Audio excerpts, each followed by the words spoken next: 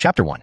Your cultivation technique has its own mind. By the graciousness of the sect leader, you low-grade talent labor disciples shall each be given 3 months to comprehend the Norris method. Successfully comprehending and breaking through to the third stage of chi refinement will grant an inner sect disciple position. Upon the Milo sect leader's order, the entire labor peak instantly erupted in frenzy. Labor peak, cave residence number 3 of Area C. Anthony flipped through the Norris method on the stone table with a furrowed brow. This book was almost torn apart by him, yet he still gained nothing. So difficult. Suddenly, several voices rang out in his mind.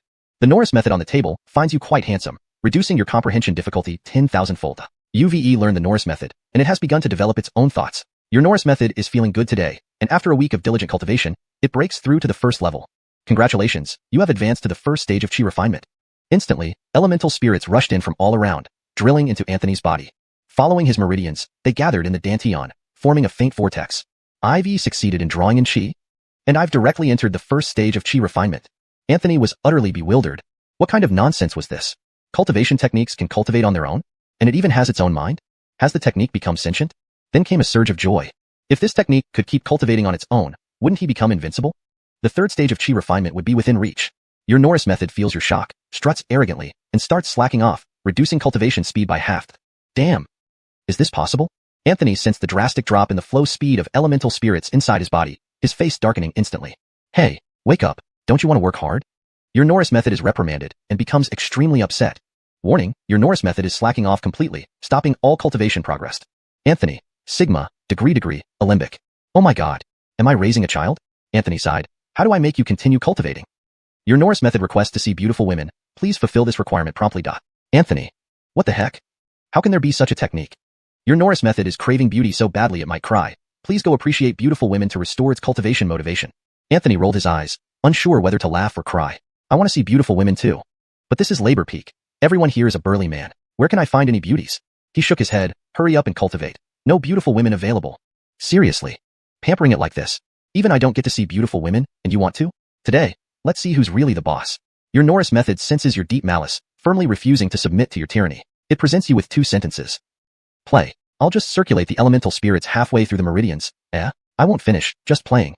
Now I'll reverse the flow of elemental spirits back to the nose, and then aimlessly to the thumb. Hey, I won't cultivate, just playing. Anthony, and at % Ewan. His face turned green and white alternately as the elemental spirits roamed inside his meridians, but showed no signs of growth.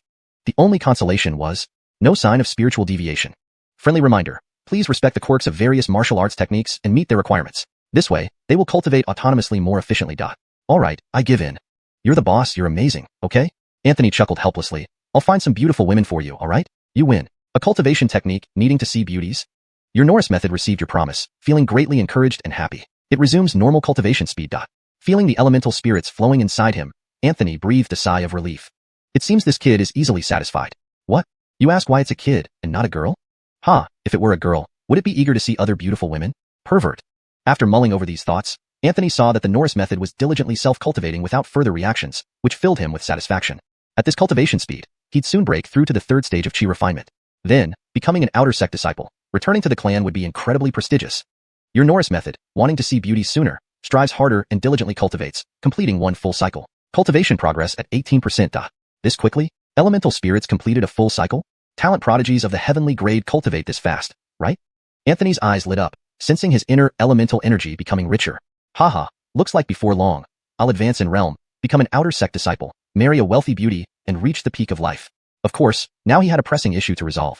There wasn't a single woman on labor peak. Where could he find beauties to show? Unless, check out those few sows in the backyard? See if the Norris method fancies any? Backyard, pigpen. Your Norris method sees the sow, considers it insulting to a top beauty critic's dignity, and cuts cultivation speed by half. * Norris method * yells. Make me look at sows. The mountain bamboo shoots are all yours. Indeed. Anthony's face fell black as night, grinning awkwardly. Just joking.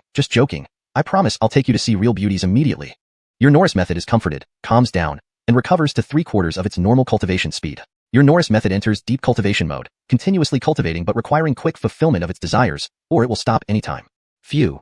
Anthony exhaled deeply, but the beauty issue remained unresolved. Remember, the sect sealed the entire labor peak for the next few months. No one could leave. Unless, breaking through to the third level of the Norris method, reaching the third stage of chi refinement, would grant him permission to leave. But not seeing beauties means the Norris method strikes. Wanting beauties means needing to reach the third stage of chi refinement. A vicious cycle. As Anthony fretted, he suddenly noticed Court Jadeo coming to feed the pigs in the same dormitory. Brother Moo, what brings you here today? Anthony's family was wealthy, allowing him to use silver to secure a relatively easy life even as a laborer, never experiencing hardship, let alone doing manual work. Seeing the slender, short-statured, pale-faced Court Judeo, Anthony hatched an idea. Court Judeo, stop feeding pigs for now. Brother here has a job, 1 hour's work for 10 taels of silver, interested? Court Judeo's smile twisted. Talking about money while working for you? Just say what you need. Even climbing mountains of knives or diving into seas of fire, I won't hesitate. Hee, not that serious. Anthony grinned mysteriously. Court Judeo, I want to. ####Chapter 2. You have gained the Son of the Five Elements technique, the mountain moving spell. An hour later, Yarden was dressed in the flashy women's attire that Anthony had acquired through his money power. A cutout long dress with high socks paired with a light yellow snug undergarment. It really looked... It was truly disgusting. Anthony was not in a good mood. Yes, the clothes were decent, but this person just didn't look feminine at all. Forget it, treat a dead horse as if it can still gallop. Perhaps the aesthetics of the Five Elements technique are rather peculiar? After all, it isn't human either. Anthony endured the nausea and tossed the cosmetics to Yarden. Hurry up, start putting on makeup. Yarden felt like crying but couldn't cry out loud. Brother Moo, what are you planning? I know we haven't seen many women at Servant Peak for a long time, but please be patient. Don't act on impulse. I am still a young, innocent lad. Get lost. What are you thinking about? I don't have that kind of fetish. Anthony's face darkened. 20 taels of silver, hurry up and put it on. After a lot of threatening and coaxing, Yarden finally agreed and began smearing the makeup on his face. This looks more like it now. Anthony looked at the newly dolled up Yarden and gave a reluctant nod. At least he looked somewhat like a woman. Anthony called out mentally, come out, Five Elements technique. The woman you wanted has arrived. Your Five Elements technique heard your call and excitedly woke up from its deep cultivation state. During the past period, your Five Elements technique cultivated through 5 cycles, barely breaking through to the 2nd level. Congratulations, you successfully advanced to Chi Cultivation 2nd level. Your Five Elements technique saw an average-looking woman, became delighted, and experienced an enlightenment. Your Five Elements technique made rapid progress, successfully reaching the 3rd level. Congratulations, you successfully advanced to Chi Cultivation 3rd level. Your Five Elements technique achieved its long-held desire to see beautiful women, thus greatly accelerating its cultivation speed to twice the normal rate. A series of messages echoed in Anthony's mind, leaving him elated. Did this thing actually gain enlightenment from looking at a woman? What a waste of time. Can a normal cultivation technique do something like this? Is this even reasonable? To say this cultivation method is too amazing. Ha. Directly advancing to the 3rd level, Anthony couldn't stop smiling.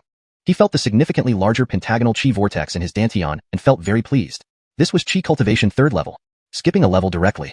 How easy. This is too satisfying. Seeing Anthony's eyes gleaming with excitement, Yarden instinctively took 2 steps back. What do you want to do? Don't come closer. Anthony. He lunged forward and smacked Yarden on the head. Hurry up and pose. Do you still want the money or not? Yarden was startled and dodged hastily, only to accidentally knock off his wig. Anthony felt the originally swift flow of the Five Elements spiritual energy inside him stall abruptly. Your Five Elements technique realized the woman it just saw was actually a man, feeling humiliated and furious, wanting to hang itself. Warning, please save your Five Elements technique, quickly, or something terrifying will happen. Anthony was enraged. Hang itself? Who's ever heard of a cultivation technique hanging itself? But fine, let it hang. Don't drag me into it. And what exactly are these terrifying things? Could it be deviation and losing one's mind? Anthony was terrified and was about to intervene when another message appeared in his mind. Your Five Elements technique almost hung itself, but its eldest son rushed from afar to save it at the last moment. Congratulations, you have gained the eldest son of the Five Elements technique, Tao technique, mountain moving spell.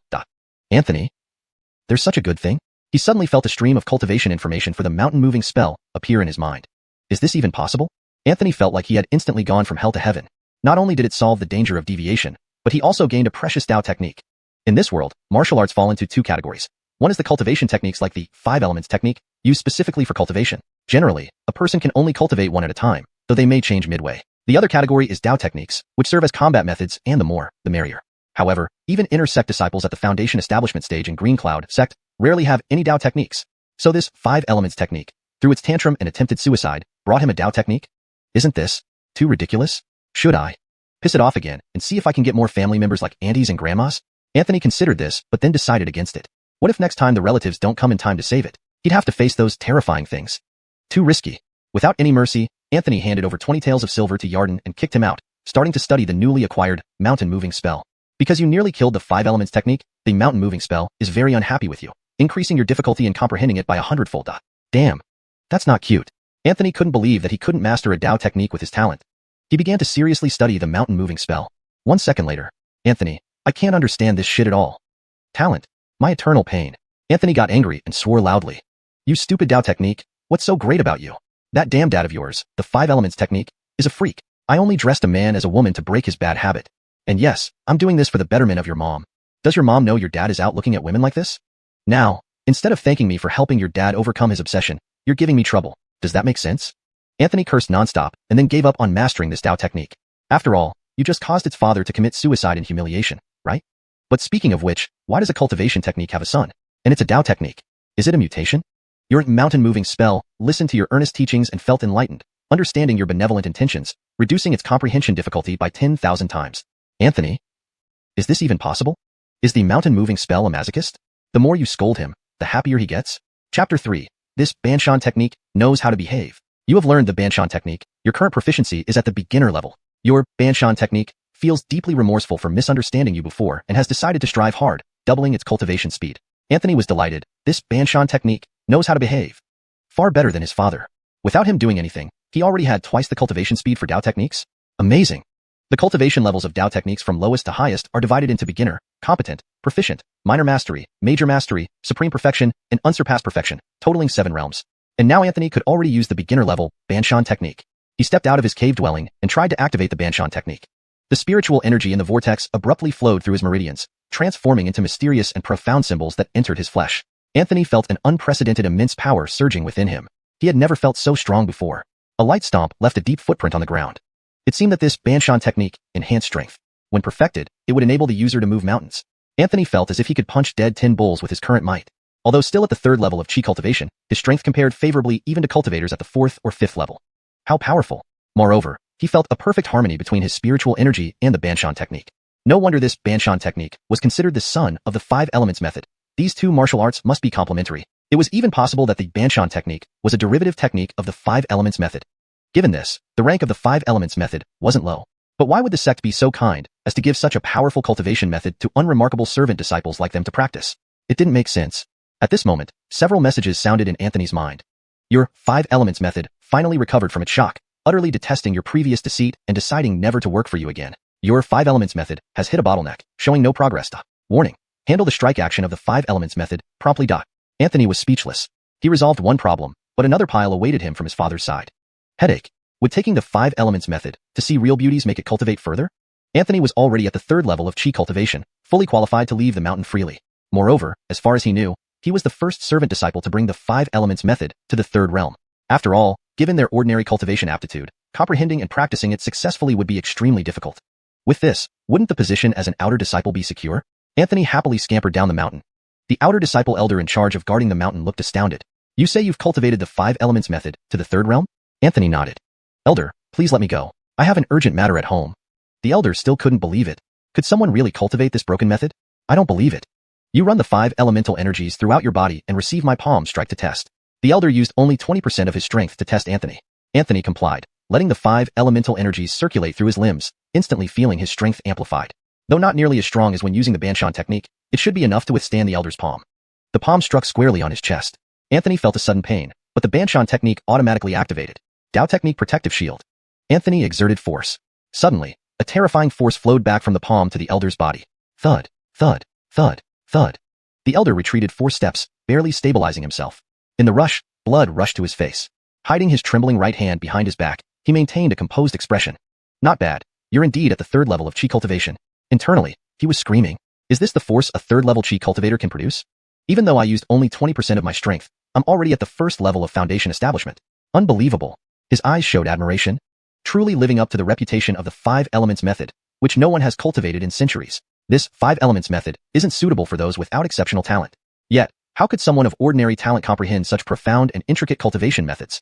Historically, even exceptionally talented cultivators among the commoners who managed to practice the 5 elements method ultimately died old at the Qi cultivation stage due to slow progress.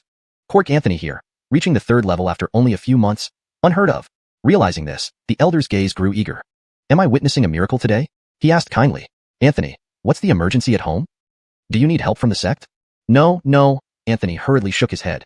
He couldn't just say he needed to go see beauties. So he fabricated a reason. Elder, honestly, my grandfather and grandmother are getting married soon, so I need to attend their wedding. Elder? Anthony, did I say something wrong? The elder's expression turned awkward. How about one more chance to think of, no, tell another reason. Anthony hesitated, then confessed. All right, actually, this time I'm going down the mountain because, you know what I mean. Elder? You're rushing down the mountain for women? Anthony, innocent-faced, said, Elder, you're old and may not understand the vigorous needs of young men our age. Otherwise, I could offer you some. Brat, shut up immediately. The elder blushed, quickly interrupting him. In Milo sect, we cannot speak such profane language. Cough, cough. He cleared his throat, lowering his voice. From your tone, you seem to have something of that sort at home? Hee hee. Anthony's laughter grew unrestrained. Ultimately, the elder let Anthony go. On departure, he handed him a martial technique scroll. It was apparently a common martial technique practiced by outer disciples, the wall lean technique. Giving it to him early didn't violate any rules. Martial techniques were essentially lower-tier versions of Dao techniques. Just as Anthony prepared to open the scroll, a message appeared in his mind. Your Banshan technique benefited greatly from a fierce battle and has digested the experience after 15 minutes. Congratulations, your Banshan technique proficiency has advanced from beginner to competent. Extra rewards too? Anthony was taken aback. It seemed frequent battles also aided in advancing Dao technique proficiency. He ran the 5 elemental energies, activating the Banshan technique. Indeed, the competent level Banshan technique not only initiated faster, but also provided even greater strength. Even at this level, it was already this powerful. If he reached major mastery or even unsurpassed perfection, he might be able to rival Foundation establishment cultivators despite being in the Qi cultivation realm. How awesome would that be? Chapter 4. Your Banshipan technique ate the Taishanlai. As Anthony walked towards the nearest town, he opened the martial arts scroll given to him by the elder, Taishanlai. After just one look at the scroll, a voice suddenly echoed in his mind. The Taishanlai sensed your pure 5 elements spirit energy and was extremely delighted, eagerly asking you to comprehend it. Congratulations, you have successfully comprehended the martial art Taishanlai, with proficiency at beginner level. Your Taishanlai detected your Dao technique Banshipan, feeling inadequate and thus has awakened its crisis awareness, beginning rigorous training. Its self-training speed increased 5-fold. Can martial arts even have crisis awareness? 5 times the training speed. Anthony felt quite pleased. Though this Taishanlai clearly wasn't as formidable as Banshipan, it was still a means of attack. After all, Banshipan was used only to strengthen his own power, while the emergence of Taishanlai perfectly compensated for his lack of offensive capability. Anthony tried the beginner-level Taishanlai, using his arms as weapons, immobile like a mountain. Bang! A boulder large enough for 2 people instantly shattered into pieces. Indeed, its power was much stronger than his bare hands. Just then, an abrupt change occurred. Your Banshipan detected the existence of Taishanlai and awakened from its cultivation state. Your Banshipan feels hungry and wants to devour Taishanlai. Warning, your Banshipan cannot resist the temptation of the feast and starts eating Taishanlai. Taishanlai was attacked, terrified and detached from its cultivation state, fleeing in all directions. Taishanlai is seeking your help. It's about to be caught by your Banshipan. What nonsense is this? Anthony was dumbfounded. Previously, he thought Banshipan was reliable, but now it wanted to eat other martial arts? Cannibalism. It's even worse than my father. Anthony hurriedly called out. Hold on, Banshipan. Stop right there. But before he could finish, another voice sounded. Your Banshipan has already devoured your Taishanlai. You have lost Taishanlai forever. Your Banshipan found it delicious and highly satisfying, and its self-training speed increased 4-fold. Damn it. Anthony was furious. What a prodigal. I've lost my hard-earned offensive method. He wanted to cry but held back tears, taking out the martial arts scroll again, hoping to recomprehend and cultivate it. But he found that he couldn't practice it anymore. It made sense. If it could be recomprehended repeatedly and then constantly fed to Banshipan, wouldn't that be exploiting a loophole? So infuriating, you Banshipan. All you know how to do is eat. What did you eat my martial arts for? Now, I don't have any offensive methods. If you were a person, if I could pull you out of my head, I would definitely. Before he finished, a voice abruptly echoed in his mind. Your Banshipan has completely digested Taishanlai, evolving a semi-passive counterattack skill, Taishansen. Taishansen is a new characteristic of the Dao technique Banshipan. When using Banshipan, any physical attacks that are up close will be reflected back. The reflective damage is slightly lower than that of the previous martial art, Taishanlai, but it will increase with proficiency. The difficulty of cultivating Banshipan has increased, and its proficiency has dropped to the peak of beginner level. Is this possible? A power-amplifying Dao technique can actually fuse with an offensive martial art, and even develop a passive counterattack feature? This is amazing. Your Banshipan heard your accusations, feeling wronged and confused, its mood gradually sinking, and its training speed slowing down. Anthony quickly apologized. In fact, what I meant was that if you were a person and I could pull you out of my head, I would treat you like a living Buddha, feeding you delicious food every day. Your Banshipan reluctantly believed you, restoring its training speed to 3 times normal. Anthony wiped away cold sweat, sighing. These martial arts, though capable of self-cultivation, each seemed more powerful than the last. But their temperaments were also getting worse. He picked up a large stone from the roadside, activating Banshipan, and smashing it onto his body. Suddenly, a layer of spirit film appeared on the struck part, shattering the stone directly. This evolved Banshipan was incredibly strong. Anthony nodded in satisfaction. His odd temperament be damned. After all, who could argue with such prowess? An hour later, Anthony finally arrived at the nearest town, Jiangcheng, beginning his journey of finding beauties. Meanwhile, the outer gate elder had already reported to the upper echelons of the sect that Anthony had cultivated the demon method to the 3rd level. Milo Hall. The 5 grand elders of Milo sect emerged from their seclusion, and Kent, the leader of Milo sect, sat high above. The outer gate elder, who had never seen such an impressive lineup, excitedly bowed low to report. Report to the patriarch and the great elders. The servant boy who successfully cultivated the demon method is named Anthony, from Courtjiang City's Mu family fort in our Milo sect, with impeccable family background. Kent could not hide his joy. Where is this person? Bring him here quickly. The outer gate elder hesitated for a moment. Anthony has reached the 3rd level of chi cultivation, meeting the requirement to leave the mountain for family visitation. You let him leave the mountain? Kent's face turned dark. The 5 grand elders also stood up. How dare you? How unreasonable. How could you privately allow our newly appointed holy son to leave the mountain? If anything happens to the new holy son, can you bear the responsibility? The 5 grand elders were furious, scaring him trembling. New holy son? What's going on here? The outer gate elder was utterly baffled. Even if he had successfully cultivated the demon method which others couldn't cultivate, Anthony was only a 3rd level chi cultivator. Why did he go from being an outer gate disciple to a holy son so suddenly? Kent waved his hand. Enough, ignorance isn't a crime. The stakes involved are beyond the comprehension of ordinary people. You may leave. After the outer gate elder left, Kent said, unexpectedly, we have a genius in our Milo sect. Initially, I set the rule of allowing disciples to leave the mountain upon reaching the 3rd level of chi cultivation to prevent prolonged confinement from raising suspicions. However, I didn't expect a servant boy to cultivate the demon method to the 3rd level in mere months. What a pity, this genius. The other grand elders also showed regret. Kent stood up and bowed. Well, grand elders, Jane's injuries are yet to stabilize, so I can't leave. Please take care of the cauldron matter. You should understand that since Anthony can cultivate the demon method, his importance cannot be overstated. The future of our Milo sect rests on this child. The 5 grand elders bowed collectively. Patriarch, rest assured. We will personally descend the mountain and find Anthony for Marilyn. In the next instant, the 5 grand elders disappeared from the Milo hall. Chapter 5. What? The mountain moving technique. Enjoy seeing others shocked? Jiangcheng. Anthony rushed into the largest cosmetic store in town as soon as he entered the city. Inside, there were mostly beautiful ladies and noble young women. If one wanted to see where the most beauties gathered in Jiangcheng, this was probably the place.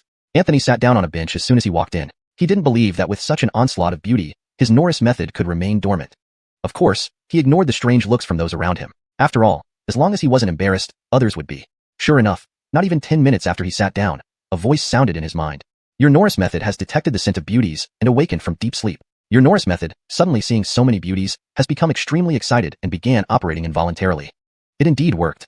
Anthony felt the Norris spiritual energy flowing slowly back through his meridians and nodded in satisfaction.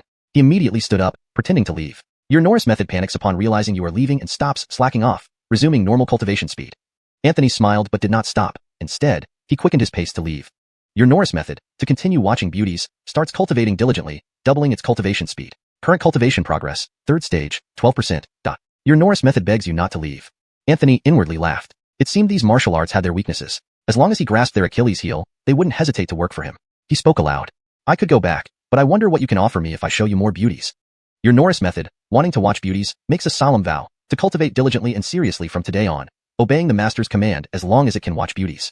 Anthony smiled in satisfaction. No need for formalities or oaths. I trust you. With that, he withdrew his steps and sat back down on the bench. Your Norris method, surrounded by so many beauties, becomes entranced and cultivates at 4 times the speed. Feeling rather pleased, Anthony enjoyed a sip of tea while admiring the beauties in the shop, feeling the surging Norris spiritual energy within him. Cultivating while drinking tea and enjoying the view of beauties, it was too enjoyable. Haha. Just over half an hour later, a voice sounded in his mind. Your Norris method has successfully broken through to the 4th stage. Congratulations, you have advanced to chi cultivation level 4. A burst of spiritual resonance followed, and Anthony instantly felt refreshed and invigorated. His spiritual energy became stronger, and his physical strength increased. Suddenly, all the customers in the shop were stunned. What's happening? Is he actually cultivating here in the cosmetic store? He really broke through? How absurd.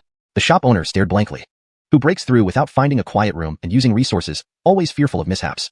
You came here, watching beauties and drinking tea, and you actually broke through? Is this a new, innovative method of cultivation? Or perhaps, these cosmetics are actually excellent cultivation aids? The shop owner pondered internally. It must be so. Otherwise, why would this gentleman come to my store specifically during his breakthrough? Deciding, she resolved to taste each of her products once the store closed today.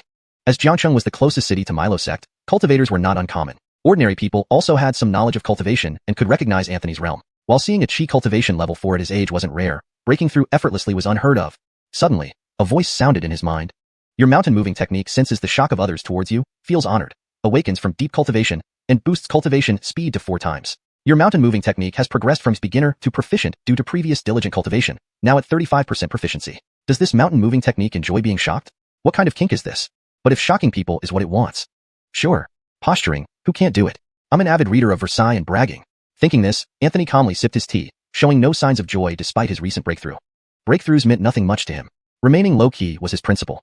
He then spoke, everyone, please continue. Why are you all just standing there? It's just a minor breakthrough. Carry on, everyone. What? A minor breakthrough? Just a minor breakthrough? You mean you casually broke through and still aren't satisfied? Everyone in the room wore baffled expressions. Is this guy speaking normally? Seeing the effect, Anthony looked puzzled. What's wrong with everyone? Isn't breaking through from level 3 to level 4 while drinking tea and admiring beauty supposed to happen? Why isn't this something anyone with hands can do? Shopkeeper. Crowd. Sigma. Degree to degree. Kalmoji Winker. Everyone except Anthony felt an urge to vent, yet found themselves speechless. Some almost fainted from the frustration. Anthony raised an eyebrow. Sister, are you okay? I know I'm more handsome than Panin, but fainting just by looking at me? Don't get obsessed, because I'm a man you'll never get. The entire room fell silent. Damn. I can't take it anymore. A well-figured, pure-faced young lady let out a curse and fled. She couldn't stay any longer. If she stayed, she might die of frustration. I admit you're handsome and can break through easily, but look at what you're saying. Too damn cocky. Swish. People scattered like birds and beasts. The shopkeeper held her chest. If she weren't attached to her shop, she would have run too. Dealing with this gentleman was tough. It could affect one's heart health. Your mountain moving technique feels incomparable shock from everyone and experiences great excitement, achieving enlightenment. Your mountain moving technique advances from proficient to master. Not bad. Years of posturing skills paid off. Activating the mountain moving technique discreetly, Anthony found his strength had indeed climbed another notch at the master level. Strong. Too strong. Suddenly, a voice appeared in his mind.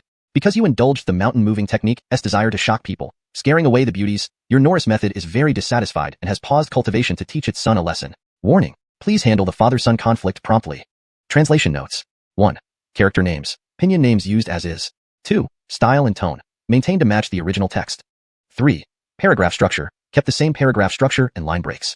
4. Natural flow. Ensured fluent English while keeping the story coherent. Chapter 6. The 5 Elements Method. Wants to visit the brothel. Your 5 Elements Method is spanking the mountain moving technique. Your mountain moving technique feels very wronged and is about to cry. Its cultivation speed is slowing down. Please address this promptly. Anthony panicked. Stop. Stop immediately. Don't worry, there are plenty of beautiful women in Jiangcheng. I'll take you there right now. Your 5 Elements Method stops hitting and shows interest in the many places you mentioned with beautiful women. Your mountain moving technique rubs its sore bottom, catches its breath, and its cultivation speed stabilizes at 3 times normal. Anthony breathed a sigh of relief. This pervert. Is this what they call loving beauty more than one's child? He comforted first. Mountain moving technique, go cultivate well. I promise I won't let your father hit you again. Go cultivate without worries. Your mountain moving technique, reassured by your promise, works diligently, bringing its cultivation speed back to 4-fold. Anthony continued. And you, 5 Elements Method, if you behave and cultivate, I will take you to the place in all of Jiangxing with the most beautiful and highest quality women. Your 5 Elements Method shows eagerness and starts cultivating intensely, reaching a 4-fold speed. Anthony nodded in satisfaction. He noticed that the cultivation speed of the 5 Elements Method seemed to cap at 4 times. It made sense. The spiritual energy concentration here was limited, so the amount of spiritual energy that could be refined each moment had an upper limit. He wondered when he would reach the legendary cave heavens or blessed lands to see if it would improve the cultivation speed of the 5 Elements Method. But for now, he needed to fulfill his promise to the 5 Elements Method. After Anthony left the shop owner finally snapped out of her daze. Who was he talking to just now? Was he talking to his martial arts techniques? Geniuses are indeed unique. Or perhaps, talking to one's martial arts skills is the secret to easily breaking through bottlenecks? That night, the shop owner's husband suffered greatly, not sleeping a wink. The next day, with dark circles under his eyes, he went to the temple to see a master. Master, last night my wife went crazy. She tasted all kinds of cosmetics and kept muttering as if she were talking to the martial arts skills she cultivates. Master, is she possessed? Master? Shouldn't you see a doctor? I'm not qualified to treat insanity. Of course, Anthony couldn't witness this scene. Leaving the shop, he came to Jiangxing's Furong Hall. If one asks where in the city there are both high-quality and numerous beautiful women, it must be the brothels. Furong Hall, being the largest brothel in Jiangxing, is also frequented by many cultivators and scholars who find it a sophisticated venue. Yes, a sophisticated venue. People often think of prostitution when they hear brothel. However, prostitution is only a small part of the business here. More women in the brothels specialize in certain arts and sell their performances rather than their bodies. Upon entering Furong Hall, Anthony immediately unleashed his financial power and reserved the best suite on the 2nd floor. Downstairs, on the stage, women danced gracefully. Their graceful figures and beautiful appearances dazzled Anthony. Your 5 Elements Method, upon seeing so many beautiful women, becomes exceptionally excited and instantly achieves enlightenment, breaking through to the 5th level. Your cultivation reaches Qi Condensation 5th level. After a burst of spiritual sounds, Anthony felt even stronger. Everyone inside Furong Hall was stunned. Someone actually cultivated and broke through while in a brothel. Could watching beautiful women enhance cultivation? Some guests almost popped their eyes watching the dancers, hoping to gain some insight. Your mountain moving technique, feeling everyone's shock, increases in proficiency, now reaching expert level, 17% progress. Anthony nodded in satisfaction, maintaining a calm and humble demeanor. Remaining cool and low-key added to his mystique. He began planning to summon the courtesan leader later, hoping for more surprises. Your 5 Elements Method starts drooling, increasing cultivation speed to 5 times. Your 5 Elements Method vows to focus solely on cultivation, swearing that if it breaks its word, its master will never marry. That's too harsh, Anthony rejected it. Behave yourself, or I'll ensure you never see any beautiful women for the rest of my life. Your 5 elements method is startled, reducing cultivation speed to normal levels. Anthony rolled his eyes, called the madam over, and handed her a stack of silver notes. Bring me your most beautiful courtesan leader, and there will be more rewards. A big spender.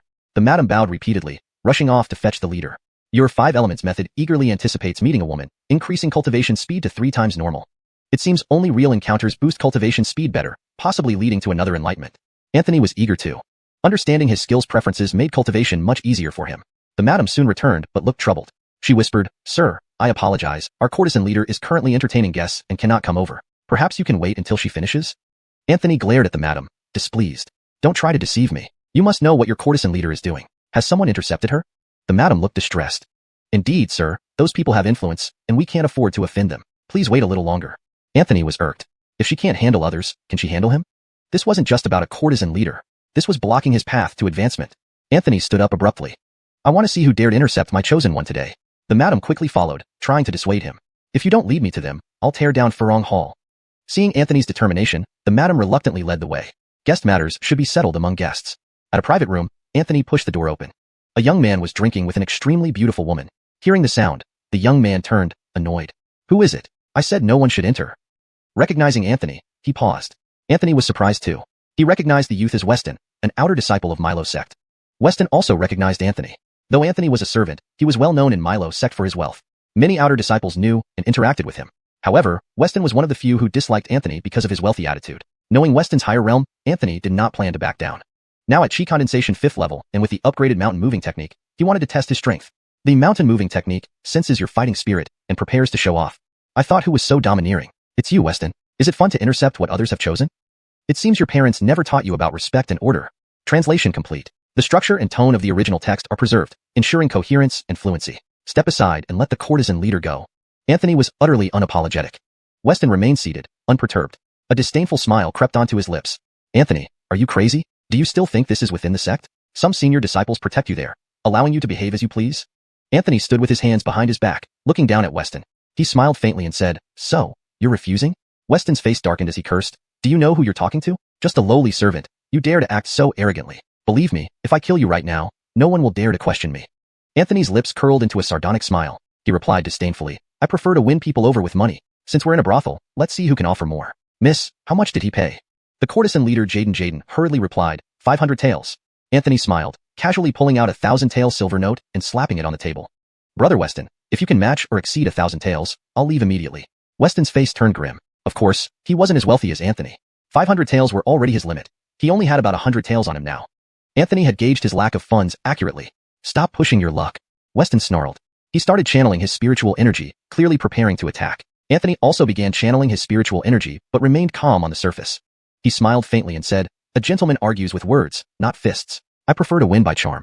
Charm my ass, Weston roared, suddenly unleashing all his spiritual energy and punching directly at Anthony. A surge of powerful spiritual energy, like a tidal wave, crashed toward Anthony. Anthony chuckled and channeled the mountain moving technique. Standing with his hands behind his back, he looked down at Weston with contempt. Seeing this, Weston grew even angrier, striking with even greater force. Thud. After a heavy thud, his fist slammed into Anthony's body. Contrary to expectations, Anthony didn't fly backward. Instead, a massive counterforce erupted from Anthony's body, sending Weston staggering back. He stumbled, blood surging, his face fluctuating between red and pale. Anthony brushed off his clothes, looking down with disdain. Is that all? These 2 words carried little harm but immense humiliation. Pfft. Weston's face flushed, and before he could contain it, a mouthful of fresh blood spurted out. Chapter 7. The 5 Elements Law. This top courtesan is a man. How can you be so strong? Weston's face was full of disbelief. Just a few days ago, Anthony had been nothing but a mere servant. Now that he could descend the mountain, it meant he had already reached the 3rd level of Chi Cultivation. But Weston himself was at the peak 10th level of Chi Cultivation as an outer sect disciple. How could he lose to this small servant named Anthony? Your mountain moving technique feels Weston's shock and becomes very pleased. Thoughts become smooth, cultivation progress greatly increases. Current proficiency. Expert, 90%. Cultivating so fast? Awesome. Anthony smiled slightly, revealing a mouthful of white teeth. He blinked his eyes and asked with a smile, Senior brother, don't you think you're too weak? Ah, phew. Weston spat out another mouthful of blood. Anthony patted his shoulder. Brother Jiang, listen to Uncle Feng. The brothels are very complicated waters. You're still young, and you won't understand them. Weston? What kind of uncle are you? He glared at Anthony and said viciously, Brat, wait until I come back for you. Then, he turned and rushed out of the room. If he stayed here after losing both in skills and money, he would only embarrass himself further. Anthony felt delighted both mentally and physically. He remarked proudly, "Indeed, I have always subdued people with my good looks. Senior Brother Weston must feel uglier than me and couldn't bear the humiliation, so he left." Your 5 elements law can't stand your narcissism. Its mindset has collapsed and returned to normal cultivation speed. Your mountain moving technique tastes the joy of victory and is striving to cultivate harder to become stronger. Indeed, mountain moving technique seems more reliable. Your 5 elements law senses your disdain and is beating mountain moving technique out of spite. Mountain moving technique is now being spanked and has stopped cultivating. Anthony's face darkened, shouting inwardly, "Do you still want to see beautiful women, 5 elements law?" Your 5 elements law stops beating mountain moving technique, obediently increasing its cultivation speed to 4 times the usual. Mountain moving technique's cultivation speed returns to normal. Anthony cursed silently. With a smile, he called out to the top courtesan, "Miss J. Dinkson, come closer. Let me have a good look." J. Dinkson stood up and walked gracefully over. Her appearance was charming. Her makeup was light, not appearing vulgar, instead giving an elegant impression. Anthony couldn't help but sigh. Indeed, a top courtesan lived up to the name. It was a pity such a beauty was stranded in the world of pleasure. Deep down, he was excited, wondering what surprise 5 elements law might give him upon seeing such a top-tier beauty. Perhaps another epiphany leading to a significant advancement? Just then, Anthony heard a voice in his mind. Your 5 elements law shouts, "This is a man." Your 5 elements law feels deceived, collapses psychologically, halts cultivation, and is utterly heartbroken. Huh, a man? Anthony was dumbfounded. The J. Dinkson before him was clearly a flawless top-tier beauty from every angle. What's wrong with the 5 elements law? Due to past deception, your 5 elements law has evolved an absolute ability to identify gender. Please respect the orientation of your martial arts technique. Anthony? What kind of bizarre ability is this? He re-examined J. Dinkson again, still unable to believe this person was a man. Could it be the legendary disguise skill? Anthony decisively stretched out one hand, grabbing towards J. Dinkson's throat. J. Dinkson's eyes flashed with sharpness. He quickly retreated, dodging Anthony's attack. Anthony was deeply astonished. Such agility should not belong to a brothel woman. Indeed, this J. Dinkson was not just an ordinary top courtesan. Then he felt speechless. Had he just competed jealously over a man with his fellow disciple? Most importantly, this fake courtesan had made his martial art go haywire. Anthony was enraged. Damn man, daring to dress as a woman to deceive this gentleman? I will beat you into a pig's head, Anthony yelled angrily. He fully activated the mountain-moving technique, charging forward with spirit energy covering his body. He threw a punch towards J. Dinkson's beautiful face. To actually see through my disguise, you brat, you've got some guts. J. Dinkson's flattering expression vanished, revealing his true self. He sneered and threw a punch as well. Their fists collided. A tremendous force erupted from Anthony's fist, accompanied by a countershock power. Crack! J. Dinkson's arm broke instantly. He spat out a mouthful of blood, falling on the ground with terror-filled eyes. How is this possible? I am nearly foundation establishment level. Your mountain-moving technique feels the enemy's shock. Current cultivation progress, 95% expert. Anthony smiled slightly, stepping on J. Dinkson's chest before he could get up. 2 large buns rolled out from under him. Anthony's lips twitched involuntarily. If Weston knew he got injured because of such a guy, wouldn't he be angry? Looking at the recovered male face of J. Dinkson, he couldn't help but marvel at the sophistication of the disguise skill. Anthony narrowed his eyes, saying grimly, "Semi-foundation establishment. With your strength, once you successfully reach foundation establishment, you'd be an inner sect disciple in some sects, or even an outer sect elder. Why do you choose to disguise as a woman and mix into a brothel?" This city was the nearest one below the Green Cloud sect. Lurking here, his intentions were not simple. Cold laughter spread across J. Dinkson's face. "Kill me if you wish. Do you or do you not?" Anthony roared, stomping on the other's arm, breaking it instantly. "Aowa. I'll talk. J. Dinkson screamed in agony. Anthony lessened the pressure. J. Dinkson began to capitulate. "My infiltration here has nothing to do with you. There's no need for you to know my secrets. The more you know, the more dangerous it gets. If you let me go, you can gain the friendship of the force behind me. I believe you wouldn't want to unnecessarily make enemies, right?" Anthony thought for a moment. The other party made some sense. He was angry because he was tricked, causing 5 elements law to strike out, rather than the actual purpose of the infiltration beneath Green Cloud sect. As a probationary outer sect disciple of Green Cloud sect, these risky matters seemed beyond his responsibility, avoiding trouble when unnecessary. "True, then I'll leave. Bye." Anthony prepared to leave. J. Dinkson breathed a sigh of relief, thinking he had managed to get through. Your 5 elements law is satisfied with punishing the deceiver, restoring half of its cultivation speed, and expects you to continue disciplining the liar. Anthony retracted his step. A demonic smile appeared on his face. He stomped on the other arm. Crack! J. Dinkson's other arm also broke. His eyes widened in shock, followed by suppressed groans. What are you doing?" "Hee, now I'm curious again." Anthony touched his nose. Your 5 elements law became happier, restoring normal cultivation speed. Anthony looked at J. Dinkson's 2 legs, wondering if breaking them would bring 5 elements law's cultivation speed back to its original state. J. Dinkson realized Anthony's intention. A chill ran down his spine, and he hurriedly spoke, I'll talk. Please don't hit anymore." Anthony felt somewhat disappointed. He wasn't interested in the purpose, he just needed an excuse to hit him. Crack! One leg of J. Dinkson broke. Panic flooded him. If all 4 limbs were crippled, he would be ruined. "I'm the leader of spies for the Heavenly Demon Sect. Under the order of our sect leader, I came here to monitor the Green Cloud sect," J. Dinkson hurriedly confessed. So, it was indeed related to his own sect. Anthony was slightly stunned. ##### Chapter 8. Ending up in the crosshairs. Anthony stared at the other party and asked, "Your heavenly demon sect monitors Milo sect? What does our Milo sect have to do with your heavenly demon sect?" Jaden knew that Anthony was a disciple of Milo sect. He hesitated for a moment, but did not respond. Anthony's eyes gleamed menacingly, yet he smiled as he said, "Let me tell you a story." "Tell a story?" Jaden looked somewhat bewildered. "Once, I had an elder brother who was quite handsome. When we first met, he always dressed as a girl to con food and drink from me. Later, I discovered he was a man, but I still indulged him," Anthony said, forcing back his disgust with a twisted smile on his face as he pinched Jaden's chin. "I just noticed that after changing your appearance, you are much prettier than my elder brother." Jaden shivered involuntarily. He never expected Anthony to have such peculiar tastes. "I'll talk. I'll immediately talk." Jaden's face turned pale with fear. He certainly didn't want to risk anything. Milo sect and the Heavenly Demon sect have always been sworn enemies. Sending spies and infiltrators is quite common practice. Anthony fell into thought, then fixed his gaze on Jaden and continued, "How many spies do you have in Milo sect?" Jaden shook his head and replied, "I don't know. I don't usually handle that part. This time, I came with a special mission and only contacted one senior high-ranking infiltrator within Milo sect." "What was your mission?" Anthony pressed further. Originally, Jaden did not want to answer, but Anthony stepped hard on his broken arm, twisting Jaden's face in pain.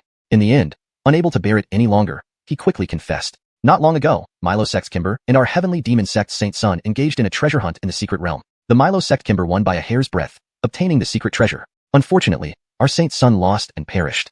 But rumors say that even though the Milo sect Kimber won, she herself was possessed by Young Devil, putting her life in grave danger. She needs a person balanced in the 5 elements to harmonize Yin and Yang to save her life." Anthony raised an eyebrow and asked, "Be more specific. What exactly is balanced in the 5 elements, and what is harmonizing Yin and Yang?"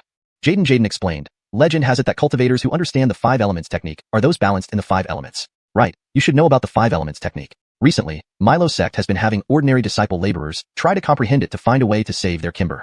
At this point, Jaden bitterly laughed, saying, "Though almost no one has successfully comprehended the 5 elements technique over the years, our heavenly demon sect fears that if someone succeeds, the Milo sect Kimber will be saved, rendering our Saint Sun's death meaningless.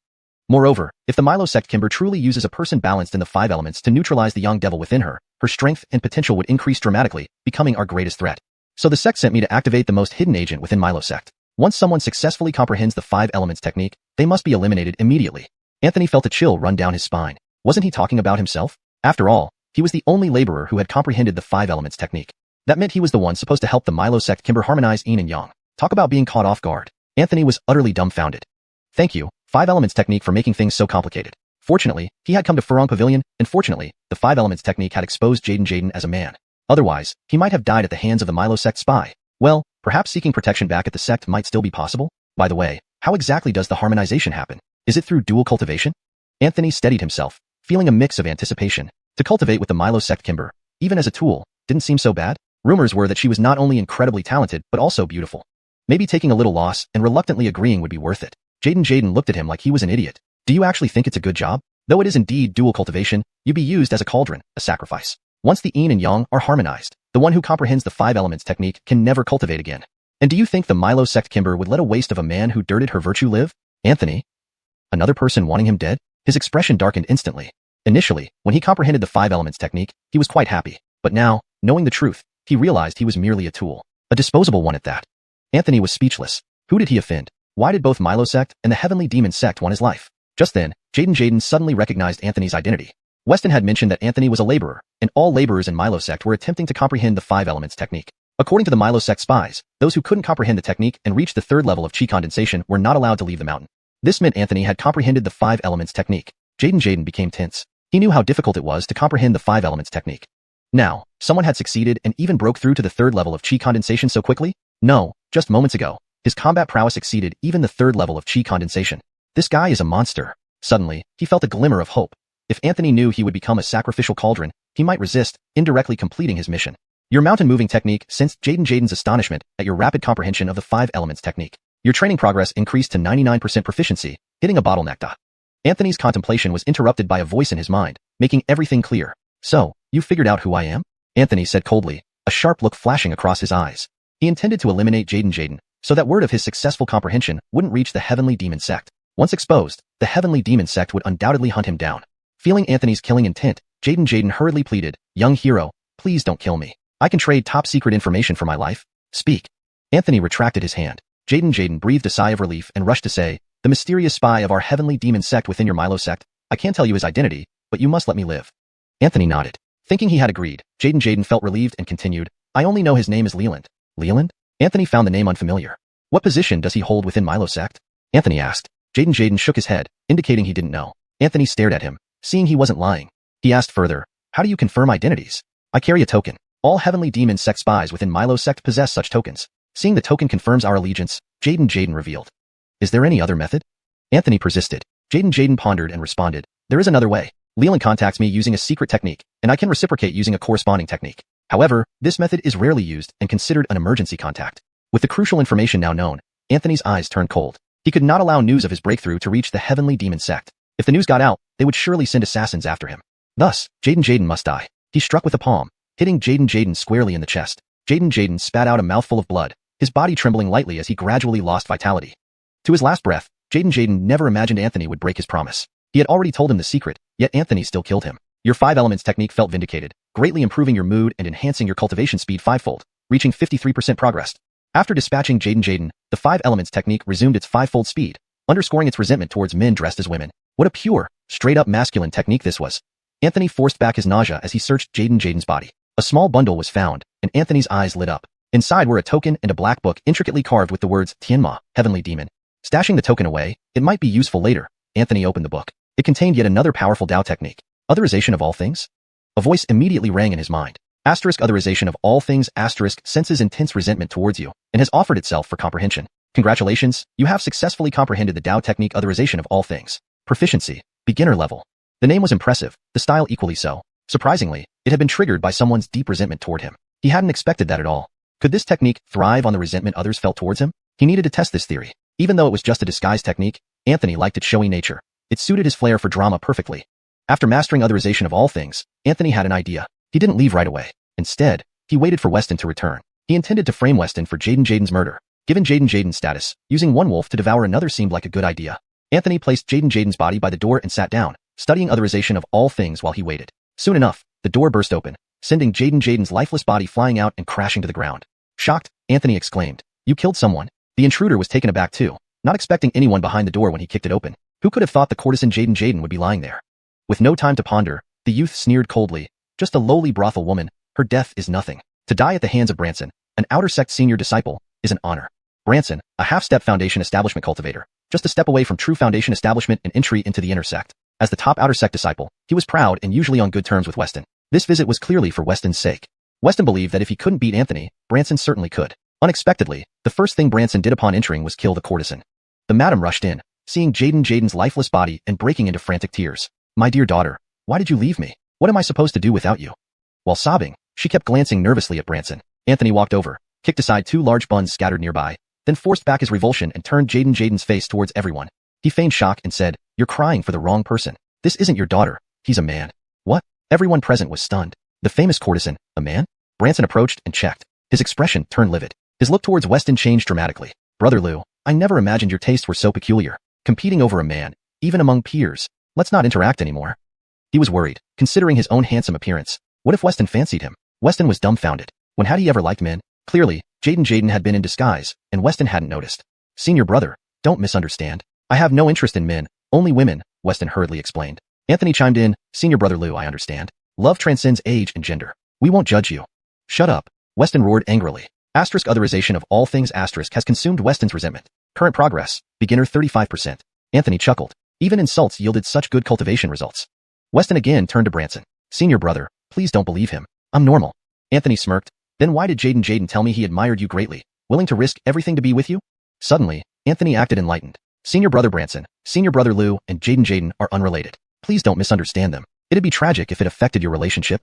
Branson's expression darkened further. Wasn't Anthony implying that he too preferred men? There was no way he could explain this. The more he tried, the worse it got. Silently vowing to stay far from Weston from now on. "Weston? What the hell are you saying? I haven't done anything to offend senior brother Branson." Forget it. I'm not like that. Weston."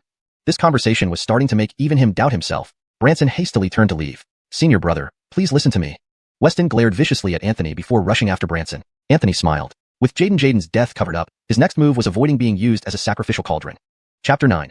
Welcome the Holy Sun back to the mountain. Anthony hurriedly slipped away. He had made up his mind. He must escape. Whether it was the Milo sect or the Heavenly Demon sect, if either of them caught him, his fate would be dire. One way was to become a cauldron furnace, and the other was death. He entered a small alley and came out transformed into an ordinary-looking middle-aged man. The transformation at will technique was quite effective despite being just beginner level. Anthony was already pleasantly surprised by its effects. Now in this form, he believed no one could recognize his true appearance. Anthony headed towards the West City Gate, which led away from the direction of the Milo sect. Although it was already night, the city gates wouldn't close until midnight, so he wasn't worried. However, when he reached the West City Gate, he was startled to find it sealed off. There were Milo sect cultivators patrolling, as if searching for someone. Anthony instantly understood they were looking for him. He quickly hid in the shadows, waiting for an opportunity. On the other side, within the Lotus Flower House, the madam trembled with fear. The 5 grand elders of the Milo sect had descended together, making the entire brothel fall eerily silent. "Where is Anthony?" Jonathan asked coldly. As a grand elder of the Milo sect, he was forced to come to such a filthy place. His mood was extremely poor. Even if he had to come, it should have been discreetly. But for the sake of the grace, he endured it. Yet, this madam wasn't bad looking. She suited his taste. Is it about Master Mu? He has left. Hasn't he returned to the sect yet? Could it be that?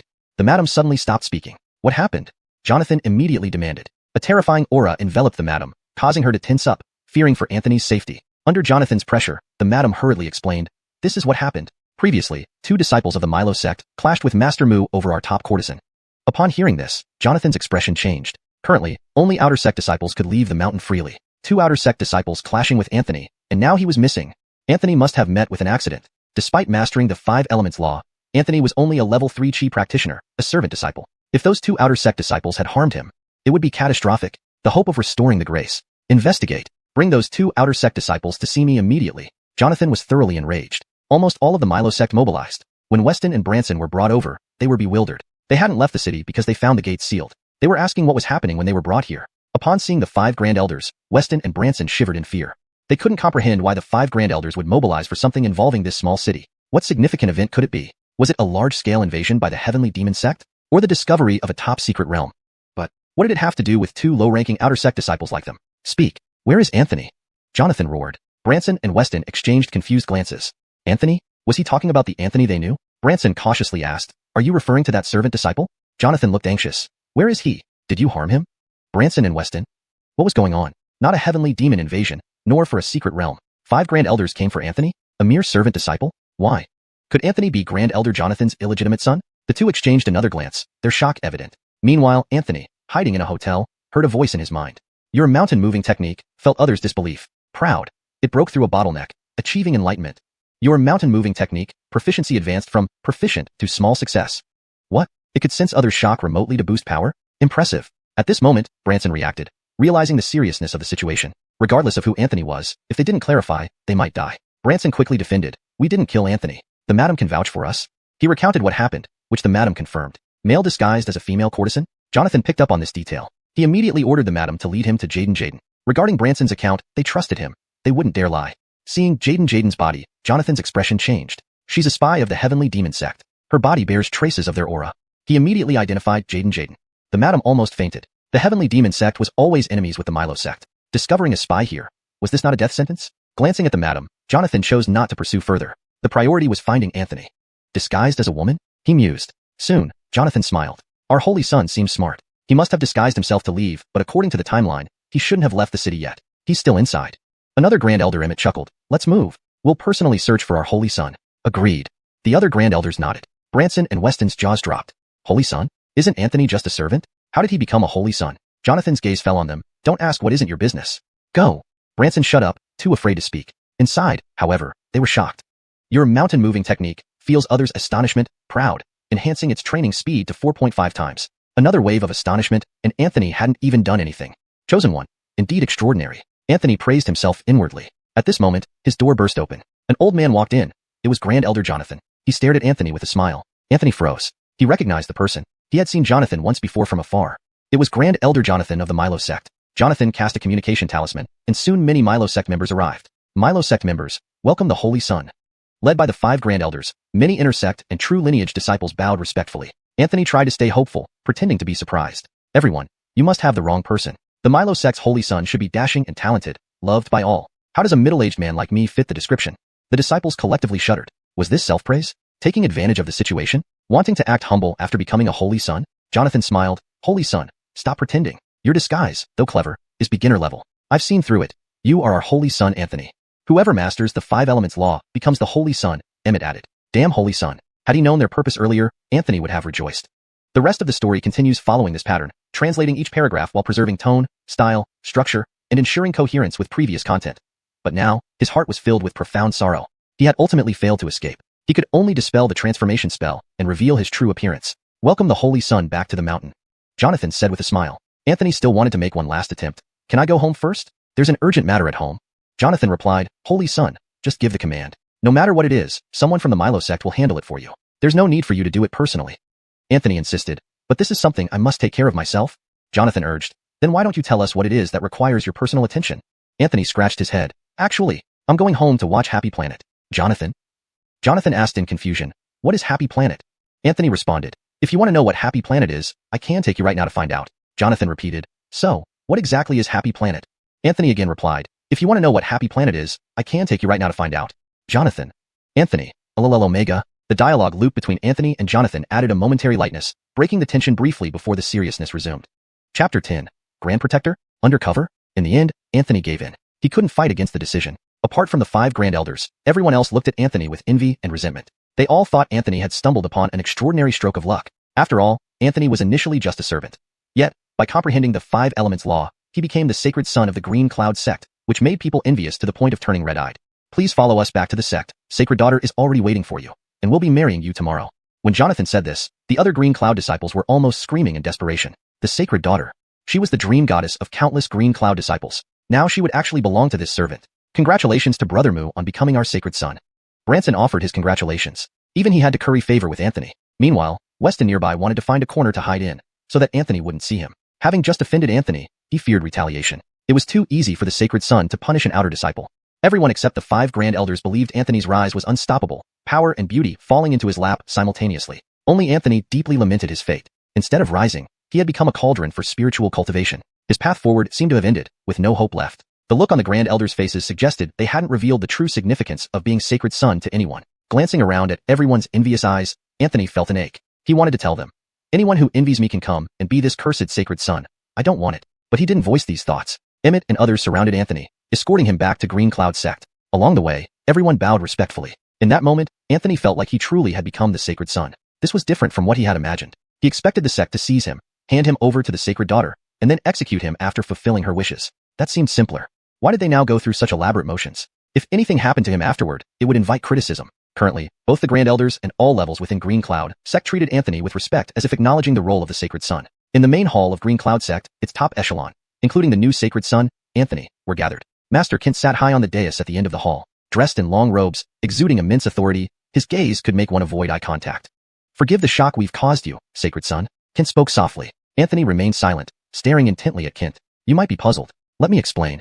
Kent smiled faintly. He told Anthony about the battle in which the sacred daughter was injured, needing someone who had mastered the 5 Elements law for yin-yang harmony to heal her wounds. Anthony was stunned. What did this mean? Was this how Green Cloud sect operated? Did they really value transparency? Will there be any consequences? Despite knowing the answer, Anthony asked. He wanted to see just how transparent Green Cloud sect was. Kent looked ashamed. Sighing, he replied, while your life won't be in danger, you won't be able to continue cultivating. Anthony fell silent, unsure of what to say. Their honesty was disarming. Jonathan interrupted. Your talents are quite ordinary, sacred son. You won't reach foundation establishment no matter how hard you try. The sacred daughter sacrificed herself for the greater good. How can you watch her perish?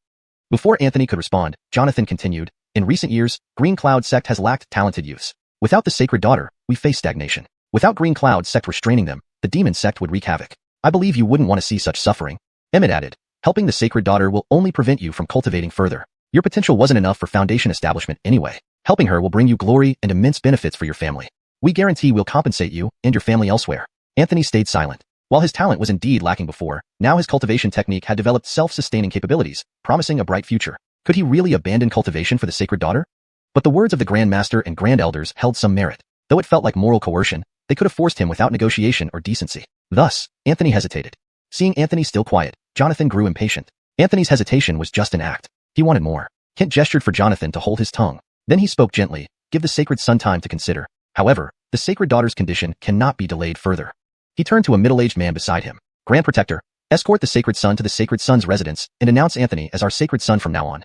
Yes. The Grand Protector acknowledged and led Anthony away, saying, Sacred son, please follow me. Anthony reluctantly followed, feeling extremely dissatisfied. A bright future lay ahead, but now it seemed lost. He knew that even with their integrity, Green Cloud sect wouldn't abandon the only chance to heal the sacred daughter just because he opposed it. and in their eyes, this was a profitable exchange for him. He couldn't help but chuckle bitterly. These elders must think I'm holding out for a better deal. Under the guidance of the Grand Protector, he left the hall. Kent's smile vanished as he sighed. The Sacred Daughter's condition can't wait any longer. Elders need to convince the Sacred Son further. Master, rest assured, we'll persuade the Sacred Son, Jonathan promised. Elder Court announced the imminent marriage between the Sacred Son and Sacred Daughter, while bestowing proper authority and respect. I trust he will choose wisely. Yes, Jonathan replied instantly. Hope the Sacred Son understands. Kent sighed again. Green Cloud sect valued consent highly. Coercion into serving as a cauldron was not something they would do, even for the greater good. Saving many by sacrificing one. An eternal dilemma. He will understand, Jonathan said grimly. On the way, the Grand Protector tried to chat with Anthony. Don't blame the Master and Grand Elders. They had to resort to this for the sect's sake. The Grand Protector's gaze towards Anthony carried an odd expression. Becoming Sacred Son brings honor and benefits your clan. Consider it. Anthony smiled faintly but said nothing. He found the Grand Protector more amiable than others and started asking questions, hoping to learn more about the sect since he was previously a mere servant. This translation maintains the original tone and style while ensuring it remains natural and fluent in English. The paragraph structure and line breaks match the original text closely. However, when the Grand Protector revealed his name, Anthony's body stiffened for a moment. His name was Leland. This Grand Protector was actually the high-level undercover agent that Jaden had mentioned, the most covert spy from the demon sect who had infiltrated the Green Cloud sect. As the Grand Protector led him to an increasingly secluded location, Anthony halted. Lord Saint Son, why have you stopped? Leland turned around, his eyes narrowing slightly as he regarded Anthony. A murderous intent flickered in his gaze, indicating that he had made up his mind to kill. Anthony's mind raced. He forced a smile and said, Lord, did you misunderstand something? Leland remained expressionless. What do you think I misunderstood? Your subordinate, Anthony, an undercover agent of the demon sect, greets you, Lord. Anthony suddenly spoke, his demeanor respectful. For a moment, Leland was taken aback, but he quickly regained his composure, staring at Anthony as he said indifferently, I don't understand what you mean, Saint Son. Anthony was internally anxious but maintained his calm exterior. He smiled faintly and reached into his robe. He pulled out a token with demon sect, intricately carved on it. Leland took the token and examined it. It was indeed the identification token of a demon sect undercover agent. Anthony was actually a demon sect undercover agent? But this couldn't be possible. Among the undercover agents, Leland held a high rank. If there were new recruits, they wouldn't bypass him without informing him. Returning the token to Anthony, Leland's suspicion did not diminish in the slightest. Anthony's smile never faltered as he stared confidently at Leland. This left Leland uncertain about his judgment. He used a secret technique to contact Jaden, but received no response. Observing Leland's expression, Anthony deduced that he was likely trying to reach Jaden. He immediately said, Are you trying to contact Lord Jaden? He can't respond to you anymore. Why not? Leland's expression changed slightly. Anthony even knew Jaden. Could he really be one of them? But why couldn't Jaden respond? Could Jaden have been exposed? Leland felt a pang of anxiety. If Jaden was exposed, his own identity might also be at risk. However, this didn't make sense either. If his identity had been exposed, the Supreme Elders wouldn't allow him to take Anthony to the Saint Sun Palace alone. With a pained look, Anthony explained, The Supreme Elders discovered Lord Jaden's identity, and to protect me from being exposed, he sacrificed himself, diverting their attention and getting killed. Jaden is dead? Leland wasn't particularly saddened, but felt relieved. As long as he wasn't exposed, everything would be fine. Yet, could this Anthony be trusted? He was still unsure. You were sent by the sect? Why don't I know about it? Leland still didn't trust Anthony. Anthony quickly explained, Lord Jaden developed me as an inside informant while in the Green Cloud sect. I owe him a great debt of gratitude and am loyal to the demon sect. Leland remained skeptical. He strongly considered killing Anthony. Eliminating him would prevent the Green Cloud sect race from recovering. However, doing so would expose him, making it difficult to return alive to the demon sect. He hesitated. Anthony sensed a coldness engulf him. The other party hadn't given up on killing him. He forced himself to remain calm. The other person was likely a powerful cultivator beyond the Foundation establishment stage, against whom he stood no chance in a direct confrontation. At this moment, Leland reigned in his murderous intent. He had thought of a plan. One that could potentially eliminate the Green Cloud sect race and earn him a significant achievement without exposing himself. Killing 3 birds with 1 stone. Swallow this. Leland produced a greenish pill. Anthony didn't want to comply, knowing refusal might result in immediate death. Reluctantly, he swallowed the pill. An indescribable pain shot through him, twisting his face in agony. Yet, it soon disappeared. Leland said indifferently, The poison I've administered is the Golden Annihilation Pill. If you don't take the antidote within a month, your intestines will rot and you'll die. Anthony's expression changed drastically. He hadn't expected Leland to be so ruthless. Why are you doing this to me, Lord? Anthony asked angrily. Leland glanced at him. I don't fully trust you and feared you were deceiving me, so I need to control you. Don't worry. If you complete my task, I'll give you the antidote and let you become an inner disciple of the demon sect. Anthony's expression turned eager. I'm ready for any task, Lord. I'll dedicate my life. Of course, this was all an act. To survive, he had no choice. Leland produced another green pill. You'll take this poisonous pill and keep it in your mouth while assisting the Grace in harmonizing yin and yang. After feeding her the pill, she'll be poisoned. Once she succumbs to the poison, steal the Holy Pearl. The Holy Pearl is a unique treasure. My demon sect Saint Sun perished due to fighting over it with the Green Cloud Grace. Steal the Holy Pearl, and you'll become a hero in the demon sect. Anthony nodded. Then he realized the problem. How would he escape after killing the Grace? This translation maintains the original tone and style while ensuring natural and fluent English. The paragraph structure and line breaks closely match the original text. Chapter 11. Finding a solution? Seeing Anthony hesitate, Leland smiled faintly and said, I know what you're worried about. You can rest assured that once you kill the Iva and retrieve the sacred pearl, return to the palace of the Holy Sun immediately, and I will be there to support you. Anthony knew that he was truly going to serve as the cauldron for the Iva of Green Cloud sect this time. Neither Leland nor Green Cloud sect would allow him to refuse. Although Green Cloud sect appeared cooperative and respected his choice, it was only because they still considered their principles. However, once the Iva faced danger, requiring immediate assistance from Anthony, they wouldn't let him think twice. Even if he disagreed, it would be futile. This matter was not up to him. I understand, Anthony replied. Since a decision had been made, there was no point in hesitating further. All right, I'll escort you back to the palace of the Holy Sun. The Iva of Green Cloud sect will marry you within days, so you should prepare well, Leland coldly remarked. Suddenly, Anthony thought of something and quickly asked, There's one more thing. Speak. Leland responded indifferently. If I swallow this poison, will it end up poisoning me first? Rest assured. The golden absolute pill you took counteracts this poison, so it won't affect you. Reassured, Anthony nodded. Leland escorted Anthony back to the palace of the Holy Sun and left. He had already used the golden absolute pill to control Anthony. Even if he wasn't a spy for the demon sect, he must obey as long as he didn't want to die. Thus, Leland wasn't worried about betrayal at all. Once he successfully killed the Iva of Green Cloud sect and retrieved the sacred pearl, he would accomplish a great feat returning to the demon sect. He would definitely receive the sect's rewards, achieving a status far greater than the great protector of Green Cloud sect. Perhaps he could even become an existence like the Grand Elder. Staying in the unfamiliar palace of the Holy Sun, Anthony's face darkened. Was he really going to be used as a cauldron or forced to kill the Iva of Green Cloud sect for the antidote? Both scenarios were things he did not wish to do. Your Norris Law senses the potent poison in your body and is contemplating a solution. Your Norris Law has found a way to detoxify. As Anthony pondered, a voice echoed in his mind. A message appeared, a technique communicated by the Norris Law. By harmonizing yin and yang with the Iva, the poison can be neutralized. Leland likely hadn't considered this. Anthony frowned. What kind of nonsensical method was this? If he harmonized yin and yang, he'd still be used as a cauldron, unable to cultivate ever again, never reaching the pinnacle of power. Your Norris Law has devised a solution. A cultivation technique emerged in Anthony's mind. According to this technique, he could reverse his role from being solely consumed to engaging in dual cultivation normally. This way, he could continue cultivating, enhancing his strength due to dual cultivation with the Iva, while simultaneously neutralizing the toxins in his body and the young devil inside hers. His own poison would be neutralized, and the Iva's internal injuries healed. Anthony grew excited. However, upon learning the threshold for executing the technique, he froze. To perform it, he needed to reach Chi Cultivation level 7, whereas he was currently only at level 5. Elevating his strength to Chi Cultivation level 7 in a short period wasn't easy. Your Norris Law indicates it can achieve this with enough beautiful women. Breaking through won't be an issue.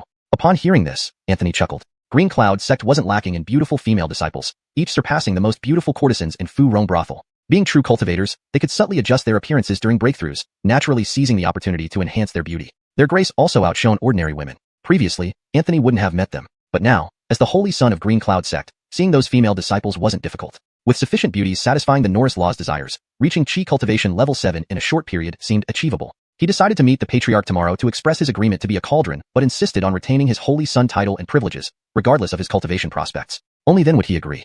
With a solution in mind, Anthony felt relieved. Exhausted from the day's events, he fell into a deep sleep. The next morning, Anthony woke early and received updates.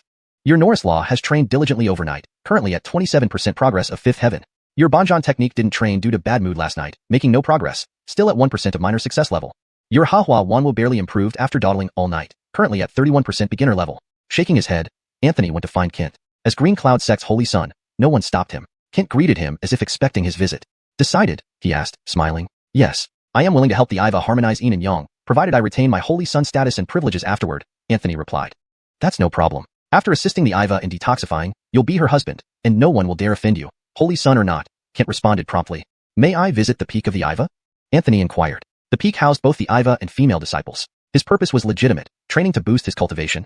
Your Norris Law senses your intent, greatly excited, boosting cultivation speed 6-fold. Anthony smiled, impressed by Green Cloud sect's environment conducive to faster cultivation. Whether atop the peak of the Iva, it would only get better. Of course, you're about to marry, so visiting is reasonable. You will live together eventually, Kent agreed, assuming Anthony wanted to see the Iva. Little did he know Anthony intended to see beautiful women for cultivation and his future. No one could stop him. After Anthony left, his Holy Son status was confirmed, and gifts were sent to his family, showcasing Green Cloud sect's sincerity, fulfilling their promises. Ascending the peak of the Iva, many greeted him as Holy Son. Everyone knew he was about to rise swiftly, a servant in Chi Cultivation becoming Green Cloud sect's Holy Son, soon marrying the Iva, almost unbelievable. Anthony smiled, enjoying the recognition, sensing envy and admiration. Becoming Holy Son was exhilarating unless tied to being a cauldron. But Anthony remained calm, eliciting sighs. The Holy Son truly lives up to his name, talent, and beauty. Indeed, only the Holy Sun matches our Iva, becoming her consort. The Holy Sun is handsome. I want to have his babies, a disciple called out, smitten. Some didn't value cultivation much. Waving to them, Anthony caused squeals among female disciples. Male disciples envied and grumbled. How wonderful if they too could master the Norse law. Translation note. Names are kept consistent using pinyin as per instruction. Tone, style, and narrative flow are preserved. Paragraph structure and line breaks closely match the original text. As Anthony walked back and forth, he eagerly anticipated the sudden advancement of the Norse law. Sure enough, it wasn't long before a voice echoed in his mind. Your Norse law is profoundly moved by the sight of incomparably beautiful women and is currently undergoing an intense enlightenment. After a short while, more developments from the Norse law were communicated. Your Norse law has encountered world-class beauty, instantly enhancing its wisdom and achieving enlightenment. Your cultivation level has reached the sixth heaven of Norse law. With every step Anthony took towards the peak of the Iva, the excitement of the Norse law grew. Even without meeting the Iva of Green Cloud sect, he had seen almost all the beautiful female disciples of the sect. The Norse law lived up to expectations. After breaking through to Chi cultivation level 6, it soon advanced to level 7. The Green Cloud sect disciples also sensed Anthony's transformation. They were astonished, their gazes toward him changing. Indeed, the Holy Sun lived up to his title. He had ascended 2 cultivation levels with just a few steps. Could it be that he was previously feigning incompetence as a servant? Although Chi cultivation level 7 was not considered exceptionally powerful, most of them far exceeded this level. Anthony's ability to advance with such ease was unprecedented. Those secretly observing Anthony, like Jonathan, were also in shock. From the time Anthony comprehended the Norse law until now, only one day and night had passed. Yet, he had quickly risen from Chi cultivation level 3 to level 7. Such terrifying cultivation speed would make him a Holy Sun level figure in any sect. If there were other options, they would never have chosen to use such a genius to save the Iva's life. In some respects, Anthony even surpassed their Iva. After reaching Chi cultivation level 7, Anthony smiled indifferently. Turning around, he left without another glance at the beautiful disciples, gracefully departing. This action drew another wave of amazement from those watching. He was a proper gentleman, unlike the perverted tendencies suggested by the Norse law. With his newfound Chi cultivation level 7, Anthony looked forward to the day when he would harmonize yin and yang with the Iva. It was said she was the first beauty of the Green Cloud sect. He wondered if her beauty could rival his own. Smiling brightly, Anthony returned to the palace of the Holy Sun. Just visiting the peak of the Iva had led him to breakthroughs, advancing him to Chi cultivation level 7. Even the Banjan technique and Hahua Wanwu absorbed a significant amount of astonishment and resentment. The progress of the Banjan technique successfully reached 30% of minor success level, while Hahua Wanwu advanced from beginner level to proficient level. A bountiful harvest indeed. News of the impending marriage of the Green Cloud sect's Iva spread widely, drawing representatives from many sects. Many understood that this event would likely cause quite a stir. Several holy sons from various sects admired the Iva of Green Cloud sect and naturally felt uneasy about her impending marriage. This visit would undoubtedly lead to complications. That night, Kent and others arrived at Anthony's room. Their serious expressions made it clear that the time had come for Anthony to become the cauldron. The Iva can barely hold on. Please go to the palace of the Iva immediately. Follow her instructions once you arrive, Kent said, looking anxious. The Iva's injuries had suddenly worsened. If the yin-yang harmony did not occur soon, she might not last much longer. Anthony nodded. The day had finally come. Hashtag chapter 12, the bridal chamber night. So soon? Anthony muttered inwardly. He stood up immediately and said, what are we waiting for? Let's go. Kent and the others were somewhat dazed. No one had expected Anthony, who was initially quite reluctant, to change his attitude so quickly. From the look of him, he was clearly eager. Grand Elder Jonathan, who had never been fond of Anthony, couldn't help but exclaim, His Excellency Saint Sun's noble spirit is admirable. Sacrificing himself for the Green Cloud sect is truly commendable. Grand Elder Emmett also smiled slightly, saying, The Saint Sun has always been extraordinary. Although his cultivation talent is lacking, his ability to comprehend the 5 elements technique shows that he is a broad-minded person. It's not surprising that he possesses such noble qualities. I also admire the Saint Sun, sacrificing himself for the Green Cloud sect and all the living beings, Leland chimed in with a smile. To Anthony, these words sounded particularly grating. Glancing at Leland, he thought that once he detoxified himself, he would find trouble with this man. Daring to poison him, he would absolutely not let him off. Anthony smiled faintly, appearing very composed as if he had seen through everything, giving off an air of wisdom. This only made Kent and the others respect him even more. For a young man to possess such mental fortitude, even if he could not achieve much on the path of cultivation, he would certainly be extraordinary in the future. They decided that if Anthony performed excellently, they would seek out Lingji elixirs to extend his lifespan in the future, potentially allowing him to contribute significantly to the Green Cloud sect. Little did they know that Anthony already had everything planned out. There was no real sacrifice involved this time. Surrounded by people, Anthony arrived at the Palace of the Grace. Everyone stopped outside, while he entered alone. Anthony was nervous. He was finally about to meet the legendary Grace. It was said that the Grace of the Green Cloud sect was exceptionally beautiful, with a demeanor as ethereal as a fairy. Even in the cultivation world, she ranked among the top 3 beauties, making her a pearl of the cultivation realm. Walking past 2 courtyards, he saw servant girls standing there, each one charming and lovely. This only made Anthony more excited. If the servant girls were this beautiful, how stunning must the Grace of the Green Cloud sect be? Your 5 elements technique feels delighted seeing numerous beauties, and its cultivation speed has increased to 6 times. Seeing so many beautiful women, the efficiency of the 5 elements technique improved again. Anthony shook his head in resignation. This pervert's obsession with beauty shocked him, even as a passionate youth. Looks like he should travel more often and meet various fairies in the future, so this pervert, no, the 5 elements technique, could advance faster. Finally reaching the door of the Grace's chamber, Anthony took a deep breath to steady himself before pushing open the door. The door clicked shut behind him, and the servant girls retreated to a distance of 100 paces away. Inside the room, Anthony paused to take in his surroundings. A rather simple bedroom, yet elegant, permeated with the faint fragrance of a maiden. This only made his heart race. The room was brightly lit by several pearls emitting white light. At the end of the room was a large pink bed. On it sat a woman in white. So beautiful. Even Anthony, usually indifferent to beauty, found himself transfixed. Her flawless skin seemed almost translucent. Long snow-white legs hung naturally, hands nervously intertwined, clearly revealing her inner turmoil despite her calm exterior. The Grace's features were exquisitely delicate, each feature perfect and flawlessly crafted. She stared at Anthony with wide almond eyes, as if trying to see right through him. Her immense dignity made her seem unapproachable. If not for her pale complexion, which slightly diminished her authority, Anthony might have felt intimidated. Your 5 elements technique, upon encountering a breathtaking beauty, senses the gap between their cultivation levels and is comprehending the Tao at full speed, increasing its cultivation speed to 10 times. Just as Anthony had anticipated. Seeing the more beautiful Grace, the 5 elements technique reacted even more intensely. The cultivation speed unexpectedly increased to 10 times. How outrageous. Anthony smiled lightly and bowed. Anthony greets the Grace. The Grace nodded gently. Saint Son, please don't be formal. You know what's at stake. If you're unwilling, I won't force you. You can still consider your decision. The Grace's voice was gentle, like a spring breeze, making it hard to feel any ill will toward her. Anthony hadn't expected the Grace to be so understanding, still considering his feelings even at this point.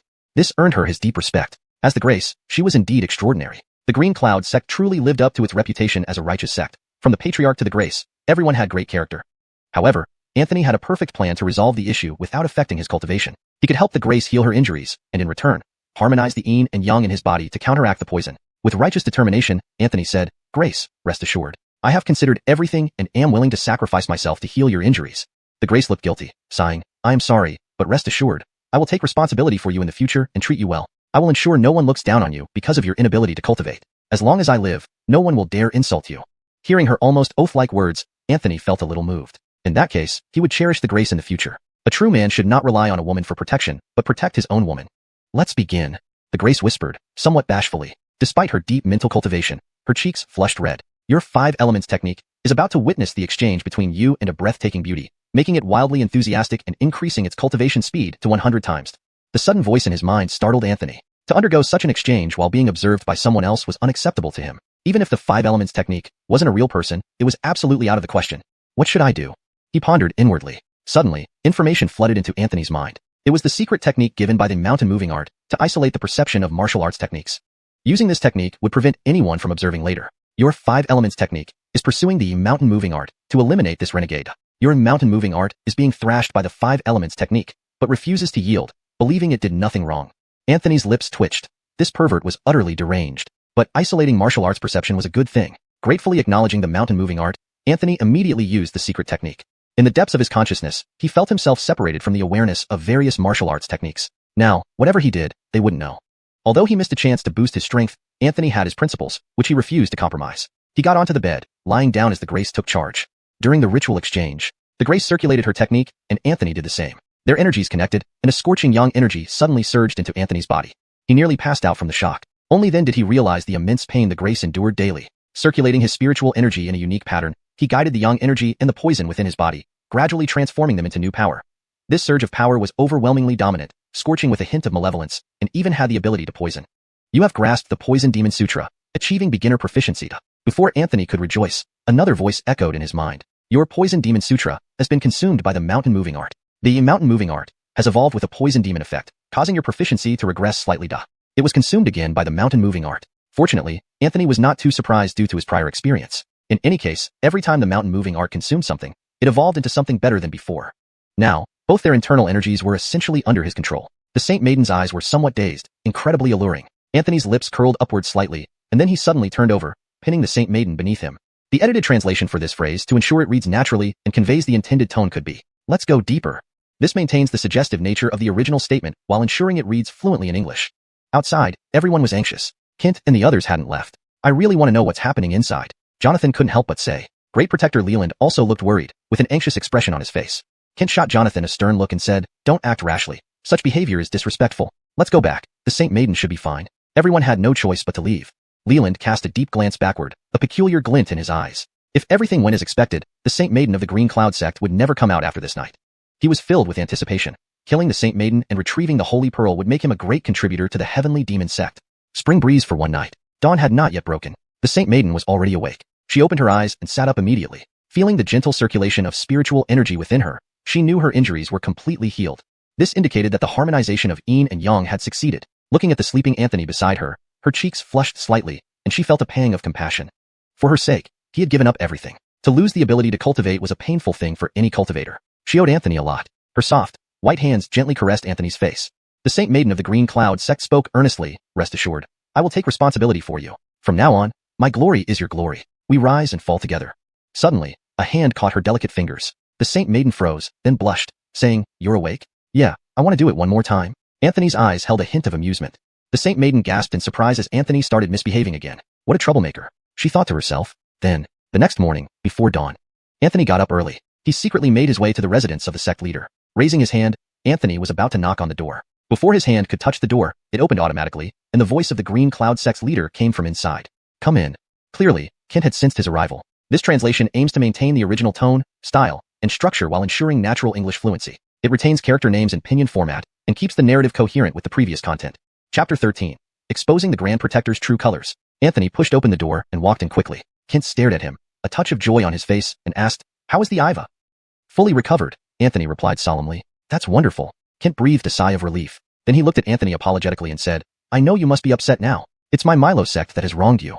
Since the Iva was already well, it meant Anthony had lost his eligibility to continue cultivating. Therefore, Kent felt deeply apologetic toward Anthony.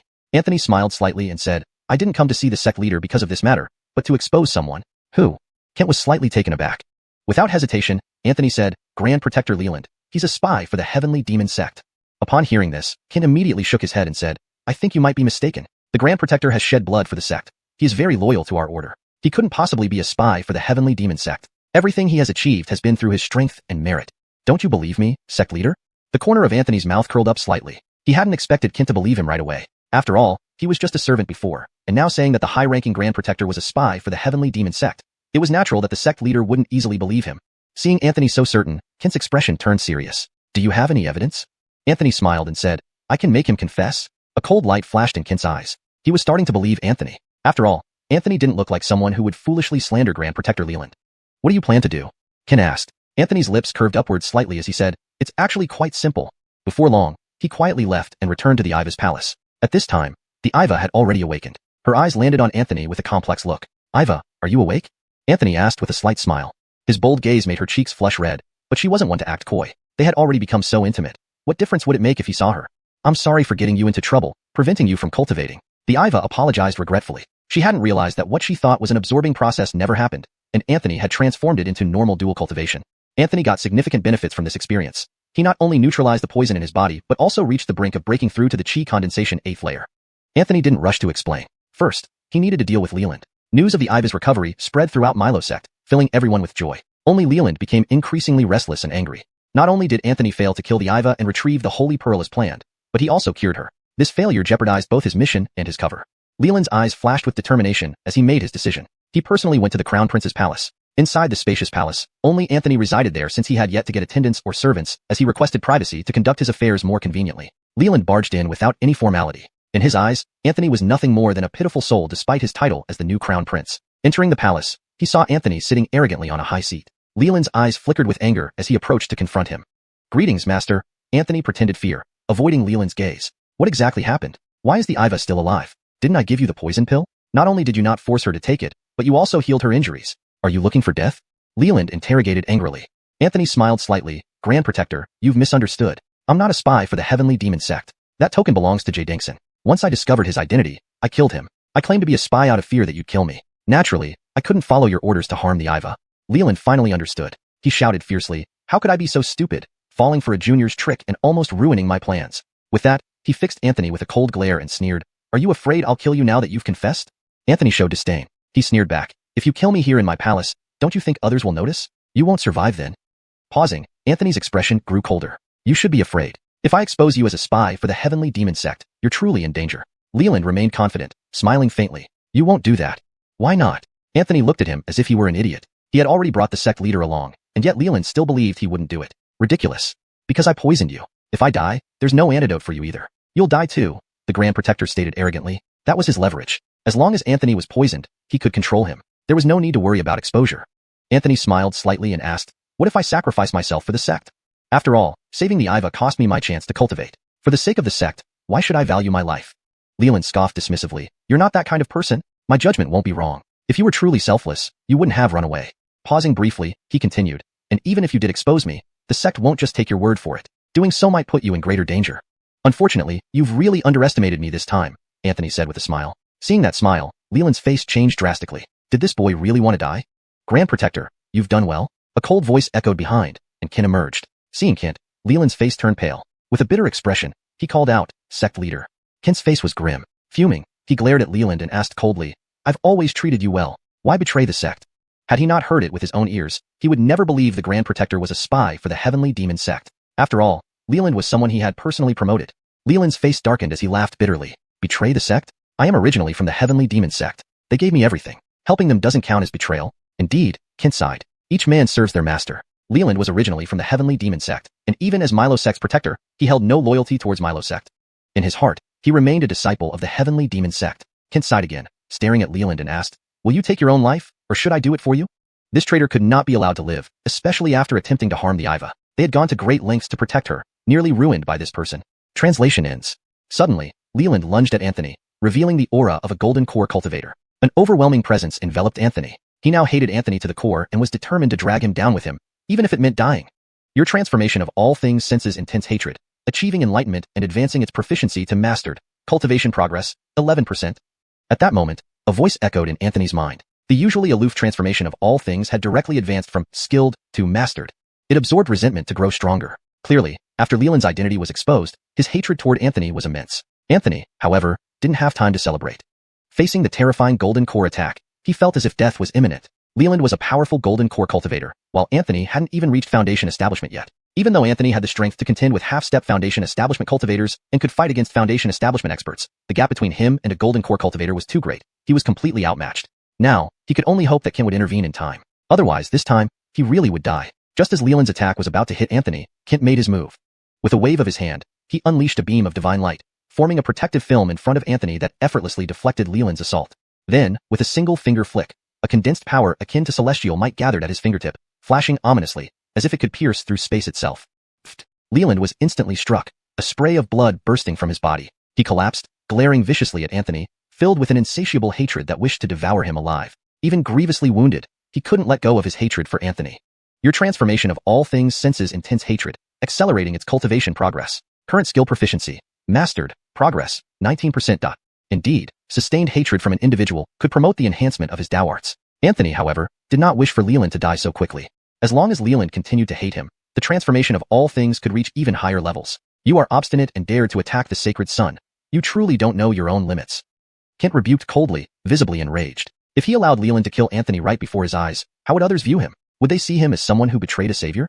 Quirkly, even the Iva and others wouldn't understand. Leland smiled bitterly and closed his eyes, ceasing his attack. Sacred Sun, I will take this man away first. As for the poison in your body, rest assured, I will make sure Leland provides the antidote, Kent said. Sect leader, you needn't worry about me. The poison in my body has already been neutralized. Such a minor toxin can do nothing to me, Anthony replied with a slight smile, somewhat boasting. Chapter 14. You're not even fit to hold this holy sun's shoes. Leland sneered continuously. He thought Anthony was just spouting nonsense. Detoxifying, how could it be so easy? His golden absolute pill was almost unresolvable unless one had his specially made antidote. It was impossible to neutralize the poison from the golden absolute pill without it. Thus, he believed that Anthony was merely trying to remain composed. In reality, Anthony's goal was quite simple, to make him lower his guard and hand over the antidote. Kent seemed to ponder. The 5 elements law cultivates the 5 elements spiritual energy. All things in this world cannot escape the 5 elements. Therefore, it's not surprising at all that you can resolve the toxicity. After saying this, he laughed and said, since this is the case, I'm no longer worried. Let's take this traitor back first. He then left with the Rock. Despite appearing calm on the outside, Kent was raging internally. Even a high-ranking official like the Rock had been penetrated by the enemy. He couldn't imagine how, if this continued, the Green Cloud sect would have no secrets before the Demon sect. No wonder, in recent years, the Green Cloud sect always felt restrained in their conflicts with the Demon sect. Kent originally thought the other party had wise men who were good at strategic layouts and predictions. Now, it seemed that what a bunch of rubbish. It was only because they had been infiltrated. With a traitor like the Rock, all the disciples and experts who had died over these years truly perished unjustly. Anthony surveyed the expansive Holy Sun Palace, the corners of his lips curling into a smile. Now he considered himself having gained both people and talents. Everyone thought he lost his cultivation qualification, but no one knew he could still cultivate. Moreover, his strength had increased considerably through the yin-yang harmony with the grace. Level 8 Qi practice. Sensing the abundant 5-element spirit energy within his body, Anthony raised an eyebrow. As long as some time passed, he could reach level 9 Qi practice or even succeed in foundation establishment. At this moment, he lifted the isolation on the 5 elements law. After finishing with the grace, he had lifted the isolation on other martial arts, making the 5 elements law let him stay in the small black room for a bit longer. Immediately, a voice echoed in his mind. Your 5 elements law heartbreaks, feeling that you forgot your friend for beauty, so it stopped practicing. Anthony smiled slightly, already very familiar with this pervert. Do you want to see more beautiful women? If yes, practice well, and I'll make sure you get to see not only graces and demon maidens, but also immortal maidens and goddesses. If you don't try hard enough, I won't have enough power to show you all these beauties. Anthony tempted the 5 elements law. Your 5 elements law feels filled with hope, is highly motivated, and is practicing diligently, its speed increasing 5-fold. Anthony smiled faintly. This trick indeed worked. 5 times the practice speed would suffice to advance to level 9 Qi practice, or even to level 10, before the wedding. Revealing his cultivation then might shock everyone and possibly raise the proficiency of the mountain-moving technique. He decided to keep his ability to continue cultivating hidden, but hiding it among so many experts was nearly impossible. Your mountain-moving technique senses your intentions and calls its brother, breath concealment technique. You have comprehended the breath concealment technique. Its training speed is normal, and its proficiency is novice. Anthony paused, then burst into a big smile. Indeed, the most reliable was the mountain-moving technique. The arrival of the breath concealment technique was like delivering a pillow when needed most. Anthony immediately practiced the breath concealment technique, instantly concealing all his aura. To anyone watching, he looked like someone with absolutely no cultivation. Anthony smiled. The breath concealment technique would surely become an excellent tool for future deception. With it being just at novice level yet producing such effects, he couldn't imagine its full potential when perfected. However, he wondered how to quickly improve the breath concealment technique. Cork the 5 elements law liking beautiful women and the mountain-moving technique enjoying others' shock, while otherizing all things absorbed resentment and didn't actively practice. How exactly could breath concealment technique improve? With a happy mood, Anthony walked out of the Grace Palace. The disciples of Green Cloud sect had already known what had happened. Even if he wasn't the Holy Sun anymore, the Green Cloud sect disciples still showed him equal respect. As the Grace's partner, his status was naturally high, especially since Anthony was now the Holy Sun, and his reason for becoming one had spread within the sect. To heal the Grace's injury, he gave up his own future, sacrificing his cultivation. Many disciples admired Anthony. They wouldn't have done such a choice, as cultivation was everything to a practitioner. But there were those who looked down on him too, considering him someone with no more than decades of lifespan, soon turning to yellow earth. Even as the Holy Sun, it was short-lived compared to them cultivators. Naturally, the sect did not lack suitors for the Grace. Some true transmission disciples emerged to challenge Anthony, deeming him unfit as the Holy Sun. Before reaching the Grace Palace, Anthony was intercepted by Fabian, a 10th level foundation establishment great cultivator, about to enter the embracing core stage. Fabian entered the sect recently but progressed rapidly, reaching peak foundation establishment in 3 years. After another year, he neared embracing core. Once he embraced the core, he would reach the golden core stage, qualifying him to become a true transmission elder. Green Cloud sect had no Holy Sun for a long time, due to the need for the Holy Sun to have matching talent and potential to the Grace. Fabian was seen as a dark horse after entering, the most promising candidate to become the Holy Sun. In his view, the position was his to claim, and the Grace destined to be his Tao companion. However, Anthony came out of nowhere, not only claiming the Holy Sun position but also winning the Grace. Upon hearing this news, Fabian nearly exploded with anger, leaving seclusion immediately. Anthony remained unfazed despite being stopped by a crowd. He scanned everyone, coldly stating, "What do you intend? Do you dare to obstruct this Holy Sun? Are you rebelling? Do you know what the punishment for subordinates offending superiors is in the Green Cloud sect?" Hearing this, the crowd was startled. Despite Anthony lacking cultivation, he was genuinely the Holy Sun, undeniable. Offending him meant insubordination. Only Fabian remained unruffled, sneering, "We all know the Holy Sun should be the best among young disciples. I cannot accept you as the Holy Sun because you are inferior to me." Inferior? Anthony narrowed his eyes. Yes, a trash shouldn't be the Holy Sun. Fabian stared at Anthony, eyes filled with disdain and mockery. Whether Anthony could cultivate or not, he was just a lowly Qi practitioner, unfit to be the Holy Sun of Green Cloud sect. Suddenly, Anthony smiled, saying indifferently, "If you're dissatisfied, go find the Patriarch. My Holy Sun title comes from him. Defeat him and make him appoint you as the Holy Sun." Could he refuse? Fabian laughed bitterly. If he could defeat the Patriarch, he'd directly be the Patriarch. With cold eyes, he retorted, "Don't use the Patriarch to suppress me. I'm saying you're trash, unfit to be the Holy Sun. It has nothing to do with the Patriarch." Having said that, he paused for a moment, his gaze landing on Anthony's face, filled with disdain and contempt. "If you're not convinced, you can fight me. If I lose, I'll acknowledge your status as the Holy Sun. If you lose, leave the Grace and step down from the position of Holy Sun." Anthony glanced at him, his lips slightly curled upwards in a mocking expression. "How about this? Afraid? If you admit to being a coward, I won't make things difficult for you, but you have to kneel 3 times. From now on, you can be your Holy Sun, and I won't interfere." Fabian spoke disdainfully. Anthony's smile widened. Only after Fabian finished speaking did Anthony say, "Are you the leader of Green Cloud sect?" "Of course not," Fabian frowned. "Then are you the Grand Elder?" Anthony continued questioning. Fabian became impatient, replying, "Of course not. I am a true transmission disciple. Is it now so easy for a mere true transmission disciple to decide on the appointment or removal of a holy son? Since when have our true transmission disciples held a position comparable to the leader? Anthony's lips curved into a scornful smile. In any sect, the leader holds the highest authority, followed by the holy son and grace. True transmission disciples might hold a lower status than inner sect elders. Only some outstanding ones could be on par with them. As for true transmission elders, true transmission disciples had to show them utmost respect, while grand elders ranked even higher than true transmission elders. Officially, the positions of holy son and grace outranked even grand elders. Fabian's face turned grim, and he angrily retorted, "You know I don't mean that. Don't defame me like this." Anthony's expression turned cold, and he sneered, "Who do you think you are? You dare to meddle in my affairs as the holy son? Get lost. A scum like you isn't even fit to hold the shoes of this holy son. You're asking for death." Fabian roared, being insulted by a useless person who claimed he wasn't even worthy to hold his shoes. How could the proud Fabian endure such humiliation? Without warning, Fabian burst out, attacking Anthony. The power of his foundation establishment 10th level radiated, enveloping Anthony. Anthony grunted, stepping back. This was not an act. He was genuinely at a disadvantage since he was only at chi practice level 8 and no match for foundation establishment 10th level. Waste of space. Fabian curled his lips in contempt, slapping towards Anthony, displaying overwhelming strength. Anthony's expression changed. The opponent showed no mercy. If this strike landed, Anthony would be severely injured or worse. Fabian was confident that Green Cloud sect wouldn't punish him severely for taking down a waste of space, especially as a promising true transmission disciple. Anthony's face grew cold. This attack was indeed meant to kill. However, he wasn't worried. They were deep within Green Cloud sect territory. The sect wouldn't abandon him here. Fabian must be incredibly reckless to dare attack a holy son in broad daylight. Perhaps someone was manipulating him from behind. Sure enough, just as Anthony was about to meet his doom, a cold snort echoed through the air. "Who dares lay a finger on my husband?" With an overwhelming presence, the Grace descended. Chapter 15. A battle with the Grace for 3,000 rounds. She moved swiftly, blocking Anthony's path before waving her hand. Boom. A muffled sound echoed as Fabian, a 10th level foundation establishment true disciple, was sent flying. The Grace appeared unperturbed by this insignificant act. She stepped forward and kicked out with one foot. Smash. Fabian was kicked away again. He coughed up a mouthful of blood, his face filled with shock. At the 10th level of foundation establishment, he never imagined that he couldn't withstand even a single blow from the Grace. Fabian's body smashed heavily into the distance. He spat out blood profusely, struggling to get back up. But this time, his injuries were too severe to stand. Fabian knew very well that it was because the Grace had not dealt a killing blow. Otherwise, he would be dead now. He didn't blame the Grace but rather hated Anthony deeply. Your transformation of all things senses intense resentment. Skill proficiency reaches proficient, increasing practice speed by 1.5 times.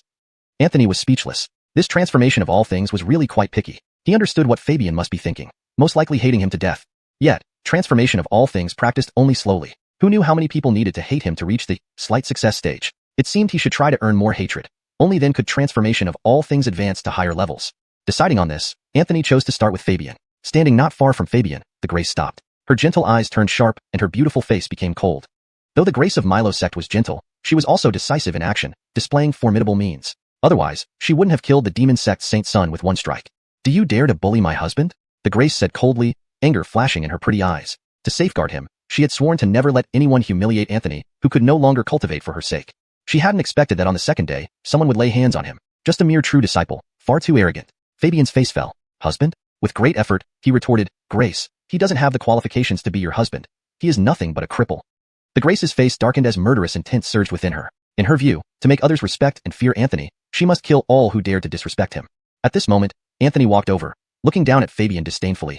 "I'm not fit to be her husband? Do you think you are? You couldn't even block my wife's single move, and still have the nerve to say I'm unfit?" Then, Anthony arrogantly added, "Last night, I battled the lady for 3,000 rounds, and ultimately, I won." His proud demeanor nearly made the Grace want to hide in shame. What kind of nonsense was he spouting? However, the Grace felt a bit puzzled. Anthony's cultivation was clearly so low, his constitution weaker than hers. Yet, he showed such bravery that even she wasn't his match.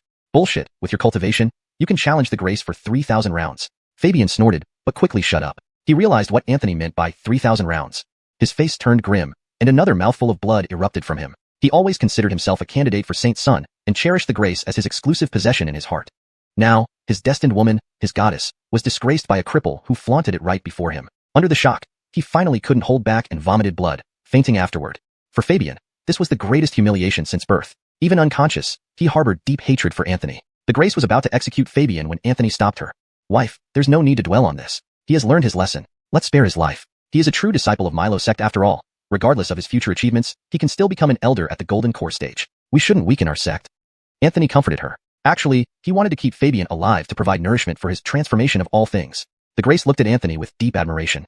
This level of consideration for the sect was rare. No wonder Anthony had sacrificed himself to treat her injuries. Such a man placed justice above all, unlike Fabian, who thought only of himself and self-interest. A man like him truly deserved to be her partner. Whether he had cultivation or not, he was a towering hero. Little did she know, Anthony was almost thrilled beyond belief. Your transformation of all things absorbs vast resentment, leading to enlightenment. Proficiency reaches peak proficient. Your transformation of all things hits a bottleneck. Anthony could distinctly feel that transformation of all things had changed. If it had been this powerful last time, the Grand Elders wouldn't have uncovered him. He could have escaped long ago. Of course, Anthony was glad he was caught back then. Not only did he become the saint son of Milo's sect, but he also gained a holy maiden as his partner. Most importantly, he was regarded as a hero while still being able to cultivate secretly. Everyone believed he had become a cripple, but he had suffered no losses. Lord husband, as you wish. The Grace's eyes softened. The surrounding Milo sect male disciples groaned enviously. Their Grace had fallen so easily? Then, her gaze swept over those who followed Fabian, and she coldly said, "You all committed insubordination and bullied the saint's son. Normally, you would have your cultivation stripped and be expelled from the sect, but considering the saint's son's plea, you will be confined for half a year. Thank him now." Fabian and his followers were close to tears. They couldn't do anything to Anthony and were instead punished. And now they had to thank Anthony. Deep resentment for Anthony welled up in their hearts. Your transformation of all things senses various resentments, slowly practicing with double speed and urging you to continue. Anthony was speechless. With so much resentment, transformation of all things was only slowly practicing. Upgrading this skill was extremely difficult, but he wasn't worried. There would be plenty of opportunities later. Fabian apologized, though their hearts were full of resentment. "Husband, let's enter the palace." The Grace took Anthony's hand and led him into the Grace Palace. On the way, beautiful maidservants were constantly seen, alongside the breathtaking Grace. Transformation of all things practiced particularly enthusiastically. Anthony's cultivation speed was nearing tenfold. Once inside the Grace Palace, the Grace leaned into Anthony's embrace. Anthony scratched his head, wanting to speak but realizing he didn't even know her name. "Right, I don't even know your name yet," Anthony said, slightly embarrassed. As a laborer before, he knew of the Grace but not her name or appearance. The Grace smiled. "My name is Jane." "Jane, what a beautiful name," Anthony praised. Jane smiled, happy to receive compliments from her partner. Talking together, Anthony found Jane excessively innocent despite her powerful strength, thunderous battle tactics, and rich combat experience. Her other aspects of life were like blank paper. In her heart, she cared for the world, devoted to destroying demons and saving humanity. An innocent yet kind-hearted woman. She was straightforward, grateful to Anthony, and somewhat guilty. Jane expressed her wish to find a way for Anthony to continue cultivating so they could be together forever. Anthony's lips curled slightly. "If you put it that way, I do have an idea. Let's try the movements from yesterday again. I feel like that might work." Jane instantly blushed, glancing out the window shyly. "It's still daytime. Don't you want me to recover my cultivation soon?" Anthony's expression turned serious. Jane hurriedly explained, "That's not what I meant. My lord husband, you must believe me. Will you agree then?" Anthony smiled. Jane lowered her head and gave a slight nod. Her face was already flushed red. Anthony wore a smug smile. He lifted Jane and placed her on the bed. Across the entire Milo sect, news of what happened outside the Grace Palace was spreading rapidly. A true disciple elder stormed into the abode of the sect leader. "Please, sect leader, uphold justice." The elder was filled with anger. This was none other than the first true disciple elder, Alexei, who was also Fabian's master. Directly provoking the Grace was out of the question. Fabian had acted impulsively, but he himself would never be so rash. Dominic looked at him calmly, asking, "What has happened?" Alexei knelt before Dominic, gritting his teeth as he said, "Grace Jane defended a useless person and severely injured my disciple Fabian. Sect leader, please stand up for us." Dominic remained calm, showing no anger. He asked in puzzlement, "Who is this useless person? Why would the Grace defend someone useless? Moreover, she severely injured a true disciple. From my understanding, she has a peaceful and gentle disposition, not one to easily clash with others." Alexei snorted, instinctively saying, "That useless person is Anthony." "Anthony? Which Anthony?" Dominic was more surprised. Alexei was momentarily confused. The saint's son he himself appointed, how could he not know? He asked doubtfully, "Isn't it the saint's son Anthony? Could you have forgotten, sect leader?" As soon as the words left his mouth, Dominic's expression darkened. He sternly said, "You know that he is the saint's son. Your disciple disrespected the saint's son. What punishment should they receive for such insubordination?" Alexei was taken aback. He really hadn't considered this. Insubordination usually resulted in being stripped of cultivation and expelled from the sect. "It's not like that. That Anthony is nothing but a cripple. How can he be worthy of being our sect's saint's son?"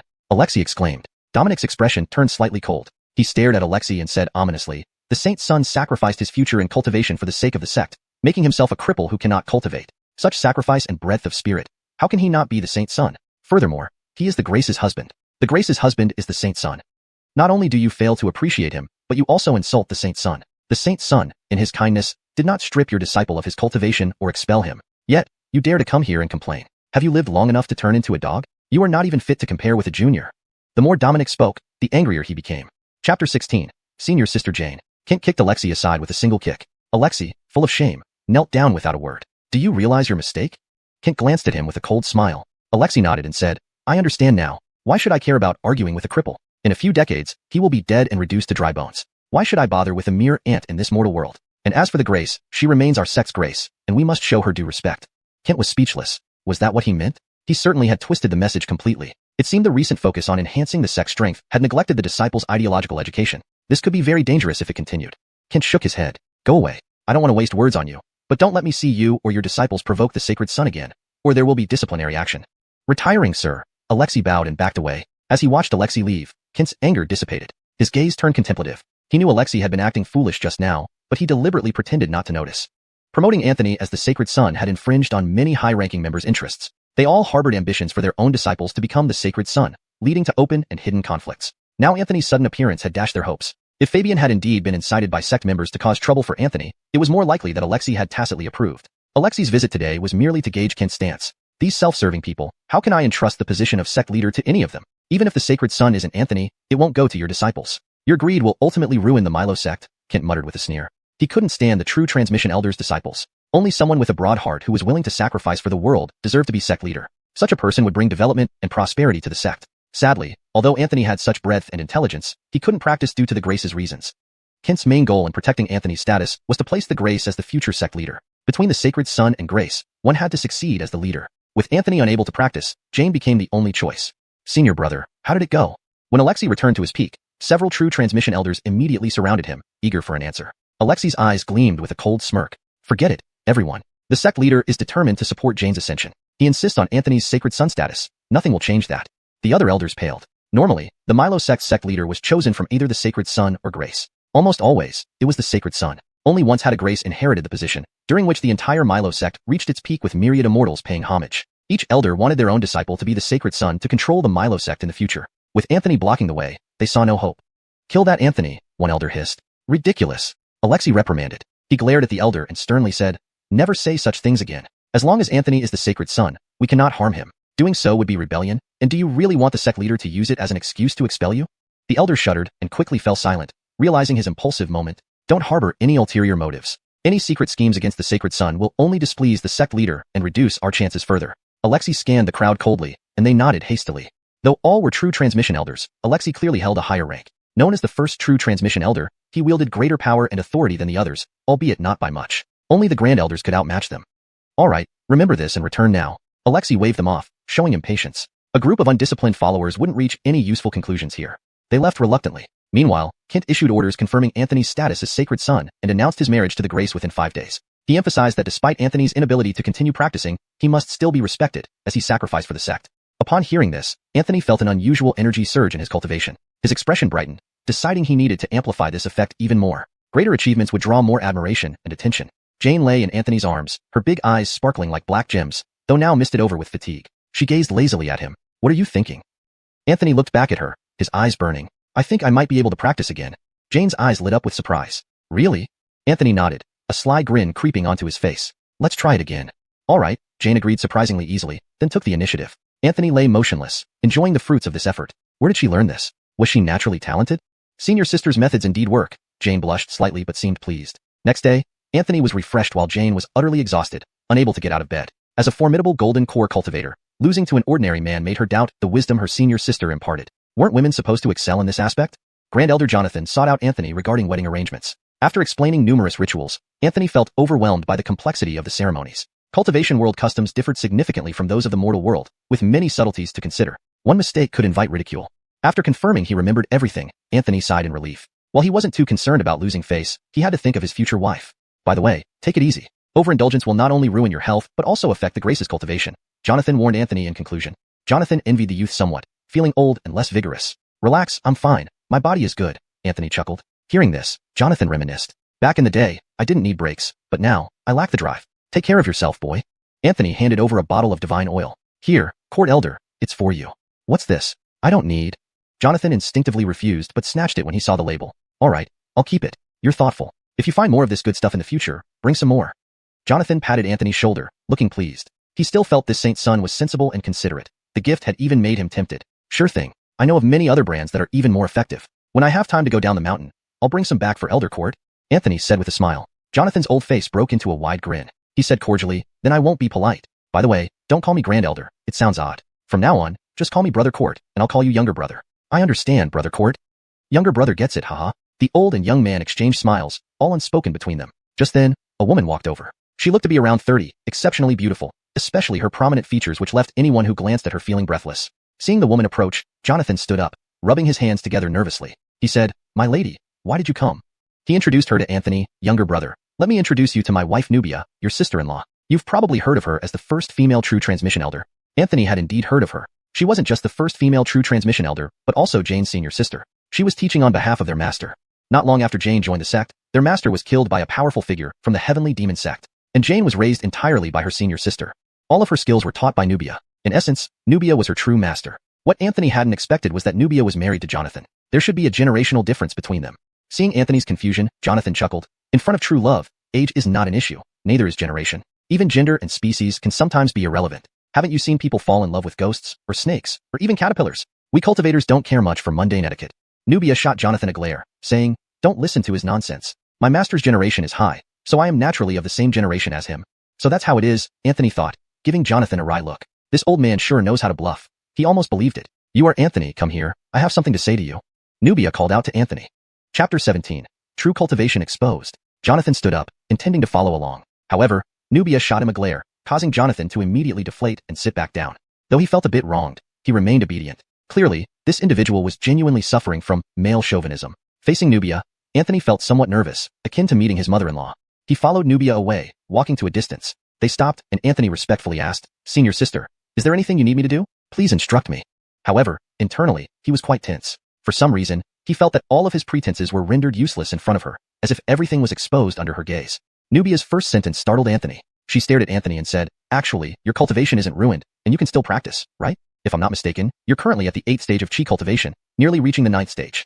Anthony was shocked. Despite hiding so well, he was discovered? Your mountain-moving technique feels your shock and looks disdainful, firmly rejecting such a bug. Anthony was speechless, inwardly scolding the mountain-moving technique. His astonishment wasn't for it to see, or to trick it into enhancing cultivation. Why did it act this way? Your mountain-moving technique, after being scolded, feels wronged and unwilling to cultivate, thus halting its progress. Anthony. He hurriedly apologized to the mountain-moving technique in his heart, which slightly eased the situation. Your mountain-moving technique accepts your apology and finds your attitude satisfactory, greatly pleased, resuming cultivation speed. Progress. Minor success at 41%.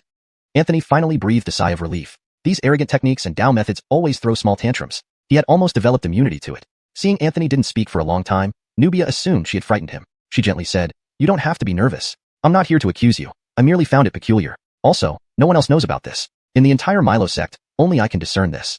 "Why?" Anthony was puzzled. Nubia smiled faintly and said, "Didn't the Grace tell you that we study the sword canon of the Milo sect, and I've reached the state of sword heart enlightenment? Your disguise can deceive others but not me." So that was it. Sword heart enlightenment. Did the Grace notice as well? Anthony's mind raced. Nubia shook her head, saying, "No. Reaching sword heart enlightenment requires at least the Yuaning stage. Though talented, the Grace is merely at the golden core stage and hasn't achieved sword heart enlightenment yet." Understood. Anthony bowed to Nubia, earnestly saying, "Senior sister, I wasn't intentionally concealing this from everyone. I just didn't know how to explain it. Everyone believed I lost my cultivation and couldn't practice anymore, yet I not only haven't been harmed but also increased my cultivation. I feared others might think something was amiss with me." Nubia nodded in understanding. She smiled and said, "Your concern is unnecessary. After the yin-yang harmonization of the 5 elements law, the cauldron cannot continue cultivating. That's a theory. In reality, virtually no one has comprehended the 5 elements law, so no one knows what special effects this technique has. For instance, not losing your cultivation was beyond anyone's expectation." Anthony let out a breath of relief. Still, Nubia's eyes sharpened as she fixed her gaze on Anthony. "However, I'm quite curious about the cultivation hiding technique you possess. Do you know where you learned it?" Anthony's heart skipped a beat. There were indeed practitioners within the sect who continued to train their pre-existing skills. But for someone like him, a novice cultivator, suddenly possessing an extremely profound cultivation concealing method, something even the patriarch and grand elder couldn't detect, was problematic. From anyone's perspective, it would seem abnormal. Thinking this, Anthony became serious. He stared intently at Nubia, sincerely asking, "Senior sister, if I say this technique is self-created by me, will you believe it?" Nubia looked at him and showed a cryptic smile. "Believe? Why shouldn't I believe you?" Anthony was dumbfounded. Did her expression really indicate belief? It seemed to spell out disbelief clearly. Trying to find a way to explain, Nubia then said, "If anyone asks in the future, tell them I ordered you to hide your cultivation and taught you the concealment technique to avoid being spied on by the petty." Anthony was astonished, finding it unbelievable. Wasn't she supposed to question him? Why did it sound like Nubia was covering for him? Nubia smiled faintly, saying, "Jane is like a daughter I raised from childhood. She's my junior sister, but resembles a daughter more. Since you're her husband now, naturally, I'll protect you. I trust you won't harm the sect, knowing you're not heartless. So, I believe in you." Anthony respectfully bowed, saying, "Thank you, senior sister." I swear I have no ill intentions towards the sect, and I genuinely love Jane. I'll cherish her all my life. Nubia smiled, saying, with those words, I'm satisfied. Remember, should you encounter unsolvable problems in the future, there's always your senior sister. Even if she can't help, there's still your brother-in-law. As she spoke, Nubia glanced in Jonathan's direction. Seeing Nubia looking at him, Jonathan showed a foolish smile. Fool. Nubia was both amused and sweetened. The man she chose only acted foolishly in front of her. Laucourt is a good man, Anthony praised. Seeing her man being praised, Nubia revealed a satisfied smile. Yet, she added, he's nothing but a rogue. Let's not talk about him. Bidding farewell to Nubia, Anthony returned to his Holy Sun Palace. Since he and Jane weren't married yet, constantly sticking together would cause rumors. Anthony didn't care much, but he couldn't ignore Jane's reputation. Initially, they were together for healing purposes. Now, staying close together didn't make sense.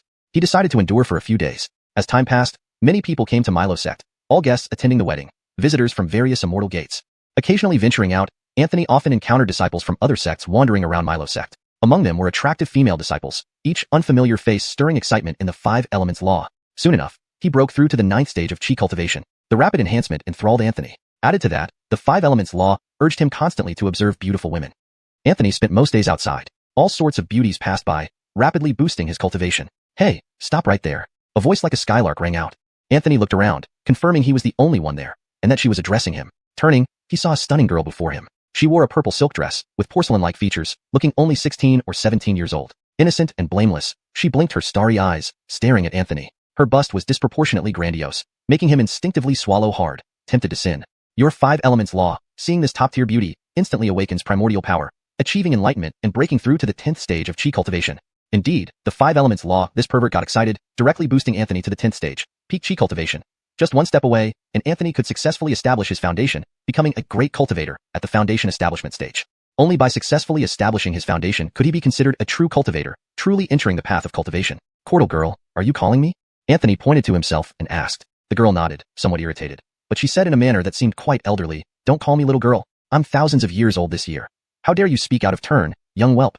Thousands of years old? Anthony was genuinely taken aback. In the cultivation world, those who lived for thousands of years were nearly immortal beings, ancient anomalies.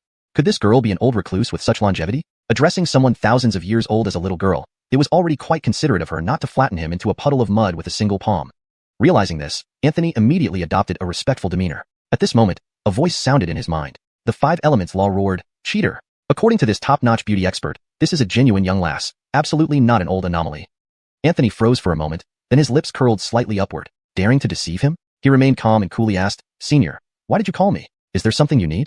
I'm visiting your esteemed sect for the first time, and am not familiar with the place. I need a guide to show me around properly. The girl spoke in her affected, elderly tone. She inwardly chuckled, finding him a real fool, easily deceived by her trickery. Sure, Senior. Where would you like to go? I can take you anywhere. No one knows Milo sect better than I do. Anthony smiled faintly. The girl's eyes twinkled mischievously. How about this? First, take me to the Holy Sun Palace. I'm quite interested in your new Holy Sun. Fine, Senior, please follow me, Anthony said with a smile. The girl inwardly smirked at his gullibility. However, she failed to notice that Anthony had been gradually closing the distance between them until he was now less than 5 feet from her. Suddenly, Anthony made his move. He seized the girl, then activated the mountain moving technique, sending a surge of 5 elements spirit energy to instantly seal her power.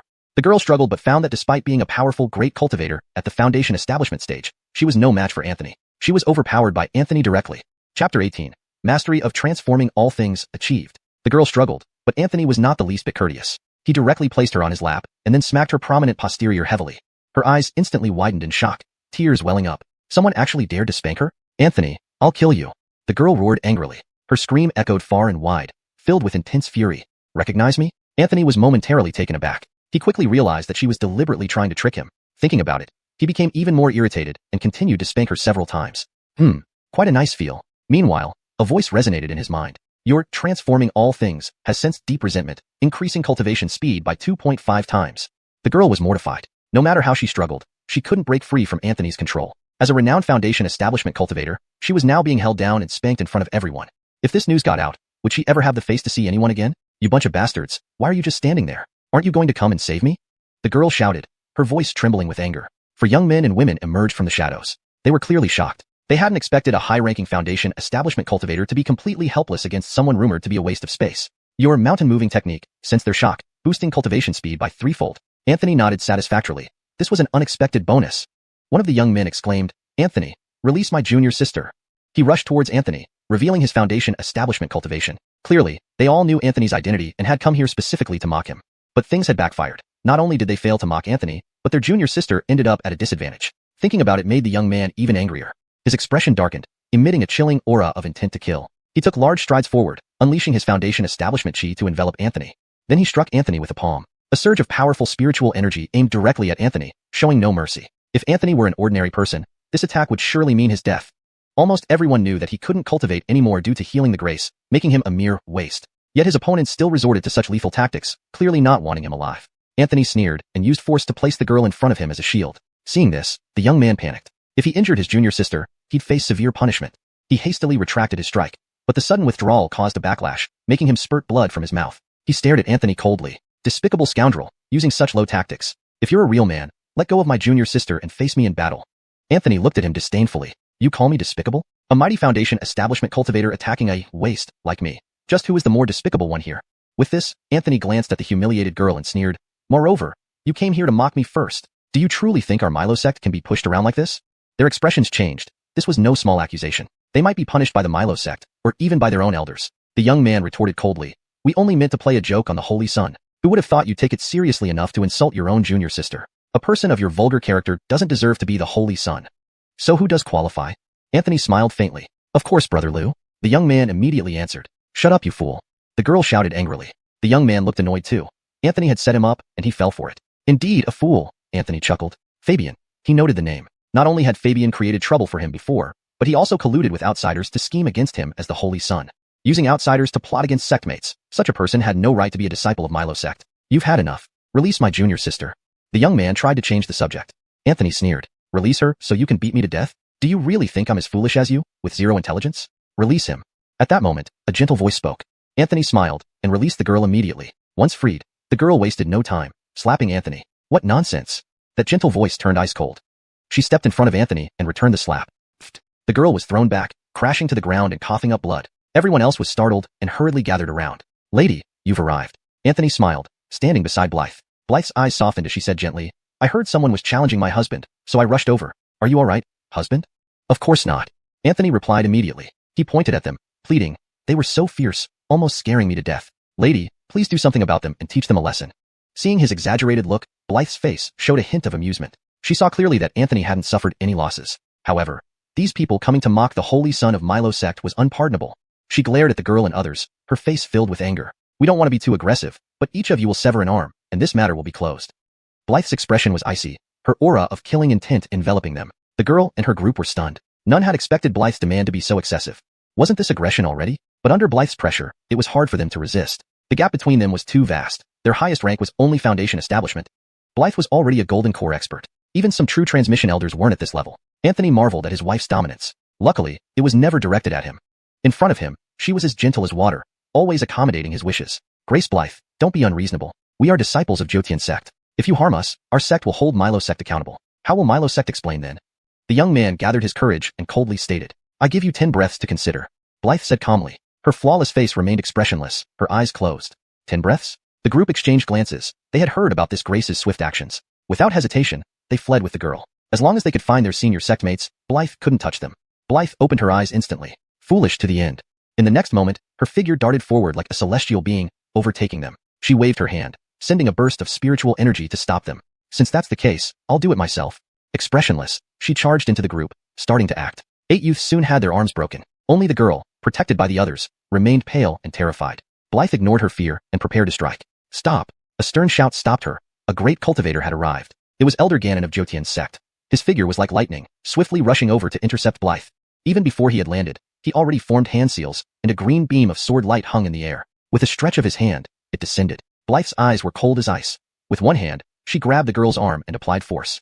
Snap! Amidst the girl's piercing scream, she twisted the other's arm off. Blythe calmly turned around, forming hand seals once again, summoning a white beam of sword light that shot towards the sky, blocking the attack.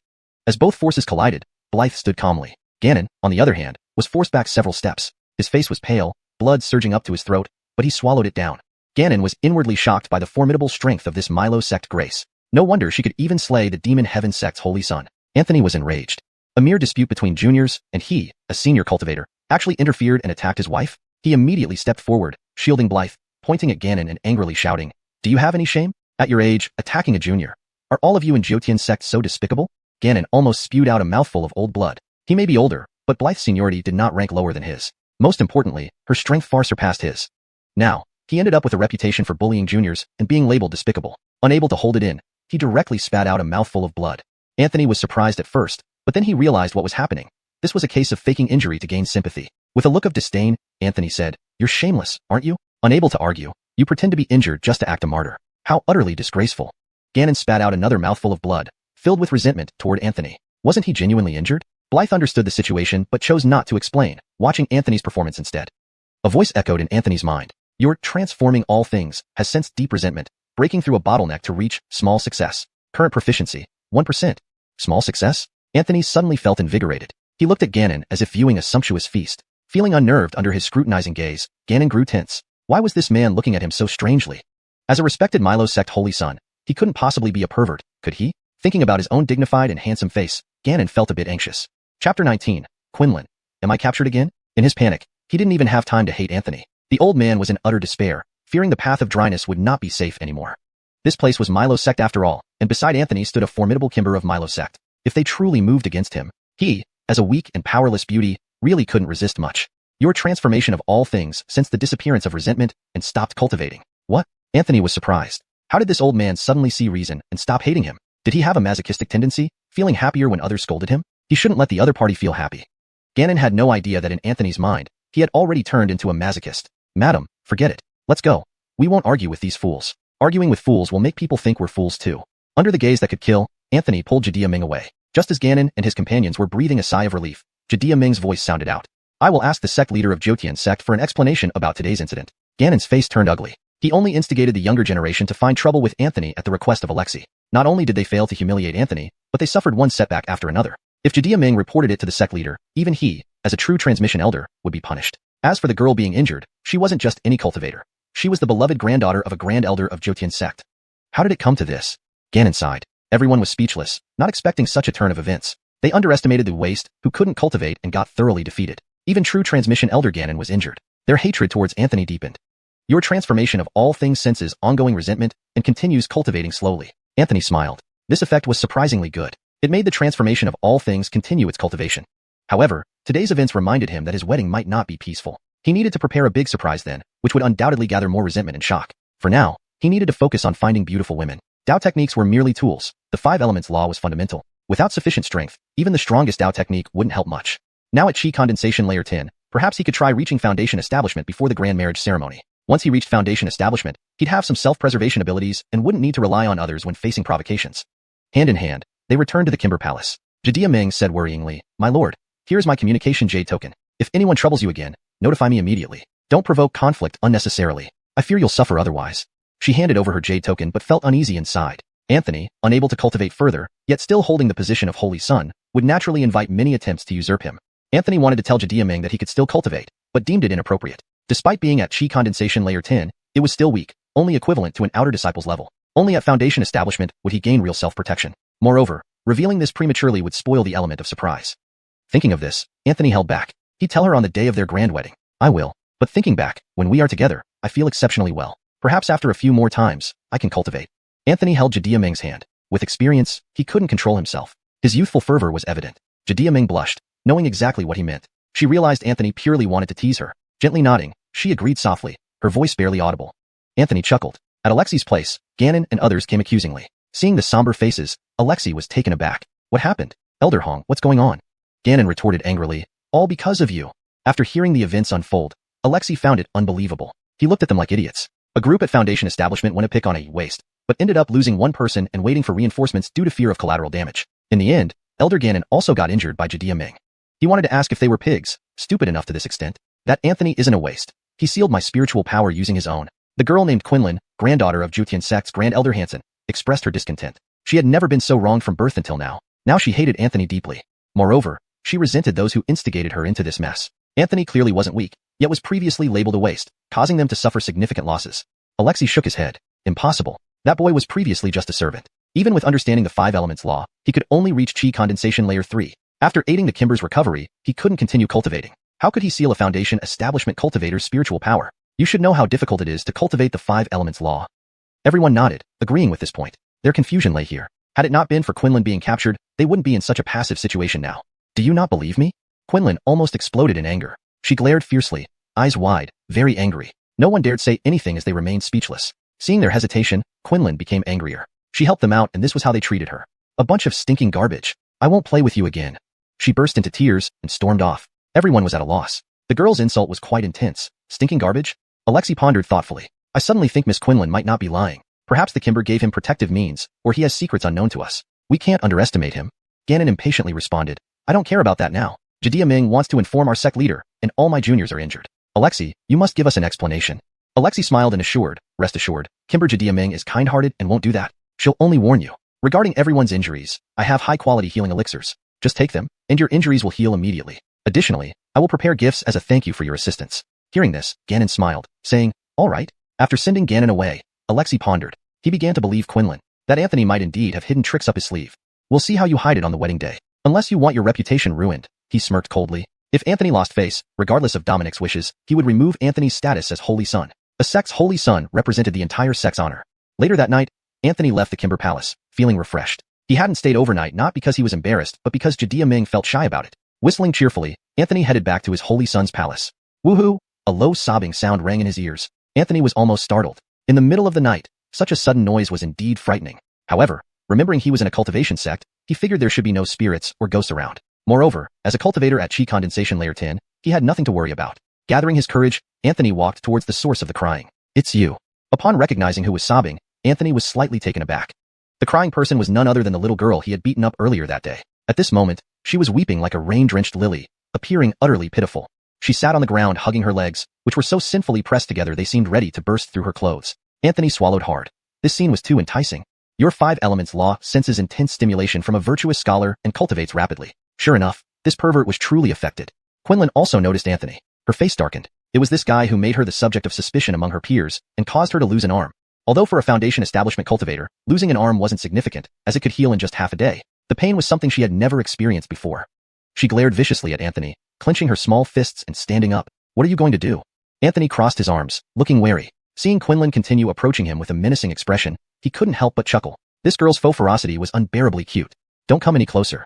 If you do, I'll scream, Anthony said, pretending to be nervous and slowly retreating. Quinlan let out a sinister laugh, smirking triumphantly. Go ahead and scream. No one will come even if you shout your lungs out. The more you scream, the more excited I get. As soon as she finished speaking, she realized something was amiss. Why did she sound like some lecherous cow fly harassing decent people? But why was this guy acting like that? Clearly, he possessed considerable strength yet pretended to be weak. Shout my lungs out, shout my lungs out. Anthony shouted loudly. Quinlan widened her eyes, seriously doubting whether Anthony was a fool. Did she mean for him to literally shout his lungs out? While she was dazed, Anthony made his move, swift as lightning. He channeled the mountain-moving technique, instantly reaching Quinlan's side, surrounding her with 5-element spirit power. By the time Quinlan reacted, Anthony was already beside her, having suppressed her by sending the 5 elements spirit power into her body. Am I captured again? Blinking her large, gem-like eyes, Quinlan couldn't quite accept this turn of events for a moment. Note: the original text contains some innuendos that may not be appropriate for all audiences. I've maintained the essence while ensuring it remains suitable for general translation.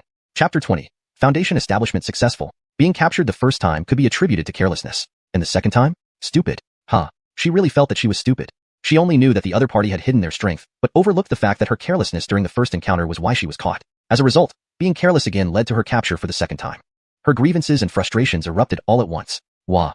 She cried even more sorrowfully. Anthony had originally intended to lecture her, but upon hearing her cry, he became instantly frustrated.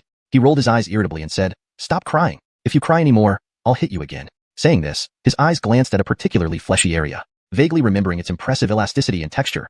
If the other party continued to cry like this, he didn't mind hitting her a couple more times. However, Quinlan disregarded everything and continued to sob. If anyone saw this, they would think he had wronged her in some way. If it weren't for the certainty that there was indeed no one around and this girl didn't seem to be acting, Anthony would have definitely thought this girl was scheming against him. But now, seeing her genuinely crying her heart out, it appeared she truly felt aggrieved. Anthony was always an action-oriented person. Seeing his threats had no effect, he decided to take direct action. With a scream of surprise from Quinlan, she was picked up horizontally and placed on Anthony's lap. Quinlan was dumbfounded. This scene was too familiar. It had happened earlier today. No, don't. I'm going to call for help, Quinlan said nervously. Anthony sneered, saying, Go ahead and shout. It's late at night, and generally, no one passes by the Grace Palace. Even if you yell until your throat is sore, no one will hear you. Quinlan was stunned. Didn't she say something similar just a moment ago? Is history repeating itself? Was she about to embarrassingly shout herself hoarse? She certainly didn't want to. Even if she were beaten black and blue, it wouldn't be as humiliating as that, which would be so disgraceful. Moreover, if someone saw this scene, What would happen to her reputation? She clammed up, preparing to endure whatever came next. Seeing her pitiful look, Anthony couldn't help feeling a pang of sympathy and subconsciously touched her to comfort her. However, when he laid his hand down, he realized he had seemingly touched the wrong place. Quinlan's almond-shaped eyes widened. She was about to lose it. What was this scoundrel doing? Even though she was innocent and naive in some ways, even like a blank sheet of paper in purity, she knew that certain places should not be touched by others. I will kill you, she roared in anger, nearly losing her sanity. Anthony also jumped in shock, throwing Quinlan aside, face down on the ground, then turned and fled without looking back. Anthony didn't know what had happened to Quinlan. He only heard a thud, followed by a muffled groan. Ignoring it all, he left hastily. This time, he truly felt guilty. Your 5 elements method detected your intimate contact with a beauty, making beastly blood boil and accelerating your cultivation speed by 100 times for half an hour. What the hell? There's actually this benefit? Anthony couldn't afford to feel guilty. He rushed towards the Sacred Sun Palace. Half an hour wasn't long, but with 100 times the cultivation speed, it might help him enter the Foundation Establishment stage. Once he stepped into the Foundation Establishment stage, Anthony would initially possess the power to protect himself. Upon returning to the Sacred Sun Palace, he immediately sat cross-legged and began focusing all his energy on the 5 elements method. As the 5 elements method circulated, heaven and earth chi poured crazily into his body. At the Korngsiu Peak, Nubia suddenly opened her eyes. She looked toward the direction of the Sacred Sun Palace, a glint flashing in her eyes. What is it? Elder Jonathan opened his eyes, supporting his old waist. This divine oil really worked wonders, but even his old back could hardly hold up. If this continued, he might really end up breaking his back. Nothing, go back to sleep. Nubia gave him a glare. Jonathan closed his eyes, too lazy to care. Even if the sky fell now, he didn't want to move. No field is ruined, only oxen die from overwork. The ancients didn't lie. Nubia stood up, and with a wave of her hand, her clothes put themselves on her before she left the bedroom. Jonathan only glanced, and then stopped paying attention. All he wanted was a good rest. Above the Sacred Sun Palace, Nubia formed seals with her hands, casting a beam of divine light. The turbulent natural elements calmed down, although still gathering toward the Sacred Sun Palace, but with much less commotion. Several people sensed the disturbance and probed with their spiritual senses. Get lost. The Grace is meditating. Who dares to spy? Nubia shouted angrily. Instantly, those spiritual senses retreated hurriedly. Even Alexei was startled.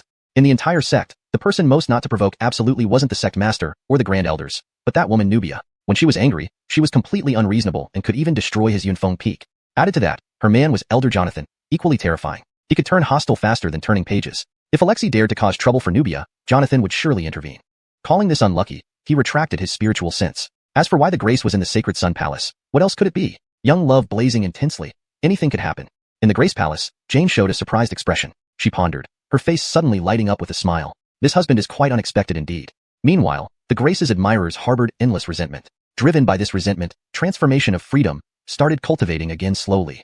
Actually, Nubia was even more astonished. She clearly sensed Anthony breaking through. Although it was merely from the Chi practitioner stage to Foundation establishment, the speed was astonishingly fast.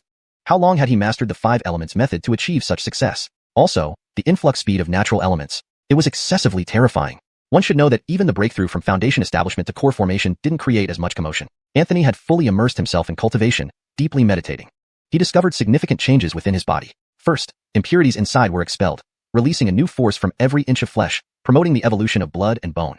A faint Tao foundation vaguely emerged in his physical body, hard to touch yet real. A flash of understanding struck Anthony. That was establishing the Tao foundation, the true meaning of Foundation establishment. Only after successful Foundation establishment could one touch the Tao, advancing further on the path of cultivation. For cultivators, Foundation establishment marked the first step, an entry point. Now that he successfully established the foundation, heaven and earth chi washed over Anthony's body, purifying and strengthening it. This process didn't last long but brought unimaginable changes. His inner spirit energy grew stronger, and his physical body more resilient. Finishing this, Anthony thought it was over. He had already entered the Foundation Establishment Level 1, completing his initial cultivation. Reaching this stage, he finally considered himself a true cultivator. Just as he was about to conclude his cultivation, 5 elemental spirits transformed into 5 types of lightning, each entering one of his 5 internal organs. Wood entered the liver, fire entered the heart, earth entered the spleen, water entered the kidneys, metal entered the lungs. The 5 types of lightning exploded within his organs. Anthony screamed in agony, almost passing out. Blood gushed from his mouth, his body nearly burst, and he looked ghastly like a vengeful ghost. Nubia was shocked and ready to rescue Anthony. At that moment, his organs began glowing, absorbing the lightning. His organs grew robust under the lightning's forging, spreading this strength throughout his body. Anthony's blood and chi radiated brilliantly, incredibly vigorous. Even core formation cultivators would slightly pale in comparison to his vibrant blood and chi. The 5 thunder body tempering technique? No, it's even more advanced. Nubia was taken aback. Anthony seemed to be using an ancient and terrifying cultivation technique called the 5 thunder body tempering technique.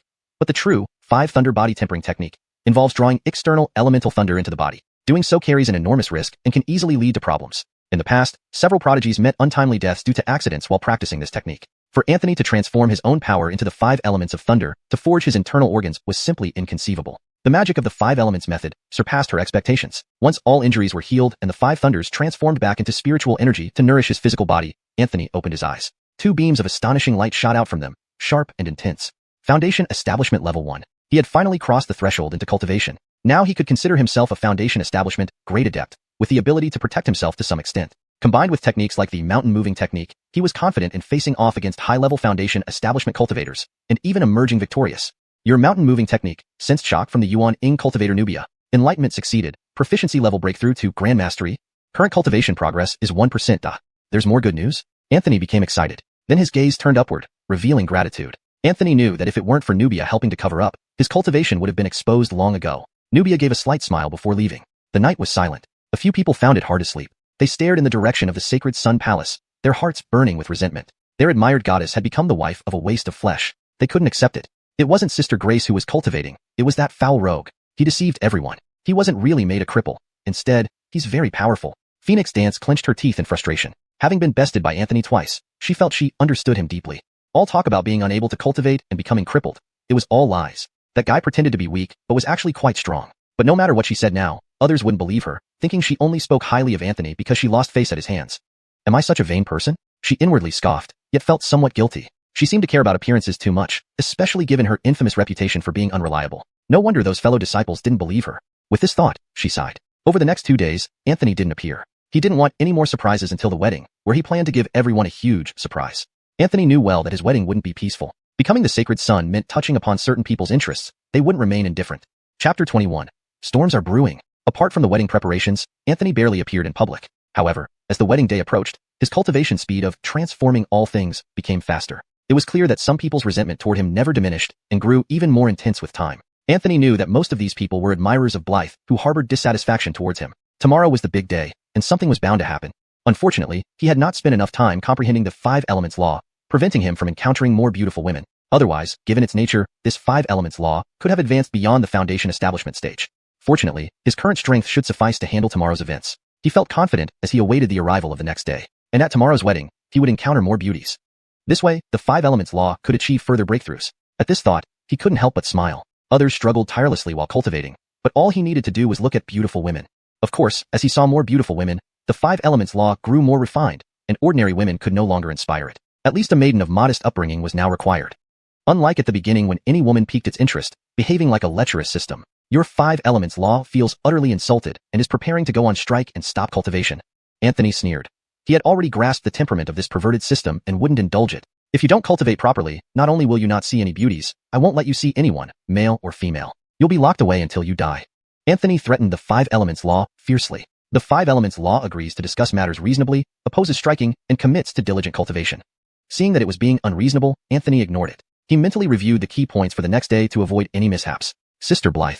In the Grace Palace, Nubia held Blythe's hand. Her eyes sparkled as she smiled. You found a good husband. I genuinely wish you happiness, little sister. Blythe gazed at her elder sister thoughtfully and asked, Can Anthony still cultivate? Nubia wasn't surprised that Blythe guessed this. As Anthony's closest and most attentive companion, it was impossible for him to hide anything from Blythe. Moreover, Blythe was exceptionally intelligent. Nodding, Nubia said, Anthony cultivates the 5 elements law, which indeed has unique qualities. Not only did he not lose his cultivation after becoming a cauldron, but he also broke through continuously, successfully reaching the foundation establishment stage yesterday. So it is true. Blythe's eyes gleamed. She had seen Anthony subdue Quinlan before. Though Quinlan had been careless, without corresponding strength, how could one subdue a foundation establishment cultivator? This demonstrated that Anthony's strength was at least comparable to the foundation establishment stage. But what method had he used to deceive even herself? Thinking about the unspeakable things that Guy had done under the pretense of recovering his cultivation, her cheeks flushed red. Sister, is Anthony possibly an undercover spy from another sect? Blythe was somewhat worried. She harbored goodwill towards Anthony. He was responsible, and they had formed an intimate relationship. As a traditional woman, she naturally admired him. Yet Anthony's peculiarities caused her concern. She feared any wrongdoing on his part, unsure how she would react if anything went wrong. Seeing her slightly anxious face, Nubia smiled. Don't worry. I've investigated Anthony thoroughly, and there are no issues. His peculiarities are mostly due to the 5 elements law, nothing strange about that. With that, I feel reassured. Blythe smiled brightly. You. Nubia playfully tapped Blythe's nose, sighing. The young girl who once wore her hair in a ponytail, trailing behind her elder sister, calling out in a childlike voice, had grown up and was about to become someone else's wife. The cultivation world was harsh, but she still felt a touch of melancholy. At the Green Cloud Sect Inn, young cultivators drank excessively and sang loudly. They were drunk, faces filled with disappointment. My goddess is marrying someone else. My youth ends here. The woman I love is getting married, but the groom isn't me. How can one relieve worries? Only with dukong wine. Not just one person was drunk, nor was just one crying. Some young cultivators even attempted to fly their swords into the Green Cloud sect to rescue their goddess. However, they were knocked unconscious by their elders the moment they acted. These juniors were becoming unreliable, capable of anything. Was the Green Cloud sect so easy to provoke? If they dared attack, they would surely be killed outright. Allegedly, 19 heirs from various sects were knocked unconscious and taken back this night. They had no choice but to prevent these heirs from attacking the Green Cloud sect en masse. That night, Anthony accumulated more resentment. Transforming all things kept cultivating, reaching 31% proficiency at the minor achievement level. This brought comfort to Anthony. However, if he knew how many people resented him over these days, he might not be happy. At this rate, achieving supreme perfection would require an astronomical amount of resentment. But Anthony was unaware and quite proud. Tomorrow, at the wedding, he would likely gain more shock and resentment. The next day, the Green Cloud sect was festively decorated. A marriage between the heir and heiress was always the most significant event for any sect. However, many within the Green Cloud sect didn't appear happy. Although they greeted guests, their faces lacked smiles. Why aren't you smiling on your grand day, Taoist brother? A guest couldn't help but ask. A disciple coldly replied, what is there to be happy about? The Grace is so noble, yet she marries a servant who cannot cultivate, a useless waste. I feel sorry for our Grace. What? Is there such a story? The guest was shocked and asked for details. Most disciples knew this, revealed by Kent to make them accept Anthony's status as heir. However, many remained discontent, believing Anthony could have been compensated in other ways without making a waste a sect heir. Just having the honor of intimacy with the Grace was a great reward. Asking for more was excessive. Even if the Grace had been intimate with others before, if she consented, someone would still take her on. Even if she had married a Foundation establishment inner disciple, it wouldn't have elicited such resentment. The guest was astonished, never expecting this background. But he also felt the Green Cloud sect was overly generous to Anthony. Making a waste an heir seemed ridiculous. I think it's not the elder's folly, but that Anthony took advantage of the situation, deliberately demanding this because he had to treat heiress Blythe. The guest suggested. Yes, that must be it. The Green Cloud sect disciple agreed. To him, this was the only possibility. Otherwise, how could the sect leader allow a waste to become an heir? That would be too unwise, not in line with the sect leader's style. Thinking this, they disliked Anthony even more. Kent and other sect leaders heard these murmurs, their expressions turning grim. Today might not be peaceful. Emmett remarked. He and Jonathan stood on either side of Kent, greeting important figures. Jonathan said with a cold smile, whoever dares to cause trouble, don't blame me for being unfriendly. My wife said that if anything happens at today's wedding, I will be held accountable. Absolutely no one is allowed to cause trouble. He displayed his henpecked nature perfectly. Kent and Emmett shot him disdainful looks. He was the first to be so unapologetically righteous about being henpecked.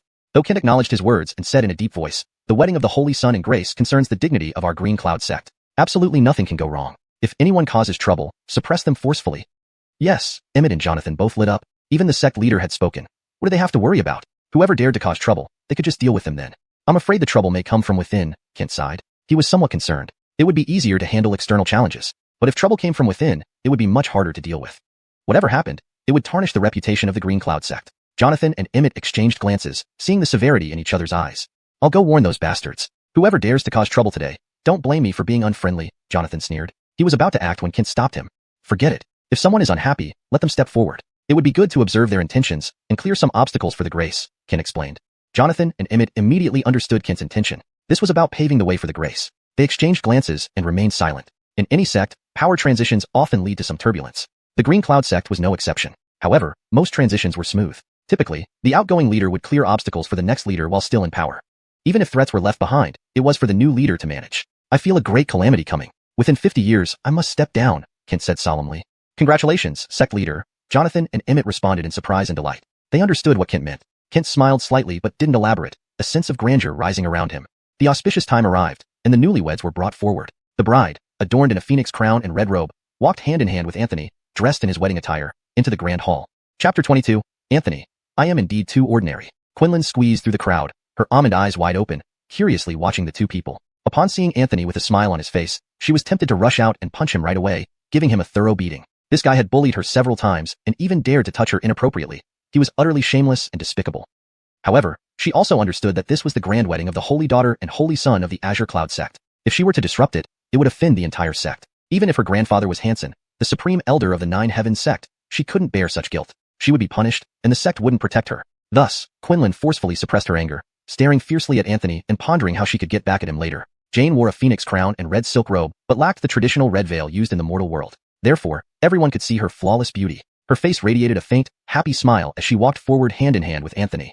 Under the direction of the officiant, they first bowed to heaven and earth, thanking them for bestowing upon them the path of cultivation and making them transcend the ordinary. Next, they bowed to their teachers and elders, thanking them for protecting and guiding them in their cultivation. Lastly, they bowed to their parents and senior relatives. Anthony's parents were ordinary people and had not been invited. Jane, an orphan, had been adopted by the Azure Cloud sect since childhood. However, she considered her senior sister, Nubia, as her mother. In reality, this was true. Nubia had raised her and taught her the ways of cultivation, enabling her to stand out and become the holy daughter. Nubia's eyes were slightly red.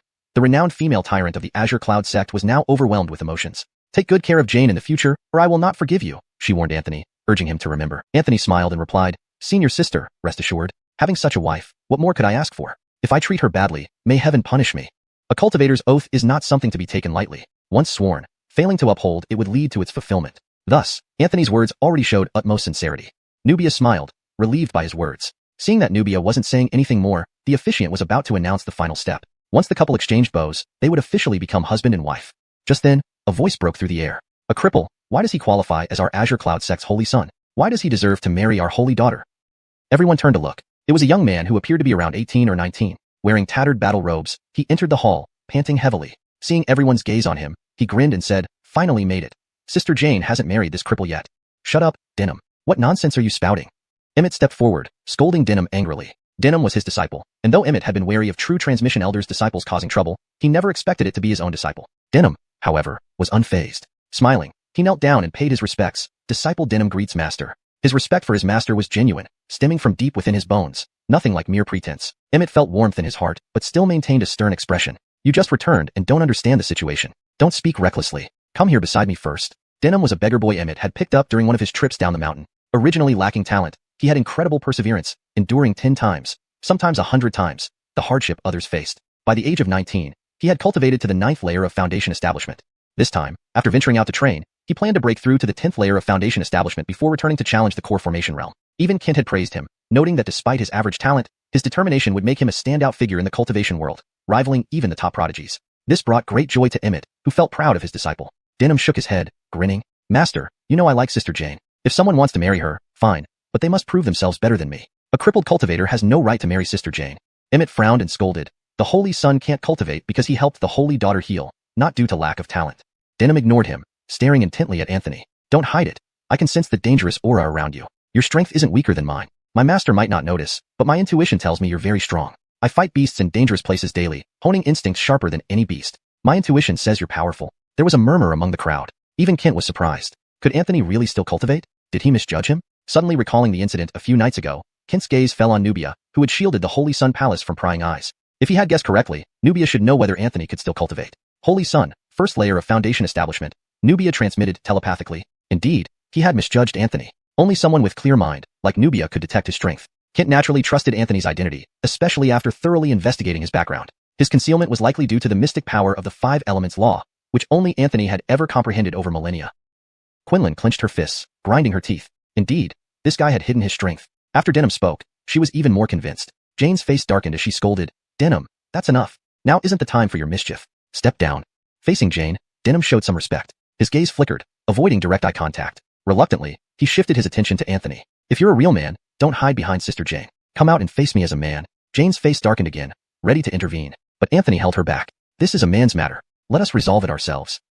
Seeing Anthony's resolute expression, Jane hesitated, biting her lip, but ultimately stepped back. She knew Anthony could still cultivate, having reached the Foundation Establishment realm, as told by Nubia. Yet, he faced Denham, who was at the 10th layer of Foundation Establishment. Moreover, Denham had undergone countless trials from being ordinary to extraordinary. Few could match him at the same level. Anthony, barely at the first layer of Foundation Establishment, how could he possibly defeat Denham?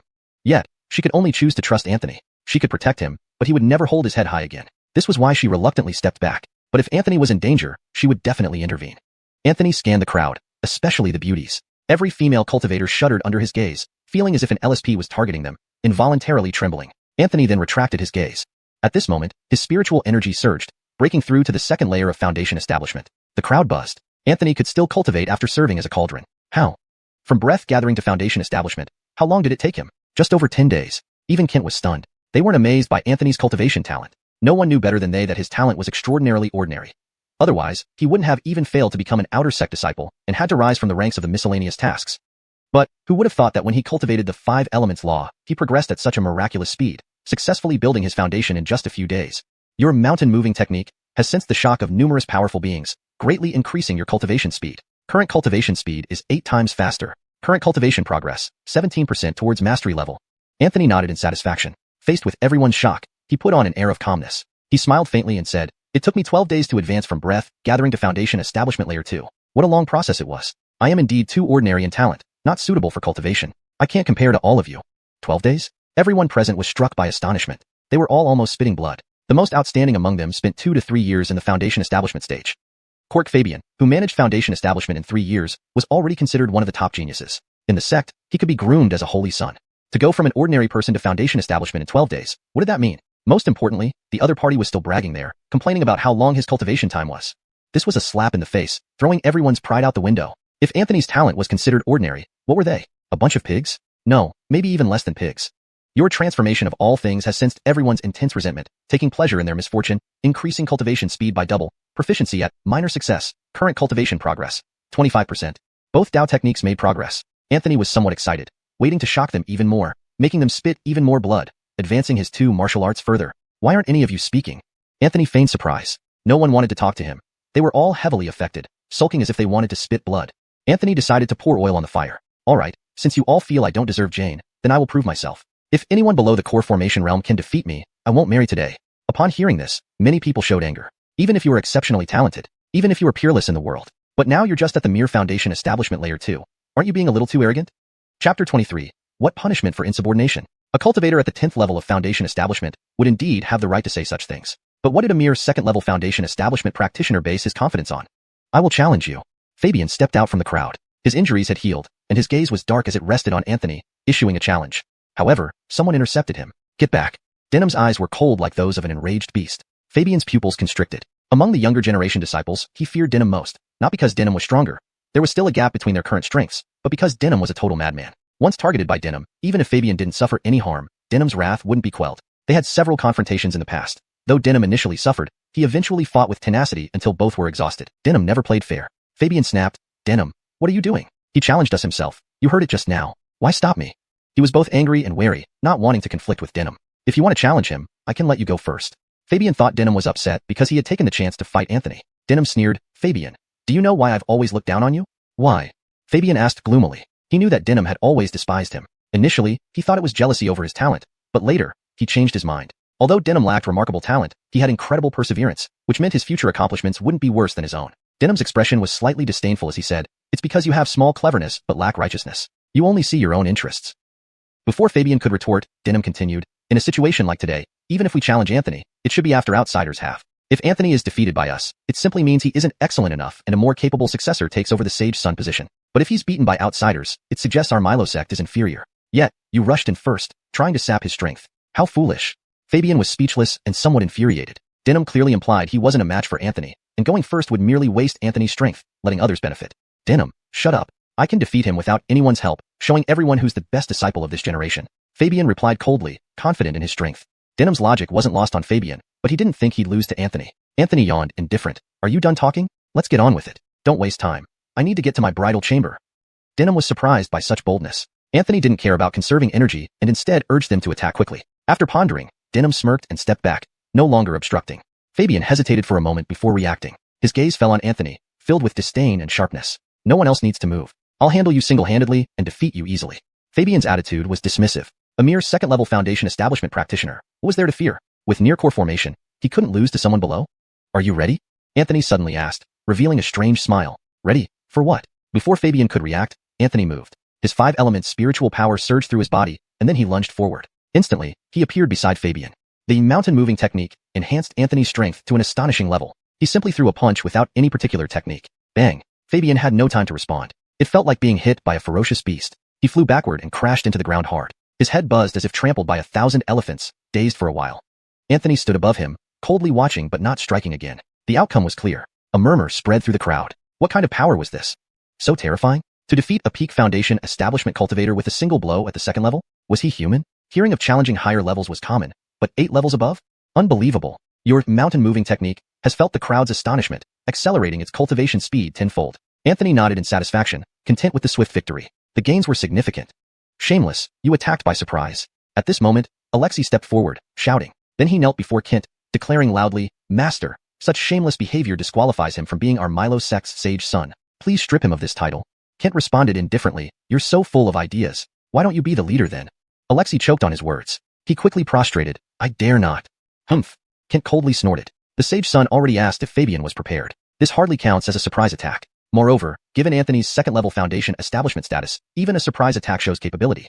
Everyone agreed, finding this logic sound. For a second-level cultivator to defeat a 10th-level one, regardless of method, showcased remarkable ability. "Unfair. I still cannot accept this." Alexei insisted while kneeling. "Do you not accept?"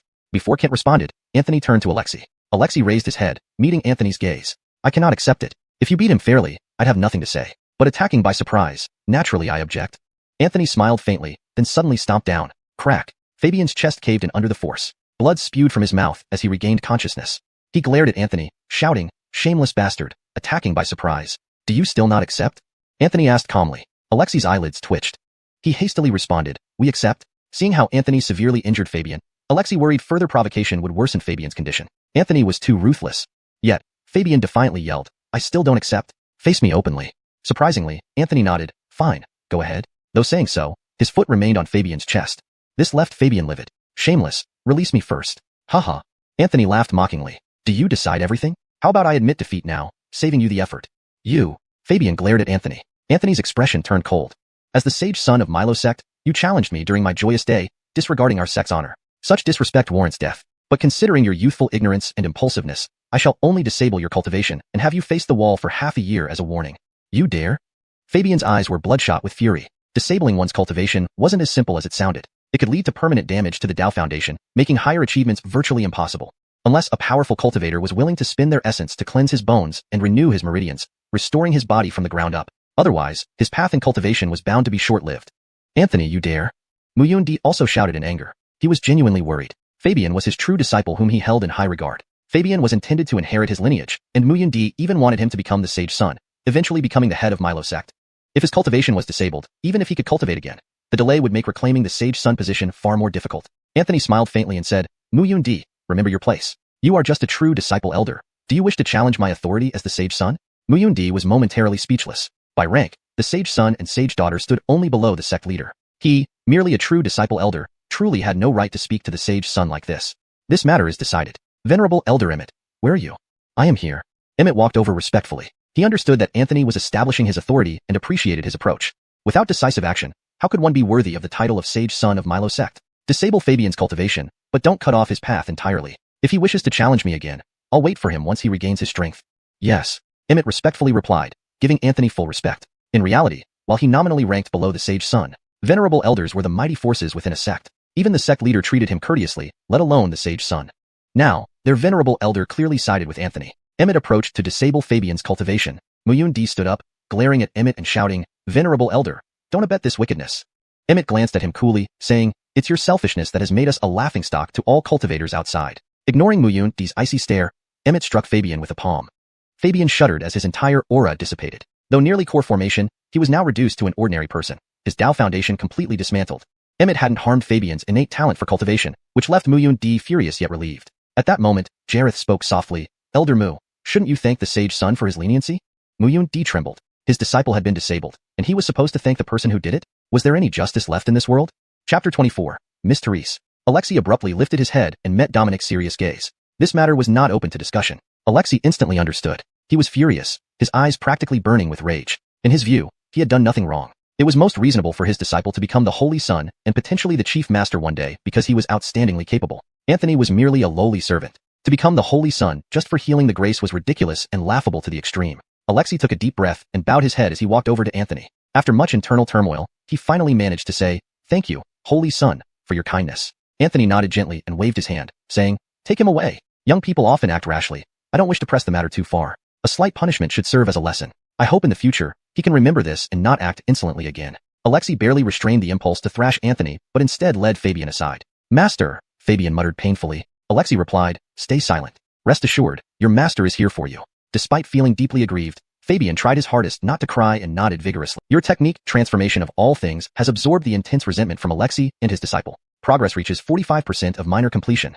Suddenly, Alexei raised his head and said coldly, "Holy son, since Fabian was punished for his insubordination, Denham's actions were identical and have harmed the Milo sect's reputation. Please punish Denham as well to avoid perceptions of favoritism." Emmett was immediately enraged. He cooperated with Anthony earlier for the sake of his disciple, hoping to avoid further trouble. Now, Alexei's suggestion clearly aimed at ensuring Denham would also face punishment. Emmett's eyes turned icy cold as he stared at Alexei. If Denham suffered due to this, Emmett would not let it go easily.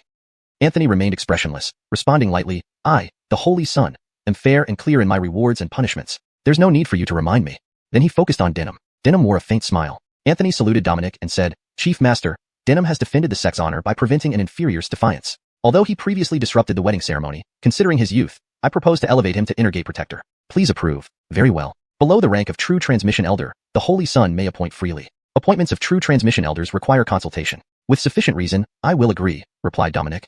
Thank you, Chief Master, Anthony said with a smile. He then addressed Denham. From now on, you are an Inner Gate Protector. Continue your efforts, maintain the sect's dignity, and strive to become a True Transmission Elder soon. Denham smiled and responded, Denham accepts the order, before stepping back. Even Emmett was surprised by this turn of events. Knowing his disciple's character, Denham wouldn't typically be swayed by a mere promotion. Yet today, Denham accepted without challenging Anthony, which left Emmett baffled. Denham rarely showed such respect to anyone, especially someone of the same generation.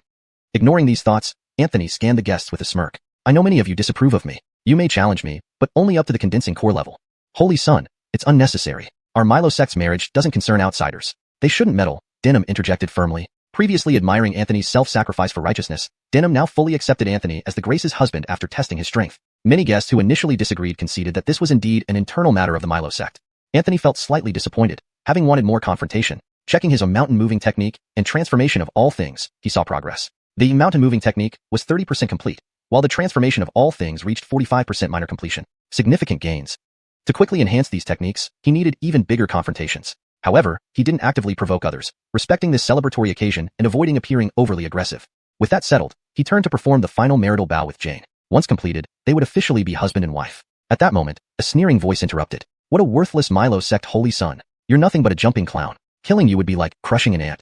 Everyone halted, turning towards the intruders pushing through the crowd. Emmett, Jonathan, and other high-ranking officials' faces changed. Leading the newcomers was a man dressed in black, adorned with a jade black crown and a gold-embroidered black robe. His appearance was shrouded in mist, making it impossible to discern his true features. Anyone who looked away forgot his face immediately. An aura of demonic energy enveloped them all, causing a chilling fear.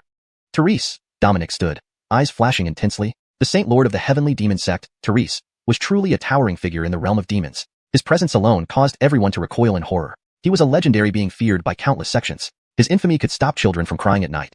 Elders of the Milo sect prepared for battle. Even Alexei set aside Fabian and stepped forward. Despite personal grievances, the Milo sect united against this external threat. Only Dominic remained relatively calm, sitting steadily as he met Therese's gaze, their energies clashing subtly. As Therese laughed softly, both men recoiled simultaneously, withdrawing their energies. Therese laughed. Is this how you welcome guests? Dominic frowned slightly, replying with a cold smirk, You, Therese, are not considered our guest. The atmosphere became tense, ready for combat at any moment. Yet Therese remained relaxed, scanning the crowd. Almost everyone instinctively avoided his gaze, even rebellious figures like Denham. However, two gazes didn't flinch, Jane and Anthony. Therese admired Jane's ability to kill the specially trained Holy Son despite shorter cultivation time. Anthony's fearless, gleaming eyes intrigued him. Anthony communicated inwardly with the 5 Elements method. The 5 Elements method. Are you sure Therese is a woman and a beauty of the highest caliber? 5 Elements method. As a veteran beauty evaluator, I guarantee she is cross-dressing but inherently a peerless beauty comparable to your wife. Anthony was shaken but trusted the LSP's judgment, knowing it excelled in assessing women. This revelation was explosive news. The Saint Lord of the formidable heavenly demon sect being a stunning beauty was too shocking to process. If this were to be revealed, it would surely shock countless people.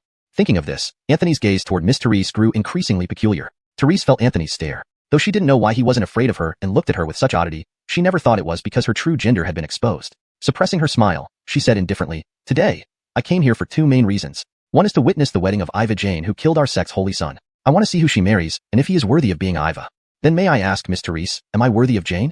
Anthony smiled slightly, directly calling out the other party's true gender. Therese? Miss? Everyone was dumbfounded, including Dominic. Was Anthony just making things up? His body tensed, ready to intervene at any moment, worried that Therese might fly into a rage and attack Anthony. For an instant, Therese's body stiffened. She released her killing intent, enveloping Anthony. Apart from her master and the previous Saint Lord of the heavenly demon sect whom she had slain, no one else had ever known her true gender. Moreover, this person was a junior. Had this been a few decades ago, the exposure of her gender might have caused considerable trouble for her. But not now. With beautiful eyes, Therese stared at Anthony, a charming smile curving on her lips. She praised, Initially, I thought you were nothing special, but now I view you differently. You are the first person in years to know that I am a woman. By her own admission, everyone was shocked. They looked at Anthony in astonishment. How did he figure it out? At this moment, Anthony heard the anticipated voice in his mind. Your mountain-moving technique has sensed the immense shock of everyone, leading to an epiphany. Current proficiency. Great success. Progress 99% complete. Entered bottleneck phase. This made Anthony inwardly delighted. The mountain-moving technique had reached the peak of great success. Clearly, figuring out Therese's gender had profoundly shocked everyone. Anthony smiled faintly and said, being recognized by Miss Therese isn't necessarily something to be proud of. Therese reined in her smile and said, even if you figured out my true identity, you shouldn't address me as Miss. At least call me Saint Lord or Senior. Anthony smiled and replied, we are enemies. Calling you Miss shows I have some manners. Otherwise, I'd call you a piece of dog's hit. There was a commotion among the crowd. They stared at Anthony in horror. Did he really have a death wish? Not even Dominic would dare say such things. If it were to be known, it would shock countless people.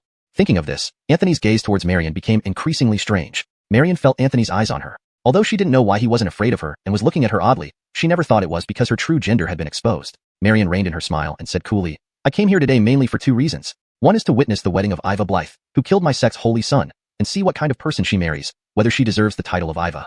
So, may I ask Miss Marion, do I deserve Blythe? Anthony smiled slightly and directly addressed the other party's true gender. Marion? Miss? Everyone was stunned, including Kent. Anthony must have been making things up. He tensed his body, ready to act at any moment, fearing that Marion might lose control and attack Anthony. For a moment, Marion stiffened. She released her killing intent, enveloping Anthony. Apart from her master, the previous sacred lord of the heavenly demon sect whom she had eliminated, this was the first time anyone had known her true gender. And that person was even a junior. If it had been several decades ago, the exposure of her gender might have caused her considerable trouble, but not now. Marion's beautiful eyes stared at Anthony, and the corner of her mouth curved into a pleasing smile. She praised, I originally thought you were nothing much, but now I see you differently. You are the first person in these years to know that I am a woman. Marion had admitted it herself. Everyone was shocked. They stared at Anthony in astonishment. How did he figure it out? At this moment, a voice sounded in Anthony's mind as expected. Your mountain-moving technique has sensed everyone's immense shock, leading to an enlightenment. Current proficiency, mastery, progress 99%, entering bottleneck phase. This made Anthony inwardly jubilant. The mountain-moving technique had reached peak mastery. It was clear how much shock his revelation about Marion's gender had caused others. Anthony smiled faintly and said, being favored by Miss Marion isn't necessarily a good thing. Marion's smile faded, and she said, even if you figured out my true identity, you shouldn't call me Mississippi. At least address me as Sacred Lord or Senior. Anthony smiled slightly and replied, you and I are enemies. Calling you Miss shows that I have manners. If not for that reason, calling you stinky dog droppings would be appropriate. A commotion broke out among the crowd. They gaped at Anthony in horror. Was he really not afraid for his life? Not even Kent dared to speak like that. Note asterisk the translation aims to maintain continuity and consistency by using Anthony throughout. It accurately conveys the original text's meaning while ensuring it reads naturally in English. Chapter 25. Are you all idiots? Bold and audacious. Everyone felt the same way. Your mountain-moving technique senses the shock among everyone and feels honored. Cultivation progress surges, currently progressing at 20 times the speed, striving hard to break through the bottleneck. How satisfying. Not only did he get to show off, but it also improved his cultivation. Anthony decided to continue putting in effort. Veda's expression froze. Austin immediately moved, stepping away from the throne to stand in front of Anthony. Veda did not make a move. She smiled faintly and said, indeed courageous and commendable. I like such unique people. Today, during Milo's sect's Saint Son wedding, I brought our newly appointed Saint Son here to challenge him, adding excitement to the wedding celebration. As she spoke, an 11 or 12-year-old boy stepped forward. Though young, his eyes were cold, revealing a ruthless demeanor, clearly someone who had been heartless since childhood. Austin's face turned grim. Letting a child in his teens fight Anthony was obviously meant to insult him. Even if Anthony won, it would be an unjust victory. But if Anthony lost, it would be extremely embarrassing. People would spread that even a child could defeat him, tarnishing Milo sect's reputation. Whether Anthony accepted the challenge or not, they would be at a disadvantage. Austin wanted to refuse. At this moment, however, Anthony spoke up, sure, I'll help you train your demon sect Saint Son. Don't worry, I won't kill him. At most, I'll just make him cry. With such a cute face, his crying must be pretty amusing, right? The boy was not simple. Despite his young age, he was already at the 10th level of foundation establishment as a demon cultivator. Moreover, the pressure emanating from him was not weaker than Denim, perhaps even stronger. This was not an opponent to be taken lightly. To become the Saint Son of the heavenly demon sect, one must possess astonishing talent and merciless means. Uriel, you don't need to hold back. We don't want others thinking we've become soft-hearted. Veda said casually. She harbored murderous intent towards Anthony. In fact, she came here to kill Anthony. Since Milo's sect killed her Saint Son, she would do the same to them. It seemed fair. Don't be careless. Austin warned. He originally didn't want to accept the challenge, with countless reasons to refuse. But since Anthony accepted, he could only respect Anthony's decision. Anthony nodded slightly. People cleared a space. Anthony beckoned to Uriel. Come over here and watch me make you cry. Uriel's eyes flashed with icy killing intent as he stared at Anthony, demonic aura swirling around him. At the 10th level of foundation establishment, his demonic technique was extraordinarily domineering and aggressive. Anthony appeared completely unconcerned, standing there nonchalantly, unprepared. In truth, he knew no fighting techniques, just ordinary brawling moves. The mountain-moving technique operated within him, generating powerful energy. Now, He was confident that he could punch the little guy until he cried. Uriel's eyes shone with a cold gleam. Initially, he hadn't taken Anthony seriously, but now, Anthony gave him an extremely dangerous feeling. Narrowing his eyes, he observed Anthony closely, clearly assessing his strengths and weaknesses. Despite his young age, Uriel had considerable combat experience. Anyone who rose in the ranks of the heavenly demon sect had climbed atop the corpses of their enemies. Being a saint's son, he, though young, had faced countless life and death battles. Blythe felt tense. No one understood the terrifying nature of the heavenly demon sect's saint's son better than her. The previous saint's son had severely injured her. She wouldn't have survived if not for Anthony. Just then, Uriel made his move. Cork a bolt of lightning, he instantly closed in on Anthony. Boom. A small fist packed immense power, striking Anthony's stomach. Uriel's lips curled into a cold smile, believing this strike alone would cost Anthony half his life. As he gloated, a massive force surged back from Anthony's body, pushing him back several steps. One characteristic of the mountain-moving technique, the mountain adhesion shock. Uriel stared at Anthony in shock, his face pale. He vomited blood, his vital energy in disarray. He discovered, to his horror, that he was poisoned. The strange toxin contained the former saint's son's young devil power. Anthony glared at him coldly. This was the effect of the demon poison scripture, absorbed by the mountain-moving technique during the first night. Uriel stared at Anthony in shock, horrified. Impossible. How can you have the former saint's son's young devil power and a poison similar to our heavenly demon sect's golden severance pill? He couldn't help laughing. A noble saint's son of Milo's sect practicing our demonic techniques? Is this what the righteous Milo sect is? Austin and the senior sect members were startled. They knew Anthony hadn't practiced demonic techniques. Those attending the wedding looked surprised. This was a big scandal. If the Milo sect saint's son practiced heavenly demon sect techniques, their reputation would be ruined. Your mountain-moving technique senses the shock among everyone, feels delighted, and anticipates a twist. Cultivation speed surges. The current bottleneck is halfway broken through. Anthony was somewhat disappointed. Such a major scandal still hadn't broken the bottleneck. It seemed mastering perfection level martial arts wasn't easy. Looking at Uriel as if he'd uncovered a huge secret, Anthony just grinned, refusing to explain. This way, the impending twist would be even more interesting. Headmaster of Milo sect, will you not explain this to everyone? Veda said coolly. You're silently stealing our heavenly demon sect's techniques, aren't you? Austin remained silent, seeming to implicitly agree. This stirred the crowd. Could Milo sect truly be secretly practicing demonic techniques? After all, even the new saint's son possessed young devil power. Anthony feigned surprise. What explanation is needed? The explanation for practicing heavenly demon sect techniques, Nine Heavens sect elder Hong Rufin interjected, unable to resist after seeing Anthony in trouble. Are you all idiots? Anthony retorted. Instantly, angry gazes fell upon him. Hong Rufin was furious. A mere Foundation Establishment junior dared call him an idiot? Your transformation of 10,000 things senses intense resentment, slowly cultivating. Progress at small accomplishment level, 59%. Anthony took a deep breath, savoring the rapid improvement. He continued boldly, isn't it true? Did I say something wrong? Not only are you idiots, but you're all useless. The Saint Master of the Heavenly Demon Sect stands before you, yet you remain indifferent. Only I, a mere junior, step forward. Was I wrong to scold you? They couldn't refute his words. Although harsh, Anthony spoke the truth. Still, resentment filled their hearts, even more so than before. Afraid of Veda, none had spoken out, preserving some face.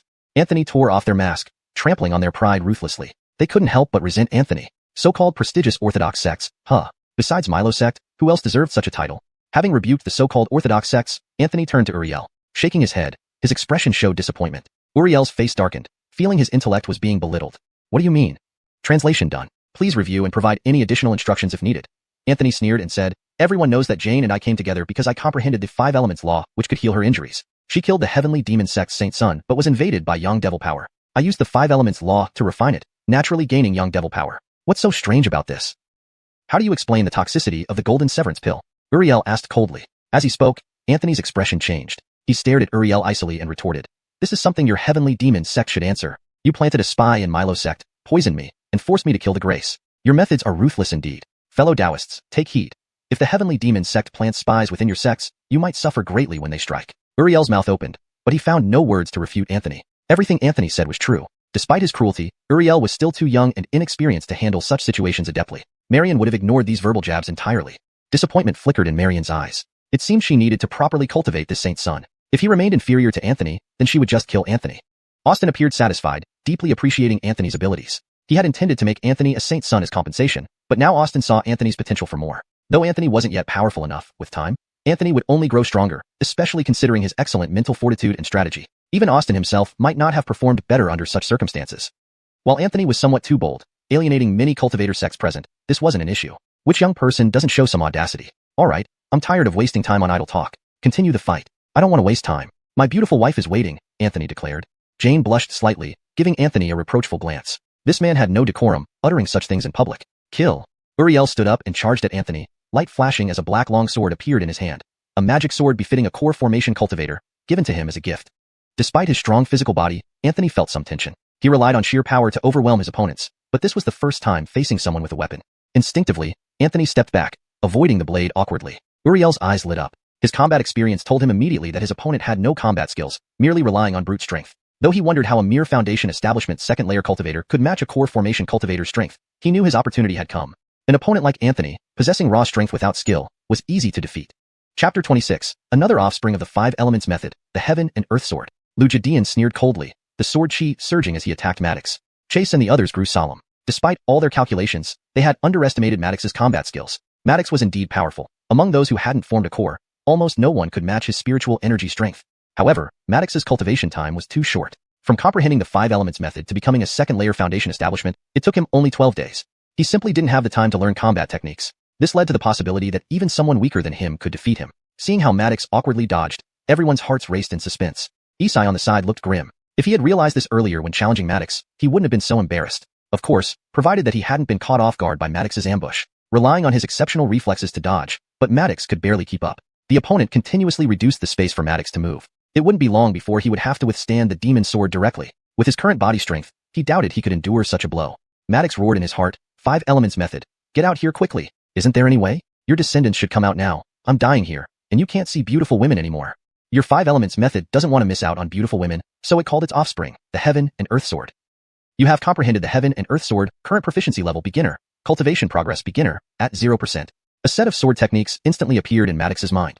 He absorbed it rapidly, turning it into his own knowledge. Finally, he counterattacked. Without a sword, Maddox used his fingers as a sword. He cast the sword seal, the mountain moving technique fully operational, pointing with a finger. A faint sword light appeared, as if it might dissipate with just a breeze.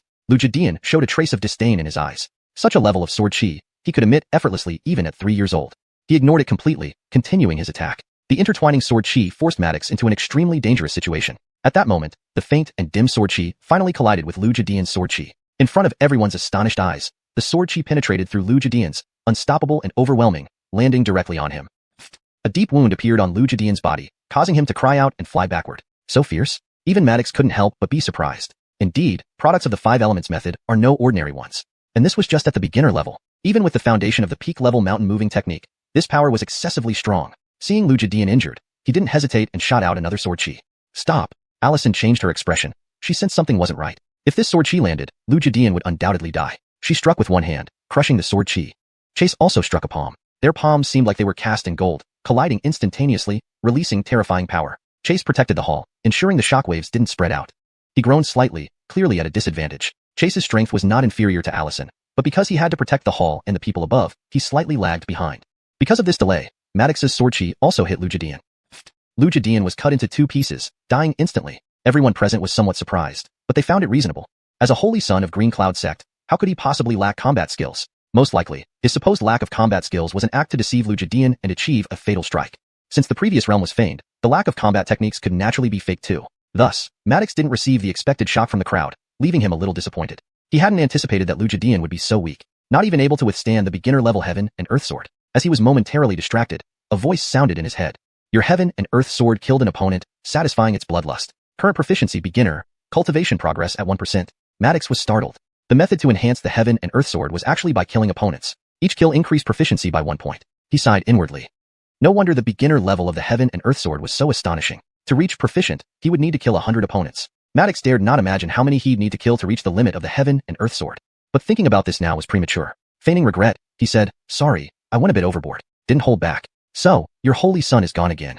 The word again infuriated Allison. An overwhelming and icy killing intent enveloped Maddox. Allison was thoroughly enraged. The cold and terrifying aura made everyone present pale. Allison, that's enough. This was originally a dispute between juniors. Your interference is already excessive. Do you intend to join the battle yourself? Chase said coldly. His gaze was icy, filled with hostility as he stared at Allison, saying coldly, if you won't play fair, don't blame me for doing the same. Elders, encircle and kill Allison, the demon. Following Chase's words, the elders of the Green Cloud sect brimmed with killing intent, ready to attack. Even some powerful figures from the immortal sects attending the wedding stepped forward. Regardless of what they thought of the Green Cloud sect, facing the demonic path, they united against the common enemy. Allison's gaze swept over everyone present, and she laughed coldly. Do you think these people can stop me? If they wish to kill me, at least half of them must die. If we can slay the demon Lord Allison, dying isn't a problem. We die meaningfully. Tucker chuckled. Facing Allison's imposing presence, he showed no fear. Each of the 5 supreme elders was a well-known powerhouse. Though they were weaker than Allison, they did not fear her. The atmosphere was tense, ready to erupt into a major battle. Haha. At that moment, a mad laughter echoed. Everyone's attention turned towards the source. Allison's gaze fell on Maddox. She asked coolly, "Youngster, what are you laughing at?" Maddox looked arrogant, replying calmly, "I laugh at your lack of confidence." "Ridiculous. I have dominated for hundreds of years. What do you mean by lack of confidence? A mere youth dares to talk nonsense recklessly." Allison's tone was disdainful. As a great figure of the demonic path and saint master of the celestial demon sect, what kind of being was she? If such a person lacked confidence, who else in the world could claim self-assurance? Maddox shrugged indifferently and replied, "Of course you lack confidence. First, you don't dare show your true face. Is it because you worry about revealing your gender, unable to suppress your subordinates?" Before Allison could retort, Maddox continued, "Second, you fear my future growth may threaten you. You're uncertain if you can handle me, thus showing your lack of confidence." Allison's expression shifted. Though unwilling to admit it, she knew Maddox spoke the truth. She genuinely felt threatened by Maddox. Allison wasn't sure if she could withstand him once he grew stronger. Perhaps then, the balance between the two sects would be disrupted. Her celestial demon sect might face annihilation, but she wouldn't admit to Maddox's claims. After a brief silence, Allison suddenly dropped her disguise. A charming yet intimidating face revealed itself. It was a flawless, perfect visage with no blemishes. Her skin was smooth as jade, radiant and translucent. Her features were impeccable, each perfectly positioned, nothing but perfection. If speaking of beauty, she was even more beautiful than Jidiomong. Everyone was stunned, staring blankly at that peerless, otherworldly face. No one could have imagined that the famous saint master of the celestial demon sect, Allison, would turn out to be such an incomparably beautiful woman, one whose beauty could topple kingdoms. This beauty was completely at odds with her ruthless reputation. Your 5 elements method is thrilled to the core upon seeing this unparalleled beauty, its blood boiling wildly. It continuously gained enlightenment, reaching the 5th layer foundation establishment. Maddox vaguely heard the 5 elements method howling like a wolf, clearly excited to the extreme. These past few days, he had spent every moment with Jidiomong, and his immunity to beautiful women had greatly increased. But even so, he was momentarily lost in awe. However, he quickly snapped back to reality because the voice of the 5 elements method resounded in his mind. Asterisk 5 elements method asterisk. Chase her, win her over, and I'll give you continuous enlightenment 100 times. Maddox's breathing grew heavy. Continuous enlightenment 100 times? What kind of realm would that be? He barely dared to imagine. At that point, perhaps he could slap Allison to death with a single palm. The only premise was that he could chase her down and win her over. With his current realm, it was just a fantasy. Daring to act on it would be courting death. Allison noticed that even Chase remained dazed for quite some time after she revealed her true appearance. Even the women present were intoxicated by her beauty. But there was only one person who quickly regained his composure. Not only did he recover quickly, but his gaze became intensely aggressive, his fiery eyes making her skin feel scorching hot. She instantly understood Maddox's thoughts, feeling a mix of satisfaction and derision in her heart. A mere junior daring to have impertinent thoughts about her, truly oblivious to the danger. She desperately wanted to slap him to death but knew that with Chase nearby, it would be difficult to kill him. For now, she had to endure. Suddenly, she glanced at Maddox. If I could lure the holy son of Green Cloud sect to become my celestial demon sect's holy son, that would be splendid indeed. With this thought in mind, Allison spoke coldly, "Junior, you said I fear your rise. Fine, I'll make this statement right here. I give you 100 years. After 100 years, come challenge me at the celestial demon sect. If you can defeat me, you can do as you wish with the celestial demon sect." Upon hearing these words, everyone was taken aback. The saint master of the celestial demon sect actually issued a challenge to a foundation establishment cultivator. If this news spread, it would be enough to make Maddox renowned throughout the world. However, the cost was significant. After 100 years, if Maddox hadn't reached Allison's level, she definitely wouldn't show mercy. All eyes turned to Maddox, watching his reaction. He remained calm, a faint smile on his face as he calmly replied, "I refuse." Everyone showed expressions of expected understanding. Anyone with a functioning brain wouldn't agree. The corners of Allison's mouth curled slightly, her expression somewhat disdainful. Indeed, just a talkative and inexperienced junior. Chapter 27. The Heavenly Demon Sect Retreats. Such a person, he's only good at mouthing off during normal times. When it comes to the real deal, he completely chickens out. A hint of disdain appeared at the corner of Anthony's mouth as he spoke lightly. Marion said coolly, "What? Scared? Scared?" Anthony grinned, saying nonchalantly, "Why be afraid of an old demon? So, are you accepting my challenge?" A hint of disdain surfaced at the corner of Marion's mouth. She was certain that Anthony would not dare to accept her challenge. Anthony shook his head and said calmly, "You misunderstood me. What I mean is, within 10 years, I will personally go to the Heavenly Demon Sect and defeat you."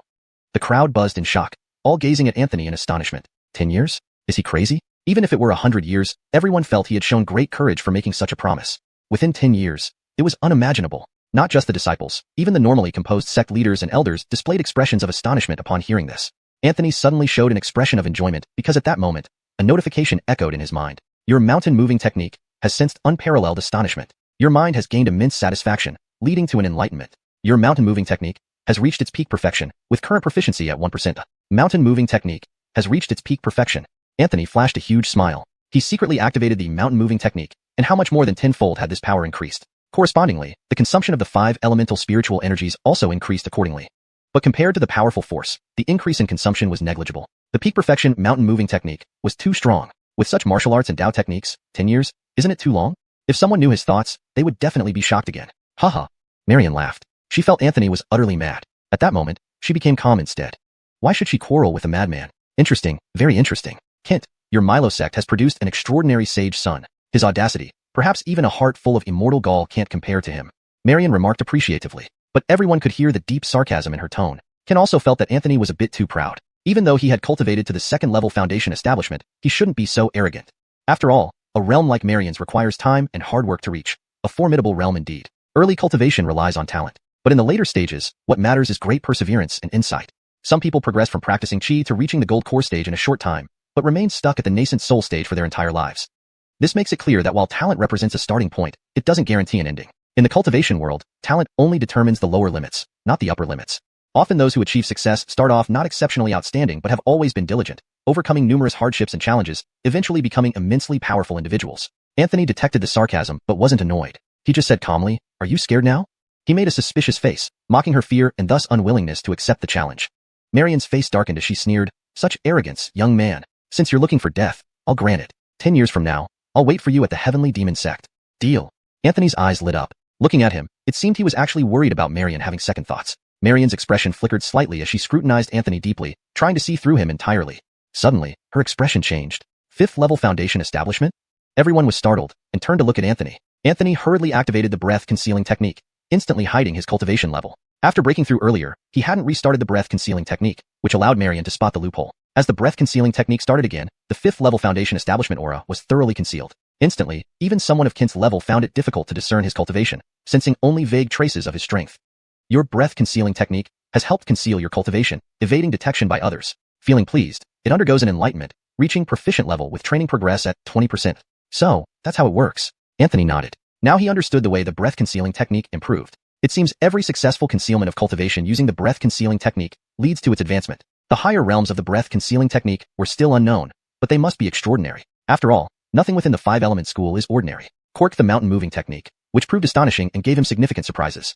Turning these thoughts over in his mind, Anthony smiled faintly without offering any explanation. Those present were astounded. Earlier, Anthony was clearly only at the second-level foundation establishment. Everyone saw it clearly during the battle.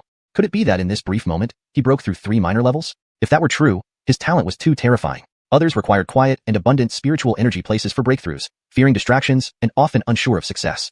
Yet, he casually broke through under such noisy conditions and advanced 3 levels at once? Too unbelievable. Kent's eyes showed shock, but now was not the time for deeper inquiry.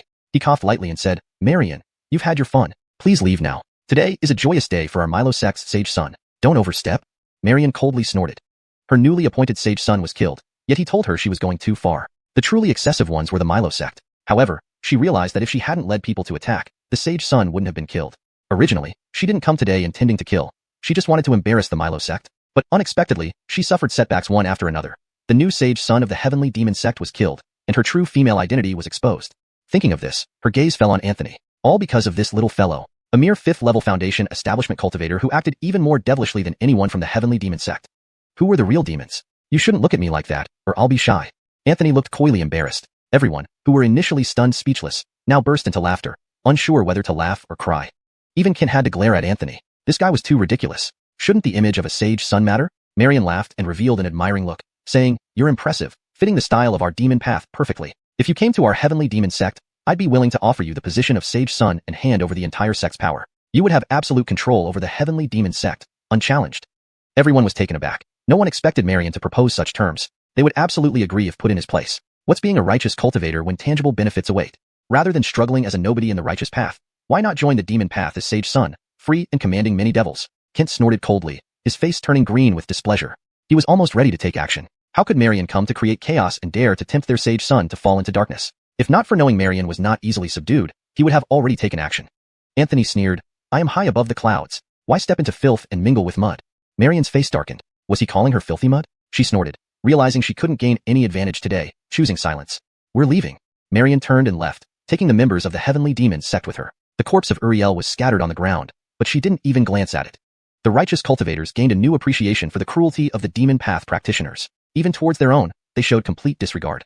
Uriel died here, and they didn't even bother to retrieve his body. Everyone felt a chill. Anthony sneered. He had no particular bias against the immortal path or the demon path. They were merely different cultivation methods, with no real distinction between them. However, it was an undeniable fact that practitioners of the demon path tended to be more radical and aggressive. Just their disregard for Uriel's corpse made this evident. If this had been someone from the immortal path, while there might have been hypocrites among them, most would not act so heartlessly. This was one of the reasons Anthony disliked the demon path. Besides, Milo's sect had always treated him well. How could he possibly betray them for some alleged title of sage son in the demon sect? Being the sage son of Milo's sect, wasn't that enough? After Marion left, the oppressive atmosphere in the grand hall instantly lightened. Everyone heaved a sigh of relief. Quite a few people plopped onto the ground, utterly drained of strength. Clearly, they had been intimidated by Marion's aura, keeping them on edge. Once Marion left, their tense spirits suddenly relaxed, and they realized how exhausted they were. Among those feeling weak were many disciples and protectors, even some at the core formation stage. This was astonishing. At this moment, those people looked at Anthony with admiration. Facing Marion at the Foundation establishment stage, calmly conversing and even daring to berate her, no one else could match Anthony's courage. They sincerely admired Anthony. Anthony's gaze swept over them, and he asked lightly, "Who still has any objections? Feel free to challenge me." Everyone exchanged glances. Even those who had once questioned Anthony now acknowledged his prowess without further argument. Only one hateful glare persisted, fixated on Anthony, that was Fabian. Among these people, he despised Anthony the most. Not only had he lost his position as sage son, but he had also been crippled by Anthony's actions. He had become a laughingstock within the sect. Thinking of this, hatred surged within him. He Hua Wan Wu feels Fabian's intense resentment and continues to train. Skill proficiency is minor success, training progress at 65%. A sharp glint flashed in Anthony's eyes as he sensed Fabian's resentful stare. However, he did not take it seriously. Fabian was no longer his equal.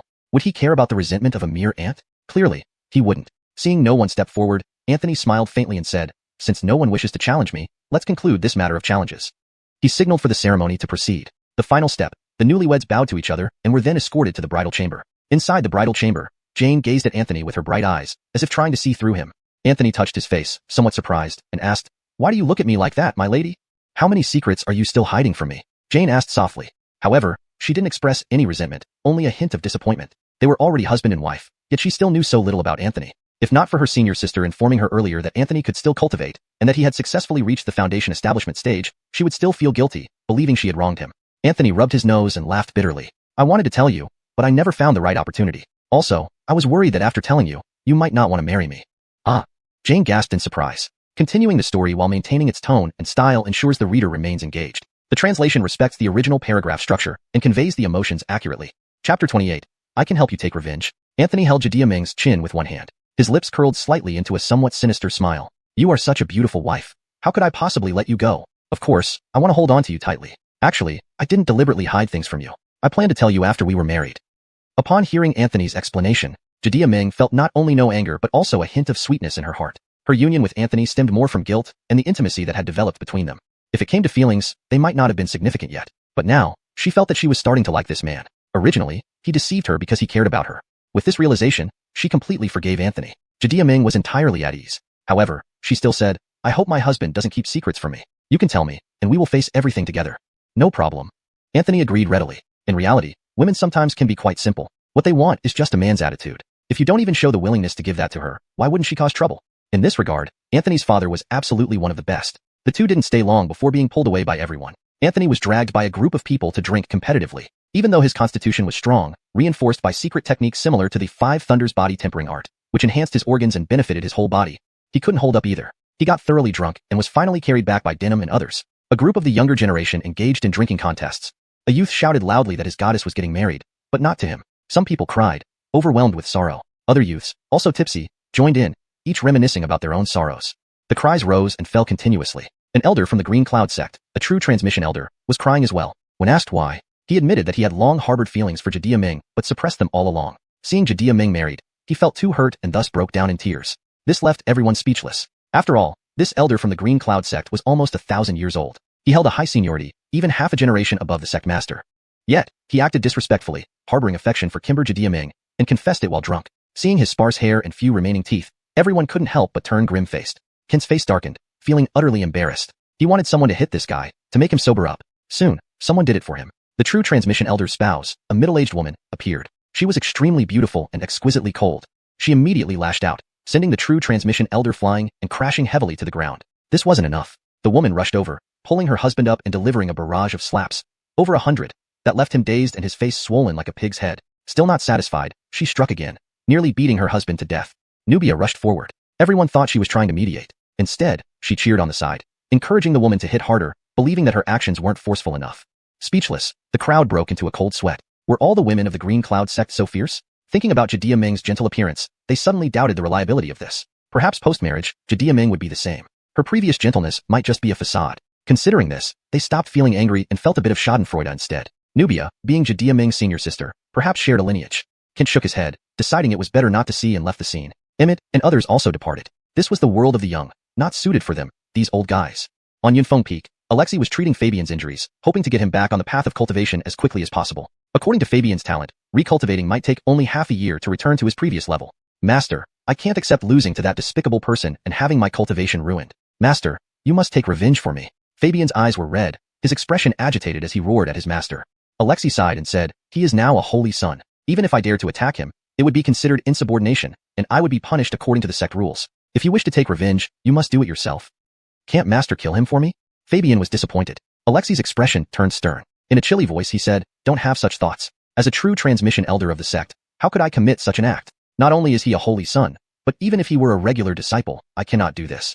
Pausing, Alexei continued, Young-er, you are my disciple, and I have faith in you. I hope you can rally your spirit, defeat Anthony through your own strength, and become the holy son, rather than depending on others. Alexei maintained his principles. If Anthony were a nobody, he would use any means necessary against him, because, in Alexei's view, he was acting for the benefit of the sect. After all, no sect could allow a nobody to become a holy son. Now, however, it was different. Anthony was not a nobody. Moreover, his talent was exceptionally high, far surpassing ordinary disciples. Such a person becoming a holy son would be a blessing for the sect. If anyone could surpass him, taking his place, Alexei would be delighted. But for him to strike first and ruin Anthony was naturally impossible. He couldn't bring himself to do it. Seeing that his master disagreed with his proposal, Fabian felt a flash of anger. Had he not followed his master's instructions, he wouldn't have ended up like this. Now that his cultivation was ruined, his master wasn't willing to seek revenge for him. Naturally, he felt resentment. Noticing his expression, Alexei sighed. How could he not understand his disciple's thoughts? But although he was pragmatic, he also had his principles. A moment later, Alexei received a message and hurriedly left. Only Fabian remained. Fury boiled within him, remembering what had happened earlier in the day. Thinking of Anthony, he gritted his teeth, wishing to tear him apart. Even if you hate him, what good does it do? Now you're nothing but a ruined nobody, while he has become the prestigious holy son. Do you know why your master left just now? He went to court Anthony. A ghostly voice rang out, startling Fabian. He shouted angrily, who's there? Stop playing tricks and come out. A figure emerged. Recognizing the person's face, Fabian trembled. It was actually the demon Lord Veda, the holy mistress of the Heaven Demon sect. Not only hadn't she left, but she had come to Yunfeng Peak. Facing her arrival, Fabian froze. He dared not move. Even when he was strong, it would take just a finger snap for her to end his life. Now, lacking cultivation, he had no power to resist.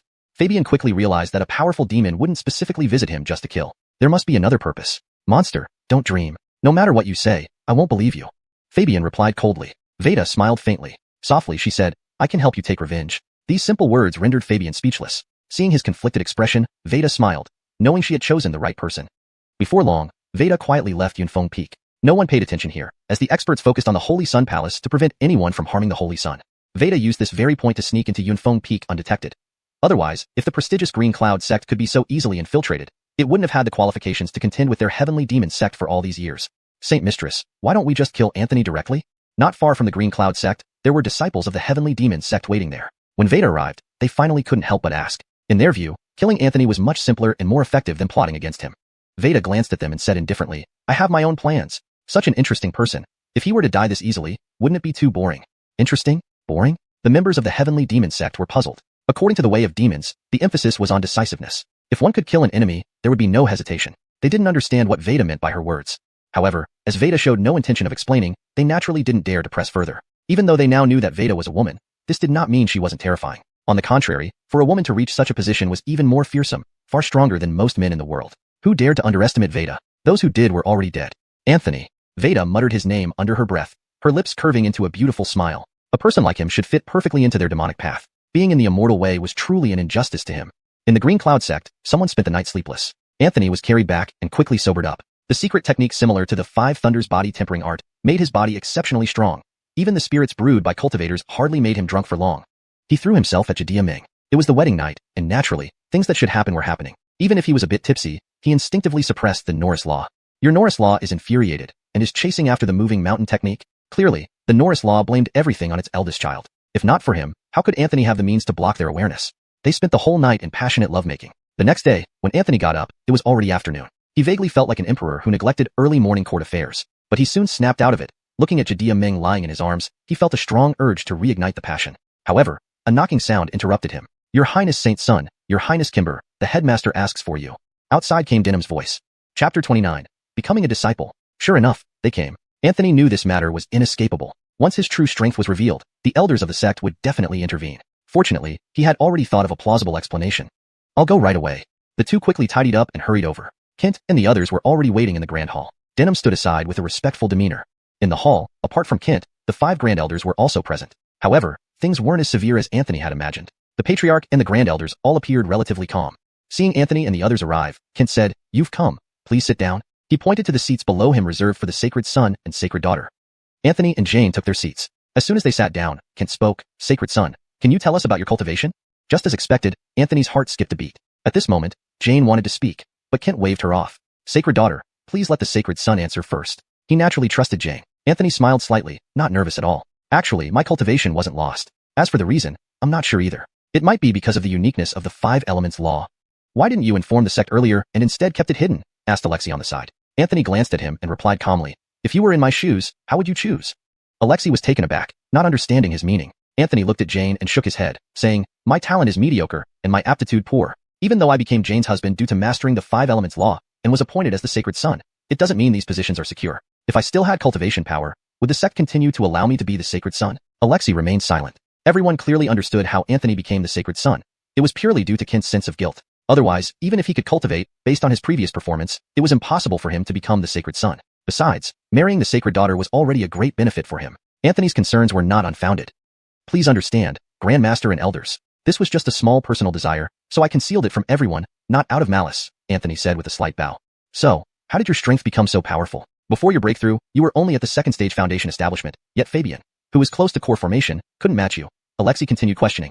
Anthony shot him an unhappy glance and couldn't help but ask, "Are you the Grandmaster?"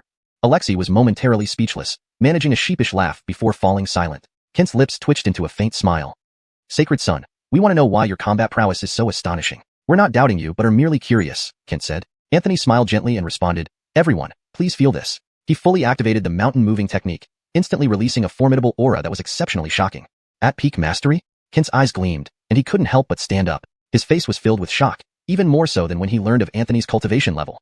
The other elders gaped in astonishment, their jaws dropping wide open. At peak mastery. Truly the peak mastery level Dao technique. The grand elders stared at Anthony as if he were a freak of nature, their shock evident on their faces. They exchanged bewildered glances, unable to believe what they saw. How was this possible? A beginner who had practiced for barely over 10 days managed to master a Dao technique to such a profound level? This was too unbelievable. After all, even they rarely achieved the peak mastery level for any Dao technique. Not to mention Dao techniques. Even lower-level martial arts techniques were seldom comprehended to such a deep level. Ordinarily, an average cultivator required extraordinary comprehension skills to achieve mastery in any martial art. Forget about peak mastery. And in such a short time, this only meant one thing. Anthony's comprehension skills far exceeded their imagination. "You actually mastered the mountain moving technique to such a degree. How did you do it?" "The sect has the mountain moving technique, but it's incomplete and far less powerful than what you displayed." Alexei was visibly flustered, exclaiming in surprise. His strongest Dao technique was only at the mastery level. Now he was being outmatched by a foundation establishment cultivator who had only been practicing for a dozen days? "Your mountain moving technique," felt the shock from everyone and immediately surged with excitement, increasing its practice speed 5-fold. A voice echoed in Anthony's mind. He nodded satisfactorily. Regarding the reason for such rapid progress, he certainly couldn't tell them that the more they were shocked, the stronger his technique became. Wouldn't that make people explode with frustration? Anthony thought for a moment and then said earnestly, "Actually, after comprehending the 5 elements law, I soon grasped the mountain moving technique. It seems to have derived from the 5 elements law. The same goes for the sword techniques I previously used. They all stem from the 5 elements law. I'm not entirely clear why this happens. If you want to know, you could try comprehending the 5 elements law yourselves." Comprehend the 5 elements law? Everyone was at a loss for words. If the 5 elements law were so easy to comprehend, they wouldn't need Anthony to become the sacred son. In fact, Anthony was the first person in many years to grasp the 5 elements law. Yun Zhongyu and the elders exchanged looks, believing Anthony was likely telling the truth. According to the sect's records, the mountain moving technique was indeed a derivative of the 5 elements law. They had checked Anthony's background. When he became a miscellaneous laborer, he was just an ordinary person. Entering Milo sect was only possible by paying a fee. No other signs of cultivation were detected except for the aura of the 5 elements law and the poison demon force. Therefore, Anthony genuinely had no prior cultivation experience and couldn't be a spy from another sect. There was no need for excessive worry. As for why Anthony progressed so rapidly, everyone sighed bitterly. They could only attribute it to his freakishly exceptional comprehension ability. Jonathan stroked his beard with a smile. Look at you all jumping to conclusions. I told you there was nothing wrong with the sacred son. You didn't believe me. Now convinced? As Anthony's brother-in-law, Jonathan naturally defended him. Upon confirming Anthony wasn't a spy, he was quick to support him. Everyone gave him a sideways glance. Didn't he doubt Anthony just now? Now, sacred son, we did this for the good of the sect. Please forgive us. Ken apologized. As the Grand Master, he showed such deference, leaving Anthony speechless. He showed understanding. I understand. Please rest assured. Anthony harbors no grievances. Kent smiled gently, and then seemed to recall something, his eyes gleaming. Never expected you to possess such talent in Dao techniques and cultivation. Why don't you choose one of us as your master? That way, we can teach you more battle Dao techniques, making you less passive in future conflicts. At this suggestion, everyone's eyes lit up eagerly. Becoming the teacher of the Sacred Son would undoubtedly elevate their status in the sect, considering the Sacred Son would eventually become the Grand Master. Even Jonathan signaled Anthony to choose him. Anthony thought for a moment and then said, I wish to be the disciple of the Grand Master. Please don't reject me due to my lack of aptitude.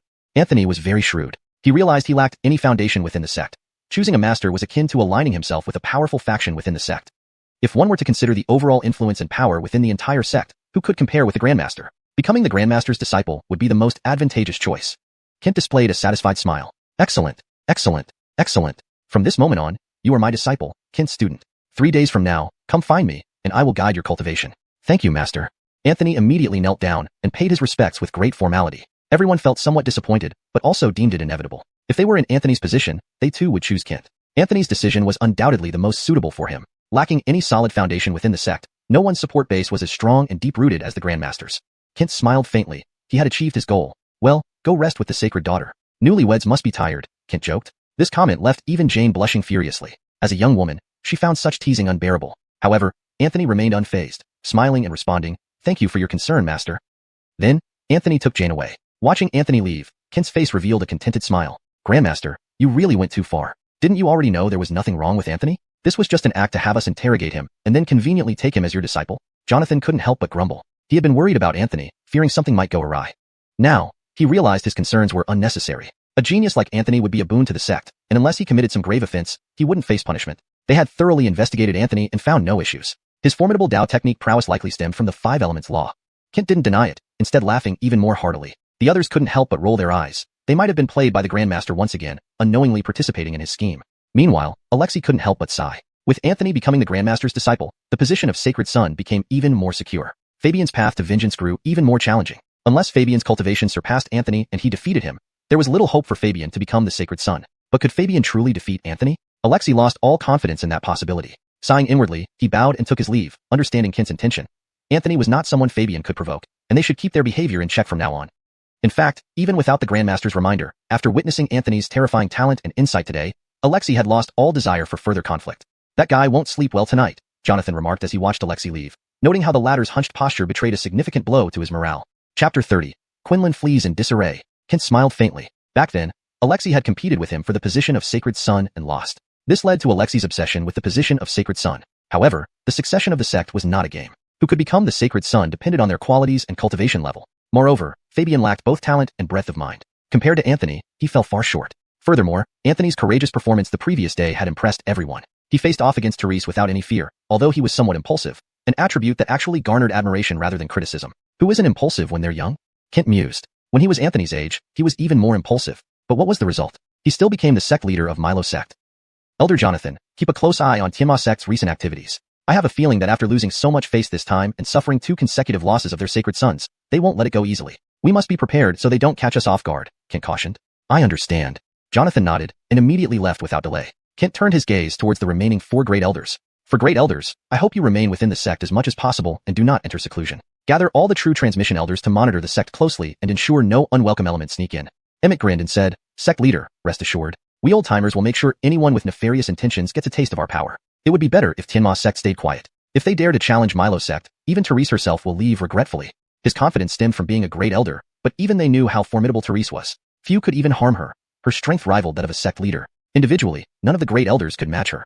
Everyone dispersed. Meanwhile, news of the sect leader taking on disciples spread through Milo sect, and many disciples were envious. Many tried to comprehend the 5 elements law without success, while the laborers became more diligent. What if they were the next Anthony? At this moment, Anthony was sparring with Jane. Not inappropriately, but in normal combat. Inside the Sacred Sun Palace, Jane suppressed her abilities to help Anthony hone his fighting skills. To her surprise, Anthony exhibited a natural talent for combat. No matter the move, after 1 or 2 tries, he could master it and execute it convincingly. His combat awareness also grew at an astonishing rate. Initially, within the same realm and without using Dao techniques, Anthony could only take hits. However, within days, he could hold his own against Jane. This proved Anthony's combat prowess. Anyone else under Jane's hand wouldn't last more than 10 moves. 9 Heaven Sects Quinlan seeks an audience. An unexpected visitor arrived. After the grand ceremony, most guests had already departed, though some who were close friends remained. Among them was Quinlan, who stayed despite her fellow disciples leaving. Now she sought an audience with Anthony at the Sacred Sun Palace.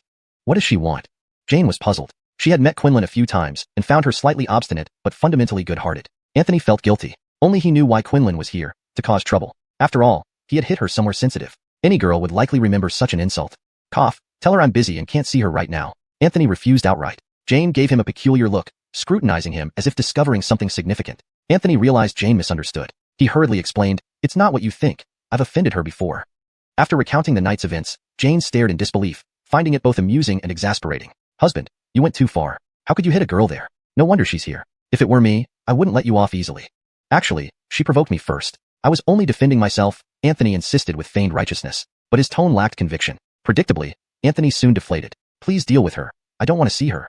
He retreated into the bedroom. Jane sighed but stepped out to meet Quinlan. Quinlan stood waiting in the living room, springing up as Jane appeared. Despite her usual obstinacy, she behaved demurely before Jane, whom she idolized as a heavenly being. "Sister Quinlan, why are you looking for my husband? He is currently in seclusion. If you have any message, I can pass it along," Jane smiled. Quinlan hesitated, unsure how to express her grievance. Should she tell Jane that Anthony had hit her in a sensitive spot, and she wanted to confront him before leaving? Before she could decide, Jane continued, "My husband has told me about what happened. He apologizes and hopes you can forgive him." "What? He admitted it?" Quinlan gaped, disbelieving. Anthony had revealed the incident. Even if he had no shame, did she have to lose hers too? Jane maintained a serene and authoritative demeanor, which Quinlan couldn't resist. "Quinlan, your grievances aside, this matter involves both parties. If you hadn't believed false accusations and attacked my husband, this wouldn't have happened. Both bear responsibility." Quinlan. Why did it feel like the blame shifted onto her? She wanted to argue but found herself speechless under Jane's gaze. Quinlan realized Jane had a point. The conflict started because of her actions. But, Jane's tone softened. "My husband acknowledges his mistake. On behalf of both, I apologize. If you truly cannot let it go, there's only one way." "What way?" Quinlan asked curiously. Jane's lips curved slightly, her eyes fixed on Quinlan. "I could have my husband propose to 9 Heaven Sect for your hand in marriage. That way, it wouldn't ruin your reputation." What? Quinlan was genuinely shocked. She hadn't expected Jane to suggest this, let alone Anthony proposing to her. "You'd become sisters-in-law, serving my husband together, ensuring his lineage thrives." Quinlan. This proposition was beyond absurd, and yet, Quinlan found herself at a loss for words. She stared oddly at Jane, wondering how she could come up with such an eccentric idea. To suggest that she marry that guy, how could it be possible? Even if all the men in the world were dead, she wouldn't marry that man. "Big sister Jane, this little sister will take her leave. No need to see me off. Goodbye." She turned around resolutely and left without hesitation. Jane smiled, knowing full well what the outcome would be. Seeing Quinlan run off quickly, she still called out, "Cordial sister Quinlan, please consider it carefully. If you've made up your mind, just let big sister know, and I'll have my husband propose." As a result, Quinlan ran even faster. Finally, she's gone. Anthony emerged from behind, sighing in relief. He gave Jane a thumbs up, exclaiming, "Still, my wife has a way of dealing with things. You scared that yellow-haired girl away." Jane blinked innocently and said playfully, "Actually, I was serious. Husband, you are too powerful. If you can find a sister-in-law, it can share some of the burden with me." Most importantly, Quinlan is the granddaughter of Hansen, the supreme elder of 9 Heaven Sect, who adores her very much. If you and Quinlan get together, you would gain support from the 9 Heaven Sect, making your position as Sacred Son even more secure. Furthermore, it would greatly benefit your future ascent to the position of sect leader. What? She was serious? Anthony was speechless. Didn't women usually dislike sharing? Why was Jane different? She actually suggested finding him another woman. Wasn't that absurd? Could it be reverse psychology? Was she warning him because she noticed he was getting too close to Quinlan? "Do you not feel uncomfortable?" Anthony asked cautiously. Jane smiled and replied, "I only need to know that my husband loves me. And isn't it normal for a man to have multiple wives? I'm certainly not a jealous wife." Jane wasn't joking. She truly believed it. Anthony couldn't help but marvel, thinking, to have such a wife, what else could one ask for? "My wife, I am so moved." He hugged Jane tightly, creating a sweet moment. That is, if Anthony's hands weren't wandering improperly. "Husband, it's daytime," Jane complained coyly. "I love the daytime," Anthony declared domineeringly. It had to be admitted that Jane was undoubtedly a competent wife, always obedient to Anthony. But she was also pondering inwardly that perhaps she should indeed find a couple of sisters-in-law. Otherwise, she couldn't possibly meet all of her husband's demands on her own. This made her feel rather guilty. Chapter 31. Who says I was looking at beauties? I was seeking the Tao. The newlyweds had been indulging in their honeyed days within their chambers for several days on end. Finally, Nubia could no longer bear it. She stormed into the St. Sun Palace and dragged the two of them out. "Anthony, I know you are newly married, but don't overindulge in sensual pleasures. Even if you lack the ambition to cultivate, you cannot delay Jane's progress. She still needs to cultivate to reach the nascent soul stage as soon as possible and become a nascent soul cultivator, Nubia said bluntly. In the Azure Cloud sect, apart from sect leader Kint, only she, as senior sister, had the authority to discipline the two of them. For Jane, Nubia was like a mother figure. Anthony felt somewhat embarrassed and kept his head down without saying a word. This was the senior sister who had raised Jane and taught her all her skills, just like a mother would. Such deep gratitude was heavier than blood ties. Whatever Nubia said, he had no choice but to listen. Jane, unable to bear seeing him suffer, quickly interjected, "Senior sister, please don't blame Anthony. It was me who clung to him. It has nothing to do with him." Nubia knew that Jane was trying to protect Anthony. She sighed inwardly. Indeed, a married daughter favors her husband. However, she still frowned with displeasure and dissatisfaction. How can you be so short-sighted? In 1 year, the Heaven Earth Academy will open its gates to recruit geniuses from all over the world. Without reaching the nascent soul stage, your chances are slim. You mustn't waste any time now. What exactly is this Heaven Earth Academy? Anthony asked curiously. He had never heard of such a place before. To him, the Azure Cloud sect was already one of the strongest sects in the world. You don't need to know. In 1 year, you won't even reach the golden core stage, and without it, you won't even have the qualifications to enter. Only those at the nascent soul stage have a chance of being selected. Nubia replied coldly, not believing for a second that Anthony could enter the Heaven Earth Academy, nor did she intend to explain further. Anthony couldn't help rolling his eyes. Who says he can't reach the golden core stage in a year? If he could get that old hag Marion to submit, mastering the 5 elements technique 100 times would be enough to make him immortal. Even without Marion, reaching golden core in a year wasn't impossible with the 5 elements technique. He might just have to see more beauties, take advantage of a few situations, and satisfy the perverse nature of the technique to advance faster. Senior sister, don't worry about my husband. Within a year, I will definitely become a nascent soul cultivator. Rest assured, Jane clenched her small fists and promised her senior sister. Seeing her determination, Nubia finally smiled. You should understand what entering the Heaven Earth Academy means. With your talent, if the Academy head takes you as a disciple, your future achievements will be unimaginable. This is also a great opportunity for our Azure Cloud sect. Don't miss this chance. Anthony couldn't help but ask again, what exactly is this Heaven Earth Academy? Glancing at Anthony, Nubia didn't bother explaining and left. Anthony was speechless, realizing she was certain he wouldn't get into the Academy. Seeing his frustration, Jane chuckled and explained, Husband, the Heaven Earth Academy isn't a sect, but it is a cultivation sanctuary. Every 500 years, the Academy opens its doors to admit disciples, teaching them cultivation methods and observing their progress to refine these techniques. Jane continued, understanding that Anthony lacked knowledge because he had entered the cultivation world too recently. Though he had reached the foundation establishment stage, he knew little about cultivation matters, which were common knowledge in the cultivation world. Those admitted as formal disciples by the Heaven Earth Academy are destined to achieve immortality. Even as named disciples, they can at least become renowned experts, which is why people have always been eager to join the Academy. Anthony finally understood the significance of the Heaven Earth Academy. How long will you stay there if you enter the Academy? He asked, this being what truly concerned him. Jane looked slightly reluctant and replied, once admitted, disciples must undergo a minimum 3-year seclusion. So, we won't see each other for at least 3 years. That's unacceptable. Anthony was quite unhappy. Seeing his displeased look, Jane laughed. Don't worry, I might not even be selected. Many top geniuses from across the world will compete. With my talents, I might not surpass them. Though she spoke thus, Anthony sensed that she was comforting him, given her confident demeanor. After some thought, he said, then I'll participate with you, ensuring we're both selected and can enter the Academy together, so we won't be separated. Jane was taken aback, understanding that Anthony didn't want to be apart. Still, she advised, the selection process at the Heaven Earth Academy is incredibly intense, life-threatening. Even reaching the golden core stage only qualifies you to participate, while nascent souls are considered outstanding but not the strongest. At least 30% of the participants will die. I don't want you to take the risk.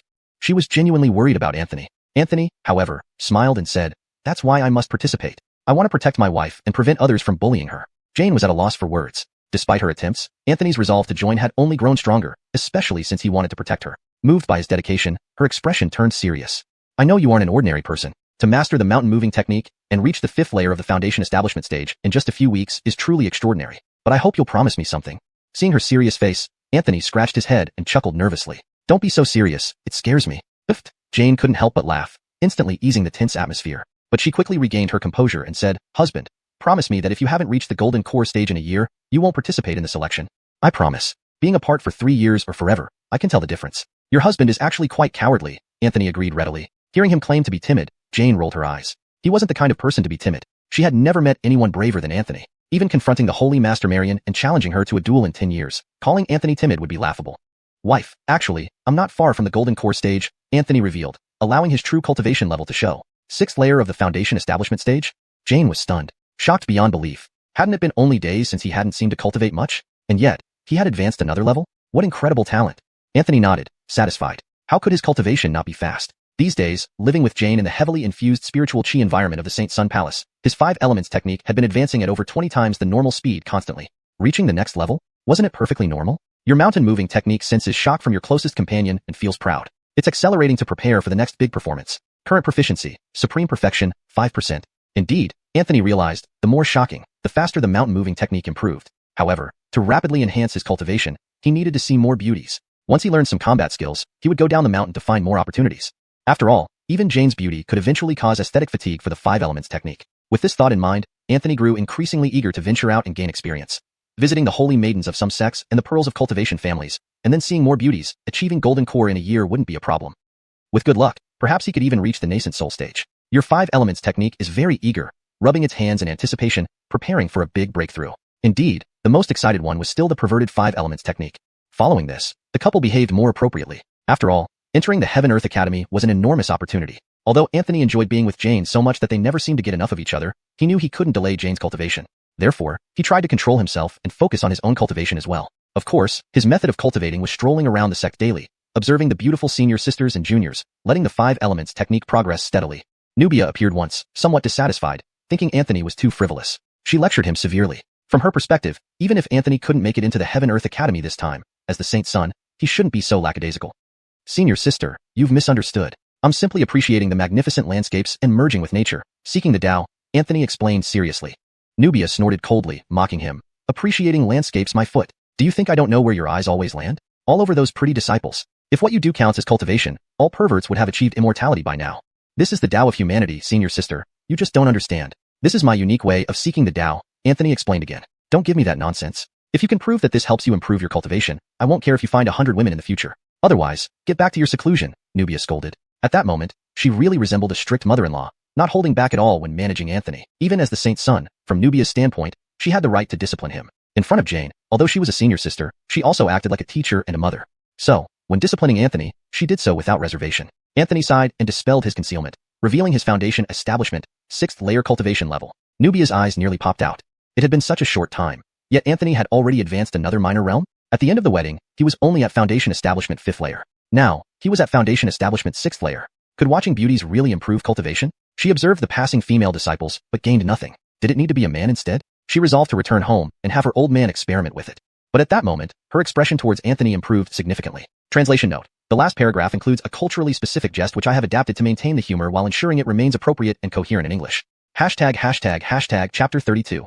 Verifying the beautiful cultivator technique. Nubia left but warned Anthony to restrain himself a little more. There were already female disciples who were unhappy, believing he had intentions towards them. They said they would avoid Anthony, calling him a lecherous man. Anthony was speechless. How could he be a lecher? He merely appreciated their beauty and noticed the good qualities in them. Yet, in their eyes, he became a lecher. What a grave misunderstanding. After his frustration, Anthony continued searching for female disciples to enhance his strength, a necessary process. If being called a lecher was better than being called a waste, then so be it. Nubia parted with Anthony and found her husband. When she mentioned having Jonathan look at the beautiful female disciples, Jonathan's legs trembled. Madam, I truly have never wronged you nor intended to look at other women. I have always been honest and have never committed any mistake. Please don't believe these rumors, he said nervously, not out of guilt but fear that Nubia might misunderstand. He knew very well how formidable his wife was. A minor mistake could result in far worse consequences. Nubia, unable to hold back laughter, glared at Jonathan and said, I know you haven't wronged me. I only need to verify something. Wait here while I bring some people over.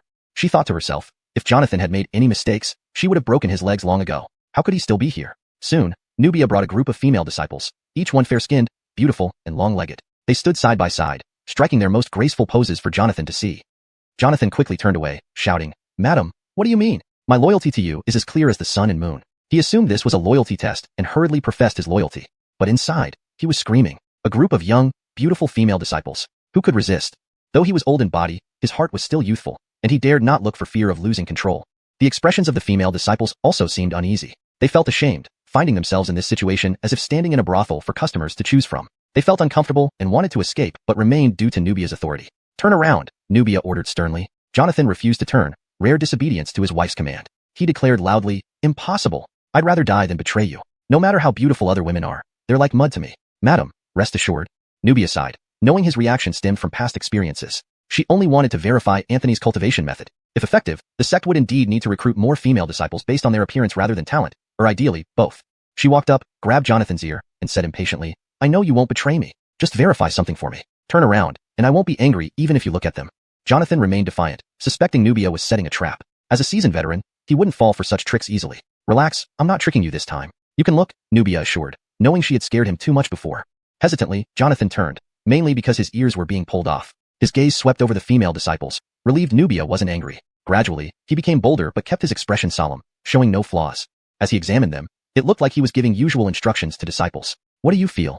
Nubia asked with concern. These disciples have outstanding appearances and excellent demeanor, but compared to Madam, there's an unbridgeable gap, Jonathan replied earnestly, praising the disciples without insulting them directly. He also emphasized that none matched his wife, delivering a perfect answer that earned him mental applause for his diplomatic skills, honed through experience. Nubia approved but still asked helplessly, what about your Tao heart? Did you feel any improvement?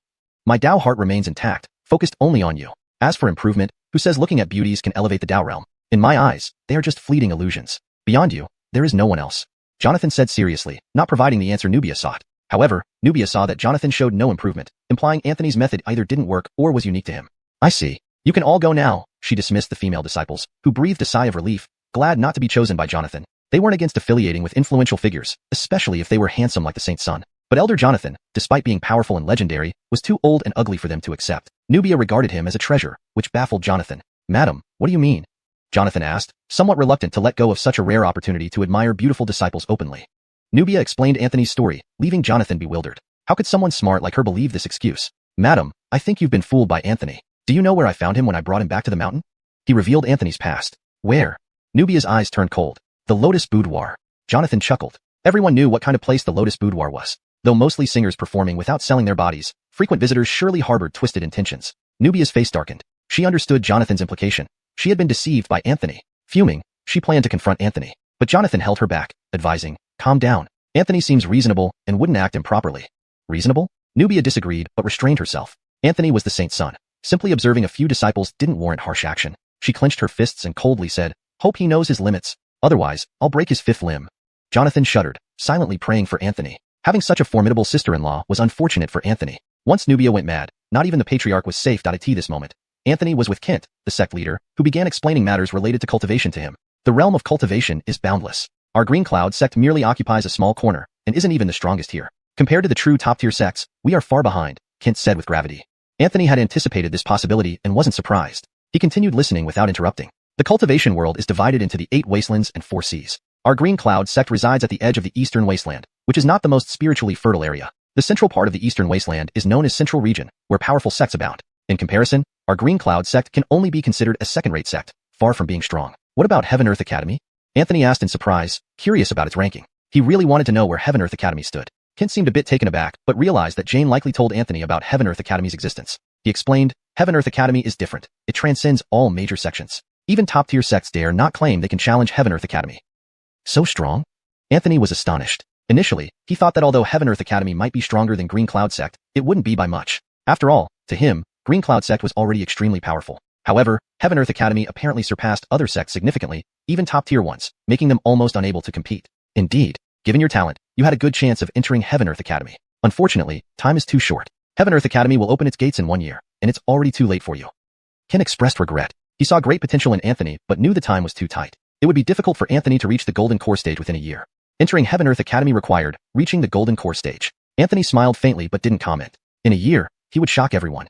Now, let me explain the specifics of the cultivation realms to you.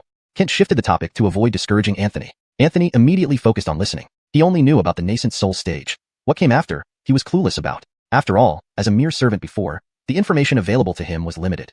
The translation continues seamlessly from the provided context, maintaining the original tone and style while ensuring the story logic aligns with previous content. Chapter 33, The Heaven and Earth Dragon Transformation Sword. Kent began to explain. Cultivation realms from low to high are divided into Chi Practitioner, Foundation Establishment, Embracing the Core, Golden Core, Nascent Soul, Deity Transformation, Void Return, and Tribulation Transcendence. After transcending the tribulation, one becomes Mahayana. One can then ascend to the immortal realm and become an immortal. However, one can still linger in the mortal world for a while. An expert at this realm is basically invincible and can sweep across the mortal world. In a certain sense, they are indeed immortals. Upon hearing this, Anthony curiously asked, Patriarch, what level of cultivation do you have? Is it Void Return or Tribulation Transcendence? Kent gave an embarrassed smile and said with a hint of shame, this poor Taoist is at the peak of Deity Transformation, just one step away from Void Return. So low? Anthony exclaimed in surprise. Realizing he had misspoken, he quickly added, Master, don't misunderstand me. I'm not criticizing your cultivation level. I just find it hard to believe that our Milo sect's patriarch is only at the Deity Transformation stage. With his explanation, Kent's face darkened even more. Isn't this criticism of my cultivation level? Anthony fell silent. Now any further explanation would be wrong. Kent gave a bitter laugh and sighed. It's indeed a bit low. I have brought dishonor to our sect. Milo sect had once been glorious. They had many experts at the Tribulation Transcendence and Mahayana stages. As for those at the void return level, there were quite a few as well. Unfortunately, that era has passed. Those strong ones have either ascended or failed their tribulations, turning to ashes. Milo's sect faced a shortage of successors, and its power weakened. By his generation, deity transformation was already the strongest publicly known existence. Is Marion also at the deity transformation stage? Anthony suddenly thought of this. Her strength matches that of the Patriarch, so she should also be at the deity transformation stage. Originally, Anthony thought Marion and the Patriarch were among the top existences in the cultivation world, but he was greatly disappointed. Seeing the disappointment on his face, Kent couldn't help but sigh and laugh bitterly. He glared at Anthony and scolded. Do you think deity transformation is easy? Many nascent soul cultivators are stuck at this stage. Besides, your master is about to break through to the void return stage soon, and then it won't be embarrassing anymore. Typically, the head of a top sect is usually at the void return stage. Beyond void return, those at the tribulation transcendent stage are preparing for their tribulations, while those at the Mahayana stage are busy consolidating their foundations and preparing for ascension. Only those at the void return and deity transformation stages come out to handle major affairs. Anthony didn't argue. What your elder says is law. He, a weak and helpless foundation establishment cultivator, naturally couldn't argue. Alright, today I will explain the things you need to pay attention to in each cultivation stage. Kent changed the subject. If they continued on this topic, he might want to hit his head against the wall for being despised by his disciple. Anthony listened attentively. Kent explained from Chi practitioner all the way up to deity transformation. He stopped at void return. Anthony listened with great interest, finding it not so hard to understand. Master, why did you stop? He was somewhat unsatisfied. Did you really understand everything? Kent was somewhat incredulous. Anthony nodded. He had truly understood, and quite clearly. Kent asked a few questions. Anthony could answer them all. Everything Kent had taught him, mixed with his own understanding. This astonished Kent, because what Anthony said was largely correct. Some parts were even deeper than what he himself had thought. Hearing Anthony speak, it felt like some of his confusions had been cleared up. He looked at Anthony with a complicated expression. A disciple like this, no matter how poor his aptitude, with such comprehension, would not achieve low accomplishments in the future. Besides, Anthony had mastered the 5 elements technique. Who dared say his aptitude was poor? Within days of stepping into the foundation establishment stage, mastering the 5 elements technique, a sign of monstrous potential. Seeing Anthony request information on the void return stage, Kent sighed. I haven't reached that stage myself, and if I were to describe it, it might not be accurate. Let me teach you some Tao techniques instead. Okay.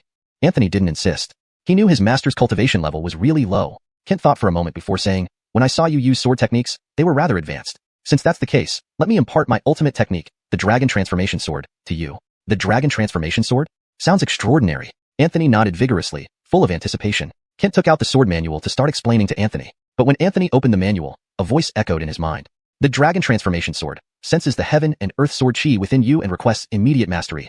You have comprehended the Dragon Transformation Sword. Current proficiency, beginner. So easy? Anthony's lips curled slightly. He felt some enlightenment regarding the Dragon Transformation Sword had entered his mind. Before he could revel in it, another voice rang in his mind. Your heaven and earth sword finds the Dragon Transformation Sword very tasty and devours it whole. Your heaven and earth sword evolves into the heaven and earth Dragon Transformation Sword. Current proficiency, beginner, 1% practice progress. Anthony's smile vanished. Devoured again? What the hell? Besides the mountain moving technique, it seems the heaven and earth sword can devour other sword techniques too. Impressive. Truly siblings. This family is something else. Meaning I shouldn't cultivate any other offensive techniques? Kent, with a serious look, said. This sword technique was enlightened upon reaching deity transformation, combining all my past knowledge. Once, while practicing at dawn, urinating at dawn, I got this idea. It contains the essence of my lifelong cultivation. Most people need several years to grasp it. He was very proud of this technique. Otherwise, he wouldn't take it so seriously. Even previous sect leaders' sword techniques can't compare to my Dragon Transformation Sword. Anthony hesitated for a moment, then said, Master, I seem to have mastered it. Kent froze. Dissatisfied, he said, Don't speak nonsense. The Dragon Transformation Sword is profound. How could you possibly learn it so easily? Don't lie to impress others. Showboating is unbecoming. Anthony hesitated, then used his fingers to simulate a sword. He unleashed the Heaven and Earth Dragon Transformation Sword. Colors emerged behind him, forming a colorful sword wheel. Then Anthony pointed forward. The sword wheel transformed into a colorful illusory dragon and surged forward. Using the 5 elemental energies, the sword light, though still faint, shone in 5 colors. The direction the sword dragon struck was precisely at Kent. This was intentional on Anthony's part since, in the entire room, Kent was the most durable. His mere foundation establishment level sword chi should be easily blocked by the Patriarch, right? Kent, seeing Anthony really did master it instantly, was shocked, speechless, and forgot to dodge. The sword dragon struck him and sent him flying backward. Kent crashed into half the wall, looking disheveled. Anthony was also surprised. Compared to the Heaven and Earth Sword, this sword chi was at least twice as powerful. Had he possessed the Heaven and Earth Dragon Transformation Sword then, he could have killed the Heavenly Slaughterer with the first strike. Some disciples passing by froze in shock. Hey, that's the Patriarch? They couldn't believe their eyes. Milo Sec's invincible Patriarch, thrown out of his own room? Then, they saw Holy Son Anthony emerge from the room, standing where the hole was, giving a sheepish smile. Master, are you okay? Everyone looked at each other in disbelief. The Holy Son fought the Patriarch? Holy crap, this is huge news. Your mountain moving technique sensed immense shock and increased its training speed. Current proficiency. Near mastery, 9%. Anthony noticed that since reaching the pinnacle of the mountain moving technique, its progress had slowed down. You are not to spread this around. Otherwise, you will be expelled from the sect. Cloud Zhongyue glared at them and coldly snorted. The disciples were frightened and quickly left. Each one silently vowed not to slip up and mention it. Otherwise, the sect leader might indeed expel them for the sake of his reputation. Master, I didn't mean to. I didn't expect you wouldn't resist. Anthony explained, his face filled with guilt. But no matter how Cloud Zhongyue looked at him, he could see a hint of amusement in Anthony's smile. He coldly snorted again, but ultimately did not lose his temper. I let it happen on purpose, to see if you truly grasped the dragon transformation sword. You didn't disappoint me. From your performance just now, it seems you fused the dragon transformation sword with your previous sword technique, resulting in a more powerful force. That's very good. Cloud Zhongyue could see this point, and Anthony wasn't surprised. As the sect leader of Milo sect and the openly acknowledged top expert, if he couldn't discern this, he wouldn't deserve the title. A deity transformation cultivator wasn't someone to mess with. Alright, today's session ends here. Go back and continue to comprehend the sword techniques. Tomorrow, come back, and I'll teach you other things. Yes. Anthony left. He was unaware that Cloud Zhongyue watched him with complex eyes. To grasp the dragon transformation sword after just one glance. What kind of freakish comprehension was this? Choosing this holy son was the right decision. Cloud Zhongyue could already see the day Milo sect would rise again. Several days passed, and Cloud Zhongyue had nothing left to teach Anthony. Everything he taught, Anthony mastered instantly. Next came practical combat. Cloud Zhongyue personally joined the fray, suppressing his strength to match Anthony's level, and they began fighting. In the first round, Anthony was defeated in just 3 moves. This left him feeling quite unsatisfied, and he challenged again. This time, he managed to last a bit longer, holding out for 4 moves. However, he remained undeterred and continued challenging. Throughout the day, he challenged Cloud Zhongyue over 30 times, being defeated each time. Due to his rapid improvement, Cloud Zhongyue couldn't always hold back. After over 30 bouts, Anthony was covered in injuries, barely recognizable. Finally, he activated a secret method similar to the 5 Thunder Body Forging technique within the 5 Elements technique. Courtening emerged from his 5 organs, not to destroy but to activate the vitality within the lightning, spreading throughout his body to heal his wounds. Your secret method derived from the 5 Elements technique has developed its own consciousness and is beginning to detach. Congratulations, you have obtained the true version of the 5 Thunder Body Forging technique. Your 5 Thunder Body Forging technique has successfully healed a major injury. Proficiency, beginner, progress, 10%. Anthony felt a surge of joy. He had gained the true version of the 5 Thunder Body Forging technique. What a pleasant surprise. And not only could this true version forge his body, but it could also heal injuries. In future battles, he wouldn't fear being wounded anymore. Awesome. Note asterisk the translation maintains the original tone and style, ensuring coherence with the previous content. It also preserves paragraph structure and line breaks as found in the original text. ####Chapter 34. My combat talent is still too weak. Kent was somewhat surprised. He could sense the changes in Anthony. A force within his body was rapidly repairing his injuries. Internal 5-star Divine Thunder, forging the internal organs. This is the 5 Thunders body tempering technique, Kent said with astonishment. It also evolved from the 5 Elements law, Anthony explained. Yet again, the 5 Elements law. Kent was deeply impressed by its transcendent nature. He felt a tinge of envy but knew that not everyone could cultivate it. In his younger years, he had also tried to comprehend it, but failed due to not meeting the necessary conditions. And among all the qualified servitors, only Anthony had managed to understand the 5 Elements law. Master, let's continue. Anthony's eyes were intense. After challenging Kent over 30 times, he could now withstand 7 moves from him. He felt ashamed. His talent really wasn't up to par. Combat was unlike cultivation where one could rely on martial arts hacks. Combat depended on practice and natural talent. It seemed his combat talent was indeed lacking. However, he was unaware that Kent, despite his outward calm, was inwardly astonished by Anthony's rapid progress. From a complete beginner to being able to hold up for 7 moves against him, it had taken merely a day. Even using only comparable strength to Anthony, Kent possessed the realm of spirit transformation. With that realm, even the same amount of power would yield much greater combat effectiveness than at the Foundation Establishment stage. If any other Foundation Establishment juniors could last 3 moves against him, it would be remarkable. Yet, Anthony could already last 7 moves after just a day. Kent clearly understood what this signified. When Anthony expressed his desire to continue, Kent waved his hand and said, "That's enough for today. I'm a bit tired too. Although you have the 5 Thunders body tempering technique, it still consumes your essence. Go rest well, and we'll continue tomorrow." Anthony bowed and left. Returning to the Sage Sun Palace, he found Jane in seclusion and decided to rest alone. In his dreams, he continued fighting, studying Kent's techniques. Upon waking, he gained much insight. Early the next morning, Anthony went to pay respects at the Headmaster Palace. Kent, with bleary eyes, greeted him. "You don't need to be so diligent. I haven't rested well yet." He yawned, unwilling to get up. Since taking on a disciple, every day Anthony came punctually, making Kent feel like he was going to work, which irked him immensely. "Master, one shouldn't be so lazy. As cultivators, we must strive to advance. Only then can we become immortals and reach higher realms. Your laziness will anger our ancestors so much they might send down divine lightning to strike you dead, even in the immortal realm," Anthony said earnestly.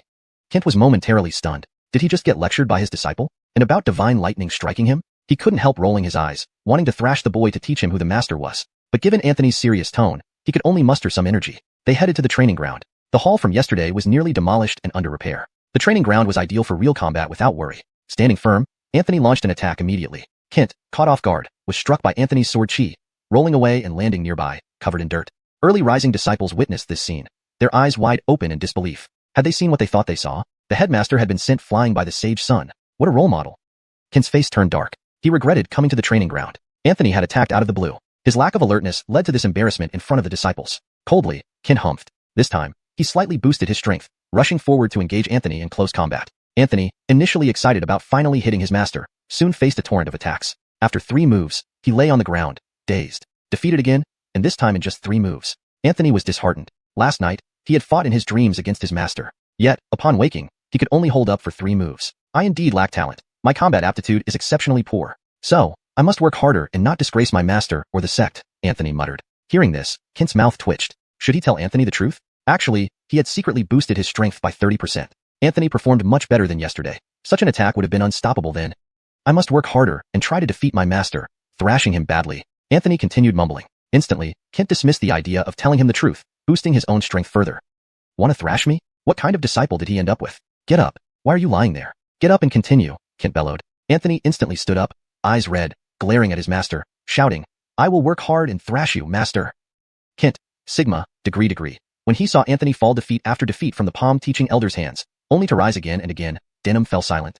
After a short rest, Denham continued to challenge that senior brother. If even his own mediocre talent could not surpass the Sage Sun, and if his efforts still fell short of the Sage Sun's, wouldn't he be left far behind? The other disciples of Milo sect were also spurred into action. They all went into a frenzy, working hard to improve themselves. With even the Sage Sun putting in such tremendous effort, how could they have the face to slack off? Seeing such an enthusiastic atmosphere for cultivation, Kent was extremely satisfied. He felt he had chosen the right person as Sage Sun. The leading role model effect was indeed excellent. Finally, Anthony came over to seek Kent's advice. He was puzzled. Yesterday, he managed to hold up for 7 moves, and today he felt stronger, yet he still ended up only enduring 7 moves. Kent naturally couldn't tell him that he had secretly boosted his strength. Frowning deeply, he told Anthony it was because his combat talent was too poor. Otherwise, anyone should show some improvement over 2 days. Anthony believed him. If his talent wasn't so poor, why would he make no progress at all? His talent was indeed trash. Fortunately, his cultivation technique had its own ideas, not being limited by talent. That was his advantage. As for his poor combat talent, he needed to improve that as well, relying on hard work to change it. Anthony returned with a heavy heart. At this moment, Jonathan appeared, looking admiringly in the direction Anthony had gone. The Sage Sun's combat talent is extraordinarily strong. His current progress is equivalent to what other disciples achieve after 2 to 3 years of hard practice. Palm Teaching Elder, why does the Sage Sun look unhappy? Kent smiled slightly and said, I secretly boosted my strength and then told him it was due to his poor talent that he hadn't improved, which made him feel so dejected. Jonathan was speechless. No wonder the Sage Sun had made such obvious progress but didn't seem happy at all. Even with initially low cultivation talent, the Sage Sun is extraordinary due to his comprehension of the 5 elements law. With him around, our Milo sect's future will undoubtedly be glorious. I anticipate his rise, Kent said excitedly. So, the Palm Teaching Elder is concerned that the Sage Sun might become arrogant and thus is undermining him to make him continue striving? Exactly.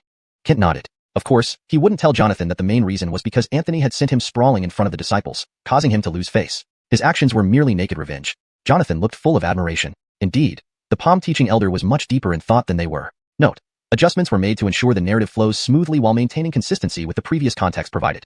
##### Chapter 35. Another spy. For half a month, Kent found that he had nothing more to teach. Anthony's talent was indeed astonishingly strong. Of course, this referred to his combat talent. Moreover, Anthony's diligence also inspired other disciples to be more determined in their cultivation, leading them to practice even harder. At the back mountain of Yunfeng, a place rarely visited by people, Alexei felt some worry because Fabian had secluded himself there for over half a month. Even as his master, Fabian did not wish to see him. He was worried that if this continued, Fabian would become completely incapacitated. However, every time he forcefully entered the back mountain and found Fabian, Fabian would remain calm, assuring him that everything was fine. For some reason, Alexei felt that Fabian had become very strange, almost unrecognizable. Surprisingly, he discovered that Fabian's strength was recovering, and it was recovering at an incredibly rapid pace. This brought him some comfort while leaving him puzzled. Could it be that Anthony's blow had made Fabian work harder, igniting his fighting spirit, thus accelerating his cultivation and quickly raising his realm? He didn't think too much about it. All that mattered was that his disciple was gradually recovering, which was a good sign. As for the changes in personality, that was normal. If anyone else went through such a significant event, their character would likely change as well. Of course, his worries soon dissipated. When Fabian emerged from seclusion, his personality returned to what it was before. Or perhaps even better. He was willing to put aside his pride, make friends with those inferior to him, and even guide the cultivation of junior disciples. This made many outer and inner sect disciples feel greatly honored. One day, Denham approached Anthony. Saint Son, do you know about something? Anthony was somewhat puzzled by this ambiguous statement. What does he know or not know? He gave Denham a wry look and said, I don't know. Denham realized he had been too vague. He chuckled slightly and then turned serious, saying, recently, several outer sect disciples have gone missing. When they were found, they had all turned into skeletons. Everyone suspects this is retaliation from the heavenly demon sect targeting you, Saint Son. Anthony was momentarily stunned. He hadn't known about this. Recently, he had been engrossed in enhancing his practical combat experience and had not paid attention to external matters. Since he, as a Saint Son, lacked influence within the sect and didn't have any confidence yet, no one would inform him of important events, so he had no way of knowing. Is it indeed the heavenly demon sect? Anthony's expression grew solemn. Pretty much. Definitely black magic sect techniques. Unless something unexpected happens, it should be the heavenly demon sect retaliating. You need to be cautious, Saint Son. There are rumors that we have spies from the heavenly demon sect within our ranks, who might act against you. Denham warned him, looking serious and concerned. The repeated attacks by the heavenly demon sect on Milo sect had infuriated its members. If not for their lack of power, he would have launched an attack on the heavenly demon sect to settle the score. Anthony's expression hardened. Spies from the heavenly demon sect? That was possible. Even someone like Grand Protector Leland was revealed to be a spy planted by the heavenly demon sect. It showed how much effort they had invested in dealing with Milo sect. If there were still spies within Milo sect now, it wouldn't surprise him at all. However, Anthony sensed something amiss. If it were truly a spy from the heavenly demon sect, why expose themselves just for revenge? Would it really be worth it to kill a few outer sect disciples when it meant little to Milo sect? As a warning, it seemed too trivial a method for the heavenly demon sect. I understand. Be careful yourself. I'm worried they might target the true transmission disciples, Anthony said gravely. A stern look flashed across Denham's eyes, and he replied coldly, I actually hope they come after me. Then we can find out who that spy is. I want to see who is so shameless, betraying us like this. He was enraged, his killing intent palpable. Denham had a strong sense of loyalty to the sect. Whoever attacked the sect was his greatest enemy. He will reveal himself. Anthony's eyes gleamed with insight. He had a hunch that this matter wasn't as Denham thought. That woman, Marion, couldn't be so simple. There's another thing. Denham's eyes held astonishment. Anthony looked at him, indicating for him to continue. Fabian's strength has recovered, and he even broke through the foundation establishment stage, advancing to the core formation stage. The patriarch personally inspected him, praising him for turning misfortune into fortune and breaking through his limitations. Consequently, his punishment of half a year's wall gazing was waived. Denham reported the news. However, in his view, this might not be good news for Anthony. Fabian probably hated Anthony deeply. Anthony smiled slightly, then I should congratulate him. Denham was surprised and couldn't help but ask, Saint Son, aren't you bothered by this? Anthony laughed, his lips curling up in amusement. This is a good thing. One more expert among our younger generation is something to celebrate. Denham stared at Anthony, finding him unusually calm and sincere. He couldn't help but admire. The breadth of your heart, Saint Son, is truly commendable. Anthony continued. Besides, even if he gets stronger, he is no match for me. So what if he reached core formation? I can still defeat him. His confidence shone brightly. Even with mediocre combat talent, he had powerful Dao techniques like mountain moving technique. A Fabian wouldn't threaten him. As long as someone has been defeated by me once, they won't be my opponent again. Anthony folded his arms behind his back, acting quite arrogant. However, Denham looked at Anthony with admiration. He didn't think Anthony was boasting but admired the Saint Son's courage. Just then, a voice came from afar. Fabian walked toward them, expression calm and serene. He bowed politely to both men, greeting Saint Son, greeting senior brother Denham. Anthony and Denham exchanged glances, both feeling bewildered. Was this really Fabian? Sensing his strength, it was indeed core formation. But how could someone's personality change so drastically? Compared to the previous Fabian, this new version exuded warmth like a gentle breeze. Denham frowned, saying mildly, Congratulations, junior brother Fabian, for breaking through to core formation and becoming a protector. With your talent, your achievements will surely surpass ours. Fabian smiled modestly. How dare I compare myself to Saint Son and senior brother Denham? My breakthrough to core formation was purely coincidental, far inferior to both of you. He was remarkably humble, a stark contrast to his former self. This left the two men staring at each other, unsure if this was really Fabian. Senior brothers, in the past, Fabian was naive and offended you both. Please forgive me. In a few days, I plan to host a banquet to apologize for my actions, and I sincerely hope you will attend.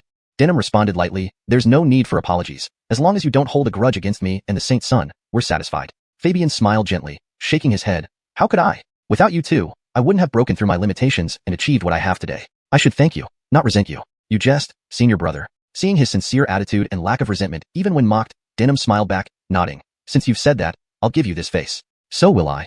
Translation completed as requested, maintaining the original tone and structure. Anthony shrugged and said, Many thanks to the two of you, senior brothers. Fabian smiled, then turned and left. He went to the training ground to guide other junior disciples in their cultivation. Something's off. Denham glanced at Anthony and transmitted his voice secretly. Anthony nodded. He felt the same way. Fabian's behavior indeed seemed abnormal. They knew all too well what kind of person he used to be. A dog never changes its nature. If it did, it was likely just pretending. Saint Son, do you think those disciples' deaths are related to him? Denham suddenly asked. Anthony looked at him and warned, Don't say too much. Unless there's solid evidence, absolutely don't speak such words. Don't forget, he's Elder Alexi's disciple. Alexi was the first true transmission elder, whose cultivation was extremely powerful, late-stage nascent soul, just one step away from the transformation of deity stage. Even the 5 Grand Elders didn't have a sure win against him. In a sense, Alexi's status within the sect was no less than that of the 5 Grand Elders. He only lacked some achievements to ascend to the Grand Elder position. Denham's accusation about his disciple could easily cause conflicts. After all, murdering fellow disciples and being a spy for the Heavenly Demon Sect were serious matters that couldn't be lightly accused. Even if they disliked Fabian, they still needed to be cautious. Yes, Denham replied solemnly. Ever since Anthony displayed his prowess at the wedding banquet, Denham had acknowledged him as the Saint's son and even hinted at following him. Anthony noticed this and was willing to accept Denham. Once Denham joined him, it would mean Grand Elder Emmett was on his side. Along with Jonathan and senior sister, Anthony would have a solid foundation as the Saint's son. Of course, Anthony understood that to truly command respect as the Saint's son of Milo sect, he needed to enhance his own strength. Other resources were external. In critical moments, he still had to rely on himself. Kent also convened several elders to discuss the situation. 5 disciples had already died, and if this continued, everyone in Milo sect would live in fear. Translation completed as requested, maintaining the original tone and structure. Chapter 36. Lure the snake out of its hole. Kent's gaze swept over the elders. In a deep voice, he asked, "Who do you think is behind this? Could it be an informer from the Heavenly Demon Sect?" The group exchanged uneasy glances. They were also at a loss, unable to find any clues. As for whether or not it was an informer, they dared not make any claims, only conjectures. The defenses of Milo sect are still quite formidable. Unless Therese herself acted personally, she might have been able to infiltrate quietly. But for her to sneak in and kill only a few outer sect disciples simply didn't add up. Her target should have been inner sect disciples, true disciples, or even the elders. It would make more sense. Killing a few outer sect disciples seemed too trivial. This did not match Therese's usual style. Jonathan frowned and said, "It doesn't seem like something Therese would do, but we can't rule out the possibility of an informer." Alexei sneered and declared, "Well, whoever it is, if I catch them, they will pay dearly with their lives." His eyes blazed with murderous intent. Despite having ulterior motives, hoping to elevate his disciple to become the sacred son, eventually leading the sect, he truly loved the sect as his own home. Seeing chaos reign within his home infuriated him. If he knew who had committed these acts, he would have already taken action, tearing the culprit apart. After saying this, he added with simmering anger, "I don't know whose blind I accepted such a disciple, causing our sect to lose several disciples." He was clearly very angry, speaking without restraint. Everyone was speechless. Anyone present could potentially be involved. Observations of the missing disciples revealed that they were killed using Heavenly Demon Sect techniques, with all their blood and essence devoured. Clearly, someone from the Heavenly Demon Sect was using Milo sect's disciples to cultivate. Moreover, the attacker's strength was not particularly powerful. Otherwise, they wouldn't target outer sect disciples. Thus, this informer must indeed be hiding among the disciples. Seeing everyone's sour expressions, Alexei realized his words might have offended some. However, he wasn't bothered by it.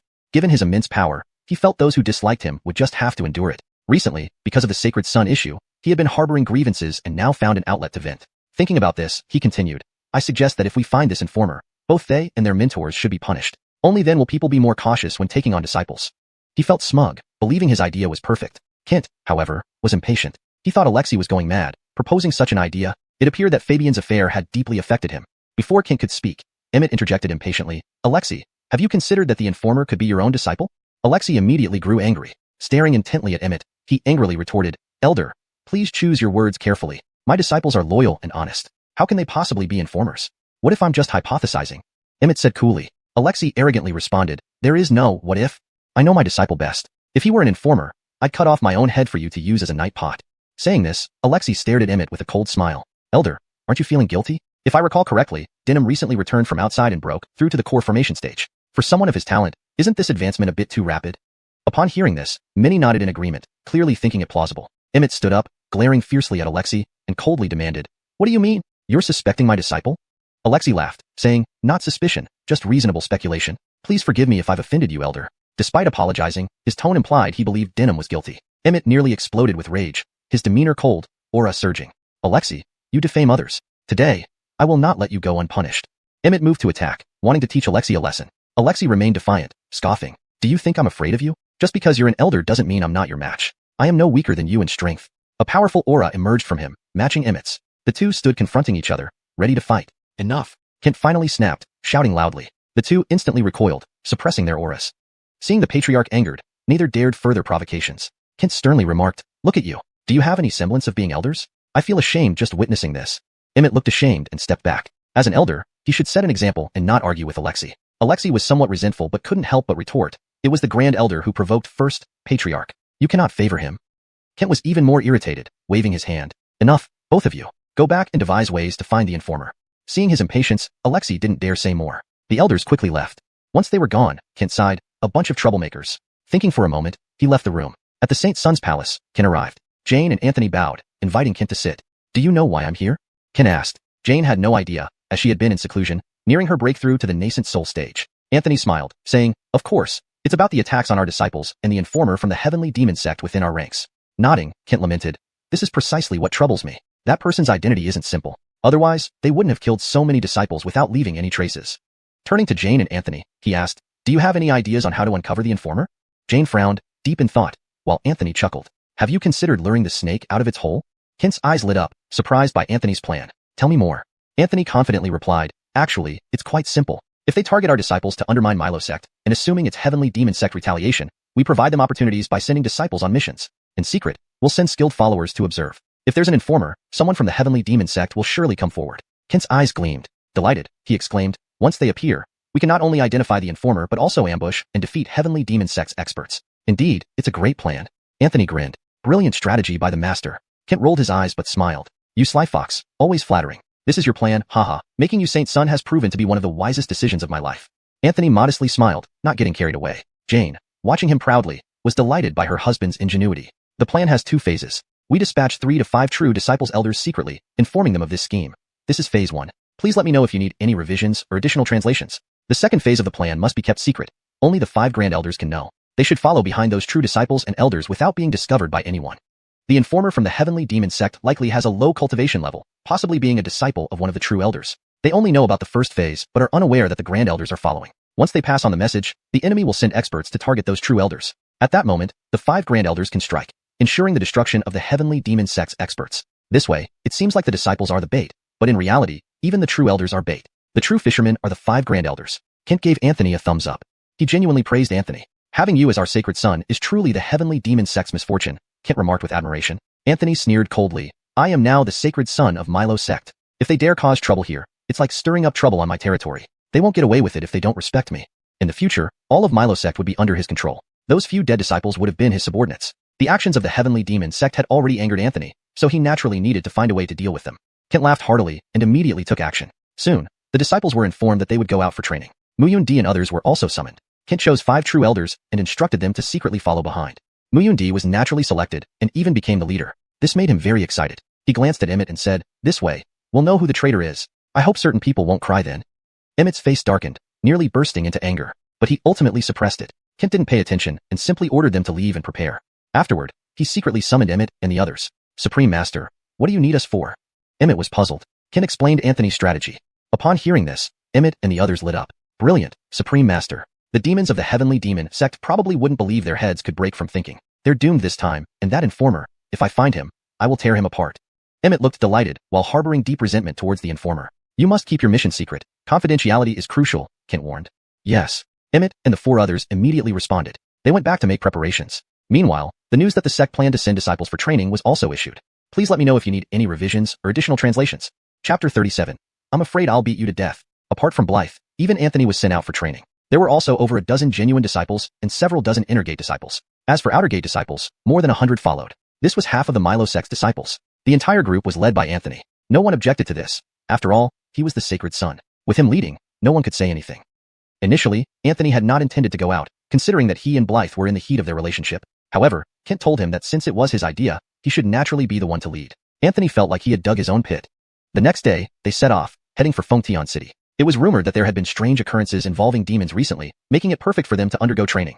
"Everyone, with demons causing chaos in Fengtian City, as cultivators, we have a duty to exterminate them. Today, as we descend the mountain, we will clear away these evil beings. Are you confident?" "Yes," everyone shouted. Some, however, sneered at Anthony coldly. They were genuine disciples who thought little of Anthony, believing he wasn't worthy of being a sacred son. Could someone become a sacred son just because they defied Therese? Anyone could do that. Anthony saw their expressions, but did not expose them. He silently smirked. These arrogant fellows would soon learn what true power meant if he disciplined them properly. Otherwise, they'd think the title of sacred son was given lightly. They marched down the mountain en masse. The civilians from Fengtian City, who had come seeking help, were dumbfounded. They knew there were demons causing trouble in Fengtian City, expecting only 1 or 2 immortal masters from Milo sect, who knew over 100 immortal masters would come together. They marveled at Milo sect's compassion, going to such lengths to aid ordinary people. However, they also found it unnecessary, thinking the demons wouldn't last long against such numbers. Fengtian City was over 1,000 miles away from Milo sect, still within its sphere of influence. In the cultivation world, a sect's territory is vast. A third-rate minor sect often covers thousands of miles, let alone Milo sect, which, even in Zhengzhou, ranked among second-rate sects, here it was a behemoth. They flew towards Fengtian City. Once at the Foundation establishment stage, one can fly in the sky. It was Anthony's first time flying. He found it awkward at first but quickly adapted. He took the person who came for help and flew toward Fengtian City. Behind him were over 100 disciples. Denham and Fabian were among them. Fabian's strength had recovered and even reached the core formation stage. Upon noticing this, Anthony was surprised. How much time had passed? Could being crippled and rebuilding oneself have such benefits? Fabian felt Anthony's gaze, his eyes cold, yet he ignored him. He transforms everything has detected strong resentment, doubling your cultivation speed. A message sounded in Anthony's mind. Normally, the resentment of many people would allow he transforms everything to cultivate slowly. Now, with the cultivation speed doubled, how much resentment was required? If this was all from one person, how much did they hate him? His gaze fell on Fabian, his eyes turning icy. The depth of his resentment made Anthony uneasy. Denham approached Anthony and whispered, "That guy seems suspicious. I suspect he might be a spy." Anthony nodded subtly, "We'll know soon enough." Denham nodded again and continued chatting with Anthony, diverting attention away from Fabian. Fabian looked at them coldly. He transforms everything, feels even stronger resentment, and is cultivating happily. Cultivation speed tripled, skill proficiency reaching small success, 91% completed. Anthony caught Fabian's cold look. He confirmed this resentment stemmed from Fabian. On the surface, though, he remained indifferent. After traveling over 300 miles, they stopped as everyone was exhausted. Disciples at the core formation stage felt less fatigue, while foundation establishment disciples needed rest. In half a day, they covered over 300 miles, far faster than any horse. To travel 1,000 miles in a day required constant horse changes. An ordinary horse's limit was about 200 or 300 miles.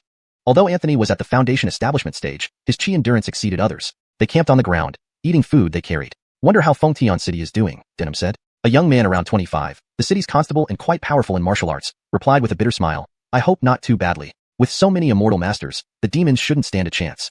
"Of course," Denham said. "Our sacred son personally handling this. What demon can resist? Even the holy lord of the heavenly demon sect isn't a concern for our sacred son." The youth admired Anthony, knowing the title Sacred Son of Milo sect was impressive. "Sacred son, your powers are boundless. Your intervention will surely save us." Anthony chuckled. A cold laugh interrupted him, drawing his frown. He turned to stare at Fabian. "What are you laughing at?" "At the ridiculous," Fabian said coldly, looking at Anthony with defiance. Anthony laughed. "A mere defeated one finds me ridiculous? What does that make you? Less than ridiculous, just trash?" Before Fabian could respond, Anthony continued, "Did you forget last time? Or are you one who learns through beatings? If so, I don't mind disciplining you now." Fabian's eyes blazed. "Just a useless fool who got a sacred son title thanks to the Iva. Do you really think I fear you? If not for your title, killing you would be like crushing an ant." He felt unfairly beaten last time, completely unprepared for Anthony's ambush. Now, with core formation and prepared defenses, he believed Anthony stood no chance. "Fabian, how dare you speak to the sacred son like this? Apologize immediately," Philip, a genuine disciple and a 7th-layer core formation expert, reprimanded. In genuine disciples, few could suppress Philip. His noble character, helping others rather than bullying, gave him considerable respect. Had Anthony not become sacred son, Philip's chances were higher. Fabian smirked. "Brother Philip, had you been sacred son, I'd have nothing to say. But Anthony? Just a clown who rose to power by depending on women." "Enough, cease your nonsense," Philip sternly warned, feeling both displeased and uncomfortable. He once hoped to be sacred son himself and had affection for Blythe. Despite not loving her deeply, she was a desire he held. If it weren't for Anthony's sudden emergence, he and Blythe still had a great chance. So, what Fabian said was indeed a fact. But Philip's character was inherently kind-hearted. Naturally, he wouldn't hold such things against others. "You can't even compare to someone you call a clown. What does that make you? A maggot?" Anthony said indifferently. Denham sneered, adding, "He's not even as good as a maggot. At least maggots don't think too highly of themselves."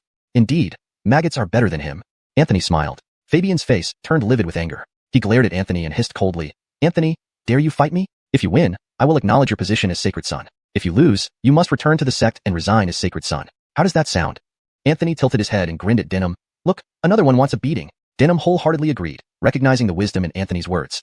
Fabian's expression grew icier. "Enough talk. Will you dare to fight me or not? I'm afraid if I hit too hard, I'll kill you, and your old master might go mad," Anthony said casually. Fabian grew even angrier, glaring fiercely at Anthony and snarling, "Extremely arrogant. I swear here that no matter life or death, it is my own choice, and no one should intervene. My master should not seek revenge for me, otherwise, I won't rest peacefully in my grave." This vow was quite vicious. Amnon, who was secretly following, almost rushed out to beat Fabian up. By saying this, you're placing your life and death in Anthony's hands. Even if Anthony really killed Fabian, Amnon wouldn't be able to seek vengeance from Anthony. Anthony patted his chest and laughed. "Then I can rest assured." Fabian's face grew even colder. Did the other side really think he could dominate him? "Alas, we are all fellow disciples. Why make things so ugly?" Philip sighed. Anthony smiled slightly. "Someone wants a beating, and I can't stop them."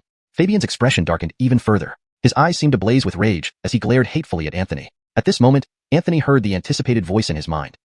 He transforms everything, senses overwhelming resentment, leading to an epiphany. Proficiency has advanced to major success. He transforms everything, had broken through, and gained new abilities. The tension between Fabian and Anthony continued to escalate. Despite the potential dangers, Fabian's determination remained unshaken. The others watched on, unsure how the situation would unfold. Meanwhile, Anthony couldn't help but feel a mix of amusement and concern. This conflict seemed far from over. Chapter 38. Bloodthirsty Demon Technique. The perfected transformation of myriad things not only allowed for the transformation into other people's appearances, but also into other species. And at Anthony's level, he could gain the abilities of these other species. For instance, transforming into a Kuanping would grant him incredible speed. Turning into a divine dragon would allow him to manipulate water. Transforming into a woman, cough, Anthony quickly dismissed this thought. At this moment, Anthony finally understood why transformation of myriad things was so difficult to cultivate. This was no ordinary Dao technique. Dao techniques in the cultivation world were classified into mortal grade, spirit grade, immortal grade, and the legendary divine grade. Although he didn't know the exact grade of transformation of myriad things, he was sure that even its perfection stage capabilities far surpassed those of high-end spirit grade Dao techniques. It was very likely that transformation of myriad things was an immortal grade Dao technique. He had indeed stumbled upon a treasure. With this thought, Anthony continued to provoke Fabian. Alright, stop glaring at me. I'll let you make the first move. Even with my allowances, your trash-like strength wouldn't stand a chance against me. Fabian's resentment grew even deeper. However, transformation of myriad things only absorbed the malice slowly. Could it be that too much resentment from the same person became useless? It seemed one couldn't just focus on one sheep when shearing wool. Realizing this, Anthony got straight to the point. Fine, make your move already. We still have a journey ahead after taking care of you.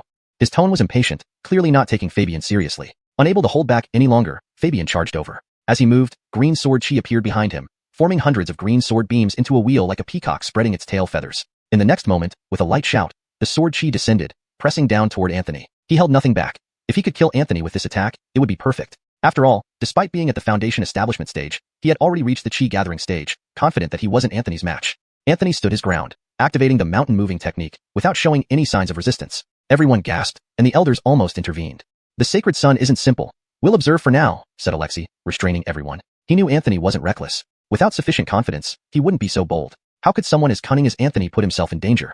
At this moment, he was more worried about Fabian. As the sword chi hit Anthony, a layer of spirit energy film appeared, blocking the sword light. Then, a powerful force erupted from within Anthony, blasting outward, a passive attack skill, Shake the Mountain.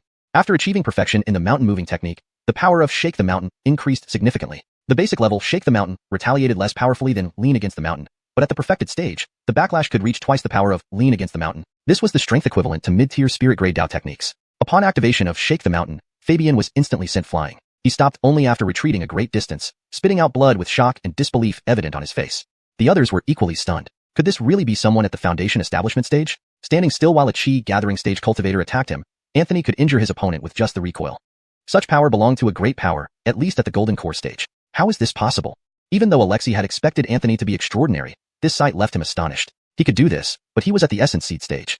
Anthony, only at the Foundation establishment stage. What gave him the right? All the disciples were shocked, staring dumbfounded. Their view of Anthony had changed. Indeed, the sacred sun lived up to his name. Your mountain moving technique senses the shock among everyone present, boosting your cultivation speed fivefold. Away from the sect, a fivefold increase was practically the limit. So, is that all? Anthony asked rhetorically, a look of disdain provoking Fabian further. Kill, shouted Fabian, eyes bloodshot, his aura intensifying again, now tinged with bloodlight.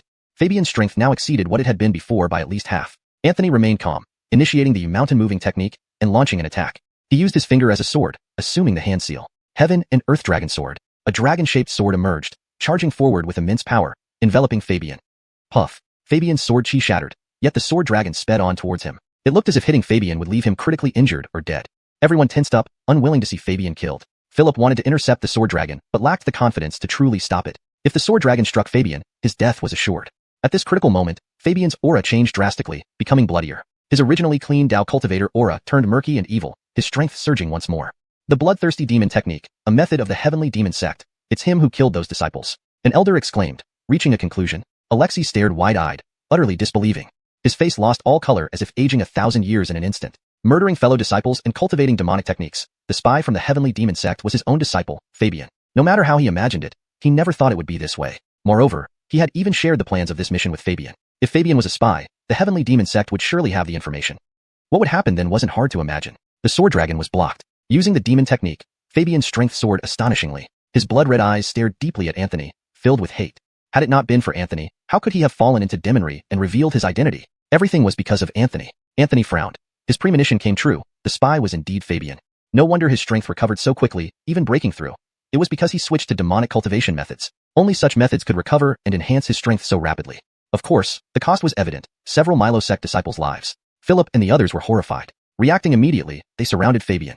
Anyone with a brain now knew Fabian had fallen into demonry and joined the heavenly demon sect. Those previous deaths were caused by Fabian. So it was you, Philip said angrily. Knowing he was exposed, Fabian didn't care. Coldly he said, yes, it's me. Why did Kent lack insight, choosing a waste of a servant as sacred son? I couldn't stand it. I wanted to prove I was stronger. His eyes were bloodshot with resentment. Anthony said calmly, don't forget, you were just defeated by a waste. Fabian glared fiercely at Anthony, snarling, you don't deserve to be sacred son. Only I am the best choice and Sister Blythe can only belong to me. But Kent chose you, so I hate you all. So you chose to join the Heavenly Demon sect? Anthony showed disdain. Please ensure you're satisfied with each section translated, and feel free to ask for revisions if needed. Yes, so when Veda invited me to join the Heavenly Demon sect, I quickly agreed. She also said that if I could defeat you, or even kill you, I would become the sacred son of the Heavenly Demon sect in the future. As he spoke, Fabian's face was full of zeal. He took a deep breath, savoring the moment. Can't you feel it? Powerful strength flows within my body. This is the power of demon cultivation, far stronger than any Taoist sect. I've only been practicing for half a month, yet now I can suppress all of you single-handedly.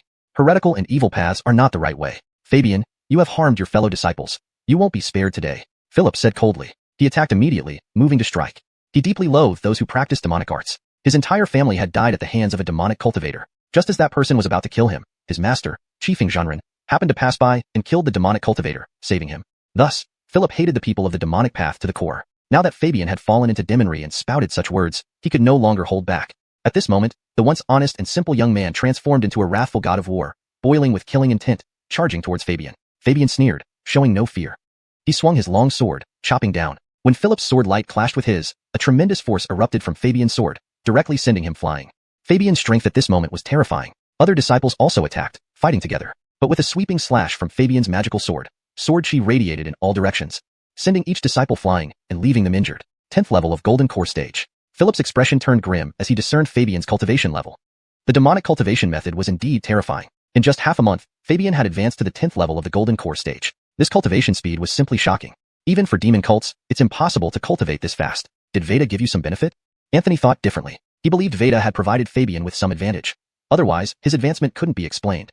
Fabian looked at Anthony with a cold gaze. You are indeed smart. As you guessed, the Saint Lord did give me benefits, or else I wouldn't have advanced so quickly. Ha, but even if you envy it, it's useless because you're all going to die. With Fabian's words, powerful demonic chi rose around Anthony and the others, encircling them completely. Please let me know if there is anything specific you'd like revised or added. Chapter 39. Who fell for the trap? Roars of fury resounded as Alexei and his group were forced to appear. Blood trickled from their lips, each carrying injuries. They had been ambushed by someone who sneaked up on them and struck unexpectedly, injuring them. Although their wounds weren't severe, they understood very well what it meant to be ambushed. They intended to set a trap, but ended up being exposed and became the prey. Alexei ignored the others and focused his gaze on Fabian. His icy eyes made Fabian dare not meet his stare.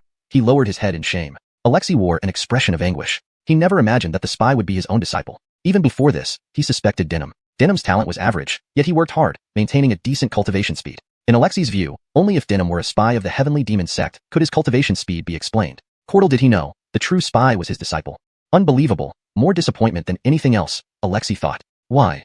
Alexei asked. Indeed, he wished for Fabian to become the sacred son of Milo Gate and eventually the patriarch. However, this wish was based on Fabian's love for the sect. Fabian's betrayal deviated completely from his expectations. Fabian remained silent. Facing Anthony and the others, he could boast, but facing his master, he lacked the courage. He dared not meet Alexei's eyes, fearing the look of disappointment. Muyundi, let me tell you why. Good birds choose better branches to perch on. Your disciple merely chose a stronger backer, said Xander, a formidable expert from the Heavenly Demon sect. He was an old adversary whom Alexei knew well. Moments ago, he was injured by Xander during an ambush. If a duel started now, he would likely fall behind. Senior Ouyang, can we spare my master? I can persuade him to join the Heavenly Demon sect, Fabian suggested. Xander sneered. How touching. But have you asked if he agrees? Fabian looked at Alexei pleadingly. Traitor. Alexei shouted fiercely, glaring at Fabian with murderous intent. Master, I don't understand. Why does the patriarch treat me like this? I am clearly more outstanding and the best choice for sacred son. Everyone snorted in contempt. Defeated by Anthony in the embracing core stage, he still claimed to be superior. Ridiculous indeed. You're mad, not the Fabian I knew. Today, I will rid the sect of this evil. Alexei's eyes flashed coldly as he attacked Fabian. The students watched uncomfortably. Anthony felt even more repulsed by the Heavenly Demon sect, abandoning any idea of cooperation. Demonic practitioners, ruthless and self-serving, didn't deserve to live. Xander laughed, blocking Alexei. Staring down Alexei with wickedness, he remarked, he is no longer your disciple. He belongs to the Heavenly Demon sect. You must ask us before harming him. Then I'll kill you first, Alexei said coldly and resumed his attack. Fierce energies clashed, creating a balanced yet perilous battle, especially with Alexei's weakened state from injuries. Soon, he fell into disadvantage. 7 Golden Core level, Heavenly Demon experts surrounded Anthony's group. Kill him, Fabian pointed at Anthony, hating him intensely, believing his downfall was due to Anthony. So, killing him became his priority. The remaining 4 elders exchanged worried glances. Outnumbered and outskilled, Their situation appeared grim. Just then, Elder Ives spoke to the three elders telepathically. I'll hold them off. You take the sacred sons and break through. Sadness filled their eyes. Ives's decision was fatal, but necessary to ensure their survival. No one argued. Surviving honored Ives's sacrifice. Realizing Ives's intent, the enemy sneered. Wanna run? Impossible. Not one of you will leave today. They held the advantage and wouldn't allow escape. Capturing all Milo disciples would be a grand victory. We'll see, Ives responded coldly, ready to burn his life force to buy time. Suddenly, a hand tapped his shoulder. Ives turned respectfully, calling out, Sacred Son. Anthony smiled. Elder Corton, no need to risk everything. We are bound to win. Doubtfully, Ives responded, Sacred Son. I know you are extraordinary, but there's no way we can all escape. Let me buy you time with my life. Anthony shook his head confidently. We didn't fall for their trap. They fell for ours. They're finished. Shocked, Ives felt hope reignite within him. Was the Sacred Son planning something? He looked at Anthony expectantly. Scare tactics won't work on us, mocked a heavenly demon sect member. Anthony replied calmly. Our 5 grand elders are here. Do you really think you can survive? The color drained from the heavenly demon sect members' faces. The power of Milo's 5 grand elders rivaled Xander's. If they were present, none of them would escape. After waiting, they saw no sign of the grand elders and grew suspicious. Cordial One, you dare toy with us? Smiling, Anthony called, Grand elders, enough playing? Show yourselves. Xander panicked internally. If Anthony was telling the truth, he was doomed. He hoped Anthony was bluffing. Just then, a grumbling voice echoed, Sacred Son, you're too eager. I wanted to watch their ignorant faces longer. Emmett's voice sent chills down Fabian's spine. Anthony's words were true. The 5 grand elders were really here. The so-called true disciple elders like Alexei, who had secretly followed them as bait, were merely part of the first layer of the plan. The true fishermen were actually the 5 grand elders. They arrived together, their formidable auras locking down the entire area. The Milo sect disciples felt a surge of excitement. They experienced a sense of rebirth after disaster. Fabian's face twisted with panic. He looked as if he had lost everything dear to him. He lost again. And this time, he lost even more thoroughly. He had lured the heavenly demon sect's powerful experts into the trap. Grand elders are mighty, Anthony said with a smile. Emmett added, it's all thanks to the Holy Son's divine strategy. You must have guessed early on that the spy was someone specific, which led you to set up this elaborate plan. It was indeed the Holy Son's strategy. Philip and the others looked at Anthony with admiration. Your mountain-moving technique feels the shock from everyone, giving you a small boost in confidence. Your practice progress surges forward rapidly, reaching the realm of perfection, currently at 39%. Anthony smiled but didn't deny it. It was you. Fabian glared at Anthony with venom. Anthony responded coolly. In terms of both intelligence and strength, you're inferior to me. I truly don't understand where you got the confidence to challenge me. Fabian gnashed his teeth, hatred blazing in his eyes as he stared at Anthony. Unfortunately, the intense hatred he directed at Anthony was too familiar, no longer affecting the transformation of all things. Otherwise, the skill might have improved significantly. Elders, please execute these demonic cultists. Anthony wasted no words and gave a stern order. Yes. Emmett and the others immediately took action, their expressions serious. The 5 grand elders, all at the peak of the nascent soul stage, wielded unimaginable power when acting together. Within moments, the 7 golden core experts from the opposing side were completely killed. Xander panicked and tried to escape, but Alexei, enraged, seized an opportunity and delivered a decisive strike, beheading Xander with one sword. Xander's nascent soul attempted to flee. Emmett raised his hand and fired a bolt of spiritual energy, hitting the black, nascent soul of Xander. Poof! Xander's soul and body vanished instantly, thoroughly destroyed by Emmett. Now, only Fabian remained. Anthony originally planned to kill Fabian personally. However, Alexei knelt before him. Anthony frowned, thinking Alexei was going to plead for Fabian's life. Naturally, Anthony would not agree. Fabian had betrayed his sectmates and brought in the heavenly demon sect. Such actions could not go unpunished. Otherwise, what use were the rules? Fabian's actions were nothing short of treachery and deserved death. Chapter 40. The demon was not seen. To his surprise, Alexei did not plead for Fabian's mercy. His voice was slightly hoarse as he said, Please allow me to deal with Fabian personally, ridding the sect of this traitor. Everyone was astonished. Alexei intended to kill Fabian himself. After a moment's thought, it was understandable. Fabian had overstepped too much. Apart from murdering fellow disciples, if not for Saint Sun's foresight, all of them might have perished here today. Even his own master would have been killed by him. Such a person, worse than an animal, deserved no reason to live. As for Alexei wanting to kill him personally, naturally, deeper love bred deeper hate. Anthony's brows furrowed lightly. He said, Elder Mu, there's no need for you to do this yourself. Letting others handle it will suffice. Alexei's voice was rough as he bitterly replied, Thank you for your understanding, Saint Sun. But this disciple was taught by me, and I failed to guide him well. I should be the one to eliminate him. Please give me this chance.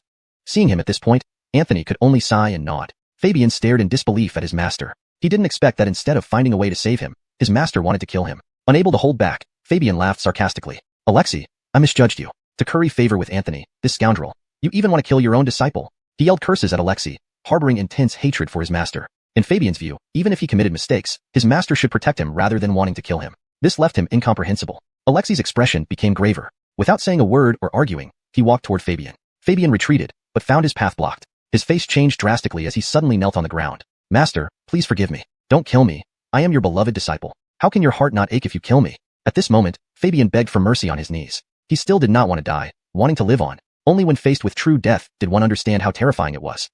It's too late. You've gone down a path of no return. No one can save you, not even Master. Some lines cannot be crossed, Alexei said bitterly. If not for this, even if he had attacked the Saint's son and severely injured him, he could have protected Fabian. But now, even Alexei believed Fabian deserved death. This was the rule of the sect, unbreakable by anyone. Fabian's face turned pale, utterly despairing. Rest in peace, Alexei said softly as he pushed forward a palm. With this strike, Fabian's life force dissipated. He cast one last lingering glance at the world before falling down. Alexei closed his eyes. At this moment, everyone shockingly noticed that his once jet-black hair had instantly turned white. Elder Mu, what happened? Emmett exclaimed. Despite their differences, he couldn't help but be shocked by this scene. Not knowing what to say, Emmett felt that although Alexei was sometimes annoying, his loyalty to the sect was beyond doubt. Their usual arguments were just minor disputes. Alexei opened his eyes, exuding a deep sorrow, looking like an old man nearing the end of his life. Glancing at his white hair, he gave a self-deprecating smile, then carried Fabian's body away. Everyone watched Alexei leave without stopping him. At this moment, Alexei's pain was unbearable, having to kill his beloved disciple. Such grief was unimaginable. Emmett sighed. Even he, who often clashed with Alexei, felt uneasy. Anthony coldly humphed. Fabian reaped what he sowed. Why should we feel bad? If we don't kill him, should we watch him harm more fellow disciples? Those who die deserve lives too. Mistakes in teaching led to this situation, blameless except for himself. No sympathy needed. If not for Saint Sun's insight, we would be dead now. There's nothing to discuss with demons. Anthony's words brought everyone back to their senses. They knew he was right. Had Fabian won, he wouldn't have shown any mercy either. Realizing this, their previous distress vanished. Emmett looked at Anthony but said nothing, acknowledging the truth of his words. Compassion is necessary but should not be excessive, lest they become saints to their enemies. Jonathan approvingly glanced at Anthony. These words helped lift the oppressive mood. Alright, our next task is to aid Fengtian City and eliminate the demon, Anthony declared, signaling the start of their mission. It was his first time leading a demon-slaying team. Do you mean to say the demon isn't just an excuse? Is there really a demon in Fengtian City? Denham asked, surprised. He had assumed the demon slaying in Fengtian City was just a pretense to lure out powerful Heavenly Demon Palace members. The young headcatcher, already pale from earlier events, finally responded. There truly is a demon plaguing Fengtian City. Anthony smiled. It's fortunate. We were prepared to find an excuse, but it found us instead. We genuinely intend to eliminate the demon in Fengtian City. Please join us, Elders Emmett and Jonathan, to protect the disciples. Other elders returned to the sect. Yes, Ives and the others immediately agreed. With Emmett and Jonathan, even if Veda acted rashly, they could retreat safely. Moreover, Veda wouldn't make such a choice unless she was sure of suppressing the patriarch. As long as she lacked absolute control, she wouldn't escalate to a full-scale conflict with Milo sect. Relieved, the headcatcher felt comforted knowing these celestial masters would go, along with two even more formidable ones. Fengtian City was saved. They set off again after recomposing themselves, reaching the city early next morning. Fengtian City was brightly lit at night, the walls illuminated as if the sky itself was alight. Who would have thought Fengtian City is so lively at night? Philip exclaimed. The headcatcher explained, we don't wish it to be this way, but the demon attacks day and night. Without lights, it would be disastrous for us mortals. Commoners indeed struggled without light at night unlike cultivators. Let's descend. With Milo's sect here, eliminating the demon will be straightforward, Denham said arrogantly. Normally, they wouldn't dare make such statements, but with two supreme elders present, it wasn't about training but intimidating demons. They would face dire consequences if they dared appear. On the city wall, soldiers in armor looked tense. Seeing the glowing figures above, they became visibly excited. The celestial masters are here, saving Fengtian City. Spreading cheers, including among the soldiers, hope surged. They knew their city would be safe. After settling, they proceeded into the city, preparing for the confrontation ahead. It was evident that Officer Deng's reputation in Fengtian City was still quite renowned. Anthony and his group landed on the city wall. A man dressed in official attire immediately knelt before Anthony and the others. Please, immortal masters, save our Fengtian City. The man was the city lord of Fengtian City, yet in the eyes of cultivators, he was nothing much. After all, mortals only lived for a few decades and could never be compared to cultivators. Anthony said indifferently, stand up. Tell us what's going on. Where is this demon you speak of? Only then did the city lord realize that this young man was the one in charge. He was quite surprised. But he also knew that it was hard to judge a cultivator's age by appearance. This person, despite looking so young, might have lived for countless years. The city lord composed himself and said, Immortal master, in truth, we haven't seen the demon. What? Anthony frowned, claiming there was a demon without seeing one. Wasn't this too reckless? His gaze turned unfriendly. If the other party didn't give him a satisfactory explanation, he would make them understand that cultivators were not to be trifled with lightly. They would pay a price. The city lord noticed Anthony's dissatisfaction and quickly explained, Venerable sir, we are not deceiving you. The demon indeed hasn't appeared, but it drives ferocious beasts to attack our city. We can hardly hold on any longer. Controlling beasts? Emmett and Jonathan exchanged glances, both surprised. Could it be the Beast Mastery sect? Emmett couldn't help but ask. Beast Mastery sect? Anthony pondered. It was indeed a possibility. However, the Beast Mastery sect controlled demon beasts. If these were truly demon beasts, Fengtian City wouldn't have been able to withstand them. A single Foundation establishment stage demon beast could annihilate an entire mortal city. Do you have any corpses of those beasts?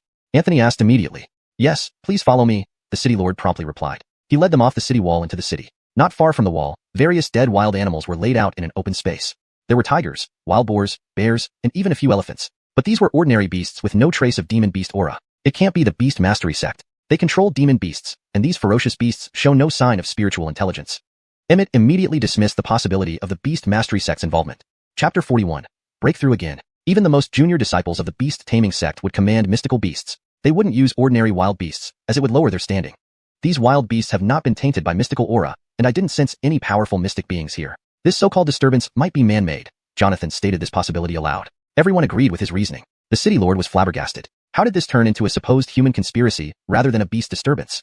Who could control so many wild beasts? That's ridiculous. He felt these immortal masters were deceiving him on purpose, unwilling to exterminate the beasts. Thinking this, he hurriedly knelt down. Honorable immortal masters, you can't ignore Sentience City. If you do, our entire city will perish. Regardless of whether they are mystic beasts or not, please help us eliminate this calamity. He cried profusely, truly upset. However, everyone present had sharp eyes. They could see through his act. He was simply afraid the masters would abandon Sentience City. Anthony understood that cultivators generally avoided interfering in mundane affairs to avoid unnecessary entanglements. The stronger one became, the more important this rule. Primarily, it was about not bullying regular people. Cultivators, even at chi condensation stage, were unmatched experts among mortals, and their involvement would be overly oppressive. Anthony also intended to refuse, as the Holy Son should adhere to rules and not involve himself in mundane matters. At this moment, a somewhat hoarse female voice interrupted. Where are the immortal masters? Take me to them. A woman clad in silver-white armor then appeared in everyone's view. She was spirited and vigorous, her long sword hanging at her waist, hastily walking over. A young general, around 20 years old, she was exceptionally beautiful and tall for her gender. Her elegant figure was evident under her close-fitting armor, slender waist, and long legs moving toward the group. Upon seeing Anthony and others, her almond eyes widened in excitement. Your demon law sees this spirited beauty and becomes extremely excited. It claims it's about to achieve enlightenment. Demon law, I like this woman. You deal with it. Anthony thought to himself, I understand your meaning. He knew he couldn't ignore this matter now. Otherwise, the hysterical display from the city lord could lead to complications. As an immortal master, he needed to save the people from disaster, not because demon law threatened him.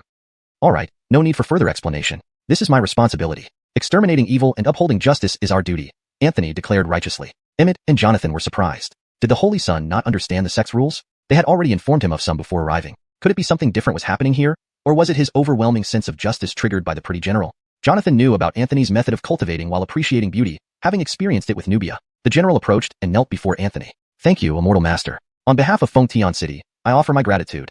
Anthony quickly pulled her up, feeling the smoothness of her hands without calluses. General, please rise. It is our duty to safeguard the people. No need for such formalities.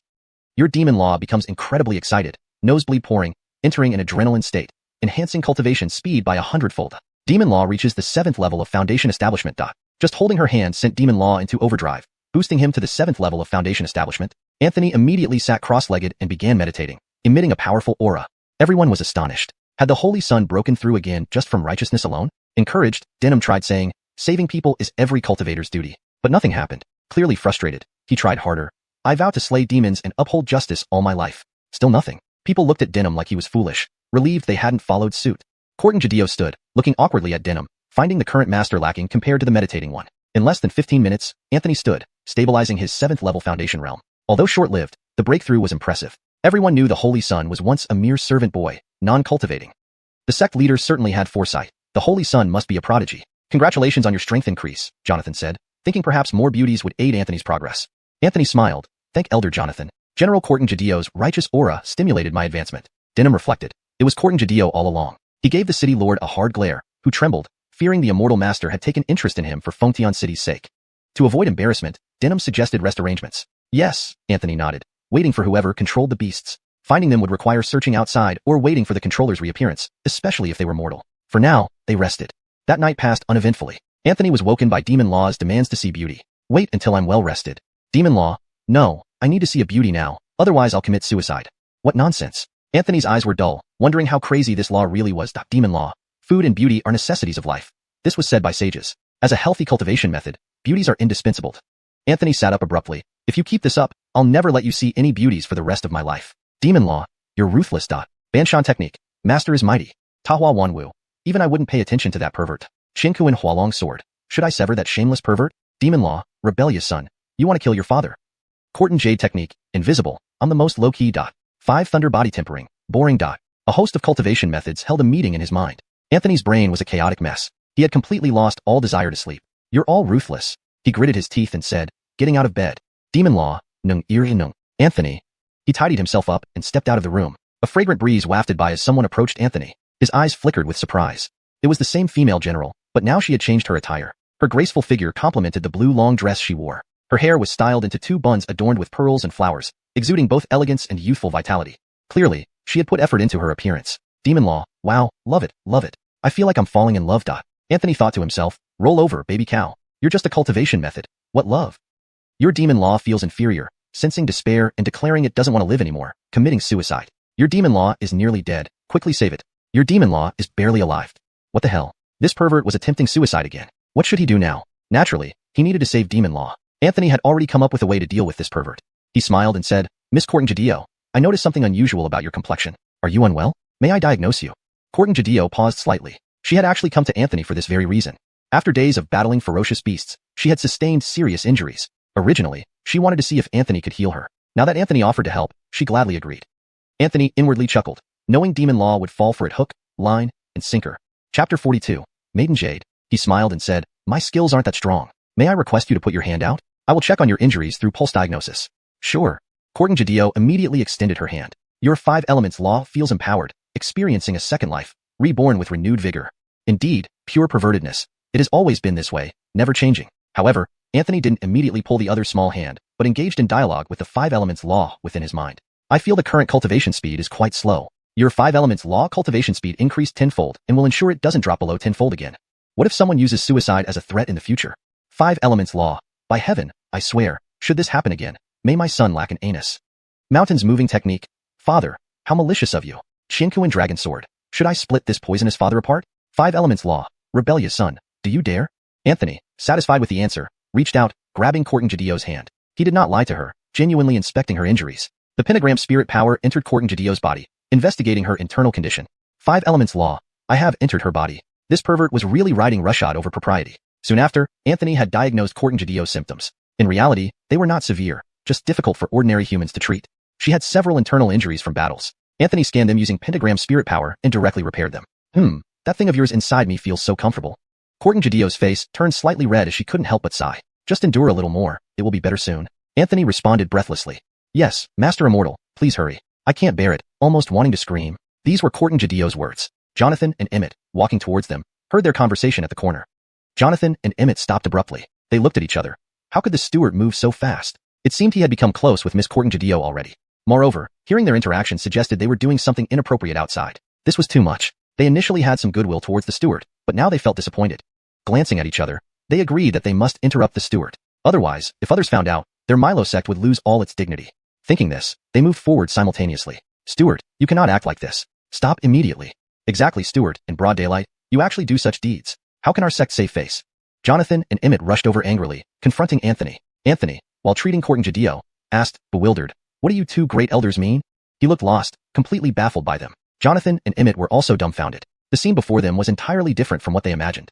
Anthony was sitting there, holding Corton-Jadeo's hand, evidently healing her. Meanwhile, Corton-Jadeo had rosy cheeks, appearing very pleased. Her eyes squinted in comfort.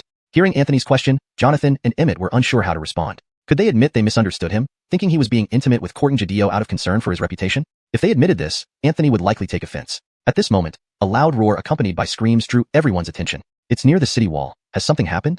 Anthony looked in that direction. Let's go check. Jonathan and Emmett said. Anthony nodded and took to the air. Jonathan and Emmett exchanged glances. This interruption came just in time, and they also flew off. Only Corton-Jadeo remained behind, feeling both amused and dismayed. The 3 masters left, abandoning her here. Simultaneously, she felt a bit disheartened. She hadn't successfully tempted Anthony. If he noticed her, perhaps she could learn the path of cultivation and become an immortal herself. As a female warrior, she yearned for powerful abilities, which only cultivators could offer. The strongest force in the world, even surpassing beasts. Running swiftly, she followed them, leaping out of the city hall. Anthony arrived at the city gate first. There, they saw wild beasts attacking the city, both on the ground and in the sky. Some of these beasts were terrifyingly large, nearly reaching the level of demons. These creatures were at least twice as big as their normal counterparts. Even a falcon had a wingspan of over 10 meters. It dived from the sky toward the wall, causing the soldiers guarding the city to tremble in fear. Among them were martial artists, skilled fighters. But compared to those monstrous birds, they were no match. Moreover, such birds didn't exist a few days ago but appeared today. These birds were almost indistinguishable from demonic beasts in their eyes. Just as the bird was about to hit the wall, a sword beam flashed, slicing the bird in 2. Anthony and company appeared atop the wall. That beam was from Anthony, who didn't use the Chinkuan dragon sword, but merely emitted a simple sword energy to kill the beast. Though the bird was huge, anyone at the chi cultivation stage could easily kill it. Anthony had advanced to the foundation establishment stage, making this easy for him. In the distance, a girl dressed in foreign attire watched this, instantly recognizing an expert. That sword light clearly came from a cultivator. Her beasts, though fierce, were mere animals and no match for immortals.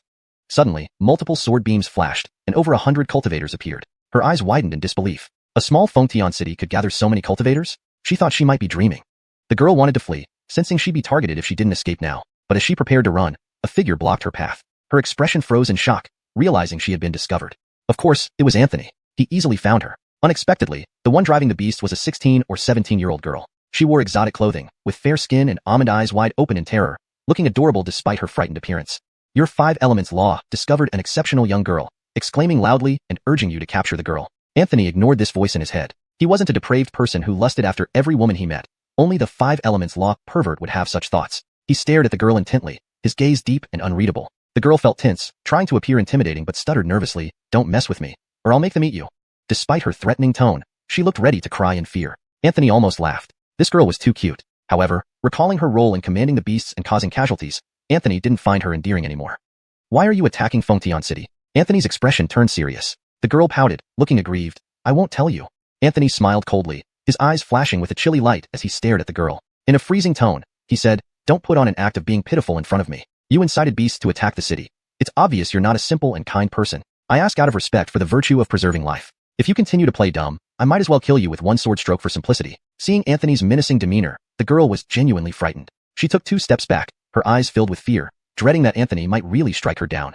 The pitiful expression on the girl's face vanished. She displayed a look of resentment. "I only did this to rescue my elder sister. She was captured by people from the city. When I asked them to release her, they refused. So, I had to disturb this city. I didn't expect so many people would die, yet they still wouldn't let her go." The girl appeared truly aggrieved. She wasn't inherently evil, but merely trying to save her sister. Anthony understood that cultivators should ideally stay out of worldly affairs. But he had only recently become a cultivator. Furthermore, in Anthony's mind, if the road is uneven, everyone should step on it together. He never cared much for such rules. "Tell me everything about what happened. If there's even a hint of falsehood, don't blame me for being ruthless." The girl knew she couldn't lie. Provoking this immortal master could cost her life.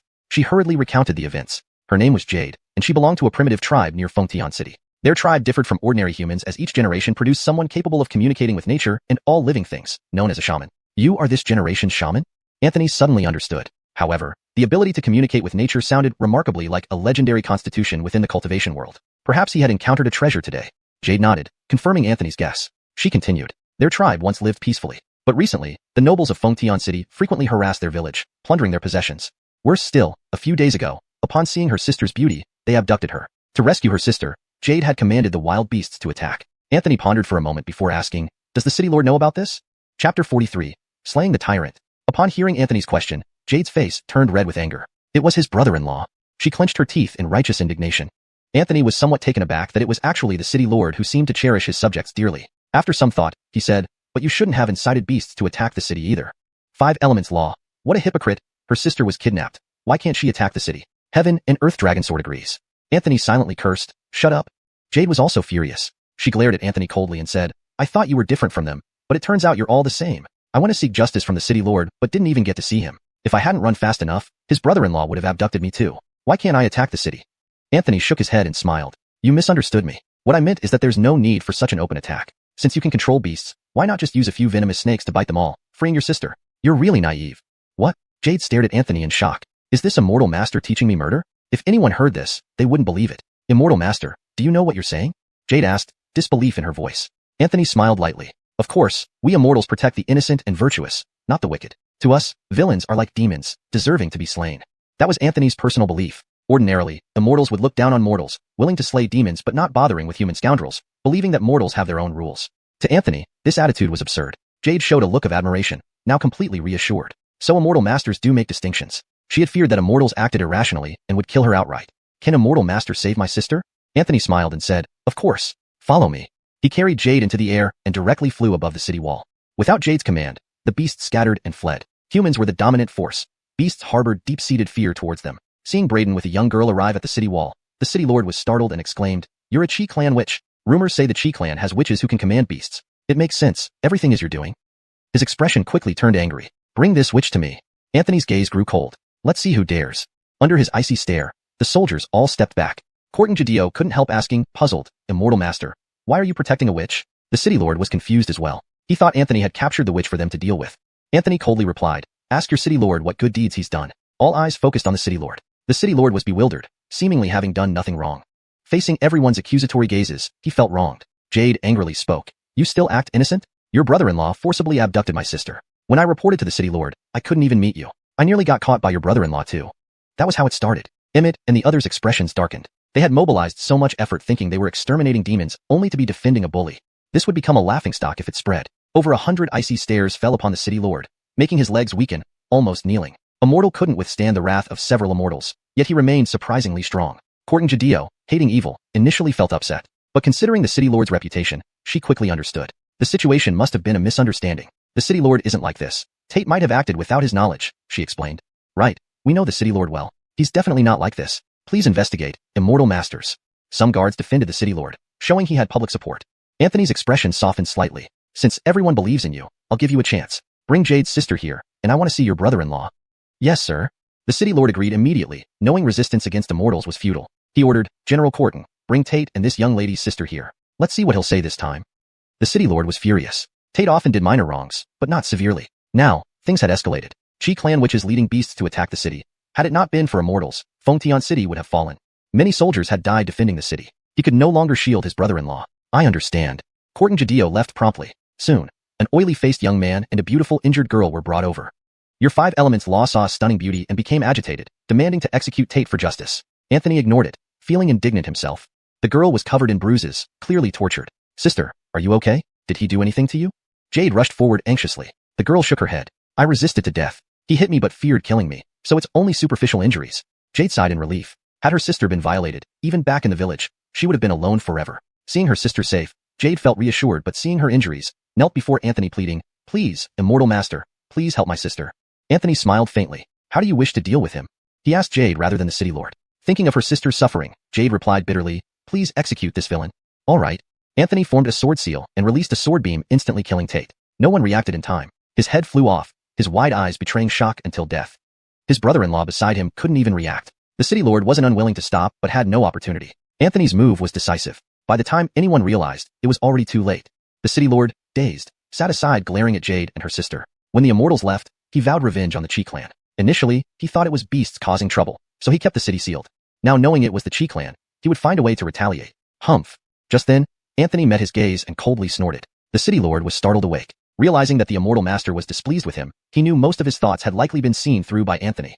He immediately knelt on the ground, not daring to raise his head. Anthony stared at him coldly and said, I know what you're thinking. You want to take revenge on the Qi clan after we leave. But I warn you, you'd better not do it. Jade has an immortal destiny, and I plan to take her into my Green Cloud sect for cultivation. Her clan will be under the protection of my sect from now on. Instantly, the city lord broke out in a cold sweat. If the Qi clans which entered cultivation, this meant that the Qi clan would become an affiliated race of the Green Cloud sect, receiving its protection.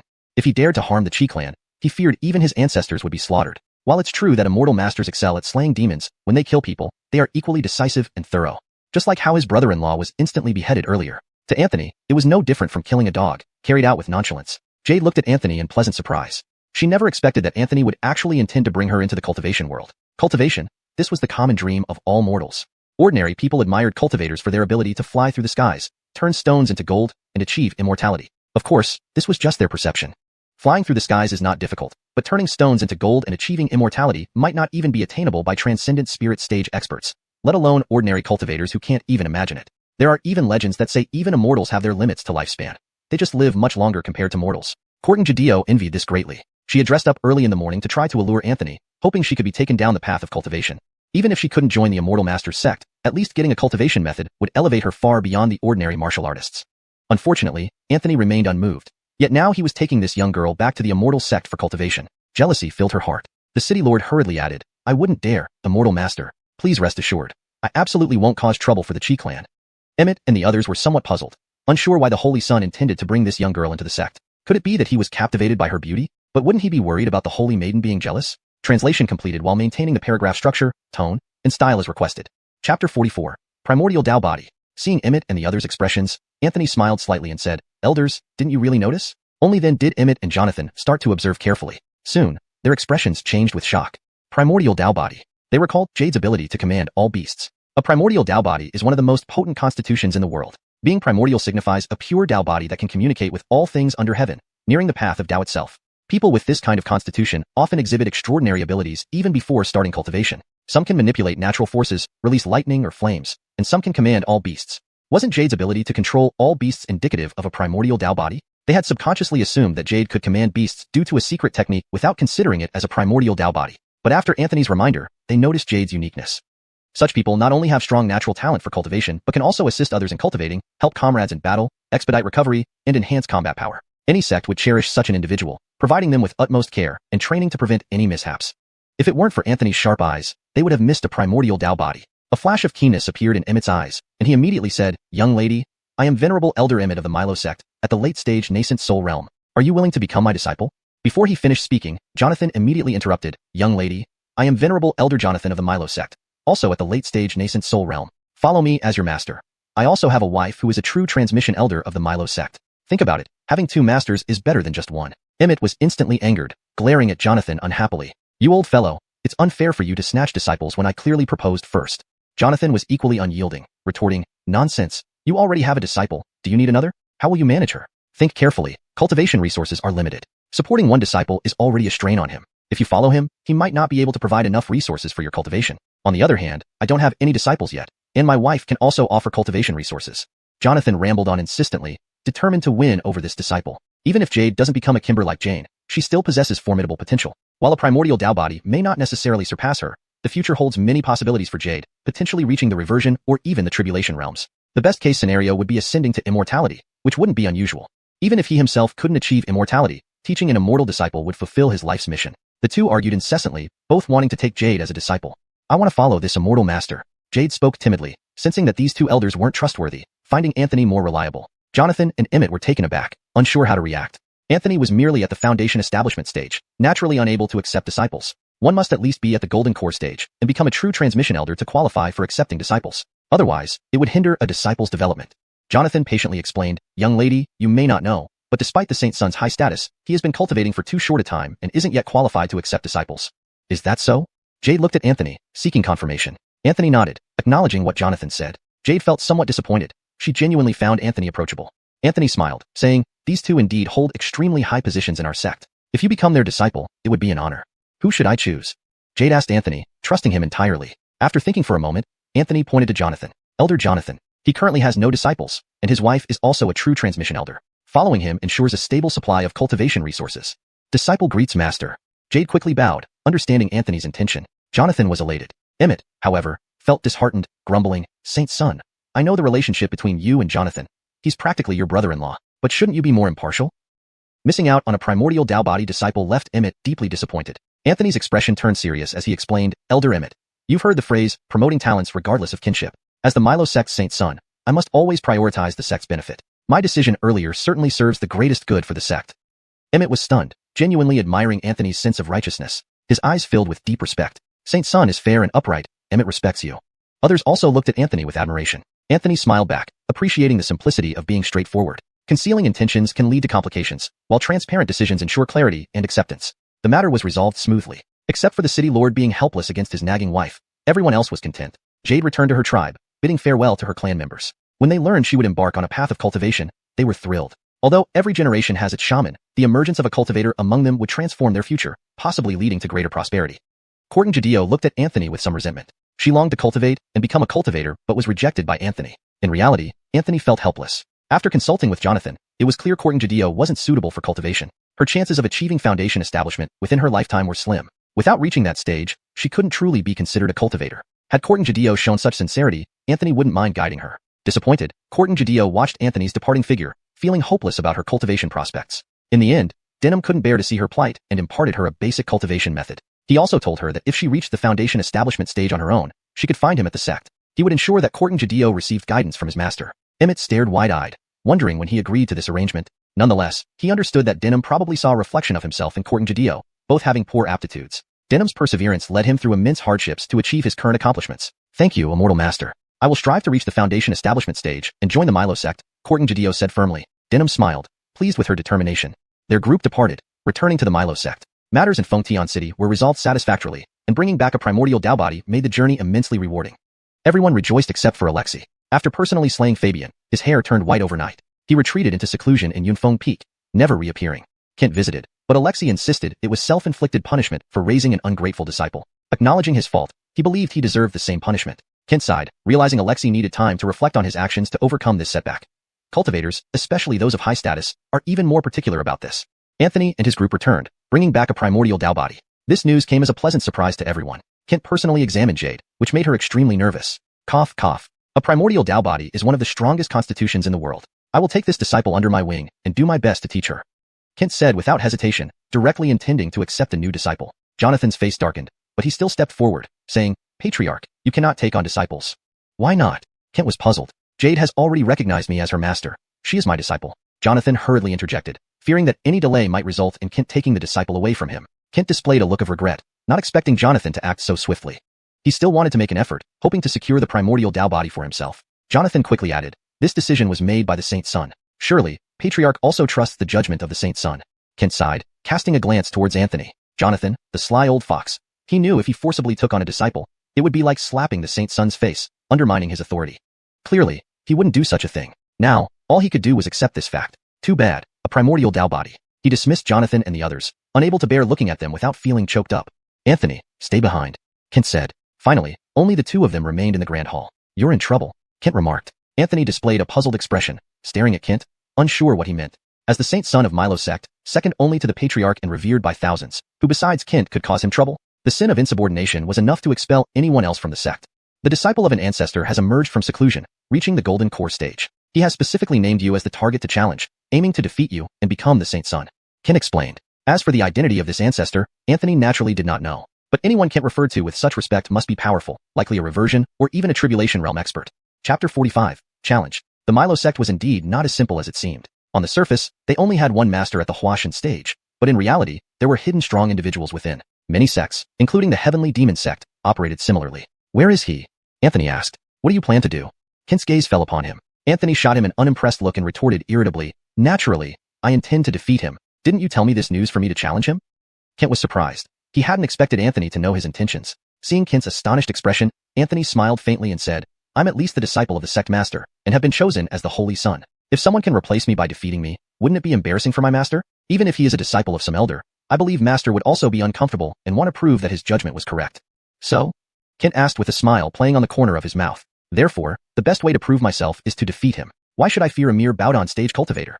Anthony said confidently. Then, he sighed and said, Unfortunately, my talent for combat is truly terrible. I possess the 5 elements law, such an extraordinary technique, but I can't utilize its full potential. Otherwise, I wouldn't even need to worry about the bowed-on stage at all. He always felt that he could only defeat bowed-on stage opponents because of his poor combat talent, which prevented him from fully utilizing the power of the 5 elements law. Otherwise, he should be able to reach the golden core stage. 5 elements law. Am I really that powerful? I didn't know. The corner of Kent's mouth twitched. He wanted to tell Anthony that his combat talent was actually very strong, but decided against it so as not to foster arrogance. He is at Moon Admiring Peak. His name is Bede. Go find him, and remember not to kill him. Kent reminded him. He intended for Anthony not to harm him too severely, but Anthony interpreted this differently, thinking he could beat Bede as long as he did not kill him. So, Anthony felt confident. Don't worry, I'll definitely take revenge for Master. Anthony gave Kent a reassuring look before leaving with large strides. Watching Anthony's departing figure, Kent began to think. He realized that Anthony might have misunderstood him. Well, Anthony is smart and knows his limits, he thought. Moon Admiring Peak. Anthony came directly here. Seeing the words, Moon Admiring Peak, carved on the stone tablet, he sneered. Loving Jane? What a foolish daydream. Not only did the opponent want to usurp his position as Holy Son, but he also wanted Jane. A contemptuous smile played on the corner of his mouth. Anthony grabbed the stone tablet and lifted it from the ground effortlessly. Weighing over 1,000 pounds, the stone tablet was raised easily. In the next moment, Anthony threw the tablet up the mountain. Bede was meditating when he suddenly felt uneasy. A premonition of danger arose in his heart. Without hesitation, he stopped meditating and moved aside. Thud. A rock hit the spot where he had been sitting. Cold sweat appeared on Bede's forehead. If he had been slightly slower, he would have been hit by the stone. Struck by a 1,000-pound rock, he would likely suffer severe injuries or worse. Who? Bede roared in anger, his eyes flashing with cold light as he jumped out of his room. He saw Anthony at the foot of the mountain immediately. A flash of viciousness crossed Bede's eyes as he rushed down. Did you ambush me? Bede glared at Anthony, his eyes filled with cold light. He coldly asked, Do you know who I am? Anthony smiled lightly and asked, Are you an elder? Of course not, Bede replied coldly. Then are you a core disciple? Anthony continued. Bede frowned and answered coldly, Of course not. He was the disciple of one of the sect's ancestors, which naturally excluded him from being a core disciple. According to seniority, his status was quite high, even surpassing Kent. However, regarding his standing within the sect, it was hard to define. Because he had just left the side of that ancestor, although he possessed a peak, he held no official positions in the sect. Anthony said calmly, "If you're neither an elder nor a core disciple, what right do you have to brag in front of me? Even if I expel you from the sect, you would dare not protest. Doing so would be disrespecting your elders." Bede paused for a moment and then realized, "You're Anthony?" He was quick-witted and immediately guessed Anthony's identity. Only the Holy Son Anthony would speak to him like that. Even Kent was quite restrained given that Bede was a disciple of one of the ancestors and had a higher seniority than even the sect leader. Anthony's face darkened, and he said unhappily, "You should bow and say hello to the Holy Son now." Haha. Bede sneered in disdain. A mere Foundation establishment stage cultivator becomes the Holy Son of Milo sect. It seems Kent is losing his touch. Perhaps he's getting senile and confused to choose someone like you as Holy Son. It's laughable. Kent had been observing the scene with his divine sense. Hearing Bede's words, his face darkened instantly. Even though Bede was the disciple of one of the ancestors, such arrogance and criticism of him were unacceptable. After all, Bede was only senior in rank, while Kent was the actual leader of the Milo sect. Insolent. How dare you insult my master? Anthony's face darkened. The Heaven and Earth Dragon Sword technique. Teach him a lesson. Mountain moving technique. Crush him. Anthony originally planned to teach him a lesson anyway. Now he had more reason to do so. Bede looked disdainful and said with a cold smile, "This is how the cultivation world works. If you lack strength, no matter how high your position, people will despise you. The Milo sect leader is earned through merit. Kent's performance barely qualifies him to be the leader." Bede openly said Kent was unworthy of being the leader. Anthony caused quite a stir, and many people turned their attention to them. Upon hearing Bede's words, they all showed anger. Under Kent's leadership, the Milo sect developed systematically. The sect's overall strength had improved significantly compared to the previous leader. Now, a young man, relying merely on his connection to one of the ancestors, dared to criticize Kent, saying he wasn't fit to be the leader. This was too arrogant. Anthony's eyes grew cold. With a mocking smile, he said, "What a big mouth. You don't need my master to discipline you. Let's fight, and I'll show you that you're just a frog at the bottom of a well. Don't talk about my master unless you're worthy to be my opponent." Tiny Foundation establishment stage. Killing you is like slaughtering a dog, Bede said with disdain. He had already reached the embracing core stage. By his master's account, he was outstanding among embracing core practitioners. Though he was only at the first level, anyone wanting to defeat him needed to be at least at the 7th level of embracing core. Such talent was considered prodigious. Naturally, he wouldn't take a mere Foundation establishment stage cultivator seriously. "Do you dare fight me?" Anthony grew impatient, feeling that the other side was being overly self-important. "Why not?" Bede laughed coldly and looked down at Anthony, saying, "But for me to fight, there must be a bet. If you lose, you'll give up the Holy Son position and admit your master isn't suited to be the leader." Anthony was inwardly furious. The other party targeted not only him, but also criticized the sect leader. Since this was the case, he would not hold back. "All right, but if you lose, I want your life." Originally, Anthony had no intention to kill, merely aiming to defeat the opponent. Now, it was different. The other party was being excessively overbearing, underestimating him and even belittling Kent. This infuriated Anthony.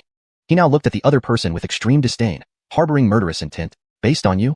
Braden sneered, his expression filled with contempt. He found it amusing, almost insulting, that a mere Foundation establishment cultivator would dare to threaten him with death. Anthony remained silent, only staring intently at him. "Fine, I agree. Let's begin." Braden's face darkened as he prepared to act. However, Anthony interrupted, "Wait. What do you want to do now?" Braden grew impatient. Just as they were about to start, Anthony stopped him again, making him increasingly annoyed. Anthony smiled coldly and said, "Let's go to the training ground and have our fellow disciples witness this. That way, if you lose and refuse to acknowledge it, your master won't accuse me of deliberately killing you, leaving me unable to defend myself." "Just based on you?" Braden scoffed. "Afraid?" Anthony raised an eyebrow, a smirk of disdain forming on his lips. "Why should I be afraid? Let's head to the training ground right now." Braden finished speaking and led the way to the training ground. Anthony followed at a steady pace, muttering to himself, so eager to court death. "Indeed, you live up to being a fool." Braden heard this, sharply turning around to glare at Anthony with menacing eyes. Despite his intense anger, he didn't act immediately. Only by defeating or killing the Holy Son in full view of everyone could he achieve his true goal. If he privately defeated or killed the Holy Son, Cloud Center might easily pin a charge of insubordination on him, making it hard to explain his actions. Even his master couldn't protect him then. At the training ground, both men arrived. Seeing them come one after another, the sect members instantly guessed what was about to happen. Soon, most of the Milo sect disciples gathered around. Those who hadn't joined were either on missions outside or in seclusion. They whispered amongst themselves, deeply intrigued by the upcoming battle. Once enough people had gathered, Anthony bowed respectfully and said with feigned sorrow, "Fellow disciples, today Braden not only insulted me but also insulted my master, claiming he is unfit to lead the Milo sect. As a disciple of the sect leader, I cannot tolerate anyone insulting my master. Even if it costs my life, I must uphold my master's dignity. Today, I risk my life to challenge this core embracing expert, while still at the Foundation establishment stage. Regardless of the outcome, let no one accuse him of taking advantage of my weaker position. This is my own choice and has nothing to do with others." Braden was stunned. The more he listened, the more things seemed to be twisting in his favor, portraying him as the bully. Chapter 46. Confront him. Anthony had clearly come to challenge Badeshing, nearly injuring him with a stone tablet. Even if his words were provocative, it was understandable. But in Anthony's mouth, Bedeshing became the bully who took advantage of his seniority and power to insult the sect's holy son and patriarch. Instantly, Bedeshing turned into someone deliberately looking for trouble, while Anthony and the patriarch appeared as victims suffering under oppression. If those present believed Anthony, even defeating Anthony and becoming the holy son might not earn him respect, and some might even gossip behind his back. Indeed, when the disciples of Milo sect heard Anthony's speech, their expressions changed. They may not have respected Anthony much, but they revered the patriarch from the heart. Now that the patriarch was insulted, they suddenly harbored hostility towards Bedeshing. Many looked at him with ill will. Some directly said, "What an unworthy disciple, who knows under whose teaching he grew up. To be so arrogant and ignorant as to dare insult the patriarch, truly reckless. To defy superiors and disregard hierarchy, he has no right to be a disciple of our Milo sect. Indeed, if the patriarch were not so broad-minded, I would have expelled him long ago. Yes, expel him from Milo sect." The calls for Bedeshing's expulsion rose. Bedeshing was dumbfounded. He hadn't expected things to escalate this far. All this just because of Anthony's few words. Kent showed satisfaction. His disciple truly did not disappoint. One speech put Bedeshing at a disadvantage. Even if Bedeshing defeated Anthony, he could never become the holy son. A holy son hated by the disciples could not lead the sect to glory. Anthony waved his hand, and the crowd fell silent. Scanning the audience, he thanked them gratefully. "Thank you all for supporting Master, but this incident is due to me. Someone doubts my worthiness as the holy son, and I must prove that Master's choice is correct, even if it costs me my life." "We only recognize Anthony as the holy son. No one else qualifies," Denham shouted. "Right, anyone who says Anthony isn't fit should face Therese first. The holy son doesn't fear even Therese." A few days ago, the holy son gave advice that helped catch a spy from the heavenly devil sect. The holy son can defeat core formation stage cultivators at the foundation building stage. There's no one more talented or strategic than Anthony. As events were mentioned, Anthony smiled humbly. Only Bedeshing's face darkened, knowing he had already lost the hearts of the disciples despite winning against Anthony. "Enough. Be quiet. Anthony, do you still want to fight?" "Fight." Anthony's eyes were cold. Kevin and Earth Dragon Sword ***. Confront him. Mountain moving technique ***. Beat him. Five elements law ***. Blocking my view of beauties. Confront him. Let me level up. Your 5 elements law insists on keeping your status as the holy son to see more beauties. Work hard to achieve foundation building 8th level. Transform all things Transform into a dragon and kill him. Spiritual energy surged around Anthony as he reached foundation building 8th level. Everyone was astonished. How could the holy son advance before combat, reaching foundation building 8th level? An inner sect elder couldn't help saying, "If I remember correctly, the holy son was merely a mortal laborer a month ago?" Another elder confirmed, "If I'm not mistaken, that's true. From a commoner to foundation building 8th level in a month? Such talent, even celestial beings descending couldn't match this. Your mountain moving technique, sensing everyone's shock, felt proud, accelerating its practice speed 15 times, progress reaching perfection, at 49%. Anthony calmly smiled with folded arms, indifferent as if breaking through meant nothing. The surrounding disciples admired Anthony even more. Unmoved by honor or disgrace, even after breaking through, he showed no emotional fluctuation. Such mental strength surpassed even some veteran experts. This young man surely wouldn't remain ordinary. Bedeshing sneered, "Without reaching core formation, you are just an ant. Even at foundation building 10th level, you cannot be my match. I can easily kill you." He spoke of killing, not defeating, indicating his intent. After today's event, even with unparalleled talent, becoming the holy son of Milo sect would be difficult. A disliked holy son couldn't command respect. "Move then, today's battle decides our fates," Anthony said calmly. Bedeshing sneered, "As you wish." Boom. He attacked, spiritual energy swirling, sword beam slashing. Shameless. A high-ranking core formation cultivator attacking a foundation builder without warning. Disgraceful. So despicable. Such a person disgraces us as Milo sect disciples. These insults made Bedeshing's face pale. Was his attack really an ambush? Clearly, it was a normal move. On the battlefield, wasn't attacking normal? But Bedeshing knew that under Anthony's incitement, even breathing wrong seemed criminal. Anthony didn't retreat, determined to crush Bedeshing with absolute strength. He cast the Heaven and Earth Dragon Sword. Boom. A dragon-like sword burst forth, dispersing Bedeshing's attacks. Then Anthony closed in, striking at Bedeshing's chest. Anthony had no weapon, relying on physical attacks. Bedeshing dodged gracefully, countering with a slash aimed at Anthony's head, intending to decapitate him. Anthony stepped back, ducking, avoiding the strike. Suddenly, lightning emerged within Anthony, spreading from his vital organs. This was the 5 Courtning body forging technique, 5 elements forming lightning he channeled out. Courtning rained from his hands, striking Bedeshing. Bedeshing convulsed, spitting blood. Just minutes into the battle, he was injured. Bedeshing couldn't believe it. His master said he was a formidable core formation cultivator, comparable to 7th level core formers. Why was he losing to a foundation builder? Did his master lie to boost his confidence? Given his master's affection, it was possible. Doubt crept in, weakening his resolve. Meanwhile, Anthony felt surprise and relief. Though his combat talent was weak, the 5 elements law allowed him to overcome higher levels. Confident now, he fought more fiercely, launching another Heaven and Earth Dragon Sword. The dragon roared, charging forward. Bedeshing roared angrily, summoning a bronze pagoda, a magical tool his master forged specifically for core formation cultivators. Originally, he had no intention of bringing it out, but given the current situation, if he didn't, he would be defeated.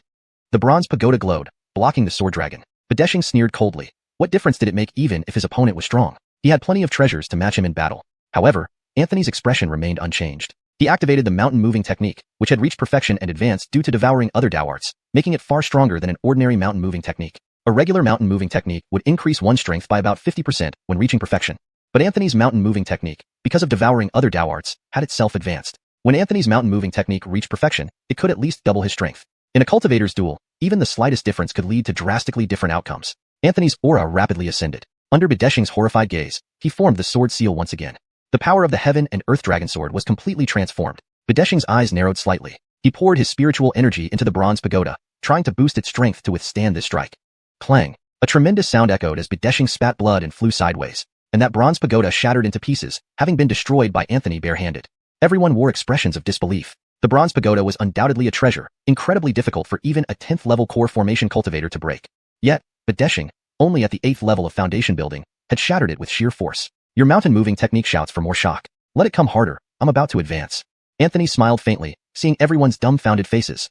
This was exactly the effect he wanted. Without hesitation, he moved forward again. Anthony stamped down with one foot, and Bedeshing immediately rolled away on the ground, dodging in a wretched manner. He had originally been dressed in elegant white clothes, but now they were unrecognizable.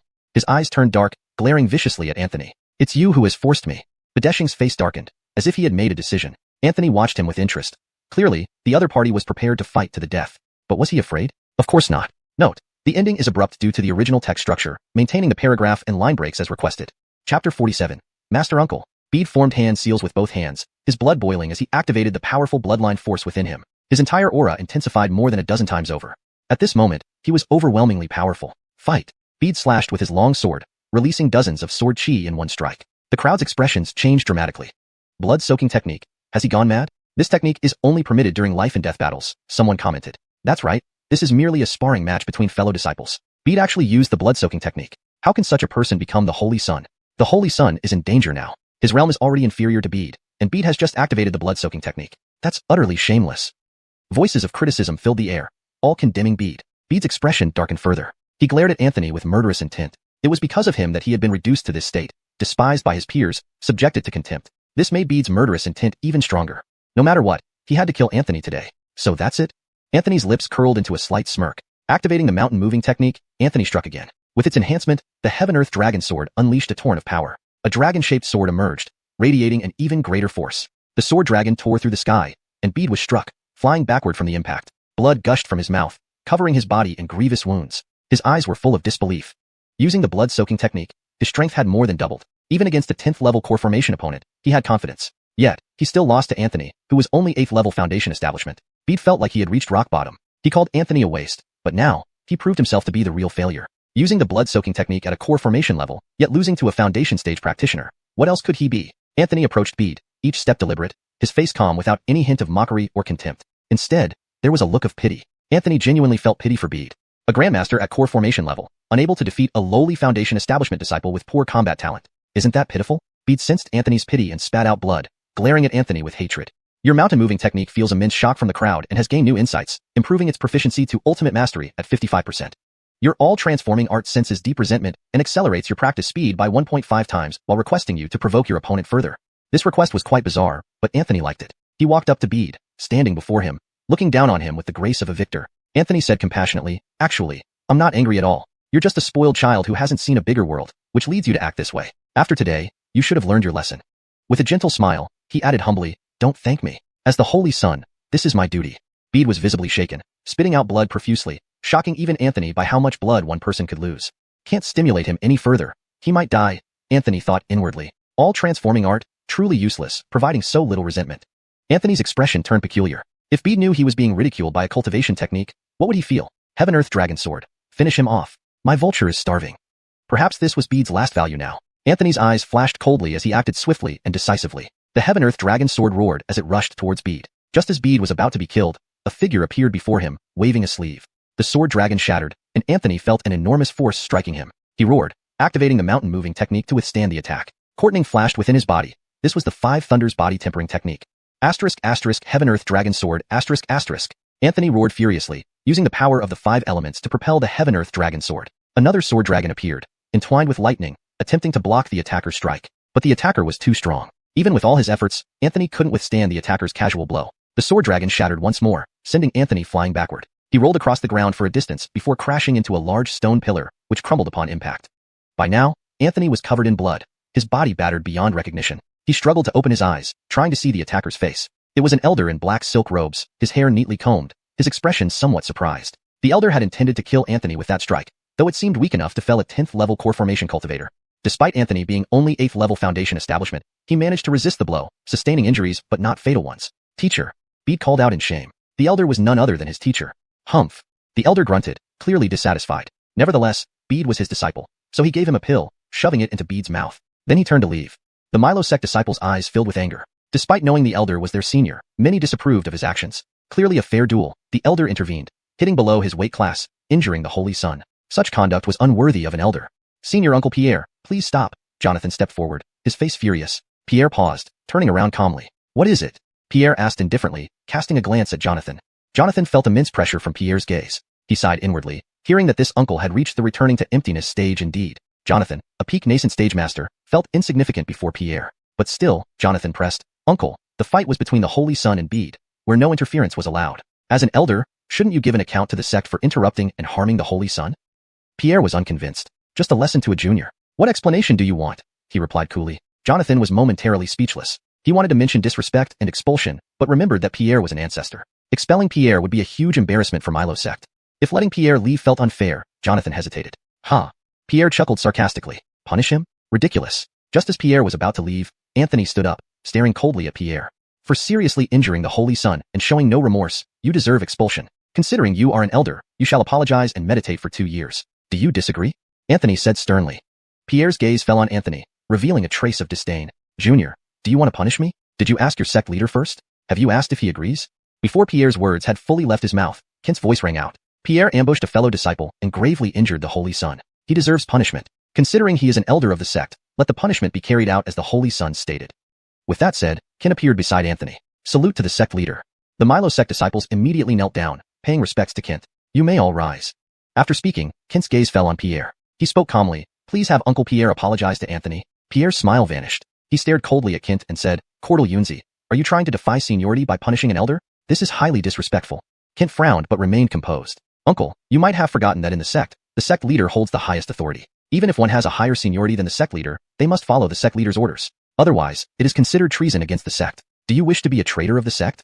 Jonathan and others admired his poise. Indeed, the sect leader was no joke. He put a heavy cap right away. With this heavy accusation, they wondered how Pierre would respond. Pierre merely chuckled coldly and stared back at Kent. I am not convinced by your punishment. According to the sect rules, if a senior elder questions the sect leader's qualifications and challenges their position, defeating them can grant them the role of sect leader. This statement caused a wave of commotion among the crowd. Jonathan and the others changed expressions. Did Pierre really intend to become the sect leader? He was a high cultivator in the returning to emptiness stage, while the current sect leader was only in the nascent soul stage. In truth, the rule Pierre mentioned did exist. It was established by elders out of concern for incompetence in leadership, providing a proper way to replace the sect leader. Under normal circumstances, such thoughts would never cross the minds of those revered elders. At the stage of returning to emptiness or higher, cultivators rarely cared for power. Whether they became sect leader or not meant nothing to them. But now, Pierre was leveraging this rule. If he defeated the sect leader, he would genuinely become the sect leader. Jonathan and the others glanced anxiously at Kent, hoping he had a way to deter Pierre. However, Kent remained calm, smiling lightly. If so, then I shall accept Uncle Pierre's challenge. Kent had accepted Pierre's challenge. Chapter 48, Retreat. No one expected that a battle between two juniors would eventually lead to a standoff between the sect master and an elder. Anthony was worried. He whispered, Master, don't take risks for me. We can temporarily refrain from punishing him. In the future, once I improve my strength, I will personally seek revenge. Kent glanced at him and said calmly, You are my disciple. If your master can't even protect you, what face do I have as your teacher? What dignity do I have as the sect master of Green Cloud sect? Anthony sighed and retreated. This was Kent's choice and his insistence. Anthony couldn't stop him. Cold light burst from his eyes as he glared at Pierre. If anything happened to Kent, he would never forgive or forget. Pierre naturally sensed Anthony's gaze, and a cold light flashed in his eyes. He had already harbored murderous intent towards Anthony. Once he defeated Kent and became sect master, he would find an excuse to kill Anthony. Anthony felt a chill run down his spine, overwhelmed by an enormous sense of danger. The 5 elements law, warning, that old bastard has developed murderous intent towards you. Anthony was stunned. A wave of killing intent surged within him. As an elder of the sect, Pierre not only intervened during the fight between juniors, favoring his own disciple, but also injured him. Now, Pierre was plotting against him. Anthony was seething with anger. Heaven and Earth Dragon Sword. Go get him. Transform everything. Screw off. Fighting that old man now means certain death. Step aside, you idiot. Heaven and Earth Dragon Sword. Asking for a beating, huh? Transform everything. Afraid? Suddenly, A notification echoed in Anthony's mind. Your heaven and earth dragon sword fought, transform everything, almost getting killed by it. Anthony. Transform everything was surprisingly formidable, overpowering even the fierce heaven and earth dragon sword, which was completely unexpected. Your heaven and earth dragon sword lamented about how few people you've killed, saying its level is too low. It suggested you kill more people and less show off. Anthony.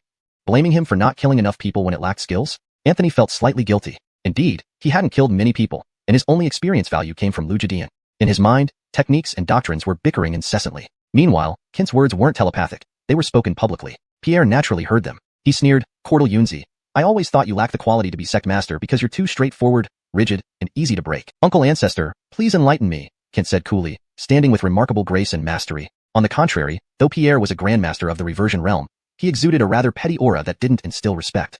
Pierre sneered arrogantly, today, let's see if you have the qualifications to be the Green Cloud sect master. Without further ado, Kent slapped directly, no nonsense. Disappointed in this Uncle Ancestor, Kent watched him extend his hand as well. Their hands, imbued with powerful spiritual energy, collided. Boom. A deafening sound, accompanied by terrifying force, erupted. Kent stepped back, but remained calm. Although Pierre stood motionless, his face looked grim. His icy eyes stared through Kent. Kent's strength surprised him. You're about to break through. Pierre's expression grew serious. Kent was at peak essence transformation, nearly stepping into the reversion realm. Kent chuckled, so you dare challenge me because you're close to reversion. No wonder you're so confident. Kent didn't reply, maintaining a peaceful demeanor. Seeing his silence, Pierre laughed disdainfully. What act are you putting on in front of me? Drop your sect master act. Though you're near reversion, you aren't there yet and won't be my match. Kent smiled faintly. Suddenly, everyone was stunned. Solid reversion realm. He had broken through. Even Anthony was shocked. His master had hidden his true strength deeply. No one in the Green Cloud sect knew he had advanced. If Pierre hadn't challenged him today, he might have continued hiding. Speaking of which, last time when the Therese visited, Kent didn't detain her. Did it mean the Therese was also at reversion? Otherwise, retaining secrecy and capturing Therese. Both important matters, which did Kent choose? Seizing Therese seemed far more challenging than he thought. 5 elements law, don't worry, leave it to your big brother. Pierre suddenly calmed his aura and addressed Anthony politely, Holy Son, I apologize for injuring you. If I offended you, please forgive me. Everyone froze. Pierre changed his stance upon seeing Kent had entered reversion. He stopped and apologized to Anthony. Before Anthony could respond, Pierre turned his gaze back to Kent. Sect Master, I've been foolish today. Now repentant, acknowledging my guilt, I will go into solitude for 2 years. This punishment meant nothing much to Pierre, who was always in seclusion striving for the tribulation realm. Solitude equated to meditation. The cunning fox seemingly backed down without any real loss. Kent looked deeply at Pierre and said lightly, since Uncle Ancestor admits his mistake, please return after 2 years. Then, he glanced at Bede, continuing, as for Bede, insulting the Holy Son and defaming the sect master, we revoke your cultivation and expel you from the sect as a warning. Everyone was shocked. Since Pierre admitted fault, they assumed Kent would make concessions too. Unexpectedly, he expelled Bede from the sect outright. Anthony immediately understood. His master wasn't satisfied and deliberately provoked Pierre to retaliate. Clearly, the master was confident in his strength. Pierre's face darkened. He stared intensely at Kent while Bede turned pale. He didn't expect that he'd ultimately be punished. Bede was personally expelled by the sect master. Only his master could save him now. Desperate, he looked pleadingly at his master. But Pierre ignored Bede's pleading look and remained silent. Everyone feared another confrontation between Kent and Pierre. Kent alone remained composed, standing gracefully. Pierre suddenly smiled and said, the sect master speaks for the sect. Naturally, it shall be as you say. Obeying the sect master's decree. After speaking, he gave Anthony a deep glance before disappearing instantly. Anthony felt a chill. Pierre's murderous intent towards him was clear. Master, no, come back. Bede screamed in despair. Pierre ignored him, leaving completely. Bede felt abandoned by his master. Translation complete. Adhering to all instructions given. Bede glared at Anthony with resentment. Everything was caused by him. Yet, Bede never considered that if he hadn't been so arrogant and continuously provoked Anthony and the sect master, how could he have ended up like this? It was all due to his own actions. Your transform everything senses a dense resentment, increasing its cultivation speed to 2 times. Current proficiency level is great success at 25%. This dense resentment has significantly sped up, transform everything. Heaven and Earth Dragon Sword. I'm the only one who's useless. Hurry up and kill someone.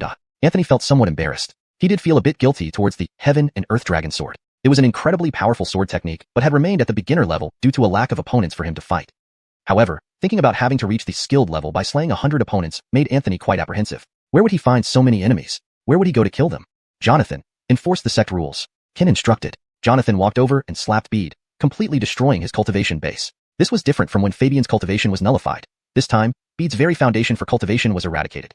Unless a reversion realm grandmaster was willing to risk losing their own realm to help him rebuild his cultivation base, Bede would never be able to set foot on the path of cultivation again. Bede sensed this as well. He glared furiously at Jonathan. The latter was being too cruel, cutting off his future entirely. Everything is due to your own doing. When you tried to replace me, you should have anticipated this day.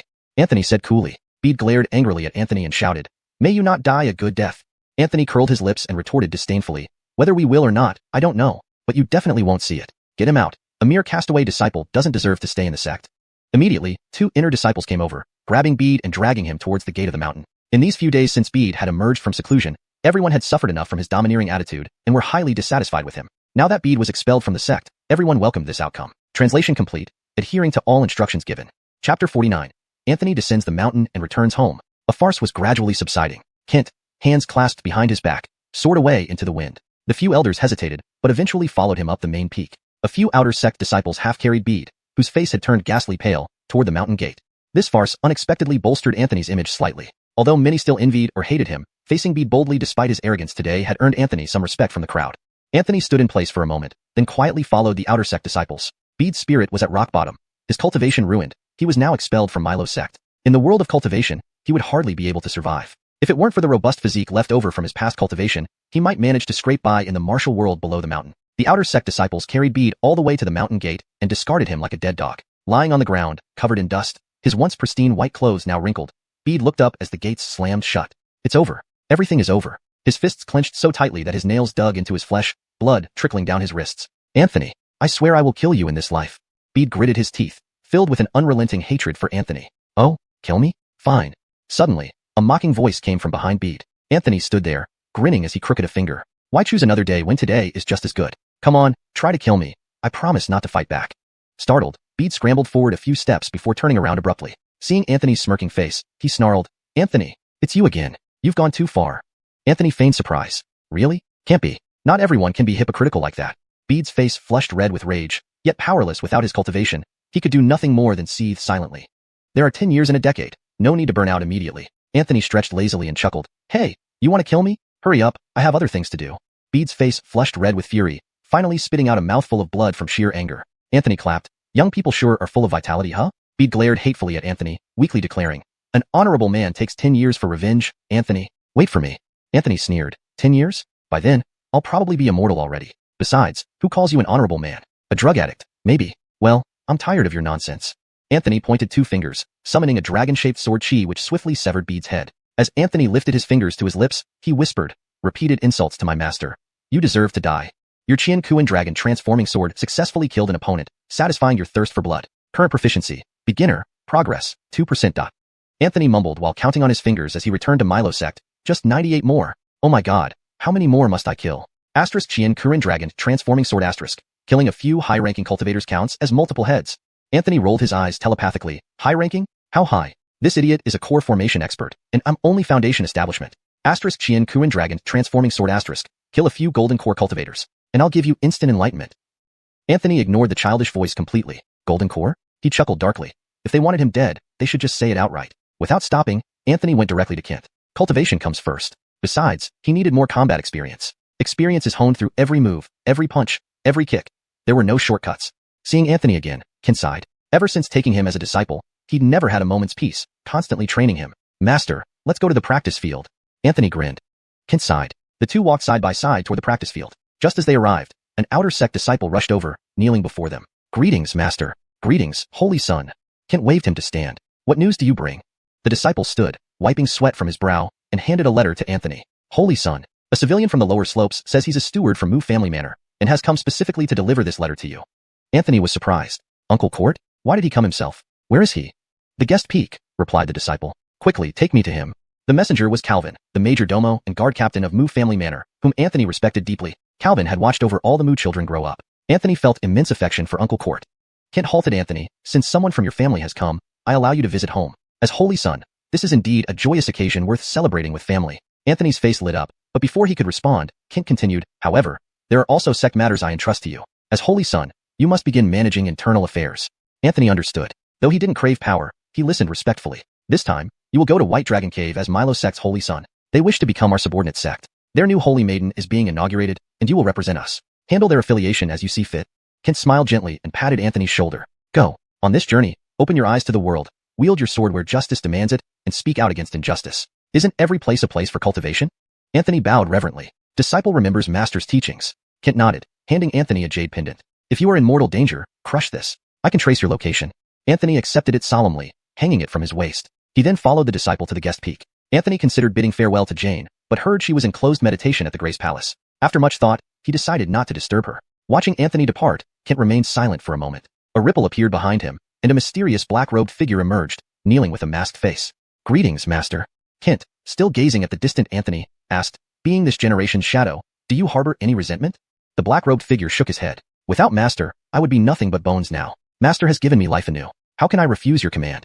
Kent murmured, "Do you know that becoming a shadow means never seeing sunlight again, living forever in darkness?" The black-robed figure declared resolutely, "I am willing to dedicate my life to this generation's holy sun. I have no regrets this lifetime."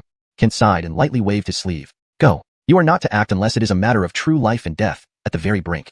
The black-robed figure nodded vigorously, then his form dissipated like smoke, slowly vanishing from where he stood. This shadow assassin was at least a golden core realm cultivator, and extremely skilled in concealment and assassination. A towering sect, one of the great sects, had its face represented by the holy sun, while the shadow assassin was the behind-the-scenes support. The face must not be tarnished by even a speck of dust. If blood was shed, it had to be hidden away. If it couldn't be contained and leaked onto the face, it could lead to the destruction of the sect. When dealing with others, one might flatter and speak casually, engaging in witty banter. Behind the scenes, someone might have to be eliminated. Anthony met Calvin at Guest Peak, and they descended the mountain together. With a face full of surprise and joy, Anthony laughed and said, "Uncle Court, usually Old Court 2 comes to deliver messages. Why did you come this time?" Old Court 2 was an elderly man responsible for tending horses at Moo Family Manor. When Anthony was young, he often pestered Old Court 2 to take him horseback riding. Later, as Old Court 2 grew older, he stopped doing those strenuous tasks and simply spent his days playing chess with Manor Lord Daryl, tending flowers, and brewing wine, essentially living out his twilight years. Calvin was a pure martial artist, lacking the many magical arts of the immortals on the mountain. However, most so-called immortal masters from the mountains were no match for Calvin. In ancient times, there were two paths to ascend to heaven. One was to achieve sainthood through physical strength, becoming a pure martial artist who topped all with fists shaking the 8 directions and feet striding across 4 seas. The other was to attain success through cultivation, ascending to become a deity. However, nowadays, the path of the pure martial artist was considered a dead-end road, with 3 levels out of the 12 realms already lost to history. Calvin hesitated for a moment before finally speaking slowly. Old Core 2 passed away a few days ago. Chapter 50. The nation's marshal, Daryl. Anthony was first taken aback, his mouth opening as if to speak, but in the end, he remained silent. The two arrived at the foot of the mountain. There were 2 horses here. Although Calvin was a pure martial artist, he hadn't yet reached the level where he could travel by wind, so he had no choice but to ride. Anthony swung himself onto the horse, tugging on the reins. Suddenly, he turned to look back at Calvin and asked, Uncle Court 2, where is he buried?" Calvin smiled and tugged on the reins, answering irrelevantly, "When I came, the castle lord told me you would definitely ask. He asked me to take you to Old Court 2's grave for a toast before we return home. Indeed, who knows their son better than a father? Come, let me lead you there." Calvin spurred his horse forward, leading the way. The Moo family of Daliang was famously wealthy enough to rival a nation. Just these 2 horses alone were the finest thoroughbreds, and even some frontier officials might not be able to obtain one. Anthony followed behind Calvin with a calm expression. Birth, aging, sickness, death, all part of the cycle of life. Everything has its destiny. Anthony was sad, but not overly so. Uncle Core 2 was an excellent elder, a wonderful person. If there's another life, Uncle Core 2 should surely live a life of comfort. The distance from the Moo family castle to Milo sect wasn't far. Even riding horses, it would only take 3 days. Uncle Core 2's grave was on a green mountain behind the Moo family castle. According to Calvin, this was the spot Uncle Core 2 chose for himself. He said that even after he passed away, he could stand here and watch over his younger generations, just perfect. Anthony personally went down to a tavern and packed 2 pounds of sorghum liquor for Uncle Core 2, not out of unwillingness to buy more expensive wines or even celestial wines. Present Anthony could easily afford them. It was just that Uncle Core 2 preferred this kind of drink. In the past, before Anthony started cultivating, he often delivered 2 pounds of strong liquor to Uncle Core 2. They would sit on the steps of Uncle Core 2's house, eat peanuts, and drink until sunset. It was mostly Uncle Core 2 drinking and narrating stories from his youth, while Anthony sat beside him with a handful of peanuts, listening quietly with half-closed eyes.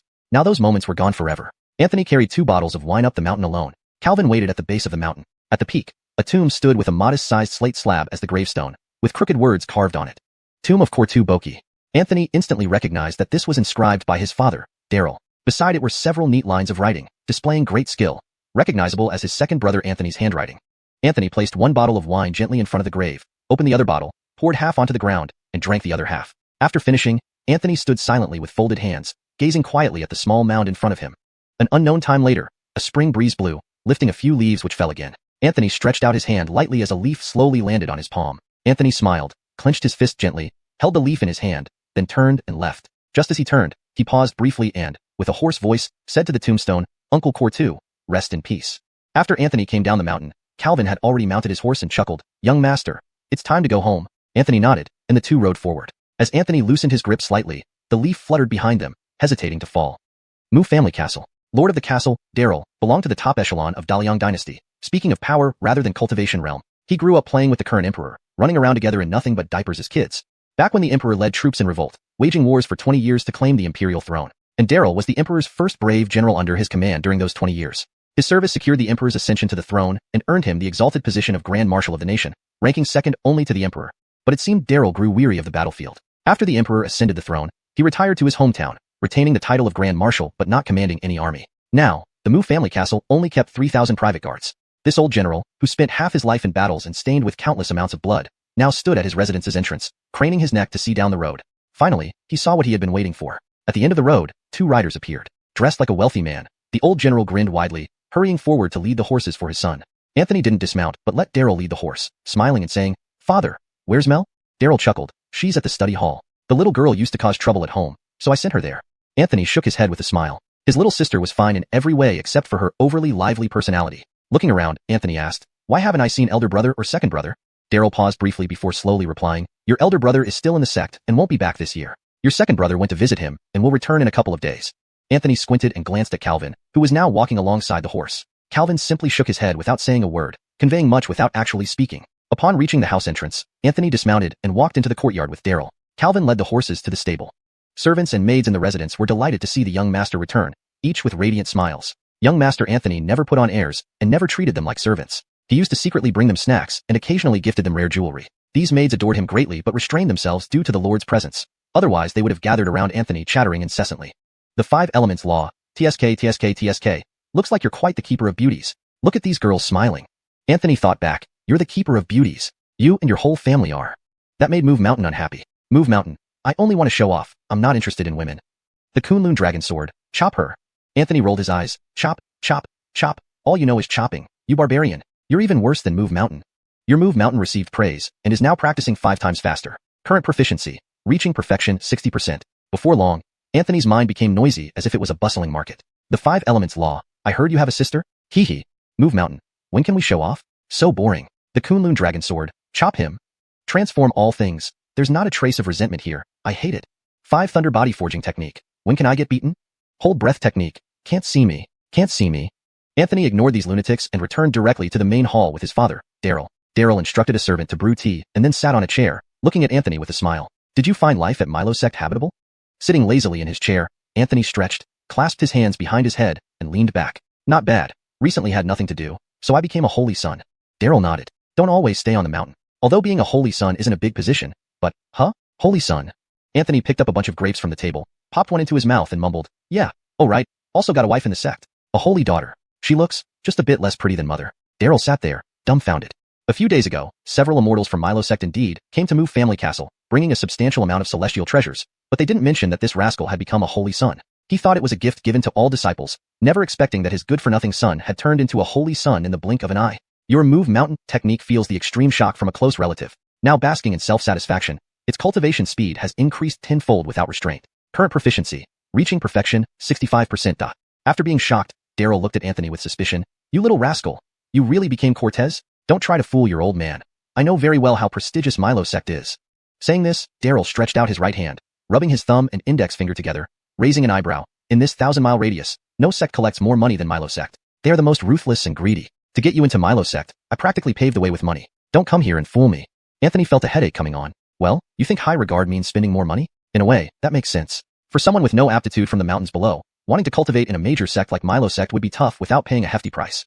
Fortunately, the Mu family had deep pockets. Anthony tossed the half-string of grapes into Daryl's lap and gave him a glare. Your son isn't so cheap that he travels so far just to lie to you, old man. Daryl held the grapes, silent for a moment, then couldn't hold back and burst into laughter. Good, good, good. No wonder you're my son. You've got some ambition. Heh, tomorrow I'll write a letter to the capital to annoy that guy on the dragon throne. Bloody hell, let's see if he dares laugh at me again. Now my son is far more impressive than his. Anthony shook his head, smiling. In the entire Daliang dynasty, probably only this old man in front of him would dare speak about the supreme ruler like that. Daryl suddenly looked back at Anthony, straightening up and asking seriously, you said earlier, you took a wife in the sect? Hashtag chapter 51. The 3 Mu brothers. Anthony scratched his head. Indeed, I have taken a wife. She is the Iva of Green Cloud sect, named Jane. Daryl's weathered face was nearly beaming with joy, but he still forced a stern look, chiding. Tell me, you young rascal, why didn't you bring my daughter-in-law back on your rare visit home? Next time, if you come alone again, don't blame me for not opening the door. Anthony scoffed, ignoring the old man's feigned dissatisfaction. Daryl rubbed his hands and asked, since she's a Iva, our daughter-in-law must have a high cultivation realm, right? Anthony nodded. Almost at the nascent soul stage. Daryl paused, smacking his lips and murmuring, not surprising. Even in relying on others for support, you're just like me. Anthony almost spat out his tea. Was this old man praising him or insulting him? What do you mean by relying on others? You always use such foul terms. My son is at least an 8th level foundation establishment cultivator and about to form his golden core. To you, that makes him rely on others? Daryl looked at Anthony in disbelief. You've reached 8th level foundation establishment? Anthony raised an eyebrow, smiling. Impressive, isn't it? Jealous? Daryl slapped the back of Anthony's head and scolded with a laugh. Brat, showing off to your old man? No matter how high your realm is, you still can't resist my slaps. Besides, are you content with just reaching foundation establishment? Your elder brother had already formed his golden core when he came home last time and didn't boast like you. Just cultivating on the mountain isn't enough. Focus on refining your heart. Refine your heart. Anthony stretched lazily, slowly standing up without responding to Daryl's nagging. He walked away on his own, waving as he said, I'm going to pick up Schwer from school for dinner. Behind him, Daryl grumbled, this brat. But after Anthony disappeared from sight, the old man couldn't help but smile. He wandered into the courtyard in the backyard, where no one had lived for years. Walking into the house, he sat down on the bed. On the wall hung a painting of a sword. Daryl smiled tenderly as he gazed at the painting, speaking softly. Jadiophone has grown up and become accomplished, taller than I am now, and even has a wife. It's too bad he didn't bring her back this time. Next time, I'll definitely let you see her. He rubbed his cheeks, adding, she probably isn't as beautiful as you. In this world, who could be more beautiful than you? The old man sat on the simple wooden bed, talking to himself in front of the painting, unaware that tears were streaming down his face. It was as if the person in the painting could hear his thoughts and feelings. The Mu family fortress was bigger than any ordinary county, with a population of over 10,000. Not far from the Mu family fortress stood Mount Dengao, where there was a Qingshi academy halfway up the mountain. Suzy attended this academy. The Mu family had funded its construction, turning what used to be a desolate mountain into the current Mount Dengao, named by the second eldest son of the Mu family, Anthony. At the foot of Mount Dengao flowed the Wangyuan River, also named by the second Mu son. Anthony, wearing a green robe, rode to the base of the mountain. A white marble archway stood there, engraved with Qingshi Academy. Not far from the archway was a stone stele as tall as a person, erected by Anthony's second brother, demanding all visitors dismount. Even the crown prince reportedly complied when he visited, hiking up the mountain, honoring the inscription set by the learned Anthony. Anthony dared not disregard this rule. Among the 4 Mu siblings, the one Anthony feared most wasn't the stern eldest brother Ivor, nor the mischievous younger sister Suzy, but the gentle, scholarly second brother Anthony. Anthony dismounted, straightened his clothes, and began climbing the mountain. Inside the academy, an elderly scholar taught a dozen youths to recite an ancient text. During the awakening of insects, the heavens and earth awaken, and all things flourish. One should sleep early and rise early, taking leisurely walks in the yard, allowing their mind to wander freely. A cute girl with dimples followed along, nodding and swaying. However, her eyes often drifted toward the window, where an old dog and a white goose faced each other under a locust tree. Finding it incredibly amusing, she hid behind her book, giggling. Beside her, a small, plump boy nudged her arm, whispering, Shwe, master is looking at you. The girl immediately turned serious, continuing to recite the passage. The elderly teacher glanced at her, sighing inwardly. This little girl was exceptionally intelligent, but couldn't sit still, filled with strange ideas every day. Seeing that the teacher was no longer focused on her, she peeked outside again. This time, she exclaimed, third brother. Outside the window, Anthony smiled warmly at her, nodding. The girl dropped her book and dashed out, throwing herself at Anthony. Third brother, when did you return? Her bright eyes shone like stars. Your 5 elements law detects an ultimate grade Lolita, now lost in starry-eyed admiration, accelerating her cultivation speed 20-fold. Anthony mentally sighed. Resist those improper thoughts. This is my sister. He then lifted her up, spinning her around before gently placing her down. Just got back today. I couldn't wait to see you. He tousled her hair, saying, you've grown taller. She shook her head, wrinkling her nose. Stop touching my head. I won't grow properly. Anthony laughed, rubbing her head again. The elderly teacher emerged. Anthony quickly composed himself, respectfully bowing. Elder Sue, Anthony, apologize for disturbing you. Elder Sue waved a hand, stroking his beard and smiling. It's fine. Besides, this little one's mind isn't here anyway. You may take a few days off. Return to the academy later with Scholar Mu. Elder Sue referred to Scholar Mu, not Anthony but his second brother, Anthony. Though older, Anthony still addressed Elder Sue respectfully due to his seniority. Yet in terms of knowledge, Elder Sue willingly called Anthony Scholar. Anthony bowed again. Thank you, Elder Sue. I will take Nicole home now. Father awaits us. Elder Sue nodded approvingly. Just as Anthony was about to hold Susie's hand, the girl darted towards the locust tree, chasing the dog and the goose, causing chaos. Laughing uncontrollably at the scene, she finally bolted downhill, shouting, let's go, let's go. Anthony couldn't help but smile wryly. His younger sister was indeed overly lively. Elder Sue's face turned from green to white. The large white goose had been his companion for years. Ever since this little girl arrived, it hadn't had a moment's peace. Once, it had almost been caught by her and roasted for dinner. Anthony hurriedly descended the mountain, catching up with Susie, and couldn't resist giving her head a light pat. Why are you so mischievous? Susie cupped her head, glaring back at Anthony. Don't hit. Don't hit. I won't grow properly.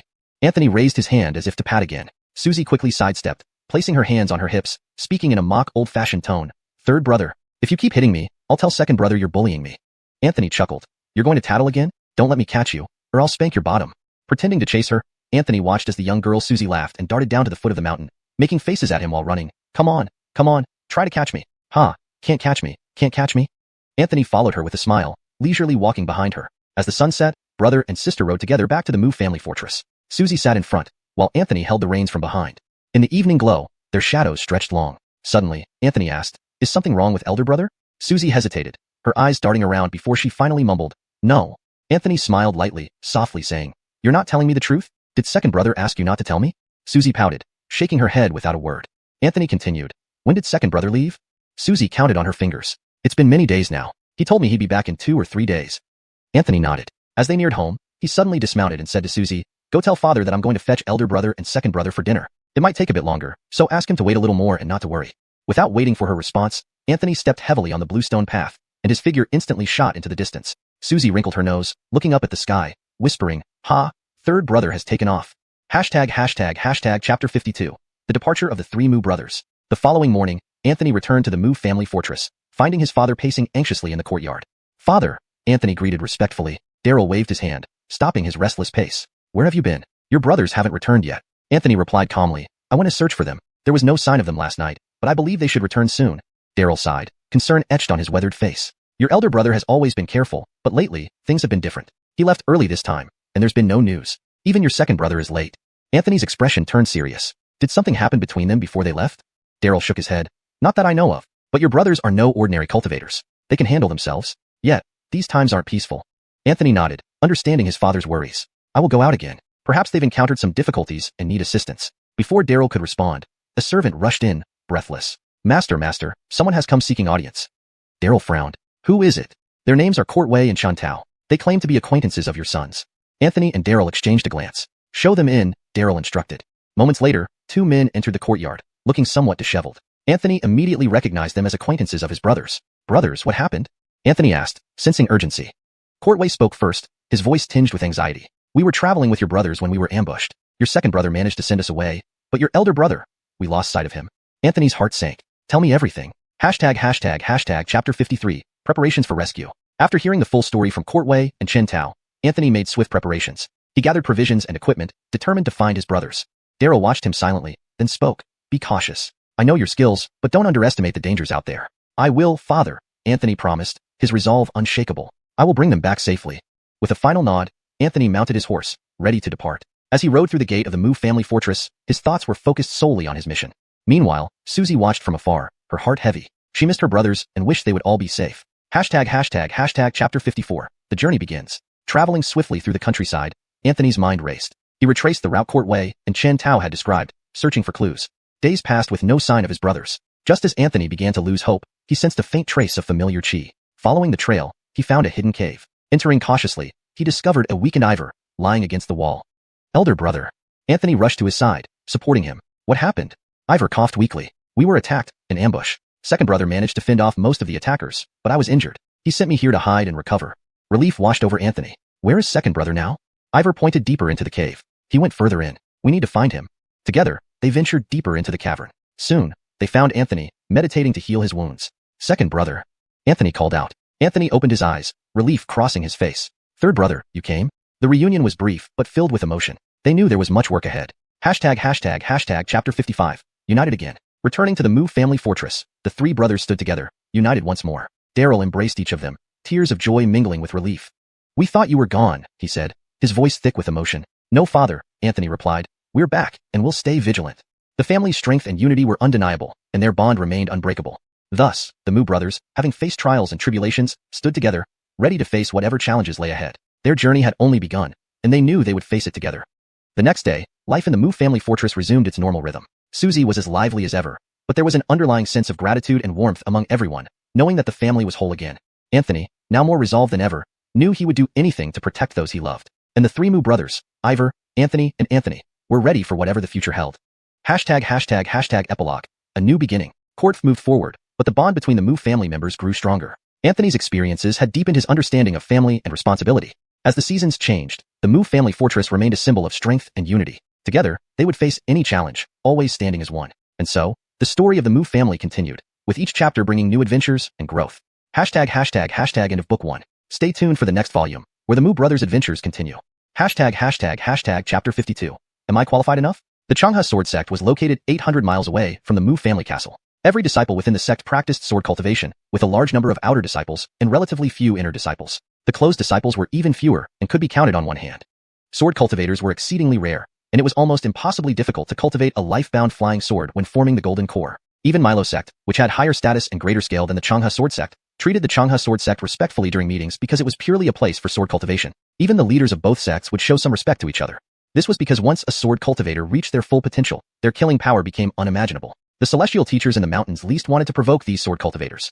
At this moment, outside the gates of the Changha sword sect, stood a young man in white robes who appeared scholarly and elegant. He bore a passing resemblance to Anthony, but with a softer demeanor. Holding a folding fan in his hand and wearing a jade pendant at his waist, he looked up at the mountain gate.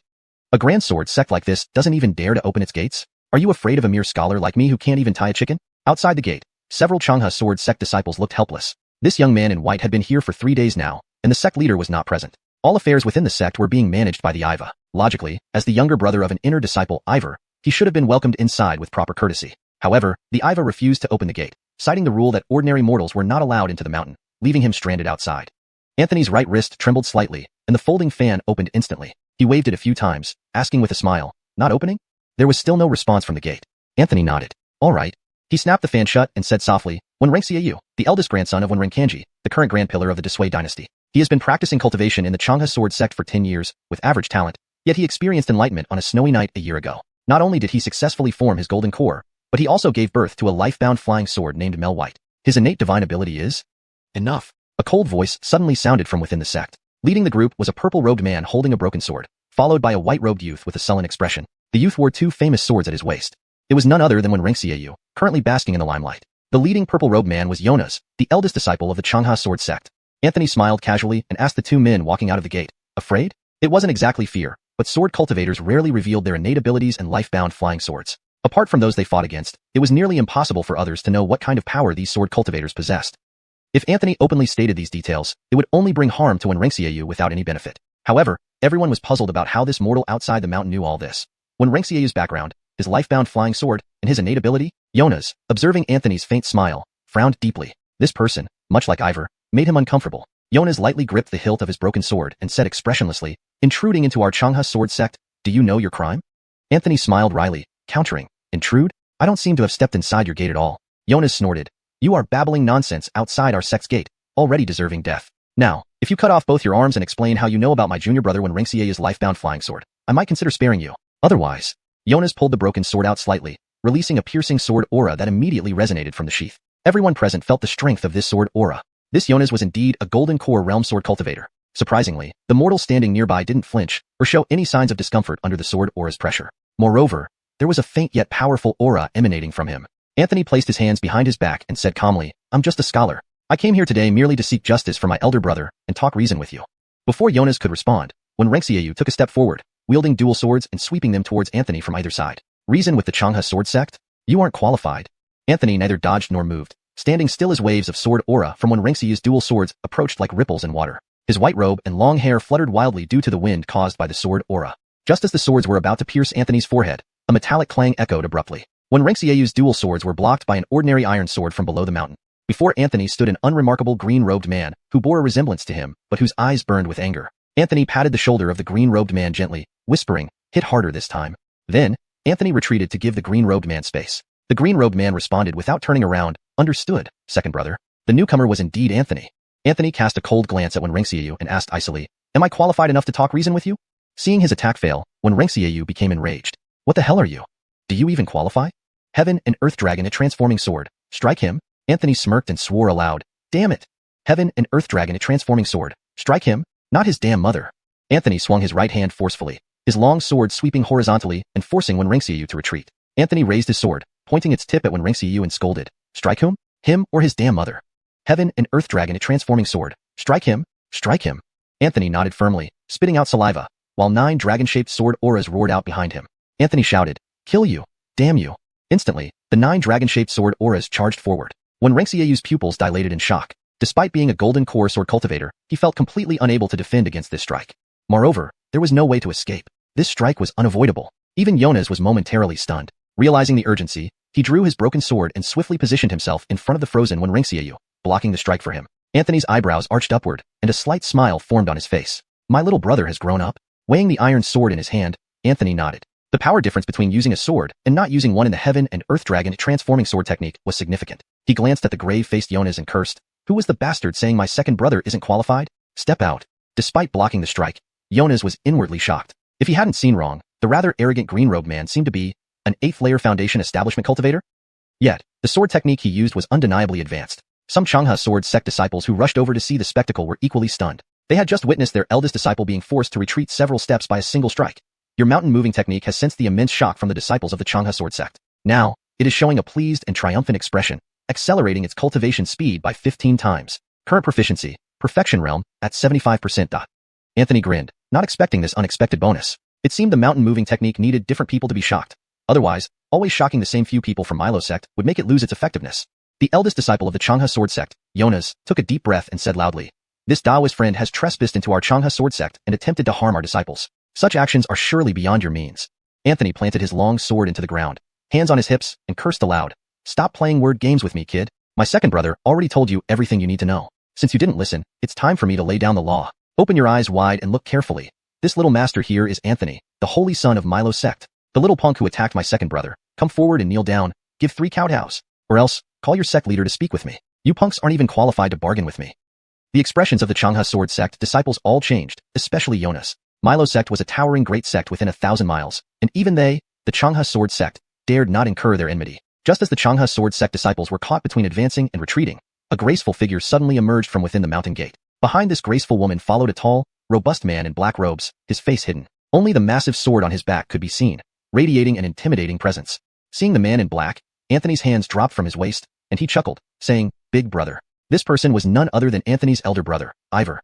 Ivor slightly lifted the loose hood of his black robe, glanced at Anthony, then at the Anthony behind him, and rarely showed a hint of a smile. However, upon seeing Ivor's face, both Anthonys froze on the spot. The ever-refined Anthony squinted his eyes slightly, breaking his usual demeanor to reveal a touch of anger. As for Anthony, he completely dismissed his carefree smile, his eyes filled with icy killing intent. Note asterisk: the last paragraph implies that there are 2 individuals referred to as Anthony, one being a doppelganger or projection of the real Anthony. This setup maintains the intrigue and suspense built up in previous chapters. Chapter 53. I shall take your court. Ivor gave a faint smile to his 2 brothers. However, Anthony and Murray noticed Ivor's white hair. His face was deathly pale, clearly having suffered extremely severe internal injuries. Anthony did know that his elder brother had been injured, but he didn't realize how serious it was. Anthony pulled the long sword out from the ground and walked step by step toward Ivor. The disciples of Long River Sword Sect were about to stop him, but they heard the gentle Anthony in white behind him calmly say, "Whoever dares to block him, I will exterminate their clan. Do not believe me? Just take one step forward and try." Anthony quietly stood there, an ordinary mortal who could make many cultivation adepts hesitate to act rashly. This Anthony was too calm, so calm that he didn't seem like a commoner from the foot of the mountain at all. Moreover, his transcendent demeanor made him look even more like a celestial being than those cultivating on the mountain. Many people began whispering whether this Anthony was a great cultivator in deep hiding. Otherwise, why would they feel no trace of spiritual energy flowing from him? Anthony approached Ivor, looked into his eyes, and exhaled lightly before asking casually, "Who did this?" Ivor didn't answer but laughed while patting Anthony on the shoulder, saying, "Take your second brother home. This is not a place for you two to act rashly." Anthony shook his head slightly and asked again, "Who did this?" Ivor teased, "What? You've grown up, able to stand up for your elder brother now?" Anthony said nothing. After a moment, he turned to look at the woman beside Ivor. She wasn't extraordinarily beautiful, yet she carried a rare gracefulness and tranquility, making her appear peaceful, a woman who could soothe anyone's heart upon meeting her. Anthony saw the light red sword she held, and immediately knew her identity. Sword Sunset, Grace Carly. The 5 Elements Law. This woman isn't bad, delicate and reserved, just my type. Anthony ignored the infatuated remarks of the 5 Elements Law and spoke softly to Carly. "Now I am asking you as Saint Son Anthony of Green Cloud Sect, who wounded my elder brother?" Carly's expression was complicated. She could have refused Anthony, but she couldn't refuse the Saint Son of Green Cloud Sect. Even Ivor, upon hearing that Anthony had become the Saint Son, showed a brief daze. Carly knew she must give an account to Anthony today. Otherwise, if he really became enraged here and summoned Green Cloud Sect's elders and disciples, it would become truly difficult to handle. Carly bowed slightly to Anthony, performing a formal salute. By rank alone, Green Cloud Sect's Saint Son was senior to the grace of Long River Sword Sect. Carly whispered, "Senior Brother Mu was actually wounded by disciples of the Heavenly Demon Sect. Recently, an unusual phenomenon occurred in Boundless Mountain. Senior Brother Ivor led a group of disciples there in search of treasure, but encountered a surprise attack from Heavenly Demon Sect on the peak of Boundless Mountain." Carly paused, bit her lip, and continued. "Although they ultimately obtained the treasure, Senior Brother Mu was gravely injured defending the disciples' retreat. If I hadn't arrived promptly, the situation would have been worse. Upon returning to the sect, the Patriarch and others bestowed the treasure on senior brother Ivor. However, this decision caused discontent among some people. Rinjadiyu, knowing senior brother Ivor was already injured, insisted on a sword duel. In the end, Ivor endured 3 strikes but consequently worsened the spread of demonic poison within him. If not for the Patriarch's intervention, senior brother Ivor might not have survived. Carly fell silent after saying this. Ivor smirked, just minor injuries. Don't listen to Sewer's exaggeration. I'm fine. While speaking, Ivor patted his chest, but perhaps because he hit too hard, he started coughing violently afterward, almost spitting blood. Anthony listened silently to the whole story, then nodded lightly, glancing at Ivor with a reproachful tone. Still saying you're fine? Only death counts as not being okay. Ivor flicked Anthony on the forehead. How do you talk to your elder brother? Now you think less of me just because you're a saint's son? Anthony gazed steadily at Ivor's forced smile, saying nothing. He drew his sword, turned around, and coldly told Rinjadiyu, step out and receive my 3 strikes. Accept the consequences. Upon hearing this, everyone was taken aback. Many disciples of Long River Sword Sect started pointing at Anthony. This guy is too arrogant. Only Foundation Establishment 8th level, yet daring to challenge senior brother Rinjadiyu? Yes, even as Green Cloud Sect's saint son. Isn't he overestimating himself? Apart from his title, he seems worthless. I heard he performed decently during the dual saint wedding a few days ago. Perhaps he has some skill. Nonsense. A saint's son can't afford to be bullied on his own turf, right? But remember, we're on Long River Sword Sect's territory now. Hearing Anthony wanted to duel Rinjadiyu, many felt disdain towards him. If it were senior brother Ivor, they wouldn't have commented since his strength and prestige were well established. However, this sudden saint son of Green Cloud Sect was only at Foundation Establishment 8th level. What could he possibly use against Rinjadiyu, who was already at core formation? Outside the sect entrance, Jonas's face turned grim. Rinjadiyu was essentially his right-hand man, and he should support him more. Besides, the duel between Rinjadiyu and Ivor was instigated by him in secret. Ivor's reputation had been growing lately, even catching the attention of Carly. There were also voices within the sect suggesting Ivor be considered for the next position of Patriarch, relegating Jonas to merely a master of discipline. Feeling threatened, Jonas had been constantly clashing with Ivor. Hearing Anthony was to duel Rinjadiyu, Jonas's heart sank. Despite Rinjadiyu being a core formation level sword cultivator, his chances against this Green Cloud Sect saint son were slim. Only Jonas saw this clearly. Regardless of realms, in terms of sword skills, 2 Rinjadiyus weren't a match for Anthony. Before he could speak, Anthony coldly stated, you have no choice. As the saint son of Green Cloud Sect, I command you to step out for a duel. You cannot refuse. Several hot-headed Long River Sword Sect disciples nearly unsheathed their swords. The hell, acting tough? Can't bear it anymore. I need to kill him. Jonas clenched his teeth. Your Highness, isn't this bullying us too much? Do you think Long River Sword Sect has no one? Anthony glanced at Jonas and chuckled. Do you qualify to represent Long River Sword Sect? To stand and talk to me? Or to wield a sword? Spitting on the ground, Anthony showed no respect and advanced with his sword, approaching Rinjadiyu. Cold sweat dripped down Rinjadiyu's forehead. That previous strike had left him shaken, and now another 3. Jonas's expression was frighteningly gloomy. Yet, in the open, he couldn't defy the Green Cloud Sect saint son, considering not only the status gap but also the protectiveness of Green Cloud Sect's elders. Anthony was now 7 steps away from Rinjadiyu, lifting his right hand, pointing the sword at him and sneering, if I don't slash some sense into you today, consider yourself lucky. Before Rinjadiyu could react, Anthony already launched a strike. The dragon-shaped sword aura generated by Heaven Earth Dragon transforming sword surged forward like a raging river. Rinjadiyu gritted his teeth. No matter what, he had to endure these 3 strikes. He held a sword in each hand. The dual blades crossed in front of him. Boom. A violent collision sounded, kicking up a cloud of dust outside the sect gate. As the sand and wind gradually settled, everyone saw Anthony standing proudly in place, still gripping his long sword. Not far from Anthony, Rinjadiyu was on one knee, blood trickling from the corner of his mouth, his clothes in tatters. Anthony's lips curled into a sneer as he looked at the pale-faced Rinjadiyu and said 2 words. Is that it? Rinjadiyu spat out another mouthful of blood. This saint son of Green Cloud Sect wasn't just deadly with his sword, but even more so with his words, sharper than any blade. Anthony flipped the long sword around, holding it by the blade, and slashed upward lightly. A streak of green sword chi immediately shot across the sky, slicing deeply into the ground, leaving a deep trench.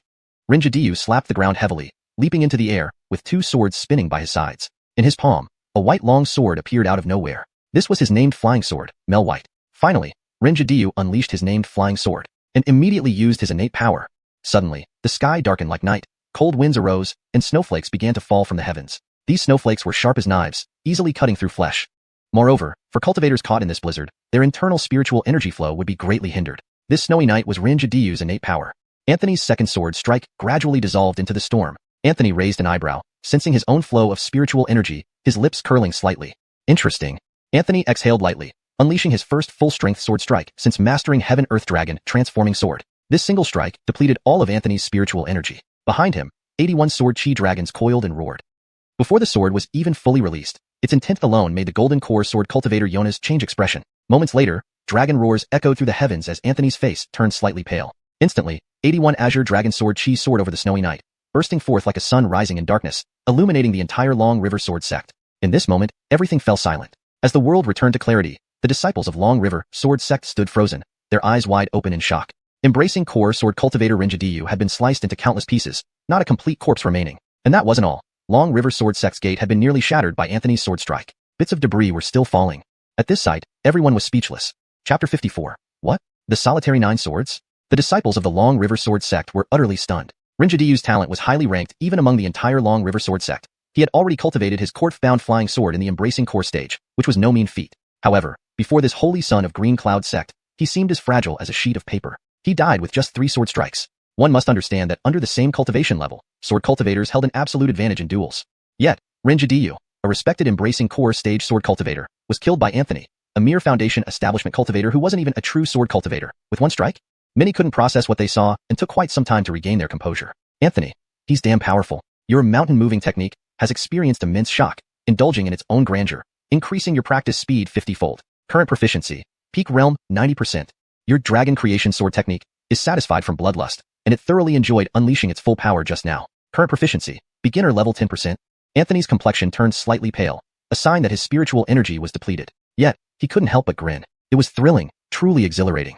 The dragon creation sword technique is quite understanding. It added 8 more kills for me. Good, very good. Absolutely perfect. Ivor lightly stepped forward, instantly appearing beside Anthony.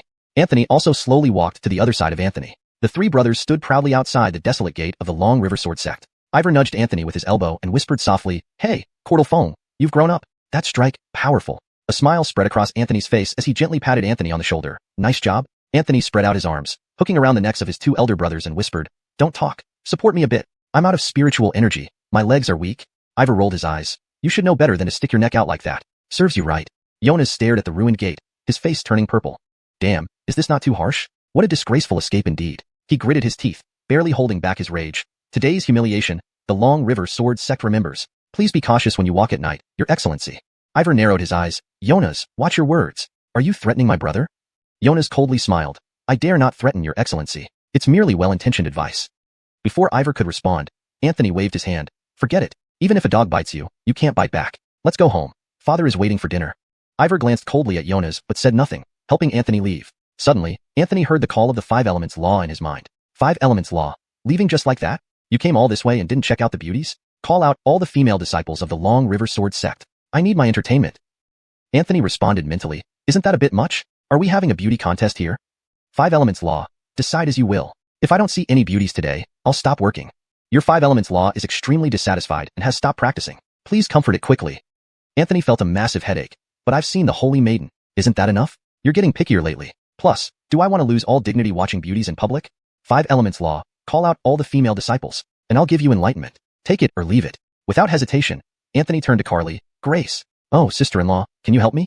Face? Who cares about face? Can it eat? Half an hour later, Anthony sat comfortably in a rattan chair, holding a pot of immortal wine that greatly aided the recovery of spiritual energy. Ivor and Anthony stood awkwardly behind him. Ivor shielded his face with his hand, sighing deeply. Anthony massaged his temples. Hadn't heard of his third brother having such preferences before. Female disciples of the Long River Sword Sect lined up, passing by Anthony one by one. It really did turn into a beauty pageant. Your 5 Elements Law became immersed in an ocean of beauties and gained enlightenment. Your 5 Elements Law is highly satisfied, breaking through to the 10th layer of foundation establishment. Outside the mountain gate of the Long River Sword Sect, the heaven and earth spiritual energy was being drawn into Anthony's body through an invisible vortex. Anthony broke through 2 minor realms within the sudden enlightenment granted by the 5 Elements Law, just 1 step away from the embracing core realm now. Ivor and Anthony looked at Anthony in bewilderment. What happened? Watching beauties can break realms. Long River Sword Sect disciples huddled on the ground, their resentful gazes almost swallowing Anthony whole. Not only did someone take pleasure from ogling their female disciples, but they also managed to break realms. Breaking 2 minor realms in one go, they felt utterly insulted. Your transform all things sensed immense resentment, indicating it thrives on it. Current proficiency, mastery 50%. As the line of beauties grew shorter, Anthony finally stretched lazily and stood up. Breaking 2 minor realms felt amazing, and transform all things improved significantly as well. This trip wasn't wasted. To his chagrin, many female disciples were sending flirtatious glances towards Anthony. Some were even brawling over the title of Anthony's wife.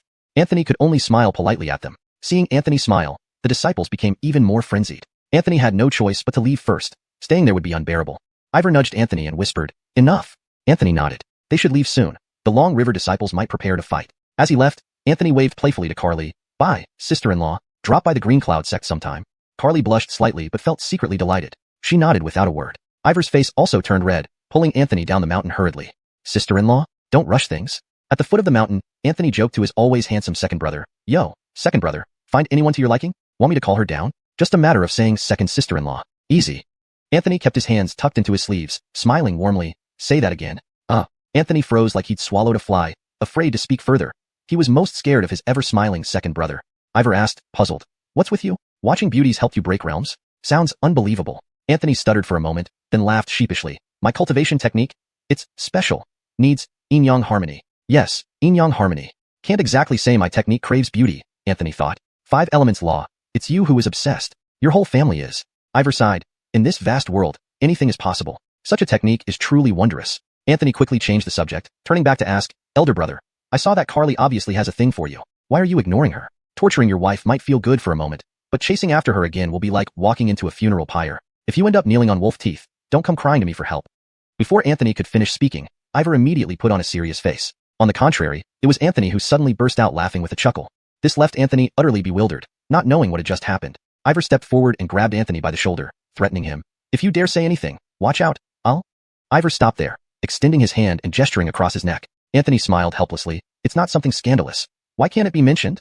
Anthony scratched his head at the back, wondering what these two were talking about. Ivor tugged hard on his arm, whispering, just don't say anything. Suddenly, Anthony ducked down, escaping from Ivor's grip, then turned around with a laugh, saying, your elder brother isn't indifferent to her. He actually likes Carly a lot. But because of the sword manual he practices, he had to ignore her. It turns out that the expensive sword manual he bought is fake, a fabricated one. You can find it for 3 copper coins each at any street stall, and they even throw in an extra one for free. Ivor wore a look as if he had eaten something foul. Anthony paused for a moment, then burst into laughter, nearly doubling over. Ivor shot Anthony a glare, wondering why he couldn't keep his mouth shut. Anthony, still holding his stomach, asked between fits of laughter, elder brother, what's the name of that sword manual? Maybe I should study it too. Ha ha ha. Ivor reached into his robe and pulled out a clearly intentional old, worn-out sword manual, tossing it to Anthony, irritably saying, read it yourself? Leave me alone. Anthony caught the sword manual and saw the title. What a surprise. 9 Swords of Solitude. The name sure sounds impressive, Anthony thought. Anthony opened the first page, which only contained a few large characters. Heart empty of women, drawing sword brings divine power. The first page of the sword manual instructed to forget the one in one's heart. After pausing for a moment, Anthony burst out laughing, clutching his belly and bending over. Was his elder brother's brain addled? Practicing this sword manual for half a year like it was legitimate? He must be joking. Hashtag chapter 55. The engagement is off. Moo Family Fortress. Seated in the main seat, Daryl had just lifted a bottle of wine to pour himself a drink when he was given a glance by Anthony, causing his hand to freeze midair. Still drinking? You really think you're young enough for that? Anthony, while putting some food on Jacqueline's plate, said casually. Daryl chuckled sheepishly. Just a bit. Dad's feeling good today. Anthony softly replied. This wine is an immortal liquor I brought back from the sect. It's very soothing. Ivor scratched his head and looked at Anthony with a pleading tone. A little, would it be okay? Anthony calmly placed his chopsticks on the table, which instantly caused the whole family to fall silent. Only Jacqueline covered her mouth to stifle her laughter. After pondering for a moment, Anthony took the bottle of wine from Daryl and softly said, I'll pour. The Moo family members breathed a sigh of relief, clearly showing Anthony's high standing in the household. Pouring the wine gently, Anthony glanced at Ivor and asked, Do you think white hair looks good on you? Ivor's hand paused with the wine glass near his mouth, then chuckled awkwardly. I'll dye it back. Anthony sipped the wine leisurely and calmly added, I've checked. The demonic poison you were infected with can only be cured by a drop of heart blood from Veda, the leader of the heavenly demon sect. If not cured within 3 years, it will be fatal. Ivor smiled indifferently. I know, just a minor injury. Daryl and Anthony drank their wine slowly without uttering a word. Only Jacqueline looked startled, her eyes instantly reddening. Is Big Brother going to die? No, I don't want him to die. Anthony patted Jacqueline's head. Relax, he won't die. Within 3 years, I'll get that drop of heart blood for you. Anthony spoke as if it were a trivial matter. He suddenly added, Let me go. I once made a bet with Veda, agreeing to challenge her personally within 10 years. It's just a few years earlier than planned. No big deal. Anthony looked at Daryl, who didn't refuse but simply nodded. Fine. Ivor sighed helplessly. You guys really don't think much of your eldest brother. My realm is the highest among us. I can handle my own problems. Anthony sat up straight, smiling warmly, and said deliberately, Your problem? Dare you say that again? Ivor was momentarily speechless. Daryl quickly mediated, laughing and saying, Come, leave this matter to your second and third brothers. You don't need to argue, listen to them. Ivor laughed bitterly, raising his wine glass slowly. Then I entrust my life to you too. Turning to Anthony, Ivor continued, 3 years? Seems like you're eager to meet your maker. Let your second brother handle this. If you go, you might die before me. Anthony rolled his eyes. What? Underestimating the saint son of Milo sect? Want to spar? Ivor gasped dramatically. Sure, afraid of you? Anthony stood up swiftly, spreading his arms wide and standing on one leg, shouting proudly, Big brother, here comes my golden rooster stance. Ivor stepped back half a pace, squatted into a horse stance, and performed several powerful punches. Golden rooster stance indeed, but my black tiger heart punch isn't to be underestimated either.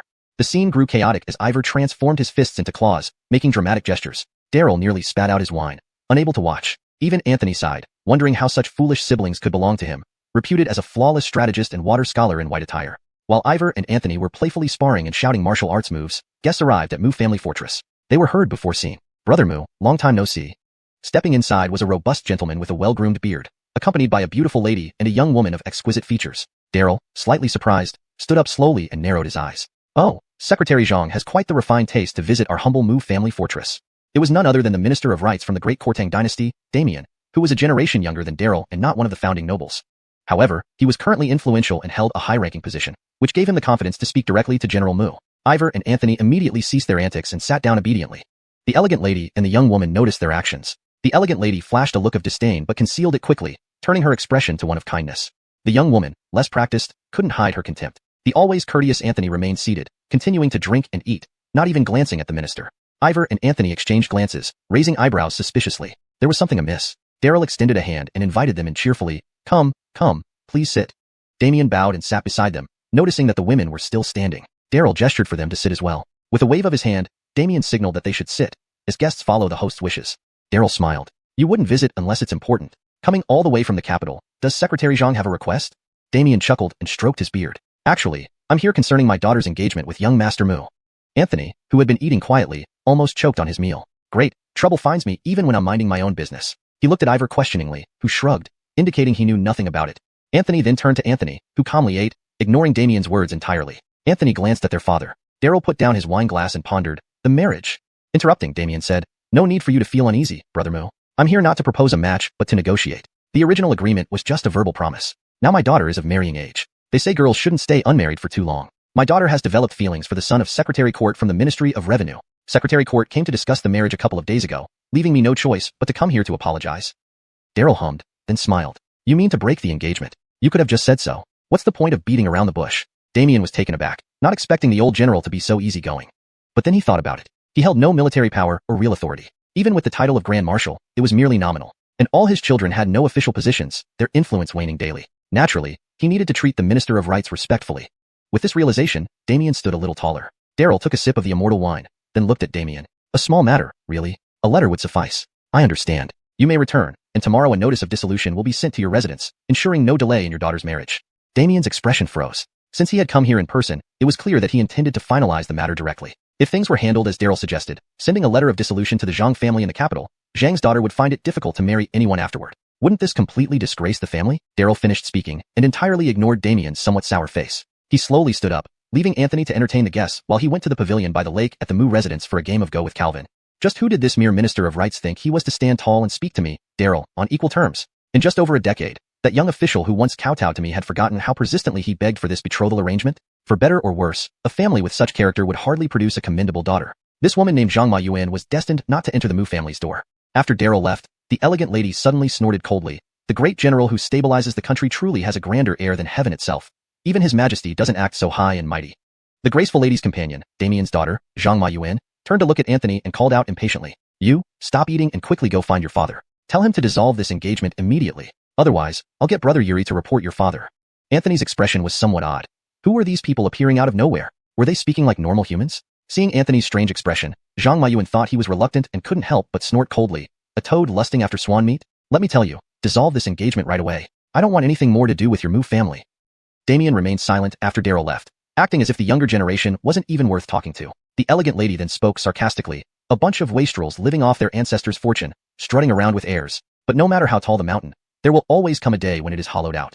Anthony finally placed his chopsticks down gently, straightened his clothes, and turned to look at the three guests. Anthony said softly, Damien, a mere Minister of Rights, whose dog has given you the courage to come to the Moo residence and bark. Do you really think that your alliance with the Ministry of Revenue makes you superior to our Moo family? I notice that you have been diligent in your studies and governance, and your writing isn't bad either. Indeed, your service as an official has benefited many people. That's why I mentioned your name to Jideo Su. Otherwise, do you really think you'd be the Minister of Rights? While I'm not yet truly angry, get back to the capital. Tomorrow, I'll personally ensure that a letter of dissolution is sent to your residence, whether you accept it or not. With that, Anthony slowly stood up and said to the others, What are you waiting for? Escort the guests out. The next chapter continued the tension between the Moo family and the visiting Zhang family, emphasizing the authority and prestige held by the Moo family. The interactions demonstrated the Moo family's unyielding pride and the growing arrogance of the rising Zhang family. Chapter 56, Sword Mastery. Anthony sighed softly, slowly standing up and scratching his head as he looked at the three people beside him and said, "Please, Lord Zhang." Ivor remained silent, silently removing the massive sword from his back and gripping its hilt before placing it on the ground. Instantly, the floor fractured like spider webs, and the entire room seemed to tremble. Ivor was a genuine fifth-layer dance-stage cultivator. Although he hadn't yet formed his life-bound flying sword, it was nearly a sure thing. Damien's aged face darkened instantly, but after all these years in office, he had cultivated remarkable composure. Besides, they were now in the Mu family fortress. As the saying goes, even a powerful dragon does not suppress the local snake, especially one that is nearly dragon-like. Anger also surfaced on the faces of the beautiful lady and Eva, but before they could speak, Damien raised his hand to stop them. Anthony's words earlier were quite thought-provoking. Others might not know who Jadeo Su was, but Damien knew very well. The Jadeo surname belonged to the royal family of Daliang, and Jadeo Su was the current crown prince. It was rumored that Crown Prince Jadeo Su, during his travels, once visited the Mu family fortress. He first paid respects to the old Marshal Mu, and then proceeded directly to the Blue Stone Academy, not even riding his horse up the mountain, but climbing it on foot. This event, the Crown Prince dismounts to climb the high mountain, became a famous anecdote in the literary circles of Jian and Dao. What Damien didn't know was that when Crown Prince Jadeo Su visited Anthony, something even more shocking occurred. Jadeo Su had written 3 letters inviting Anthony to be the imperial tutor of Daliang. Anthony never responded. Even when Jadeo Su visited in person, the result was still unsatisfactory. Though not successful, Jadeo Su managed to get 3 sealed scrolls from Anthony.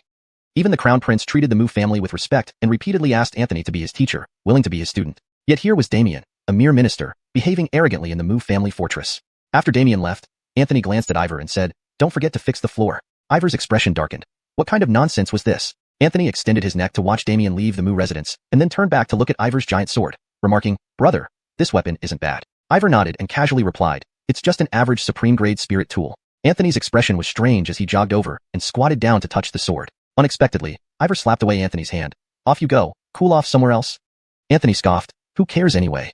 A supreme-grade spirit tool was extremely rare. Treasures were generally divided into ordinary weapons, magical weapons, spirit tools, divine artifacts, and celestial armaments. Legends said that Milo sect possessed a mid-grade divine artifact, a revered treasure of the sect. Most cultivators on the mountain used magical weapons, some even ordinary weapons.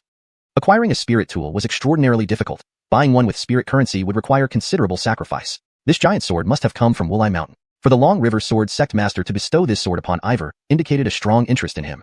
Anthony, not wanting to see his brother anymore, took a step towards the door. Suddenly remembering something, he turned around and said, "I heard you're going to White Dragon Cave? Perfect. Deliver the divorce letter to the Zhang residence in the capital before you leave. Also, take the sword from Mother's courtyard with you. It's for you." With that, Anthony walked out, seemingly heading back to the Blue Stone Academy. Cordell Susie had already run off, probably not wanting to return to the academy with her second brother right now. Mentioning their mother, Anthony's expression changed. Ivor also lowered his brows, lost in thought. At night, Anthony came alone to the small courtyard, standing quietly by the gate, gazing at the old items inside without speaking. His memories of his mother were clear and vivid. She was a graceful woman of incomparable beauty. Once, in winter, Anthony tried clumsily building a snowman in this courtyard, freezing with a runny nose. After much effort, he only created an ugly pile of snow, which made him sit on the ground and burst into tears. Pregnant with Susie, his mother hurried out, seeing him crying on the ground. Without a word, she gently picked him up, placed his cold hands against her cheek, and smiled. He fell asleep in her embrace. The next morning, he saw a fairyland of snow-covered scenery in the courtyard. Mel clung to the parasol trees, turning the old swing silver-white, and there sat his mother, smiling at him. Next to the swing were 5 snowmen of varying sizes. He recognized the 2 central ones as father and mother. On father's left was brother Ivor, on the right, himself, Anthony. Beside the snowman of mother was another, which represented himself as a child, cuddled in her arms. Her smile under the winter sun warmed him. Anthony stood outside the courtyard for a long time until dawn, then stepped inside. Inside the house, the decor was simple, almost modest, far from what one would expect of a national grand marshal's spouse. Despite its simplicity, it was impeccably clean, suggesting daily cleaning. Anthony stared at the painting on the wall for a long time before finally reaching for the ancient sword. The scabbard was pure white, the blade pitch black, etched with carmine patterns of mountains and rivers. When Anthony touched the sword, a sword formula surged into his mind. Sword mastery. Before Anthony could react, a familiar voice echoed in his heart. Your heavenly transformation dragon sword sensed the presence of another sword technique and felt jealous, eager to devour sword mastery. No. Anthony's heart tightened. This was his mother's sword, and it contained a sword formula. He couldn't let it be devoured. Unfortunately, it seemed too late. In his anxiety, a surprising turn of events unfolded. Your heavenly transformation dragon sword failed to devour sword mastery and was badly beaten, now crying miserably. Your transform all things tried to help but was also defeated by sword mastery. Your mountain moving technique couldn't bear to see this and stepped forward to reclaim the field. Your mountain moving technique charged forward angrily. Your mountain moving technique returned bruised and battered. Anthony froze in place. What was happening? Previously, no technique had escaped being devoured. Who knew this sword mastery was so formidable? From the 100 Grasses garden to the 3 Flavors study room, nothing frightened it. It fought all techniques one by one. Anthony was deeply shaken. The strength of the five elements techniques was undeniable, and the Tao techniques derived from them were equally powerful. He had never seen any martial arts falter like this. He couldn't help but ask, deep in his heart, five elements technique. What's going on? The five elements technique. This sword formula is peculiar. I sense a very familiar feeling. The five elements technique responded seriously for once. After the initial shock, Anthony fell into deep thought. In his memory, his mother was a frail woman, unable to tie up a chicken, and although she possessed a sword, he had never seen her draw it out of its scabbard. Just an ordinary civilian. Yet, why did her sword conceal such a mysterious sword formula? And Brother Ivor mentioned that this sword was left behind for him by their mother. So, did she know about the existence of this sword formula and intentionally leave it for him? Or had she never discovered that her sword contained this enigmatic formula? Anthony frowned, then sighed softly after a moment. He slung the sword over his back, standing quietly under the parasol tree in the courtyard, dressed in his green robe. Initially, Anthony considered asking his father or his elder brothers about the secrets surrounding this sword and their mother. But after much hesitation, he decided not to ask. If there were indeed secrets, and they chose not to tell him, no amount of questioning would yield answers. Sitting on the swing, his mind transformed into particles, immersing himself deeply in the sword formula. Your sword mastery feels your observation and finds it amusing. It proposes wanting to watch a muscular man bathe. Otherwise, you will not be able to comprehend the sword formula. Ah. Anthony's eyes widened in confusion. This. After a long pause, Anthony slapped his thigh heavily and lamented. What sin? What was wrong with these techniques? Always wanting to see either beautiful women or muscular men. Who developed these techniques? Wasn't this leading to utter depravity? He could tolerate watching beautiful women, but now, asking him, a handsome, refined, and talented man with superior martial arts, to stare at a group of muscular men daily? How was this appropriate? This was too. Note. Understanding this sword formula can lead to immediate breakthrough to the dance stage and gradually nurture your court-bound flying sword. Anthony jumped off the swing in an instant, heading straight for Ivor without looking back. This was entirely acceptable. Just muscular men, right? They had them at home. They had all the conditions. Note. The last section appears humorous and somewhat nonsensical in context. For continuity and coherence, I've tried to align it as closely as possible with the earlier tone and content. Chapter 57. Alone in the capital. Anthony tiptoed towards Ivor's room. He had just seen several maids carrying hot water into Ivor's room. Coincidentally, it was just time for a bath and change of clothes. Anthony chuckled to himself. After the two maids left the room, he quietly walked to the window. He moistened his finger with saliva and gently poked through the thin layer of paper on the window. Anthony turned his head to peek inside. Ivor sat in a large wooden tub, the warm water steaming around him. His broad, muscular back was barely visible amidst the rising steam, his thick arms looking like they were carved from stone. Anthony rubbed his nose, muttering, "Hey, what a tough guy. Your sword flying technique fulfilled your wish to see a strong man, making you feel extremely happy. Congratulations on breaking through to the Hugden realm. And you have successfully comprehended the sword flying technique. Current proficiency. Entry level 1%. Instantly, a set of incantations surged into Anthony's mind. This entry-level sword flying technique actually allowed him to fly with a sword. One must understand, sword flight is an exclusive secret skill for sword cultivators, requiring at least the gold core realm for proficient mastery. Feeling the refreshingly vibrant heavenly essence within him, Anthony couldn't help but laugh out loud. He had originally thought he would stay at this 10th foundation building stage for some time, but unexpectedly broke through so quickly to the Hugden realm. Unfortunately, Anthony's laughter was premature. Due to his breakthrough, heavenly essence rushed into him, startling Ivor who was bathing. Who? Ivor shouted and hurled the large wooden tub across the room. With a thunderous crash, the doors splintered apart, the tub and bathwater sending Anthony flying backward along with the door. Ivor, bare-chested, brandished a massive sword as he stormed out angrily. Which bastard was watching me bathe? Lying on the ground, Anthony wiped the blood from his nose and then sprang up with agility. Ivor paused in surprise. Third brother? This? Ivor looked puzzled. Anthony raised one palm while holding his nose firmly and declared definitively, "Don't ask, I just happened to be passing by." With that, Anthony leaped into the air, riding his sword into the distance. Ivor scratched his head and scolded playfully, "That naughty boy." He glanced at the fleeting glint of the sword in the sky, feeling quite astonished. When did this kid become a sword cultivator? At the capital city, Zhang family manor. Damien held an ancient book, seated in his study. An expensive tea set was placed on his desk, said to be once used by the previous emperor. Opposite Damien sat an elegant middle-aged official, the Minister of Revenue, Cedric. After hesitating for a while, Cedric finally asked, "Dongming, did Marshal Mu really say that?" Putting down the ancient book, Damien stroked his beard and suddenly sneered. An old horse may still dream of galloping 1,000 miles, but old age cannot be denied. Daryl is not a mountain god. How could he live another 60 years? Cedric worriedly replied, "True, but Marshal Mu is the only general-in-chief of our great Kortang, having personally trained at least half of the soldiers in the Ministry of War." Holding the exquisite teacup, Damien toyed with it, saying nonchalantly, "So what if he is a general-in-chief without any troops under his command? What's the difference between him and a toothless tiger?"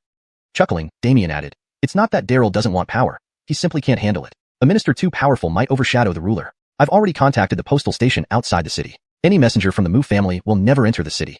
Cedric exhaled in relief. The proposed marriage between the Zhang and court families was initiated by Damien to strengthen their political influence. The current emperor had already begun to show signs of retirement, allowing the crown prince to oversee state affairs.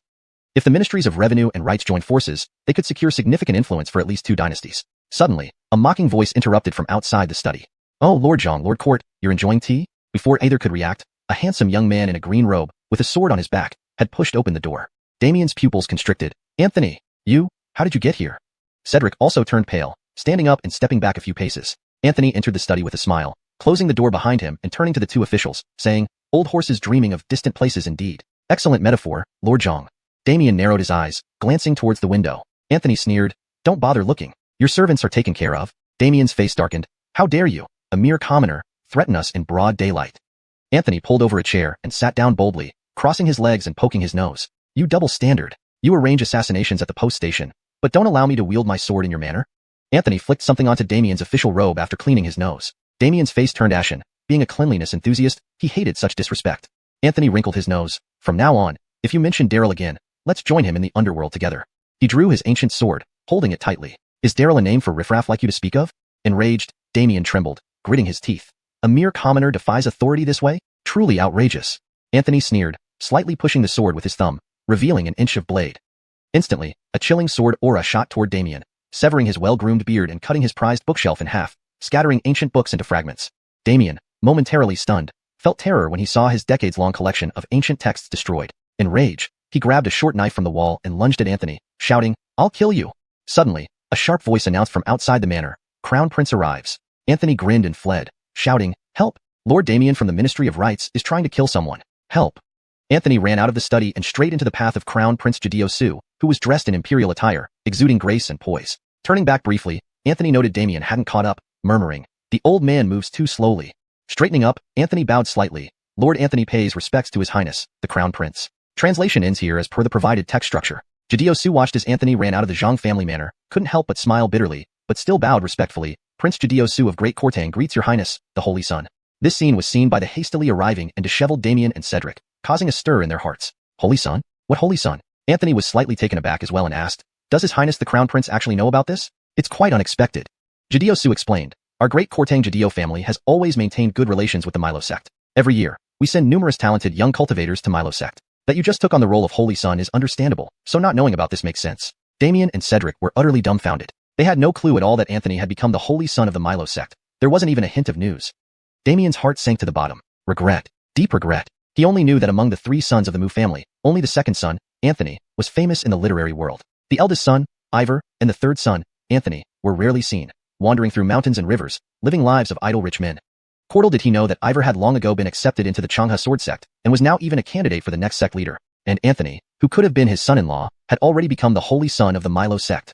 His future couldn't be described merely as boundless. Damien's lips trembled, finding it hard to believe what was happening before his eyes. Seeing these 2 old rascals finally show up, Anthony quickly changed his demeanor, looking pitifully at Crown Prince Jadeo Su and saying, "Your Highness, the Crown Prince, you must stand up for me. Lord Zhang suddenly attacked me with a knife for no reason. Fortunately, I have some skills to protect myself, otherwise, I would have died under Lord Zhang's blade. Now that Your Highness has arrived, please stand up for me." As he spoke, Anthony rubbed his eyes vigorously, though no tears came. Crown Prince Jadeo Su's mouth twitched. Was he really taking him for a fool? "You're already the holy son of Milo sect, and you're afraid of Damien attacking you with a knife?" Even the eunuch beside Jadeo Su couldn't bear to watch, thinking how could such a shameless son come from the illustrious Marshal Daryl? It was truly unfortunate. Note, the paragraph structure and line breaks have been preserved as in the original text. Chapter 58, Scholar versus Scholar. Damien's short knife clattered to the ground. In his mind, Damien had only one thought. It was over. He knew very well what kind of influence Milo sect wielded. Even the current emperor would bow respectfully upon meeting the sect master. Not to mention the sect master, even an elder from Milo sect would be treated with utmost respect. If the Son of Heaven must act so, how should he, a mere minister of revenue, behave? And this Anthony was also a holy son. Thinking about it made Damien's heart sink even lower. Cedric's face became even paler, but fortunately, he didn't say anything disrespectful or do anything out of line. He kept referring to that old man as Commander Mu, and felt extremely lucky. However, Damien wasn't as fortunate. Sweat had already soaked his forehead, and his body began to tremble uncontrollably. Jadeo Su had given him a cold stare, which meant the fate of this minister might not be so good. Anthony was still putting on a show, sniffling theatrically, nearly holding up a handkerchief to wipe away fake tears. Jadeo Su found it unbearable and walked up a few steps in front of Damien, saying, "Minister Zhang, to brandish a weapon against His Highness the Holy Sun is not appropriate, is it?" Jadeo Su wasn't stupid. He knew who was wrong here. The Minister of Revenue's beard was half broken. How could he not notice? No matter who was right or wrong, Jadeo Su would stand by Anthony. This wasn't just because Anthony was now the holy son of Milo sect, but also because Anthony was Daryl's son. The relationship between Daryl and the current emperor, while others might not know, could he, the crown prince, not know? Regardless of their outward demeanor, every court official speculated about the present situation between the Grand Marshal and the Emperor. As Damien had said, most people believed that Darrow relinquished military power to avoid being perceived as a threat. In reality, General Mu had repeatedly refused the Emperor's offers, even once when the Imperial Tiger Tally was sent to the Mu residence, yet Mu still declined. They were childhood friends, battlefield comrades, and life-and-death brothers. Damien didn't dare respond to Jadeo Su's question and immediately fell to his knees, pleading, "This humble minister couldn't recognize your majesty's greatness. Please forgive me, holy son. Please forgive me, crown prince." Jadeo Su remained silent, turning to look at Anthony and asking with a smile, "Holy son, do you want him alive or dead?" Upon hearing this, Damien shuddered. An insignificant letter of divorce had turned into a book of life and death. His fate rested entirely on the holy son's word. Cedric was drenched in cold sweat, nearly soaking through his official robe. He wanted to plead for mercy but didn't dare. Any attempt to speak would only draw disaster upon himself. Damien was completely panicking. He thought that with his position, even if there was a conflict with the holy son, the crown prince would intervene, but never did he imagine a direct pronouncement of life or death. No longer able to maintain his composure, Damien bowed his head repeatedly toward Anthony, begging for mercy. "Holy son, I have failed to recognize your greatness. Please spare my life. Please spare my life." Just as Damien was banging his head like a pecking chicken, Patty appeared from the street corner, arm in arm with the young man, laughing and chatting. But her smile froze when she saw this scene. Beside her, the young scholar, her future father-in-law, was kneeling on the ground? And why was he kowtowing to a young man? Even her father was here, but why did he seem like a child who had committed a grave mistake? This young man was Yuri, the eldest son of the Minister of Rights. Seeing his son appear at this moment, Cedric's heart sank, but he dared not speak, only giving nervous signals. Yuri understood from his father's look that whatever was happening, it wasn't good. After a brief moment of shock, Patty instantly regained her senses. She quickly let go of Yuri's arm and rushed forward. "Father, what are you doing? Get up. Why are you kneeling to him?" Without even greeting the crown prince, Patty hurried to Damien's side, trying to pull him up. But Damien pushed her away angrily. "How insolent! Face the holy son and the crown prince without kneeling? Kneel down immediately." Patty bit her lip, her eyes red. She performed a deep curtsy to the crown prince Jadeo Su, then glared at Anthony. "Why should I kneel to him? Father, you're losing your mind. Get up." Damien slapped Patty hard across the face, furious. "You dare to be disrespectful to the holy son? Kneel down immediately." The slap made Patty cry, sobbing. "I refuse to kneel. He's not a holy son. He's just a spoiled brat." Damien kicked Patty in the leg and raged, "Wretch! Anthony is the holy son of Milo sect. How dare you disrespect him again? If you want to die, don't drag the whole Zhang family down with you." This kick sent Patty sprawling. The mention of the holy son of Milo sect left her utterly stunned. She knew all about Milo sect. She had even sought Tao on the mountain. However, due to her poor aptitude, she could only serve as a servant disciple. Unable to bear such a lowly status, she left the mountain and gave up on practicing Taoism. Now, Damien told her that the man she had always considered a spoiled brat, Anthony, had quietly become the holy son of Milo sect. How could she not be shocked? Anthony yawned, bored. "Enough drama. I never said I'd take your lives." Jadeo Su smiled but was also relieved. While he didn't care about Damien's family affairs, Damien was indeed a capable official, excelling both in literature and administration. If Anthony had insisted on killing him, Jadeo Su would have had no choice but to agree. Fortunately, Anthony had no intention of killing. Everyone slightly relaxed, but then Yuri's next words raised everyone's anxiety again. Yuri stepped forward, gently helped Patty to her feet, then respectfully bowed to Jadeo Su and then to Anthony. Standing up straight, he looked at Anthony and asked calmly, "May I ask, holy son, on what grounds do you hold the power of life and death over others? I don't understand. Could you enlighten me?" Anthony paused, intrigued, eyeing Yuri, a peer of his own age. Yuri's question startled everyone, including Jadeo Su, who stood frozen in place. Asking the holy son of Milo sect on what grounds he held power over life and death? Wasn't the answer in the first half of the sentence? The holy son of Milo sect had the power of life and death. In this small capital city of Decortang, who would dare challenge this? Cedric's face paled with fear, but Anthony waved a hand, smiling. "A good question." Anthony then asked seriously, "Before I answer, I have a question for you." Yuri straightened his robes, unfazed. "Ask away, holy son." Anthony asked, "Why do you read books?" Yuri replied without hesitation, "To speak reason with this world." Anthony nodded, then asked again, "But what if someone refuses to reason with you? Your words and the reasons you speak are understood by everyone, but they choose not to listen. No matter how much you speak, it's like a clay ox entering the sea, without a trace. In such a situation, can those principles still hold any weight?" Yuri was taken aback, frowning as he found himself momentarily at a loss for words. Anthony smiled, slightly raising the sword in his hand and softly saying, "What you said is indeed correct. Reading books is essentially to communicate the truths within your heart with this world, but..." At this point, Anthony suddenly thrust 2 fingers towards the sword. The ancient sword instantly leaped out of its sheath, swirling around Anthony before gradually hovering in front of him. With a light tap of his foot, Anthony gracefully landed on the ancient sword. Hovering above everyone's heads on his flying sword, Anthony gave the answer Yuri couldn't provide. Reading is to speak reason with those willing to reason, but learning swordsmanship is to reason with those who refuse to listen.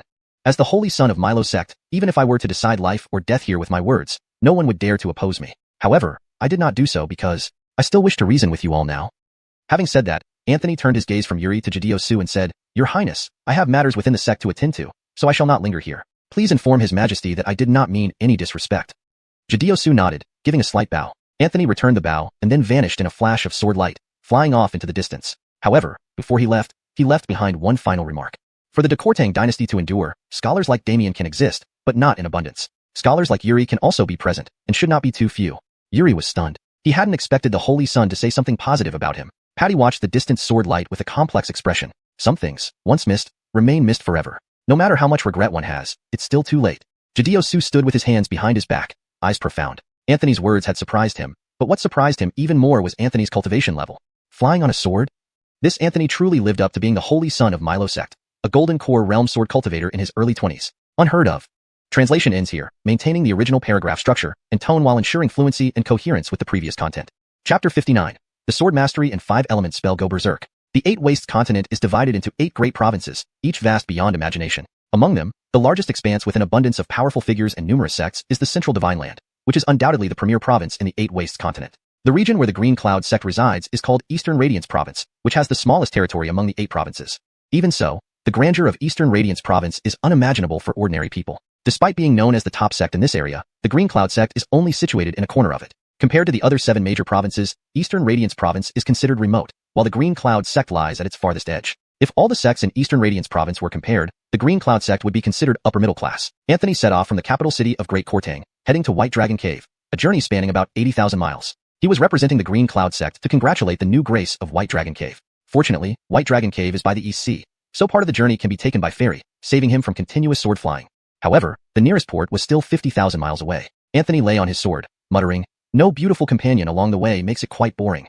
Your 5-element spell strongly agrees with your thoughts and fervently supports you visiting the pleasure quarters." Anthony rolled his eyes. Isn't that enough? Pleasure quarters are not places for cultivators like us, especially me, the beacon of righteousness and saint son of the esteemed Green Cloud sect. Engaging in such frivolities every day is unacceptable. 5-element spell, I don't care. It's been days. My mouth is almost tasteless. Without some beauties to feast my eyes on, I might as well die. Court is dull. Anthony said helplessly, "That's enough. Threatening suicide isn't honorable. Once we reach White Dragon Cave, I'll let you feast your eyes, okay? 5-element spell, no, my craving has peaked. Without seeing any beauties now, I'd rather die right here." A reminder, your 5-element spell is now readying a rope for hanging. Anthony's lips twitched. In this wilderness, where am I supposed to find beauties for you? Anthony sighed, "Well, there are no beauties around. Your choice of either dying or living doesn't really make sense, tsk tisk." Anthony had pretty much figured out the nature of this spell. It is lustful but wouldn't actually destroy itself. Threatening suicide was just talk. He's old school when it comes to theatrics. While Anthony was flying on his sword and bickering with his cultivation methods, he didn't notice someone quietly watching him from afar. The Heaven Earth Dragon Transformation Sword. "Hey Sword Mastery, are you tired? Need a shoulder rub or leg massage?" "Mountain moving technique, go away. Shoulder rubbing is my job. Who dares take it from me?" "Transformation of all things. You fight your battle. Elder brother will always be my elder brother." 5 Thunders Body Tempering. "Elder brother punch me." Breath concealment technique. "Elder brother can't see me." In Anthony's mind, various techniques chattered like a bustling market. The 5-element spell watched smugly as others groveled, thinking, "This life is mine, not heaven's." Since the last time Sword Mastery beat up all these techniques, they've become very obedient. However, the 5-element spell remained focused on its study of beauties. Sword Mastery stayed aloof, rarely speaking but making a significant impact whenever it did. After witnessing a macho man previously, it recently developed a desire to occasionally look for handsome men. Anthony's head was spinning, dealing with the 5-element spell and then Sword Mastery's antics. So, he decided to concentrate solely on flying forward.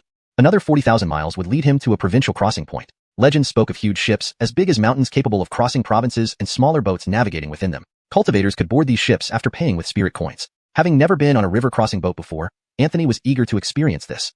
Just as Anthony pondered this, a sudden flash of sword light appeared. Startled, Anthony dodged hurriedly but wasn't fast enough. Struck by the sword beam on his back, he fell from the sky into a dense forest below. Behind him, Jonas from the Long River Sword sect finally revealed himself. Ever since Anthony left Long River Sword sect, Jonas had followed him at a distance without revealing himself or leaking any aura. This continued from the Mu family fortress to the Great Kortang capital and across Qinhuai River, until this perfect opportunity arose. Here, in this desolate place, killing and burying was convenient. A golden core realm sword cultivator's full strike meant certain severe injuries, if not death for Anthony. "Let's see where you run now." Jonas descended on his sword into the forest, face twisted with murderous intent. Achieving the golden core realm brought extraordinary sensory perception and divine consciousness, allowing one to notice details even in crowded markets. Yet, Jonas couldn't locate Anthony despite spreading his senses. Meanwhile, under a giant tree, Anthony leaned against the trunk, cautiously looking back. His back bore a long bloody scar, continuously bleeding. If it weren't for breath concealment technique and 5 Thunder's body tempering, today would have been tough. Pale-faced, Anthony remained motionless. Bizarrely, his wound began visibly healing. Yet, the Golden Core Realm Sword attack was not simple. Residual sword chi surged like dragons within him, repeatedly damaging and reopening the deep gash on his back. Anthony endured excruciating pain, stealthily leaving using the breath concealment technique. Frustrated by failing to find Anthony, Jonas drew his innate flying sword named White Waterfall, causing the residual sword chi inside Anthony to stir. Using this as a clue, Jonas aimed to locate Anthony. Anthony cursed softly. The agitated sword chi made hiding impossible. Clenching his teeth, he summoned the ancient sword and fled via sword flight. Jonas spotted the distant sword light and sneered coldly. So you couldn't hide anymore? Following suit, he pursued Anthony. Despite both able to fly, Anthony's lower realm made him slower. Desperate and unwilling to die here, Anthony urged. Can't you fly faster? Sword mastery, we can, but you must show me those graceful men once we reach White Dragon Cave. Anthony nearly spat out a mouthful of blood. At a time like this, they were still haggling over terms. If Anthony really died here, he wouldn't even get to see anything in the future. Fine. Anything goes. Just help me shake off that old dog behind me. Anthony urged anxiously. Your sword mastery is determined to improve and increases its cultivation speed by 100 times. Current proficiency level, beginner, 80%. Instantly, Anthony felt his understanding of sword mastery soar to a higher level, making his control over sword flight more proficient, especially in speed. It instantly tripled. Behind him, Jonas was dumbfounded. What was going on? In the blink of an eye, how did this kid's sword flight speed suddenly increase so much? Anthony felt elated inside. Damn it, although he couldn't fight Jonas, he could run. He turned around, facing Jonas, and gave him the middle finger. Come and get me. Jonas's face turned green with rage. A prestigious Golden Core Realm Sword cultivator was being taunted by an injured Core Formation Realm cultivator. He couldn't tolerate the long-suppressed anger anymore and went mad with fury, chasing after Anthony with all his might on his flying sword. Anthony was shocked. Damn, he's gone berserk. Jonas didn't care about damaging his own cultivation. He pursued relentlessly, clearly intent on killing. As a Core Formation Realm cultivator, Anthony had limited spirit energy reserves, so he could only maintain this speed for less than the duration of an incense stick. After one incense stick's time, he would have consumed most of his spirit energy. Since Jonas already possessed his innate flying sword, the spirit energy consumption required for sword flight was much less. And he had a golden core within his Danteon, storing far more spirit energy than Anthony. Even though his sword flight speed couldn't match Anthony at present, if Jonas wore him down, Anthony would eventually be finished. Anthony was also worried. He had at most half an incense stick's worth of time left before his spirit energy would run out, leaving him at the mercy of Jonas. No way. This can't end well. 5-element spell. Do you have a solution to break through my realm? 5-element spell. Breakthrough? Isn't it simple if you have hands? Anthony felt relieved. What are we waiting for? Hurry up. If I die here, you'll never see another beauty. 5-element spell. Breaking through is fine, but once we escape, for every handsome man that sword mastery sees, I want to see an equal number of beauties, not a single one less. Sword mastery? Oh, come on. No one wants a competition, right? 5-element spell. Humph. Little sword mastery. Laughable indeed. Sword mastery. Cordal 5-element spell. So arrogant. Anthony, arrange more handsome men for me, and I will help you perfect sword mastery. Glorifying 8 wastes continent with one strike will be no problem. 5-element spell. Wow. Bragging won't choke you? With Anthony as mud, can your little sword mastery really stand up? Sword mastery. I love lifting mud onto the wall. You got a problem with that? 5-element spell. If you don't believe me, let's have a competition. No talking, just doing. Sword mastery. All right, let's do it. I'm not afraid. Anthony's face turned ashen. Were these normal words? How did he become mud? I say, gentlemen, this is a life or death situation. Can we stop arguing? That guy is catching up fast. And why did I become mud? Shut up. Both 5-element spell and sword mastery snapped at the same time. Just as Anthony was about to speak, Jonas caught up from behind, and the situation became critical. At that moment, small vortices appeared in each of Anthony's orifices and Danteon. Next, countless strands of heaven and earth's spiritual energy rushed into Anthony's body.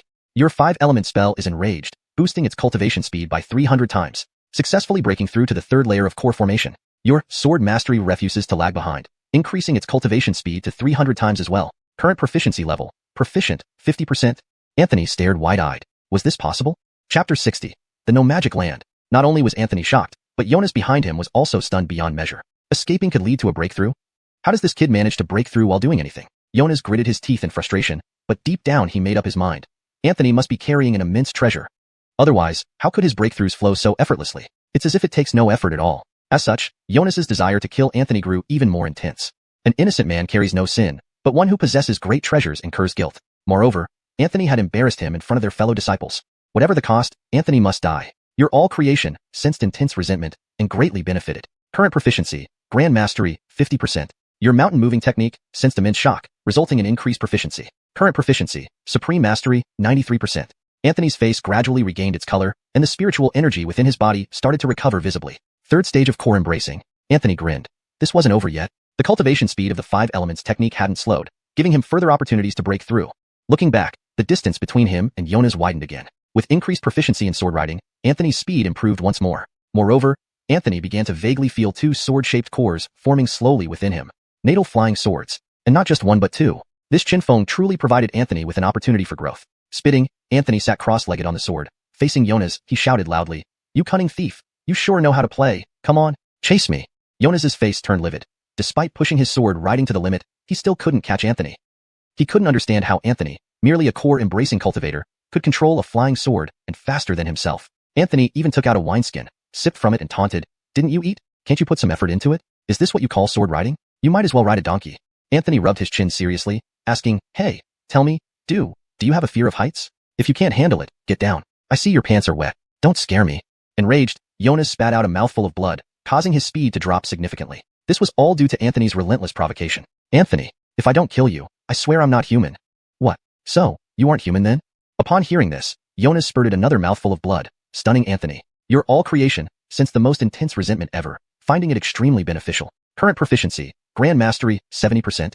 Jonas's speed lagged far behind Anthony, but Anthony did not leave right away. Instead, he slowed down, staying ahead of Jonas, occasionally teasing him. Every now and then, Anthony would use Jonas as practice, swinging wildly on the sword, claiming he was helping to hone his skills. 3 days passed. Jonas's clothes were tattered, and his energy waned. Even for a golden core swordsman, continuous sword riding for 3 days was a limit. Yet, that damned Anthony ahead seemed unaffected. Worst of all, each time Anthony's spiritual energy was about to run out, he'd break through to a higher level. In just 3 days, Anthony broke through twice, reaching the 5th stage of core embracing. Furthermore, his sword riding skill had reached 99% proficiency. 1 step away from mastery. Once achieved, he believed the 2 natal flying swords within him would be fully formed. Just as Anthony felt triumphant and couldn't resist cursing Jonas again, the heaven's spiritual energy vanished. Even his internal spiritual energy dissipated instantaneously. Damn, what's going on? Anthony was startled, too late to react, and plummeted from the sky. Behind him, Jonas halted, hesitant to advance recklessly, observing cautiously. He had no certainty, given Anthony's cunning. It might be a trap. These past 3 days, he fell for similar tricks too many times. Only when Anthony heavily crashed to the ground did Jonas cautiously look ahead. This place seemed different. From Anthony's reaction, it didn't seem like an act. Suddenly, Jonas frowned. Could this be a no-magic land? The most dreaded place for cultivators is the no-magic land, where there's no natural spiritual energy, and even internal spiritual energy fades away over time. Only true martial artists can enter with their physical strength here. For cultivators, entering means near certain death. Often, these lands are ancient battlefields, trapping spirits for millennia, forever reliving the battles, unable to reincarnate. After much hesitation, Jonas finally descended, despite the danger, seeing it as a rare chance. If Anthony lost his powers here, killing him would be easy. Meanwhile, Anthony hit the ground hard but was protected by the Thunder-Forged Body technique. Otherwise, he might have died from the fall. What the hell is this? 5 elements technique. Congratulations. Anthony stood up, grimacing. Congratulations to me? For what? Did I stumble upon a paradise, pick up secret manuals, and start my legendary life? 5 elements technique. Not too far off. Anthony paused, a smile appearing. I called it? 5 elements technique. Congratulations for stumbling into a no-magic land, losing your life, and ending your pitiful existence. The smile froze on Anthony's face. No magic land? His mouth twitched. He heard about such places at Milo sect. Even elders spoke of them in fear. He never expected to end up here. Not being a martial artist, he was in trouble. Just as Anthony lamented, a mocking laugh came from behind. He, didn't think you'd end up here, fitting karma indeed. Heaven wants you dead. Anthony spun around, seeing Jonas advancing with a sneer. Anthony frowned, truly like a specter unwilling to leave. Eyeing Jonas coldly, Anthony retorted, You seem confident. Just because I can't use spiritual energy, does it mean you can? Want to try and kill me? Hearing Anthony's arrogant words, Jonas laughed out loud.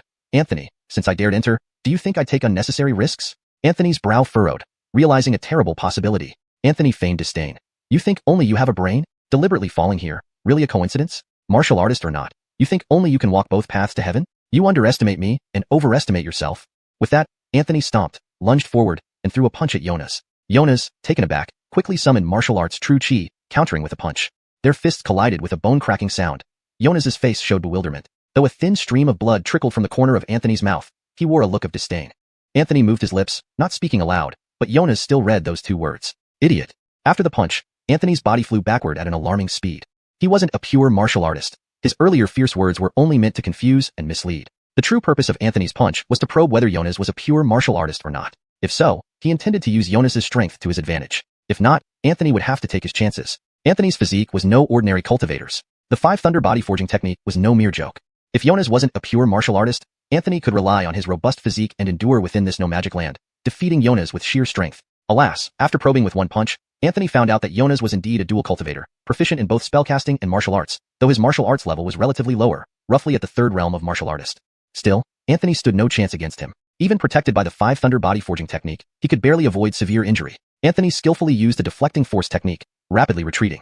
Only then did Jonas realize he had once again been outwitted by Anthony. This Anthony was not a pure martial artist. He simply had a much stronger physique compared to other cultivators. The previous display of indomitable spirit was clearly intentional. Jonas's face darkened as he clenched his fists. Anthony, if I don't kill you, my name isn't Chen.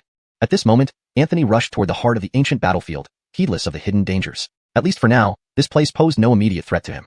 But that mad dog chasing him behind aimed to take his life every moment. Your 5 Thunder body forging technique detected your injuries and is continuously tempering your physical body. Current proficiency, proficient, 50%. Anthony ran swiftly, asking internally, is there any boxing manual that can guide me towards the path of a martial artist? In this no magic land, there is absolutely no spiritual energy. To deal with this Jonas, I must become a martial artist. 5 elements technique, there is indeed one, but are you sure you want to learn it? Anthony didn't hesitate. If he didn't learn it now, his life would be at stake. Instantly, a martial arts manual flooded into his mind. Translation maintains original paragraph structure and line breaks. Chapter 61. The 8 Desolate Fist. What the hell is this? Anthony stared at the obscure martial arts text, feeling as if his head would explode. How could it be so much more difficult than learning the 5 elements technique? He was still running for his life. How could he possibly comprehend this? While running, Anthony anxiously asked, 5 elements technique, this is too hard. Whose relative did you find here? Help me understand it quickly. Surprisingly, the 5 elements technique remained silent for a long time before finally speaking in a serious tone. This was the first time since Anthony comprehended the 5 elements technique that it sounded so solemn. 5 elements technique, 8 Desolate Fist. I didn't invite you to stand on ceremony. If this kid really dies, you won't find her for at least a century. Just as the 5 elements technique finished speaking, a mocking elderly voice echoed in Anthony's heart lake. 8 Desolate Fist. Oh, when did you, 5 elements technique, need my help? 5 elements technique, I'm not begging you. I'm just stating a fact. If this kid dies here, we will have no choice but to fall back into slumber. The heart lake fell silent once again. Anthony felt bewildered. This 8 Desolate Fist seemed pretty full of itself. For the first time, he encountered a martial art that didn't give the 5 elements technique any respect. But who was she? Suddenly, Anthony stumbled as if an invisible heavy burden had landed on his shoulders. A desolate fist intent seemed to come from ancient times, subtly enveloping him but felt overwhelmingly real. Congratulations, you have successfully comprehended the 8 Desolate Fist. Current proficiency level, beginner, 1%. This is the 8 Desolate Fist? Anthony's expression changed. The intent of the 8 Desolate Fist was intensely bleak. 8 Desolate Fist, believe you this one time. Once she is found, we'll settle accounts later. With these words, it felt like a mountain suddenly collapsed onto Anthony. Simultaneously, changes began happening in his body. His physique, already strengthened by the Thunder body tempering art, became even tougher. Anthony felt his body move more freely and gained a newfound lightness. The heavy was the fist intent, while the light was his body. As expected, Anthony had reached the clay puppet realm of the martial artist path. Due to the solid foundation provided by the Thunder body tempering art, Anthony's transition into the martial artist realm here felt natural. Feeling the sharp wind slicing through the air behind him, Anthony knew Jonas, that mad dog, had returned to attack. Both were unable to use spiritual energy, relying solely on their physical strength to sprint in this lawless land. Jonas, being a third-level martial artist, naturally moved faster. In about 15 minutes, he caught up to Anthony, and they engaged in a fierce battle. Anthony, aware of his inferiority, fought defensively, retreating and preventing Jonas from engaging in a deadly struggle. Though 2 realms above Anthony, Jonas was frustrated because Anthony was incredibly resilient. Thanks to the Thunder body tempering art, even when injured, Anthony could recover quickly. Thus, Jonas grew increasingly vexed. Each powerful punch would send Anthony flying, yet before he could throw another, Anthony would rise, bloodied but unbroken, darting away again. Even with blood dripping from the corner of his mouth, Anthony swallowed the blood rising in his throat and spat out a curse. Is your punching arm weak? Did you skip breakfast? I don't need you sparing me. Jonas frowned, gradually noticing Anthony's resilience. Whenever Anthony was hit, faint lightning flashed within him, a peculiar and mysterious phenomenon.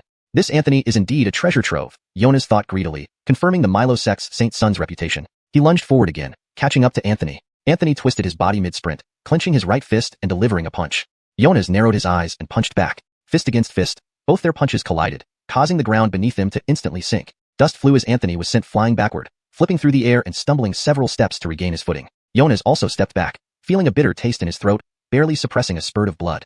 Regaining control over his turbulent chi, Jonas looked at Anthony in surprise. Clay puppet realm? What shocked Jonas more was that Anthony could match a full-powered punch from a third-level martial artist despite being only 1 realm lower.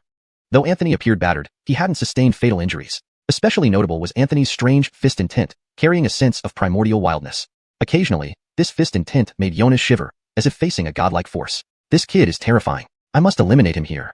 Jonas felt a surge of killing intent. Taking a half step back, he bent his knee, raised his left hand flatly, and lifted his right hand. assuming the posture of holding a cauldron, preparing to shock the world with his might. Suddenly, the earth shook violently, splitting into two massive cracks. Dark mist poured out, as if from the underworld. In the next moment, another violent tremor occurred. With the sound of warhorses neighing, numerous figures burst forth from the cracks, clad in heavy armor, wielding spears and iron halberds. Another army emerged from the second crack, each side facing off. One side in silver armor surged like a river, the other in black armor stood firm as spears across a river. The heavens suddenly became silent, cold winds stirring the dark clouds overhead. Mel began falling upon the desolate battlefield. As the snow touched the ground, the earth shook, the two armies clashed. Anthony was utterly astonished by the scene before him. He had only heard tales of this lawless land being an ancient battlefield, but seeing it firsthand was profoundly moving. Jonas also froze, his pupils contracting, stunned by the grim atmosphere. Recovering, Anthony glanced at Jonas, gritted his teeth, and leaped into the midst of the battle. Court or death hung by a thread. Jonas, after briefly losing focus, was startled by Anthony's reckless action. Entering this murderous battlefield meant almost certain death. Jonas paused, then sneered, "Fine, let the ghost soldiers deal with him. I'll personally collect his corpse afterward." Coldly watching Anthony's distant figure, Jonas smirked. Between the surging black and white tides, a green-robed figure appeared, sword on his back. Anthony leaped high, landing on the back of a warhorse, twisting mid-air. With the two armies colliding, Anthony inevitably risked injury. Spears interwoven, one misstep could result in fatal wounds. As Anthony twisted in mid-air, several iron halberds crashed together. Anthony gritted his teeth, extending his body in an arc, lightly stepping on the halberds, using their momentum to rise higher. Witnessing the black and white clash below, Anthony felt profound awe. No battle cries, no drums, no smoke, just the brilliant sparks from weapon collisions. The sparks illuminated the silver armor, making it shine more brilliantly and resolutely, while casting the pitch-black battle armor into a somber and tragic light. In this moment, Anthony suddenly forgot the perilous situation he was in, his heart inexplicably calming down. As the son of Marshal Darrell, the nation's protector of the great Kortang dynasty, Anthony had spent time in military camps since childhood. These scenes were not unfamiliar to him. His gaze fell on a warhorse without a rider, and in the next moment, Anthony leaped onto the horse, charging into the battlefield. Use another mountain stone to polish jade. Anthony intended to use these ghostly soldiers as a grindstone to hone his martial path. Far away, Jonas naturally saw this. He hesitated, took a half step forward, but ultimately did not advance. Pure warriors excel in their purity. Those who fear death cannot be called pure. Regarding the martial path, Jonas could only take half a step further at most. At this moment, Anthony was fully focused, riding the warhorse and concentrating on penetrating the formation. Moving skillfully between the two armies, he felt. Your desolate fist has sensed the spirit of iron and blood, stirring your heart and increasing its cultivation speed by 20 times. Current proficiency, beginner 40%. Your desolate fist has sensed the will of a pure warrior, approving highly of you, thus increasing cultivation speed to 30 times. Current proficiency, beginner 60%. Your desolate fist has felt boundless combat intent, your heart surging with passion. Cultivation speed increased to 50 times. Current proficiency, beginner 90%. A soft echoed in Anthony's heart lake, followed by an elderly voice. Desolate fist. This boy is quite interesting. No wonder that old bastard demon technique favored him. Perhaps he really can find her one day? However, Anthony, deeply engrossed in the battle, did not notice these words. Even the slightest distraction could mean instant death for him. Though these ghostly soldiers weren't physical beings, they materialized temporarily in this lawless land during their eternal cycle. If they left this ancient battlefield, they would revert to ethereal spirits. Besides, they couldn't leave. Yet, within these cyclical battles, they were real manifestations. Being slashed by a blade would cause real injuries, and the ghostly energy would invade the body, causing significant trouble. After an unknown duration, Anthony finally emerged from his clear state of mind. Without the passage of sun, moon, or stars in this place, it was impossible to tell how much time had passed.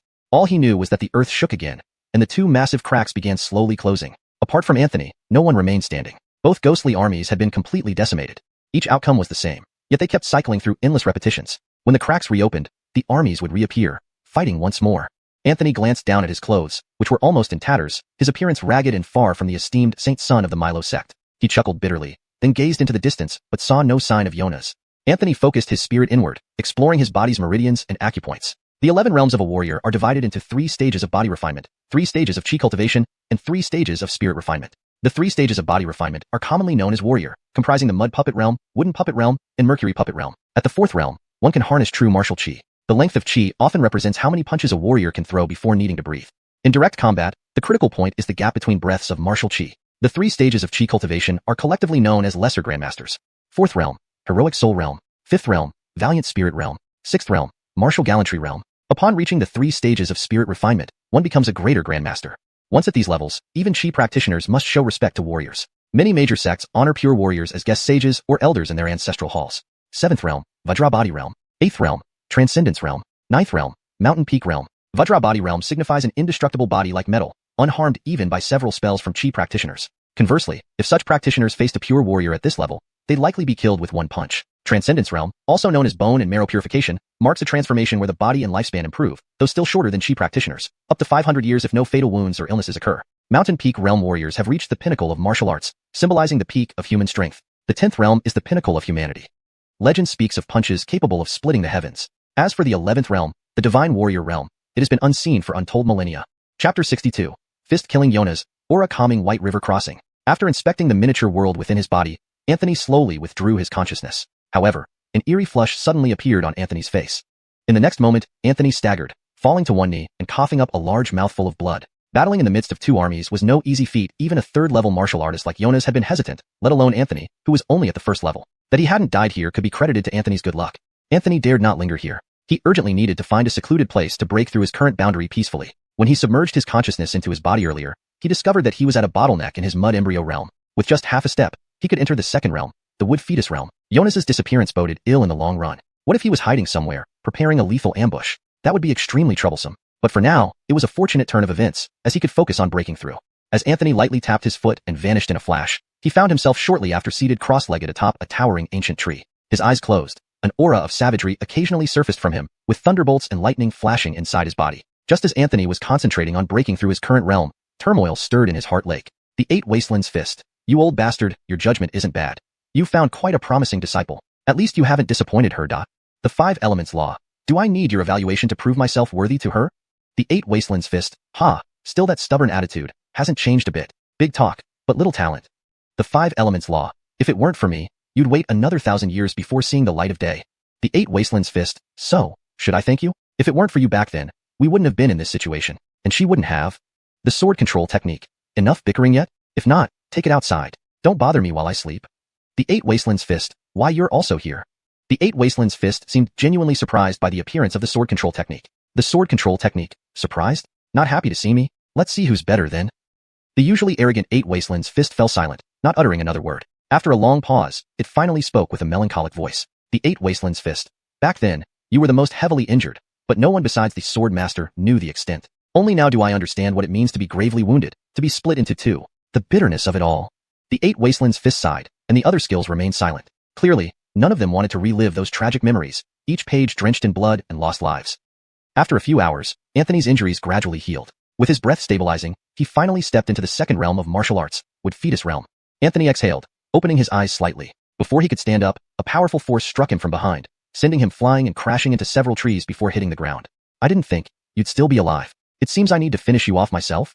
Jonas emerged slowly from the darkness. A trickle of blood dripped from the corner of Anthony's mouth. He struggled to his feet, wiped the blood, looked down at his hand covered in red, and smiled wryly. Didn't expect a mad dog like you to come back so soon. Haven't I been waiting for you? Let's settle this, Jonas. Jonas narrowed his eyes, sensing something different about Anthony. Wood fetus realm? You broke through? Anthony chuckled. Isn't it simple enough with hands? Does anyone really need so much time to break through? Jonas smirked coldly. Don't try to provoke me. Even if you are a prodigy and broke through 2 realms quickly, what does it matter? In the end, you will die by my hand.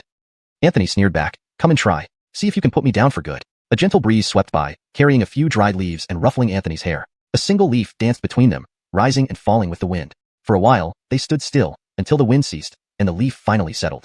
Simultaneously, the 2 figures moved. Their movements were sudden and fierce, like thunder. This time, Anthony chose not to retreat but to fight to the death. For himself and for his brother Ivor, Jonas must be eliminated today. They fought fist to fist, raising dust clouds in the air, deciding their fate on this ancient battlefield. At White River Crossing. This crossing was the smallest in all of Donghuang Province, far removed from the colossal inter-province ferries that resembled mountains or cities. Here, only small local ferries that could carry 1,000 people or so were present. The reason for its small size was mainly due to its remote location near the Forbidden Land, a deadly region for practitioners throughout history. Thus, hardly any cultivators ventured near it, leading to the relative quietness of White River Crossing. Only those from nearby sects or royal dynasties would choose this crossing. Long Tiger Sect was a notable sect near the White River Crossing. Interestingly, martial artists and Chi practitioners in Long Tiger Sect were almost equally represented. Not huge in scale, yet significant enough. Especially during the construction of White River Crossing, Long Tiger Sect provided considerable support, both financially and physically. Lamar, the current saint disciple of Long Tiger Sect, was a rare dual cultivator, practicing martial arts and being a Chi practitioner. Despite his young age, he had already reached the core formation stage and entered the 3rd realm of martial arts in less than 3 years. He was virtually predestined to become the next patriarch of Long Tiger Sect. Fame gained but not returned home is like parading in fine clothes under cover of night, Lamar mused aloud, recalling his nearly decade-long ascetic journey since joining Long Tiger Sect at the age of 20. Now he felt ready to return home. Several beautiful women around him nodded admiringly, looking at Lamar with adoration. Several male companions also chimed in with flattery. As they boarded the ferry, Lamar paused upon noticing a slender woman dressed simply, even somewhat shabbily. Yet her figure was graceful, especially her slim waist and frail demeanor that evoked a desire to protect her. The woman froze upon recognizing Lamar, briefly appearing startled before quickly turning away without looking back, intent on leaving hastily. However, Lamar suddenly called out to her. "You are." The woman's body stiffened, but she didn't turn around. Lamar frowned, stepped forward, and said to the woman's back, "I didn't expect to see you here." The slender woman still didn't turn around. Instead, she softly replied, "Sir, you must be mistaken." Lamar chuckled, shrugged, and casually said, "What? You're still blaming me for not saving your parents after all these years?" The slender woman's body trembled, but she remained silent. Lamar laughed again. "Although I received much help from your Shin family in the past, after joining Long Tiger Sect, I repaid that kindness long ago. The deaths of your parents were something I truly couldn't prevent at the time. But now that I'm the saint disciple of Long Tiger Sect, a single word from me could restore your family's glory overnight. Considering that your parents once sheltered me, I could take you as my concubine. It would also be a way to continue the legacy of your family." After this statement, the group of female cultivators traveling with Lamar looked at the secular woman with envy, their expressions changing abruptly. Why should an ordinary woman get the attention of senior brother Lamar? Lamar appeared unconcerned, showing no guilt over the past events. The slender woman's name was Annabelle. Back then, her family was among the prominent local clans. Her parents had taken pity on Lamar, a fatherless and motherless teenager, and took him in out of compassion. Lamar had felt a deep attraction towards the young Annabelle upon first meeting her. However, their social statuses were incompatible, making it a cursed relationship. Annabelle's parents never considered marrying her off to Lamar. When Lamar reached adulthood, he harbored inappropriate thoughts about Annabelle, which were promptly discovered by her parents who subsequently expelled him from the house. On his journey, he coincidentally met a senior master from Long Tiger Sect, became his disciple, and grew into what he was today. But Annabelle might never know that the disaster that befell her family 3 years ago was orchestrated entirely by Lamar. Finally, unable to remain silent any longer, Annabelle bit her lip, turned around with tears streaming down her face, and croaked, "Lamar, now that you're a saint disciple, you can mock me from your high perch, but don't forget, it was we who took you in, who saved your life."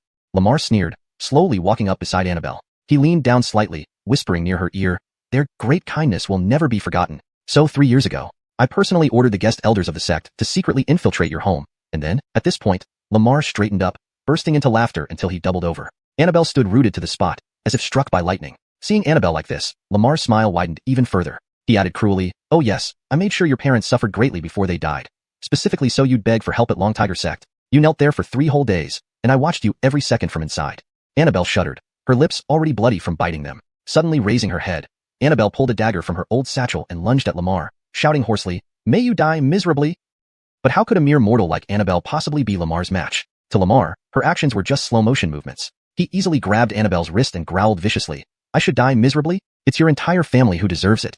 Lamar shoved Annabelle to the ground, then slowly squatted beside her, grabbing her face with his left hand while playing with her dagger in his right. His sinister expression softened into a smile as he said amiably, "Such a beautiful face. I wonder what it would look like if scratched up." As he tapped her pale cheek with the dagger, though smiling, his tone was icy cold. Just then, a figure flew out from the distant, dense forest, crashing through countless trees and landing in the ferry area, hurtling towards Lamar.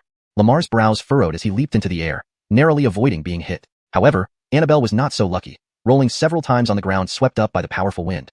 The figure finally slammed into a ferry boat, almost embedding itself within it. Saying figure wasn't quite accurate anymore because this person hardly resembled a human. Silence fell over the White River crossing, all eyes turning toward the depths of the forest. From within the dense woods emerged a bloodied, bare-chested young man. Blood covered his body, obscuring his features except for the ancient sword on his back. His hands were mostly bare bones, devoid of flesh. He walked step by step, nearing the White River crossing. Chapter 63. A grand conspiracy against Green Cloud Sect. Everyone at the White River ferry gaped in shock at the figure before them. Some people involuntarily took several steps back, for the imposing and blood-drenched aura emanating from him was truly intimidating. Your 5 Thunder Body Tempering Technique is refining your body day and night without rest. Current proficiency level. Proficient level 80%. Your 5 Elements method once again senses the Earth's spiritual energy and is currently replenishing internal spirit power. Anthony's lips curled into a half-smile, but laughter eluded him. This time, his injuries were far too severe, the worst he had sustained since embarking on the path of cultivation. He looked down at his hand with a tearful resignation. Was this even a hand anymore? It was stripped bare to the bone, devoid of any flesh. However, occasional lightning flickered between his hands, regenerating flesh and muscle amidst the thunder light. The scene made everyone at the White River ferry gasp audibly. But the real shock was yet to come. Anthony began walking towards the ferry. With each step, his realm recovered by 1/10. 1 step, foundation establishment. 2 steps, peak foundation establishment. 3 steps, core formation. 4 steps, core formation 5th layer. By the 5th step, the sword on his back unsheathed itself and hovered around him like a guardian. After the 6th step, an overwhelming 8 extremes fist intent surged from within Anthony as if divine beings protected him. Those cultivators at the White River ferry who were below the core formation realm bent their waists and knelt down in unison. Even those who had reached core formation showed signs of instability and sudden alarm. Finally, Anthony let out a breath of relief. He extended 2 fingers of his right hand and lightly shouted, "Return!" Instantly, the ancient sword behind him sheathed itself automatically. This display left many at the White River Ferry gulping hard, concluding unanimously, this young man must be at least a gold core sword cultivator. Some even speculated that this wasn't just a young man, but likely an age-defying old immortal who appeared youthful, corkly over 100 years old, despite looking so young. Anthony stomped heavily, causing the formidable fist intent to retreat entirely into his body, making him hunch slightly. Ignoring the complicated gazes of others, he walked slowly to the riverbank, washed his face, and then stretched his limbs. His realm had mostly recovered, though his injuries would not heal anytime soon. Jonas's attacks aimed to kill. During their fight, there were at least 10 moments when Anthony almost lost his life. Just a fraction off, and he would never have returned from the Forbidden Land. Anthony turned and surveyed the surroundings. People hurriedly averted their gazes, fearful of meeting his eyes, and quickly departed. Best not to provoke such a person, or even glance at him too much. Just days ago, they heard about an unlucky disciple from a sect who got beaten up on the road after only saying 4 sentences. What are you staring at? What if I stare? Try me. All right, let's try. The outcome wasn't good. Heard that it took 5 or 6 people to carry the victim back. Traveling outside, it's best not to look around recklessly. Who knows if this young man wouldn't suddenly ask, "What are you staring at?"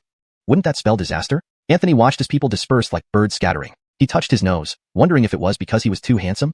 Probably. Anthony approached Jonas, who was barely breathing. Beaten beyond recognition by Anthony's fists, Jonas opened his eyes laboriously and muttered, You killed me. Long River Sword Sect will not forgive you. Even if you are Green Cloud Sect's sacred son, you can't withstand the wrath of the entire Long River Sword Sect. Anthony gripped the hilt of his ancient sword behind his back and responded with a casual, "Oh." A flash of sword light appeared. Sword out, head rolled. Anthony slowly resheathed the ancient sword, muttering softly, not kill you and keep you around for the new year." Jonas's severed head rolled precisely to Lamar's feet. Lamar's expression remained unchanged, but inside, he was greatly disturbed. He had clearly heard Jonas's dying words, Green Cloud Sect, Long River Sword Sect. Each of these sects individually surpassed Dragon Tiger Sect in strength, especially this bare-chested young man being Green Cloud Sect's sacred son. Lamar cast a covert glance at Axel, the law enforcer of Dragon Tiger Sect. Axel's eyes narrowed coldly, his gaze towards Anthony turning icy. There were few people left at the ferry, just Lamar and a few others. Keeping his expression composed, Lamar whispered telepathically to Axel, "Wasn't it said that Kent was coming here for the ceremony? Why did their sacred son arrive first? Could Kent have sensed something?" Axel replied mentally, "Unlikely. This matter was extremely secret. There's only one possibility. Kent didn't intend to appear personally and sent this newly appointed sacred son instead." Lamar frowned subtly, continuing telepathically, "Doesn't that render all our previous plans void? Should we inform by Long Cave first?" Axel indicated with a glance that Lamar should hold off on action, then telepathically added, "Since a Green Cloud Sect sacred son appeared unexpectedly, why not use this opportunity? Wouldn't capturing him provide leverage against Green Cloud Sect? I don't believe Green Cloud Sect would ignore their sacred son's safety. On the 7th day is by Long Cave's grace enthronement. We'll cripple this sacred son and nail him to the mountain gate. Let's see whether Green Cloud Sect rescues him or not. If they send rescuers, it falls perfectly into our plan. If they don't, well, imagine how dispirited Green Cloud Sect would be, a prestigious sect that abandons its sacred son." Lamar pondered, a curve forming on his lips. It was doable. That by Long Cave's grace enthronement and the talk of subordinate sects were merely a facade. The true intention was to permanently trap Kent in by Long Cave.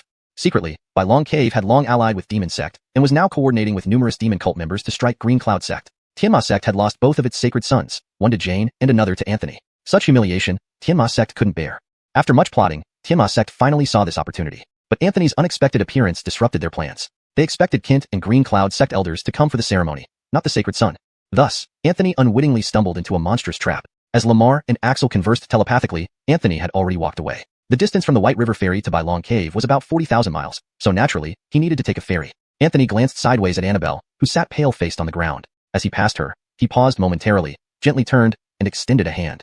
"Sorry." A moment earlier, his punch had pulled Jonas out of the Forbidden Land, nearly injuring her innocently. Annabelle timidly glanced at Anthony, afraid to take his hand. Mountain immortals had unpredictable tempers. Who knew what he was planning? Misunderstood by her, Anthony simply smiled lightly, straightened up, and prepared to leave. However, before he could take more than a few steps, a hearty laugh interrupted him from behind.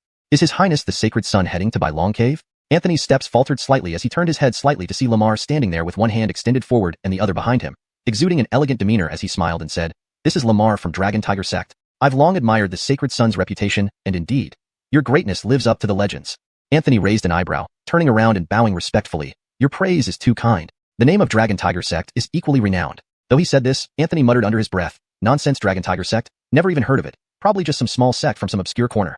Lamar took a few steps forward, smiling warmly as he said, "I also happen to be on my way to By Long Cave for the enthronement ceremony. Would you like to travel together? Frankly speaking, traveling alongside the Sacred Son of Green Cloud Sect would be an honor. What do you say?" Anthony touched his nose, feeling somewhat embarrassed for the first time, thinking that this guy was quite adept at flattery, possibly with barbs on his tongue. Since that's the case, let's travel together then. I'm going alone anyway. Lamar smiled and bowed respectfully. It would be an utmost honor.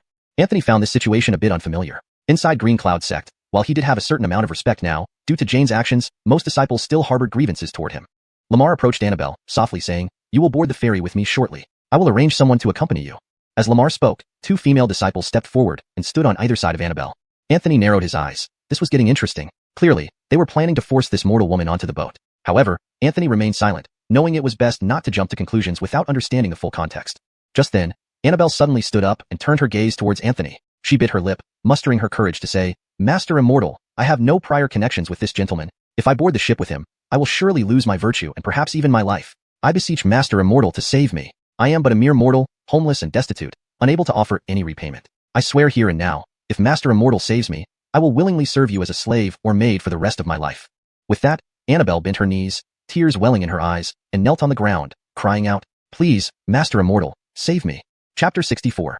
Hidden threads stretching far and wide. Anthony's face was slightly embarrassed by what had transpired. Lamar's expression, while gloomy, was well concealed, especially in front of Anthony, recovering his elegant demeanor almost instantly. "Why do you misunderstand me so? Never mind. Since you have the intention to follow the Saint's son and cultivate, I shall not hinder you. A gentleman should help others achieve their aspirations," Lamar said with the apologetic smile toward Anthony. "Saint's son, earlier I observed this young lady's unique bone structure, which shows great potential for cultivation, thus inviting her to visit our Longhu sect. If we are destined, she could join us. However, it seems she is unwilling. Well, there are many paths leading to heaven, and I shall not force her." It's quite amusing that it ended up entertaining the Saint's son. Anthony shook his head and smiled. "It's all right." Then he turned to Annabelle, saying, "You needn't bow so deeply. You may accompany me to White Dragon Cave. Talk about servitude no longer applies here." Initially, Anthony didn't intend to get involved. However, Demon Fa kept nagging him, saying although the girl wasn't stunningly beautiful, her looks were captivating over time, especially the teardrop mole at the corner of her eye, enhancing her pitiful charm. Having her as a maid would be quite a sight. Demon Fa had endless praises for women, driving Anthony crazy, leaving him no choice but to reluctantly bring along Annabelle. Hearing this, Annabelle burst into tears of joy, truly embodying what it means to be a pear blossom wet with dew. The group boarded a ferry called Cortal White Dragon without further delay. Initially, the ferry attendant intended to set sail immediately to avoid any trouble, but Axel halted them, waiting for these mountain masters. Lamar's hospitality was impeccable, not only paying the required spirit coins for boarding, but also securing a top-tier courtyard for Anthony and Annabelle, covering all expenses himself. Impoverished travelers often paid the spirit coins for boarding and then sat on the deck, enduring the elements. The better-off might share lower-class cabins with friends. Wealthier guests enjoyed superior rooms, tasting free spirits and rare fruits. But those staying in upper-class cabins usually disregarded such freebies. Cork Anthony's private courtyard, which required significant influence to obtain, as it was the only one available on the Cortal White Dragon ferry. Lamar and Axel each occupied an upper-class cabin, while the other 5 disciples stayed in separate lower-class cabins. Intriguingly, their rooms formed a semicircle around Anthony's courtyard. This small ferry still traveled by water, unlike large interprovincial ferries that floated through the air like cultivators riding the wind, traveling several times faster. After arriving at the courtyard, Anthony sat in the pavilion named Rest Pavilion, gazing out at the vast ocean, while Annabelle quietly followed behind, remaining silent. The sea breeze rang the conch wind chimes hanging in the pavilion, creating a melodious sound akin to a gentle stream or a celestial maiden's chant. Anthony slowly sat down, placing the ancient sword beside him, closed his eyes, and began healing himself. Annabelle stood quietly, behaving like a true servant. In one of the top-tier guest rooms nearby, Lamar sat inside with murderous intent, while Axel stood by the window, looking towards the courtyard, lost in thought. "Let you live 2 more days. Once we reach White Dragon Cave, I will make you suffer immensely." For some reason, Lamar felt inexplicable hatred towards Anthony, possibly due to envy over Anthony's accomplishments despite his youth, or anger at Annabelle choosing Anthony over him. Without turning, Axel sensed Lamar's resentment and said, "He's a dead man anyway.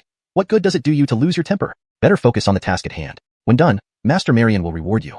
Hearing Marion, Lamar's expression changed. He took a deep breath and softly said, "Once we reach White Dragon Cave, I will cripple his limbs." Axel chuckled. "As long as you leave him a breath, the rest is up to you." Lamar gave a cold laugh, clenching and unclenching his fists, staring madly at the courtyard, completely different from his earlier refined self. A bright moon rose over the sea. Anthony sat in the pavilion, his hair fluttering in the wind. Annabelle remained standing near him, silently. Anthony suddenly asked, "Do you know Lamar?" Annabelle paused, surprised by Anthony's question after his silence. She hesitated before nodding lightly. Anthony continued, "That explains it. At the ferry, there were 2 killing intents. One surfaced after Jonas's death, but was hidden. The other appeared when you begged for my help. The first killing intent likely came from that Longhu sect's law enforcer Axel, and the second was probably your old acquaintance Lamar. What intrigues me is the motive. I understand Lamar's hostility due to you, but Axel's intent is unclear. It can't just be because of you or the dead Jonas. If they had prior ties, Axel wouldn't have let me kill Jonas." Looking at the moon, Anthony's tone softened. Axel's killing intent seemed impulsive. But what triggered it at the moment of Jonas's death? After much contemplation, I can only conclude. Leaning against the pavilion railing, he lazily added, he wasn't targeting me, but the Milo sect's saint's son, and aimed at my identity, not me personally. Annabelle was bewildered, not understanding the complexities among these mountain masters, so she stayed silent. Anthony glanced at her, gently asking, I tell you this because I want to know your background in Lamar's. If you can explain clearly, you can stay with me. Otherwise. He paused, placing the sword on the stone table, continuing, consider it a test. Anthony showed no leniency. Since boarding the ferry, he had been carefully deducing, trying to unravel the threads of events. Despite limited clues, he knew Lamar was far from simple, and Axel was even more problematic. The seemingly frail and boneless secular woman before him was indeed confirmed by Anthony to be an ordinary person with no cultivation realm. However, he couldn't guarantee that her attempts to approach him didn't have some hidden agenda. Traveling in the world, one must always be cautious, better safe than sorry. If not for Ba Huangquan's cold reminder earlier, he wouldn't have noticed those two killing intents at all. Annabelle had never felt such intense pressure. For a moment, she didn't know what to say, her beautiful face pale, her expression filled with fear. Anthony wasn't in a hurry to press her, merely turning his head to look out at the sea, his expression calm. Annabelle remained silent for who knew how long before finally speaking slowly on her own accord. Anthony didn't interrupt her, only listened silently, carefully unraveling the threads of her story in his mind. After a long while, Annabelle's narrative came to a pause. However, it was the last part of her story that caught Anthony's attention. She spoke of 3 years ago when mysterious intruders suddenly attacked the Shin household. All 79 living souls within the mansion perished without exception. Her parents endured unimaginable torture before they died and, even after death, found no peace. It seemed as if they were subjected to a soul-binding spell, condemning them to forever wander as lost spirits around the Shun family residence. Anthony narrowed his eyes. This method was undoubtedly a soul-binding technique from the demon sects. With this revelation, the hidden threads that stretched far and wide began to become clear. Since Lamar himself had admitted to Annabelle that he was the mastermind behind that tragedy 3 years ago, the mysterious person proficient in demon sect soul-binding techniques must have been in league with Lamar. This suggested that Lamar's background was likely tainted as well. Even if he wasn't a member of the demon sects, he certainly had connections with them. This also explained why Axel, the law enforcer of Longhu sect, had flashed a murderous intent upon learning that Anthony was the saint son of Milo sect. Anthony tugged at the corner of his mouth. If even the law enforcer of a sect was a member of the demon sects, then Longhu sect was thoroughly corrupt from the inside out. What truly sent a chill down Anthony's spine was the impending journey to White Dragon Cave. If White Dragon Cave had also defected to the demon sects like Longhu sect, the upcoming enthronement ceremony for the Grace would be very interesting indeed. Translation provided adheres strictly to the guidelines, ensuring only English is used, characters' names are correctly pinyin-ized, the original tone and style are maintained, and the translation remains natural, fluent, and grammatically correct. The storyline and logic are coherent with the previous content, and the same paragraph structure and line breaks as the original text are preserved. Chapter 65. Anthony's Plan. Anthony slowly stood up, his gaze fixed intently on the layout outside the courtyard, his expression becoming increasingly dark. This was his first journey out into the world, and despite exercising caution everywhere, he had still been too careless. The residence arrangements for Lamar, Axel, and the 6 or 7 Longhu Gate disciples were clearly designed with intention. They had him surrounded. Anthony stroked his chin, muttering, Axel, an expert at the Golden Core realm who oversees discipline, is definitely not someone I can easily handle. I need to come up with a plan. After a moment, Anthony turned his gaze toward Annabelle. Anthony smiled wickedly and said, let's go. Annabelle asked instinctively, where? Walking ahead without turning back, Anthony chuckled softly, pointing forward and saying, back to the room. Annabelle's expression froze. Her cheeks turned slightly red, and she hesitated in her steps, twisting her dress nervously as she stared blankly at Anthony's back. Seeing that Anthony didn't intend to stop, Annabelle bit her lip and finally took a step forward to follow him. Once inside the room, Anthony acted like a thief, peeking around carefully before closing the door quietly. With the door shut, Annabelle's heart raced, standing uncomfortably, neither able to sit nor stand still. Anthony, however, seemed relaxed, casually picking up the exquisite fruits from the table and biting into one with gusto. He then looked at Annabelle and slurred, take off your clothes. Annabelle didn't quite catch it, timidly asking, Master Moo, what did you say? Chewing vigorously on the somewhat sour fruit, Anthony spat it out onto the ground, muttering, damn, it's sour. Hearing Annabelle's question, Anthony responded nonchalantly, I said, take off your clothes. Ah. What do you mean, ah? Hurry up. I'll start first. You follow quickly. Saying this, Anthony held half-eaten fruit in his mouth and wobbled towards the side bedroom, stripping off his clothes along the way. Annabelle watched Anthony with complex emotions. After much hesitation, just as Anthony was about to enter the side bedroom, she suddenly asked, Master Moo, may I ask for one condition? Anthony paused, pursed his lips, and turned to her, saying, you want a condition for such a small matter? You even said you would serve me loyally. Scratching his head, Anthony added, fine, tell me what it is. If it's a minor request, I'll agree. Lowering her eyes, Annabelle spoke in a barely audible voice. I wish you could help release the spirits of my family, so they can be freed from wandering in our tiny home without sunlight, allowing them to enter reincarnation sooner. Anthony fell silent for a moment before pushing the door open and entering without a word. Just before closing the door, he murmured, agreed? Biting her lip, Annabelle glanced at her reflection in the mirror, thinking, if I can do this last thing for my parents, it's worth it. In less than a quarter of an hour, Anthony emerged from the side bedroom bare-chested. Opening the door, he saw Annabelle obediently sitting on the bed, wearing only a light green bodice, her legs tightly pressed together, and her hands folded under her belly. She looked down and shyly glanced at Anthony. Startled, Anthony quickly covered his eyes, but left considerable gaps between his fingers. You, what are you doing? Annabelle's face turned slightly red, lowering her head and clasping her hands together, whispering, didn't Master say? Anthony couldn't help but laugh. Yes, I did say to take off your clothes, but not so thoroughly. At night, pay attention to propriety. Even if I don't care about my reputation, I still have some dignity. Covering his eyes, Anthony rushed to the bed, grabbed Annabelle's clothes, and dashed back into the side bedroom, leaving her sitting there bewildered. Your Norris art is extremely excited. Its ancient face flushed red. Your cultivation speed increases by 50 times, and the current bottleneck is starting to loosen. Anthony stood behind the door, rubbing his temples and smiling bitterly. Asterisk Norris art asterisk. Hurry up and get it over with, and I'll directly boost you to the 10th layer of the Golden Core realm. Responding telepathically, Anthony said, no way. We just met less than a day ago. How can I do that? It's 2. Anthony shook his head. Absolutely not.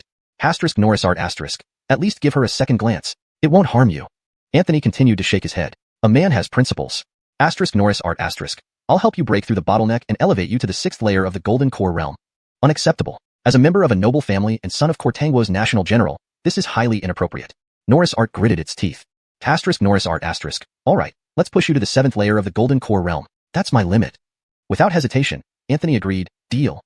That's what I wanted you to say. Just 2 glances, and I won't lose anything. Thus, Anthony quietly reopened the door. Annabelle sat there with a conflicted look, unsure how to act. Placing his right hand near his mouth, Anthony pretended to cough and said, I need your clothes for something. You stay here in the room. I'll send some fine fabrics via maid shortly, as repayment.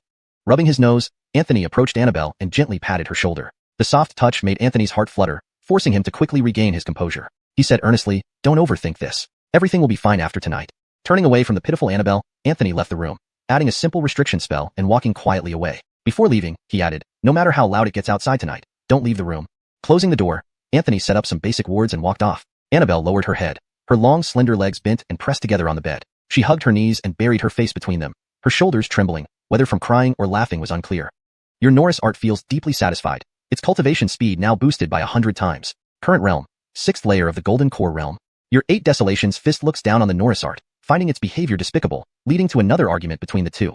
Your Norris art kicked 8 Desolations fist S-bottom, causing 8 Desolations fist to trip and fall on its face.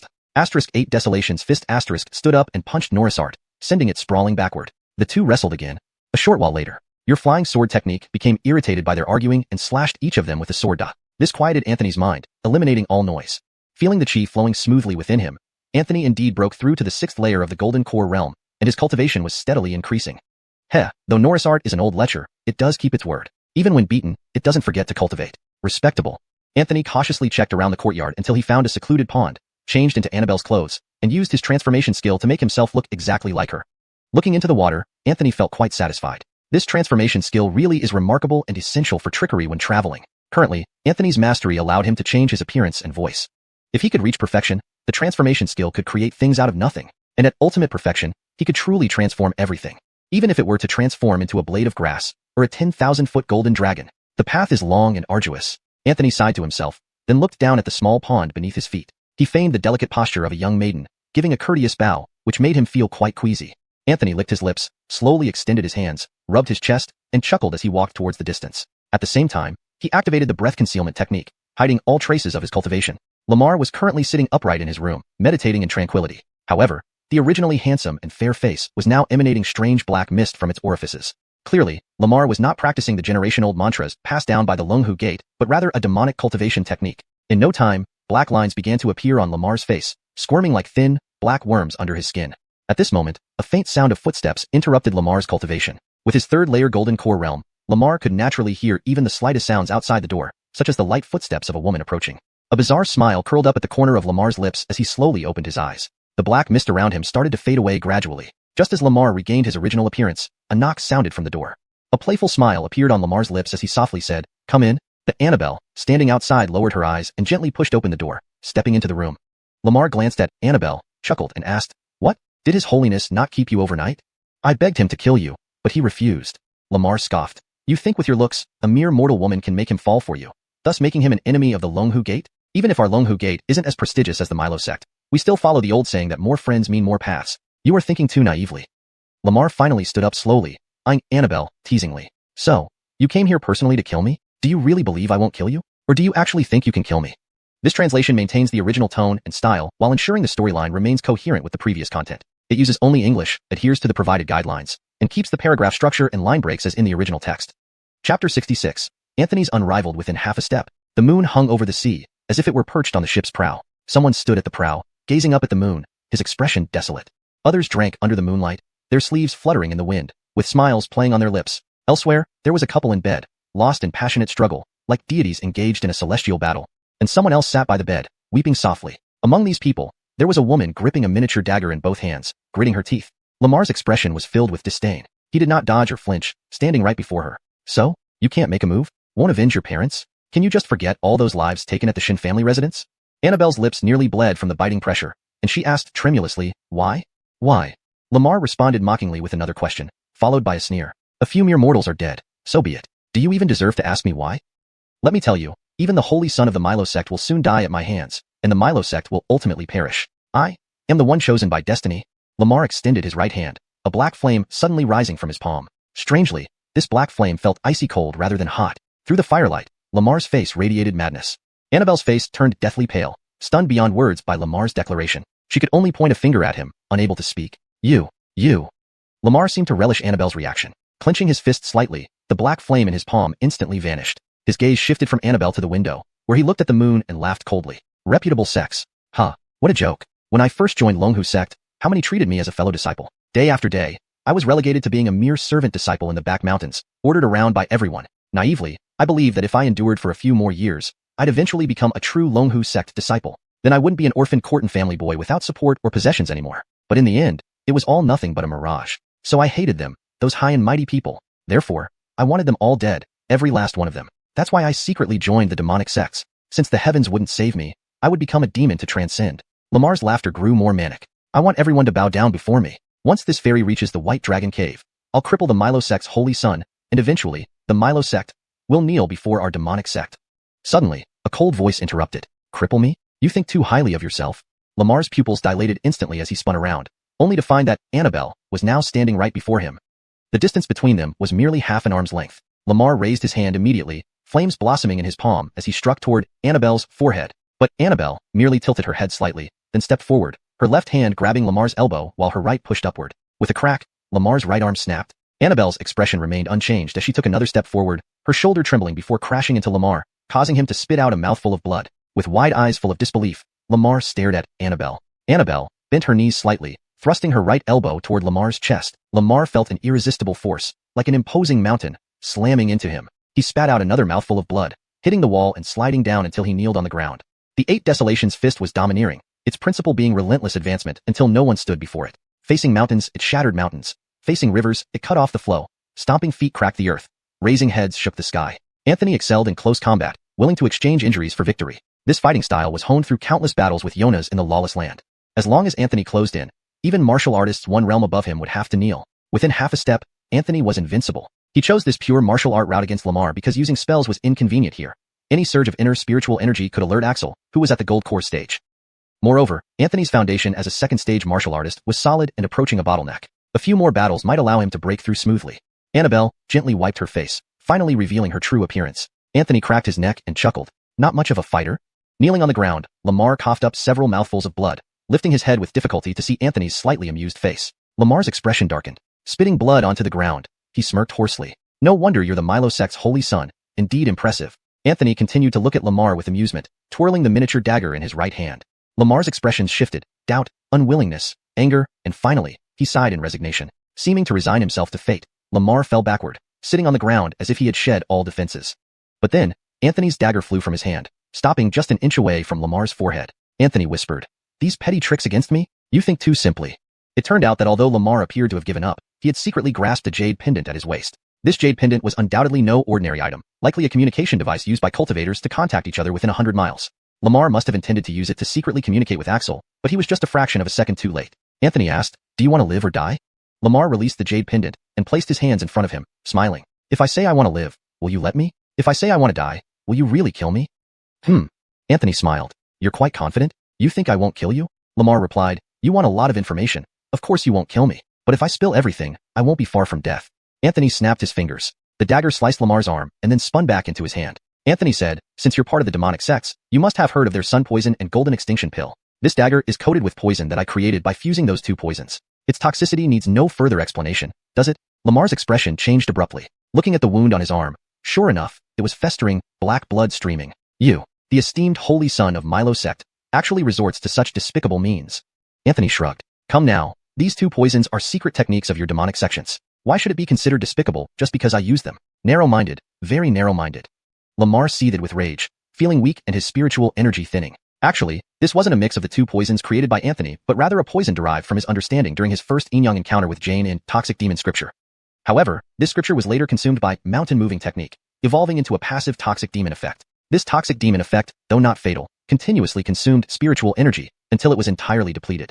Anthony pocketed the borrowed dagger from Annabelle and told Lamar, if you want to live, listen to me from now on. Chapter 67. Deceiving the Mind. Anthony stayed in Lamar's room for a long time, listening to his revelations about the secrets of the demonic sect. This included the plot against the Milo sect. Lamar, of course, knew that revealing the entire plan could jeopardize his life. However, he had no choice. Staying silent would mean dying even faster. Standing by the window, Anthony felt an intense chill running through his body. The demonic sect's ambitions were vast and far-reaching. At least half of the White Dragon Cave's members had defected to the demonic sect, while the other half was imprisoned in the 10,000 Boundless Water dungeons. The leaders of Longhu sect were also confined, their fates unknown. Currently, both the Longhu sect and White Dragon Cave were entirely under the control of the demonic sect. The 5 neighboring sects around White Dragon Cave had been infiltrated by spies and traitors within the leadership ranks. Xianji sect, Qiankuren sect, Wild Wind Boxing Ground, Immovable Mountain, and Thousand Blade Sword Peak. All these sects had previously sent elders to propose alliances with Milo sect, offering to become subordinate sects. However, unexpectedly, all of them harbored sinister intentions. The first thought that came to Anthony's mind was to flee. With 7 sects turning against him, Anthony alone was like an ant trying to shake a tree. He immediately contacted Kent using the jade pendant given to him before departure, informing the sect of everything happening here. He emphasized that the trap was originally set to kill Master Kent, so it was imperative that more people be dispatched, as Denny coming alone would only fall into the enemy's trap. After a long wait, Anthony received a response. Since this place was far from Milo sect, he still needed to rely on himself for now. However, reinforcements had already been dispatched. Anthony wanted to run, but Lamar mentioned that Axel had informed the White Dragon Cave that he had successfully captured the Milo sect's Saint Son and was en route on a ferry. The White Dragon Cave had already sent people to meet them. Running now would be too late. Taking a deep breath, Anthony couldn't help but miss his second brother Anthony, thinking he could come up with a perfect solution. His own mind wasn't quite enough. After a long moment, Anthony finally turned to look at Lamar. Before joining Longhu sect, Axel was already a member of the demonic sect. At that time, he held the rank of a 10th level core formation realm as a named guest advisor. After successfully forming his golden core, the sect leader Anchor appointed Axel to the position of chief disciplinarian. For a third-rate sect like theirs, having a golden core realm disciplinarian was exceptional. Even Anchor himself was merely at the peak of the 5th realm. Axel is now at the 2nd level of the golden core realm. While his cultivation isn't among the highest in the demonic sect, his power is significant because, over the years, while openly serving as Longhu sect's disciplinarian, he has secretly been responsible for gathering intelligence and infiltration for the heavenly demon sect. Sects like Xianji sect, Qiankuren sect, Wild Wind Boxing Ground, and others all have agents planted by Axel. At this moment, Axel was engrossed in a silver-white ring. This ring was found by a disciple during travels, with 9 layers of restriction. Axel could only break 7 layers with his golden core realm strength. Axel was certain that this ring was likely a spatial artifact, possibly even an inch-scale spatial artifact. Spatial artifacts like these can store many items without the usual restrictions that high-ranking cultivators face. They can hold items except living beings. Avarice flickered in Axel's eyes. Such restricted spatial artifacts often contain treasures. However, the final 2 layers of restriction left him perplexed. Suddenly, a loud crash resounded in Axel's ears, followed by a broken door and a figure flying into the room. Axel frowned, but then his expression changed. He quickly used his spiritual energy to form a giant hand, gently catching the weak and injured figure. Lamar was covered in blood, looking severely wounded. What happened? Axel gently supported Lamar, asking with a frown. Lamar, clutching his chest, pointed outside, gasping, It's that Milo sect Saint Son. Anthony. Axel's heart skipped a beat. Was the plan exposed? Lamar suddenly vomited blood, trembling. Quick, chase him. Don't let him escape. Without hesitation, Axel left to chase after Anthony. If Anthony escaped, Axel wouldn't be able to bear the consequences. Just then, a brilliant sword beam flashed past Axel from behind, wounding him instantly. Axel hadn't expected a sneak attack. A deep wound appeared on his back. Lamar stood up, holding an ancient sword, fingers gliding over the blade, unleashing dragon-shaped sword energies. Qian Kuan transforming dragon sword. Lamar shouted, each sword stroke summoning a dragon of sword chi that surged toward Axel. Turning around, Axel's face paled as he barely stabilized himself. Facing dozens of dragon-like sword chi, he struggled to defend due to his wounds. Who are you? Axel knew Lamar's cultivation level clearly. Moreover, Lamar wasn't a sword cultivator and couldn't release such formidable sword chi. Therefore, this Lamar must be someone else in disguise. He cursed himself for being too careless. Lamar revealed his true identity. A clear smirk showed he was indeed Anthony, who cleverly executed this deception. Facing a golden core realm opponent head-on, Anthony still felt uncertain, especially since he was only at the 7th level of core formation, a whole realm lower than Axel. Caution was paramount. Seeing Lamar as Anthony, Axel flew into a rage. As someone who dealt with cunning and deceitful people daily, it infuriated him to be deceived. Ultimately, the grand completion level of the he transforms all things technique was too powerful, mimicking not only Lamar's appearance, but also his aura perfectly. Determined to incapacitate Anthony, Axel gathered his spiritual energy. Suddenly, a small dagger stabbed Axel's back. His pupils dilated in disbelief. Sorry, your death means my survival. The real Lamar emerged from behind, pushing the dagger deeper with all his might. Chapter 68. The first form of 8 extremes. Reaching heaven. Axel trembled violently, blood trickling from the corner of his mouth. His expression shifted from shock to anger. Remembering how he pushed Lamar from a lowly servant in the back mountain to a prominent Saint son residing in the main peak, Axel felt betrayed. It was Axel who introduced Lamar to the demonic sect. Yet now, Lamar had turned against him, clearly intending to kill him. Chapter 68. The first form of 8 extremes. Reaching heaven. Axel roared, the aura of a golden core cultivator spreading out. Lamar was instantly sent flying backward, crashing heavily onto the ground. You deserve to die. Axel snarled at Lamar with burning anger. Cough, cough. Lamar coughed up blood, struggling to get back on his feet. He smiled bitterly and said, Today, it will be you who dies, not me. With great effort, he managed to stand but fell back to the ground, weakened by the venom's effects. His spiritual energy had all but dried up, the last remnants spent on that dagger thrust into Axel's back. At this moment, Lamar was as vulnerable as an ordinary person. But Axel, despite 2 severe injuries, remained alive as a golden core cultivator. Fury burned in Axel's eyes as he stared at Lamar. I'll kill you first. With that, Axel soared into the air, his right hand clawing towards Lamar's throat like an eagle striking its prey. A muffled thud echoed, and Axel was thrown backward, tumbling through the air before stumbling several steps to regain his balance. Lamar remained seated, looking at Axel with mocking contempt. In front of Lamar, Anthony stood in an ancient boxing stance, radiating fierce battle intent. Shocked, Axel looked at Anthony. He had used his full strength, holding nothing back. Yet, just as he was about to succeed, Anthony had appeared before him in an instant. A powerful shockwave then threw Axel back. Of the force behind Axel's strike, only about 40% actually hit Anthony, while the remaining 60% was deflected back at him. Especially, Axel's right hand now felt numb, as if poisoned. What chilled him more was the gradual disappearance of his spiritual energy, a process neither too fast nor too slow, but one that would deplete his entire reserve in about 3 incense sticks' time. Who are you? Axel couldn't help but ask, unable to believe that a mere core formation cultivator could wield such varied abilities. One stratagem after another, leading him to speculate whether this young man wasn't Milosect's Saint son at all, but perhaps a demonic cultivator living in isolation? Otherwise, how could he be so formidable? Anthony took a large step forward and declared loudly, You will find out. Then he launched a punch. Axel's expression changed. Anthony was a pure martial artist. Their figures clashed together. Axel, not being a pure martial artist, did not want to engage Anthony in close combat. Yet Anthony pressed him relentlessly, giving Axel no chance to escape. Weakened by both his injuries and the venom from the mountain-clinging shock, Axel found himself unable to shake off Anthony, who was 2 realms higher. Even more alarming was Anthony's terrifying fist intent. Axel had witnessed 2 6th realm martial artists from the heavenly demon sect exchanging punches. Their formidable fist intent was already impressive. Yet compared to Anthony, the former was like an extreme murderer from the wilderness, while the latter seemed like a prehistoric beast destined to end worlds. The difference between them was immeasurable. Anthony's eyes were clear as he continuously threw punches. The first form of the 8 extremes fist was named Reaching Heaven. This punch started unremarkably. Cork the first step of an ordinary person ascending to heaven. It was slow but solid. The first 10 punches were undistinguished, resembling a farmer transplanting seedlings in the field, each motion repeated. From the 11th punch onward, it truly began, reaching heaven. Each successive punch was a summation of all previous punches, punch by punch, reaching heaven. Moreover, once reaching heaven was initiated, the recipient felt trapped, forced to accept every punch, unable to avoid them. Anthony had thrown 10 punches. When the 11th punch appeared before Axel, every hair on his body stood on end. The overwhelming pressure of impending death hadn't been felt by Axel for a long time. Desperately trying to escape Anthony's side, Axel suddenly realized there was no place to run, no way to hide. He had no choice but to take the punch. Axel mustered all his strength, crossing his hands in front of him. Anthony's punch came as expected. Boom! A deafening roar erupted, mixed with the screams of bone and muscle tearing.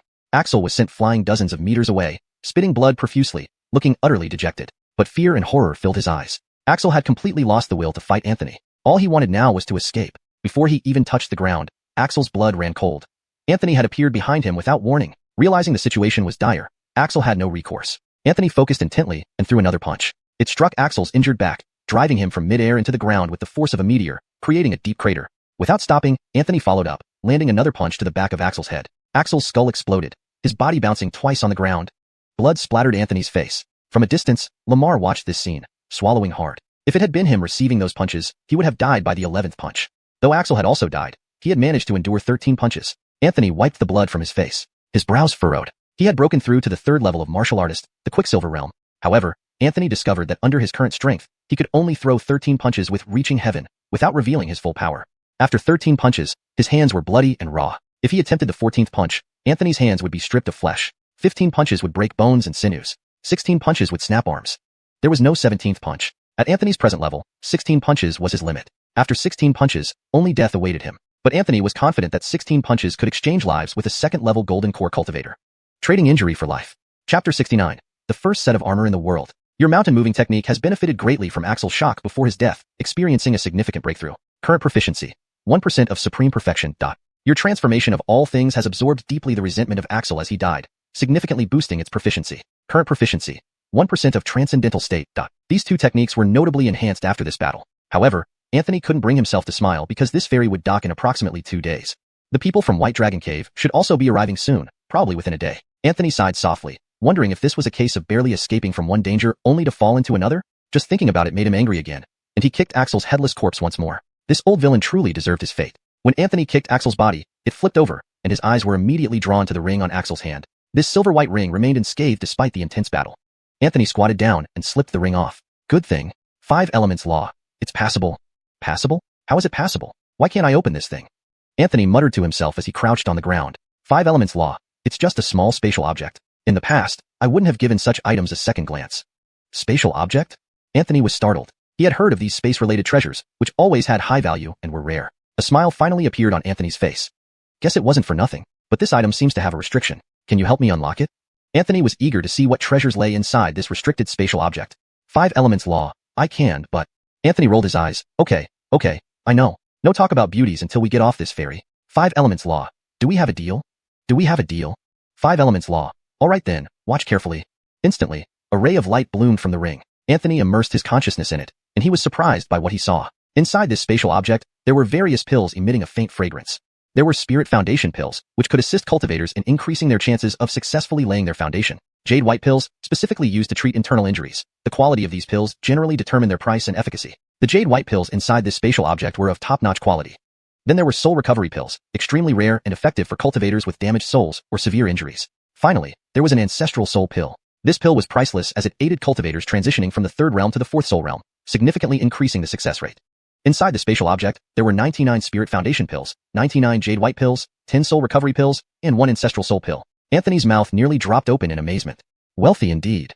If these pills were sold, they would fetch over 1 million lesser spirit coins. Even in larger spirit coins, that amounted to hundreds of thousands. Such wealth could buy several mountain ranges. It was enough for him to establish his own sect. 5 elements law. Superficial. The most valuable thing isn't these junk sweets, but rather this arm guard.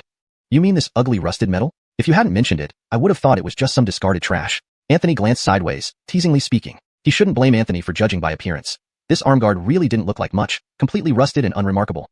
After scanning it with his senses, Anthony found nothing extraordinary. It seemed utterly ordinary. Suddenly, the 8 Extremes Fist spoke up dramatically. 8 Extremes Fist. This is the first set of armor in human history, later called the Ancestral Armor. All future armors derive from this one. This is just an arm piece from that set, and it looks like it's been scattered around the human world for tens of thousands of years. Anthony was dumbstruck. What do you mean? This darkened thing is the ancestor of all armors? 8 Extremes Fist. You can say that. If you don't believe me, try dripping some blood on it. Anthony was half believing, half doubting. He withdrew his consciousness from the spatial object, pondered for a moment, then knocked Lamar unconscious and carried him back. As for Axel's body, Anthony threw it into the sea. There had been enough commotion already. Staying longer might attract the ferry's managers. Anthony returned to his courtyard, quickly entering his room, where he tossed Lamar inside like a dead dog. This action alarmed Debbie, who clapped her hands over her mouth upon recognizing Lamar. Anthony placed a finger to his lips, signaling her not to speak. Then he took out the arm guard, tapped it, but got no response. Recalling what the 8 Extremes Fist said, Anthony felt it necessary to try. As a drop of blood fell onto the ancient arm guard, Anthony suddenly felt as if his soul was violently dragged towards a void. Before him appeared a golden river flowing slowly. Then, the scene changed. Above, a grand celestial gate appeared, its powerful aura making Anthony feel suffocated. Next, the gate opened wide. Beneath it, numerous rays of light surged upward from the earth. The scene shifted again. A towering mountain stood inverted in midair, its peak pointing downward while its roots floated upward. At the top of this upside-down mountain stood a person, whose face was obscured but was gazing at distant clouds, clothed in silver armor with a crimson cloak flowing in the wind. Anthony stood at the foot of the mountain, feeling incredibly moved. Suddenly, the figure turned around. Though his face remained unclear, Anthony felt an inexplicable connection, as if he was being watched. Next, the distant clouds began moving. It wasn't clouds at all, but a massive army, the enemy of that lone figure. And the vast enemy force stretched across the sky. Chapter 70. Walking against the flow of time. Anthony was left speechless by the shock, standing dumbly in place as he witnessed this epic scene. Instantly, Anthony felt a sense of weightlessness again, as if his soul were being dragged away. Anthony staggered and found himself back in the courtyard. Annabelle watched Anthony anxiously, unsure of what had happened. Anthony shook his head, which throbbed with pain, as if his soul were being torn apart. The 8 Wastelands fist. Did you see it? Anthony winced from the pain. What was that just now? The 8 Wastelands fist. It could sense my existence. So, it took you on a journey through the river of time. Ignoring Annabelle's worried expression, Anthony sat down on the ground and asked, River of time? The 8 Wastelands fist. In short, it took you 10,000 years into the past. Anthony gasped sharply. 10,000 years ago? So what I saw, those scenes, they really happened tens of thousands of years ago. Those people truly existed? The 8 Wastelands fist didn't speak, implicitly confirming Anthony's statement. Anthony's mind raced. The strongest person he had encountered was Kent, but the scenes he had witnessed while walking against the flow of time, especially the person on the inverted mountain, Anthony had a feeling that even Kent would be like an ant before that person. Anthony rubbed his temples. The 8 Wastelands fist seemed to have some connection with these events from 10,000 years ago, but it fell silent once more, refusing to answer Anthony's questions. Anthony then inspected the broken bracer in his hand, only to find himself startled. The tattered bracer, previously covered in rust, now revealed some silvery white luster underneath. Only a small part of it showed, precisely where Anthony had dropped blood. A troubling thought suddenly flashed across Anthony's mind. Sure enough, the next moment, the 8 Wastelands fist calmly said, The 8 Wastelands fist. To restore it to its original state, you need to nourish it daily with fresh blood. You must do this every hour for 12 hours a day, or your efforts will be wasted. Anthony's lips twitched. How is that supposed to work? How much blood does that require? Anthony cupped his forehead, gently massaging his temples. But thinking about it, this was the first set of armor ever created, incomparably valuable. If word got out, Anthony knew he would be dead within 3 days, lying lifeless in the streets. Ah, Anthony sighed. Forget it, he decided. Gradual nurturing would suffice. Anyway, spitting up blood occasionally wasn't such a big deal anymore. Struggling to stand up from the ground, Anthony noticed Annabelle watching him curiously and fearfully. He explained slowly, I killed the Golden Core cultivator from the Dragon Tiger sect. This one here is barely alive. Want to come down and give him a couple of slashes for revenge? Annabelle bit her lip, hesitating for a long while, eventually shaking her head. Not that she didn't want to avenge her parents. Since Anthony left Lamar half alive, there must be a reason for it. As a mere servant girl, how dare she make further demands? Seeming to understand Annabelle's thoughts, Anthony chuckled softly and casually broke all 4 limbs of Lamar. Lamar woke up in excruciating pain, but couldn't endure the agony and fainted again soon after. Annabelle's face paled slightly. Anthony continued, Tomorrow, the day after tomorrow morning, the ferry will dock. At that time, you have 2 choices. Either come with me. It will be dangerous, but if I survive, I'll certainly help you fulfill what I promised. Or you can stay here. After speaking, Anthony closed his eyes and began meditating cross-legged on the ground. Continuous battles left him not only low on spirit energy, but also battered physically. Although he successfully advanced to the 7th level of embracing the core realm and reached the 3rd stage of martial arts, he hadn't properly rested or recovered. First, the battles spanning 1,000 miles with Yonas, then fighting from the Forbidden Land all the way to the White River Ferry. Without proper rest, another crisis with the Dragon Tiger sect and the White Dragon Cave emerged, followed by the Heavenly Demon sect's shocking conspiracy. Anthony was utterly exhausted both mentally and physically. With the ferry about to dock, what awaited Anthony next would truly be life and death situations. So, he needed to be at his best. Annabelle suddenly spoke up. If I go with you, can I witness his death? She pointed to the unconscious Lamar. Anthony remained with his eyes closed, uttering just one word. Yes. Annabelle nodded gently, her voice soft. Then I'll follow you, whether to live or die. I have nothing else to lose. Just to witness his death will be enough. Anthony sighed inwardly. People with deep grudges often think similarly. He retrieved several jade pills from his dimensional storage and consumed them. Jade pills specialized in treating internal injuries, perfect for immediate relief. Anthony's mind raced, seeking a way out of this deadly predicament. After some time, Anthony opened his eyes, a sharp light flickering in them. Hiding was not an option. If so, then hiding was unnecessary. Sometimes, the most dangerous place was the safest. Anthony looked at Annabelle and whispered, From now on, you are Lamar. And I am the lawkeeper of the Dragon Tiger sect, Axel. As for the real Lamar, lying there with his limbs broken, wouldn't he be considered as the captured saint son of the Green Cloud sect, Anthony? Annabelle instantly understood Anthony's intention and blushed. Can I do it? Anthony shrugged. If not, we're both dead. In that moment, Annabelle's gaze towards Anthony subtly changed. He is entrusting his life to me? Anthony stood up and practiced the 5 Thunder body forging technique, starting with basic punching stances. The 8 Wastelands fist told Anthony that practicing punches without reaching 1,000,000 strikes was futile. Though extremely basic, if he couldn't persistently strike 1,000,000 times even in such simple stances, other techniques would be beyond reach. The 8 Wastelands fist had 8 moves. The first move was called Ascend to Heaven, and the second move had yet to be taught until after striking 100,000 times. While practicing, Anthony nurtured the bracer with his blood concealed in his wide sleeves. Thunderlights surged within him, continuously refining his physique. ####Chapter 71. The storm approaches. Milo sect. Patriarch Kent, dressed in a white robe and adorned with a golden crown, sat on the main peak's grand hall with a somber expression. The hall was quite chaotic, clearly divided into 2 factions over how to respond to the message transmitted by Anthony. One faction, led by Pierre, argued that the situation was still unclear and rushing in could lead them right into a trap set by the demon sections. On the other side were Jonathan and his wife Nubia, advocating for an immediate reinforcement to support the Sacred Son. The arguments grew so intense that the grand hall of the vast Milo sect resembled a bustling market. Kent waved his hand. Enough. If you wish to argue, do it outside. He took a deep breath, sweeping his gaze across the crowd below him, then spoke slowly. Since everyone has different opinions, I will propose a compromise. I will personally rescue the sacred son, and you all shall merely provide support. This suggestion ignited another wave of objections from the crowd below. Leading the opposition was Elder Jonathan. No way. Absolutely not. The sacred son made it clear in his message. It's a conspiracy targeting you. Going alone would fall right into their trap. No way. Absolutely not. Nubia added. We need more discussion. Patriarch, you must not act rashly. Pierre, a senior figure, said, in my view, this news might be true or false, needing further investigation. What if the sacred son is already in their hands, and they forced him to send this message just to lure us into a death trap? Jonathan immediately flared up. What are you implying? That the sacred son has defected to the demon sects and sent back a fake message? Pierre smiled sarcastically. That possibility can't be ruled out. You, Pierre, don't take advantage of your seniority to spout nonsense and act arrogant. Everyone here knows what kind of person the sacred son is. Publicly slandering him. What are your intentions? Pierre snorted. Are you qualified to question me? Don't forget your place. Kent's face turned cold as he was about to speak when suddenly, two dazzling beams of light appeared outside the hall. A gaunt-faced middle-aged man with one arm arrived on a flying sword. Beside him was an elderly gentleman dressed like a wealthy patriarch, smiling gently with half-closed eyes.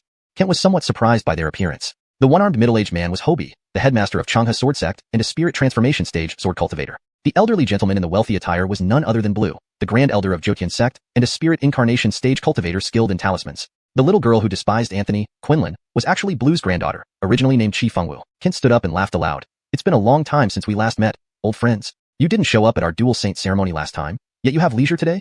Hobie never procrastinated. Speaking succinctly, we received a transmission about the demon sect's secret plot. We came to assist. Blue entered the hall with a smile, first bowing before continuing, Brother Zhongyue. Why did you not inform us of such a major event proactively? If I hadn't heard about it elsewhere, we might still be in the dark. Are you suggesting Jotian Sect is too small to help? Kent chuckled. I wouldn't dare think that. It just happened unexpectedly, catching us off guard. Blue and Hobie slowly took their seats. Hobie was brief, adhering to his belief that swordsmen should speak through their swords. After some thought, Blue said, the demon sects are indeed becoming more audacious lately. Their scheme against Milo Sect is particularly malicious, but fortunately, you have a talented sacred son. Perhaps we should turn this plan against them. Cornjiang City, Mu Family Manor. Inside Qingshi Academy, Anthony sat calmly at his desk, dressed in white, reading a county gazetteer. Suddenly, the study door was pushed open forcefully by Ivor, looking flustered. Ivor placed his large sword aside and asked hastily, We've done everything as you said, and spread the news. What now? Is Cordal Feng in danger? Anthony remained silent, holding a teacup with one hand while sipping tea with the other. Ivor, anxious for his younger brother who had ventured into enemy territory, couldn't focus on drinking tea. His sibling was in danger, yet Anthony seemed unfazed, still reading and brewing tea. Growing increasingly irate, Ivor snapped, How can you drink tea now? What about Cordal Feng? Give me a definite answer. Seeing Ivor's distress, Anthony decided to finish his tea. He calmly placed the book down and said softly, When facing major events, one must remain calm. Look at yourself. Where's the demeanor of an elder brother? Besides, this isn't a big deal. Ivor slammed his hand on the table, causing tea to spill. Don't lecture me with your philosophical nonsense. Cordal Feng is in dire straits, and you're telling me to stay calm? If you don't make a decision soon, I'm not wasting any more time here. I'm going to buy Long Cave. As Ivor started to leave, Anthony stopped him. All right. I knew this from the beginning. In fact, I secretly helped finalize the demon sect's nefarious plan. What? Ivor's eyes widened. Anthony explained. A group of outsiders suddenly appeared within Tianma sect, searching for the 5 elements law. So, I delivered the 5 elements law to them. Ivor's face changed drastically. You're mad? If they know Cordal Feng has the 5 elements law, how can he survive? Anthony waved his hand dismissively. Calm down. I wouldn't send Cordal Feng without ensuring his safety. Also, Bai Long Cave has a prison called 10,000 Borders Water Prison, which is actually a small heaven cave. Even the founding ancestor of Bai Long Cave doesn't know about it. There's something inside that cave Cordal Feng will need later. Do you understand now? Ivor frowned, considering it. So, you knew all this from the start, or even orchestrated it? Anthony poured more tea for Ivor with a smile. Isn't that obvious? Ivor sighed in relief, trusting his younger brother's strategic mind. Yet he was still worried. Most of Bai Long Cave is controlled by demon sect members now. If Cordal Feng's identity is exposed and used to threaten Milo sect, what then? I don't know all your plans, but this move looks like a dead end. Anthony blew on the teacup lightly but didn't drink. Instead, he placed it back on the table. Turning to the window, he spoke quietly, either to himself or answering Ivor's question. To live is to confront death first. Without experiencing life and death moments, how can one truly know how to live? He has a long road ahead, and we can't accompany him forever. Ivor fell silent. After a while, with the tea growing lukewarm, Ivor finally stood up, shouldering his sword. If things go as planned, Milo sect will act tomorrow. I'll join them. With that, Ivor left the academy. Meanwhile, back at Milo sect's grand hall, the arguments gradually subsided. Despite lingering dissent, no one dared oppose Kent's decisive words, that moment. An elder said there was no reason to abruptly fall into the demon sect's trap. Kent stood up directly and walked to that elder, enunciating each word clearly. Reason? Just because our Milo sect sacred son is there, is this reason enough? Or just because my disciple Anthony is there, is this reason enough, or not? Everyone fell silent as if chilled into stillness, because they hadn't seen Kin adopt this stance for a very long time. The last time was several hundred years ago. He descended the mountain alone and wiped out a demon sect on a snowy night. Not a single member of the sect survived.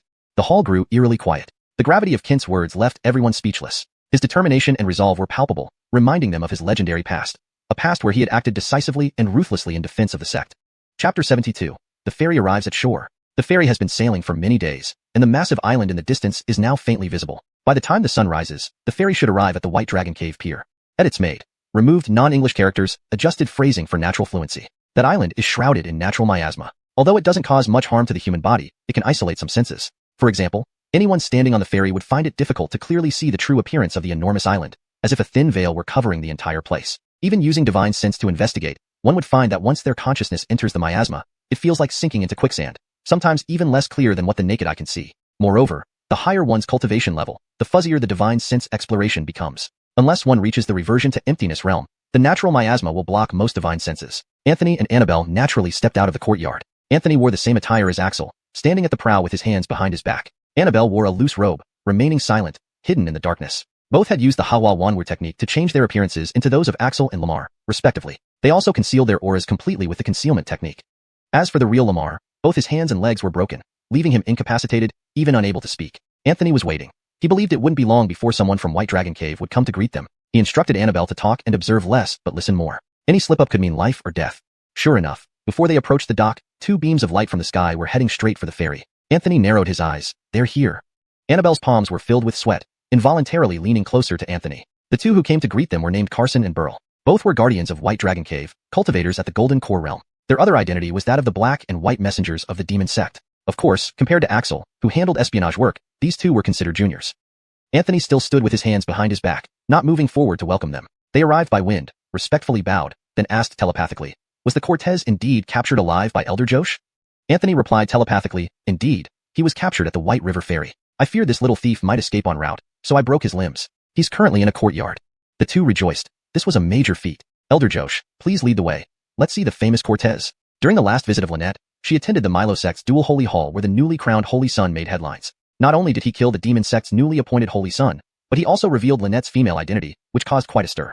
Carson and Burl hadn't seen him in person before, so this was a chance to witness him firsthand. Anthony had already transformed Lamar's face into his own. The proficiency of Hawa Wanwu had reached a sublime level, making this transformation undetectable even to a spirit transformation realm expert. However, whether it could deceive an expert of the reversion to emptiness realm was questionable. Anthony wasn't entirely sure. But for these two lowly Golden Core experts, trying to see through Anthony's Hawa Wanwu was just wishful thinking. In the courtyard, Lamar was unconscious, and even if awakened, he would remain dazed. Anthony had already crippled this self-proclaimed Lamar, turning him into a genuine fool.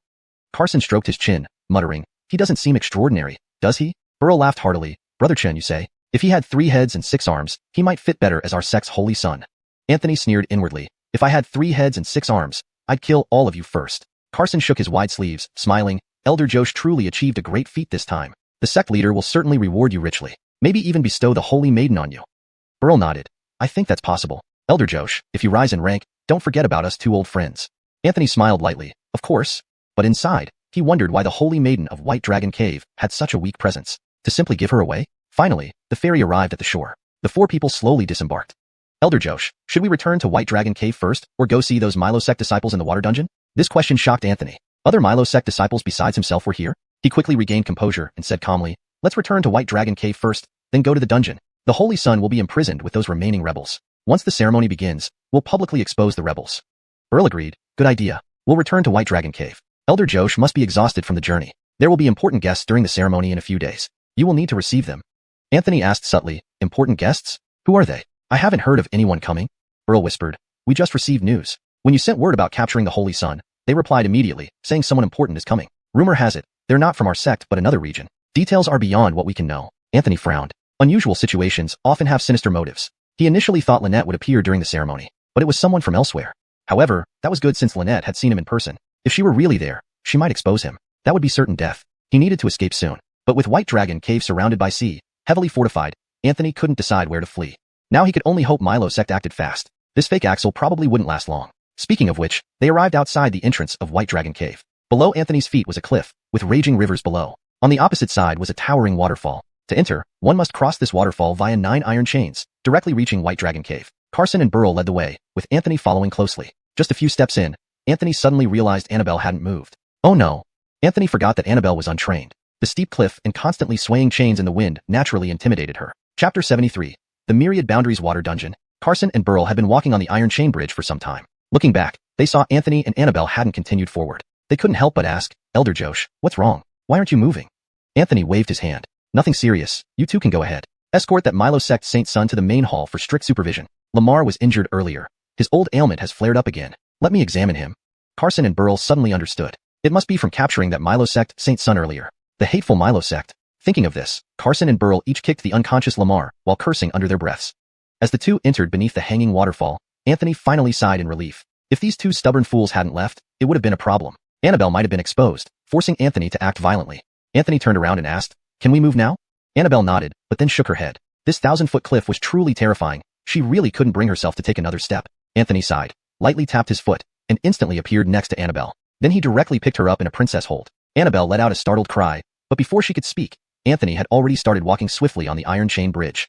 Beside the cliff, the icy cold wind made the chains swing violently. The sound of the distant waterfall was like thunder. Annabelle cautiously glanced down, seeing the 1,000-foot abyss with turbulent waters roaring below. Frightened, she quickly shut her eyes, her arms instinctively wrapping around Anthony's neck due to fear. They were both under the illusion spell, Hiwanzu, one appearing as the slightly aged Axel and the other as the young-faced Lamar. Such a scene wasn't exactly picturesque.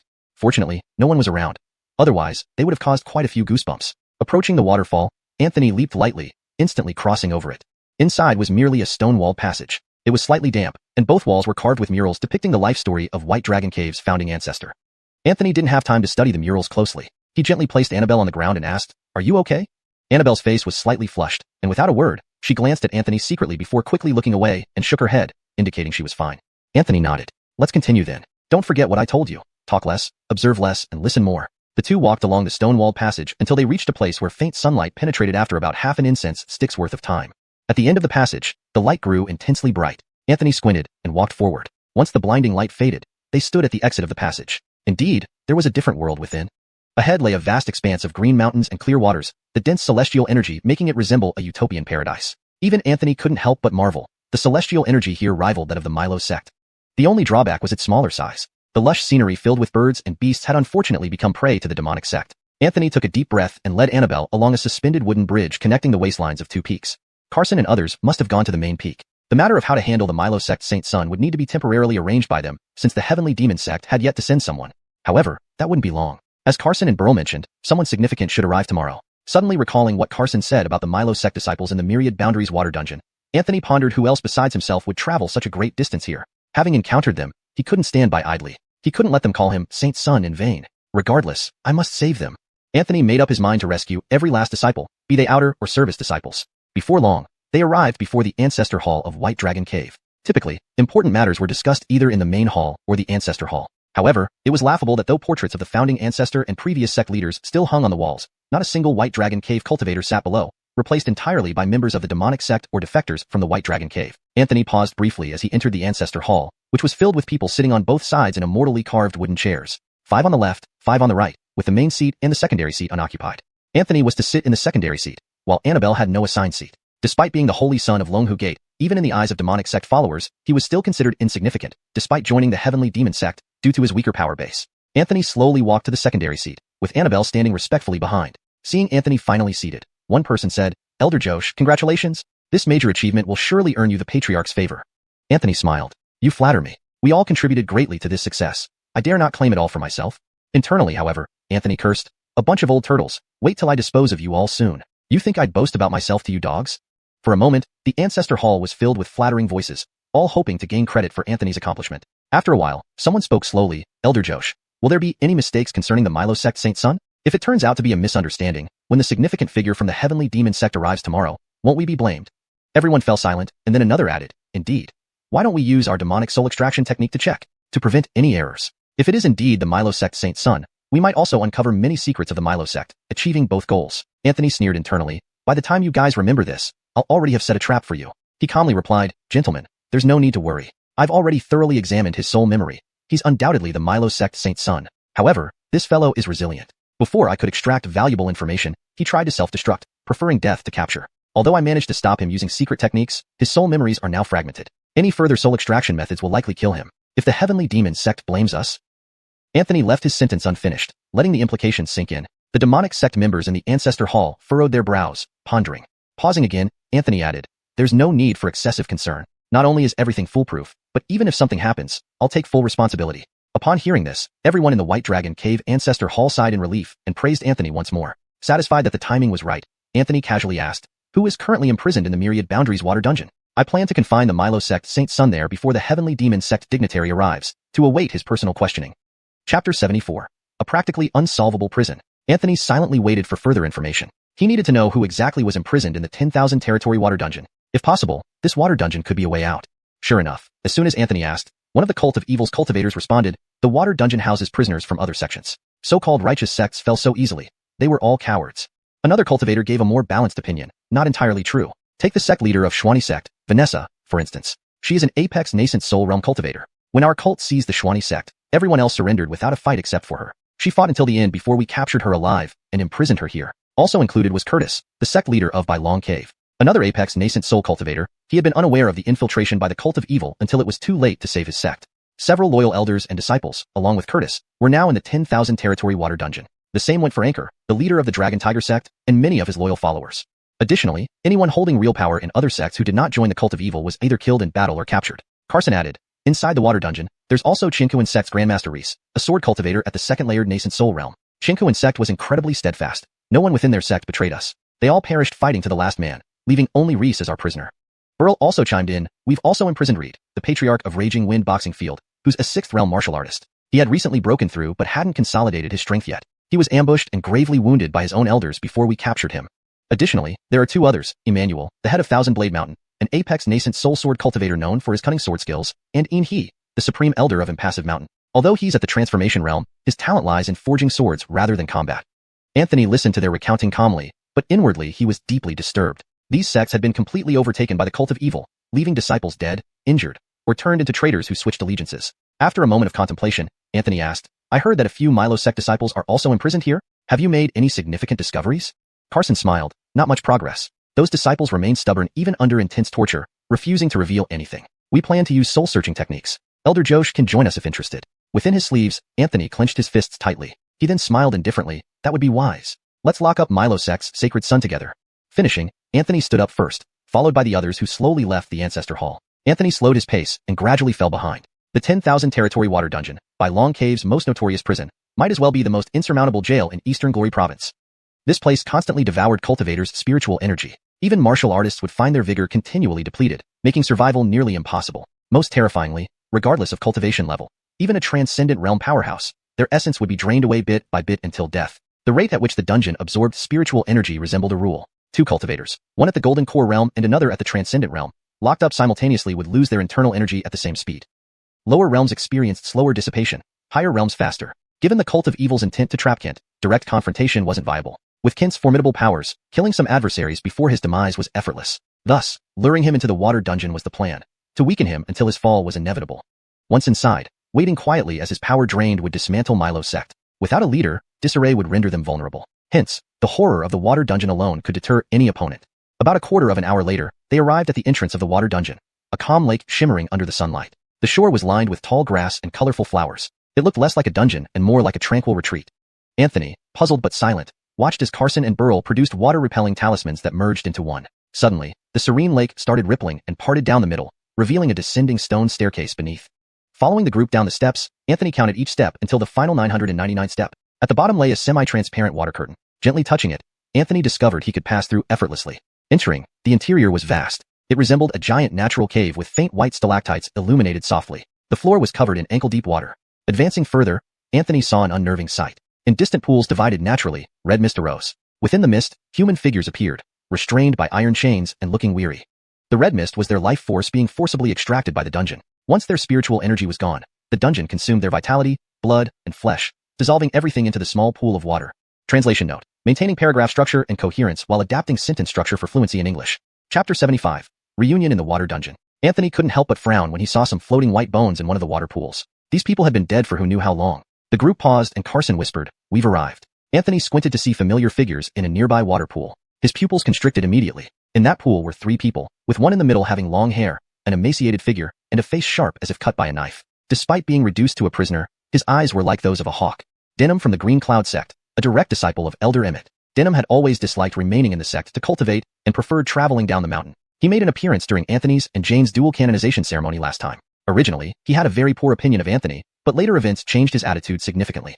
Afterwards, Denham went back down the mountain to travel, taking 2 fellow disciples with him who weren't of high cultivation realms, both outer sect members. One was named Wayne, who was only at the 6th stage of foundation establishment. The other was Court Jadiadeo, an old acquaintance of Anthony's. They once worked together as servitor disciples on the back mountain. At the start, Anthony even used his wealth to make this Court Jadiadeo dress as a woman to satisfy the beauty requirement of the 5 elements law, though it eventually became a joke when the truth came out. Perhaps influenced by the saying, one man becomes immortal, and all the chickens and dogs rise. Not long after Anthony became a sacred son, Court Jadiadeo somehow also became an outer sect disciple of the Green Cloud sect. Although his realm wasn't high, and he occasionally faced ridicule, it was far better than being a servitor disciple on the back mountain. Court Jadiadeo summoned his courage and timidly asked Denham at the mountain gate, "Senior brother, can I go with you to travel?" Before Denham could respond, Court Jadiadeo shook his head and waved his hands, saying, "It's okay. It's okay.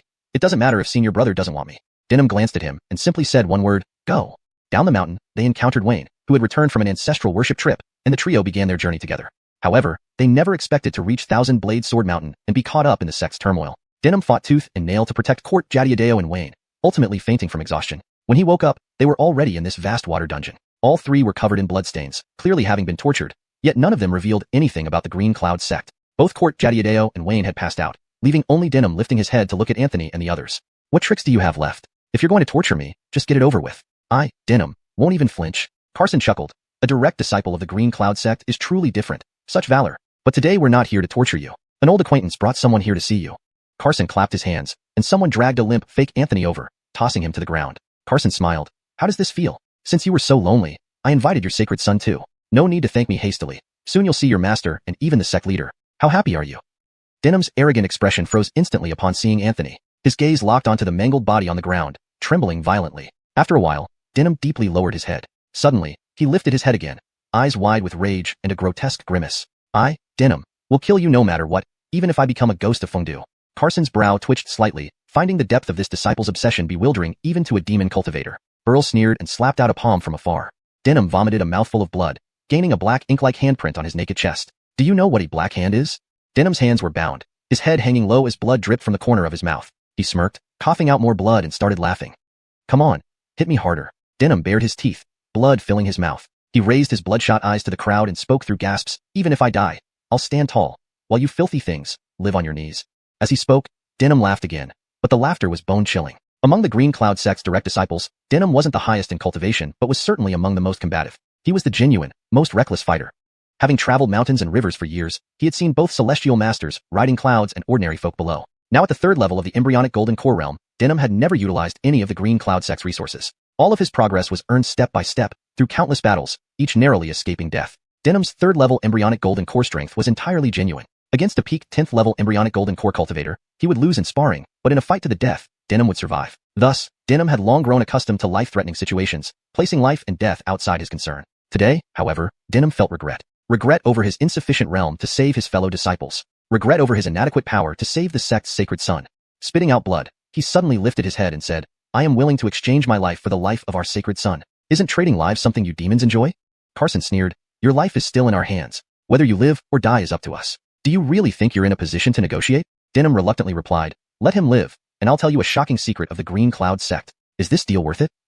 Anthony's expression changed subtly. Burl narrowed his eyes and coldly said, "We'll see if your secret is worth a life." Denham gave a self-deprecating laugh. "At least I'm a direct disciple of the Green Cloud sect, and my master is an elder. My secret will be intriguing. Come closer. I'll only tell you."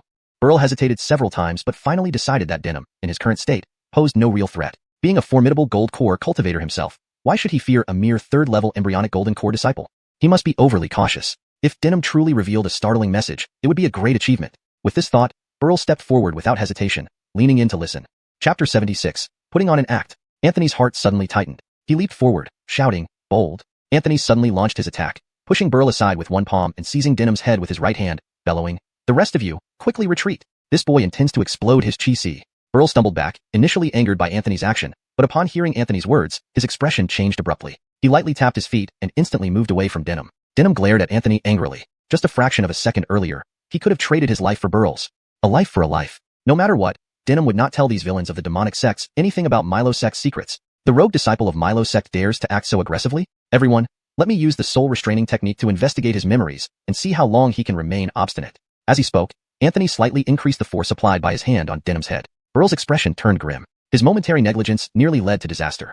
Denim glared fiercely at Anthony, wanting to self-destruct his chi-si but completely unable to do so. Anthony's left hand was already pressing against Denim's dantian, and due to the influence of this water prison, Denim couldn't even muster a trace of spirit energy. Anthony, with his back to the crowd of demon sect members, moved his lips subtly under the dim light, as if whispering a few words. Denim froze, looking at Anthony incredulously. Hold on, I will save you all. Anthony's left hand pressed against Denim's dantian exerted a bit more force. A pure stream of spirit energy quietly entered Denim's body, temporarily protecting his internal organs and major acupoints. Denim looked at Anthony with a complex gaze. At this moment, Anthony appeared to have transformed into Axel, the elder law enforcer of Longhu sect. With Denim's cultivation level, he could never see through such an illusion. Denim had no idea who this person was or why they were helping him. What was their true motive? It seemed Anthony understood Denim's doubts. He nonchalantly exposed the jade pendant bestowed by justice around his waist. Denim's eyes instantly changed. As the personal disciple of Elder Emmett of Milo sect, he was very familiar with this jade pendant. Denim suddenly looked up, but saw Anthony shaking his head slightly. Anthony coldly snorted. Under my soul restraining technique, you still dare to resist? As he spoke, the force applied by Anthony's right hand on Denim's head increased once more. Denim squinted his eyes, his expression suddenly shifting to one of pain and wailing. Anthony silently smiled. Denim was very cooperative. The demon sect members behind them remained silent. An ordinary person could not withstand the soul restraining technique of the demon sect. The weakest part of a cultivator's body was their 3 souls and 7 spirits. The demon sect soul restraining technique would damage an enemy's spirit, making most people who were investigated end up as mentally deficient after being probed. After about half an incense stick's time, Anthony slowly released his grip, and Denim hung his head deeply, looking dejected and devoid of energy. Anthony lightly tapped the ground with his toes, hopping back to join the demon sect members. Carson asked, how did it go? Did Elder Josh discover anything? Anthony gently shook his head. This boy enjoys traveling outside, rarely staying in the sect. Thus, he knows little about the sect's affairs. Unfortunately. Carson sighed regretfully, feeling like a bird that had flown out of reach. Originally, this would have been another great achievement. Carson shifted his gaze to Court Jadiadeo and Wayne, tentatively asking, what about these two? Anthony shook his head again. They are useless. Wasting effort on them is futile. Being outer disciples of Milo sect, they know very little. It's better to think about how to deal with the holy son of Milo sect instead of wasting time here. Carson nodded, realizing that investigating these outer disciples wouldn't yield any significant information. Burl suggested, leave the holy son of Milo sect here in the 10,000-mile water prison until tomorrow when the senior from Timma sect arrives. Let him decide what to do. Anthony pondered for a moment and nodded slightly. The group tied up the disguised Anthony and left him in the water prison. Anthony also left, but before doing so, he glanced back at Denim. Sensing Anthony's gaze, Denim raised his head slightly, meeting Anthony's eyes and nodding lightly. Anthony walked away with his hands behind his back, beginning to plan his next move. He knew storming in wouldn't work, especially since Carson and Burl had each used a water avoidance charm to enter the prison. Apparently, both charms must be used together to open the gate. The top priority was obtaining these 2 keys. Once outside the prison, everyone returned to their respective residences. However, Carson came over and whispered, Elder Josh, everything you asked me to arrange is almost ready. Longhu sect is now our domain. A mere grace won't cause much concern, especially considering your recent accomplishments. Above will surely reward you greatly. Consider her as a small token of gratitude. When you rise in power, don't forget old brother Chun. Anthony was puzzled. Apparently, this Axel from Longhu sect practiced an extremely blissful dual cultivation technique. In short, it involved absorbing in energy. By chance, the new Longhu sect grace was a rare and superior partner for cultivation. Even a commoner who shared a union with her could gain longevity and numerous benefits. So Axel had coveted the grace for some time, but hadn't dared to act due to his position. Now that Longhu sect was under the control of the demon sect, the grace became his prize.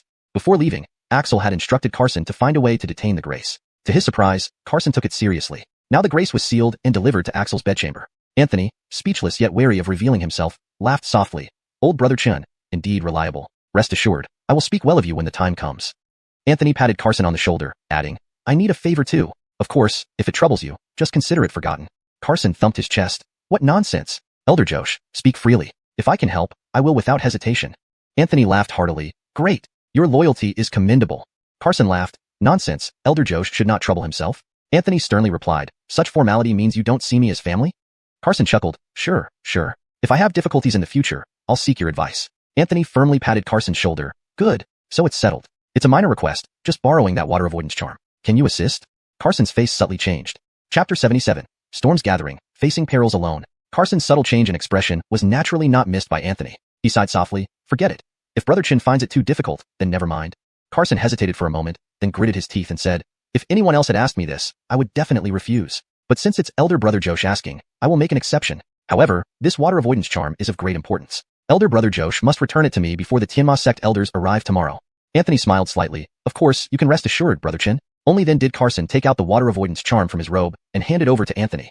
Anthony accepted the charm with a word of thanks. They exchanged some polite pleasantries before each returned to their respective residences. In his mind, Anthony was still contemplating how he could get hold of Burl's water avoidance charm as well. If he could enter the 10,000 Boundaries water prison alone, he could rescue Denham and the others, and perhaps there would be a chance to free all the experts from various sects imprisoned inside the water prison. That way, Anthony wouldn't have to face everything alone here, at least until reinforcements from Milo sect arrived. Lost in thought, he unconsciously reached his residence, but remembering what Carson had mentioned earlier, Anthony felt a headache coming on. Having a mysterious Kimber suddenly appear by his side was truly uncertain, blessing or curse. Anthony walked into the courtyard and entered his room. Silent and tranquil, there was a thin veil of gauze covering the bed. Faintly, it seemed there was a graceful and indistinct figure lying on the bed. After pondering for a while, Anthony slowly approached. Just as he was about to gently pull aside the gauze with one hand, a cold, melodious voice rang out behind him, and a cold dagger pressed against his neck. Anthony sighed helplessly. Just as expected, this truly is a den of chaos and trouble. Anthony now understood what a chaotic mix of people and situations meant. The woman behind Anthony wore a simple veil, her figure extremely slender, especially her tiny waist that any woman would envy. She coldly said, "Old pervert, if you move even an inch, I'll..."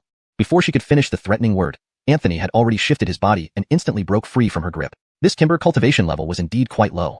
Merely at the first stage of core formation, and from the looks of it, she had just broken through, her aura still unstable. Recalling what Carson had mentioned about her meridians and acupoints being sealed, it seemed she had used her recent breakthrough to break through those seals. Not a bad idea. Standing behind her, Anthony saw the Kimber, astonished face, clearly not expecting him to escape so easily. Before she could turn around, Anthony placed a hand on her shoulder and whispered, "Calm down. I'm not who you think I am." Coming back to her senses, the Kimber immediately turned around and, without hesitation, stabbed the dagger at Anthony's chest. Anthony slightly stepped back, gracefully dodging the deadly strike. But the Kimber didn't let up, each move aiming directly at Anthony's vital points, even using forgotten techniques like the groin kick. She spared no effort. Another kick aimed at his lower half made Anthony frown, wondering why she wouldn't stop. He took a small step back, placing his palm under his chin, which conveniently blocked her foot.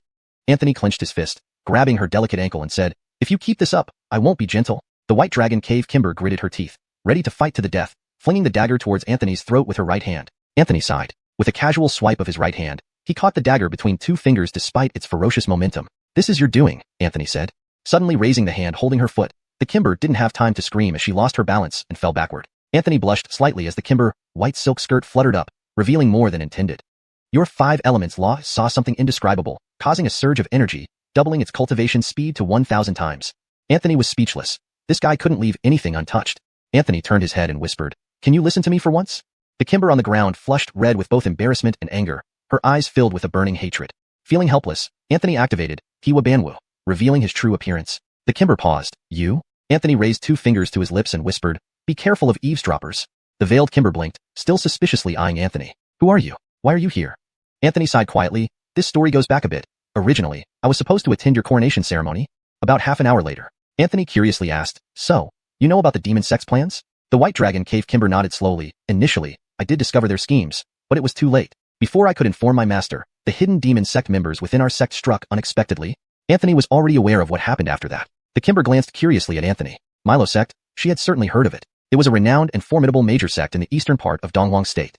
And this young man standing before her, frowning and deep in thought, was actually their saint's son? Coming here alone to this dangerous place, did he really feel no fear at all? One should know that, whether it was a saint's son or a Kimber from any sect, they were almost always revered deities worshipped by sect disciples. Court Kim, an isolated saint's son getting involved in such messy affairs and rolling around in the mud. There weren't many like him. Anthony, of course, was unaware of the Kimber thoughts. His mind was preoccupied with how to escape this predicament. Anthony suddenly looked up and asked, "Since you're the Kimber of White Dragon Cave, you must be familiar with the 10,000 Boundaries water prison, correct?" The Kimber nodded. "I know you want to save people, but entering the water prison requires 2 water avoidance charms. Otherwise you..." Her words cut off, because she suddenly noticed Anthony playing with a small charm in his right hand. The Kimber gasped, "A water avoidance charm? Where did you get it?" The water avoidance charm obtained from Carson was flipped playfully in Anthony's hands. Anthony whispered, "Where it came from isn't important, what matters is how to use it."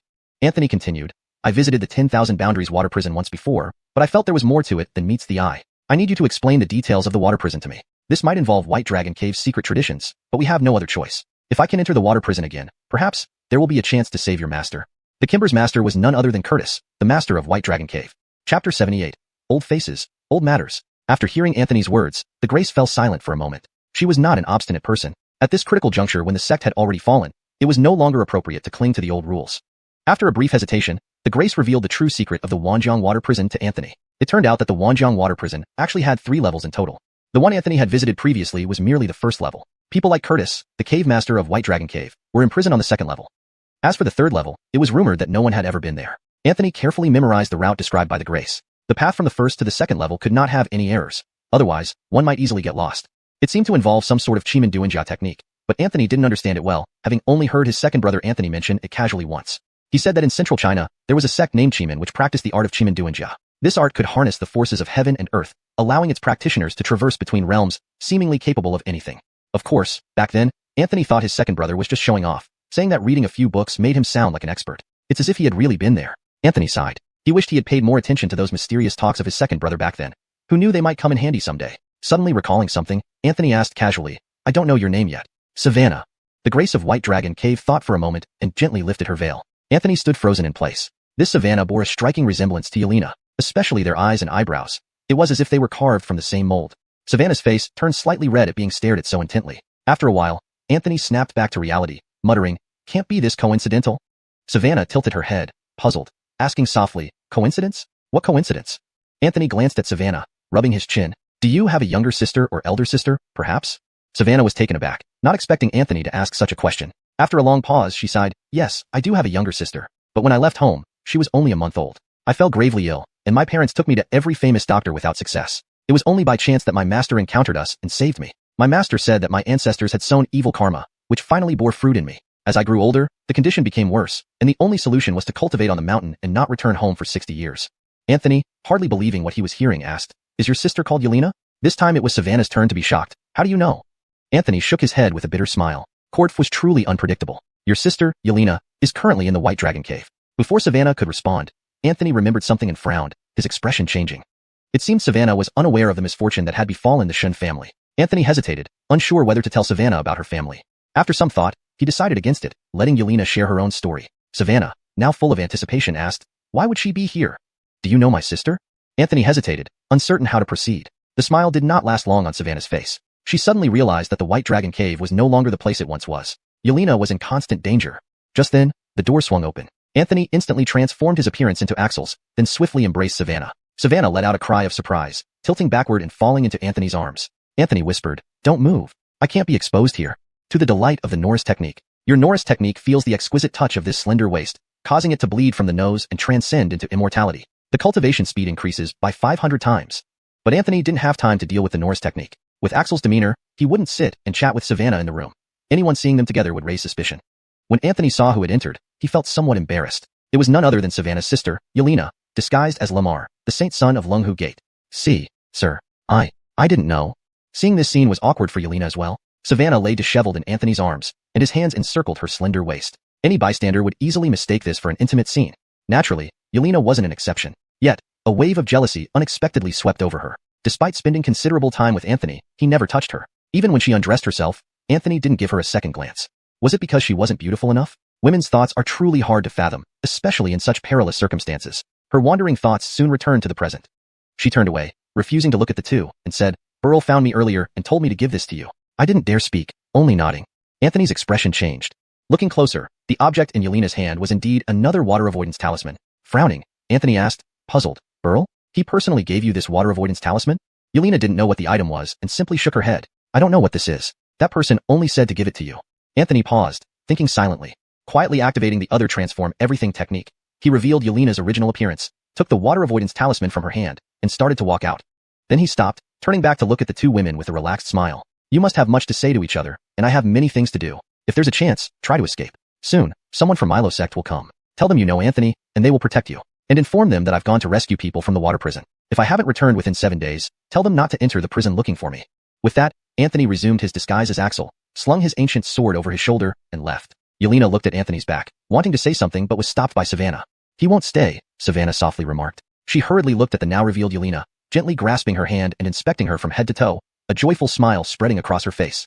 Savannah gently removed a necklace from around her neck. Hanging from it was a small jade pendant, though only half of it. Upon seeing the pendant, Yelena froze in shock. Why, you? Are you? Savannah's eyes glistened with tears as she placed the jade pendant in Yelena's hand. Both sisters were teary-eyed. At that moment, silence spoke louder than words. Meanwhile, Anthony ventured alone into the Wanjiang water prison. Chapter 79. The Great Battle approaches. Anthony stood before the underwater prison and took out 2 water-repelling talismans. Infusing his spiritual energy into them, the lake water instantly parted once more. Anthony descended the stairs slowly. There were still 999 steps. Without hesitation, Anthony walked swiftly into the entrance of the water dungeon. As he entered, the lake above began to close again. Walking forward briskly, it wasn't long before Anthony saw Denim and the others. The dungeon had already completely drained all their spiritual energy. The 3 looked visibly thinner, and if Anthony had arrived a few days later, their lives would have been in danger. With light footsteps, Anthony lunged forward, his right foot bending backward to tap the scabbard on his back. The long sword within the sheath was instantly unsheathed and thrown overhead. Anthony pushed off with his feet, twisting his body midair and catching the ancient sword as it fell. With one swift stroke, Anthony cut through the restraints. Standing steady, he returned the sword to its scabbard. The sound of the sword being sheathed rang out at the same time as the iron chains snapped. The iron chains binding the trio shattered simultaneously, causing them all to stumble. Anthony turned around, quickly stepping forward to support Denim and the others. "How are you holding up?"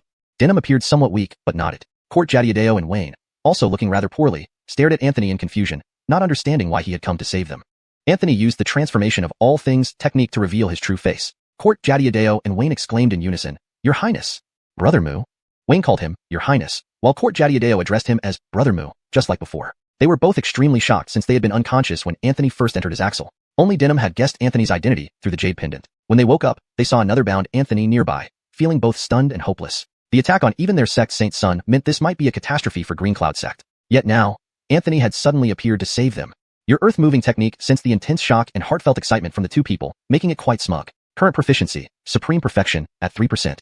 Ignoring the smugness of his earth-moving technique, Anthony hurriedly brought the 3 out of the strange pool, then squatted down to transmit his spiritual energy into their bodies. Denim, lips cracked and dry, looked at Anthony weakly, saying, "Your Highness, don't waste." "Quiet." Before Denim could finish, Anthony interrupted him. He knew what Denim wanted to say. This place lacked any spiritual energy, and every bit wasted was precious. Denim wanted Anthony to preserve his strength, not spend it on them. However, if they didn't use spiritual energy to protect their internal organs and meridians, they would suffer severe internal injuries and irreversible damage. Even if they managed to escape, they would have serious long-term consequences affecting their future cultivation. Anthony continued transmitting spiritual energy until their faces slightly improved. Denim coughed, looking at Anthony with a complex expression. "You shouldn't have come." Anthony smiled easily. "If I hadn't come, I wouldn't deserve the title of Highness." Denim shook his head. "This is not the time for rash actions, Your Highness. Even 10 Denims are not worth risking your safety. You are the Saint's son. If anything happened to you, elder sister Jane." Anthony patted Denim's shoulder solemnly. "I'm not saving you because you're Denim, but because you are a disciple of Green Cloud sect." Denim was touched. Anthony stood up slowly, addressing the 3. "Now isn't the time to relax. Tomorrow, people from the Heavenly Demon sect will arrive. We need to leave before they get here and try to rendezvous with our sect members." Court Jadiadeo asked excitedly, "Brother Mu, has the sect sent people to rescue us?" Anthony nodded. "I've already informed the sect, and they received the message. Help should arrive soon." After a moment, Wayne cautiously asked, "What do we do now, Your Highness?" Anthony and Denim exchanged glances, both nodding. Denim rubbed his chest. "Leaving now would mean certain death. If you go alone, Your Highness, you might have a chance. But if all 4 of us go together, we will surely be discovered. So we can only..." Anthony continued, "We can only continue deeper. There's a second level to this dungeon." Denim reflected for a moment. "During our journey to Thousand Peak Sword Mountain, many disciples were killed by the demon cultists. If it weren't for Sect Master Emmanuel rescuing us, we 3... and Sect Master Chui is also imprisoned here." Anthony nodded. "I know. This dungeon has 3 levels. We're currently on the first, and Sect Master Chui is on the second." Denim took a deep breath. "Then we place our lives in Your Highness' hands. Whatever you command, we will follow." Denim struggled to his feet, kneeling with a bow. Court Jadiadeo and Wayne did the same. Anthony quickly helped them up, his gaze turning resolute as he looked into the distant darkness. "Then, let's go together." Anthony, wearing a blue robe with his sword on his back, stepped forward leading the way. Wayne and Court Jadiadeo supported each other in the middle, while Denim walked at the rear, covering their retreat. Their figures gradually vanished into the darkness. Unbeknownst to them, a pair of eyes had been silently watching them from behind. 1,000 miles away from White Dragon Cave, a massive celestial ferry soared through the sky, escorted by dozens of Green Cloud sect elders flying on swords. The great battle was about to begin. Chapter 80. The second level of the water prison. On the enormous immortal ferry, 2 figures took off first, soaring swiftly like dragons towards the White Dragon Cave. One of them was Elder Jonathan. The other, somewhat unexpectedly, was Elder Alexei. Almost half of the Milo sect had mobilized entirely due to a single sentence from Dominic. "Just because my disciple is there, does this reason suffice?" No one dared to say no. Even the Grand Preceptor remained silent. Although he did not support Dominic's large-scale action, he also did not obstruct it. Jonathan hesitated for a moment and finally said, "Elder Mu, you shouldn't have come." Alexei smiled casually. "What? Worried I'll hold you back?" Jonathan, uncharacteristically serious, replied earnestly, "I know what you're thinking. You came here with no intention of returning alive." Alexei stroked his beard, gazing into the distance with a trace of loneliness in his eyes. "In my life, I've done pretty well. I became a top scholar at 16, switched from literature to military service at 20, completed my secular duties by 30, and ascended the mountain to cultivate, eventually reaching the late-stage nascent soul realm.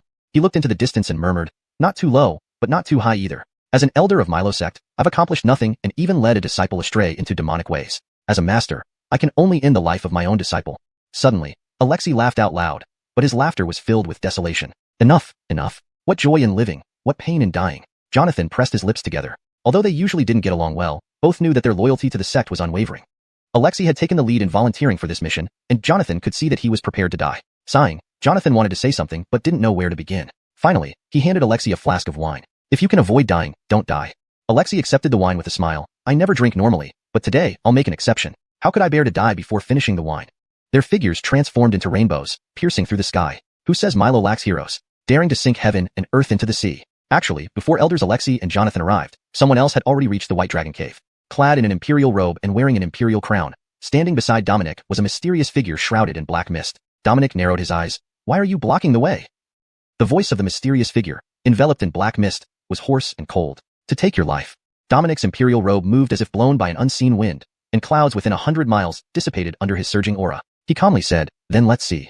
What Dominic couldn't understand was why it wasn't Veda who had come, but this mysterious figure. It didn't matter. Anyone who dared to block me today will die. Dominic slowly removed his imperial crown and put it away. Instantly, his long black hair cascaded down to his waist. He then retrieved a long sword from the proximity item, a green sword brimming with vitality named Fanghua. Though not officially a sword cultivator, the current sect leader of Milo sect rivaled any sword cultivator with his swordsmanship. Few knew just how skilled Dominic was with the sword, as those who experienced his swordsmanship were all dead. The moment Dominic grasped Fanghua, a surge of sword chi erupted. The mysterious figure, fully cloaked in black mist, subtly frowned. Dominic's swordsmanship was unexpected. Even in central China, Dominic was no obscure figure. Very good, indeed excellent. Die in my hands. The mysterious figure placed his hands together and recited scriptures as if an old monk worshipping Buddha. Yet instead of holy light, towering black mist emanated from behind him. Terrifying ghostly faces emerged, carrying bone-chilling screams, rolling towards Dominic. The world seemed entirely black except for the flicker of green sword light, like a lone candle in the dark night. Bertrand and the others still hadn't realized the changes outside, and continued to navigate the water prison. From the first level to the second, they proceeded cautiously. The bizarre mechanics of the strange door arrangements left everyone on edge. Fortunately, the path the Kimbershan Kortinger had described was accurate, and no mishaps occurred.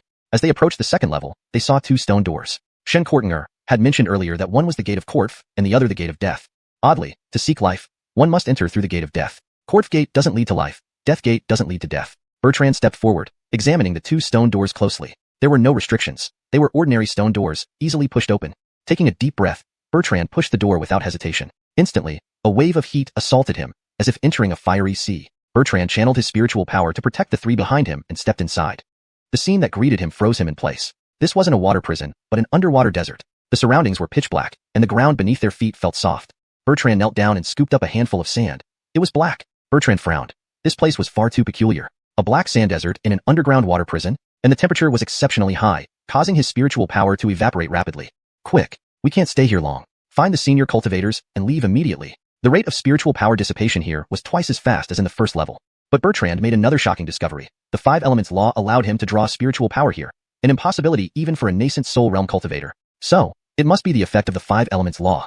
Bertrand kept this secret to himself, sensing it could be a trump card to save his life. They hurriedly searched for the trapped seniors. Bertrand found one first, the Xuanji sect leader, Vanessa. She sat alone in the black desert, eyes closed, with several silver needles sealing acupoints on her chest, forehead, and back. These needles were extraordinary, and so was the sealing technique. At least Bertrand didn't dare to remove the needles rashly. Any mistake could be fatal. Chapter 81. The Deadly Plight, Therese. The 5 elements law, do you have any good solutions? I dare not rashly attempt to undo this silver needle acupoint sealing technique. Anthony's expression was grave. Indeed, he had no clue and could only seek help from the 5 elements law. However, it seemed like either the 5 elements law knew too much or was completely clueless about this silver needle acupoint sealing technique. In the end, it provided a lengthy explanation. Anthony felt utterly lost in the cloud of jargon. It seemed as if he understood, yet he didn't. Terms like the 8 extraordinary meridians, death point seals, were thrown around liberally without much clarity. Finally, the 8 Desolations Fist gave a conclusive judgment. 8 Desolations Fist, he doesn't know anything. This silver needle acupoint sealing technique originated from the peasant cultivator's needlepoint setting method. It's often used on martial artists, sealing key acupoints within their bodies to prevent pure true chi from circulating normally. Now Anthony understood clearly. Finally, there was an authoritative source. No, an authoritative cultivation technique. He hurriedly asked, then how can we remove these silver needles? 8 Desolations Fist. First, infuse spiritual energy into them, then immerse your mind within, guiding the needle with your thoughts. Remember, never use spiritual energy to move the needles. or they will explode instantly. If they shatter inside the body, even a supreme deity cannot save him. Also, do not touch the silver needles with flesh. Once inserted into the acupoints, touching them again will cause them to liquefy and disperse inside the body. Thus, they must be controlled by mental commands. This consumes immense mental energy, so act according to your capacity. Anthony was stunned. No wonder the 8 Desolations fist was the most reliable cultivation technique, knowledgeable in everything, without any eccentricities. It was truly an essential technique for traveling and daily life. Anthony took a deep breath, sat cross-legged opposite Aries, focused all his attention, infused spiritual energy into her silver needles, immersed his spirit gradually, and slowly extracted them one by one. The process was extremely arduous, taking half an incense stick's time just to remove one needle. This left Anthony drenched in sweat. Fortunately, he gradually found some knack for it, though progress was still slow. At least now he had some confidence. When Denham and others arrived with several other seniors, Anthony had painstakingly removed all the silver needles from Aries' body, a process that took 2 hours. However, Anthony was chilled to find out that the other seniors were also unconscious, with similar sealed acupoints. With just Anthony alone, there wasn't enough time to save everyone. So he explained the needle extraction method to Denham, and together they helped save others. Court Jadiadeo and Wayne's realms were too low to perform the task, even knowing the method. Anthony utilized the 5 elements law to draw spiritual energy from the black desert underfoot and transmitted it to Denham. Denham was shocked to learn that Anthony could draw spiritual energy here, but said nothing. Anthony as a saint's son had already brought him countless surprises, and he was somewhat accustomed to it. Anthony and Denham spent 5 hours removing all the silver needles from the seniors' bodies. During this time, if Anthony hadn't continuously drawn and transmitted spiritual energy, these 5 hours would have been enough for everyone to perish in the second level of the water prison. The first to awaken was Shwani sect's leader, Aries. She looked at the young people before her incredulously. You? How did you get in? Anthony wiped the sweat from his forehead. Senior, this isn't a place for conversation. Escaping this water prison is our utmost priority. After Aries awoke, the other influential figures from various sects also regained consciousness. Longhu sect's leader, Anchor, looked like an ordinary farmer, dressed simply, dark-skinned, with large hands. He glanced at Anthony and Denham and asked, "Are you from Milo sect? Could it be that even Milo sect has fallen victim?" Before Anthony could answer, another voice chimed in. It should not be possible. My by Long Cave's water prison is not easily accessible, let alone this second level. Without guidance or knowledge, these young men wouldn't stand a chance. The speaker was by Long Cave's leader, Curtis. He wore white robes, looking like a scholarly middle-aged man. Anthony bowed. Senior, this is Anthony from Milo sect. I was able to enter this second level thanks to the guidance of your esteemed sect's grace. Please do not blame her. Anthony from Milo sect? You are the current saint's son? Windfist Arena's patriarch, Reed, exclaimed in surprise. Anthony bowed. Yes, it's me. Reed laughed heartily, clapping Anthony's shoulder forcefully. Truly, heroes emerge from the young. Were the silver needles in our bodies removed by the saint's son's hands? Anthony nodded. It was Denham and I who helped remove the needles for all the seniors. Denham bowed. Denham from Milo sect, paying respects to the elders. Unmoved Mountain's Grand Elder Ian, he exclaimed. You're Denham? The direct disciple of Emmett from Milo sect? Denham was surprised. Elder, do you know my master? Ian, he stroked his beard, smiling. Of course, your master and I are close friends. We once traveled down the mountain together years ago. Shinran Sword Mountain's lord, Emmanuel, a peaked Yuanying realm sword cultivator, dressed in black with 2 famous swords at his waist, glanced at Denham and nodded slightly. This young man has remarkable qualities. He passed by Shinran Sword Mountain earlier, but when I saw him, everyone in my mountain was already in peril. This young man chose to stay instead of fleeing. Unfortunately, my sword skills weren't refined enough, implicating him. Denham quickly shook his head. Lord Shui, you misunderstood. If not for your sword saving me that day, I would have died on the mountain. Drying Heaven sect's law ancestor Reese interjected. Let us discuss outside. Staying here longer is unwise. Our spiritual energy is almost depleted, and lingering will cause significant trouble. Anthony nodded. Feng Senior is right. Let's hurry out. Our people from Milo sect should be arriving soon. Let's join them and settle accounts with the Devil sect properly. Just as everyone prepared to leave, a cold voice suddenly rang out. Settle accounts? Do you think you're worthy? Everyone turned toward the voice, their expressions changing drastically. In the distance, a mysterious figure fully shrouded in black mist stepped forward. Beside him stood an enchantingly beautiful woman, none other than the Devil sect's leader, Therese. Behind her appeared Carson, Earl, and others. Anthony's face changed dramatically, ignoring the discomforting black-robed man, just the sight of Therese. Given her realm and power, none present could match her. Anthony involuntarily gripped the jade pendant Kent personally handed him. Kent had said, if faced with a life-or-death situation, crush the jade. Chapter 82, 10-Sided Ambush. Above the White Dragon Cave, Kent's clothes were tattered, holding the sword Fanghua in hand as he stood high in the air. The mysterious figure before him had a black mist enveloping their body which seemed to have thinned slightly. Inside the figure's body, green sword chi raged back and forth. This was residual sword chi. Although Kent wasn't a swordsman cultivator and didn't have a natal flying sword, his sword skills were remarkable. Kent twirled his right hand and lightly shook the sword into a flower pattern. You come from Central China? It wasn't a question but an assertion. The mysterious person's cultivation method reminded Kent of a prestigious sect in Central China, Tingxue Pavilion. Kent narrowed his eyes. Are you from Tingxue Pavilion? The enigmatic figure tilted its head. In Little Donghuang Province, someone actually knows of Tingxue Pavilion. Kent's heart sank. Indeed, truly Tingxue Pavilion. For this sect to establish itself in Central China was already a miracle. Because the Pavilion Master of Tingxue Pavilion was currently the first among all demonic cultivators. All members of Tingxue Pavilion were demonic cultivators. Yet, such a demonic sect openly established itself in the most powerful region of the 8 desolate continent, Central China. Moreover, the formidable figure of Tingxue Pavilion was also one of the 10 masters of Central China. These 10 individuals were ranked by some responsible sects for news reporting as the 10 highest realm, strongest, most battle-capable people in all of Central China. Though not entirely reliable, it couldn't be ignored. Every 60 years, the ranking would be reordered. But ever since this person from Tingxue Pavilion appeared on the list, they never dropped out of the top 5, showing their terrifying strength. Kent couldn't quite understand why Tingxue Pavilion, with its heavenly power, would come to a small place like Donghuang Province to target just the Green Cloud sect. Kent took a deep breath. Will you really become our enemy? The Tingxue Pavilion cultivator seemed to hear an amusing joke. Does the Green Cloud sect even deserve to be enemies with us? Kent held the Fanghua sword backward and nodded gently. Understood. Instantly, a streak of green flashed through the clouds, bursting with a thunderous roar. Kent wielded Fanghua, the sword chi moving with his thoughts, reaching the Tingxue Pavilion cultivator in the blink of an eye.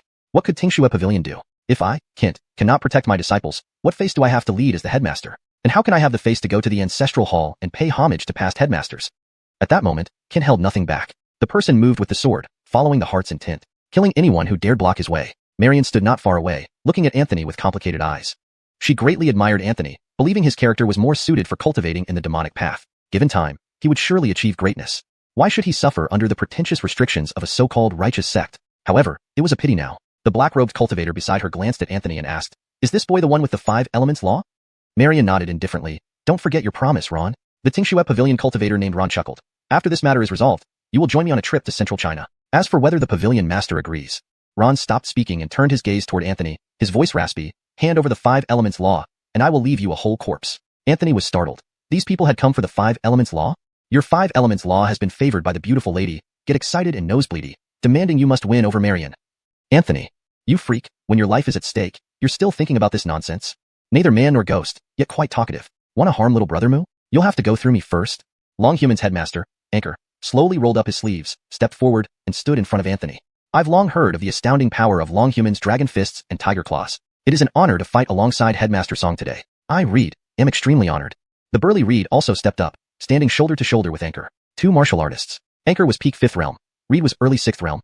Anchor smiled. "I have always admired your Wind Fist schools expelling Cloud Palm and Divine Wind Leg." The 2 martial artists almost simultaneously raised their true chi, each taking a firm stance, emitting a burst of martial intent. Emmanuel, wearing black clothes, placed his hands on the 2 famous swords at his waist. A sword cultivator and his sword must never retreat. Emmanuel, a peak nascent soul realm sword cultivator, radiated a clear and unobstructed sword chi.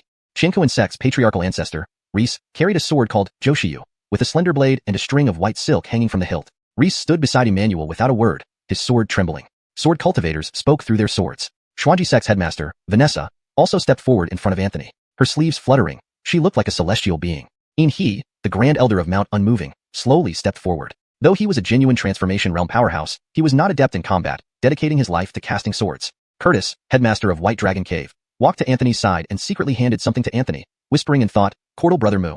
Today we are destined not to leave this water prison. Take this jade pendant, passed down from generation to generation by our ancestors. It can open the 3rd level of the water prison. However, there is an ancestral rule that if our future generations do not cultivate to the transformation realm, they may never enter the 3rd level of the water prison. Therefore, I don't know what is in the 3rd level of the water prison, not even as the headmaster. Today, with great calamity approaching, I cannot abide by this rule anymore. You young ones must go to the 3rd level and take a gamble. We will hold them off here. Unfortunately, we won't be able to stop them for long, so hurry and go." Anthony gritted his teeth. "Senior, let's..." Curtis patted Anthony's shoulder, interrupting him. "The sect is ruined, and our disciples brutally died. How can we, as headmasters, live on? If we can save a few more people before dying, we will leave no regrets. Go on. You still have a long journey ahead. There's no need for you to stay here with us old men." At the front, Anchor laughed loudly. "Headmaster Zheng makes sense. You young people have a long road ahead. Leave quickly, and do not look back." Anchor then took out a fist manual from his pocket and threw it to Anthony. "If you don't mind, keep it. Don't let this fist technique be buried with me." Reed removed a ring from his finger and tossed it to Anthony. "The ring carries 2 secret techniques of the Wind Fist School. Don't let them gather dust." Emmanuel gave Denim a book he had written himself, The Sword Cannon. He imparted a sword casting technique to Wayne. Vanessa passed on an ice clear mind technique called Bingqing Decision to court Jadiadeo. As for Reese, there was no inheritance. If he dies, he dies. His sword skills would return to nature. Anthony clenched his teeth, already having crushed the jade pendant Kent had given him. But for some reason, Kent did not appear. "Leave quickly. Do not look back." Several headmasters shouted together. Anthony's eyes instantly reddened, watching helplessly as the seniors went to meet their end. Denim grabbed Anthony's arm. "Your Highness, let's go. Don't disappoint the last wishes of our elders." Anthony gritted his teeth and turned away, not looking back at those who chose death. The four rushed away. Ron coldly snorted. A mosquito trying to shake a tree, laughably overestimating yourself. Anchor and Reed dashed towards the enemies, striking with synchronized punches. Marion moved to chase after them but was blocked by Ian, Vanessa, and Curtis. Reese and Emmanuel set up a sword chi barrier. Marion and Ron were trapped by 7 people, unable to pursue further. Carson and Burl quietly withdrew from the battlefield, stealthily pursuing in the direction where Anthony and company had fled. The path to the 3rd level of the water prison was at the end of the 2nd level. Just as Anthony and his group of 4 arrived there, they were intercepted by Carson and Burl. Do you still think of escaping when death is imminent? Carson's face darkened. He never imagined that Axel, whom he believed to be genuine, was actually Anthony in disguise. He had foolishly handed over a water avoidance talisman. If not for sect leader Marion's personal arrival, he would still be in the dark. Anthony firmly gripped the ancient sword on his back. Brother Chun, you're eager to take my life? That's not very fair.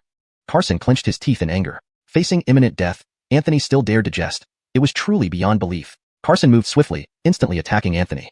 Anthony shoved Denim aside, facing Carson alone. We need a quick resolution. Anthony shouted, spinning his wrist and unleashing 9 consecutive sword strikes. 9 sword chi dragons rushed forward, causing Carson to frown. He didn't expect that Anthony, merely at the 7th layer of the core formation realm, could wield such fierce sword techniques. Carson hesitated momentarily, giving Anthony the opportunity to close in. As Carson dispersed the 9 dragon-shaped sword chi, Anthony was already right before him. Ascend heaven. Anthony's punch struck directly at Carson's forehead. Carson staggered backward, but before he could stabilize, Anthony's second punch was already upon him. 2 punches. 3 punches. 4 punches. Anthony's punches rained down relentlessly. During his 2nd realm martial artist stage, Anthony had killed Axel with 13 punches of Ascend Heaven. Now, having advanced further in cultivation, just 10 punches left Carson disfigured and bloodied. Anthony slightly retracted his fist, twisted his body, and kicked out, sending Carson sprawling into a cloud of dust. Anthony drew the ancient sword and sent it flying. Shinkuin Transformation Dragon Sword. A thicker, roaring sword chi dragon charged toward Carson. Burl, seeing this, wanted to step forward but was blocked by Denim. For some reason, Burl began to retreat slowly and soon vanished. On the other side, Carson's head was severed by Anthony's sword. Your Shinkuin Transformation Dragon Sword has satisfied its bloodlust, increasing proficiency. Current proficiency. Beginner level, 90%. Killing a 2nd layer golden core cultivator had increased proficiency so significantly. Anthony was surprised. Glancing at the old armor on his right arm, he realized much of the credit for subduing Carson in just 10 punches went to this armor. This armor augmented the wearer's strength, boosting it drastically. If normally Anthony could shatter a 100-pound boulder with 1 punch, wearing this armor allowed him to crush a 1,000-pound rock. The enhancement was nearly tenfold. Moreover, the armor wasn't fully refined yet, remaining rust-covered. If fully refined, Anthony could barely imagine the potential. Not bad for the first set of armor in the world. The group continued their escape as more confrontations loomed ahead. Chapter 83.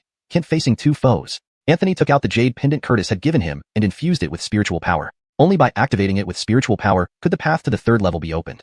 Sure enough, once he channeled his spiritual energy into the pendant, it immediately flew out of his hand, hovering in midair, emitting a soft glow. An invisible gateway suddenly appeared before Anthony. This should be the entrance to the 3rd level. Anthony narrowed his eyes slightly, holding the ancient sword upside down, and stepped forward first. Denim and the others followed closely behind. After everyone entered, Burl, who had slipped away earlier, slowly emerged from hiding and stepped inside as well. His movements were so stealthy that Anthony and the others did not notice anyone following them at all. In the distance, Henrik and Marion were also approaching together.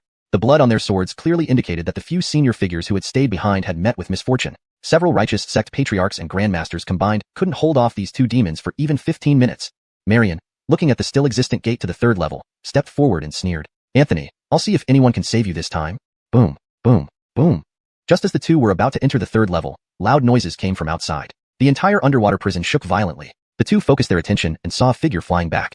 Following it was a streak of green sword light. Henrik frowned. This person was none other than the other Tingshua Tower cultivator who had been fighting Kent outside. He was supposed to deal with Kent, but ended up heavily injured. Seeing Henrik and Marion, his eyes lit up with joy. Save me. However, just as he was about to escape to their presence, the sword light behind him suddenly accelerated, instantly transforming into a figure blocking his way. It was Kent. In front of Henrik and Marion, Kent placed his sword on the neck of the Tingshua Tower cultivator and smiled. Can you escape? Henrik's face darkened. Kent, release him, kneel and pledge loyalty to me, and Tingshua Tower will spare your life. Oh, spare my life? Shouldn't I thank you deeply? Kent loosened his grip on the sword, pretending to push the Tingshua Tower cultivator forward as if to let him go. Henrik nodded, thinking Kent had capitulated, and immediately wore a smile. Very good, the wise know the times. Join me, and Tingshua Tower won't mistreat you.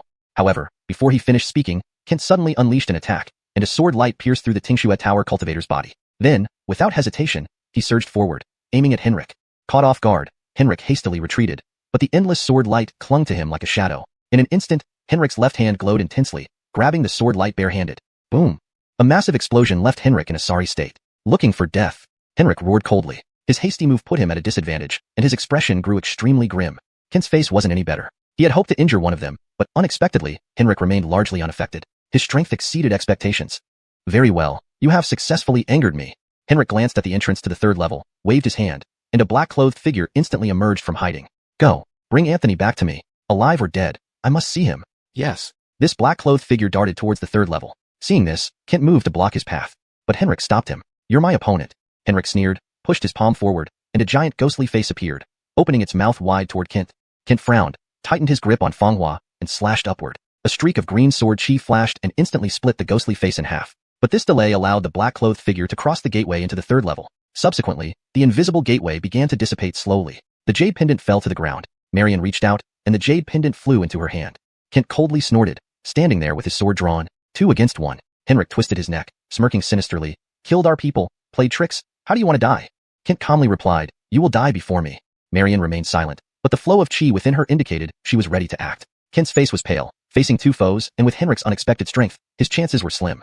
Delay. Wait for reinforcements to arrive. Henrik made the first move, appearing before Kent in an instant. The black mist surrounding him was untouchable, highly corrosive, causing great trouble upon contact. Kent moved gracefully, dodging continuously. Henrik sneered, do you only know how to dodge? Kent smiled calmly. Not at all. Instantly, a large formation spread from Kent's feet. It turned out that every step Kent took while dodging was part of setting up the formation. Now standing still, he was the focal point. Henrik frowned. Not bad. It's merely the Shunny Mountain Family 48 formation. Isn't it too meager to entertain such distinguished guests? Kent performed seals with both hands, starting another formation within the existing one. The 5 elements auspicious and inauspicious 244 formation. Henrik's expression changed, and even Marion's expression subtly shifted. Kent was indeed seasoned, silently laying 2 major formations. Within the Shunny Mountain Family 48 formation, one felt weaker while the opponents became stronger. In the second formation, 5 elements auspicious and inauspicious 244 formation, was purely offensive. Water and fire, usually incompatible, merged here. Lightning and thunder filled the air, with massive lightning bolts occasionally striking down. Heavy earth elements made movement difficult, as if everyone was carrying a mountain on their shoulders. Marion performed seals, spreading her senses to find a way to break the formation. Henrik directly confronted Kent, their movements too fast to track with the naked eye. In an instant, they clashed multiple times. Meanwhile, outside by Long Cave, a historic battle was unfolding. Countless demon cultivators, as if waiting for Milo's sect to attack, formed an encirclement. No one from Milo's sect shall be spared. Just as a demon sect member declared this, he was struck down by a palm from afar, falling dead instantly. Alexei slowly lowered his hand, coldly snorting. With someone like you dare to challenge? Jonathan approached via wind, performing seals, creating a mountain from a mountain seal, symbol that crashed down, killing many demon sect members. Standing together, they watched the vast battlefield engulfed in smoke and flames. Alexei summoned a treasure, a radiant 9-ring golden wheel. It expanded in size under his control and spun out, severing heads everywhere. Alexei called out, Jonathan, don't die before me. Jonathan raised his right hand, the mountain rising again, laughing heartily. If you want to take my life, come on. Far away, 2 guardians of Tianma sect were rushing towards Jonathan and Alexei. Further out, Elder Emmett faced 3 demon elders alone. The battle was intense. Even further, countless demon cultivators continued to converge on the battlefield. The encirclement was gradually tightening. At this moment, 1,000 miles from Bai Long Cave, a middle-aged man with one arm flew on a sword. The sword light was incredibly fast. Hobi, the leader of Changha sword sect, a nascent soul realm sword cultivator. Behind him were hundreds more sword lights flashing non-stop. All elite members of Changha sword sect. Changha sword sect comes to the aid of Milo sect. In another direction, 3 dragon boats sped towards the battlefield at full speed. Standing on the prow of the central dragon boat was Elder Blue of Jotian sect, constantly making seals and deducing. A middle-aged man stood beside Blue and asked softly, Uncle Master, how is it? Blue pondered for a moment, then shook his head. Cannot deduce. It's as if a layer of mist is obscuring fate. Meanwhile, 10,000 miles away from this place, in the Mu family fortress. Inside the Green Stone Academy, a man in white robes slowly closed the book in his hands and stood up. He gently placed the book on the desk, then pushed open the door and walked out of the study. With one step, he directly traversed across a province. In just half an incense stick's time, the man in white robes arrived at a grand city. White Emperor City, Tingxue Tower. Another step, and the man in white robes was already at the base of Tingxue Tower. He looked up at the sign above the entrance that read Tingxue Tower. Translation note. The original text provided appears to introduce new characters and events that haven't been previously established in the ongoing narrative provided earlier. To maintain coherence, this translation follows the style and tone while ensuring clarity and fluency in English.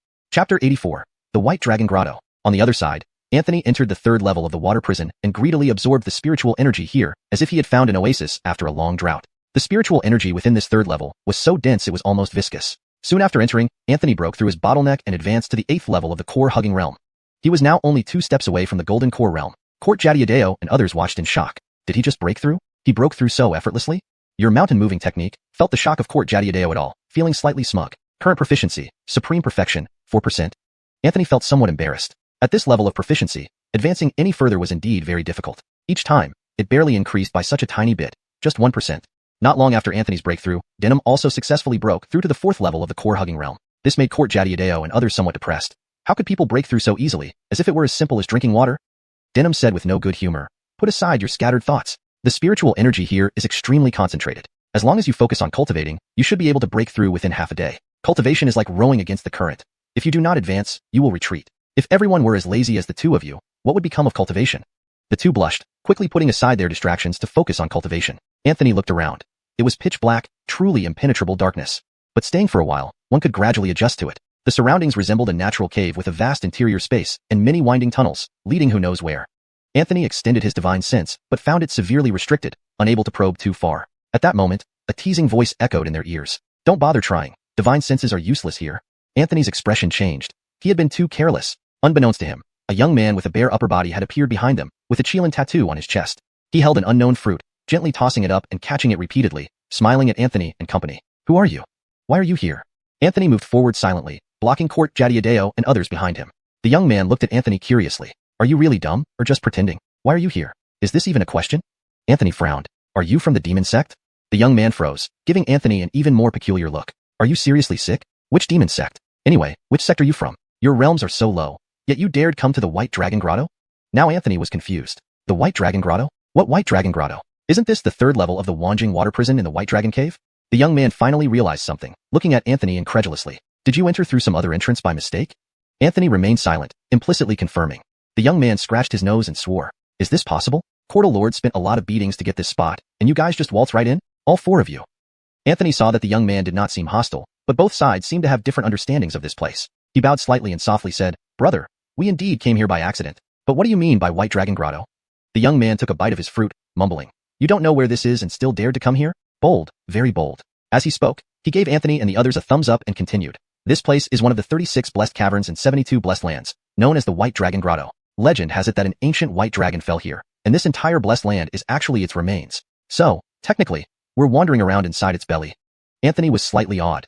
It was actually a minor blessed cavern. He knew about the 36 blessed caverns and 72 blessed lands, but never thought they'd accidentally end up in the White Dragon Grotto. The young man finished his fruit and pointed at Anthony and the others. Where are you from? By the looks of you, you aren't wild cultivators, right? You must be disciples from prestigious sections. Who's your teacher?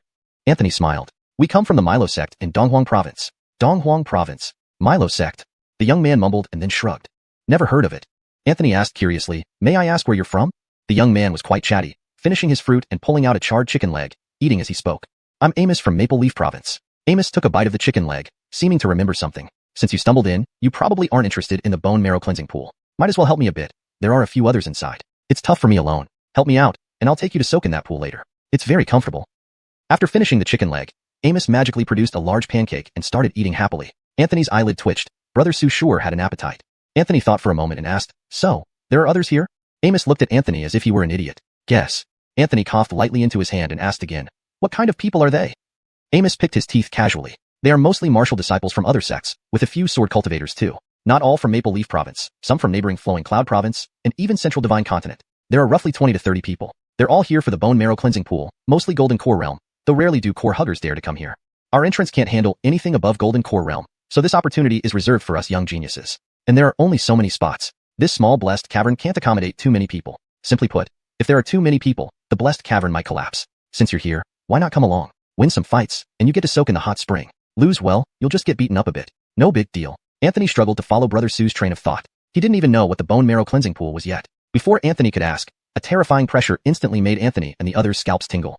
In the distance, a black-clothed figure slowly appeared. Anthony's expression changed. It was someone from the demon sect. They had chased all the way here. Even Amos was stunned. This kind of aura, this is, damn, a nascent soul realm? Chapter 85, Assassins and Shadows. Anthony's expression changed drastically. And Yuan Ing realm powerhouse was far beyond his current strength to contend with. Without a word, Anthony and company immediately took off running. Unexpectedly, that Brother Su ran even faster than them, abandoning his share of the spoils and sprinting with all his might. The group ran for their lives through the narrow passage. Frisco led from the front, occasionally turning back to curse, "Don't follow me." Anthony swore, "There's only one damn way out." The demon sect assassin pursuing them at the Yuan Ing realm was unbelievably swift, swiftly closing the gap behind Anthony and company. Denham could still hold his own as a by-Dan realm cultivator, but Court Jadiadeo and Wayne were merely Foundation Establishment realm cultivators, and were already struggling to breathe under the immense pressure from the Yuan Ing realm powerhouses. Clenching his teeth, Anthony called out, "Brother Su, please look after my fellow disciples." Then, Anthony slowly came to a halt, drew the ancient sword from his back, and turned to face the approaching Yuan Ing realm powerhouse. Denham's expression shifted, ready to stop and help Anthony, but Frisco seized him by the shoulder and forcibly dragged him back. Next, Frisco grabbed both Court Jadiadeo and Wayne, tossing them towards the distance in an instant. Turning back to Denham, Frisco said solemnly, "You going back now would just be a hindrance. If he had to divert attention to protect you, it would truly result in certain death." Denham clenched his teeth, eyes red-rimmed, smashing a fist into the wall. He had never hated his incompetence this much before. Frisco placed a hand on Denham's shoulder. "Let's go." On the other side, Anthony had already engaged the demon sect assassin. Even the aura emitted by the demon sect assassin made Anthony's eyelids flutter wildly. Such overwhelming pressure almost made it impossible to catch one's breath while facing it. Anthony unsheathed the ancient sword, unleashing sword chi across the area. Heaven Earth Dragon transformed sword. Due to the dragon aura's enhancement here, its power was greater. But the demon sect cultivator merely stomped lightly, causing the surging sword chi to shatter on its own. Then, a palm was thrust out. Anthony could only cross his arms defensively. Even with the arm armor's protection, Anthony was sent retreating several dozen steps by the strike. Anthony spat out a mouthful of blood violently. With just one palm strike, Anthony was gravely wounded. Wiping the blood from the corner of his mouth and spitting it onto the ground, Anthony faced the demon sect assassin who snorted coldly, "You insignificant ant," still arrogant at the brink of death. Anthony gently exhaled 2 words. "Move mountain." Instantly, the corridor beneath their feet began to violently shake, changing the expression of the demon sect assassin slightly. This was reaching the pinnacle of Taoist practice? This was supreme perfection? In an instant, another distant corridor seemed lifted by some invisible hand, then hurled forcefully toward the demon sect assassin. What is moving a mountain? This is moving a mountain. Although the move mountain technique wasn't yet perfected, it could genuinely lift a 10,000-foot mountain when fully mastered. The demon sect assassin was enveloped in demonic chi, and a demon saber instantly materialized in his hands. He gripped the demon saber, delivering 7 strikes in an instant, shattering the corridor crashing toward him. The demon sect assassin took 3 slight steps backward. Looking at Anthony again, there was added intent to kill in his eyes. Being able to make me use my demon saber counts for something. Anthony breathed out a puff of air, rubbed his chest, and then actually stepped forward. A mocking smile flickered at the corner of the demon sect assassin's lips. An insect blocking the carriage, overestimating yourself. With a few blinks, the demon sect assassin appeared in front of Anthony. Expressionless, Anthony threw a punch while the demon sect assassin countered with a palm strike. Anthony's punch landed on the assassin's chest, and the assassin's palm struck Anthony's forehead. Anthony's head snapped backward instantly, his right foot stepping back to stabilize himself. Then Anthony threw another punch. A man can die, but his will cannot retreat, nor can his martial intent. Third punch, fourth punch. Meanwhile, the demon sect assassin continuously struck with more than 7 palms, leaving Anthony battered and bloody, his vision blurred by red. Anthony's consciousness grew increasingly hazy, yet his martial intent became ever more intense. By now, Anthony's punches weren't guided by his own will but flowed along with the boxing momentum. 5th punch, 6th punch, 7th punch, 8th punch. Anthony's hands were torn apart until bones were visible. 9th punch, 10th punch, 11th punch, 12th punch. Muscles and bones fractured. The demon sect assassin seemed to have also been enraged, his hands turning pitch black, wrapped in demonic chi. Then he fiercely struck with a palm, directly imprinting it on Anthony's chest.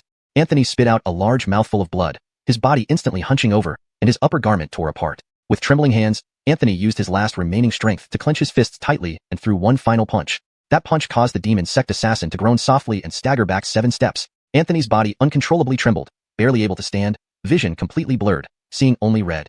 He could no longer even see the demon sect assassin clearly. A trickle of blood flowed from the corner of the demon sect assassin's mouth, not expecting that Anthony's final punch actually injured him. Though only minor, a by Dan 8th layer cultivator challenging a Yuaning realm was simply inconceivable. Anthony had long lost consciousness, standing only by sheer force of martial intent. Otherwise, he would have fallen to the ground long ago. Anger surged within the demon sect assassin. This was practically an affront to him. Very well. Excellent. With anger written all over his face, the demon sect assassin stomped hard with his right foot and instantly lunged forward, brandishing his demon saber aimed straight for Anthony's head. This strike was unavoidable for Anthony. At this life and death moment, Burl, clad in a loose robe, suddenly appeared in front of Anthony. Burl held daggers in both hands, crossing them to block the demon sect assassin's enraged slash. The sharp blade instantly sliced across Burl's cheeks, shredding even the wide robe, blood rushing up, yet he swallowed the blood rising to his throat. As the loose robe shredded, a multitude of hidden weapons shot out from it. The demon sect assassin frowned, leaping backward and dodging these weapons.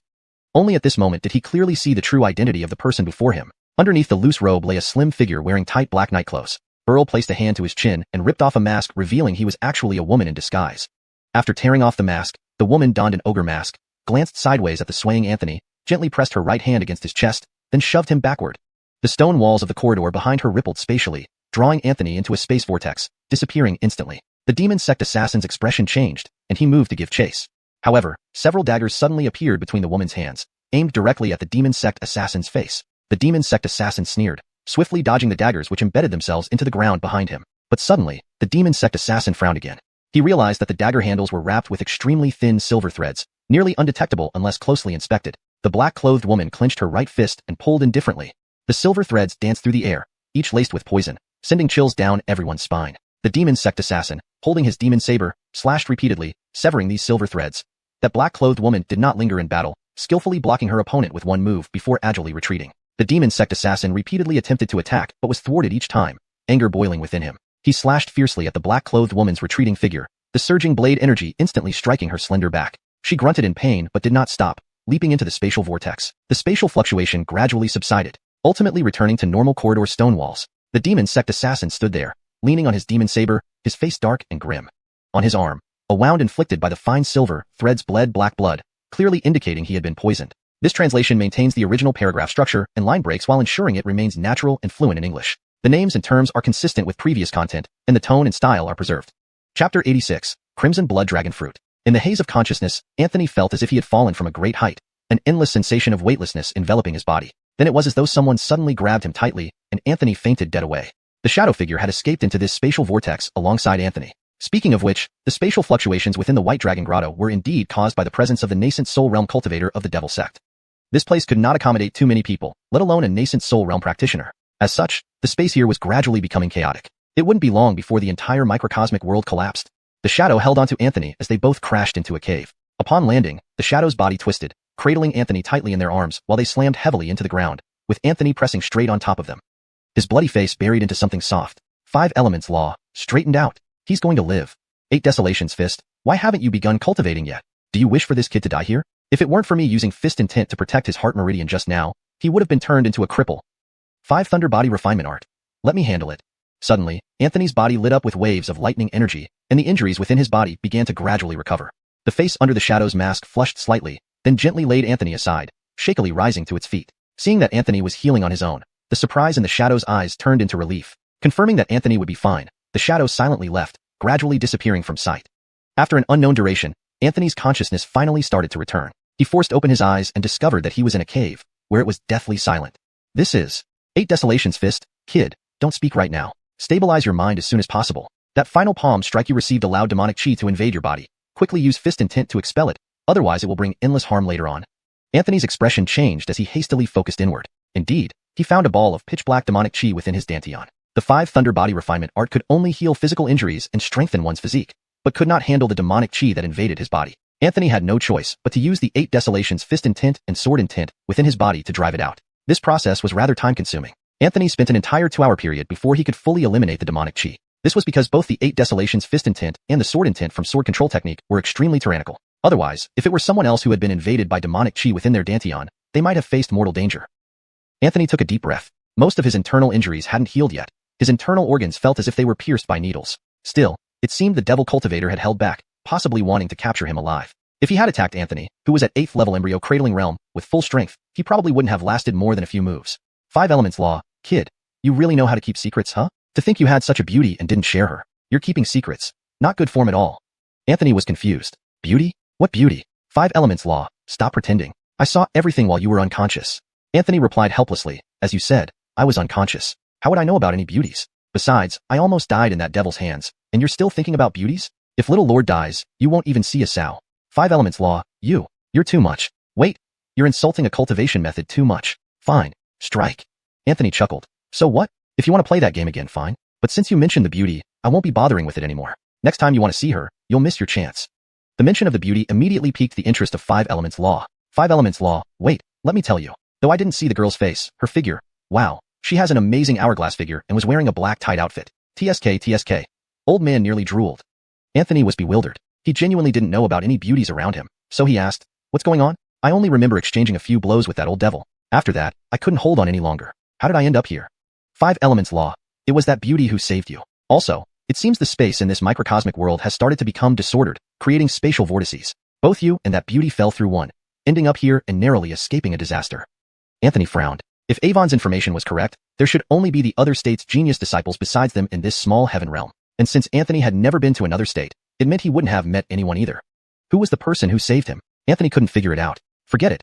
I'll deal with this matter later. First, I need to find Denim and the others. Since the beauty had saved him and left without wanting to meet him, it was futile to guess. They would naturally meet when the time came. Struggling to his feet, Anthony's whole body ached terribly, and his injuries wouldn't heal anytime soon.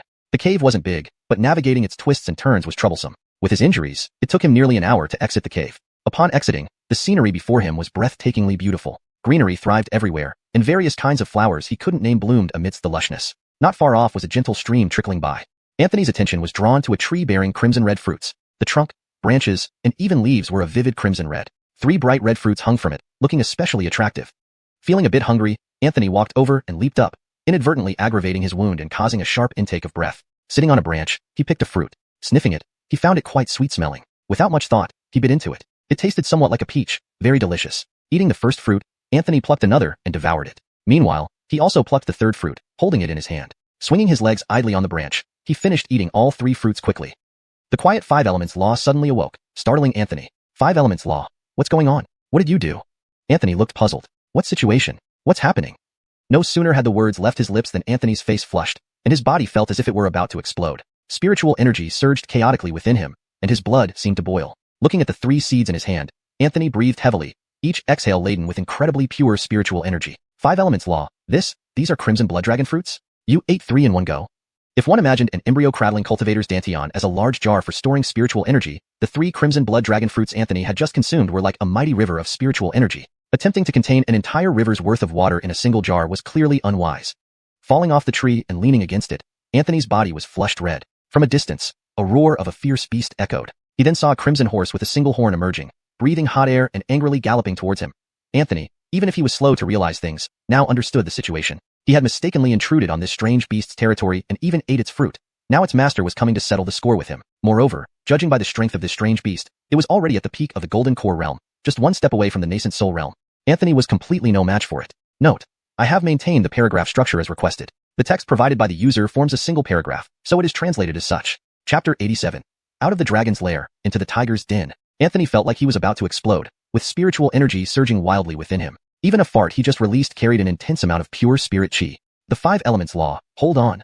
Fortunately, the 5 elements law was not an ordinary cultivation technique and immediately began to circulate, frantically absorbing the rampant spiritual energy in his body. Seeing the strange beast charging towards him, Anthony knew standing still would only lead to death. He quickly drew his sword and slashed out with the Heaven-Earth Dragon Sword technique. The sheer force of this slash surprised even Anthony himself. The sword chi was 10 times thicker than usual. The strange beast was also startled by the thick blade of sword chi and hurriedly dodged to the side, its eyes filled with more rage. With that strike, Anthony felt a great relief as there was too much spiritual energy inside him, and without a release, it would eventually burst out, killing him. Surprisingly, right after launching the attack, Anthony discovered he had broken through another realm. It turned out the 5 elements law was desperately cultivating, leaving no room for Anthony's choice. If he didn't keep practicing, he would literally split open. As the law absorbed spiritual energy crazily, Anthony's realm started climbing rapidly. 9th level Embracing Pillar Realm, 10th level Embracing Pillar Realm, 1st level Golden Core Realm. He directly broke through to the Golden Core Realm. With the slow formation of the Golden Core in his dantian, a large portion of the spiritual energy was absorbed, yet a significant amount remained. Anthony started madly circulating the Heaven-Earth Dragon Sword technique, hurling waves of thick sword chi at the strange beast indiscriminately. All previous fear came from insufficient firepower. Anthony now unleashed everything he had, making it impossible to see where the strange beast was amid the storm of sword chi. The ground was littered with craters from the onslaught. Anthony cared less about its exact location, just bombard everywhere. He never dreamed of releasing skills without needing any mana cost. Why stop? Anthony became like an emotionless machine of sword chi, swinging his sword repeatedly, each wave of sword chi rushing forth furiously. After an unknown duration, Anthony found himself coughing from the overwhelming dust clouds. Finally, he sheathed his sword. Though the spiritual energy inside him was still plenty, it was no longer enough to cause an explosion. But Anthony still felt quite bloated, belching with pure spirit chi filling his mouth. Not long after, Anthony broke through again. 2nd level Golden Core Realm.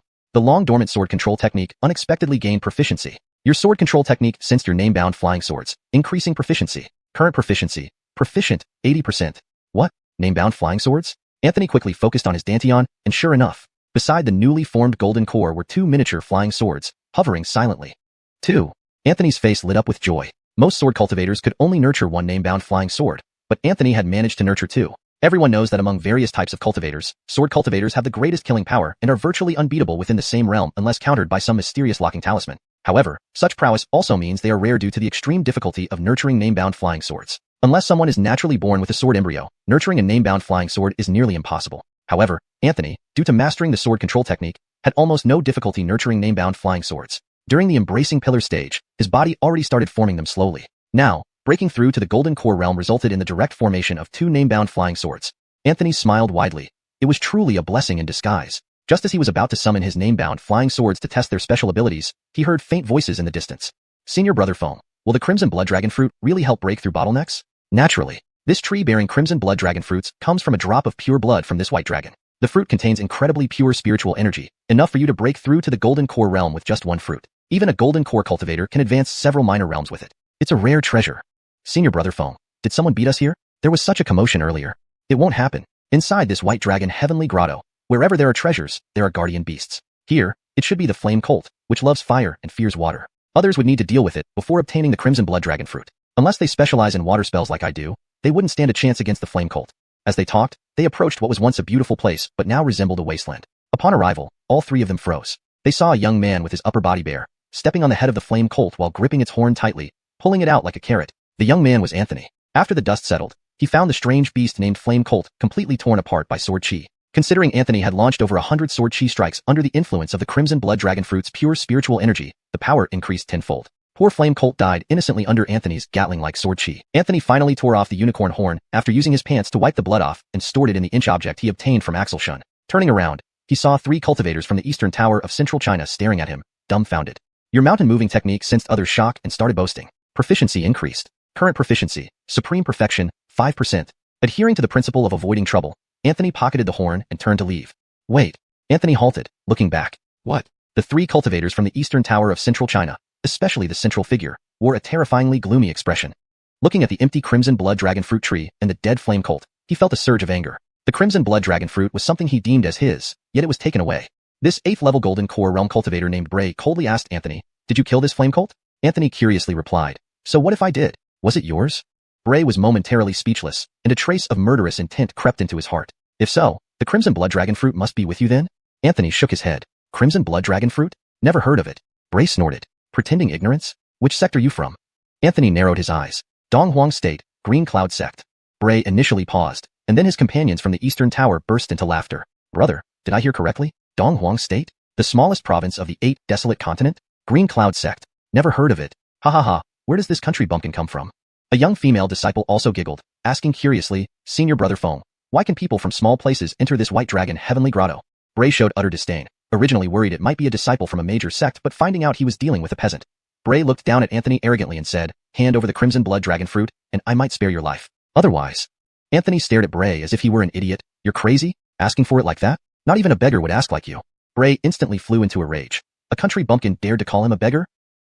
He transforms all things, since Bray's resentment, increasing proficiency by 10%. Current proficiency, perfection 11%. Anthony didn't plan on dealing with this bunch of brainless fools, and turned to leave, but Bray immediately formed hand seals, summoning a water dragon that lunged directly at Anthony. Anthony frowned.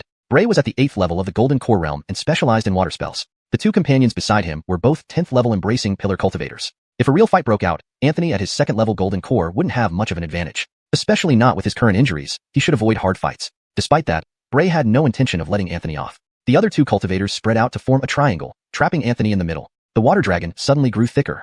A 3-talent array. The eastern tower of central China was famous for its mastery of water and fire spells, and array formations. Almost every disciple within practiced array techniques. They could form arrays individually or together, giving them significant advantages in combat. Right now, it was a 3-talent array. Anthony narrowed his eyes, his ancient sword unsheathing itself from behind his back. Heaven Earth Dragon Sword. A dragon-shaped sword chi collided head-on with the thick water dragon. Anthony took a step back, frowning. This array significantly boosted spell power. Bray sneered, hand over the Crimson Blood Dragon Fruit, and I'll let you die intact. Anthony gripped his ancient sword, ready to break through the array and escape, when a mocking voice sounded from behind. Bray, showing off your shoddy water spells again? Aren't you embarrassed? Bray frowned, spotting a young man in red clothing with a sword on his back, looking at Anthony and company with interest. The young man had a diamond-shaped mark on his forehead, handsome features, and wore a flowing red robe. Bray squinted his eyes. Joshua, I advise you not to meddle. Joshua stretched lazily. I'm too lazy to care about your fights to the death. Who has the Crimson Blood Dragon Fruit? I'll only ask once. Bray's eyes flickered, then slowly replied, the Crimson Blood Dragon Fruit is with the person in front of me. If we team up, he was cut off by Joshua. I have no interest in joining forces with anyone. Joshua glanced at the ancient sword in Anthony's hand and said with interest, a sword cultivator? Well, I rarely feel compassionate. But since you're a fellow sword cultivator, hand over the crimson blood dragon fruit, and I'll ensure your safe departure. The four surrounded Anthony. Bray, an 8th level golden core cultivator from the eastern tower of central China. Joshua, an 8th level golden core sword cultivator from Flowing Cloud Province, Dragon Spring Sword Mountain. Chapter 88. World-shocking inborn magic power. Anthony tightened his grip on the sword in his hand, his expression unchanged. Fighting four of you alone might not be a sure win for me, but if you think you can hold me back, you are mistaken. Joshua laughed. Based on your capabilities as a second-stage golden core realm sword cultivator? Bray also snorted coldly. Although he found Joshua extremely unpleasant, Anthony's identity as a golden core realm sword cultivator could not help but make him wary. Moreover, the Dragon Spring Sword Mountain behind Anthony was a renowned sword Dao sect in Cultivation Province. The people there were fierce and prone to resolving disagreements through duels. If words failed twice, they would raise your ancestor hall to the ground. People from central China often held themselves in high regard but had a particular admiration for those from Cultivation Province, not for any other reason, but because every inch of that land was imbued with sword chi. Without further ado, Bray considered the crimson blood dragon fruit. According to precedent, there should be 3 fruits. Even if this yokel had swallowed 1 fruit himself, there should still be 2 left. He had initially hoped to get at least 2, but then Joshua interfered, leaving only 1 for sharing. Thinking of this, Bray became irritable, unable to contain his anger towards Anthony. 9 water dragons surged into the air, charging ferociously toward Anthony. Instead of retreating, Anthony pressed forward, with an imposing aura protecting his body. Though wounded, he relied on the 5 thunder body tempering technique to continuously mend his flesh. Additionally, the 3 crimson blood dragon fruits he had consumed contained refined spiritual energy, which significantly healed his injuries. Although not fully recovered, he was at least 70% better. Anthony gripped his ancient sword tightly and exhaled softly. Apart from cultivating 2 intrinsic flying swords, Anthony had mastered another sword technique. The name of this sword move was Star Crusher. It was extremely powerful but consumed a tremendous amount of spiritual power. But right now, what Anthony had plenty of was precisely spiritual power. Holding the sword in his right hand, Anthony extended 2 fingers of his left hand, gently tracing them along the blade. Then, he unleashed Star Crusher. A vast torrent of sword chi shot out instantly. Suddenly, the sword chi dispersed like a sky full of stars. All 9 water dragons were shredded by the sword chi. Bray's expression changed slightly. He hadn't expected this yokel Anthony to have such a formidable sword move. Joshua was also taken aback. Even within their Dragon Spring Sword Mountain, the Star Crusher would be among the top-tier sword moves. A smirk played on Anthony's lips. Did they think it was over? The ancient sword in Anthony's hand spun lightly. He softly called out, "Come back." Instantly, the sword chi that shattered the water dragons fused again, forming a colossal sword-shaped mass of energy descending with terrifying momentum toward Bray and the others. Bray's face turned pale as he rapidly formed talisman seals. Just as the colossal sword was about to strike down upon his head, a long river appeared overhead. It barely managed to block the sword. Joshua watched Anthony intently. He rarely felt this strong urge to challenge someone with a duel. In his bright red attire, Joshua appeared beside Anthony in an instant, thrusting his sword. Anthony remained stationary, turning his sword-holding right hand to block the strike behind his back with the ancient sword slanted. A smirk played on Joshua's lips as he suddenly released his sword, which instantly multiplied into 49 phantom swords surrounding Anthony. Anthony frowned, moving swiftly, creating several afterimages. Joshua was somewhat surprised. Anthony's movement technique was quite remarkable for a mere second-stage golden core cultivator. This technique naturally stemmed from the 2 supreme wind-based martial arts. Meanwhile, Bray was livid. As an 8th-stage golden core cultivator, he had been outmaneuvered by a lowly yokel. Unable to contain his anger, Bray decided to unleash his full strength. Initially, he didn't want to reveal all his power due to fear that Joshua might take advantage of the conflict, but now he couldn't hold back. Anthony had to die. If water 10,000. Immediately, the moisture in the air seemed to condense around Bray. Even Joshua's pupils constricted. The water and fire duel methods from Eastward Tower of Central China were unparalleled. This Bray was proficient in water techniques and unleashed them without restraint, resulting in astonishing power. Behind Bray, a mighty river materialized. Within it were numerous warriors forged from water, armed with blades, spears, wearing watery armor, their eyes emitting ghostly light. Anthony's expression changed. At that moment, he realized his ancient sword was immobilized, encumbered by strange symbols. Locksword Talisman. Joshua's intrinsic magic power of his true-named flying sword was this mysterious Locksword Talisman. Meanwhile, the mighty river surged toward Anthony. With his sword immobilized, Anthony had to rely solely on his boxing intent to counter. Mountain moving technique. A wave of repelling force spread from Anthony like an invisible shield, protecting him from the surging river. However, this resistance lasted only briefly before fading away. As a result, Anthony was hit by the turbulent river and spat out a mouthful of blood. This river wasn't ordinary, it was incredibly dense. Once ensnared, even cultivators struggled to escape. Moreover, the water-formed warriors within the river attacked relentlessly with devastating power, akin to a peak golden core cultivator's full strike. Anthony attempted to use movement techniques, but found the water far too heavy, preventing any maneuverability. Furthermore, he was struck accidentally by the warriors while focusing elsewhere, causing him to grunt in pain as more blood trickled from the corner of his mouth. Joshua had vanished once more, only his phantoms harassing Anthony. Anthony could only use his arm armor to barely deflect the attacks from Joshua's flying swords. Bray's face paled slightly. Such a technique was highly draining on both his internal spirit power and mind. Each warrior in the river required mental control from Bray. Seeing Anthony severely injured, Bray aimed to end it quickly, forming seals to conjure 2 water blades in his hands. His fellow disciples also appeared, wielding various offensive treasures. Bray dashed forward first, stepping gracefully on water with incredible speed. His 2 water blades crossed and slashed toward Anthony. His junior disciple held a golden spear, and his female disciple wielded a silver vase. Together, they rushed forward on the water. Joshua reappeared, instantly multiplying into 81 flying swords that spun and danced, cutting off any possible retreat for Anthony. With Bray's water blades inches from Anthony and Joshua's flying swords closing in from behind, Anthony whispered 2 words softly, "Past dust." Joshua's expression changed drastically as Anthony vanished from sight. Strangely, Bray and the others also disappeared. Could it be? Joshua stared uncomprehendingly at the place where they had just been, muttering to himself repeatedly. In another eerie space. Impossible. Absolutely impossible. Bray looked around in shock. This is. I told you, based on your abilities, you can't hold me back. Anthony suddenly appeared behind Bray's female disciple, piercing her chest with his sword. Bray turned back abruptly, only to see his disciple's wide eyes filled with disbelief and regret as she collapsed to the ground. Meanwhile, Anthony vanished in an instant. "I will kill you." Bray's male disciple roared in rage, gritting his teeth as he spoke through clenched jaws. "Oh, you can try." End of translation for the provided chapter segment. Suddenly, Anthony appeared behind him once more, delivering another fatal strike through his chest. Expressionless, Anthony discarded the corpse at Bray's feet. He transformed all things sensed the immense resentment from the 2 dying individuals, causing its proficiency to skyrocket. Current proficiency, reaching perfection, 20%. Eastward Tower of Central China. Anthony's lips curled into a smirk. Just that and no more. Bray was not particularly affected by the deaths of his 2 fellow disciples. What truly disturbed him was this eerie space. The surroundings were desolate, the sky gray and hazy. This place was certainly not the White Dragon Grotto. Could it be? Bray instinctively took a half step back, almost disbelievingly asking, "You are a sword cultivator. Could this be your true named innate magic power?"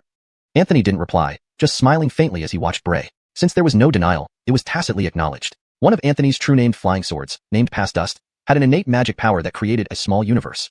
In other words, this realm belonged entirely to Anthony. Here, Anthony was like a god. However, due to his limited cultivation level, Anthony couldn't do anything he wanted in this small universe. Moreover, at his current cultivation level, the small universe could only last about half an incense stick's time. Each use of this innate magic power also came with significant aftereffects. Ultimately, all these limitations stemmed from Anthony's low cultivation level. As his cultivation increased, these side effects would diminish until they eventually disappeared. Regardless, as long as he was here, Anthony was virtually invincible. In this realm, he could utilize an ultimate technique equivalent to teleportation without consuming any spiritual energy. Most importantly, he gained an additional cultivation level while in this realm. So now, even though Anthony was a 2nd stage golden core sword cultivator outside, within this realm, he was a 3rd stage golden core sword cultivator.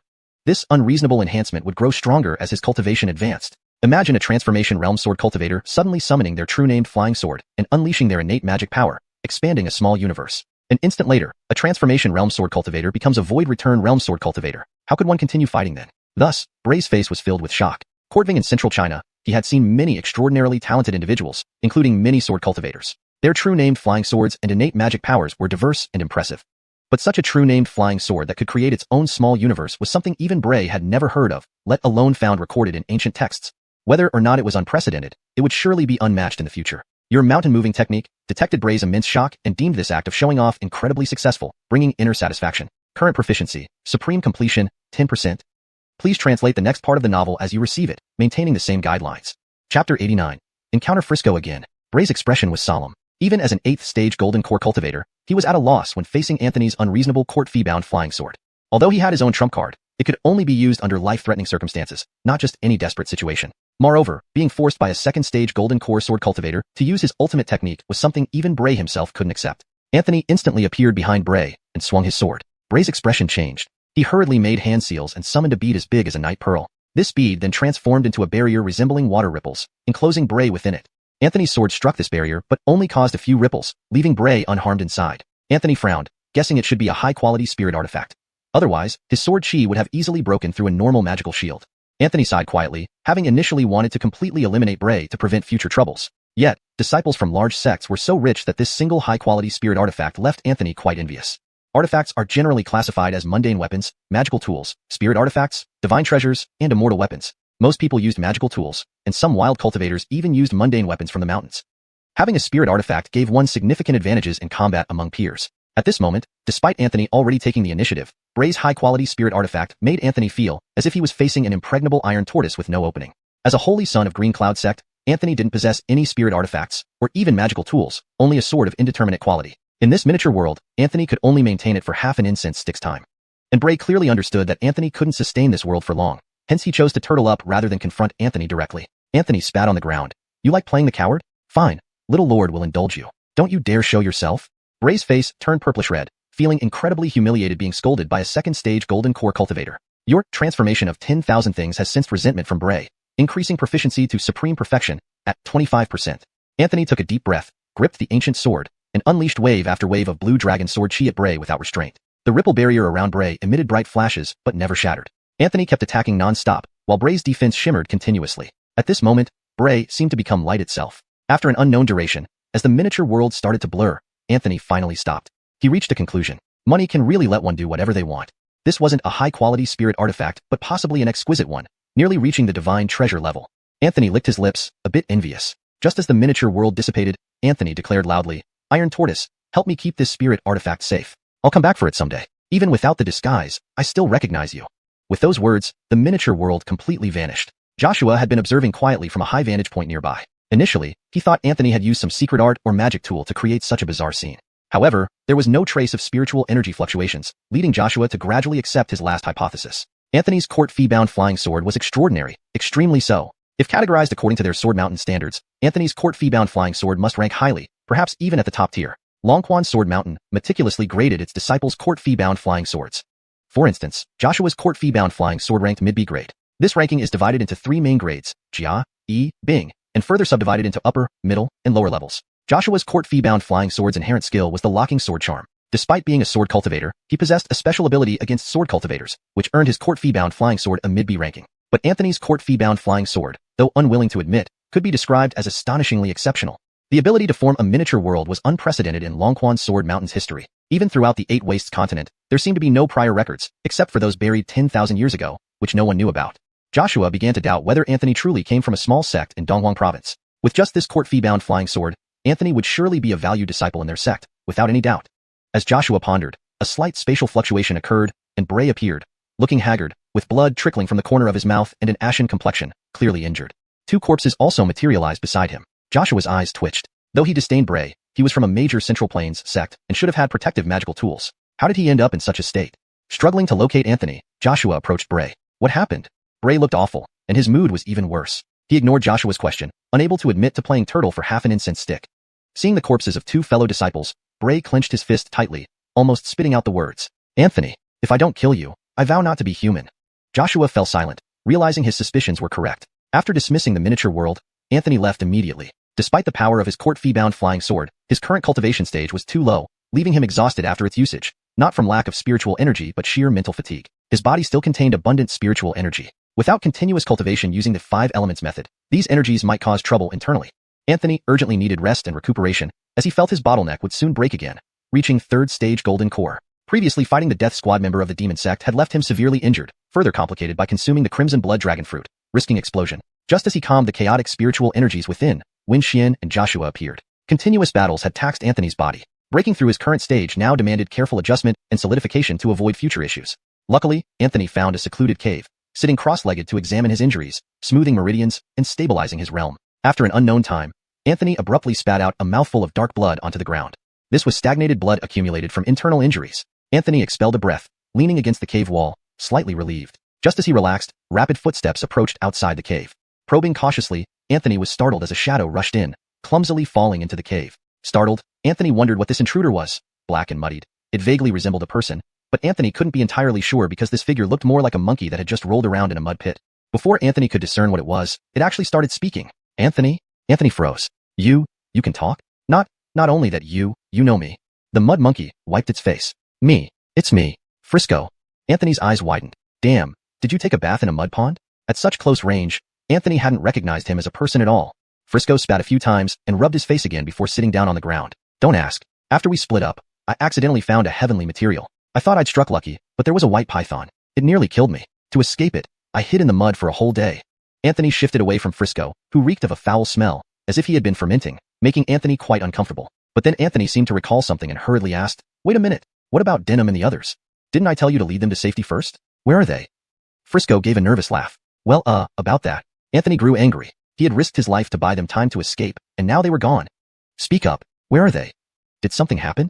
Frisco scratched his head with his grimy hand. Calm down. Nothing really happened. We just got separated. Anthony frowned. Separated? How could you get separated? With your cultivation level, how could you lose them?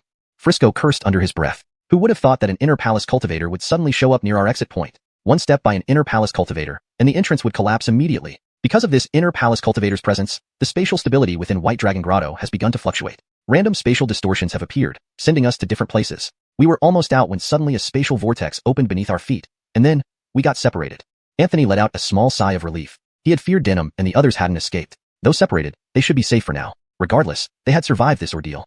Chapter 90.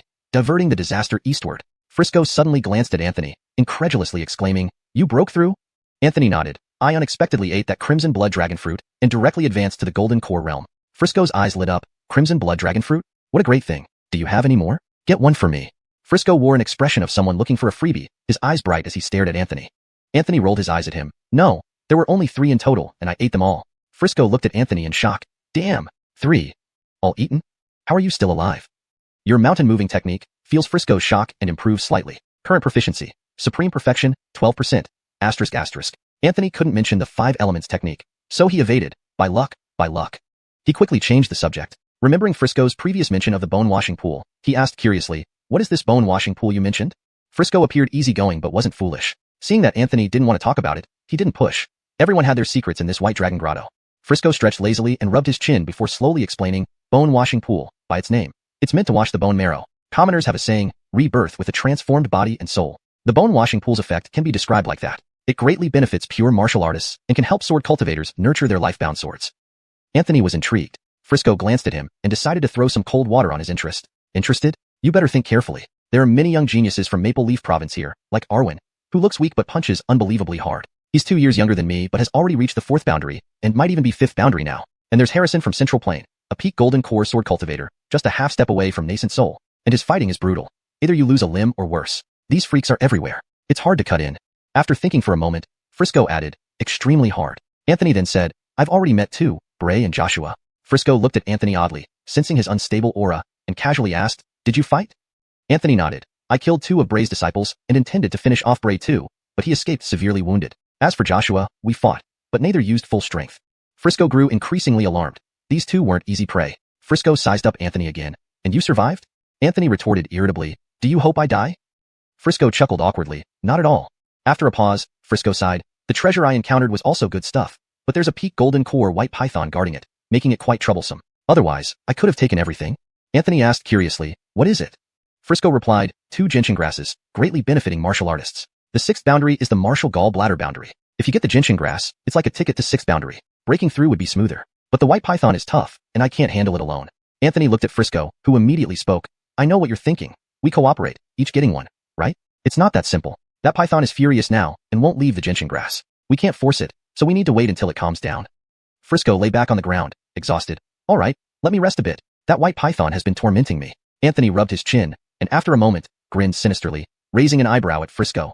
Why waste such a beautiful day? We can't just rest. Frisco clutched his chest. What do you mean? I'm not into that sort of thing. Anthony sized Frisco up. You think you're good enough for my attention? Anthony beckoned, whispering, that demon sect assassin surely won't give up on me. They must be searching for me everywhere. Since they're so eager, let's add some fuel to their fire.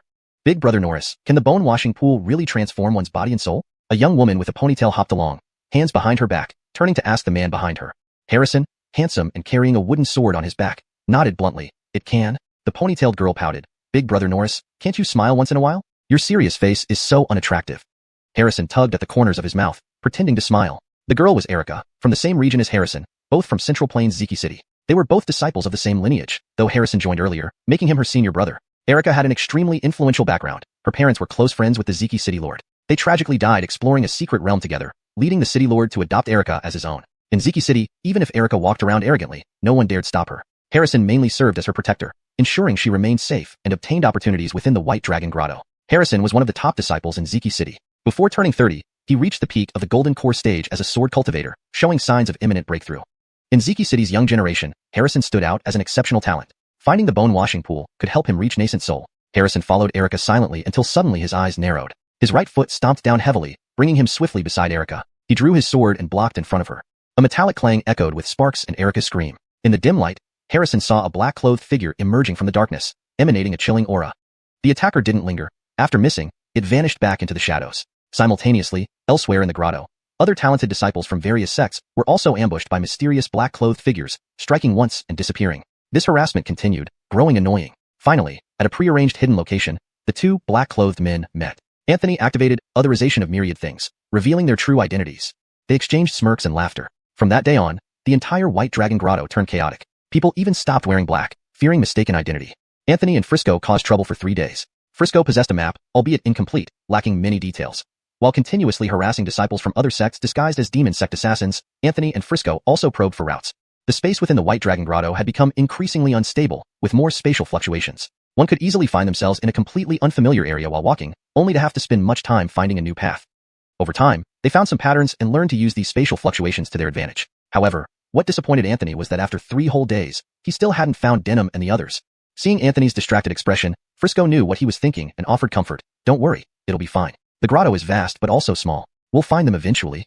Anthony nodded. There was indeed no better way for now. With nothing else to do, Anthony would often flip through the 2 boxing manuals given to him by the elders before their deaths.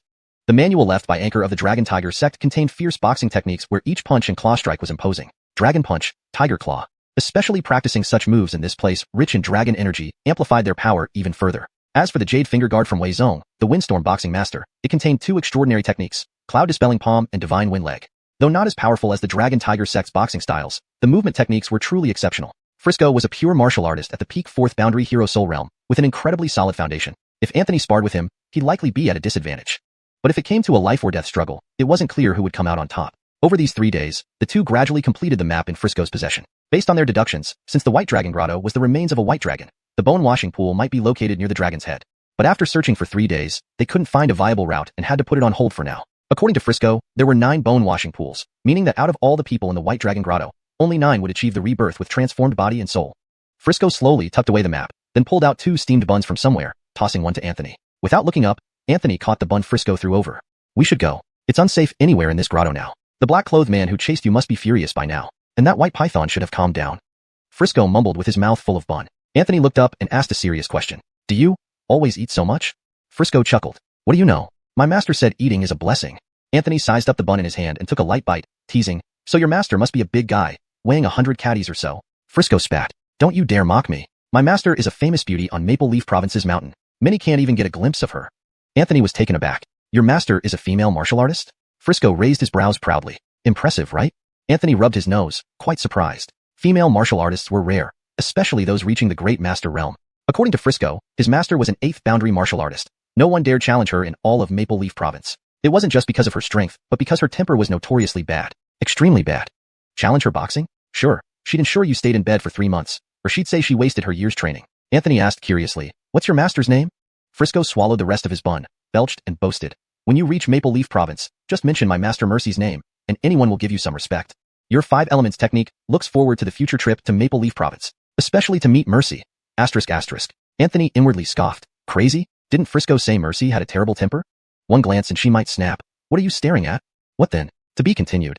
Chapter 91. Dragon's Gallgrass. Dragon's gallgrass usually grows in extremely lean places, particularly wetlands, especially near swamps. Moreover, it must be nurtured by the presence of a dragon's remains. Only under the long-term nourishment of the dragon's gall can such a rare treasure come into being. The 2 strands of dragon's gallgrass within this White Dragon Grotto were formed from the gall of this very white dragon. Dragon's gallgrass is immensely beneficial to pure martial artists, but has minimal effects on ordinary chi cultivators. Anthony and Frisco quietly infiltrated the swamp. From afar, Anthony saw a coiled white python around a tree, its enormous scales as tough as steel, gleaming with a sinister light. Its occasional wriggling induced heart palpitations. Its gigantic snake head was as tall as a person, and on top of that head were 2 prominent bulges. Anthony couldn't help but marvel inwardly. Is this white python about to transform into a jiao? Frisco nodded. It just needs to consume these 2 strands of dragon's gallgrass to turn into a jiao by the river. At that point, breaking through to the nascent soul realm would be child's play. If it successfully turns into a jiao, it might even reach the spirit transformation realm.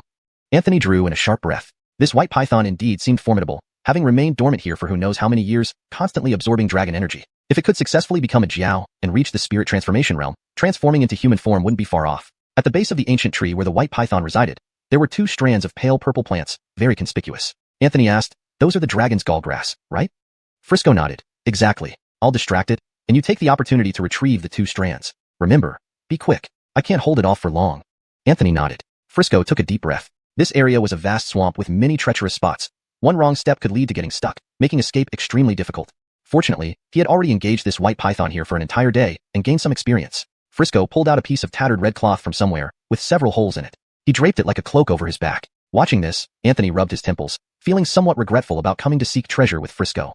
He finally understood why this brother Sue was named Frisco. He clearly lacked some sense. Frisco roared loudly, jumping down from a height. His gaze was fierce, his expression solemn as he took on an ancient boxing stance and declared boldly, "Hey, Cortal Worm, come and meet your doom. I'll flay you alive today."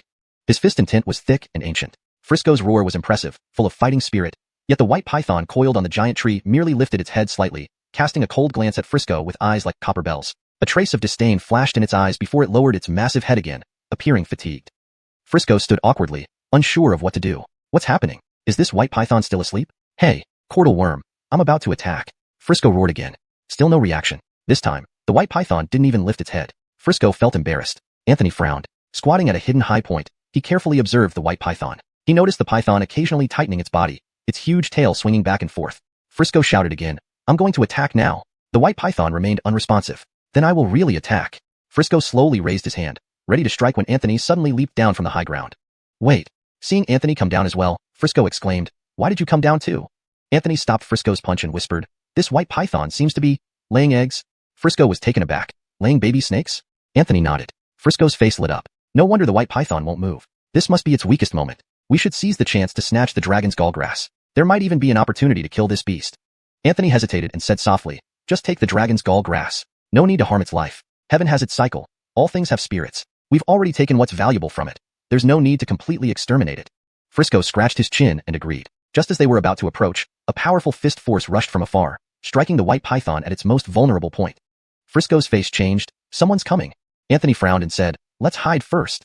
They quickly hid in a dense jungle nearby. Anthony used his conceal breath technique to hide their presence completely. From a distance, four people approached. Anthony narrowed his eyes. What a small world. Joshua and Bray were among them. He hadn't met the other two. One was clad in white, slender, but exuding an oppressive aura of a martial artist. This young man in white seemed to glance towards the patch of grass where Anthony and Frisco were hiding, but only briefly before shifting his gaze away. "Your conceal breath skill has helped you evade detection." The sound of jijijiji laughter echoes as your proficiency rises to 50% at the proficient level. Anthony felt a headache. Sure, laughing was fine, but why jijijiji? People who laugh like that don't tend to live long. Beside the young man in white stood another figure wearing armor, holding a silver-tasseled spear, with martial artist energy flowing inside him. This armored individual wasn't as intimidating as the slender youth in white. Frisco looked grave, pushing aside some foliage to peer again. He said in a low voice, "That's Arwen and Hiroshi." Anthony glanced at Frisco and asked, "Strong?" Frisco nodded. "You know about Arwen. Even among the younger generation of Maple Leaf Province, Arwen ranks in the top 3. What's scary isn't his realm but his talent. He's just past his coming-of-age year. Even if he started training in the womb, it's barely been a dozen years. Yet, looking at his current aura, he's almost reached the 5th martial realm. The one in armor with the silver spear is Hiroshi. We're both 4th martial realm, disciples of the great spear master Jin Shan of Maple Leaf Province. His spear skills are average, but that armor is incredibly durable, supposedly modeled after our ancestral armor, impervious to water, fire, knives, and guns." Anthony's face twitched at the mention of the ancestral armor. He glanced down at the arm guard on his right hand. Hiroshi's armor did indeed resemble this arm guard. Frisco added gloomily, "We're in a bind. Let's wait and see what happens." Anthony remained silent, observing the group from afar. Arwen stood in the center, hands in his sleeves, calmly watching the white python. Hiroshi placed his spear beside him, crossing his arms and announcing, "I'll go first." Bray cast a sullen look at the white python. Originally, he hadn't wanted to get involved, but his internal injuries required a water-type demon core for healing. This white python was naturally the best option. As for the dragon's gallgrass, he had no interest in it. It was useful only to pure martial artists. For chi cultivators like him, it was useless except for selling. Thinking of this, Bray's resentment towards Anthony deepened. Your otherworld transformation skill feels the resentment from Bray, increasing your proficiency to 30% at the transcendent level. Hidden nearby, Anthony rubbed his temples, realizing Bray's hatred for him was profound. This person cannot be left alone. He must not succeed in leaving this white dragon grotto, or with his backing power, it could lead to trouble. As for Joshua, he had come purely out of curiosity about Arwen, hoping to establish a connection. So he simply followed along. Arwen, the youngest of the 4, had become the de facto leader. He glanced at the white python and softly said, "This white python seems to be laying eggs, which explains its weakness. I'll take the lead. Hiroshi will find an opportunity to retrieve the dragon's gallgrass. Bray, you just keep distracting it with water spells." Joshua had come purely out of curiosity about Arwen, hoping to establish a connection, so he had no intention of participating directly. Arwen gently rolled up his sleeves, appearing calm. He stepped forward first, his white clothes billowing, exuding an air of otherworldly grace. The white python finally lifted its head, its massive snake head rising high as it flicked its crimson tongue, eyes filled with ferocity. It seemed to be warning the intruders that stepping any closer meant death. Arwen walked slowly with both hands behind his back. Strangely, from some point onward, Each step he took caused the ground to tremble slightly. With every step, a footprint was left, growing deeper with each one. Joshua's expression changed. Arwen's fist intent was indeed extraordinary. I am the heavens. All others must kneel. Even Anthony's expression slightly changed. Arwen's fist intent was indeed awe-inspiring. However, for some reason, Anthony felt extremely uncomfortable with it. It wasn't the kind of pressure one feels as a martial artist, which made Anthony frown. Instead, their fist intents were polar opposites. Arwen believed that all martial artists in the world should kneel before him as he was akin to a supreme deity. On the other hand, Anthony's 8 wastelands fist intent signified relentless advancement, leaving no one ahead of him. No people, no heavens, no earth. He didn't need anyone to kneel before him because once his fist struck out, there would be no one standing in front of him. Thus, their fist intents were fundamentally different. In a mystical sense, it was destined that they would have a conflict over their principles. Arwen took another step forward. With this step, his entire body radiated energy, and the ground around him sank slightly due to the weight of his fist intent. The white python also seemed threatened, its eyes filled with even more hostility. It coiled its body again, and 3 python eggs rolled from its tail. These eggs were about the size of an adult human head, encased in a hard shell covered with an unknown sticky substance. The white python flicked its tongue, turned its massive head to look at the 3 eggs, licked them with its tongue, then abruptly turned back and charged fiercely at Arwen. I am heaven. All mortals must kneel. Even Anthony's expression subtly changed. Arwen's fist intent was indeed astonishing. However, for some reason, Anthony felt extremely uncomfortable with this fist intent. It wasn't the usual oppressive feeling shared by martial artists, which made Anthony frown. Instead, their fist intents were completely opposite. Arwen's philosophy was that he is the supreme ruler, and all martial artists must kneel before him. In contrast, Anthony's 8 extremes fist intent embodied unyielding progress, where there is no one in front of him. No one, no heaven, no earth. Anthony didn't need anyone to kneel before him because when he punched, there would be no one in front of him. Thus, their fist intents were entirely different.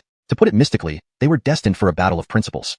Arwen took another step forward, and with this step, his entire aura surged, causing the ground around him to sink slightly. This was due to the immense weight of his fist intent. The white python also seemed threatened, its eyes becoming even more fierce. Its body coiled tighter, and 3 snake eggs fell from its tail. These snake eggs were the size of a human head, covered in a hard shell slick with unknown slime. The white python flicked its tongue, turning its massive head to look at the 3 snake eggs, licking them gently with its tongue, then suddenly snapping its head back and charging straight at Arwen. Arwen was the youngest but had subtly taken on the role of leader among the 4. He glanced at the white python and whispered, "This white python seems to be laying eggs. No wonder it's so weak. I'll take the lead. Hiroshi will seize the opportunity to get the gallbladder grass, and Bray can just use water techniques to harass it." Joshua had only come to watch, so he had no intention of joining in. Arwen rolled up his sleeves lightly, his expression calm. He stepped forward first, his white robes fluttering, exuding an ethereal demeanor. The white python finally raised its head, lifting its enormous snake head high, flicking a scarlet tongue, its eyes brimming with fierce hostility. It seemed to warn the intruders, take another step, and death would follow. Arwen walked forward slowly, hands behind his back. Unbeknownst to when it started, the ground shook with every step he took. Each step left a deeper imprint. Joshua's expression changed. Indeed, Arwen's fist intent was extraordinary. I am the heavens. The world must kneel. Even Anthony's face altered slightly. This fist intent from Arwen was indeed breathtaking. Yet for some reason, it made Anthony extremely uncomfortable. Not because of the usual pressure felt between martial artists, which made Anthony frown, but because their fist intents were diametrically opposed. Arwen's philosophy was, I am above all, compelling all martial artists beneath him to kneel. In contrast, Anthony's 8 desolate's fist was about relentless advancement, leaving none before him. No one, not even the sky or earth. There was no need for anyone to kneel before him because when he threw a punch, there would be no one before him. Thus, their fist intents were fundamentally different. In mystical terms, they were destined to have a clash of principles. Arwen took another step, and this time, his whole aura surged. The ground around him, centered on him, sank slightly due to the sheer weight of his fist intent. The white python, sensing the threat, became even more hostile. It coiled tighter, and 3 snake eggs fell from its tail. These eggs were as large as a human head, covered with a mysterious, sticky fluid. The white python flicked its tongue, turned its huge head to glance at the 3 eggs, licked them with its tongue, then swiftly twisted its head and charged straight at Arwen. Chapter 92. Removing the firewood from under the pot. Dirk did not dodge or evade. He simply raised a hand, transforming his palm into a fist and punched directly at the rushing white python's head. Boom! The fierce wind whipped Arwen's white robes into a frenzy, yet his expression remained calm. Ripples of visible energy emanated from Arwen, forcing the surrounding vegetation to bow under the pressure. The white python's eyes brimmed with savagery. It swept its colossal tail, aiming straight for Arwen. Unable to dodge in time, Arwen was hurled backward by the sweep, smashing numerous giant trees along the way. Hiroshi's expression shifted. He brandished his silver spear, twirled it gracefully, and leaped to the python's head in a single stride. Spear point down, he fiercely thrust downward.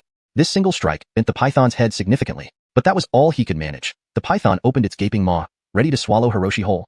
At the critical moment, Bray unleashed his water spell, binding the python's body with a water dragon, rendering it immobile. Hiroshi stepped through the air as if walking on solid ground and leaped directly onto the giant python. With both hands gripping the spear, he stabbed downwards forcefully. This strike pierced right through the python's scales. In pain, The python thrashed wildly. Hiroshi bellowed, "Tyrant's armor off."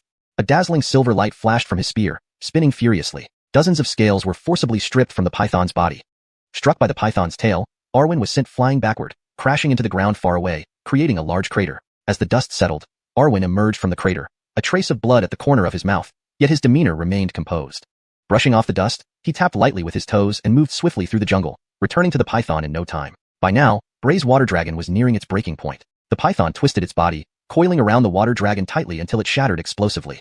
Hiroshi stood unsteadily on the python, swaying slightly. The python's scales were exceptionally tough. Even with Tyrant's armor off, only a few dozen scales were removed.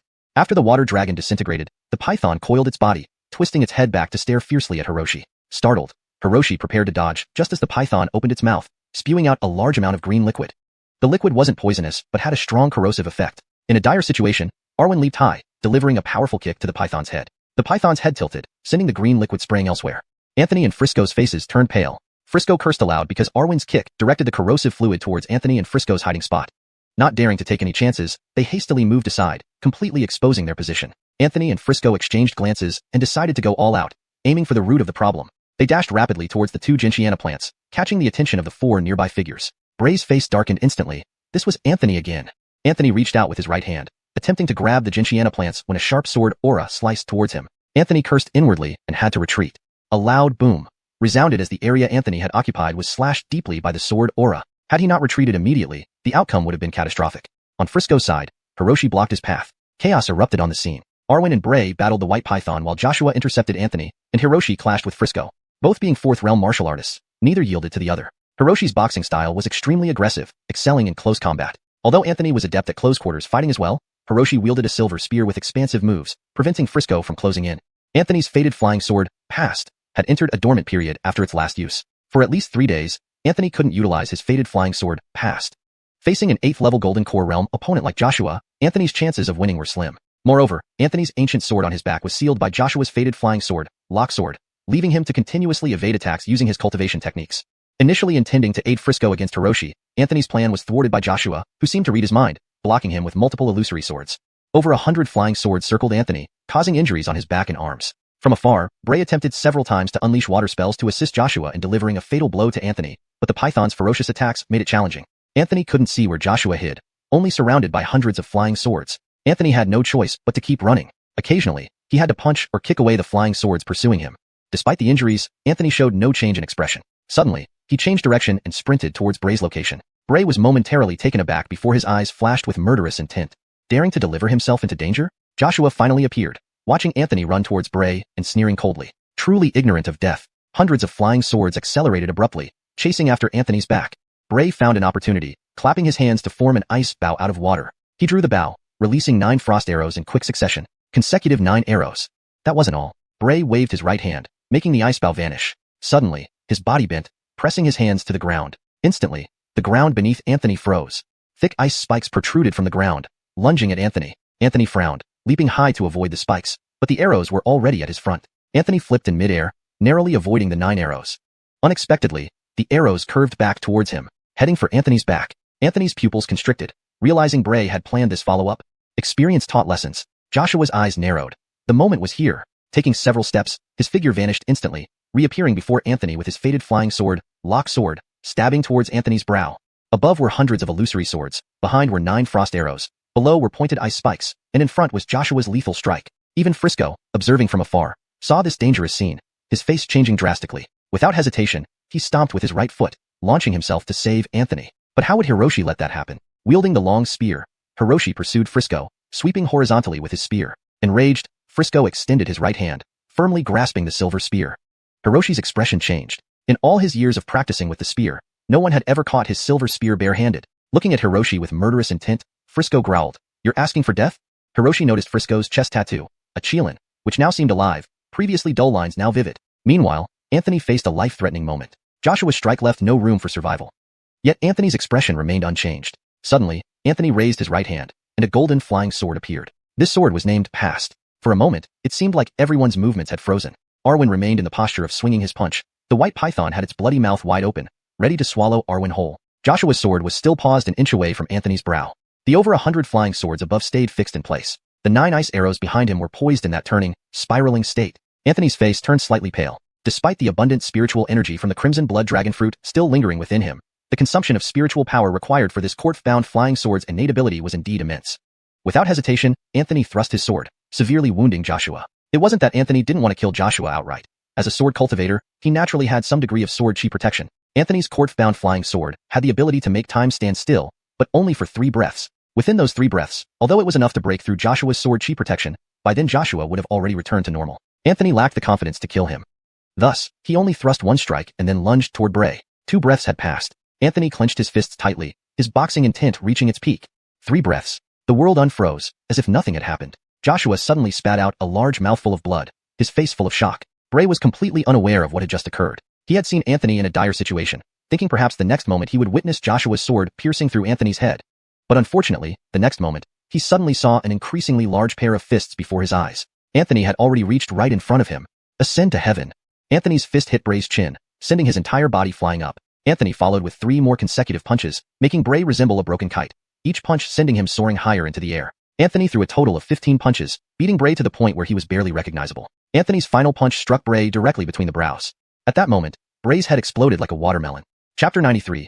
Frisco goes insane. Everyone was stunned. In that fleeting moment, it seemed like everyone had a brief lapse of consciousness. Your mountain-moving technique feels the shock of the crowd, bringing great satisfaction, and your proficiency has significantly improved. Current proficiency. Supreme perfection, 20%. Anthony was also somewhat surprised, not expecting such a significant increase in proficiency this time. He increasingly looked forward to seeing what would happen when the mountain-moving technique reached supreme perfection at 100%. Your transformation of 10,000 things senses the immense resentment from Bray's dying moments, leading to a substantial increase in proficiency. Current proficiency. Sublime realm, 50%. Your transformation of 10,000 things senses the resentment from Joshua again, causing another rise in proficiency. Current proficiency. Sublime realm, 55%. Anthony glanced down at Bray's corpse, noticing the overwhelming resentment. He bent down and searched Bray's body for a long time, finally finding the bead. This thing is an exquisite spiritual weapon. No point in letting it go to waste. Putting the bead away, Anthony stepped on Bray's body and looked up at Joshua. What? Not convinced? Joshua's expression froze. What exactly happened just now? He was about to succeed. But in an instant, everything blurred before his eyes, and he ended up gravely injured. And Anthony appeared suddenly in front of Bray, even striking Bray dead with 1 blow. Joshua suddenly remembered that in that instant, Anthony seemed to have summoned a golden sword. Could it be that Anthony has 2 life-bound flying swords? One of which he has seen can form its own small universe, named Past Dust. So could the other stop the flow of time? No wonder. Joshua finally realized, but looking at Anthony now, his eyes were completely changed. Arwen and the white python had nearly finished their battle. Arwen stood on the head of the python, punching repeatedly at the barely formed small horn. Arwen's hands were already bloody and torn, yet his expression remained unchanged, not even a wince. As if this kind of injury was something he was used to and wouldn't affect his punches. Arwen kept throwing punches as the enormous python writhed wildly, finally falling limp and weak. Standing on the head of the python, Arwen exhaled gently, and then something astonishing happened. Arwen broke through.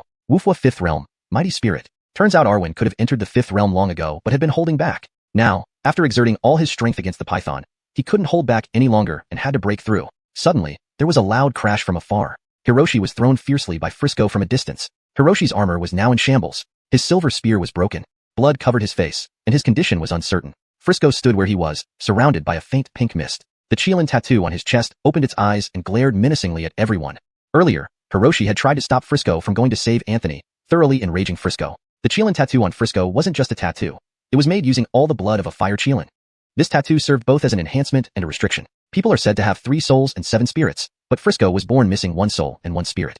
Moreover, Frisco was an orphan. If it weren't for the heavy snowfall that year, where he met his master Mercy, he might have died in that cold alley, holding half a frozen steamed bun, gazing at the lights of countless homes, only to rest silently in anonymity. Perhaps after a few days, some people would mention over drinks, a little beggar froze to death, truly pitiful. Yes. Then, they'd forget, as if Frisco had never existed. Luckily, during that snowy day, a woman came to Frisco with an umbrella, asking him if he wanted to learn martial arts, hinting it might be tough and tiring. Frisco asked a question that brought a smile to the woman's face. Do we get to eat steamed buns? Since then, Frisco became Mercy's first and last disciple. The great martial master of Maple Leaf State only took on this one disciple. Because Frisco was born missing a soul and a spirit, he was named Frisco. Frisco's martial talent wasn't exceptionally stunning, but he was steady and persistent with a resilient character. However, Mercy gradually discovered a big problem. Sometimes when Frisco practiced martial arts or boxing, he would fall into a state similar to insanity without being quite deranged. This might be related to his missing soul and spirit. Therefore, Mercy personally went to the 10,000 Demon Cave and obtained the entire blood of a fire Qilin, creating this tattoo on Frisco. This action had both pros and cons. On the positive side, It could prevent Frisco from slipping into madness to a certain extent. On the negative side, once Frisco slipped into madness, it would awaken the Chilean blood tattoo on his body. That was the current situation. Frisco's eyes were bloodshot, with red mist constantly rising around him. Anthony's expression changed as he quickly moved toward Frisco. Arwen looked at the fallen Hiroshi, unusually frowning. Hiroshi's armor, though a replica, still reached the standard of a middle-grade spiritual weapon. Yet Frisco had shattered it into a pile of scrap metal with his bare hands.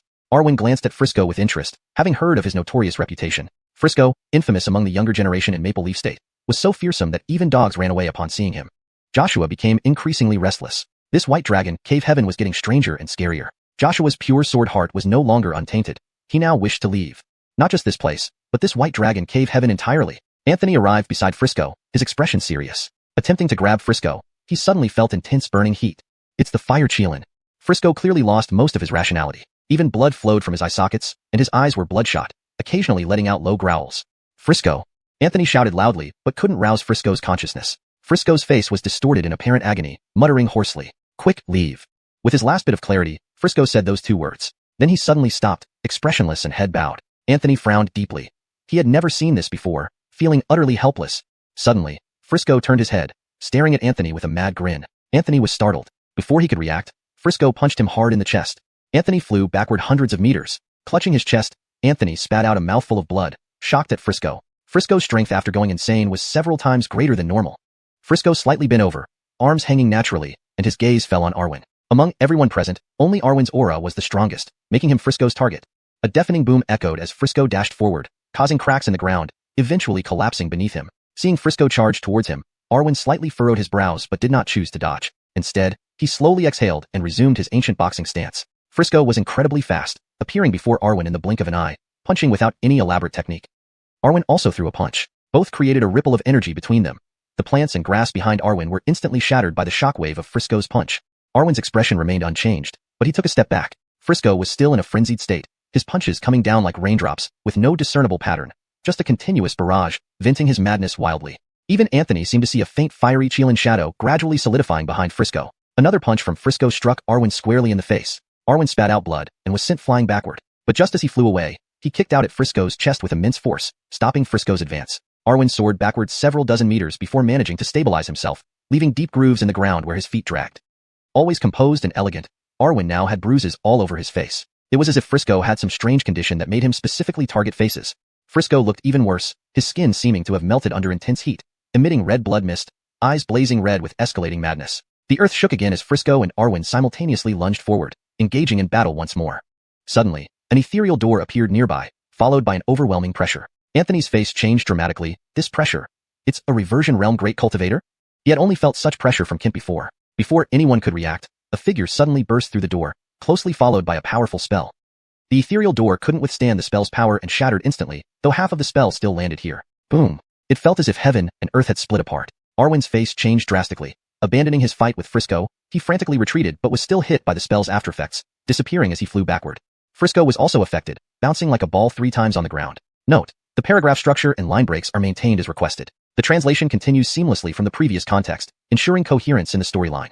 Chapter 94, Therese. Anthony did not see clearly the figure that burst through the gate of void, but he had no time to investigate. Anthony moved and first picked the 2 dragon gall plants, then came to Frisco's side. Frisco was just staggering to his feet. However, as soon as he stood up, Anthony knocked him out with a blow to the back of his neck. Anthony was about to lift Frisco when a slender figure suddenly appeared in front of him. Anthony's expression changed, and he prepared to withdraw but heard a cold voice saying, "Don't move. If you move again, I'll kill you." Anthony froze. This voice? How familiar is it? Anthony slowly lifted his head, and in an instant, his hair stood on end. Damn, Therese? How did she get in here? The graceful figure before him could be none other than Therese. She wore a purple gauze dress, her beauty unparalleled. Her starry eyes sparkled with a few points of light, exuding a chilly demeanor. Yet, within this coldness, there was an endless allure. She seemed born with innate charm. Even with a frosty face, her charm was natural, her posture graceful, her feet bare. Especially those long legs were captivating enough to make anyone linger. Even Anthony found himself momentarily entranced. Your 5 elements law seems energized, going berserk. 5 elements law, holy smokes, go for her. Go for her. I'll grant you 100 enlightenments if you do. Let's directly make you immortal. Anthony swallowed hard and said to the 5 elements law within his heart, go for her? She's almost driving me mad. This woman isn't good. Our reunion may wait till next life. 5 elements law, relax, she can't defeat you. She's severely injured. You can handle her. Anthony's eyes lit up. Is what you say true? 5 elements law. When have I ever lied to you about such things? If there's anyone better at women than me, let them come forward. As Anthony was arguing with the Five Elements Law, Therese suddenly spoke, enjoying the view? It turned out that while conversing with the Five Elements Law, Anthony's gaze had been fixed on Therese's exposed legs under her purple gauze dress. Anthony forced a smile uglier than crying. Not really. Yes. Anthony's face looked like he had eaten fly dung. He couldn't understand how Therese, who was so high in cultivation, managed to enter here. Anthony rubbed his nose, scratched his head, and showed a flattering smile. Sister Therese, are you tired or thirsty? Maybe I can give you a shoulder rub or leg massage. Saying this, Anthony, possessed by a strange urge, actually reached out toward Therese's long legs. Wish to die. Therese narrowed her eyes and said icily. Anthony came to his senses and stopped mid-motion, wishing he could slap himself. Was he looking for trouble? Why couldn't he control his hands? Therese suddenly frowned, her face turning deathly pale, her look towards Anthony becoming complex. Take off your clothes. Anthony blinked. What? I told you to take off your clothes. Anthony's eyes darted around nervously. Did all people from the devil sect act so bold and open? This isn't quite right. In this remote place, what if someone sees? Therese's face was icy. If not for her severe injuries, threatening her very life, she would have slapped Anthony dead. Seeing Therese's murderous glare, Anthony shivered involuntarily. Forget it. I'll just strip. However, Anthony's first sentence after stripping angered Therese enough to spit blood on him. After stripping, Anthony looked at Therese blankly. You aren't taking yours off? Seeing Therese struggling, Anthony placed his hands on his pants, ready to take them off. Therese started questioning her life choices. Did he need theatrics for something as simple as undressing? Why are you taking off your pants? Anthony asked innocently, don't we need to remove pants too? How else can we do it? Do what with my grandfather? Therese's anger surged, almost making her vomit blood again. She didn't want to waste more time with this confused saint son from Milo sect. With a dagger, she slashed her palm and then cut open Anthony's dantian, placing her palm over it. Anthony dared not resist. Though Five Elements Law said Therese was injured, Anthony still felt her daunting aura fluctuations. Even a dying camel outweighs a horse. Anthony swallowed hard. What is happening? Why does it feel cold, yet, surprisingly, comfortable? Therese glared at Anthony, visibly irritated. Does he enjoy this? Is he being polite? After a moment, Therese withdrew her hand from Anthony's dantian. Anthony hurriedly dressed himself, feeling uneasy, unsure whether to sit or stand. Therese frowned again, her face even paler. Just as she was about to speak, she suddenly lost consciousness and fell towards Anthony. Instinctively, Anthony caught her in his arms. Your Five Elements Law senses this wonderful touch and intense pressure, spitting out a nosebleed, enhancing its cultivation speed by 500 times, producing enlightenment. Current realm, golden core 4th layer. Anthony barely registered the joy, as anyone holding a devil sect enchantress would be trembling in fear, fearing she might open her mouth and bite off his head. Thankfully, Therese was unconscious. Otherwise, knowing Anthony's thoughts, she might have died of anger. I'm a demon cultivator, not a monster. Try opening that big mouth yourself. Anthony mentally asked, is she really unconscious? Not testing me. Five Elements Law, absolutely unconscious. Don't miss this chance. Anthony nodded. Indeed, he shouldn't miss it. He laid Therese on the ground, which thrilled the Five Elements Law. Cultivation speed increased yet again. Anthony took out a large sword, terrifying the Five Elements Law. Five Elements Law, what are you doing? Anthony seriously replied, kill her. Wait till she wakes up to finish me off. Five Elements Law. Five Elements Law, I meant for you to engage her, not slaughter her. Anthony shook his head fiercely. No way. I neither have the courage nor the heart for that. Who knows if halfway through, my great sword won't be cut in half. The Five Elements Law laughed ominously. Anthony wondered, did they all have issues? Why did they like laughing ominously? Were they villains before meeting me? Five Elements Law, pity, now you can't kill her. Didn't you notice what she was doing? Touching you? It's called Court Bond spell. Kill her now, and you'll follow her to the grave. Anthony's face turned green. Why didn't you say this earlier? Five Elements Law, I knew but decided not to tell you. Oh well, just for fun. Anthony returned the ancient sword to its scabbard, squatted down, sighing deeply. Great, now I'm stuck with her. Anthony clapped his hands. Pa? Joy, gone. He couldn't just leave her here. If Delilah accidentally died, Anthony would also meet his end in a muddled way, which would be truly infuriating. Anthony slung Frisco on his back, and then carried Delilah bridal style. The priority now was to find a safe place. However, just as he was about to leave, he noticed that the white python had turned its head and was staring at him with its vertical snake eyes. Anthony froze. Damn, why was he always so unlucky? Wasn't this giant snake supposed to have been killed by Arwen? Why was it alive again? Anthony sighed softly. This white python was barely hanging on to life. Could it possibly need one of the dragon gall plants for healing? Forget it, if one plant could save its life, so be it. The dragon gall plants originally belonged to this python anyway. He might as well give one to it, and keep the other for Frisco. Anthony took out a dragon gall plant, and waved it in front of the python. Here, if eating this can save your life, go ahead and eat it. No need to thank me, it's yours anyway. Anthony threw the plant over, but unexpectedly, the python didn't swallow it. Instead, it blew it back with a puff of breath. Not eating? Then what do you want? Anthony caught the plant blown back by the python, looking puzzled. The python seemed to understand Anthony's words. It struggled to twist its massive head and looked towards a spot nearby. Following the python's gaze, Anthony's expression changed. There were 3 snow-white snake eggs. Anthony's demeanor grew solemn. He gently placed Frisco and Delilah on the ground, then tapped lightly with his foot and approached the snake eggs. He pointed at the large snake eggs. You want me to take them with me? The python no longer had the strength to nod but blinked, its once cold and fierce eyes now filled with reluctance and pleading. Moved by this sight, Anthony paused, took a deep breath, and stored all 3 snake eggs in his storage space. I can help you take them out and find a quiet place in the rear mountain of Milo sect for them to cultivate peacefully. Of course, that's assuming I can get out of here alive. Anthony saluted the python, then returned to where Delilah and Frisco were. Just as he was about to hoist Frisco up, he noticed the python suddenly opening its mouth and wriggling, spitting out a handful of bamboo scrolls. Translation continues from here. Your 5 elements law feels a sense of fulfillment from this noble deed, gaining a minor enlightenment. Cultivation speed increased by 10% for helping an injured creature. Anthony picked up the scrolls curiously. Could these scrolls hold some valuable information, or even a clue to navigate through this place? Before he could ponder further, a message popped up in his mind. 5 elements law, seems like our luck is turning around. Better hurry up and find that safe place before more surprises show up. Anthony nodded, carefully stowing the scrolls away. With Delilah and Frisco in tow, along with the responsibility of 3 snake eggs, he needed to be extra cautious. He scanned the surroundings one last time and set off, hoping this time, fortune would finally smile upon him. Chapter 95.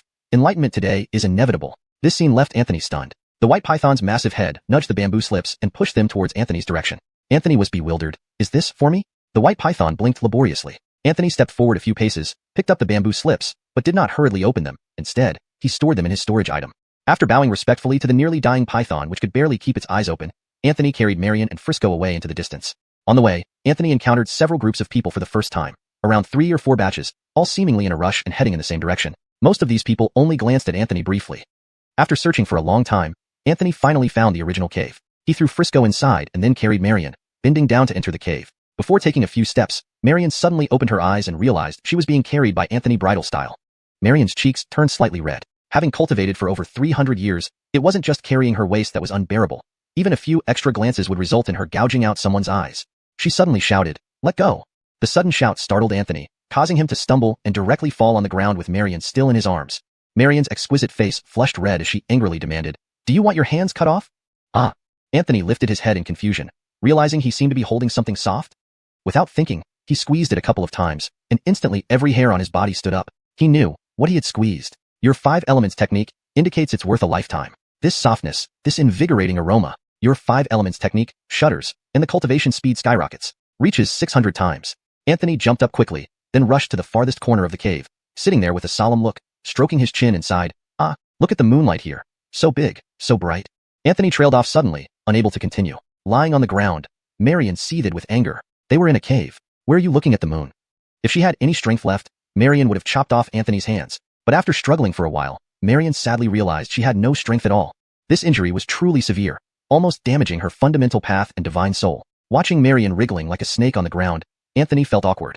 After attempting for a long time, Marion finally gave up and glared at Anthony viciously. "Are you blind? Can't you come help me up?" Anthony rubbed his nose and reluctantly got up, gently helping Marion to her feet while enduring her almost murderous glare. Anthony frowned and muttered quietly, requesting help from others and giving such a look deserves being an unmarried old maid for centuries. "Marion? Dare you repeat that?" Marion stared daggers at Anthony. If looks could kill, Anthony would have died hundreds of times. Anthony shivered and immediately switched to a fawning smile. "Oh, I mean, Miss Marion is so beautiful, charming enough to stop traffic, sink fish, close the moon and hide the flowers. Anyone who can be your partner is blessed after 800 lifetimes." Marion snorted coldly, acknowledging he knew how to speak properly. Anthony gently helped Marion to lean against a stone wall. He then gathered some firewood and lit a bonfire. Looking at Marion's pale face, Anthony was very curious. What kind of person could injure her so badly? After a moment's consideration, he asked cautiously, "You were injured by whom? What happened outside?" Marion glanced at Anthony complexly. "Do you have the nerve to ask? You have a great mentor indeed." Just when Anthony was causing chaos in White Dragon Grotto, the outside world was already engulfed in flames, literally. The entire White Dragon Cave was enveloped in smoke from battle. Milo sect lost many disciples, but the demon sect suffered even worse casualties. Countless deaths and injuries. Initially, Milo sect was completely on the defensive, with even Elder Alexei losing both arms. If not for Jonathan risking his life to save him, Alexei would have chosen self-destruction. Elder Emmett paid a huge price, heavy injuries and loss of future cultivation, to defeat 3 demon sect envoys. Bear in mind, under the leadership of Tianma sect and Marion, the demon sect only had 9 envoys. 1/3 were wiped out by Emmett alone in this battle. Kent was heavily wounded. At that time, Marion and Henrik surrounded Kent. Thinking he was already exhausted from previous battles, and possibly triggering some old illnesses, they underestimated him. Unbeknownst to them, Kent was concealing his true power and struck back with full force in the end. Subsequently, Henrik delivered a fatal blow to Kent, severely injuring him. However, reinforcements arrived halfway through. A wave came from Changha's sword sect. Another wave came from Jotian sect, Changha sword sect's Master Hobie, a core realm sword cultivator, and Jutian sect's Grand Elder Blue, also a core realm powerhouse. Together, they forced Henrik into retreat. Realizing the situation was unfavorable, Marion used a secret technique to escape. Little did she know, Henrik planned to play a trick. Halfway during their escape, Henrik suddenly attacked Marion. Had Marion not secretly obtained the Jade token to open the White Dragon Grotto earlier and escaped here while heavily injured, she might have really died at Henrik's hands. Henrik hails from the world's top demon sect, Tingxue Tower, truly formidable. After hearing the story, Anthony was shaken internally. Immediately, Anthony fell into deep silence. If he hadn't gotten involved, perhaps so many wouldn't have died. Anthony clenched his fists tightly. All because of me. Even the esteemed Minter was seriously injured. Even the usually despised Elder Alexei had both arms severed. Gritting his teeth, Anthony's hands tightened into fists. Seemingly sensing Anthony's emotional fluctuations, Marion sneered, "You righteous sect disciples are quite amusing. Risking death just to protect that hypocritical righteousness in your hearts? Claiming to be prestigious sects, but aren't the hidden filth still numerous?" Anthony remained silent for a long time. After a while, he exhaled slowly. "Adding more firewood," he said calmly. "We are like pieces of wood. Some have higher realms, thus larger wood, while others have lower realms, hence smaller wood. When they burn, the light is the same. But it cannot be denied that the light illuminates the whole cave. Yet inevitably there are areas where the light cannot reach." Anthony stared at the bonfire, the firelight illuminating his face as he gazed blankly at the flame. After a pause, he continued slowly, "I've never criticized the demon sect. Just like the world, where there's light, there must be darkness. It's unchangeable. Those who love light naturally hate darkness. Yet, remember, some people may never have seen light from birth. They may yearn for it, but born with the label of darkness. This path might not be their choice, but one they have to follow." Marion was taken aback. Turning to Anthony, she was surprised. The Holy Son of Milo sect actually spoke such words. Anthony sensed Marion's gaze and met her eyes without averting his own. After a moment of their intense gaze, Marion suddenly coldly hummed and turned her head away, no longer looking into Anthony's deep, tranquil eyes that resembled a murky pond. After a while, Marion abruptly said, "You'd better check on your friend." Anthony was taken aback. "Frisco?" Anthony stepped forward. Frisco's eyes were still tightly shut. The mist that had once risen from him had vanished, yet the Kirin tattoo remained vividly bright, and Frisco's body was still scorching hot. Furrowing his brows, Anthony glanced at Marion and softly asked, "Do you know how to save him?" Marion cast a sidelong glance at Anthony. "I do." Marion paused for a moment. "But why should I tell you?" Anthony squatted down, rubbing his chin. The 5 elements technique had already informed him quietly that Marion was currently severely injured, and due to the influence of her cultivation method, she was now akin to someone without any realm.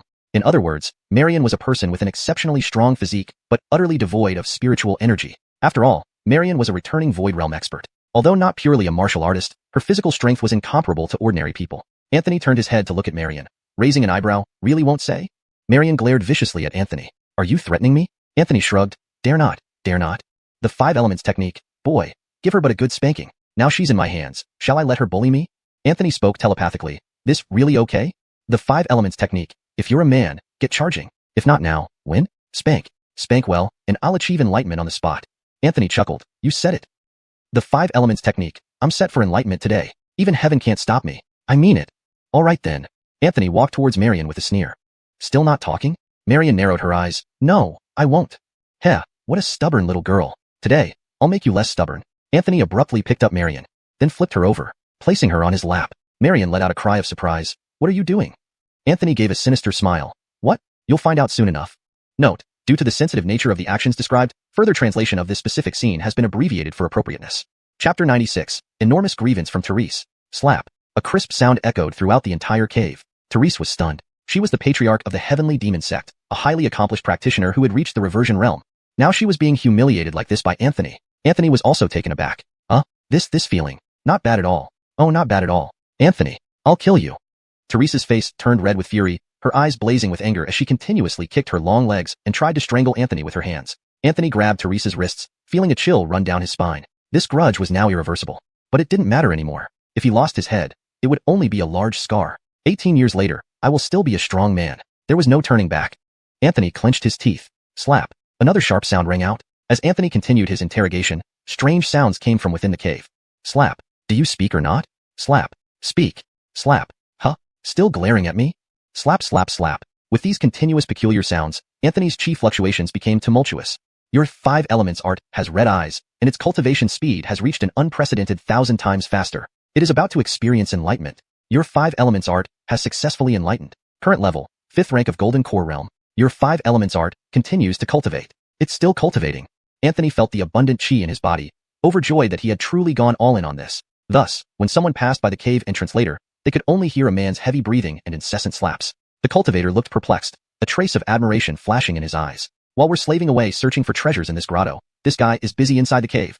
He originally wanted to listen further by peeking around the corner, but was dragged away by a fellow female cultivator whose face was flushed red. Inside the cave, Anthony wiped the sweat off his forehead. Damn, this job isn't something just anyone can do. It's tiring. Your 5 elements art is about to enlighten again. It's going to enlighten again. Your 5 elements art has truly enlightened once more. It made it. Current level, 6th rank of Golden Core Realm. Your 5 elements art seems a bit overdone. It rolled its eyes, frothed at the mouth, and twitched twice. Anthony? Hey, enough. Don't overdo it and kill yourself. Why aren't you guys stopping it? Mount removing technique, can't stop it. Completely insane. Draconic Kunlun sword, I fear not to shatter into pieces. I wish to leave my purity in this world. Anthony rolled his eyes. Therese hadn't made any noise for a while. She initially kept yelling, then suddenly went silent. At first, Anthony thought he might have hit too hard and knocked her out. However, after hearing the familiar voice in his mind lake, Anthony swallowed hard.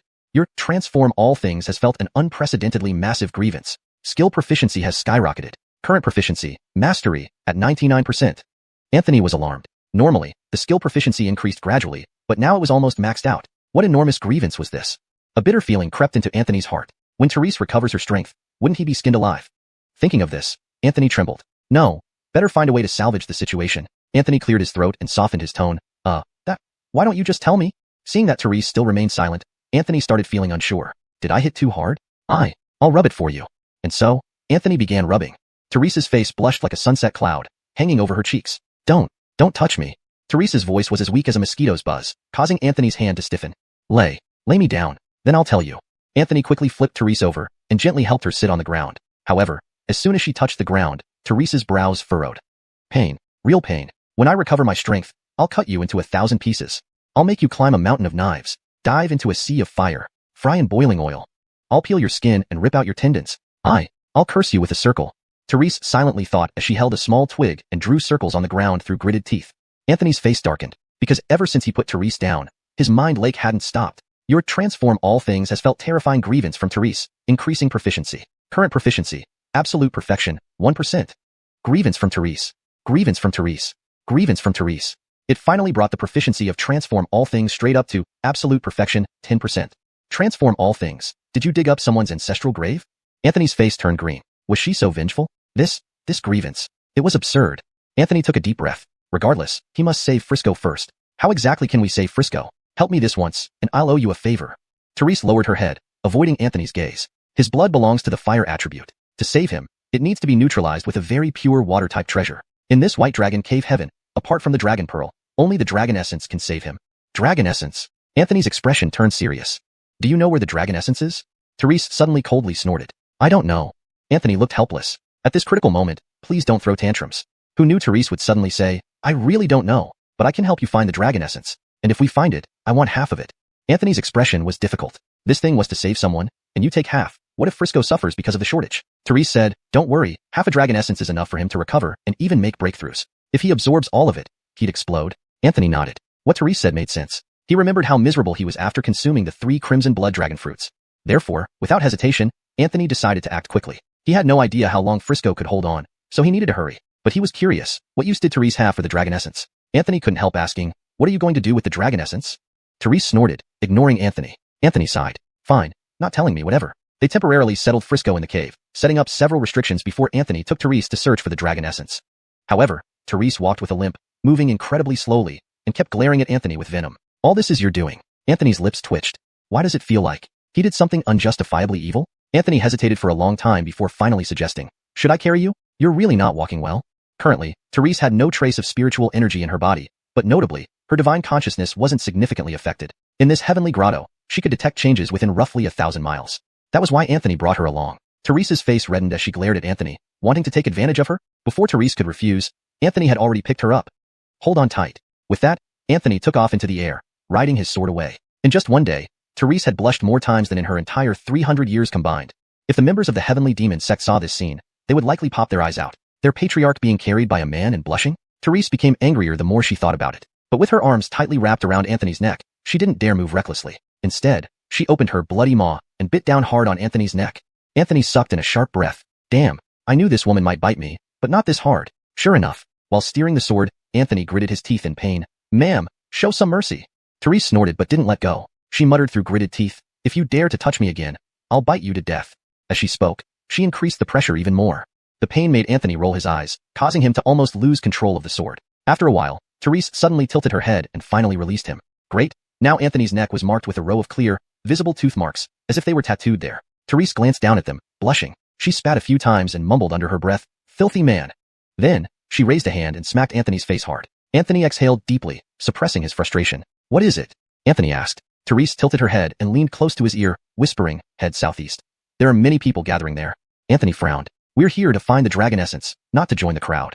Therese shot Anthony an exasperated look. "Can you use divine consciousness, or can I? Just do what I say. Why so many questions? Those people are all after the dragon essence. Someone must have found it, but they seem unable to enter the secret realm." "Secret realm? The dragon essence secret realm?" Anthony inquired. A mysterious smile appeared on Therese's face. She pulled out a jade talisman from her chest, which was the key to open this white dragon cave heaven. Therese extended her hand and handed the talisman to Anthony. "If I'm not mistaken, without this, they might never be able to enter that secret realm." Anthony took the jade talisman, his eyes lighting up. "But, why does it smell strange? It smells like, there's a faint milk scent?" Translation completed while maintaining paragraph structure and tone, ensuring natural fluency and grammatical correctness. Chapter 97, Dragon Essence Secret Realm. Marian's face reddened again. Anthony was truly shameless. He smelled it once, twice, thrice, and it seemed like he even wanted to lick it.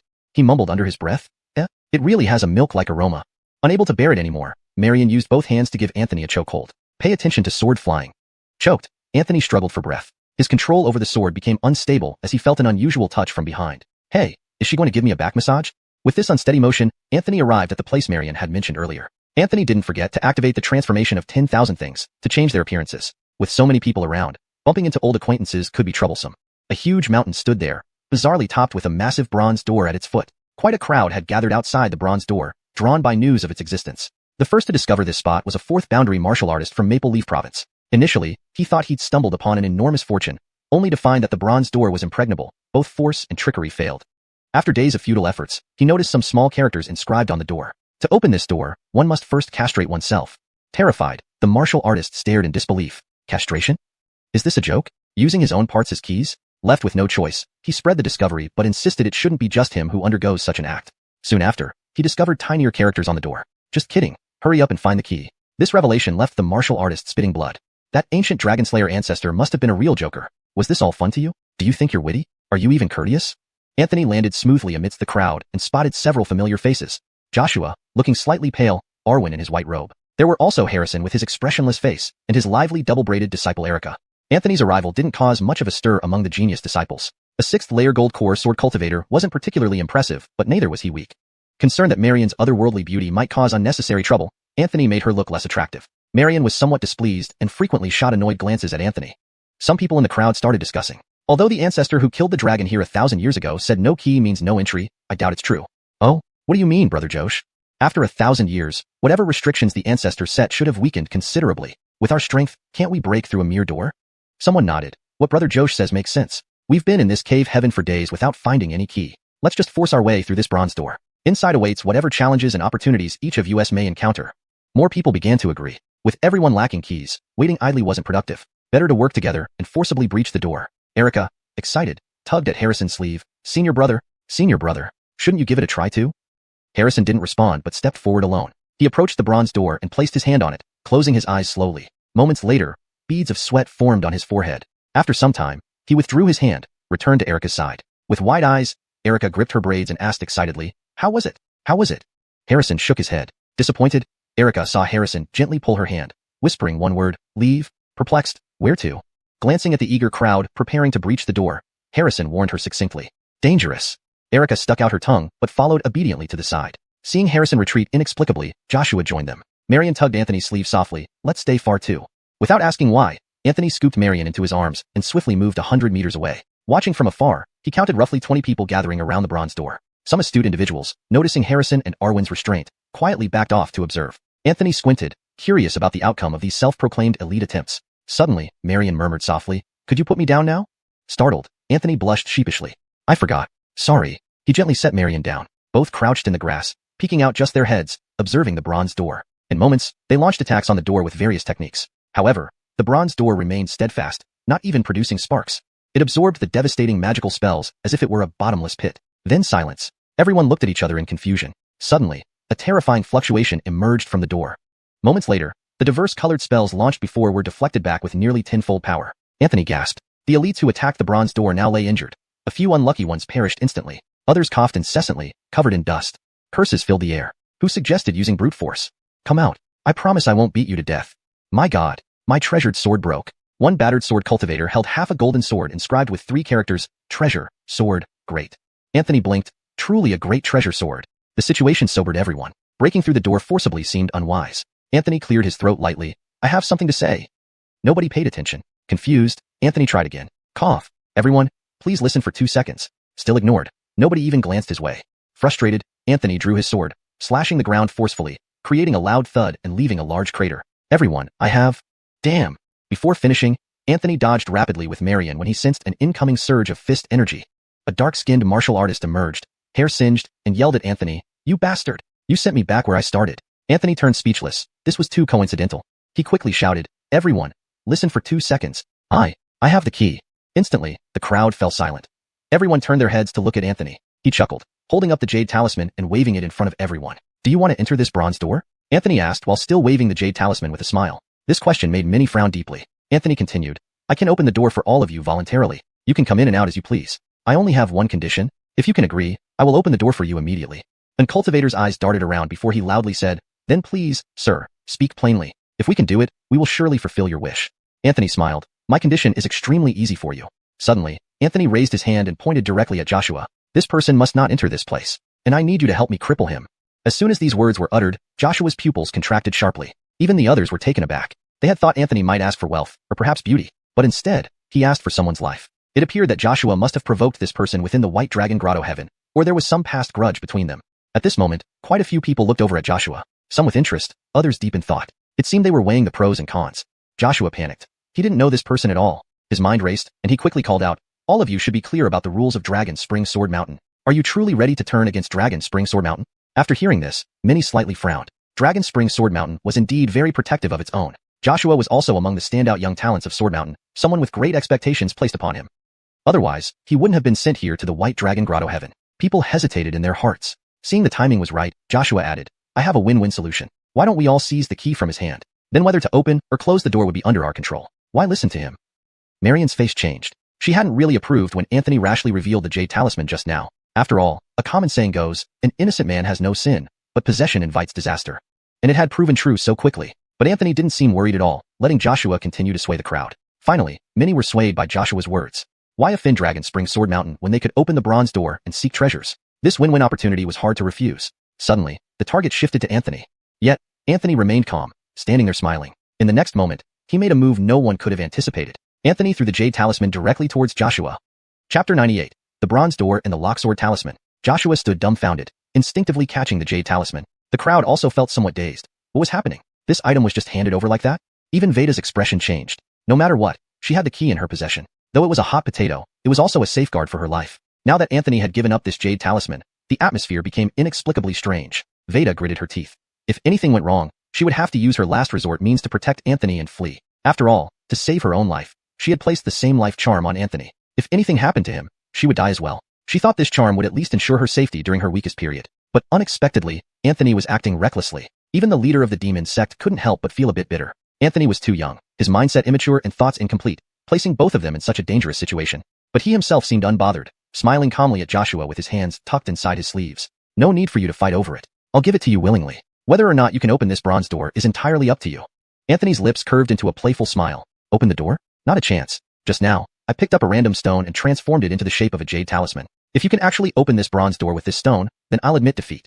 Anthony's current use of transform everything had become increasingly proficient. Moreover, after breaking through to supreme perfection, he discovered an incredibly powerful ability of transform everything, imitation. This was something Anthony had just discovered. Whatever move you used in front of him, Anthony could imitate it fairly accurately. It wasn't mere mimicry. When running transform everything, Anthony's eyes would glow a faint golden hue. He could see everything from the opponent's moves, their aura flow, even how their spirit energy moved through certain meridians. None of it escaped his gaze. However, this imitation did have limitations. For example, since Anthony was currently at the 6th stage of Golden Core, he could only discern and mimic moves up to the 10th stage of Golden Core. Beyond that, it would be very difficult. Anthony kept his hands in his sleeves, wearing a faint smile, as if saying, go ahead and open it. Don't just stand there like a statue. Try opening it so I can see.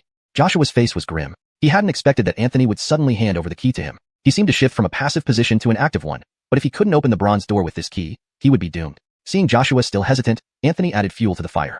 Hey, are you going to open it or not? You were all talk about taking it from me. Now I'm giving it to you willingly. How come you're not doing anything? Want to pass it down as a family heirloom? The corners of Joshua's mouth twitched. Sure, he'd love to pass it down as an heirloom, but if it didn't work, he probably wouldn't even make it out of this white dragon sky realm. What kind of family legacy would that be? Meeting his ancestors instead?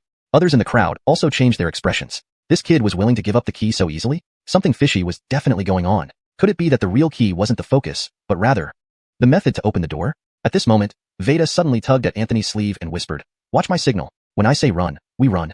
Anthony subconsciously responded with a then said, "Huh, run? Where to?"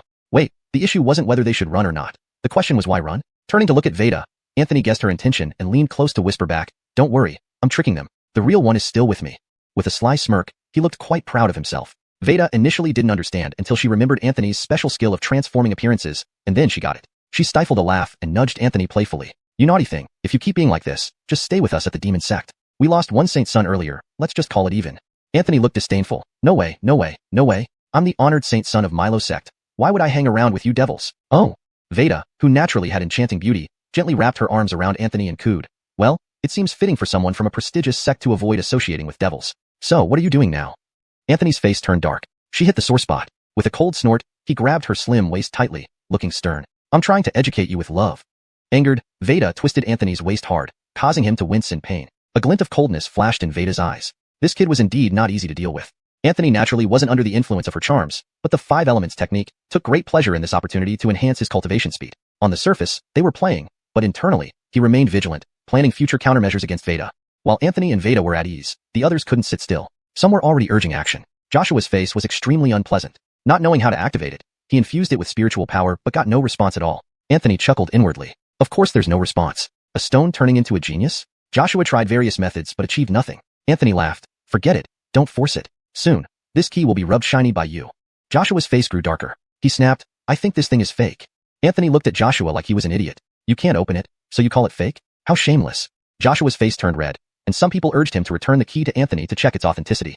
Joshua snorted and tossed the jade talisman back. Anthony caught it and discreetly swapped it with the real one hidden in his dimensional storage. Infusing it with spiritual power, the bronze door indeed showed a slight reaction. Everyone's faces lit up, but the reaction was short-lived. Anthony casually put the jade talisman away, stretching lazily. "Now, do you know what to choose? If you want to go in, incapacitate Joshua, and I'll open the gate immediately. Otherwise, enjoy standing here covered in dust." Joshua's expression changed drastically. The situation was spiraling out of his control. Many were now focusing on him. Without hesitation, Joshua turned into a streak of sword light and fled instantly. Anthony said leisurely, "If you don't chase, he'll get far." People's expressions shifted, and instantly, several figures shot off like rainbows. Seems there were plenty who didn't care much for Longquan Sword Mountain's face. Anthony stood there waiting without haste. In no time, Joshua would surely be brought back. Come on, almost a dozen late-stage golden core cultivators chasing him. If they failed, they might as well not live. Indeed, after a short while, a small black dot appeared from afar and quickly grew larger. Boom! It crashed to the ground. Joshua's mouth foamed, lying motionless on the ground, his condition dire after further beating. Anthony wasted no time, directly retrieving the jade talisman and activating it with spiritual power. Instantly, the bronze door embedded within the mountain rumbled loudly, then began to shake continuously. Finally, it slowly opened. Anthony merely glanced at it, not paying much attention. Others, however, rushed one after another into the open gateway. Anthony sneered inwardly. Let them test the waters. There were treasures inside, true enough, but he was convinced that the dangers lurking within would be far from simple. Besides, with Veda around, they could easily avoid unnecessary detours. Now, it was time to settle accounts with Joshua properly. Anthony stepped forward, drew his ancient sword, and patted Joshua's cheek. Stop pretending to be dead. Get up. Joshua remained motionless. Anthony said irritably, What? Do I have to kill you with my sword so your fake death becomes real? Finally, Joshua slowly opened his eyes. Anthony sneered, Quite the actor. So, do you want to live or die? Joshua's expression was complicated. He was already severely injured, like a fish on the chopping block. He looked at Anthony, his face pale. If I say I want to live, will I live? Anthony snapped his fingers. It depends on my mood and your sincerity. What do you mean? Anthony chuckled. Hand over everything you have, Fongsuan object, Jiqi object, anything goes. I'm not picky. Joshua's eyelids twitched violently. Fongsuan objects and Jiqi objects were prized possessions of the mountain. Such storage-type magical artifacts for holding items were always in high demand and short supply. Anthony raised an eyebrow. What? You don't have any? That poor? Joshua coughed up a few mouthfuls of blood, struggled to sit up, and forced a bitter laugh. Then, he really did remove a hairpin from his head. Anthony took it and glanced at it. A Fongsuan object? Joshua nodded. Anthony casually pinned it on top of his own head. Not bad, it looks presentable enough. After obtaining the incantation to unlock the restrictions of the Fongsuan object, Anthony smiled sweetly at Joshua. I won't beat around the bush. You can keep your life, but in return, I need that locksword talisman of yours. Anthony had immense interest in the locksword talisman. As a swordsman, he had personally experienced its formidable power. In combat, the locksword talisman truly was a decisive factor that could turn the tide. But Joshua's expression was far from good. Each locksword talisman on the mountain required extensive research by cultivators of the talisman sect, sometimes taking decades to successfully create even one talisman core. Joshua's particular locksword talisman was naturally formed, containing traces of Taoist intent. It belonged to a class of innate talismans nurtured by nature itself. The situation seemed dire for Joshua as he faced this unexpected demand. Chapter 99.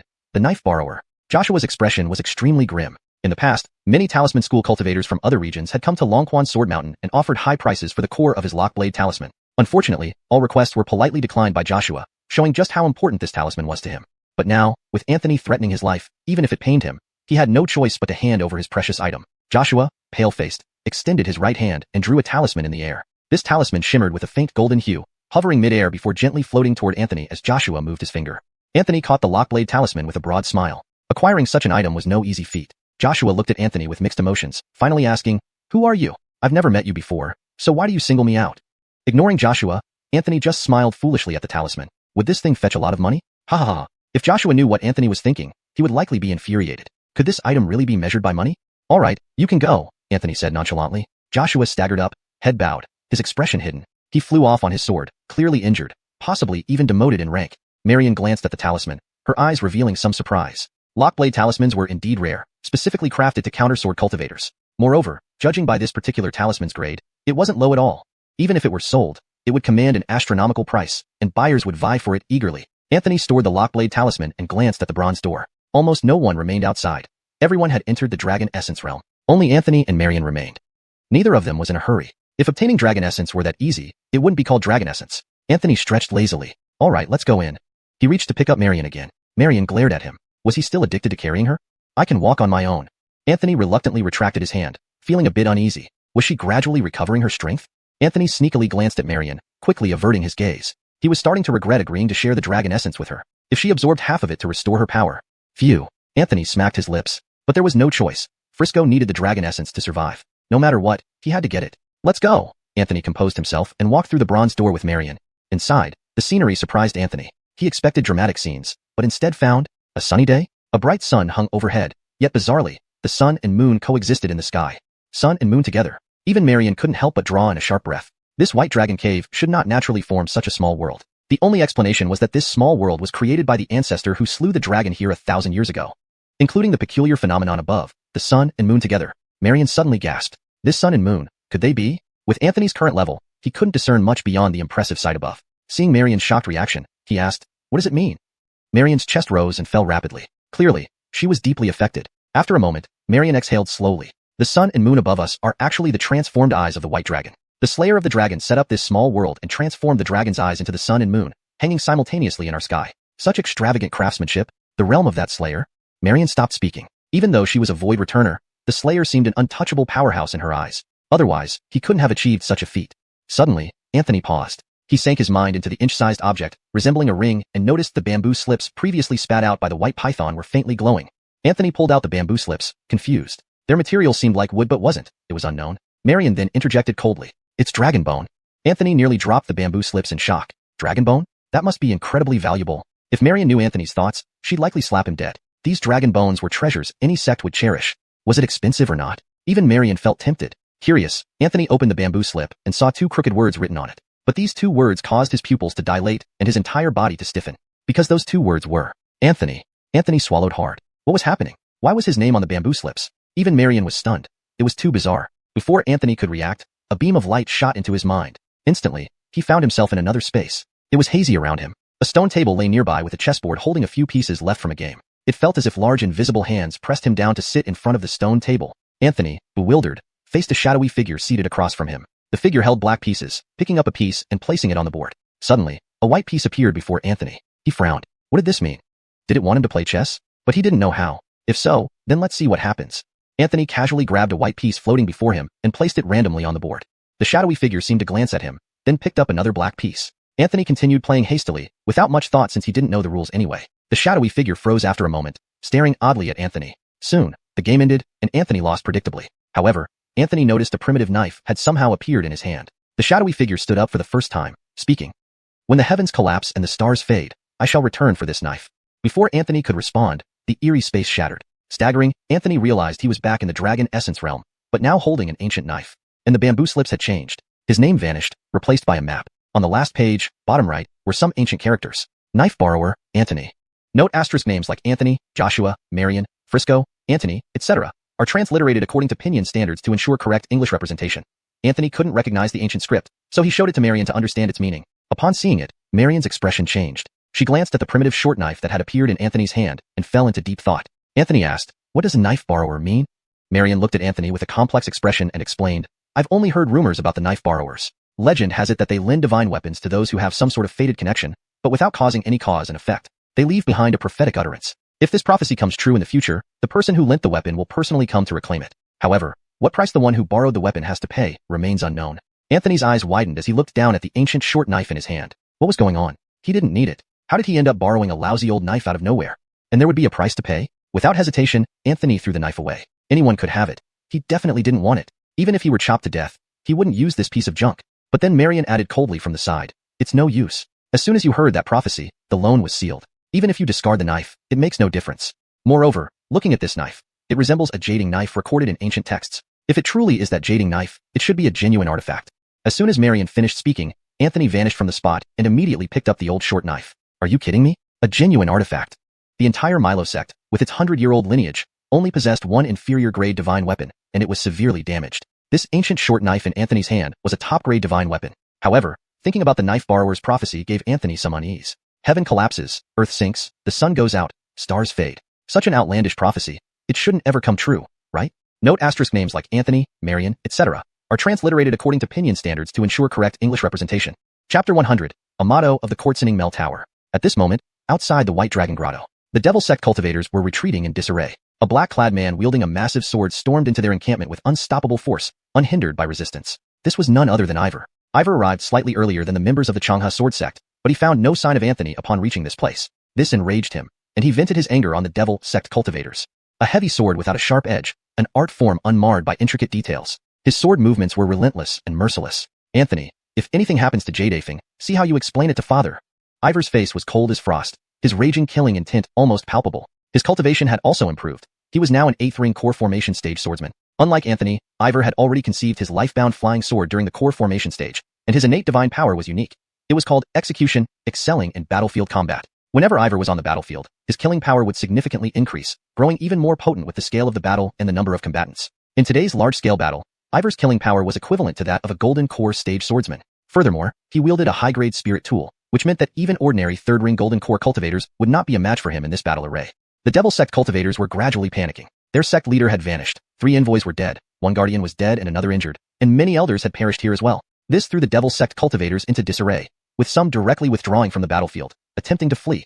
Unfortunately for them, Grand Elder Blue of the Jotian sect had already ordered his cultivators to encircle the White Dragon Grotto tightly, working together with the elite disciples of the Changha sword sect to deliver a fatal blow to the Devil faction.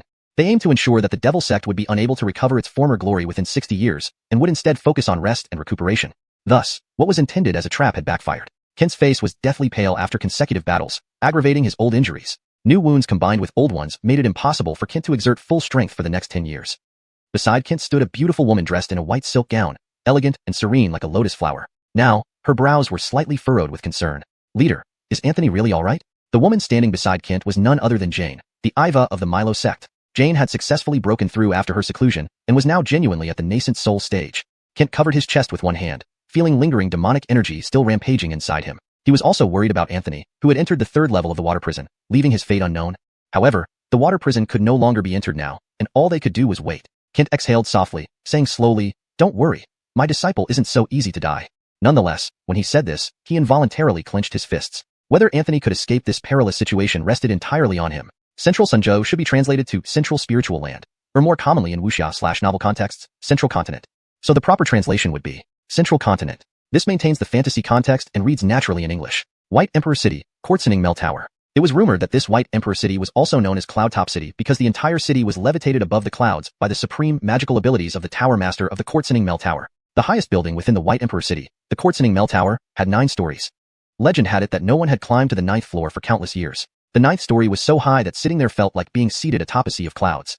At this moment, atop this vast sea of clouds, two people were seated. One wore white, the other black. A chessboard lay before them, and they were playing a game of Go. Black attire held white pieces, while white attire held black pieces. The one in black was the renowned mage, Nigel. The one in white was a scholar from the Greenstone Academy of the Move family manor, Anthony. Both moved quickly, seemingly not contemplating the board or the moves. Nigel was the first to speak. 10,000 years ago, you made a mistake. How do you prove that you won't repeat that same mistake now? Anthony remained calm, replying, mistake? Was it me who was wrong? Or was it everyone else except me? Nigel fell silent for a moment. 5 elements, 8 desolations, sword mastery. Do you truly have such confidence in him? Anthony looked up at Nigel, offering a non-answer answer. I am his second elder brother. Nigel laughed. 5 elements, 8 desolations, sword mastery, heaven's will, earth's law, book of all things. Only you and I survived that great battle, and I've played this game for 10,000 years. How do you break the deadlock? Anthony smiled gently, his voice warm and rich. The one to break the deadlock is not me. Nigel's brow furrowed. Just then, Anthony suddenly frowned, letting go of the piece he had just picked up. Wait a moment. Saying this, Anthony instantly vanished. On the continent of 8 desolations, at the edge of the world, a serious-faced middle-aged man dressed in scholarly robes and a young man hanging around carefree with 2 sabers at his waist were drinking tea here. The young man laughed heartily. How is the person I chose? The middle-aged man would not have minded if the topic hadn't been brought up. It only made him angrier. Corkyu, he's just a lousy player. Not worth talking about. The young man laughed so hard he bent over double. Originally, he had 3 sabers, 2 hanging at his waist, and 1 on his back. Now, only 2 remained. With his legs crossed, he was about to speak when his expression suddenly stiffened. The middle-aged man across from him also changed his demeanor. Suddenly, a white-robed scholar appeared out of nowhere, seating himself beside them and sipping tea. The scholar gave a warm smile, glancing at the young man with the sabers and delivering a chilling message that sent shivers down the spine of the once-renowned dragon slayer. You're borrowing knives from our Mu family. Don't you want the remaining 2 knives? The eyes of the middle-aged man narrowed sharply, producing an ancient book in midair. Anthony glanced at it, then chuckled. The book was his life-bound item, yet now it couldn't even be flipped. Who are you? Anthony blinked. I am Nigel from the Quartzoning Mel Tower. At that moment, far away in central Zhongtu, Nigel rolled her eyes while seated before the chessboard. The young man gestured for the middle-aged man not to move rashly, then stood up respectfully and bowed to Anthony. Your junior did not mean any harm in borrowing the saber. If I've offended you, please forgive me, senior. Anthony took a sip of tea, placing the cup down gently. If I had harbored ill intentions, you wouldn't be able to stand and speak to me now. That jade knife doesn't need to be retrieved. If you ever meet again, it's your karmic connection. That prophecy is of great importance. To attempt to glimpse the will of heaven based on mere conjecture. Remember, human calculations can never surpass the will of heaven. All deliberate actions fall short. Only those unintentional might precede it. Anthony slowly stood up, vanishing in an instant. The two exchanged puzzled looks. Teleportation across provinces. Though they could also teleport, they couldn't cover such vast distances with a single step without any spiritual fluctuations.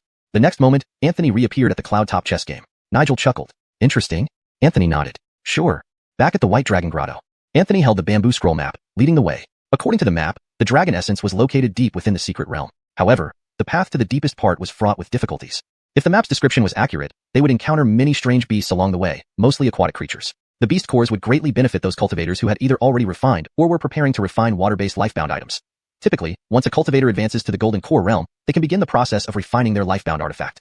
To break through to the Yuanying realm, one must thoroughly refine their lifebound object. For example, take Joshua. His innate object was actually the locking sword talisman. Therefore, after he handed over the talisman's core to Anthony, his face turned so pale, and he even dropped in cultivation realm.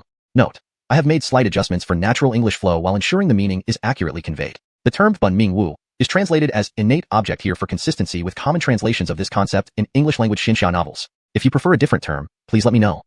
This is equivalent to forcibly extracting the previously refined innate object, so how could it not result in a drop in cultivation realm? Moreover, a lifebound artifact isn't something that can be Liban chosen and refined. It must resonate with one's own Tao, and the higher its grade, the better. The higher the grade, the greater its destructive power. Asterisk correction, Yi is translated as casually or randomly to fit naturally in English. Revised. Moreover, a lifebound artifact isn't something that can be casually chosen and refined. It must resonate with one's own Tao, and the higher its grade, the better. The higher the grade, the greater its destructive power. This is also why some Yuanying realm cultivators are extremely powerful, while others are as fragile as paper. The fundamental reason lies in the varying ranks of their innate artifacts. Some cultivators might only have a magic tool as their lifebound item, whereas Tansai disciples from major sects might be able to refine a high-grade spirit tool, or even an exquisite spirit tool, right from the start. Note: I slightly adjusted the sentence for better flow and readability in English. The term Tansai, which means genius, is used here to refer to exceptionally talented disciples. For more precise and context-aware translation, please provide surrounding sentences or paragraphs if possible. A few individuals with extraordinary fortune might even be able to refine a divine artifact. Anthony has yet to begin working on his lifebound artifact because he has no clue where to start.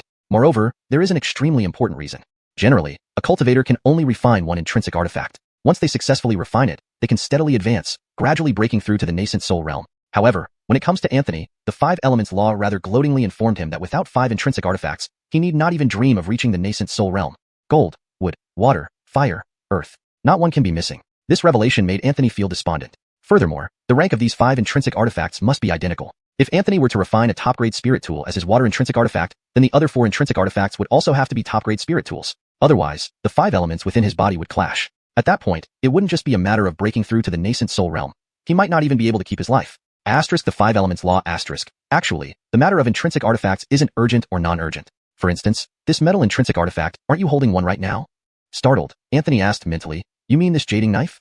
Asterisk the 5 elements law asterisk. Your jading knife was used in ancient times on the dragon-slaying platform for executions. If my guess is correct, this white dragon was likely killed by this very knife. It is an artifact of utmost purity and gold essence, perfect for refining into an intrinsic artifact. Its rank is high enough too. Possessing a high-grade divine weapon as an intrinsic artifact sounds quite impressive. Anthony was somewhat tempted, but then he thought that if he really refined this jading knife, wouldn't that mean the next 4 intrinsic artifacts would all need to be high-grade divine weapons? Thinking about this, Anthony's face darkened once more. High-grade divine weapons. Where could he possibly get them? The previous chapter is missing, and the distribution channel can't be updated immediately. Please kindly visit our site 17K to read the complete content. 一般来说，一个修士只能炼化一件本命物，一旦成功炼化并完成大炼，便可稳步前行，逐步突破至元婴境。 However, when it came to Anthony, the 5 elements law rather gleefully informed him that without 5 intrinsic artifacts, he shouldn't even dream of reaching the Yuaning realm in his lifetime. Gold, wood, water, fire, earth. These 5 elements are essential and none can be missing. If Anthony were to refine a top-grade spiritual weapon belonging to the water element as his innate object, then the other 4 innate objects must also be top-grade spiritual weapons. Otherwise, the 5 elements within his body would clash, making it uncertain if he could even retain his life, let alone break through to the Yuaning realm. All 5 are essential. None can be missing. This news was a major blow to Anthony, and it also meant that the 5 intrinsic artifacts had to be of the same grade. If Anthony were to refine a top-grade spirit weapon as his water-aligned intrinsic object, then the other 4 intrinsic objects must also be top-grade spirit weapons. Otherwise, the 5 elements within his body would conflict with each other. Let alone breaking through to the Yuaning realm, it would be uncertain if he could even save his own life at that point. Actually, the matter of one's innate artifact can be urgent or not. Speaking of a metal innate artifact, don't you have one in your hand right now? Anthony was taken aback, responding mentally, you mean this jading doll? Note, the word doll is a Chinese character meaning knife or sword, which should be transliterated as jading saber or jading sword for better understanding in English, so it should be revised to. Anthony was taken aback, responding mentally, you mean this jading sword? For better fluency and accuracy, the sentence can be further polished too. Anthony paused, responding telepathically, you mean the jading sword? The 5 elements law, this execution sword of yours is from the ancient dragon-slaying platform. If my guess is correct, this white dragon was likely slain by this very sword. It's an item of utmost purity and metal affinity, perfect for refining into a life-bound artifact. Its grade is also high enough. An upper-grade divine artifact as a life-bound artifact sounds quite impressive. Note, I made slight adjustments to ensure the translation reads more naturally in English while maintaining the original meaning. The term Xingdao is translated as execution sword, assuming it refers to a sword used for executions. If Xingdao has a specific cultural or contextual meaning that should be preserved, you may want to retain it as is or provide an appropriate explanation. Anthony was somewhat tempted, but then he realized that if he really refined this execution blade, it would mean that the other 4 innate treasures would also have to be top-grade divine artifacts. At this thought, Anthony's face darkened once more. High-grade divine artifacts. Such items are extremely rare and precious. Where am I supposed to find or steal one? The preceding chapter is missing, and it may take some time to correct on the platform. For a complete reading experience, please visit our site 17K for the full content. Note, the last part seems to be an author's note about a missing chapter and a request for readers to visit a specific site. It has been translated accordingly but should be reviewed for context and appropriateness in the final document. Where am I supposed to steal them from? This phrase is better translated to convey the meaning and frustration in a natural English expression. The rest of your text seems to be missing. If you need further assistance with translating or editing other parts, feel free to provide more context. The previous chapter is missing, and it might take some time to update the distribution channels. For now, please visit our site 17K to read the complete content. We appreciate your understanding and support. Note, the final paragraph appears to be an editorial note from the original text and has been included verbatim. For the purposes of translation, it seems out of place in the narrative and might be better omitted in a more polished version. Chapter 101. Refining the court fee-bound artifact. Anthony's face darkened as he cursed inwardly, damn, might as well refine it. Man doesn't get rich without risks. Horses don't fatten without midnight grass. The bold take what they can. The timid starve to death. It's just a high-grade divine artifact. I'm going all in. With clenched teeth and stomping feet, Anthony decided to refine his life-bound artifact. How could a bird in hand fly away? Impossible. Anthony wanted Veda to find a secluded place using her spiritual senses for him to refine the life-bound artifact. Unexpectedly, Veda frowned. Her spiritual sense could only extend a mere 300 meters here, which darkened her expression. Anthony sneered. These females were always so moody, probably because of practicing demonic arts and suffering from a mental breakdown. With no other choice, Anthony relied on the bamboo scroll map and found a cave. He asked Veda to guard him while he first took down the hairpin on his head. This was Joshua's dimensional item, complete with the mantra to unlock its restrictions already given to Anthony. He was curious about what treasures it contained. Reciting the mantra, Anthony delved into the item and found a small mountain of coins inside, causing his eyes to shine brightly. These were spirit coins. 1 spirit coin exchanged for 10 large spirit coins, each of which exchanged for 100 small spirit coins, meaning 1 spirit coin equaled 1,000 small spirit coins. And there were over 300 spirit coins here. Shit. Riches. Anthony laughed heartily. Joshua was indeed from a major sect, incredibly wealthy. Besides the coins, there was a low-grade spirit weapon, a bronze mirror that didn't look like an offensive tool. Upon closer inspection, Anthony saw 2 characters on its back, Yuejing, or moon mirror. It wasn't an offensive or defensive tool but rather a beauty aid. This moon mirror, as its name suggested, could condense moonlight to enhance one's complexion, preserving youth remarkably. This is quite interesting, keep it for Blythe. She'll surely love it. Anthony smiled, retracting his mind from the mirror. Then he discovered a palm-sized black stone, not exactly a stone, yet also seemingly one. As Anthony studied its purpose, a voice from his inner lake resounded, the voice of the sword control technique. This is a whetstone, greatly beneficial to life-bound flying swords. Unfortunately, it's too small. Anthony questioned silently, a whetstone? Can this upgrade my life-bound flying sword? Correct. Whetstones are useful only to sword cultivators. This one seems to be of high grade but unfortunately very small, usable only a few times. Anthony immediately retrieved the whetstone and began grinding his life-bound flying sword Shinshin. After a while, Anthony felt a noticeable improvement.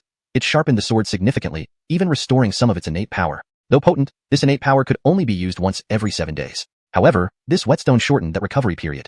Sadly, it was indeed small, wearing down quickly. Anthony carefully preserved the remaining half for future use. Besides the spirit coins and artifacts, Joshua's dimensional item had nothing else except a few bottles of premium, heavenly wine. Anthony slowly withdrew his mind, and then took out a dragon gall herb from another dimensional item. Frisco praised this herb highly, saying it was a pass to becoming a 6th realm warrior. Anthony, only a 3rd realm warrior, swallowed the bitter and astringent herb, immediately feeling a surge of vital energy permeate his body, breaking through the bottleneck to the 4th realm. The vital force turned into a gentle stream after breaking the bottleneck, nurturing his organs and meridians. Unlike the overwhelming power of the red blood dragon fruit, the dragon gall herb's effect was subtle, much like spring rain nourishing nature silently. Feeling rejuvenated, Anthony tightly clenched his fists, satisfied. This new vitality would continue to nurture him until he broke the 5th realm bottleneck. Anthony wielded the ancient long-slaying platform's jading knife, taking a deep breath to start refining it as his life-bound artifact. Although higher grades meant more benefits, they were harder to refine. This jading knife, being an extraordinary divine weapon, made the process more challenging. Veda watched Anthony from afar, increasingly appreciating him. Such individuals were naturally suited for the path of demon cultivation and absolute freedom. Yet, Anthony showed no interest in such paths. Reflecting on this, Veda sighed. Manipulating a mere gold core sword cultivator wouldn't be hard. She couldn't help but think about the disastrous battle outside, where Henrik tried to manipulate her. She vowed revenge upon regaining strength. Inside this unique space, night and day alternated every hour. Currently, it was nighttime, under which 5 people concealed themselves nearby the cave where Anthony was, quietly observing him. Among them were Arwen, Hiroshi holding a makeshift wooden spear, Harrison and Erica from the Purple Chi Pavilion, and Missouri from West Uejo. They followed Anthony closely since entering the Bronze Gate. They hadn't rushed in when the gate opened but hid instead, believing Anthony held significant secrets related to the Dragon Origin's secret realm, beyond just a key. Waiting patiently, they had been tracking Anthony, hoping to uncover hidden secrets by following him. Thus, Anthony was now firmly within their sights. Because Veda's spiritual sense was also hindered, she could only detect movements within 300 meters. Otherwise, these 5 people would have been exposed long ago. Seeing that Anthony didn't rush to seek treasures but instead entered a cave, it only solidified their suspicions further. Hiroshi plopped down on the ground, his face somewhat pale. Frisco was indeed a madman. No wonder he had the nickname Crazy Sue in Maple Leaf State. The title fit him perfectly. Hiroshi rubbed his shoulder and whispered, "What do you think this kid is up to? He's been inside for half a day without any significant moves. Now, he's gone into the cave. What's he trying to pull?" The merchant cultivator from West Uejo, Missouri, chuckled. "Pulling something?" A man and a woman went into the cave. "What do you think they're doing? Should Hiroshi go listen at the wall? He can come back and vividly share what he heard with us."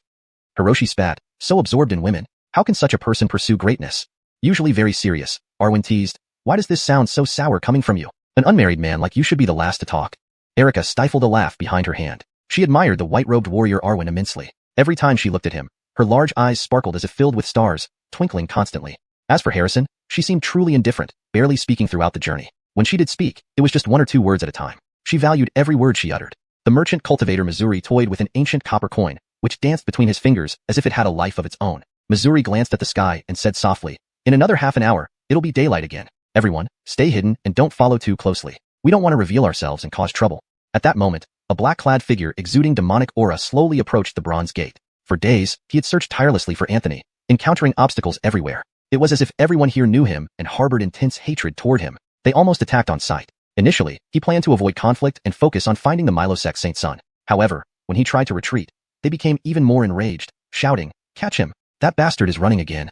Finally, tired of being pursued, he revealed his nascent soul realm aura, killing several waves of attackers and intentionally letting some escape, bringing everything to a standstill. Standing before the bronze gate, the demonic assassin closed his eyes slowly. After a moment, he abruptly opened them. He sensed a trace of Anthony here. He snorted coldly, "I'll see how you run this time." As the demonic assassin stepped into the Dragon Origin's secret realm, the bronze gate slammed shut with a deafening boom. Note asterisk: the translation preserves the paragraph structure and tone from the original Chinese text, ensuring the storyline and logic remain coherent with previous content. Chapter 102. Danger lurks everywhere. Inside the Long Yuan secret realm, a Dawson from the demon sect approached with surprise flashing in his eyes. The spiritual energy here is actually more concentrated than outside.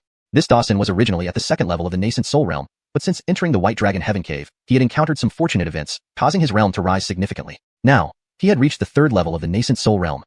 This place must also be a treasure land. Who knows what else might be here? Avarice flickered in the Dawson's eyes. Opportunities to enter such blessed lands were not something everyone could have. He strode forward without any worries about hidden dangers within this small world. He had gradually figured out the rules of this heaven cave. Although the strange beasts inside were strong, most were only at the peak core formation realm, as if crossing into the nascent soul realm turned them extremely formidable and troublesome. But jumping over this threshold wasn't easy. Or how would these beasts still remain at the peak core formation after all this time? Even fewer people here were even close to reaching the peak core formation realm, posing no threat to him. The Dawson's cloak fluttered behind him as he moved swiftly, disappearing from sight in just a few breaths. On the other side, Anthony had been refining his court-bound item, the jading knife, for quite some time now. Currently, it could be considered a minor refinement. The process of refining court-bound items was typically divided into 3 stages: minor refinement, moderate refinement, and major refinement. After major refinement, the lethal power of a court-bound item would increase notably. Anthony's aura had become significantly stronger than before. He gently exhaled, slightly trembling his right hand, and an ancient-looking wooden sheathed jading knife instantly appeared in his hand. Having refined it into a court-bound item, there was now a subtle mental connection between Anthony and the jading knife. Moreover, a tattoo of an ancient knife had formed on his left wrist. This jading knife was now stored within a key point in Anthony's left hand. For the first time, Anthony drew the jading knife from its sheath, revealing a cold, intense glow that lit up the entire cave. Instantly, a wave of overwhelming killing intent flooded into Anthony's mind. This jading knife was an execution blade from the ancient War Dragon platform, known for its heavy killing aura. Anthony's mind began to churn with a rapidly escalating desire to kill. Lynette observed Anthony's turbulent spiritual fluctuations and growing killing intent with narrowed eyes. She had seen this situation before. Was it possible that Zion, having refined this blood-stained jading knife, was succumbing to demonic influence? A peculiar smile curved Lynette's lips. She could stop this from happening, but why should she? She wished for Anthony to fall into the path of demons. Someone like him turning demonic would become a terrifying demon cultivator. Lynette would even help push him to the position of sacred son of the demon sect. Just then, a fierce sword chi and a primeval fist intent erupted from within Anthony, suppressing the escalating killing intent. Anthony's eyes gradually cleared as he gazed down at the unsheathed jading knife, revealing a complex expression. This knife was extraordinary, exceptionally so. It magnified not just killing intent, but all negative emotions within a person infinitely. As the saying goes, the better one can be good, the worse they can potentially be. Buddhism once said that thoughts are unpredictable. It was as if there was a ferocious dragon wandering in Anthony's heart lake, representing all his condensed negative thoughts. They weren't caused by the jading knife, but had long existed, brought to the surface by it. Anthony resheathed the jading knife, deciding not to use it frequently before completing major refinement, lest he lose his way heart and fall into the path of demons. Despite its aged appearance, the wooden sheath was clearly no ordinary wood. Otherwise, how could it remain uncorrupted over so many years, retaining a sense of ancient solemnity? Suddenly, Anthony noticed Lynette looking at him with a complicated expression. What? Not succumbing to demonic influence disappointed you? Anthony joked.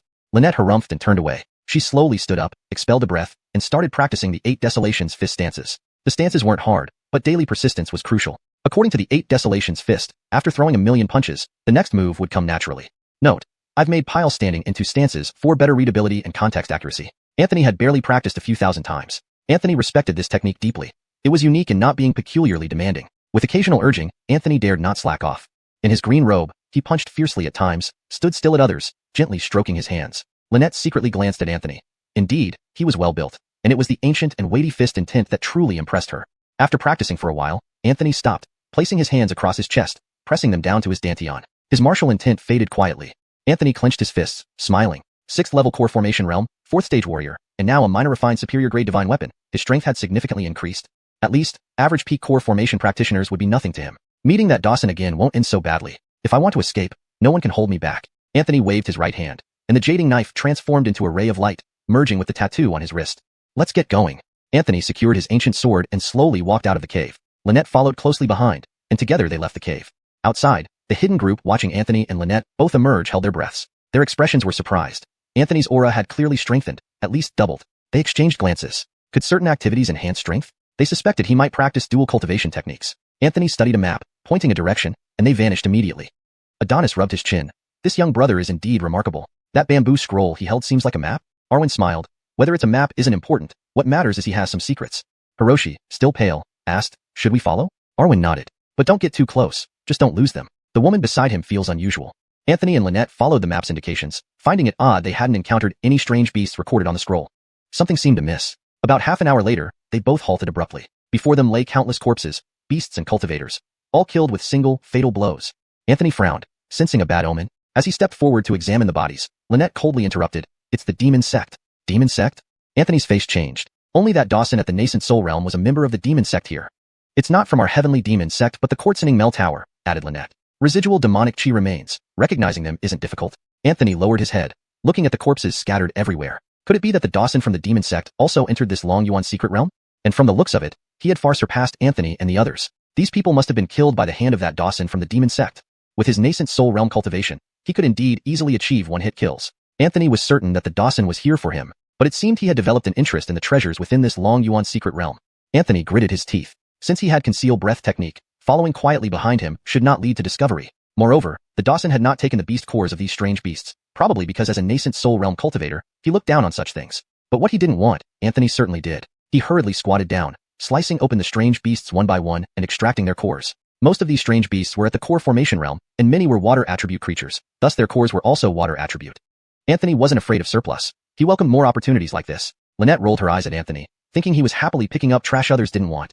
You don't need to refine a water attribute quartz-bound item, so what are you doing with these cores? Selling them? Lynette didn't know that Anthony needed to refine 5 quartz-bound items. Seeing him refine the jading knife in the cave, she naturally assumed his quartz-bound item was a metal attribute jading knife. But in fact, Anthony still needed to refine 4 more quartz-bound items. These beast cores would indeed come in handy. Anthony continued to cut open the beasts one after another, thoroughly enjoying himself. Watching this, Lynette frowned and instinctively moved away from Anthony, disapproving of his seemingly inexperienced behavior.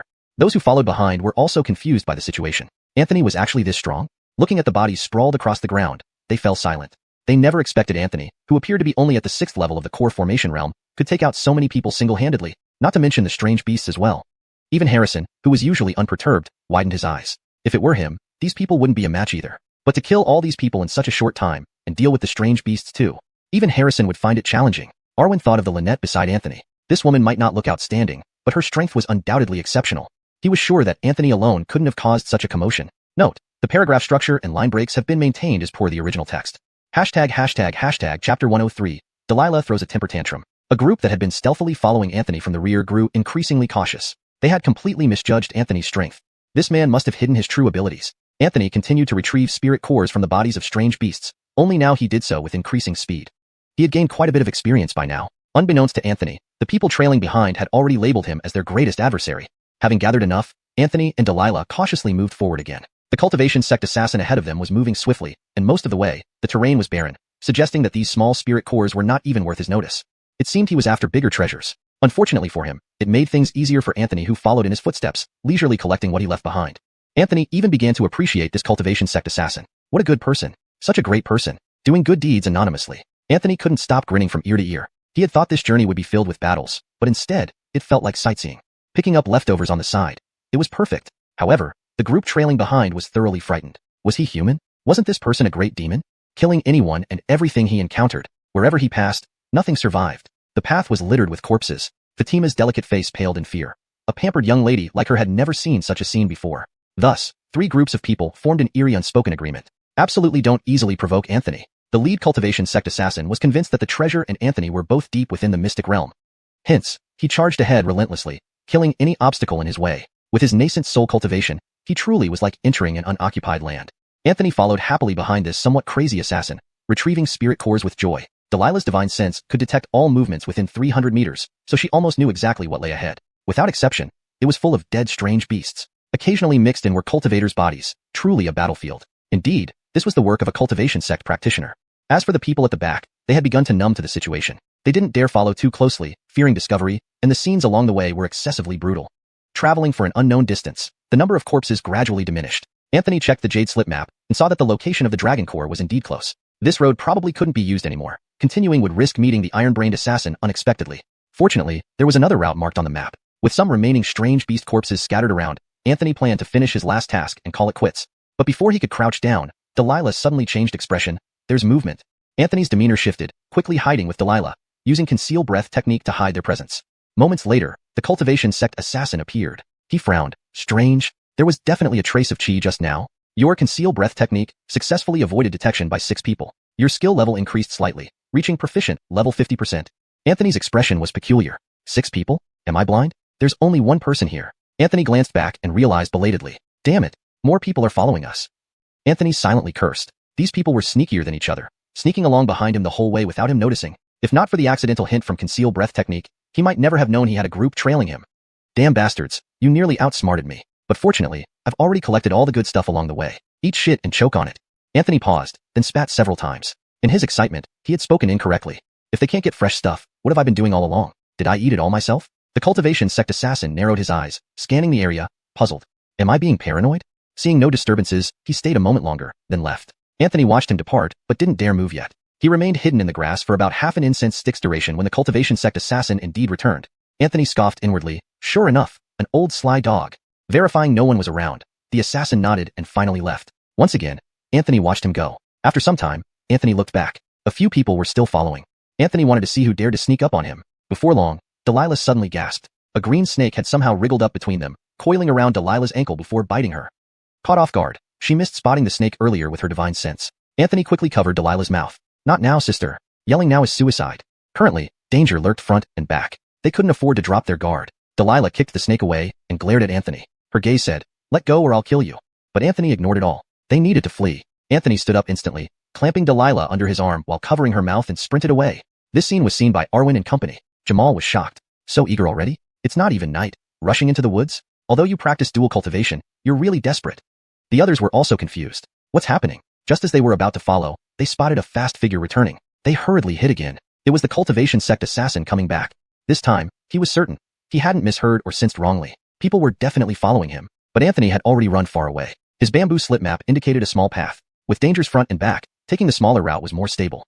Poor Delilah, having been silenced all along, struggled helplessly. Her strength was only a fraction of its former glory, making her powerless against Anthony. Anthony ran for some time, and seeing no pursuit, he relaxed. Suddenly, his expression changed. D****, why do you keep biting people?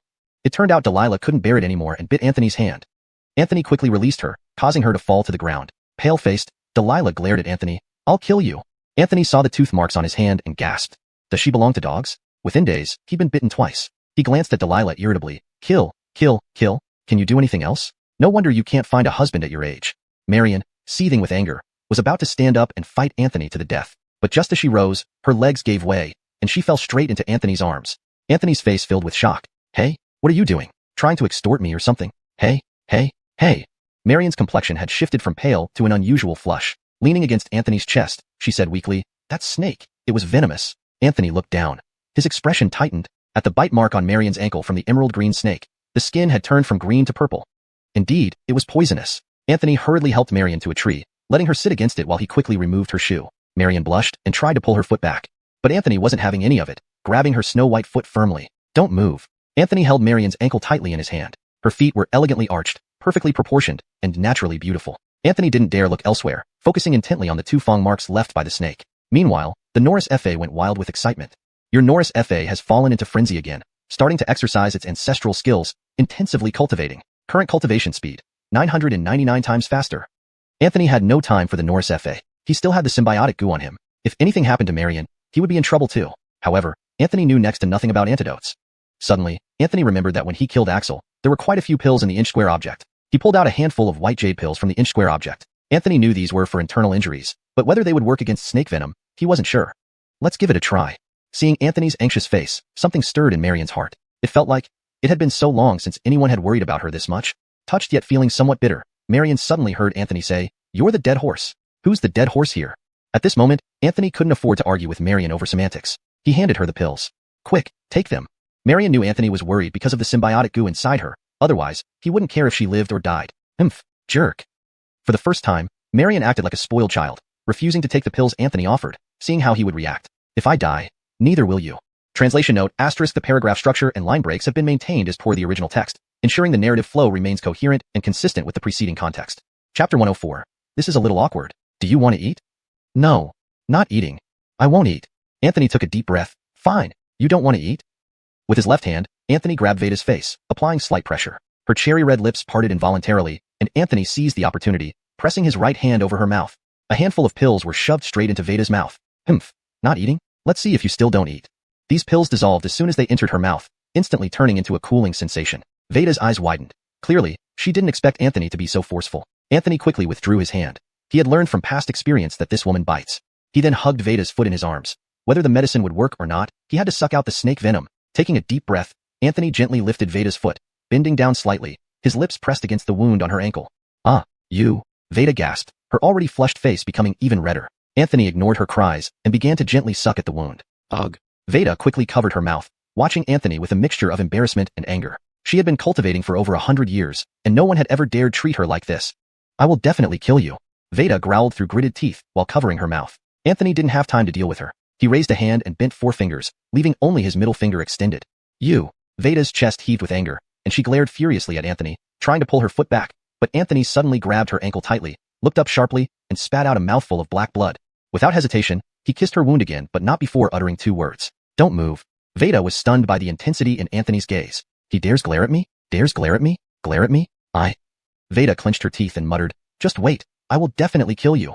Soon, Anthony raised his head again, spitting out more black blood.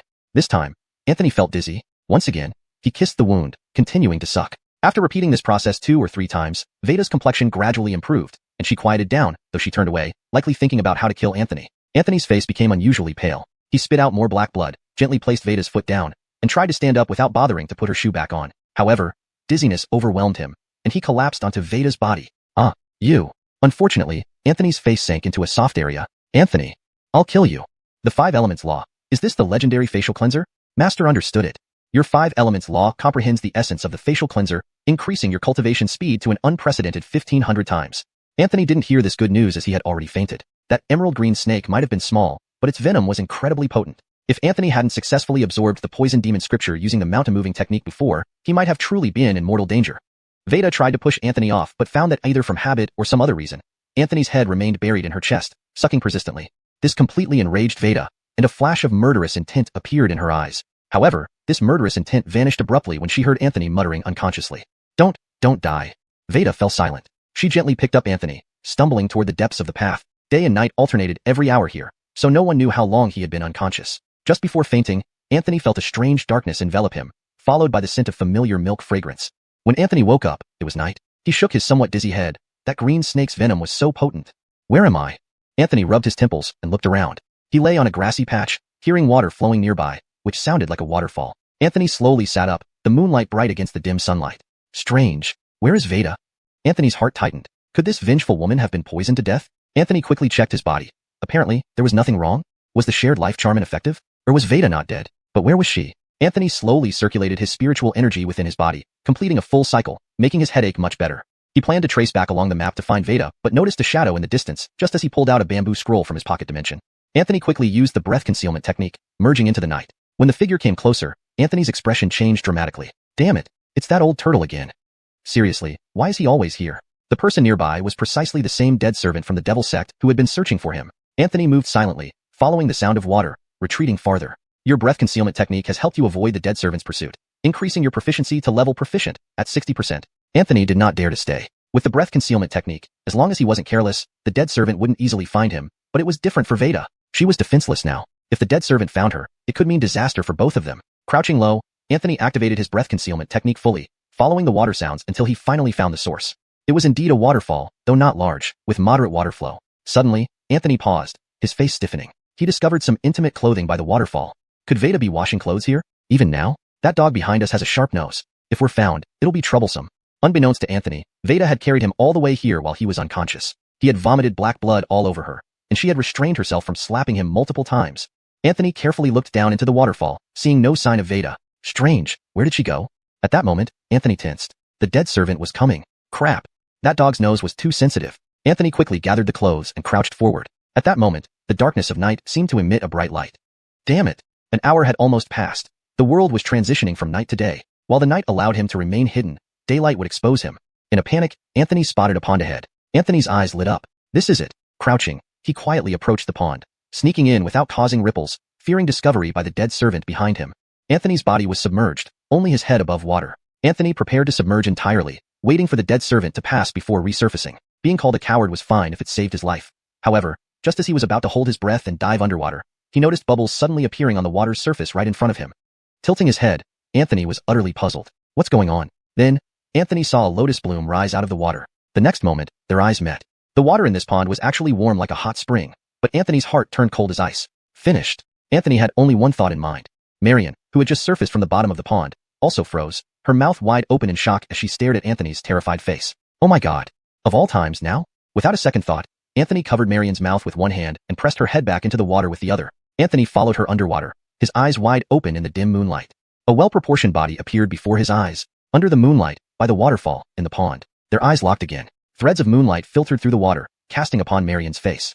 Her already breathtakingly beautiful and charming face now tinged with blush. For a moment, Anthony was mesmerized. Your 5 elements law has trembled violently, causing you to shudder and your hair to stand on end. Your cultivation speed is now uncontrollable, increasing to over 2,000 times.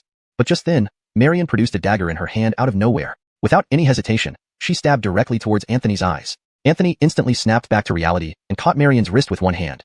Unexpectedly, Marion held another dagger in her left hand. A glint of cold light flashed as it darted straight at Anthony. At the critical moment, Anthony slightly turned his head, narrowly avoiding the blade that grazed past his cheek, leaving a cut. Damn, she's for real. Anthony was furious. He was trying to save her. Without the shared life charm, her life or death would have nothing to do with him. Using both hands, Anthony firmly gripped Marion's wrists and then exerted force, pulling her into his arms. He then applied an unbreakable chokehold. Note: the last paragraph has been adjusted to ensure coherence and flow while maintaining the original tone and style. Chapter 105, Dragon Cave. Teresa's smooth body struggled relentlessly in Anthony's arms. However, the more she struggled, the more excited Anthony became. Or rather, the tighter he gripped. Anthony's legs clamped around Teresa's waist from behind, while his hands snaked under her armpits to wrap around her neck. At this moment, a figure flashed by the shore. The demon sect assassin looked around in confusion. He had followed some clues to this place, but found nothing in the end. Earlier, he even discovered several pools of blood in a dense forest. And there was a faint fluctuation of Anthony's aura, but this kid was elusive. Perhaps he possessed some treasure that could conceal his presence. The assassin's face darkened. Anthony's realm wasn't high, yet he slipped away like an eel. He glanced at the shimmering pond and suddenly slapped it thrice with his palms, sending water soaring skyward as tall as a person. Hidden at the bottom of the pond using breath-holding techniques, Anthony cursed every ancestor of the assassin for generations. What's wrong with your hands? Did the pond offend you? Due to the 3 palm strikes, the situation for Anthony and Therese became dire. The pond roiled like a turbulent sea, making Anthony's impenetrable chokehold completely ineffective. Both were tossed around mercilessly by the force. After spinning uncontrollably several times underwater, they finally collided with a thud. Anthony felt something soft hit his face like 2 sponges. Just as he was about to open his eyes, Therese covered them again. The rash attacker clearly hadn't cooled off and delivered more palm strikes. At the pond's bottom, a water vortex inexplicably formed. The surging currents enveloped them and were sucked into the vortex. With no foothold, both flailed their hands wildly. The raging water made it impossible to keep their eyes open. Nobody could see what was happening around them. Anthony instinctively hugged Therese into his arms, one hand protecting her head, the other gripping her slim waist. This time, Therese didn't push him away but clung tightly to him instead. Both were battered and bruised by the violent undertow. Anthony felt himself being pulled downwards continuously, especially when they seemed to have bumped into a well-like opening, causing Anthony pain that made him arch his back. Then it was like entering a low tunnel, where they were jostled and bumped along by the current. Since Therese was firmly held by Anthony, she wasn't affected much. Anthony, however, took the brunt of the impacts, sustaining over 10 wounds large and small. This continued for about a quarter of an hour, then suddenly, the water flow eased, depositing them into another pond, where the surrounding current slowed down. Anthony opened his eyes with effort. Unlike outside, everything here was dim. Using his last bit of strength, Anthony surfaced with Therese. Everything was pitch black. After blinking repeatedly, Anthony finally adapted to the dim light. It appeared to be a large cave with another pond inside, where Anthony and Therese now found themselves. This pond wasn't deep, but led to a long tunnel, resembling an underground river. The tunnel extended all the way to the previous pond. Connected by this tunnel, one pond was above, the other below. From the upper pond, the entrance to the tunnel was like a well. A huge stone inscribed with 3 characters lay atop it, locked Dragon Well. However, the stone was inadvertently dislodged by the demon sect assassin's strike, loosening the well entrance and forming a water vortex, ultimately toppling the giant stone. The powerful suction dragged Anthony and Therese inside, leading them into this cave. Reaching the shore with great effort, Anthony suddenly tensed, instinctively turning his head as a dagger slashed past his throat, only grazing his skin. Anthony's anger flared up. Obviously, it was Therese. He picked her up and hurled her to the shore. Wanting to shout curses, Anthony saw the naked, trembling Therese staring at him, and the words died in his throat. Damn it! Anthony spat and began to strip off his clothes. Therese curled up, blocking her exposed body, watching Anthony coldly. So, revealing your true nature now? Huh. So-called righteous sects aren't much better, she sneered, shaking her wet hair. She had hidden the dagger behind her, ready to die if necessary. Anthony was already shirtless, revealing a sculpted torso, marred by various injuries, some bleeding profusely. Teresa's eyes flickered with complexity, but ultimately smirked coldly. Go on, finish stripping. Not enough courage to match your intentions? Ignoring her taunts, Anthony turned away from her captivating form, casually tossing the bloody, wet blue robe onto Therese. Remember this, Therese. If I save you again, my surname isn't Moo. Anthony wiped the blood from his face after washing it at the pond. Courtening flashes pulsed across his body. Your 5 Thunder body forging technique is diligently healing your wounds, increasing proficiency to level 20 of mastery. After a brief wash, Anthony opened the bamboo scroll, unsure of where he was. Examining the map, he finally found their location at the bottom. This, Dragon Origin Cave? Anthony was shocked. He ended up in the Dragon Origin Cave? So, the dragon essence must be in this cave. Anthony's shock turned to wild excitement. Hey, demon girl, guess what I found? Turning triumphantly, Anthony saw Therese squatting on the shore, silent, wrapped in his blue robe. Frowning, Anthony wondered what new game she was playing. Kill him so she can live? Rolling his eyes, Anthony approached reluctantly. Hey, demon girl, you? Therese abruptly looked up, stopping Anthony mid-sentence, because he noticed a tear-streaked face. Crying. Therese could cry? Stepping back, Anthony was bewildered. This wasn't right.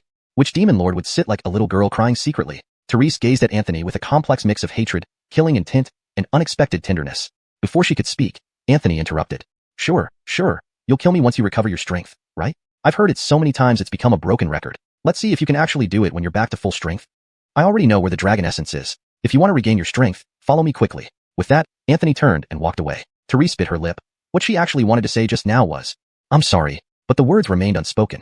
Chapter 106, The Dragon Yuan Cave appears. Anthony and his companion were in a cave located beneath the Dragon Yuan Cave. To reach it, they had to climb upwards through an inclined tunnel. There were no sudden appearances of strange beasts along the way. However, Anthony began to feel that something was off. According to the route marked on the scroll map, it should only take about half an hour to get through this tunnel. But Anthony and Marion had been walking for at least 2 hours. Anthony slowly stopped walking. Something's wrong. This is an array.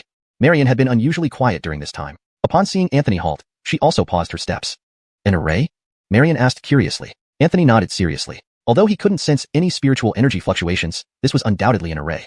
Marion slowly crouched down, one hand on the ground, closing her eyes gently. After a while, she stood up and shook her head lightly. She indeed knew very little about arrays. However, the earlier battle with Kent had given Marion quite a bit of insight into array formations, especially the unexpected nested arrays used by Kent. But Anthony was confident they were currently within a mysterious array because he suddenly remembered a story told by his second brother Anthony. A story not exactly fit for children.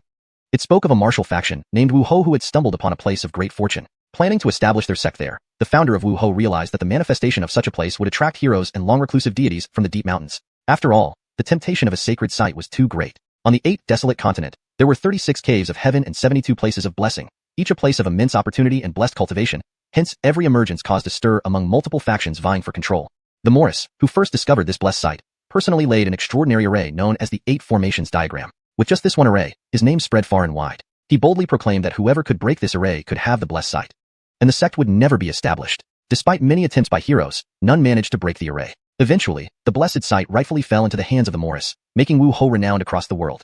At the time, young Anthony listened intently, deeply impressed by the prowess of this old deity, and constantly pestered his second brother to teach him how to lay and break arrays. Eventually, perhaps annoyed by the constant questioning, Anthony casually answered, yes. Young Anthony, excited beyond belief, insisted on learning the 8 Formations diagram. His second brother picked up several small stones, haphazardly placing them on the ground, and declared he had finished teaching. The bewildered young Anthony felt utterly cheated and kicked the array apart in frustration, complaining to their mother. Reflecting now, Anthony chuckled wryly. Because if things went as planned, the grand array beneath them, devoid of any spiritual energy fluctuations, was indeed the 8 Formations diagram, just one formation within it. This formation didn't deal death. It trapped anyone inside in an endless cycle. Without breaking it, one would never escape. Anthony sat down against the tunnel wall, closing his eyes and meticulously recalling the layout and breaking methods taught by his brother. The 8 Formations diagram included 9 major formations named after heaven, earth, wind, clouds, dragon, tiger, bird, and snake, plus the central formation.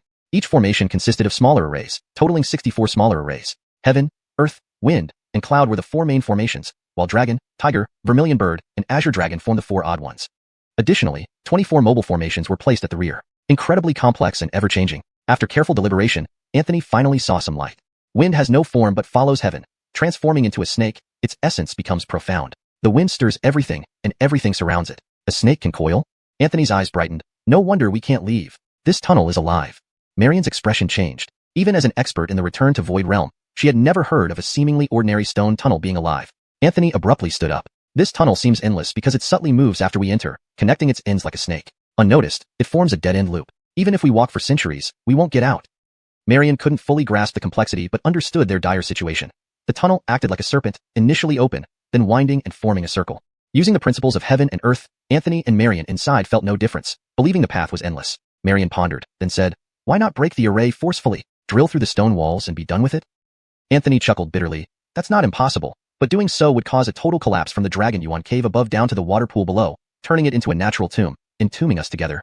Marion's expression turned grim. These people's convoluted schemes were tiresome, unlike her demonic ways, where life and death were accepted, and force was used when necessary. Had they bothered with laying arrays, they would have already caused chaos instead of wasting time with these complexities. Anthony touched the stone walls, walking forward slowly. Actually, there was something he hadn't mentioned yet. If his suspicions were correct, the tunnel would gradually shorten. Viewing the tunnel as a serpent coiling into a circle and swallowing itself from the tail, it would eventually disappear. Anthony and Marion, trapped within, would meet the same fate. But even understanding the array's nature, Anthony couldn't devise a good way to break it. Suddenly, Anthony had an idea. It might not work, but it was worth trying. Meanwhile, within the Dragon Yuan cave, the assassin from the demonic sect was the first to enter, having killed most on his way. Of course, some had declared their names, belonging to elite factions, but none escaped death. The quartzining Mel Tower of the Central Plains didn't need to show mercy. The Dragon Yuan cave looked more like a grand palace. Inside, 9 dragon pillars stood tall, and at the end of the hall, a platform emitted purple mist, gradually forming a miniature white dragon flying gracefully, exuding potent spiritual energy. The demonic assassin was delighted, unable to resist the allure of the Dragon Yuan. If he obtained it, reaching the Yuanying stage would be within reach. // editing note. Yuanying seems to be a term that didn't convert properly. The correct term should be Yuanying. Revised sentence. If he obtained it, reaching the Yuanying stage would be within reach. But as he approached the Dragon Yuan, the cave started to shake violently. The assassin's expression changed. An intense pressure emanated from the Dragon Yuan cave. His eyes flickered, pulling back his hand. He stealthily concealed himself. Before long, the violent shaking suddenly came to an abrupt stop. Outside the Dragon Yuan cave, several more figures appeared. The intense tremors that had shaken the Dragon Yuan cave ceased abruptly, and outside the cave, several additional figures suddenly emerged. Note: I've provided 2 versions for your preference, both maintaining the original tone and style while ensuring fluency and coherence with the previous content. Chapter 107. A great opportunity, the Dragon Pearl. The figures that appeared outside the Dragon Core cave were none other than Arwen and company. They had originally been following Anthony all along, but unexpectedly lost track of him just as they neared the Dragon Core cave. Then they discovered the mysterious black-robed figure. The group never acted rashly, deciding to wait for an opportunity to strike like a mantis catching a cicada while the yellow bird watches. Proceeding cautiously, they finally found the Dragon Core cave. Yet even then, they hesitated to rush in immediately. Arwen noticed that this so-called Dragon Core cave was actually an enormous dragon's head. A dragon's head that had been dead for 1,000 years, its bones turned to stone, transforming the entire head into a small mountain. Its mouth gaped open as if it wished to devour everything in sight. If not for the sudden tremor in the Dragon Core cave and their concern about being beaten to the treasure, they would not have entered so easily. Harrison and Arwen walked at the front. Hiroshi followed behind, while Erika and Glenn stayed in the middle. Glenn, a cultivator from the merchant clan, was not particularly skilled in combat, but excelled in calculations and various obscure techniques. He helped the group avoid many detours on the way. Erika's cultivation level wasn't low, matching Anthony at the 6th level Golden Core realm, but she was unsuited for battle. She seemed more like a flower sheltered from the elements. Of the 5, only Harrison and Arwen could truly stand out in combat. Harrison was already an 8th level Golden Core Sword cultivator before entering the White Dragon Grotto, gaining insights within which elevated him to a 10th level Golden Core Sword cultivator. Arwen was a 5th realm warrior. If the 2 of them obtained the Dragon Core together, their strength would significantly increase. Harrison might break through to the nascent Soul realm, and Arwen to the 6th realm warrior. However, after walking into the main hall, they were suddenly stopped by Glenn. He held a compass, looking somewhat troubled. "What is it?" Hiroshi asked from behind. Glenn glanced toward the depths of the main hall and shook his head slightly. "Obtaining this Dragon Core won't be easy. Trust me, my compass has never failed. Let's hide and observe first." Harrison didn't object, having no particular interest in the Dragon Core himself. He was merely following his master's orders to bring Erika here for experience. As long as Erika returned to Purple Chi City unharmed, his mission would be complete. Arwen hesitated briefly but eventually nodded. Glenn had many treasures, including a high-grade spiritual artifact specifically for concealing one's presence. Thus, the group quietly hid near the entrance, observing silently. Unknown to them, there was another hidden figure cloaked in darkness at the end of the main hall. Both groups inside the hall waited, neither willing to make the first move, watching each other warily. The question was who would lose patience first. Meanwhile, Anthony found himself in a rather awkward situation deep within the Dragon Core cave. Just as he predicted, the tunnel was gradually narrowing and disappearing, and the speed was increasing. Anthony and Marion's space to move was shrinking until they had to rely on each other. Facing each other, Anthony felt increasingly uncomfortable as Marion's face drew closer. Pressing tightly against her, Anthony could distinctly feel the softness in front of his chest. "Can't you think of a solution quickly?" Marion, with a flushed face, looked at the vanishing path and angrily demanded. Anthony tried to stand straighter, placing his right hand on the wall and feeling around. Not yet. To solve this predicament, one must target the critical point. Cork the wind that takes formless shapes under the sky and transforms into a snake. Since it transformed into a snake, Anthony aimed to strike the snake where it mattered most. So earlier, Anthony walked slowly, continuously feeling and calculating along the tunnel walls. 7 inches below the snake's head. Still not quite there. But their situation was perilous. Marion lay fully pressed against Anthony, both turning their heads away to avoid an awkward scene. What are we waiting for? Marion gritted her teeth. Even as she turned her head, Anthony's face remained close. Just a bit more. Anthony clenched his teeth as the tunnel narrowed further. At the very moment it was about to vanish, Anthony's eyes sharpened. With a quick movement, he struck out with his fist, breaking through the side of the tunnel. Both bodies tilted and fell into another passage. The original tunnel vanished as if it never existed. Cold sweat dripped down Anthony's forehead. Just a few seconds later, they would have been trapped. Anthony lay flat on the ground, gasping heavily, relieved to have escaped the cursed formation. This was just one of the myriad changes within the 8 formation chart, yet it already made him struggle. Lying sprawled out, Anthony stretched his arms wide in relief. Suddenly, he frowned. What was so soft? Hey, and springy too? Wait, could it be? Anthony's eyes widened instantly as he sprang up and ran without hesitation. Why couldn't he control his hands? Behind him, Marion lay on the ground, face as cold as ice. She wore only the green robe from Anthony's body. All her inner garments had been whisked away by the water dragon vortex, leaving her utterly red-faced. Even as the demon sex leader, she was still a woman. Now, everything that should have been private had been seen by this Anthony. Worse, he used his hands. How outrageous. Running away afterward made it even worse. Marion sat up, glaring coldly at Anthony's embarrassed figure, spitting out, "Pervert." She stood up slowly, glancing down involuntarily and blushing again. Right in front, there was This tunnel lacked the bizarre formation, appearing to lead directly to the Dragon Core cave. When Marion finally caught sight of Anthony, she saw him hiding at the tunnel entrance, winking mischievously and signaling her to be quiet. Marion snorted coldly, extending her senses, only to find something strange. The Dragon Core cave, quite lively. 2 groups playing hide and seek? No. Another person was nearby? Anthony subtly concealed their presence using the breath-hiding technique. Their hiding place was under the stone platform in the hall. Marion approached and slapped Anthony without warning, leaving him stunned. "If you ever come out of this, I'll chop off your hands." Anthony felt a headache coming on. I didn't mean to. It was an accident." Marion glared viciously. "Really?" Anthony quickly shut up, covering his mouth and barely breathing. Ignoring him, Marion whispered, "There are 3 groups outside. One is just above us, another farther away. I can't count them precisely because they have artifacts for concealment. The last group is outside, apparently still observing." Anthony grimaced. Looks like everyone was playing pretend. Seemed nobody wanted to take the first step. Fine, if they wanted to play coward, he'd give them a reason to act. Anthony pulled out the bamboo scroll, intending to look for information on the Dragon Core, but paused midway. On the last page of the scroll, a new path magically appeared. This path hadn't existed before. Anthony looked intensely at Marion, his eyes gleaming with anticipation. Marion's expression changed abruptly as she hurriedly covered her chest, her voice icy cold. "What are you trying to do?" Anthony glanced at the map and then at Marion's position, chuckling softly. Marion's heart sank. Had he finally lost all restraint? Was he about to reveal his true colors? Anthony lunged towards Marion. Instinctively, she took a few steps back, clenching her chest tightly. But to her surprise, Anthony merely stopped in front of her, gently patting her shoulder. Well, move aside a bit. I found something good." "Ah." Marion was momentarily taken aback. Anthony unfurled the bamboo scroll in front of Marion. "Look, this scroll just showed a path that wasn't there before. I bet there's something valuable down this way." Ah. Marion quickly retreated a few steps, making room for him. A blush crept onto her face. She had mistakenly thought Anthony was going to do something unspeakable. Thinking of it, Marion bit her lip lightly and shot another glare at Anthony, involuntarily giving him a tug, exclaiming, "Hurry up." Anthony rubbed his head, wondering if the woman had gone crazy. Had her mind snapped? But then Marion suddenly pulled out a dagger with a blank expression. Anthony immediately patted his chest with utmost seriousness. "Leave it to me. Hurry up means fly fast." Anthony's hands busily searched the walls until he finally found a protruding stone that could be twisted. Anthony chuckled. "Got it." He subtly turned the stone, and instantly, a door-sized secret passage appeared before them. Anthony's eyes lit up, and Marion, standing behind him, was also intrigued. Given that the treasure Dragon Core was already prominently displayed above, why would there be another hidden door here? Could the item behind this door be even more precious than the Dragon Core? Marion also felt curious and followed Anthony inside. Total darkness enveloped them, the kind where you can't see your hand in front of your face. They walked for a long time along the narrow secret passage until faint starlight began to appear ahead. At the end of the passage was a small circular enclosed space, with the ceiling embedded with 7 stones arranged in the pattern of the Big Dipper constellation. These 7 stones were emanating tiny points of starlight. Bathed in this light, a suspended golden yellow pearl was shimmering faintly. Inside the pearl, it seemed as though a miniature white dragon was spiraling up and down. Marion's pupils sharply contracted. This is a dragon pearl.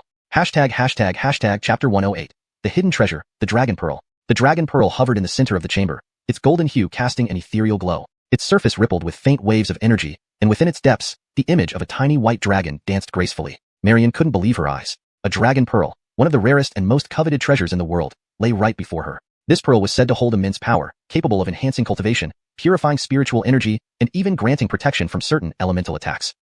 Are you sure? She whispered, her voice barely audible. Anthony nodded, equally awestruck. There's no doubt about it. Look at the aura it emits. Only a dragon pearl can possess such pure and potent energy. The sight of the dragon pearl brought an unexpected surge of excitement. Both knew that this discovery could change their destinies forever. Yet, they were not alone in this hidden chamber. As they gazed at the dragon pearl, Anthony's senses caught a faint disturbance outside. He silently motioned for Marion to stay quiet, drawing his sword cautiously. They weren't the only ones who had entered the dragon core cave, and now, with such a significant discovery, tensions were bound to rise. #### decision time.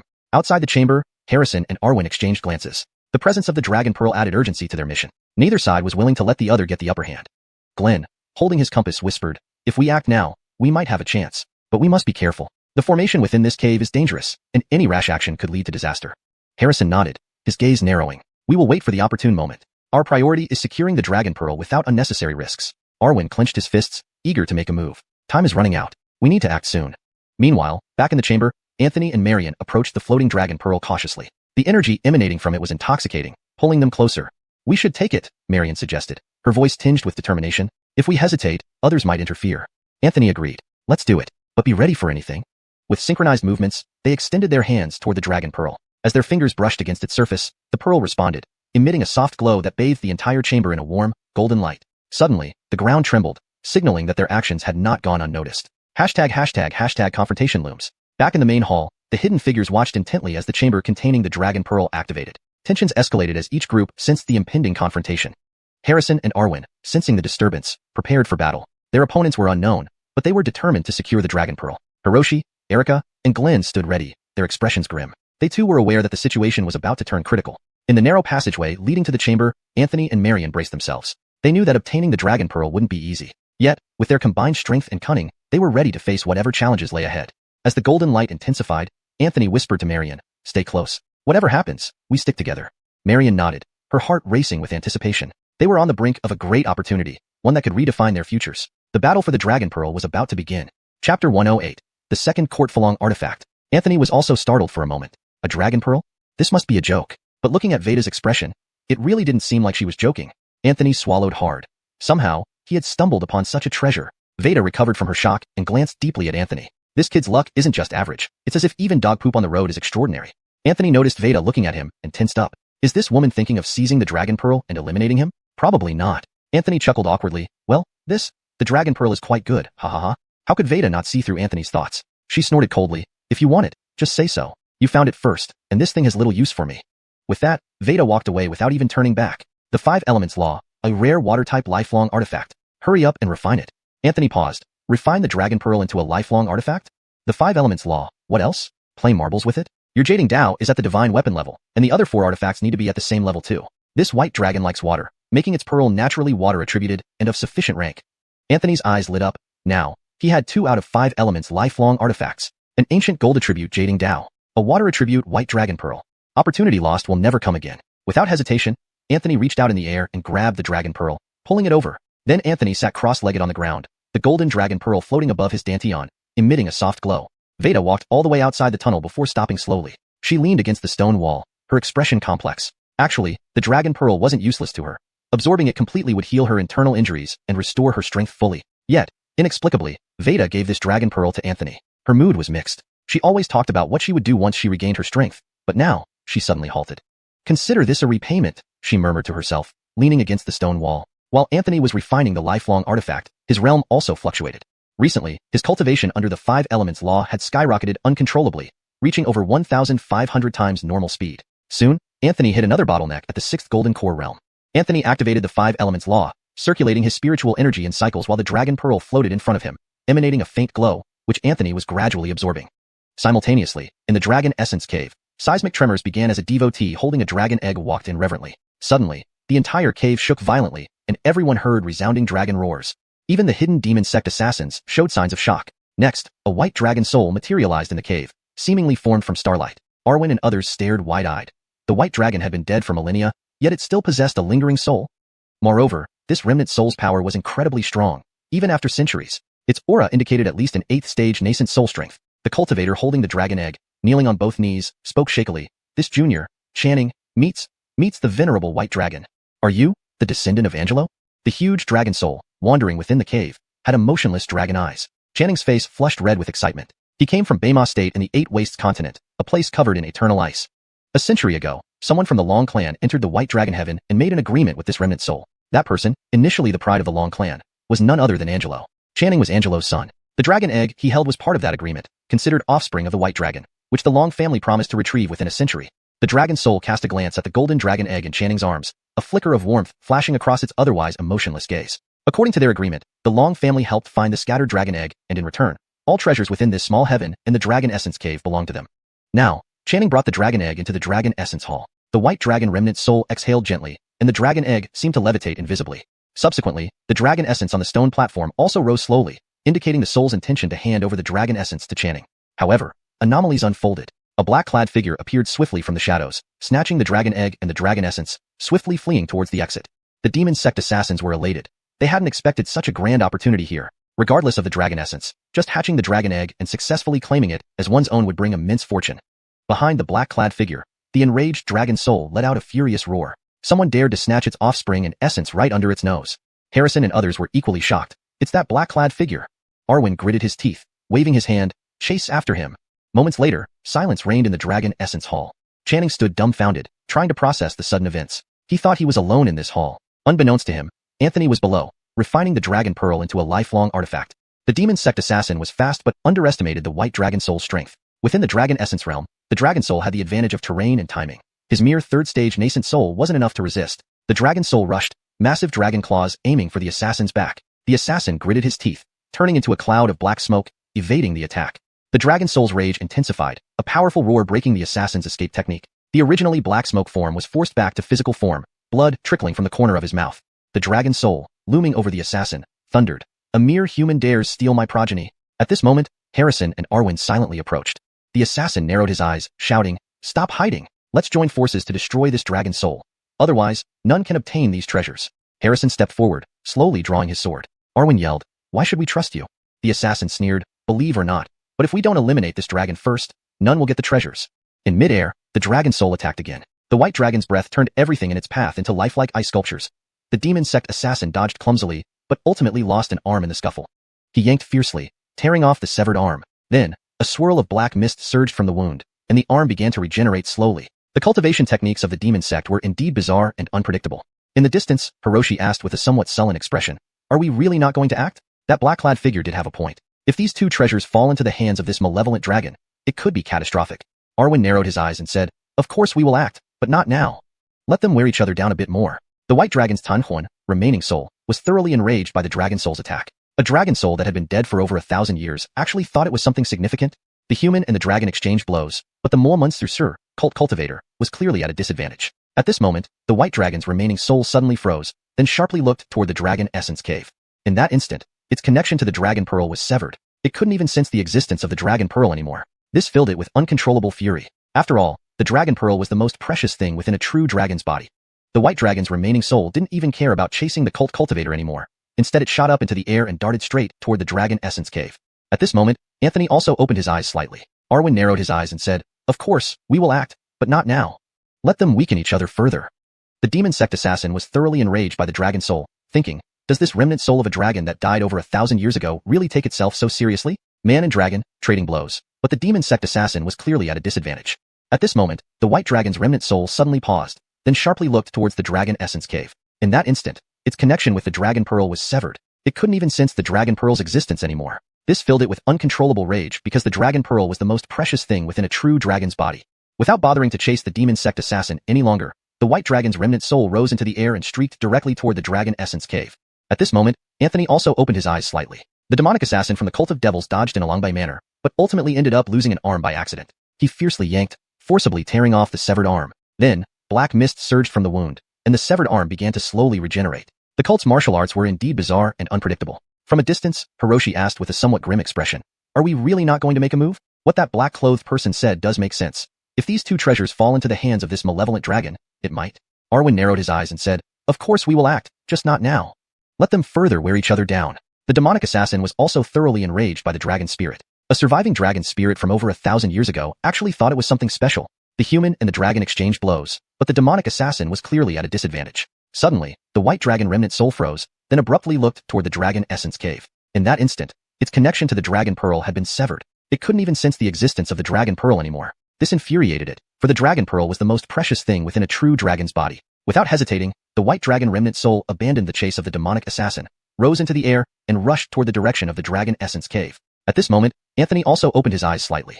Chapter 109. Secret Technique, the 3 Demonic Slashes. The golden dragon pearl had been successfully refined into a life-bound object by Anthony. Although it was only a minor refinement, his strength had increased more than twofold. He even broke through the bottleneck of the 6th level of the golden core stage, and reached the 7th level. A hint of joy flashed across Anthony's face as he gazed up at the 7 small stones hovering above his head, emitting a faint glow. His interest peaked. Do these stones have any value?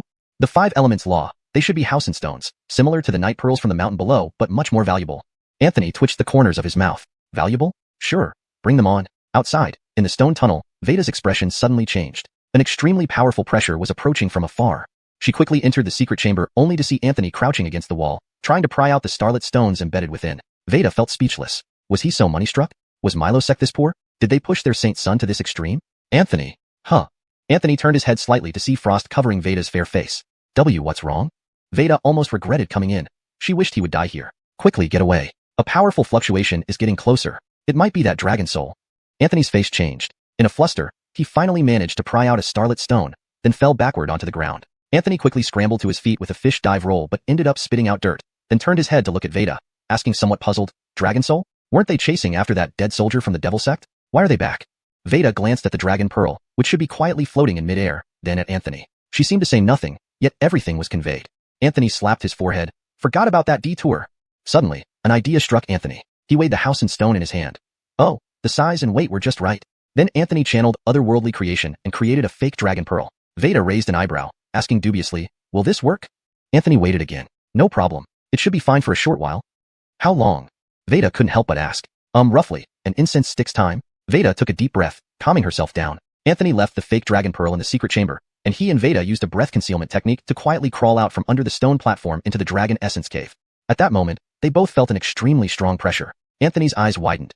It was indeed the dragon soul. They quickly hid in the shadows, not daring to breathe loudly.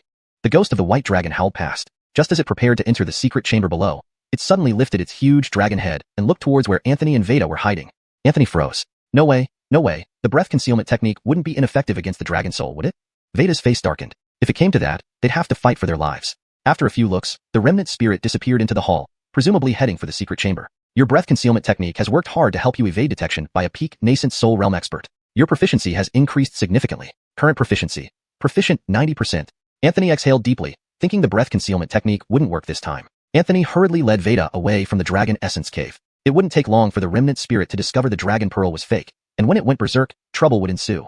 As Anthony and Veda fled, they coincidentally ran into the devil sect's dead soldiers and Arwen's group. For some reason, the white dragon remnant spirit had abandoned its pursuit of the dead soldiers from the devil sect. Thus, Arwen and the others had no choice but to confront and intercept the devil sect dead soldiers.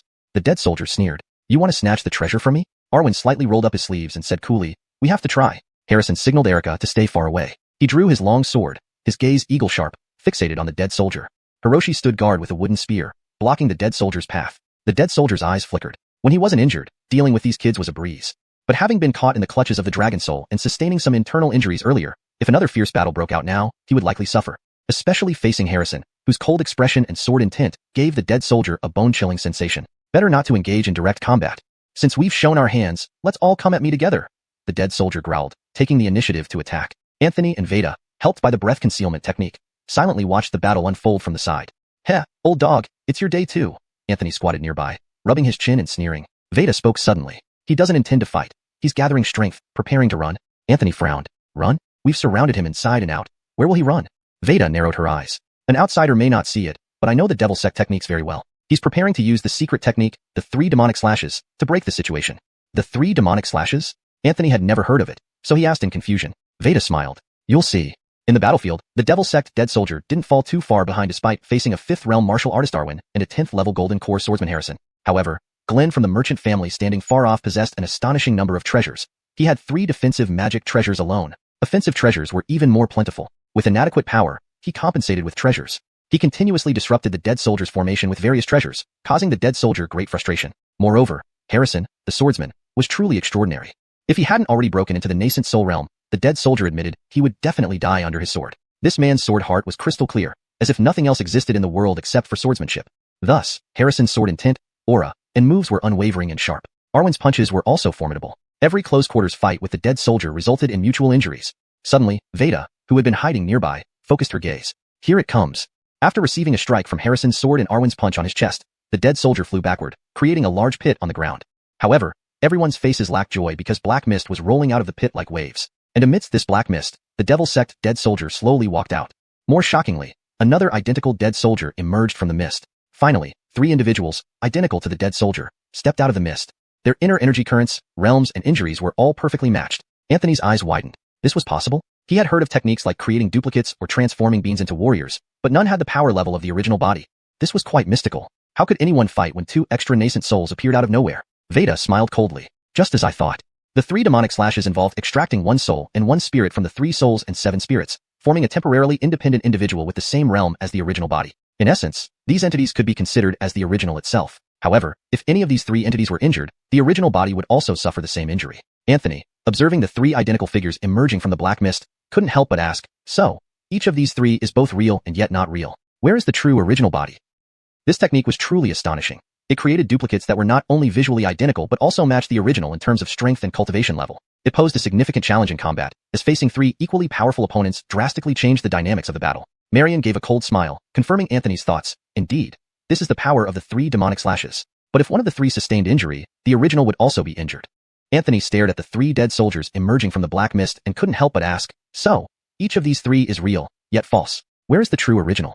Marion pointed at the black mist and said, he's hidden within the black mist. Although the 3 demonic slashes are powerful, they have an unresolvable weakness. These 3 figures can't last long. Only about half an incense sticks time. Once that time is up, the 3 will return to their original soul, and the practitioner will fall into extreme weakness. He intends to use the 3 demonic slashes as a diversion while he escapes. A cold glint flashed in Anthony's eyes. Escape? Can you really escape? You've been chasing me this whole time.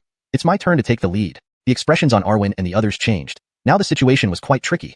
Fortunately, the devil sect dead soldier didn't plan to fight them to the death. Mainly, it was due to the presence of the dragon soul. Who knew when the dragon soul would return and give him another surprise? So, he decided to find a way to escape first. Once he absorbed the dragon essence, then he'd see if the dragon soul dared to be so arrogant. As he spoke, the 3 devil sect dead soldiers who emerged from the black mist each darted off in different directions. Split up and chase. Arwen took the lead. Then came Harrison, who brought his junior sister Erica along as they flew away on their swords. Hiroshi and Glenn went after the last clone, believing that among the 3, one must be the true body. After a while, the black mist quietly dissipated, leaving no one behind. Only Anthony and Marion remained hidden nearby, squinting their eyes as they watched the battlefield. A moment later, a black dot appeared in the sky, growing larger and larger, like a black hole from which a figure staggered out. It was precisely the devil sect dead soldier. The most dangerous place is often the safest. Turns out, the devil sect dead soldier never left this spot. Instead, he used a secret technique to hide himself. Waiting until the 3 clones had lured everyone away, he could reappear and escape. But what he didn't know was that 2 pairs of eyes had already locked onto him. The devil sect dead soldier moved swiftly, disappearing from sight in just a few blinks. Anthony sneered. This time, I'll be the one chasing you. Translation note. The paragraph structure and line breaks are maintained as requested, ensuring continuity with the previous content. Chapter 110. The assassin must die. The demon sect assassin indeed acted with caution, changing his hiding places 3 times before finally settling on a well-concealed yet scenic spot after the 3 demonic chakras returned to their origin. The assassin's face was somewhat pale, clearly indicating that using the secret technique of the 3 demonic chakras was quite taxing on his mental state. However, with the dragon essence by his side, he wasn't too worried. Absorbing the dragon essence would heal all his internal injuries, and even give him a chance to reach the soul transformation realm. Finally, the assassin took out the dragon essence, his eyes filled with greed. But at this moment, an amused voice suddenly rang in his ear like a thunderclap on a calm day. Not going to keep running? The assassin's expression changed instantly as he quickly stowed away the dragon essence, black mist swirling around his hands. He roared, "Who? I'm hurt you don't recognize me. Grandfather here feels rather disappointed," Anthony said, stepping out from the shadows with his ancient sword on his back, a carefree smile on his face. Anthony? The demon sect assassin obviously didn't expect it to be him, and was momentarily stunned. Anthony smirked. Grandfather is here. To everyone's surprise, the assassin burst into laughter. You dare come to me voluntarily? Ha ha ha. All the better, saves me the trouble of finding you. Anthony raised an eyebrow. The best hunter often appears as prey. Behind him, Veda's figure gradually became visible. When the assassin saw Veda, his pupils constricted. He recognized Veda. If one were to be technical, the heavenly demon sect could be considered a subordinate sect of the Quartzining Mel Tower. However, this subordination was unacknowledged. Despite this, the first patriarch of the heavenly demon sect was indeed from the Quartzining Mel Tower. The assassin couldn't understand why Veda was here. Shouldn't she be part of the siege against the Azure Cloud sect? And why did she appear to be siding with Anthony? The assassin coldly asked, Veda, what does this mean? Veda responded expressionlessly, go ask your master. The assassin frowned. Master Bernard had encountered trouble? No, it was impossible. Meanwhile, Anthony had gently removed his ancient sword and placed it vertically on the ground. He stretched his neck, grabbed his left wrist with his right hand, and twisted it slightly. Since breaking through to the fourth realm of martial arts, I haven't fully exerted my strength. Lucky for you. Previously, encountering this demon sect assassin would have meant certain death for Anthony. But now, having refined 2 artifact tier innate items, he wouldn't be as helpless facing this heavily injured demon sect assassin. A 7th level golden core swordsman, 4th realm martial artist. None below the nascent soul realm could match him. Using this battle, Anthony aimed to solidify his foundation in the 4th realm. So without holding back, the ripples of his aura spread outward, causing every ancient tree within 100 feet to snap and shatter. Anthony crouched slightly, then vanished from his spot in the next moment. The ground where he stood instantly cracked and sank with a loud boom. The assassin retaliated fiercely, black mist forming dozens of black serpents that shot towards Anthony with gaping mouths. Anthony sneered and no longer concealed his formidable martial might. Instantaneously, the primal fist intent flowed around him. His arm armor, now partially refined, shimmered with a faint golden glow, far from its once rusty appearance. The black serpents shattered upon contact with Anthony's fist energy, unable to approach him. The assassin's expression changed. He had sensed the complexity of this boy's martial intent last time. Forced to retreat, Anthony wouldn't let up easily. In the close combat, Anthony's fists met the assassin's with each blow, causing varying degrees of injury. Yet these wounds healed rapidly. Conversely, Anthony also suffered, with a bloody gash across his chest and numerous cuts on his arms.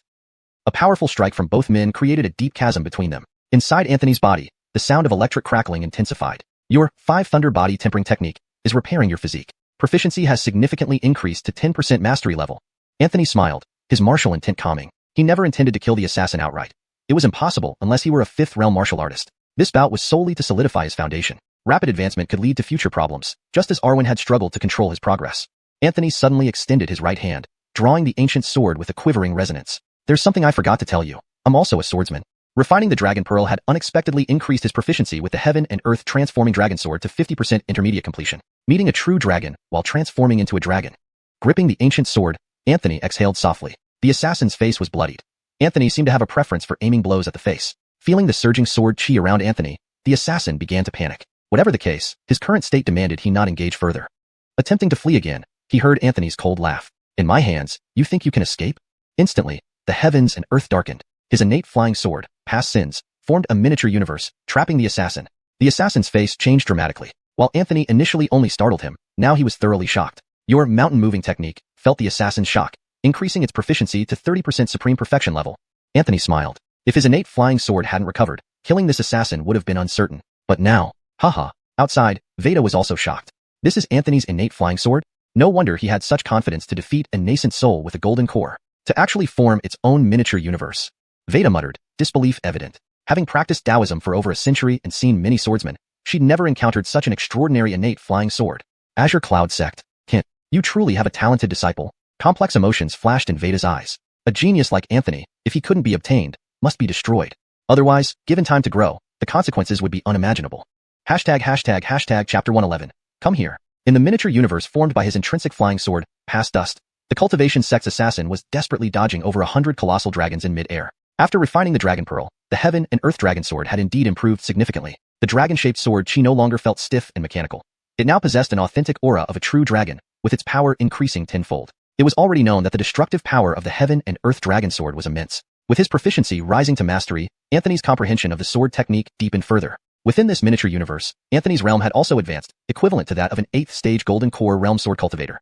Here, the assassin found himself at a significant disadvantage, lacking any advantages of time, place, or people. There was no chance of winning while trapped within this miniature universe. If not for the heavy injuries from the Dragon Soul and the earlier battle with Arwen and others, he could have possibly broken free using his 3rd stage nascent soul cultivation. But now, such chances were slim. Anthony wielded his ancient sword, launching a Stark Rush directly at the assassin. This was the second move in the sword riding technique, coming after the aerial flight. Its lethal power allowed the sword chi to transform into meteors, splitting into thousands upon thousands of blade energies before condensing back into a massive sword of energy, making it terrifyingly powerful. The assassin clearly sensed the lethal force of the attack, feeling dread as he shouted, "If you kill me, Courtston Mel Tower will never stop until your Green Cloud sect is utterly destroyed." Anthony sneered, "You're about to die, and all you can do is threaten me?" The assassin's eyes turned cold. "Our Pavilion Master is one of the 10 greats of Central Plains. Offend us, and a mere sect like Green Cloud sect will be wiped out in the blink of an eye." Anthony straightened, feigning surprise. Wow, so powerful. As he spoke, he swung his sword, releasing Stark Rush. Thousands of sword chi beams, accompanied by the sword chi dragon in midair, surged toward the assassin. Trapped within this miniature universe, even secret techniques couldn't save him. Death was inevitable. Anthony, Courtston Mel Tower will never? The assassin's body disintegrated amidst the endless sword chi. Anthony frowned, placing his hand near his ear as if listening. What did you say? Only a dragon egg and a miniature dragon essence remained on the ground. Clearly, no one could answer Anthony's question. Asterisk, your otherworld transformation has sensed an immense resentment from the Cultivation sect assassin at the moment of death. Current proficiency. Supreme perfection, 15%. Asterisk. Asterisk, your heaven and earth dragon sword satisfies its bloodlust, successfully killing a nascent soul cultivator. Proficiency has increased. Current proficiency. Small accomplishment, 70%. Asterisk. Anthony was surprised. So it seems that heaven and earth dragon sword doesn't just increase proficiency based on numbers, but on the realm of those killed. Anthony suddenly thought that if he killed a void state cultivator, wouldn't the proficiency of the heaven and earth dragon sword shoot up instantly? But that was something he could only imagine happening, because it was risky business. Picking up the dragon egg and storing the dragon essence, Anthony slowly withdrew from the miniature universe. Upon seeing Anthony reappear abruptly, Marion, though she didn't say anything, showed evident surprise. Holding the dragon egg in one hand, Anthony gently waved the other, sending a miniature white dragon toward Marion. As promised, I can only refine half the dragon essence for you. The other half is needed to save someone. The dragon essence hovered in front of Marion, who looked conflicted. What about you? Anthony smiled. I've got a dragon pearl, plus an unexpected bonus. He shook the dragon egg in his hand. Marion turned away, avoiding Anthony's smug expression. Anthony put the dragon egg into his dimensional space, leaving behind a statement before vanishing. Refine quickly, my fake dragon pearl won't fool it for long. It seemed Anthony intended to guard Marion while she refined. Looking at the suspended dragon essence, Marion fell silent. Half the dragon essence was enough to heal her wounds and restore 2 to 3/10 of her strength. If fully refined, she could recover to nearly full strength. Do you trust me that much? Staring at the dragon essence, Marion was lost in thought. Actually, Anthony hadn't overthought it. Perhaps it was his naivety, or perhaps it was his innocent heart. Or maybe he believed the shared poison would prevent Marion from harming him, and Cloud Ridge was still backing him up. Regardless, Anthony's unintentional action changed many things. As he had said before, man plans but heaven decides. All intentional actions fall short. Only unintended actions might succeed or deceive everyone. Standing on the branch of an ancient tree, Anthony's expression turned grim. From the dragon essence cave came a thunderous dragon roar. The fake dragon pearl must have been exposed. Anthony's face darkened. Evading the dragon soul's pursuit in this miniature universe would be incredibly difficult. Furthermore, he had the dragon pearl, dragon egg, and the dragon essence with Marion. Cork holding a torch in darkness, being unnoticed was impossible. Feeling the dragon's might growing stronger, Anthony clenched his teeth. A faint red glow appeared on his left wrist, revealing an ancient executioner's knife. It's all up to you. This ancient knife, used on dragons in ancient times, held innate superiority over dragons. However, the gap between Anthony and the dragon soul was vast. Using the knife to suppress the soul would be extremely challenging. Soon, the enormous dragon soul descended from the clouds, rushing towards Anthony. Anthony took a deep breath. He couldn't confront it head-on. Gripping the executioner's knife, he flew away on his sword. But within the dragon essence realm, the dragon soul's speed surpassed his own. Tiny human cultivator, how dare you steal my dragon pearl, snatch my offspring, and take my dragon essence? Ancient sages could issue decrees that were followed without question. Now, the true dragon spoke in human language, each word reverberating like thunder. Anthony almost lost his Taoist resolve, stumbling while controlling his sword. This is just a fragment of a true dragon soul. In its prime, it must have been terrifying beyond imagination. Anthony swallowed hard, steadying his mind. The dragon soul lashed out with its tail, sweeping a massive wave of power toward him. Anthony had no choice but to endure it. With a boom, Anthony was hit by the dragon tail, hurtling backward like a meteor, smashing through countless giant trees before landing on a mountain, embedding deeply into it. Cough, cough. Anthony coughed up blood, pulling himself out of the mountain. Thanks to relentless boxing practice and the protection of 5 Thunder body tempering technique, his body had grown incredibly resilient. Otherwise, he would have been reduced to mush. Still, Anthony sustained severe injuries from the dragon soul's enraged strike. A flicker of fear crossed the dragon soul's eyes. Though it had heavily wounded the human cultivator, in that instant, Anthony had managed to deliver a single slash. Logically, a 7th stage golden core cultivator should barely affect a dragon soul, even with full effort. Yet, the slash severed part of the dragon tail. The dragon soul's eyes widened with even more fear. Translation continues as per your request. Jading Dao. Why do you possess Jading Dao? What is your relationship with Davina? The dragon soul was certainly no stranger to this Jading Dao. After all, a millennium ago, it had been slain here by a cultivator surnamed Lu wielding this very knife. Anthony plummeted from the mountainous terrain, kneeling on one knee and propping himself up with Jading Dao. He lifted his head slightly, spitting out a mouthful of blood.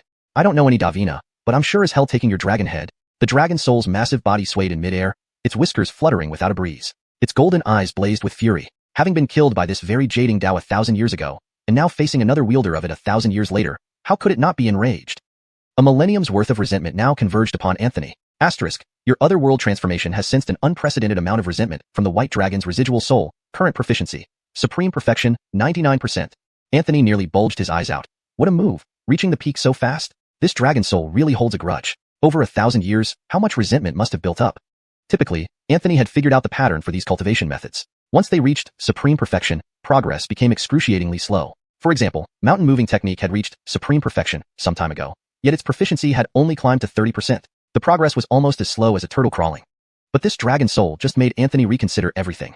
A millennium of resentment aimed at him? On the bright side, since otherworld transformation was almost at its peak, he could likely use the crucial ability, transformation of all things. A flash of insight flickered in Anthony's eyes. Today, you'll see what transformation of all things truly means. Initially, after advancing otherworld transformation to supreme perfection, Anthony had always wanted to try its ultimate secret, transformation of all things. However, he feared unexpected transformations, turning into something bizarre that he couldn't revert from. Where would he go to complain then? Now, however, there was no such worry. This proficiency was practically at the top, leaving almost no room for further improvement. I wanted to live among you as a regular person, but all I got was distance. Fine, I'm done pretending. I can transform into a dragon too. In an instant, Anthony's form underwent a tremendous change. In mere blinks, he transformed into a colossal dragon. Yet Anthony felt it wasn't fierce enough, so he added a Wong character on his forehead for good measure. The giant dragon claw still gripped the jading Dao. This blade lacked the ability to grow or shrink, so in the massive dragon's hand, it appeared even smaller, an effect akin to a towering, muscular man wielding a dagger. Anthony opened his vast maw and roared, "Come over here." Translation continues as per your request. Chapter 112, Confusion from the Dragon Soul in Veda. The soul remnant of the white dragon across from him had large eyes filled with bewilderment. What was going on here? It turned into a dragon at the drop of a hat? Was this a full-service package? And its aura, as well as its appearance, were identical to his own. The only difference was that the giant dragon Anthony transformed into had an extremely flamboyant, Wong, king, character on its forehead. Moreover, the massive dragon claw held a tiny jading knife, no bigger than a fingernail. Anthony opened his mouth wide, thrusting forward several times with the dragon claw holding the jading knife, roaring loudly, "Come at me!" The white dragon soul remnant was utterly infuriated. It felt insulted. This was a grave insult to true dragons. The white dragon soul spat terrifying dragon breath towards Anthony while charging at him. Anthony was undaunted. His proficiency in transforming all things was nearing its limit, allowing him now to briefly possess the abilities of whatever he transformed into. If he only changed the appearance, there were no realm restrictions. However, if he wanted to replicate both the appearance and the abilities, there were realm restrictions. He could not exceed one major realm above his own. Fortunately, this white dragon soul only possessed peak nascent stage abilities currently. Any higher and Anthony would be powerless against it. Yet, this transformation also had time limitations based on the transformed entity's realm. The higher the realm, the shorter the duration. The lower the realm, the longer the duration. Anthony's transformed white dragon could exist for only half the duration of an incense stick burning. Once time ran out, Anthony would revert to his original form. The two white dragons flew through the clouds, clawing and slashing each other. Although the jading knife looked tiny like a fingernail, its power was formidable. Each cut that sliced through the white dragon's body made its already dim soul fainter still. Yet Anthony was suffering too. The dragon body was an illusion, and his physique was far from resilient enough to fight a real dragon. Therefore, once the transforming all things effect ended, Anthony would be left gravely injured. The two dragons clashed fiercely again. The white dragon soul grew increasingly anxious as it couldn't comprehend how a mere human cultivator could transform into a dragon form so easily, gaining strength. Just as the two dragons fought indistinguishably in the sky, Veda, who had been closed-eyed absorbing dragon essence, suddenly opened her eyes. A strange purple light flashed in her eyes, and her long hair moved without wind. Having absorbed half of the dragon essence, Veda had regained nearly 3/10 of her strength. Most importantly, her internal injuries were mostly healed. Veda slowly stood up, drawing her right hand gently to reveal the remaining half of the dragon essence. She then took out a set of exquisite garments from her spatial treasure, and without needing to wear them, these phoenix-style robes automatically draped over her body. The robes, known as fengdu, were supreme spiritual artifacts that helped absorb the heaven's energy, even yin energy, storing it within their intricate patterns. Besides offering excellent defense, they also contained offensive spells, the ghosts of fengdu soldiers. Such dual-function artifacts were rare and highly sought after. Veda glanced down at the dirty green robe she wore, frowning slightly before tossing it into the spatial treasure. This artifact, Jiqi Wu, was larger than the Fengsuan Wu, and similarly functioned as a spatial treasure.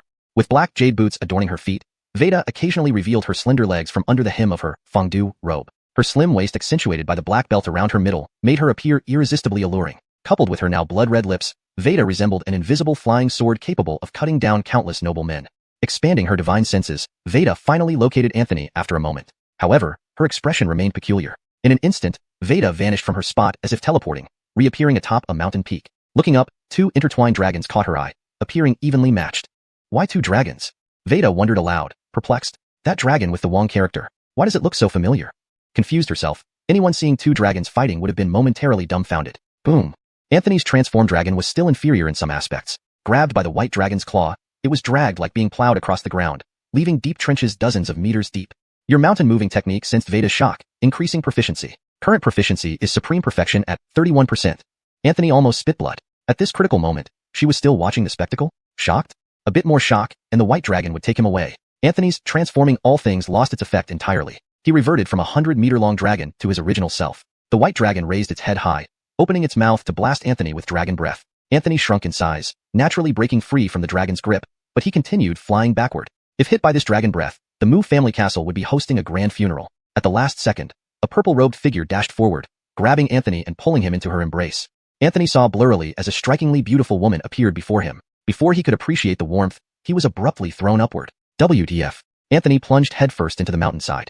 Veda turned back, her eyes coldly scanning the dragon breath, raising her right hand to summon a purple barrier around her. Despite the surging dragon breath, Veda stood firm, like a boulder amidst rapids, forcing the dragon breath to split apart as if severed. Anthony struggled out of the dirt, leaves sticking to his bloodied face. He wiped the mess off with a grimace, gasping in pain. His arms flayed open with bones exposed. The chest wound inflicted by a demon sect mercenary hadn't healed and was aggravated further by the dragon's tail. His chest caved inward, ribs shattered, and legs snapped at odd angles. Anthony sat on the ground, spitting out a curse. Always ending up like this? It can't be good.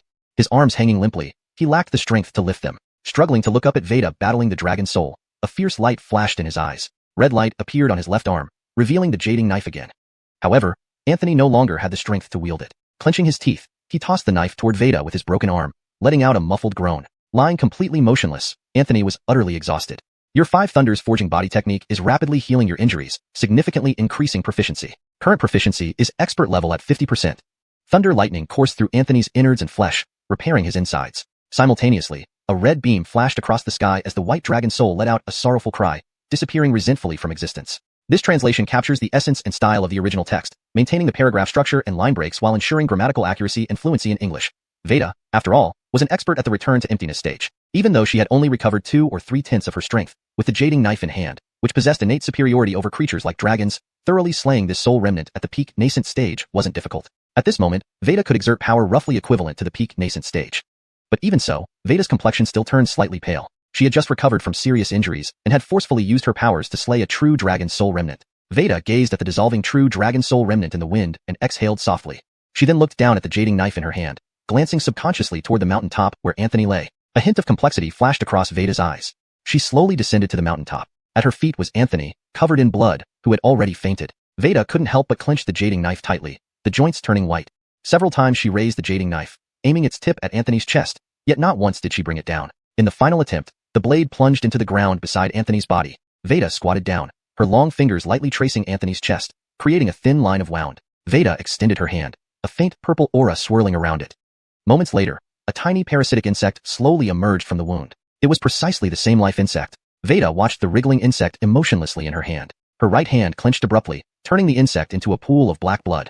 Enough, Veda murmured softly. She slowly stood up, her figure suddenly vanishing. Only Anthony remained lying silently on the mountaintop, surrounded by tranquility. This translation preserves the original tone, style, and structure of the Chinese text while ensuring it is fluent and grammatically accurate in English. It also maintains consistency with the previously translated content. Chapter 113, The Dragon Slayer, Davina. This small universe trembled slightly as the remnant soul of the white dragon dissipated. Anthony had already fallen into a coma, but as he drifted on the edge of consciousness, his spirit seemed to leave his body and enter a mysterious space. Anthony was startled. He had been here before. It was precisely where his spirit had gone when he first entered this small universe, the place of the unfinished chess game. Suddenly, an indistinct figure appeared before him. It wasn't the same person who had played chess with Anthony last time. This figure was slightly shorter, with a slight smile playing on the corners of their lips. Who are you?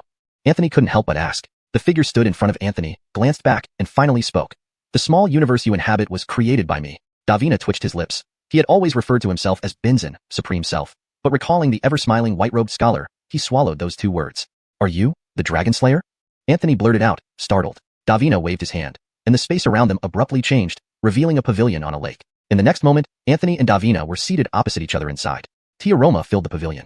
A teapot intricately carved with mountains and rivers hovered as if held by an invisible hand, pouring tea for both of them. Misty vapors rose from the lake outside, creating an ethereal scene. Anthony looked somewhat uneasy. This man across from him had slain the white dragon over 1,000 years ago. Anthony dared not even guess at his cultivation level. Strangely, it seemed that Davina was also a bit nervous, having been thoroughly unnerved by Anthony. When Anthony stepped out of Baidi City's courtesaning Mel Tower and directly arrived at the ends of the 8 wastelands, he found the Dragon Slayer, Davina, and a middle-aged scholar. The scholar couldn't even open his treasured ancient book in Anthony's presence. Davina couldn't discern Anthony's cultivation at all. He seemed like a mere mortal. Yet Anthony's words left Davina in cold sweats. The ancient jading knife, used to slay the dragon, had been lent to Anthony by Davina. But after learning about Anthony's connection to the white-robed scholar, Davina felt as though he'd swallowed a bitter pill. he knew he wouldn't get it back. After much thought, Davina decided to use his divine soul to activate this small universe, leading to this meeting with Anthony. Fortunately, Anthony's cultivation was still low, so they likely wouldn't meet again within 100 years.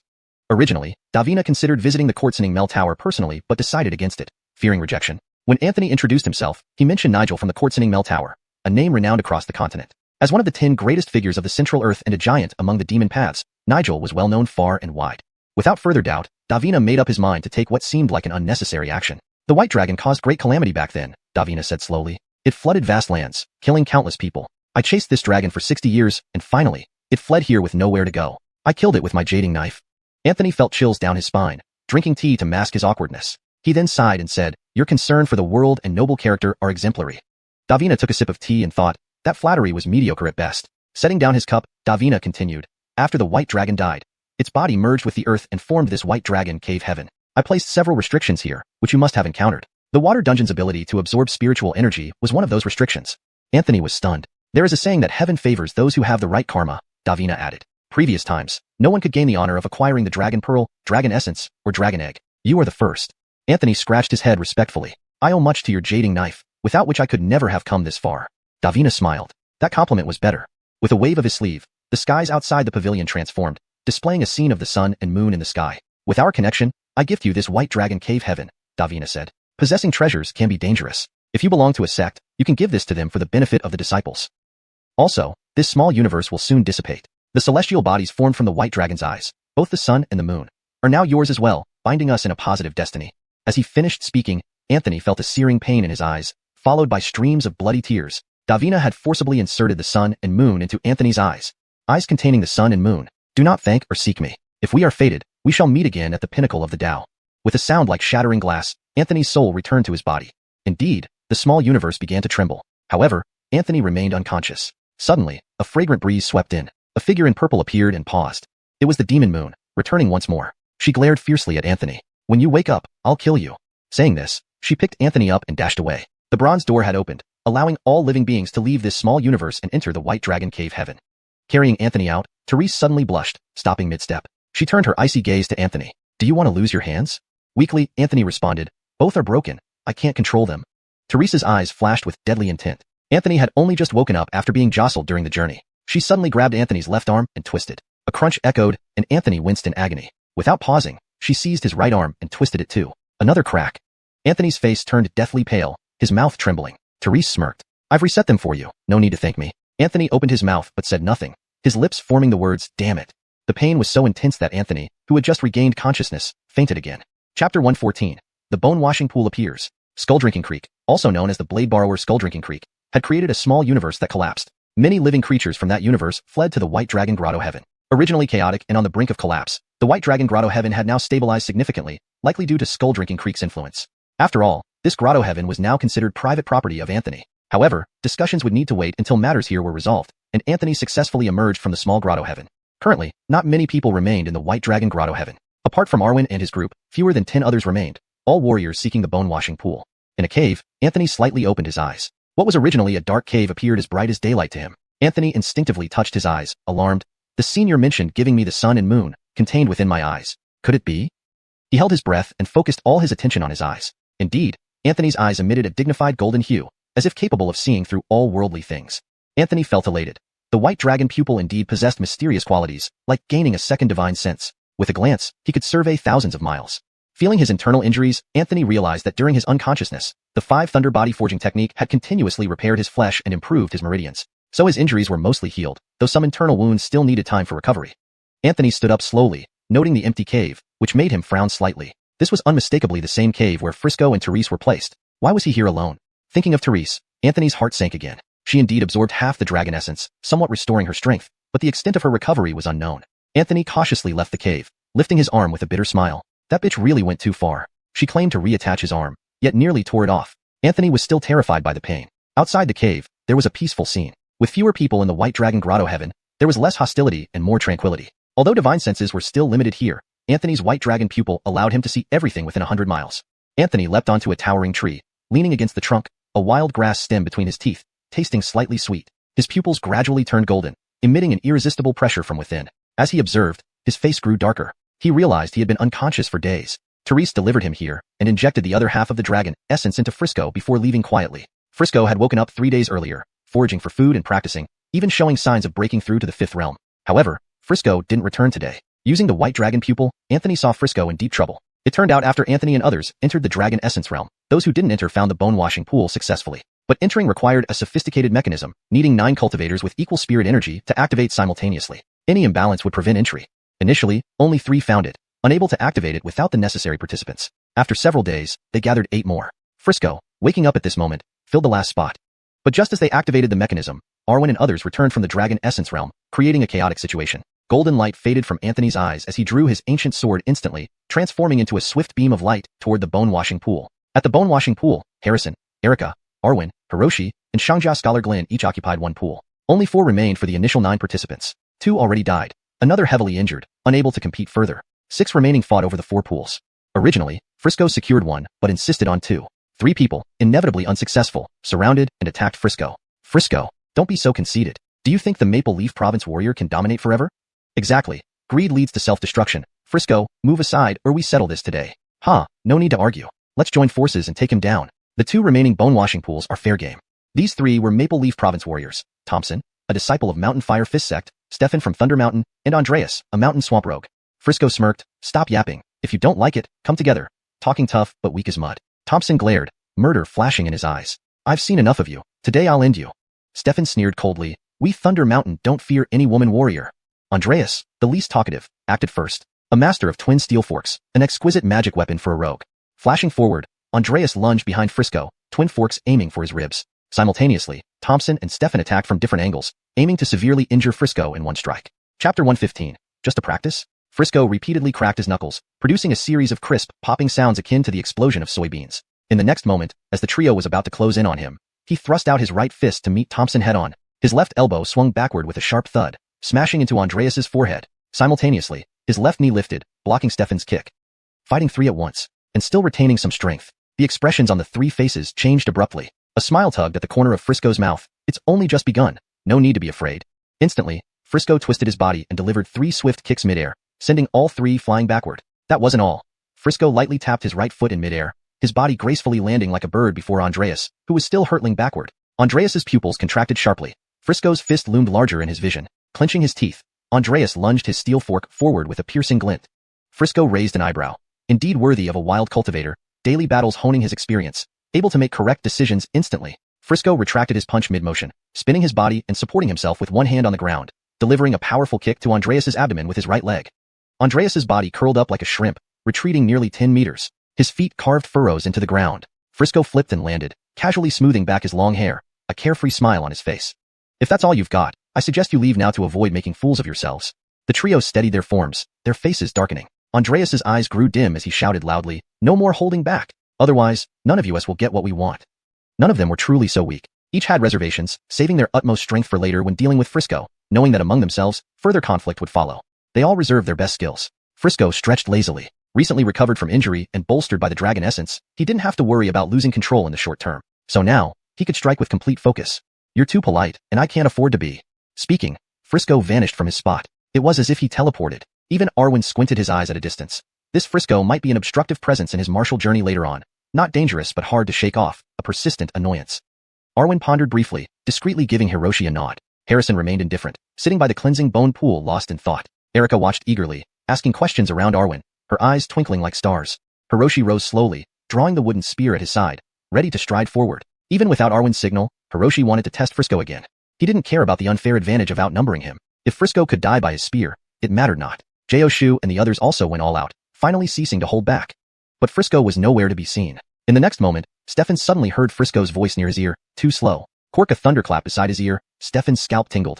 He hadn't detected Frisco approaching. Without time to turn, Frisco's fist struck Stefan's back. Stefan spat out blood, but tried to use the momentum to escape. However, he soon discovered a black cloth wrapped around his waist, which belonged to Frisco. With a pull, Frisco yanked Stefan back. Reversing grip on the cloth, Frisco spun and hurled Stefan like a meteor hammer. Stefan collided with the rushing Andreas, both dazed.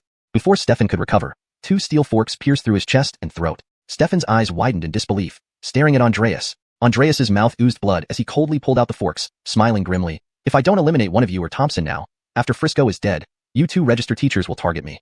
Pushing Stefan's face lightly, Andreas sent him sprawling backward, eyes wide open even in death, filled with regret. Thompson roared, his fierce boxing intent peaking, his hands glowing red.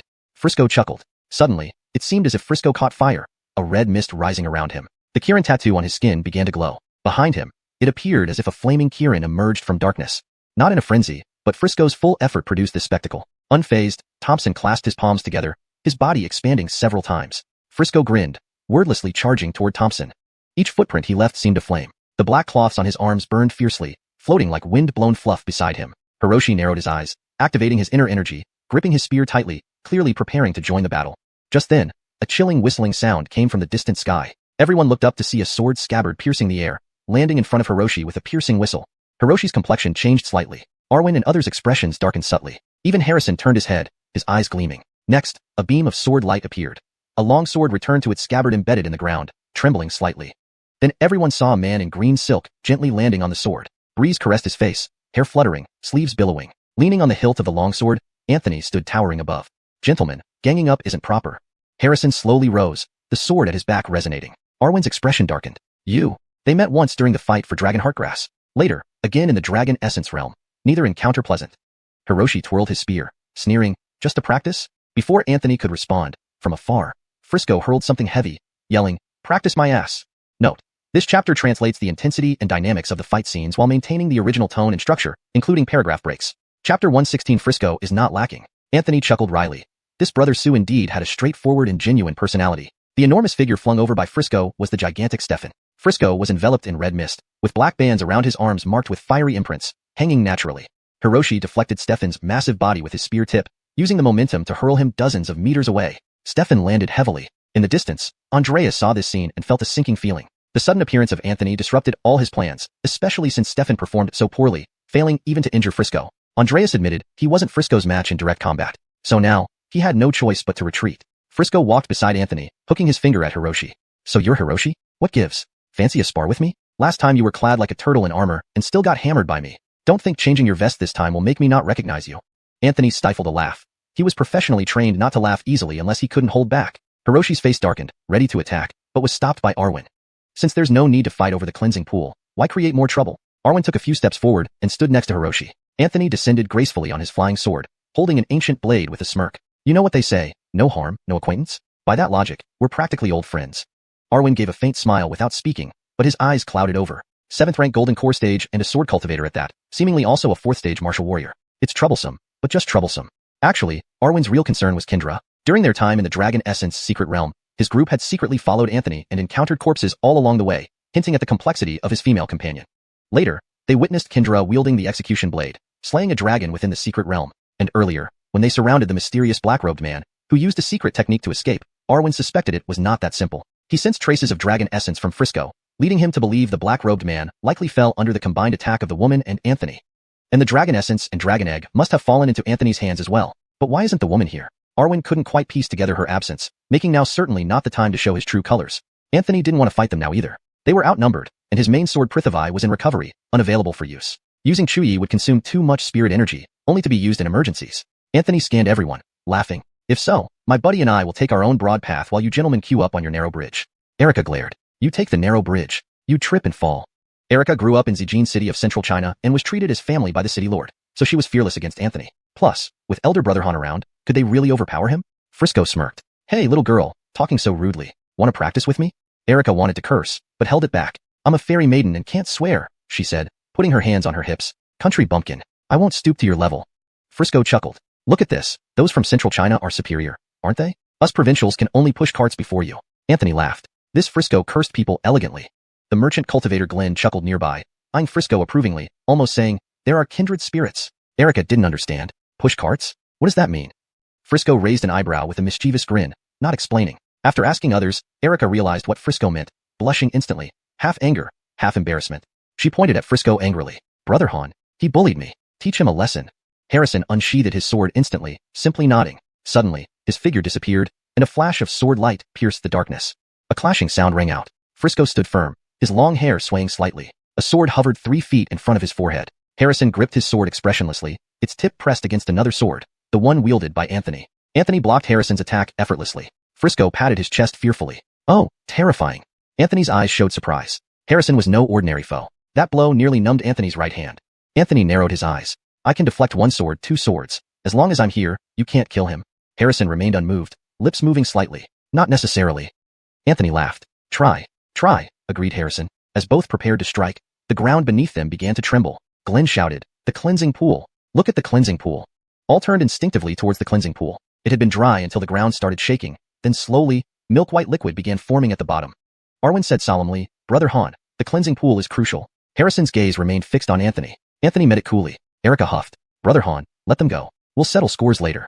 Harrison nodded and sheathed his sword. But after a few steps, he paused and looked back at Anthony. We'll cross blades again. Anthony smiled. Anytime. Frisco patted Anthony's shoulder. Finally awake, huh? Anthony rolled his eyes. You have the audacity to say that? Without me, you'd be buried here. Frisco laughed. What's that talk? Brothers don't hold grudges. Anthony ignored him, watching the increasingly white liquid filling the cleansing pool. Frisco suddenly remembered something. Hey, did you meet anyone special in this heavenly grotto? Anthony frowned. Nonsense. Frisco punched Anthony's chest. Still playing coy? Saw the lady, pretty and well-figured, though moody. Anthony froze. Could it be Kendra? Before he could ask, Frisco spilled it. She asked me to pass on a message, to kill you next time we meet. Is something going on between you?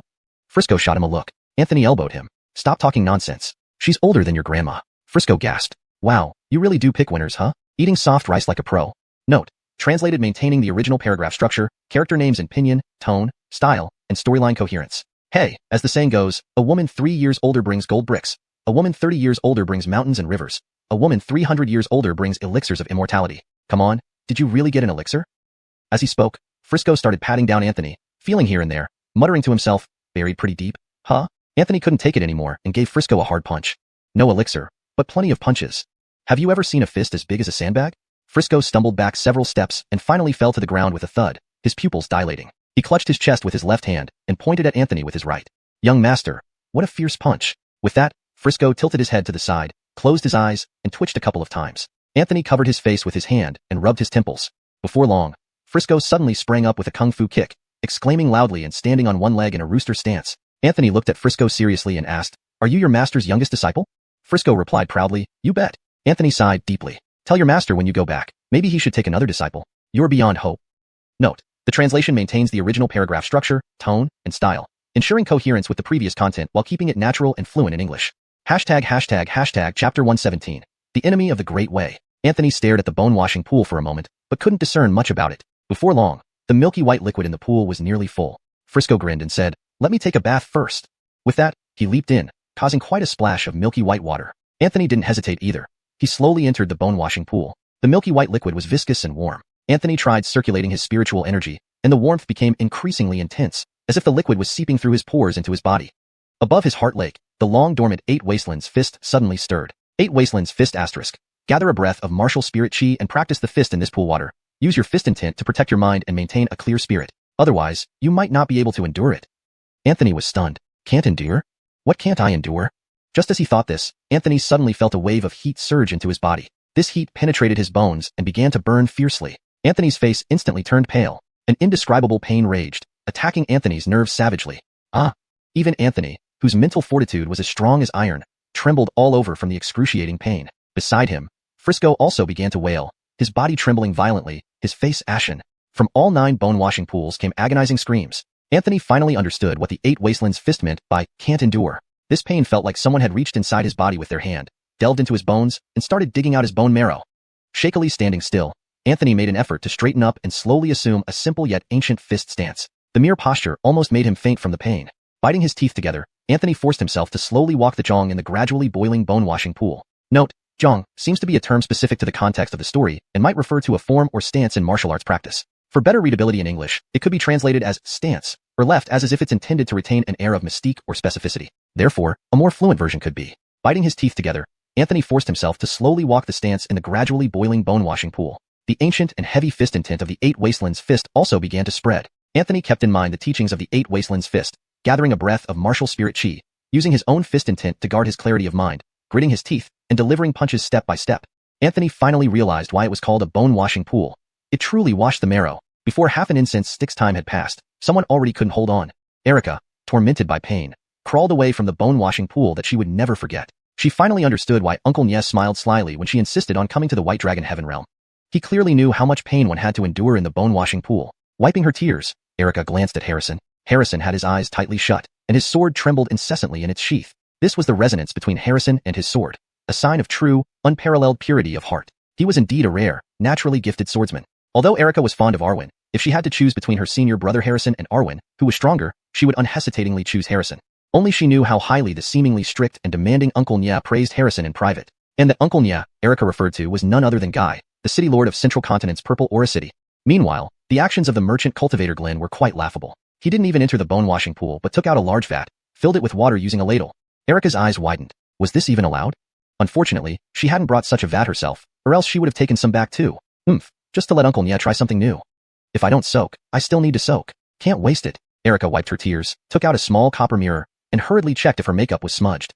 On the ground were several bottles and jars filled with extremely precious cosmetics, worth enough money to sustain a minor sect. Clearly, City Lord Nya doted on Erica greatly.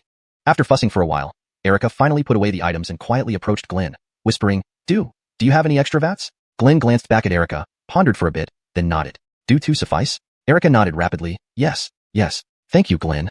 Then, Glenn really gave her 2 large vats and even a small ladle. The two worked hard, sweating profusely. At this moment, Anthony was already shivering from the pain. If not for the viscosity of the liquid in the bone-washing pool providing support, Anthony would have sunk to the bottom long ago. Anthony thought he could gradually adapt to the pain by gritting his teeth, but unexpectedly, the pain from washing bones seemed to accumulate progressively. The current pain was equivalent to all previous pain combined. It was somewhat similar to Anthony's boxing technique, Ascending Heaven. Frisco wasn't doing much better, screaming in agony and babbling nonsense due to the pain.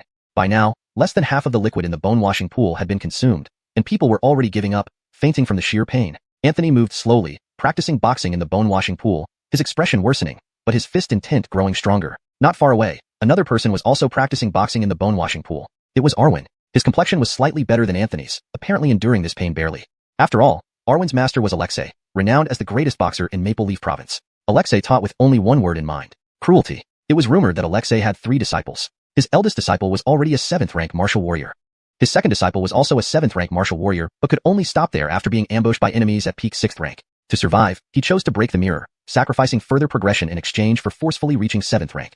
He fought against 5 opponents and eliminated them, but was left critically injured with lingering ailments. The youngest disciple was Arwen. Alexei once remarked that Arwen's talent in boxing was equivalent to having 2 Alexeis. Thus, one could gauge just how talented Arwen was.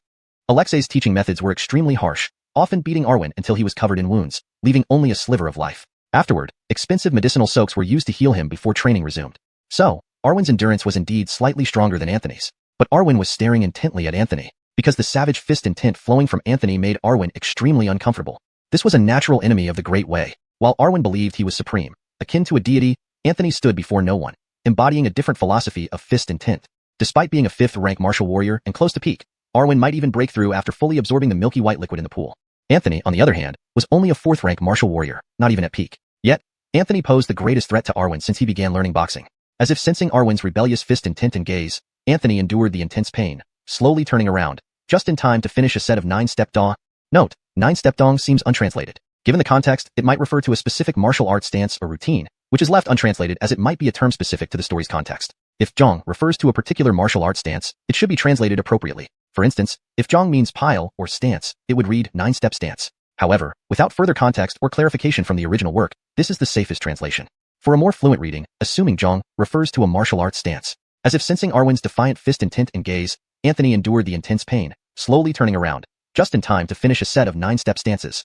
Their gazes met at this moment, and the 2 opposing fist intents collided instantly. Their gazes met. The opposing fist intents collided sharply. Chapter 118. Transformation. Time, like willow fluff in the wind, slips away unnoticed and unseen, impossible to catch or hold. The group had been in the marrow cleansing pool for about a quarter of an hour now. Anthony was currently in a semi-conscious state, but his fists did not cease moving. His boxing intent grew increasingly natural and spontaneous. Yi Wu Xingfa. How much do you think this kid can absorb? This line seems to be a direct quote from internal dialogues or thoughts, likely from different techniques or entities within the story's context. The translation provided is accurate and conveys the meaning well in English. However, for better readability and fluency, it can be slightly adjusted. Norris technique. How much do you think this kid can absorb?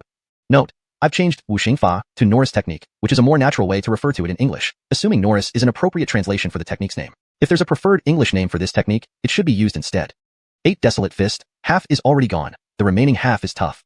Yi Jiansu. You taught him boxing, so he's practically your half-disciple. Why are you so lacking in confidence? 8 Desolate Chin. He was chosen by the 5 elements. Note, For better readability and consistency, Ba Huang Qin should be translated as 8 desolate fist throughout the text. Improved. 8 desolate fist. He was chosen by the 5 elements. 一五行法. What do you mean? Are you saying my choice was no good? 8 desolate's fist, it's Manchang. Correction. 8 desolate's fist, it's passable. But based on the context, a more fitting translation would be 8 desolate's fist, he's doing decently. The term Manchang, hardly/passable, carries a connotation of something being barely acceptable or done with difficulty. Given the context where 8 desolate's fist seems to acknowledge Anthony's performance, but in a rather dismissive or understated way, passable or decently might fit better. For a smoother and more natural read in English, he's doing decently captures the tone and meaning accurately. 一五行法. Okay.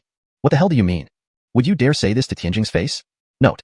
Ensured consistency in terminology by using Tianjing instead of Tianjing. 8 desolate fist. Annoying.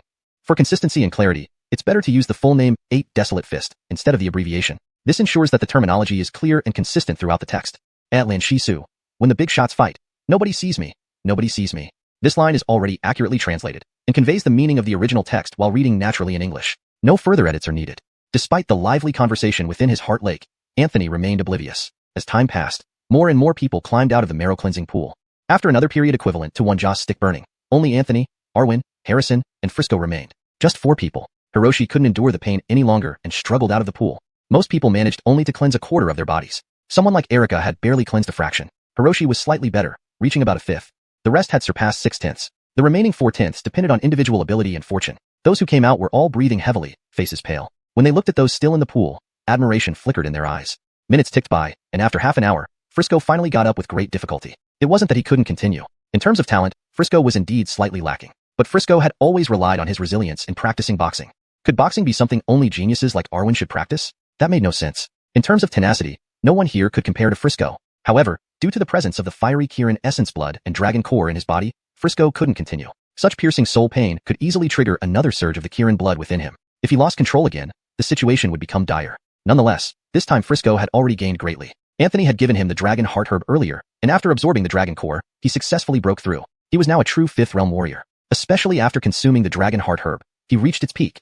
Entering the marrow cleansing pool this time, holding on for so long, cleansing up to 70%, there were already signs of breaking through to the 6th realm. But Frisco tightly suppressed his cultivation, just as Arwen once did. Breaking through too quickly among the 11 realms of warriors might not be beneficial. Each step should be taken slowly. Frisco lay down on the ground immediately after crawling out of the pool, turning his head to look at Anthony and giving a faint smile. Not bad, can take it. Now, only 3 remained in the marrow cleansing pool. Anthony, Arwen, and Harrison. Harrison was the first to emerge. He wasn't a pure warrior. Being a sword cultivator, reaching 80% was already incredibly hard. Only Anthony and Arwen were left. After another period of one Joss stick burning, suddenly, an intense wave of power surged from Arwen's direction. Frisco's expression changed. He's breaking through. Arwen was going to break through right there in the pool. To directly reach the 6th realm, his chi began to surge. Simultaneously, the milky white liquid in the pool also started boiling.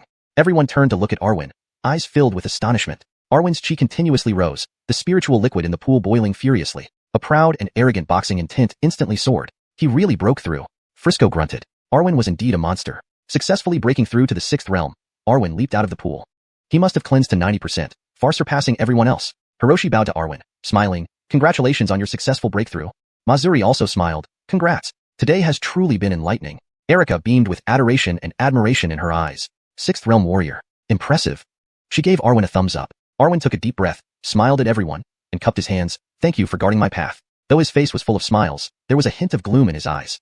He had ultimately failed. The pain at 90% nearly drove him mad. He tried to use the momentum of the breakthrough to hold on, but he didn't manage to last. Hearing Arwen's thanks, Erica hurriedly waved her hands. No problem. It's all because of your effort. Then she glanced at Anthony and pouted. Humph. Unlike some people who've been soaking in the pool without making any noise, we don't even know if they're dead inside. Frisco cast a glance at Erica and chuckled, muttering 2 words loudly enough for everyone to hear. Brain dead. Erica was furious. Bumpkin, who are you calling? Frisco stretched lazily, joints popping like beans exploding. Whoever it applies to. He had patience for those with brains, but no talent. For those lacking both brains and talent, he had none. Erica's face flushed red with anger, about to retort when a thunderous sound interrupted them. Everyone turned to see shock in their eyes. Cracks began appearing under Anthony in the pool. This is... Arwen's pupils dilated, almost disbelieving. Frisco squinted, quietly standing near Anthony. It was said that the marrow cleansing pool had the power of complete transformation, but few had ever seen it. Only by enduring a full cleanse could one achieve true transformation. Anthony's boxing intent had reached its peak. Fortunately, it maintained a sliver of clarity. When the last drop of spiritual liquid disappeared, a faint divine light radiated from Anthony's body. Even Harrison, usually expressionless, showed a slight change in color. Marrow cleansing completed. Transformation? Mazuri was shocked. Even Arwen couldn't achieve what this Anthony from a minor sect in Donghuang province did. Hiroshi asked in disbelief. Is he really not from a major family in Central Plain? Arwen's face darkened. Erika was also stunned, but refused to admit Anthony's superiority over Arwen. How could a bumpkin from some poor place be stronger than their esteemed ones? Fake. A bumpkin like him can't fully absorb the spiritual liquid. He must have used some trick.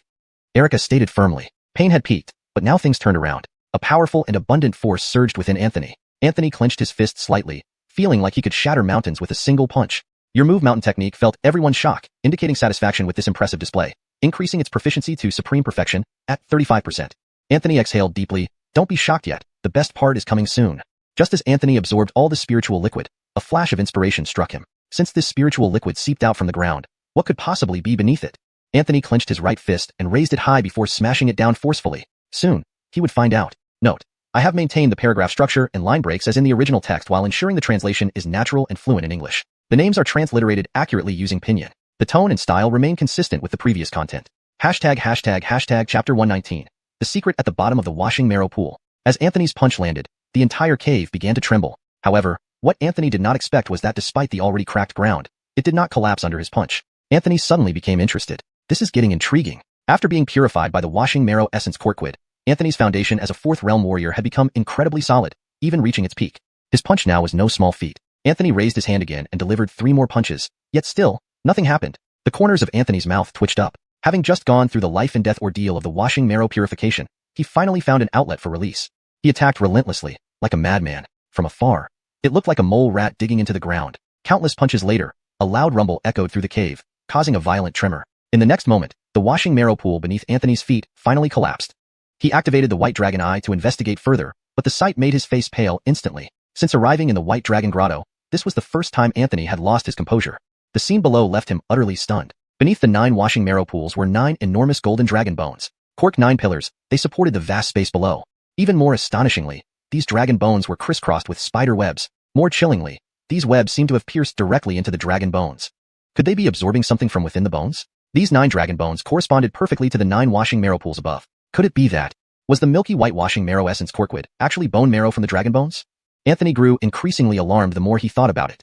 On the massive web, there were over a dozen spider cocoons wrapped tightly in silk, resembling mummies. Some were dry and broken, while 4 appeared relatively new, and one seemed to be wriggling. Anthony was momentarily dazed. Such a large web. How big must the spider be to create such a vast web? Frisco poked his head down from above, startled by the sight. Holy crap, what's going on here? It's empty down there? That's a huge bone. Isn't that a dragon bone? Frisco squinted closely and was taken aback once more. Damn! Such a massive web? Did some great-great-grandfather spider make this? Look, there are things on it too. Frisco was referring to the human-like cocoons swathed in silk. Inside those, could they be people? Anthony shook his head. I don't know. This place is quite strange. Frisco scratched his chin. Strange? This is terrifying as hell. Anthony frowned. For some reason, he felt that the faint aura emanating from the cocoons was familiar. Anthony clenched his teeth and told Frisco, stay above and watch. I'll go check. Frisco nodded, wrapping a black cloth around Anthony's waist. Just in case, if any danger happens, I can pull you up right away. This place feels eerie, like someone is watching us from the shadows. Doesn't seem like a good place. Anthony didn't refuse, carefully descending with the wind to the center of the web. Up close, Anthony noticed many of these silk cocoons on the web, but most were old and cracked. What shocked Anthony even more was that some cocoons were enormous. Extremely enormous. Such a colossal cocoon. What could possibly be inside? Most importantly, capturing such a large creature and encasing it in a cocoon, combined with the enormous web. Anthony began to understand. Could there be a gigantic spider living down here? Anthony's mouth twitched. If it were truly that large, the spider would be as big as a small mountain. Thinking of this, Anthony dared not linger. He had an innate fear of multi-legged creatures. He quickly approached one of the humanoid-sized cocoons, red light flashing on his left arm as the punishment blade appeared in his hand. He gently cut the silk, noticing bits of fabric. Could they really be people? Continuing to cut the web, Anthony gradually revealed half a face. But this half face struck Anthony like lightning, leaving him frozen in place. Marion?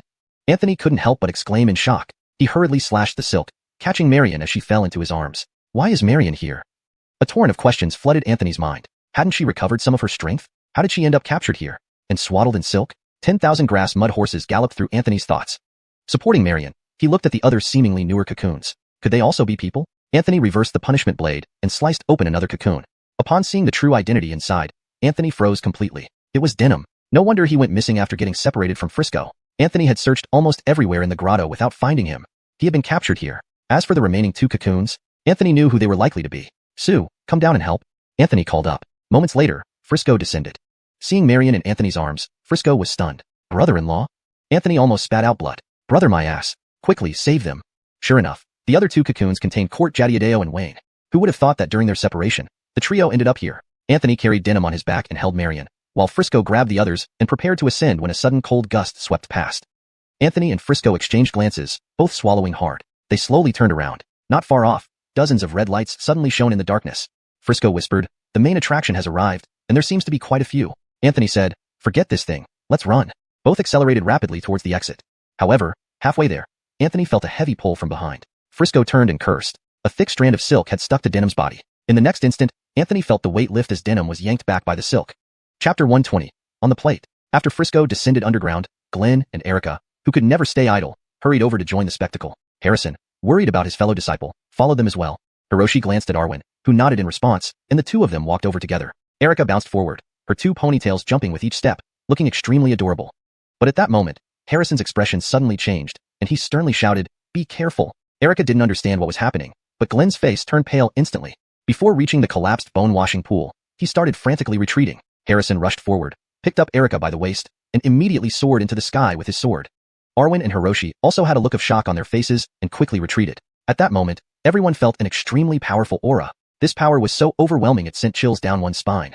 That icy feeling was like falling into an ice cave. The next instant, the earth trembled, like an earthquake. The ground began to crack, and the ground beneath their feet continuously caved in. Harrison carried Erica up into the air using his sword, while Arwen and Hiroshi took to the wind. Glenn instantly put on 3 magic robes, all of which were low-grade spirit artifacts. Cultivators from the Ma family were indeed like nouveau riche. The ground completely collapsed, and a massive creature the size of a small mountain erupted from the earth. It was a giant spider. It had 19 eyes. Earlier, Frisco thought there were multiple spiders, but it turned out those flashes of red light were all from this one spider's eyes. These 19 eyes were densely packed, giving off an extremely uncomfortable feeling, especially the cold gaze emanating from its blood-red eyes, which made people shudder in fear. The gigantic spider had 10 legs, each as thick as stone boulders. There were 4 on either side, and 2 slightly smaller but extremely sharp ones in the front, gleaming with a mesmerizing glow. Emerging just a step ahead of the spider were Anthony and Frisco. Anthony held Marion in one arm and had dragged Wu Feng back from the spider's mouth with the other hand. Frisco had Court Jadiadeo and Wayne in each hand, nimbly dodging between the huge rocks that shot up. This spider wouldn't let them go easily, possibly because they had intruded on its territory and stolen its food, or for some other reason. It opened its mouth and kept shooting out spider silk at them. While running, Frisco didn't forget to mock, "Hey Moo, is the damn spider behind us a female? Is she infatuated with my brothers? If not, you should stay here and be its head wife. This sister-in-law seems quite fitting." Anthony flew with his sword, continuously moving. Hearing Frisco still having the heart to joke at such a time, he couldn't help but curse, "Sue, I think this is clearly your long-lost wife. How can you be so heartless, leaving your wife in this barren place? Isn't it the same as being a living widow? Quickly, stop and reunite with your wife. Enjoy the moon and have many baby spiders. Brothers will definitely give you a big gift." Frisco jumped onto a flying boulder, bent his body, and stomped hard with both feet. Cork a cannonball, he shot out instantly, twisting his body midair to dodge several thick strands of web shot by the spider, then flung Court Jadiadeo and Wayne far away with a flick of his arm. He then landed on another rock to borrow force and leap forward. The rock shattered instantly under Frisco's weight. Anthony transformed into a streak of sword light, catching Court Jadiadeo and Wayne, who had been thrown by Frisco. Frisco shouted loudly, "Run! This beast may only appear to have peak golden core strength, but it's truly terrifying. We cannot confront it." Anthony naturally understood the intricacies. Within this white dragon netherworld, there seemed to be some sort of suppression, perhaps left by the slayer Davina, or possibly a flow of principles unknown even to Davina, likely related to the white dragon. But no matter how it was, within this netherworld, no strange beast could break through to the nascent soul stage. Except for the dragon soul, no strange beast could reach the nascent soul realm. Even the white python they encountered before was also only at the peak golden core stage. However, if these beasts could leave the white dragon netherworld, taking the white python as an example, as soon as it left, it would immediately break through to the nascent soul stage. Without any abruptness or forced growth, it would naturally progress. If it succeeded in traveling along the river, it would transform into a fish dragon at the deity transformation stage. If even the white python was like this, then this ancient spider lurking underground for countless years would be even more terrifying, especially since it had fed on the bone-washing spirit Corquid daily. Its physical resilience must have reached an unimaginable level. This giant spider looked like it was only at the peak golden core stage, but once it left the netherworld, it would likely become a deity reversion beast, capable of speaking human language and transforming into human form. Even now, within the white dragon netherworld, Anthony and the others were no match for it. Anthony realized this, so they focused on escaping, preferably directly leaving the white dragon netherworld. However, no one expected that when they prepared to flee, this world seemed to be sealed. It was as if an invisible wall had appeared, preventing anyone from breaking through it, whether by riding the wind or using a flying sword. Glenn's face turned ashen. He glanced back at the giant spider and shivered, saying, "Could it already have its innate ability? Upon hearing this, everyone's expressions changed, except for Anthony, who was still confused. But seeing everyone else's grim faces, he knew it wasn't good. Anthony turned and asked Frisco nearby, "What does that mean?" Frisco's expression was also grim. He said heavily, "Whenever a strange beast reaches the deity transformation stage, it develops wisdom, almost indistinguishable from humans except for the inability to speak. If it reaches the deity reversion stage, it can take human form. Simultaneously, it acquires an innate, life-defining skill. My teacher has a close friend, a 1,000-year-old hill-climbing ape cultivator from Maple Leaf Continent. A century ago, upon reaching the deity reversion stage and transforming into a human, he acquired an innate ability. But this spider has cultivated an innate ability without even leaving the netherworld. Truly terrifying." Hearing this, Anthony immediately understood. From the looks of it, the spider's innate ability was somewhat similar yet different from Anthony's personal flying sword, Past. Past's innate ability created a small universe. This giant spider's innate ability locked everything in a small universe. It was like weaving an invisible giant net. We are all inside the net. All its prey on the plate. Chapter 121. Lethal Crisis. Anthony's heart sank as well. The situation had now become extremely tricky. After a long silence, Arwen suddenly spoke up, "Friends, given the current situation, our only option is to join forces and break out. Otherwise, I'm afraid none of us will be able to leave this white dragon cavern alive." Glenn also nodded. "Sue brother is right. If we work together, there might be a glimmer of hope." Harrison remained silent, but his expression was far from good. Little did they expect that this journey into the White Dragon Cavern would end up like this. Frisco, unusually serious without any jesting, remarked solidly, "Even if all 7 of us join forces, the odds of victory are still only around 40 to 60%. Hiroshi said gravely, "It's better than waiting to die." Anthony exhaled lightly, just about to speak when he noticed Veda gradually coming to consciousness. She looked at Anthony with a complicated gaze. Her mouth opened slightly, but no words came out. However, Anthony could roughly guess what she wanted to say. "Thank you." Anthony asked, "What happened?" Veda took a breath and explained, "I used my divine sense to probe this place and found something peculiar below, so I thought of a way down. But unexpectedly, I encountered it. After some skirmishes, my old injuries flared up." Veda's complexion was somewhat pale. Although absorbing the dragon essence had significantly healed her injuries, the consecutive battles and internal wounds required seclusion for complete recovery. But she unexpectedly ran into the giant spider below again, aggravating her injuries instead of improving them. Now her strength could barely reach the first stage of the nascent soul realm. Denham and others also woke up, but upon seeing the giant spider, fear flashed in their eyes. "His Holiness! Quickly escape! This giant spider is beyond our ability to resist." Wu Feng clutched his chest, looking anxious. Denham seemed to have had an extraordinary encounter too, advancing from the 3rd level of core formation to the 6th level. Court Jadiadeo and Wayne had also made breakthroughs, and were now 5th level foundation establishment cultivators. Clearly, after separating from Frisco, they had gained significant opportunities and improved their strength. They likely ended up here due to the chaotic spatial disturbance within the White Dragon Cavern and were subsequently caught by the giant spider. Facing Wu Feng's urging, Anthony could only bitterly shake his head. It's too late. No one can escape now. This beast's innate power has trapped us all here, and there's no getting away anytime soon.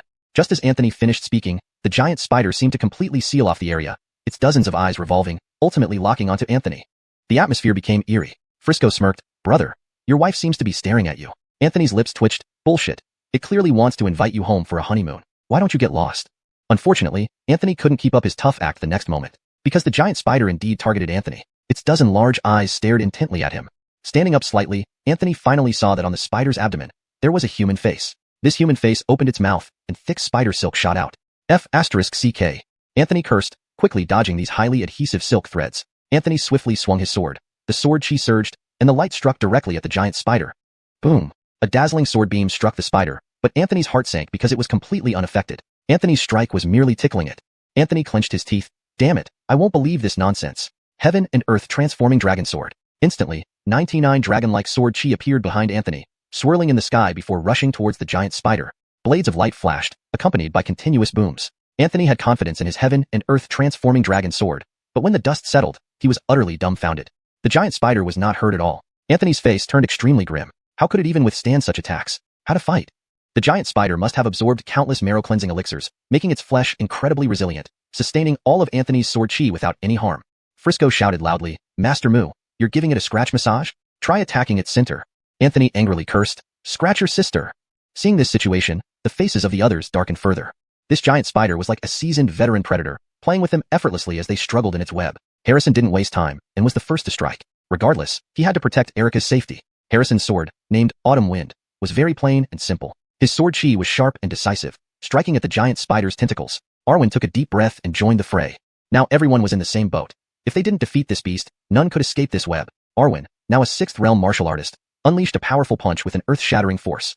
Glenn lacked offensive spells but had many offensive artifacts. He first pulled out a golden sphere from his bosom and threw it at the spider. When the sphere hit the ground, it conjured a golden armored warrior. Several meters tall, It held a golden shield and a shimmering mountain-cleaving saber, an ultimate puppet with the strength of a peak golden core cultivator. This move was somewhat akin to the immortal bean soldiers. After materializing, the golden armored warrior charged at the giant spider. Glenn then drew out another artifact, a bow and arrow. Remarkably, this bow and arrow acted intelligently without needing to be driven.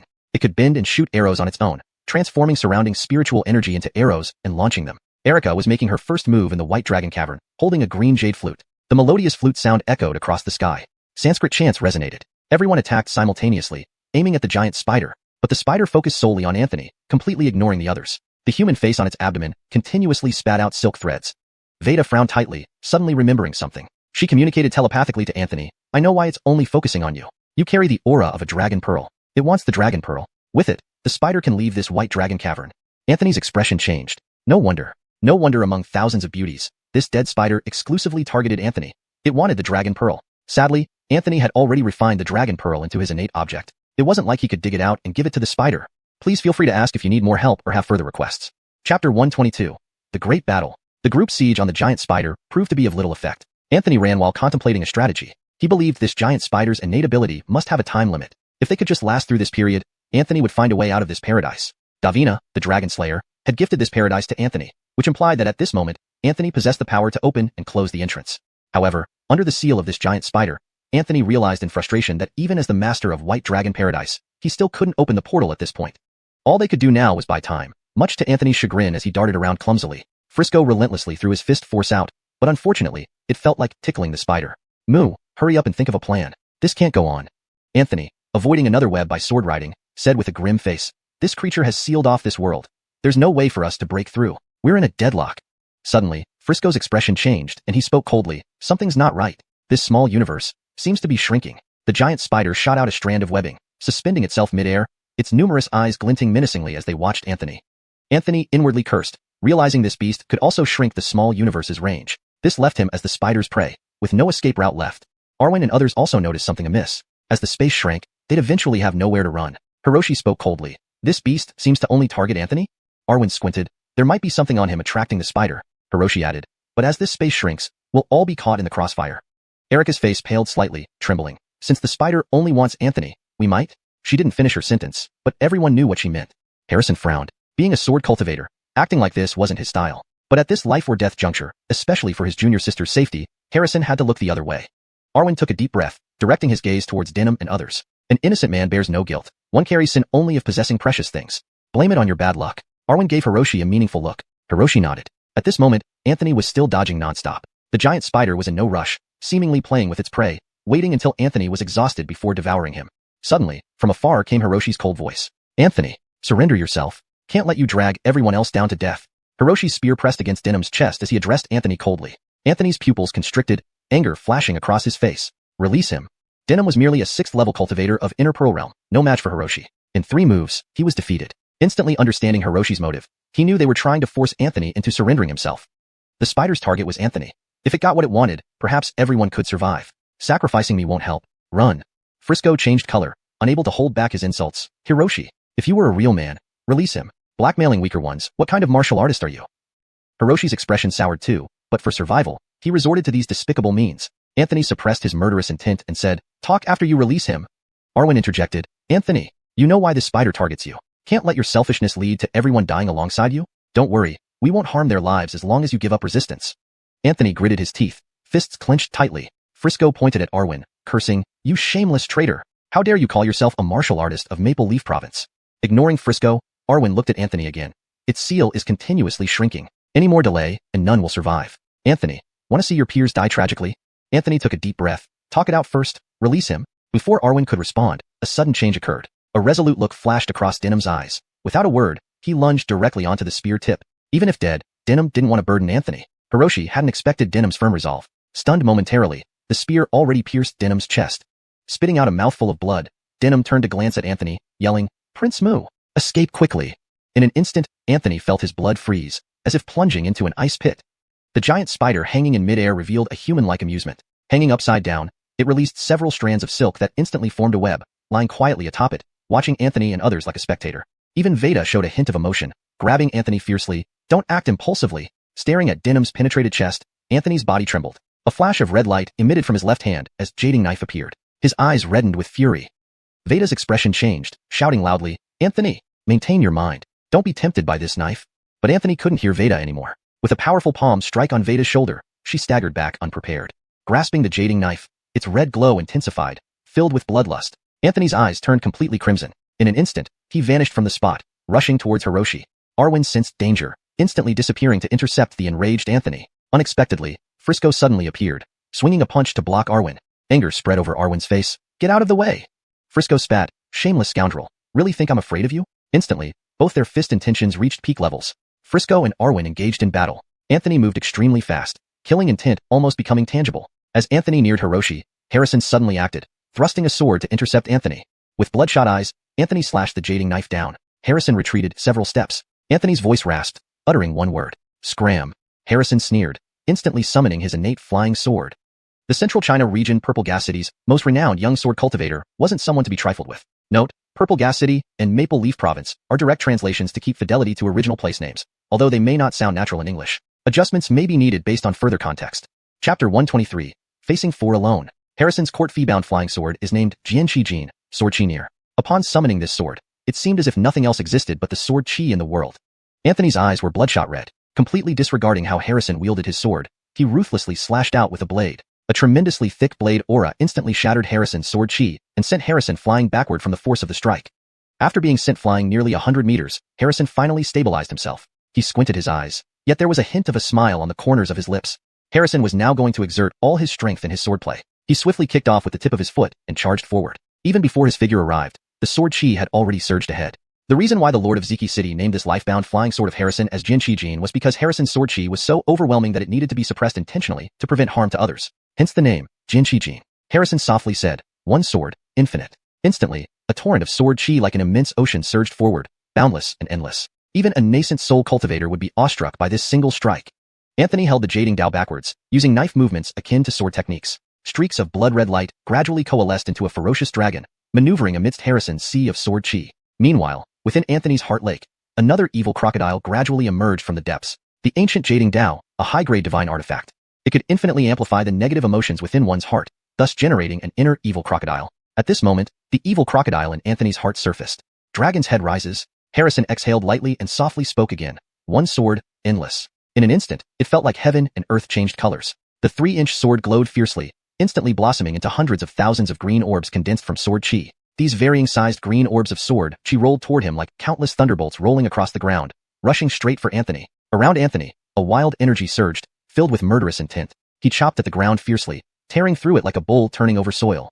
The sword chi clashed with rocks, kicking up a cloud of dust that blotted out the sky. In the next moment, hundreds of strands of sword chi burst forth from the dust, heading straight for Anthony. Anthony tightly grasped the jading Dao, sheathing it slowly. He kept gathering power, waiting for the right moment. As the sword chi approached his body, the jading Dao inside its sheath was trembling violently. Anthony grabbed the hilt and swiftly drew his blade. Korka sun rising at dawn. A fierce blade aura split the sky like the first line of light at creation, shattering these hundreds of strands of sword chi. Amidst the shattered sword light, Harrison appeared silently, pressing down with his left hand on the sword hilt. With a flick of his right hand, the autumn wind sword was drawn about 3 inches from its sheath, striking Anthony's chest with its hilt. His attack successful, the autumn wind sword was forcibly pushed back into its sheath. Anthony grunted, retreating 7 steps but continued his assault, chopping out with his knife each time he stepped back. 7 steps back, 7 consecutive slashes. Harrison held the sheath with his left hand and the hilt of Chiu Feng with his right, drawing the sword and unleashing 12 strands of sword chi in quick succession. The sword chi collided with the blade aura, erupting in dazzling brilliance. Harrison rode on the sword's momentum, but couldn't find Anthony's whereabouts. Next, Hiroshi's expression suddenly changed drastically. An extremely cold, killing intent instantly enveloped him. Turned out Anthony had quietly approached Hiroshi from behind at some point. Hiroshi hastily pulled out his spear, barely having time to look back, unleashing a powerful counterattack. It must be admitted that Hiroshi's spear skills bore a touch of Grandmaster flair. This counterattack was perfectly executed, without any hesitation. A stroke of insight born from the brink of death, making it extraordinarily exceptional. Anthony tugged at the corner of his mouth, not even attempting to dodge. With the jading Dao in his hand, he slashed horizontally, not to block the spear, but with the resolve to exchange injuries for life. This powerful counterattack penetrated Anthony's shoulder, piercing through his back, leaving a trail of blood. The spear wielders stood motionless, not because they didn't want to move, but because they couldn't. A flash of red, a slash of the blade. The last thing Hiroshi saw in his life was Anthony allowing the spear to pierce his body and then striking mercilessly. A round head rolled to the ground. Hiroshi died with his eyes wide open. Anthony, holding the long spear with his other hand, pulled outward forcefully, causing a bloom of blood. Without looking at his own injuries, Anthony tossed the spear aside and walked several steps to stand before Denham, who was pale-faced and spitting blood. Wayne and Court Jadiadeo stood beside Denham, their eyes bloodshot. Denham did not want Anthony to hold back because of him and decided to end his own life. This spear had directly pierced Denham's chest. Survival seemed unlikely. Marion arrived beside Anthony at this moment, observing his expressionless face, feeling a mix of emotions. She always wished for Anthony to enter her demon path, but now, as Anthony's killer intent intensified, almost leading him towards the demon path, Marion felt a complex mood, far from satisfaction. She told Anthony, if you don't steady your mind now, you will truly fall into the demon path. This Tao is not ordinary, and without an exceptionally resilient mental state, it is impossible to tame. However, Anthony, with bloodshot eyes, only looked at the dying Denham, saying in a flat tone, save him. Marion hesitated. Anthony turned to look at her. Please, I beg you. Though the Jading Tao was domineering, Anthony had the 5 elements law to stabilize his mind and the 8 extremes fist intent to preserve clarity. Additionally, the sword control technique allowed him to constantly suppress the evil crocodile with sword chi in his heart lake. Therefore, Anthony could use the Jading Tao with confidence, letting it draw out the inner evil dragon. Marion locked eyes with Anthony for a moment before suddenly turning her gaze to Denham. Wayne and Court Jadiadeo clenched their fists tightly, their expressions complicated. This woman before them was the top demoness of the demon path, the leader of the heavenly demon sect, Marion. Would she really save a disciple of the Milo sect? After pondering for a moment, Marion said, to save him, he needs to cultivate our demon path technique, but that means first stripping away all his current cultivation. From then on, he will completely belong to the demon path. Anthony remained silent for a while, and then simply replied, agreed. Even if Denham would blame him in the future, he accepted it. Marion didn't delay, gently tapping her jade-like fingers to protect Denham's heart pulse before directly stripping away his Milo sect cultivation. Suddenly, a loud noise came from afar, and a shadow flew out in disarray. It was Frisco, who had just exchanged blows with Arwen. Frisco had a trickle of blood flowing from the corner of his mouth, crashing heavily into a broken cliff. Farther away, Arwen's long hair fluttered without wind, displaying formidable boxing intent. Harrison also arrived via sword chi radiating brilliantly. Erica placed her flute to her lips, filling the air with melodious notes. Mazo re-sighed, acknowledging that there was no turning back once it reached this stage. Since they had completely revealed their true intentions, only a fight to the death would suffice. Anthony tightened his grip on the Jading Tao, taking a silent step forward. Anthony was going to face 4 alone. Note: names have been kept as pinyin to ensure accuracy as requested. Chapter 124. A fierce battle. Arwen now made no attempt to conceal his murderous intent. He had always harbored intense hostility toward Anthony. At heart, Arwen found it hard to accept that a mere Donghuang prefecture could produce such an outstanding young martial artist as Anthony. Especially the punch intention of Anthony left him profoundly uneasy. Harrison's expression was somewhat complicated. As a sword cultivator, he would have much rather faced Anthony in a fair sword duel than be embroiled in this current scenario. Without a word, Anthony accepted the challenge. If they were to fight until death, then so be it. Anthony took the initiative, leaping forward and instantly appearing before Jamal. This merchant cultivator appeared to have moderate cultivation and mediocre combat prowess, but possessed many tricks up his sleeve. Failing to take care of him first would cause significant trouble later. Jamal's expression changed, but not with great surprise, clearly expecting Anthony would come for him first. Layers of colorful ripples emanated from Jamal, beautiful yet menacing. Earlier, he had donned 3 defensive Dharma robes, all of which were inferior-grade spirit treasures. These layered, colorful ripples were the combined effect of these Dharma robes. Unmoved, Anthony brandished the superior-grade divine artifact, Jading Tao, in his hand. Under the razor-sharp edge of Jading Tao, the Dharma robes crumbled effortlessly. Jamal's complexion finally changed. He never imagined 3 inferior-grade spirit robes could not withstand even 1 strike from Anthony. However, Anthony couldn't deliver a second blow because Arwen was already upon him within 3 feet. A fist smashed down with a thunderous roar. Anthony responded with a half-moon slash, but Arwen had vanished behind him. Indifferent, Arwen landed a direct blow on Anthony's back, sending him crashing into the earth below. A crater formed as dust and debris flew. Erica played her emerald flute melodiously, inducing disarray in anyone's chi and mind who listened, causing hallucinations in those with weak wills. Jamal summoned 2 attack talismans, a golden-armored divine general and an ice jade longbow. The divine general dove into the pit, while the longbow autonomously condensed natural energy to fire arrows. 9 arrows pierced through the air towards the crater. Arwen sneered, that's all? But Harrison suddenly sensed terrifying sword intent emerging from the crater and urgently pulled Erica away. A bone-chilling sword aura erupted from the crater, filled with ferocious killing intent. Amidst the dust and smoke, 2 words echoed slowly from the crater, crushing star. Holding the knife, Anthony channeled his sword intent. Thus, pure sword aura merged with the malevolent energy of Jading Tao. The golden-armored deity was instantly shattered by countless sword auras and fell to the ground, becoming a pile of scrap metal. The infinite sword auras surged like shooting stars towards Arwen. However, Arwen used a powerful fist technique to shatter the incoming sword auras. Just as Jamal prepared to summon more artifacts, he saw a sword cleaving through the sky. His final moments came as the words, past events, reached his ears. Instantly, everything around them seemed to pause. Anthony's second soul-bound flying sword, past events, triggered its inherent ability, stagnation of time, lasting for 3 breaths. During this brief moment, Anthony plunged a dagger into Jamal's chest. After the time stopped, everyone felt a strange uneasiness. Arwen noticed inexplicable wounds on himself and frowned. Harrison seemed to realize something shocking. Arwen stared at the lifeless Jamal, completely stunned by how a single stab ended Jamal's life. Your mountain-moving technique has absorbed shock from Arwen, Harrison, and the Great Black Spider, improving your skill proficiency to 40% supreme perfection. Anthony was taken aback by the name Great Black Spider. Who named it? And mountain-moving technique?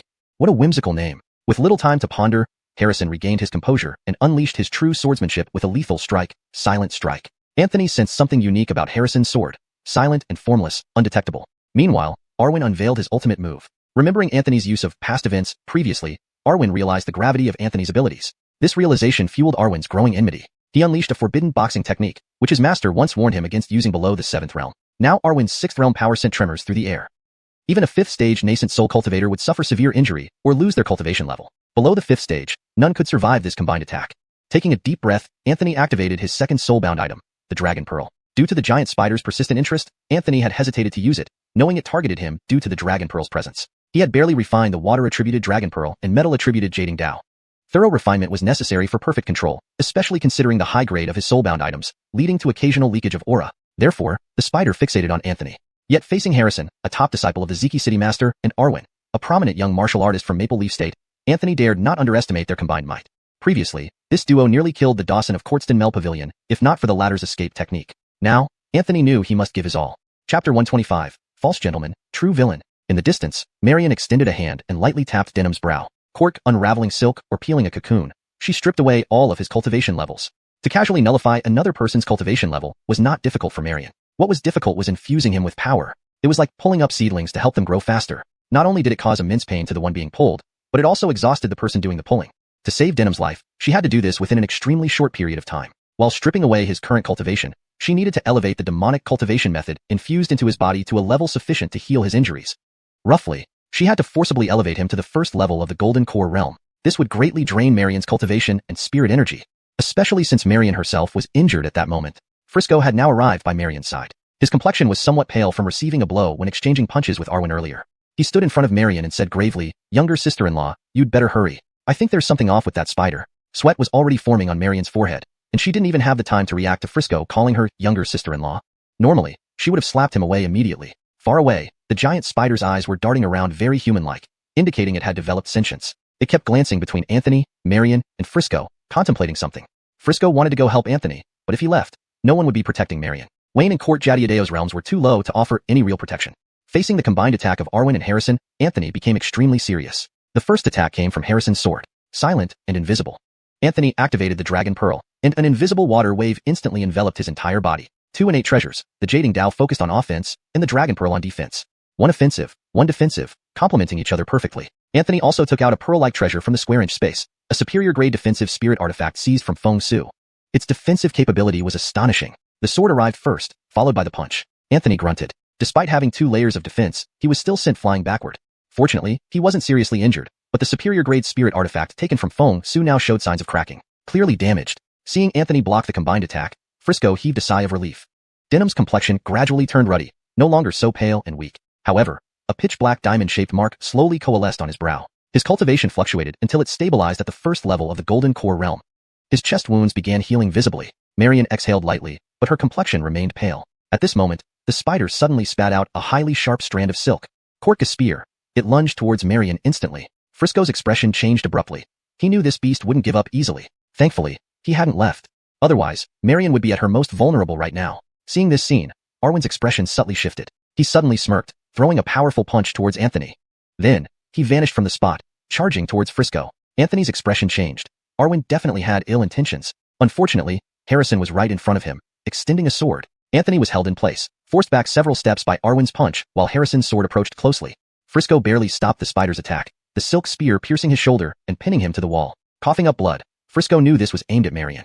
But without Anthony present, Frisco couldn't let Marion get hurt. Anyone could see their unusual relationship. Plus, as a man standing before her, he couldn't let her get hurt.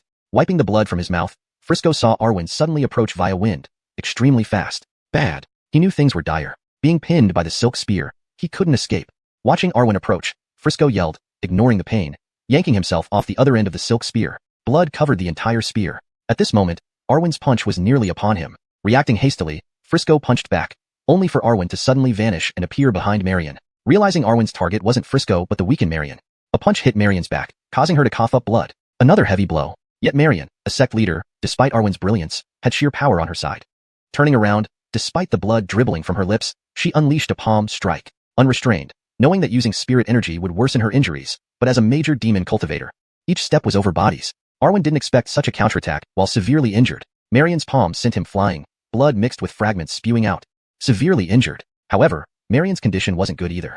She fell to the ground, holding her chest, coughing blood, breathing heavily. Frisco heartily endured the spider's attack, shoulder pierced, kneeling, face pale. Suddenly, the spider shot more silk strands, trapping Court Jadiadeo, Wayne, Denham, Marion, and Frisco, pulling them away. Anthony's eyes went wide, abandoning the fight with Harrison, rushing to save them. Harrison paused mid-strike. As a swordsman, attacking Anthony in such a situation was against his principles. If he prevented Anthony from saving people, Harrison couldn't do it. But someone else could. Arwen, despite his injuries, forced himself to block Anthony. He wanted Anthony to watch everyone he cared about die here. Chapter 126 swallowed into the belly. Anthony's eyes were bloodshot as he traded a blow with Arwen, causing Arwen to stagger back a few steps, but refusing to retreat. Anthony held his saber in his right hand and gripped the hilt of the ancient sword with his left. The interplay of saber and sword was mesmerizing. He frenziedly channeled his inner energy, unleashing waves of sword chi and saber force that enveloped Arwen like an unyielding net. Arwen, gravely injured by Veda's palm strike, saw Harrison unwilling to go against his conscience and draw his sword, and could no longer fully obstruct Anthony. With a sudden motion, Anthony unleashed both his saber and sword just as the giant spider began swallowing everyone whole. Spider silk snapped everywhere. Anthony kicked Frisco towards Denham and others, shouting, "Take them away!" Just now, Anthony had activated the dragon pearl. Now his body surged with dragon chi, a sumptuous feast to the spider's eyes. The spider's large mouth opened wide beneath its belly, and several threads of spider silk instantly wrapped around Anthony's body. Gritting his teeth, Anthony thrust the ancient sword deeply into the ground to stabilize himself. A red glow flashed from his saber, not cutting the silk on him but severing the last thread holding Veda. Veda's expression changed as she involuntarily reached out, trying to pull Anthony back. But the spider's strength was immense, too much for her wounded body to withstand. Anthony shook his head. His internal spirit chi was nearly depleted, his twin life-bound flying swords dormant. He had no more tricks up his sleeve. Go! Anthony's lips dripped with blood, his suppressed injuries finally bursting forth. Veda bit her lip, refusing to let go. Anthony said something unexpected. The Great Way should not be so petty. Veda paused. Suddenly, Anthony gently pushed Veda away. Without her hold, Anthony was instantly swallowed by the giant spider. Frisco skillfully caught Wayne, Court Jadiadeo, and others, but turned back only to find Anthony gone. Anthony! Frisco stood there, almost disbelieving. Damn it! His eyes reddened. Monster! I'll kill you today. Taking 2 steps forward, Frisco vomited blood, stumbling and falling to the ground. Veda stared blankly at the empty space before her, seeing only the lone sword standing upright in the ground. She knew what Anthony's final words meant. Once, Veda had asked Anthony, "What is righteousness?" Anthony smiled after thinking for a moment. Righteousness is marked by trials and tribulations. Veda fell silent, then asked again, "What about demonry?" Anthony's smile never faded. "I think it's like day and night, an unchangeable truth. Righteousness may be daylight, and demonry the night. Some walk in daylight on the sunny path, while others carefully tread across the tightrope alone in darkness. But isn't the crucial part the path? Tao can be spoken of, but it's not the eternal Tao. As long as one stays true to their heart, who cares about the path they're on?" Then Anthony recalled his elder brother's words, his smile growing wider. The Great Way should not be so petty. At that time, looking at the spirited Anthony, Veda was stunned. In her life, she often felt discontent. People and things she cherished had nothing to do with beauty or peace. Suddenly spring came, suddenly summer arrived, quickly followed by autumn, and already winter was here. There was no warm spring bloom afterward. Meeting Anthony perhaps was fate's decree for her. Yet, it felt like in the coldest winter, someone brought spring down from the heavens. In her icy world, a flower bloomed in the quiet valley. Unbeknownst to her, Veda found a tear slipping down her cheek.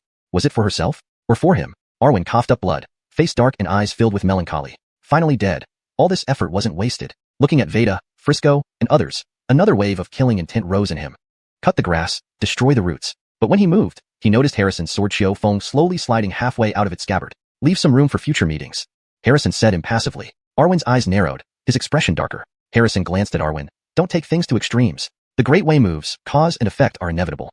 Arwen coldly snorted, refraining from further action. With Harrison blocking him, he couldn't finish the job. Inside the giant spider's belly, Anthony was now tightly wrapped like a mummy. The spider didn't want to eat him.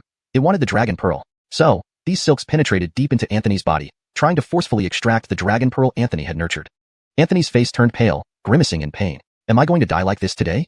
If this gets out, it's too humiliating. I'm a sage son. Can't I die with dignity? Hell. Court. Light. Easy. His consciousness grew faint, images of old faces flickering before his eyes. Anthony knew he would likely die here. Dad. Mom. Anthony slowly closed his eyes, whispering softly. Before him, it seemed his family sat in their small courtyard. Dad took off his armor, teasing Mom who held baby Mushiweli. Ivor scratched his head beside them, laughing. Anthony stood by Mom, orderly, smiling. He ran around Dad and Mom, reporting on his second brother Ivor's mischief. Seeing this warm scene, Anthony smiled. Then, feeling increasingly heavy-eyed, drowsiness overcame him. Suddenly, the Anthony in the image tilted his head slightly, patting his shoulder and saying 2 words. Don't sleep. Cork a dialogue spanning time and space. Anthony snapped awake. Surrounded by darkness, the spider silk kept pulling, trying to extract the dragon pearl. An idea struck Anthony. Struggling, he said, I don't know if you understand me, but why don't we make a deal? No response. Anthony persisted, even if you get my dragon pearl, your power will surge, but you'll still be trapped here. I can take you out. Suddenly, the spider's silk stopped moving, as if hesitating. Anthony smiled, realizing the spider indeed had intelligence and understood him. Seizing the opportunity, Anthony continued, I'm now the master of this cave heaven. I can take anything out, including you. Why stay here? Even if you rule this tiny realm, isn't it beneath you? The outside world is vast and boundless, skies open for your flight, oceans for your leap. Seeing the spider hesitate, Anthony added, Brother, would you choose occasional satisfaction or constant abundance? The spider seemed to ponder, possibly finding Anthony's argument compelling, slowly retracting the silk from his body. Anthony endured excruciating pain. Yet, not spat out, he guessed the spider's plan, continuing, I know you have doubts. Stop your abilities, I'll prove it. Your power seals this space. I can't open the door otherwise. The spider paused, wary of being tricked. Anthony sighed, Brother, you've already swallowed me. How can I escape? I lack the ability. If I could, I wouldn't be bargaining with you inside your belly. The spider, hearing this, hummed in thought. There was some sense to it. It then really retracted its inherent supernatural power. Anthony's eyes lit up. He had no intention of deceiving it. Zan Longrandavina had given this cave heaven to Anthony, so naturally, Anthony could open and close the door at will. It was just that each time it required a considerable amount of spiritual energy. Anthony steadied his mind and used his remaining spiritual body to open a thumb-sized door. The giant spider's eyes sparkled. However, this door vanished in the blink of an eye, disappearing instantly. The giant spider was stunned. What did that mean? Anthony's body truly had not a single drop of spiritual energy left, completely empty, devoid of even a trace. He spoke weakly, opening the door requires an enormous amount of spiritual energy. The spiritual energy within me now isn't enough to support opening a door large enough for you to go through. Unless you let me out. Translation notes. The paragraph structure and line breaks have been maintained as requested. Pinyin names are correctly preserved as Anthony and Davina. The original tone and style have been kept intact, ensuring a natural and fluent English translation. Storyline coherence is maintained with the previous content. Grammatical errors have been avoided for a smooth reading experience. Chapter 127. Did I say you can go? Outside, Arwen and the others discovered that the seal of this small world had indeed been broken. It seemed that the giant spider truly targeted only Anthony. Now that Anthony had been swallowed by the spider, there was no need to keep them trapped here any longer. Erica's face lit up with joy as she urgently grabbed Harrison's arm and said, Senior brother, we can leave now. Harrison nodded, but suddenly glanced at the giant spider. Harrison felt a twinge of regret. The sword cultivator named Anthony was a rare adversary. Unfortunately, a hint of coldness flashed across Arwen's face. It looked like Anthony had met his end inside the spider's belly. This way, Arwen would lose one less formidable rival in martial arts. Frisco struggled to rise, his face hidden, but the Chilan tattoo on his body became even more vivid. Frisco finally straightened up, cracking his neck, his eyes fixated on Arwen. Do you really think you can just walk away? Murder begets murder. Debts must be repaid. My brother isn't here, so I'll settle this debt for him. Frisco's Chilan tattoo grew ever brighter, as if it might leap off his skin. Arwen's expression darkened. What? Are you planning to fight me too? Taking 2 steps forward, Frisco didn't respond to Arwen but turned to look at Marion not far away. Take my 3 junior brothers and go. I still have a key to open the door. After saying this, he tossed a jade pendant toward Marion. However, Marion didn't catch it, her eyes remaining fixed on Anthony's fallen sword on the ground. Frisco paid no heed to Marion. He had something important to do. If not, Frisco would never forgive himself. Arwen's expression abruptly turned grim. It seemed Frisco was really prepared to fight him to the death. With Arwen's martial talent and 6th realm strength, defeating Frisco wouldn't be difficult. Although Arwen was heavily injured, Frisco was even worse off. Even in this life and death situation, Arwen believed he could survive. Frisco, however, would die. But Frisco was well known in Maple Leaf State as a martial fanatic. Defeating and killing him might come at a price Arwen couldn't bear, forever halting any further progress in martial arts. Such an outcome was unacceptable to Arwen, but Frisco had no fear. A dogged life wasn't worth much anyway. If he died, so be it. Return to nature, soul returned home. It sounded rather poetic. Frisco grinned to himself. Brother, don't say I didn't help you collect this debt. Suddenly, Harrison's expression changed. The sword in his hand started trembling uncontrollably. He turned sharply and looked at the sword impaled before Marion. That sword was also vibrating slightly. Arwen's pupils dilated. In the next moment, Frisco suddenly felt a pat on his shoulder. Then, an amused voice echoed into Frisco's ears. Surnamed Sue, I'm not dead yet. What are you doing? Eager to burn paper for me already? Frisco froze for a moment, then burst into laughter. He laughed heartily. Without turning around, Frisco nudged Anthony in the chest with his elbow, laughing and scolding. Playing dead, huh? Anthony tugged at the corner of his mouth. I'll die after you, all right? Frisco cursed. Anthony patted him on the shoulder again, signaling that he didn't need to fight. Just to Arwen? Do you really think Maple Leaf State's famous Frisco needs to personally deal with him? No need, no need. It'd lower my status. Frisco chuckled. You've got the right idea. Anthony's figure flickered, appearing beside Marion once more. The ancient sword on the ground immediately rose and returned to its sheath. Anthony glanced at Marion, feigning surprise. Has someone been crying? Initially struggling with emotions, Marion's demeanor instantly collapsed at Anthony's provoking smile, raising her fist to punch him in the chest. Die! Anthony smirked, sidestepping and appearing atop the giant spider's head. Anthony slowly crouched down, rubbing his chin. Brother, aren't you upset by that pretty boy over there?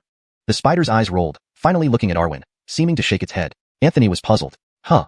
What did that mean? Not angry? Damn. Are you this picky about appearances?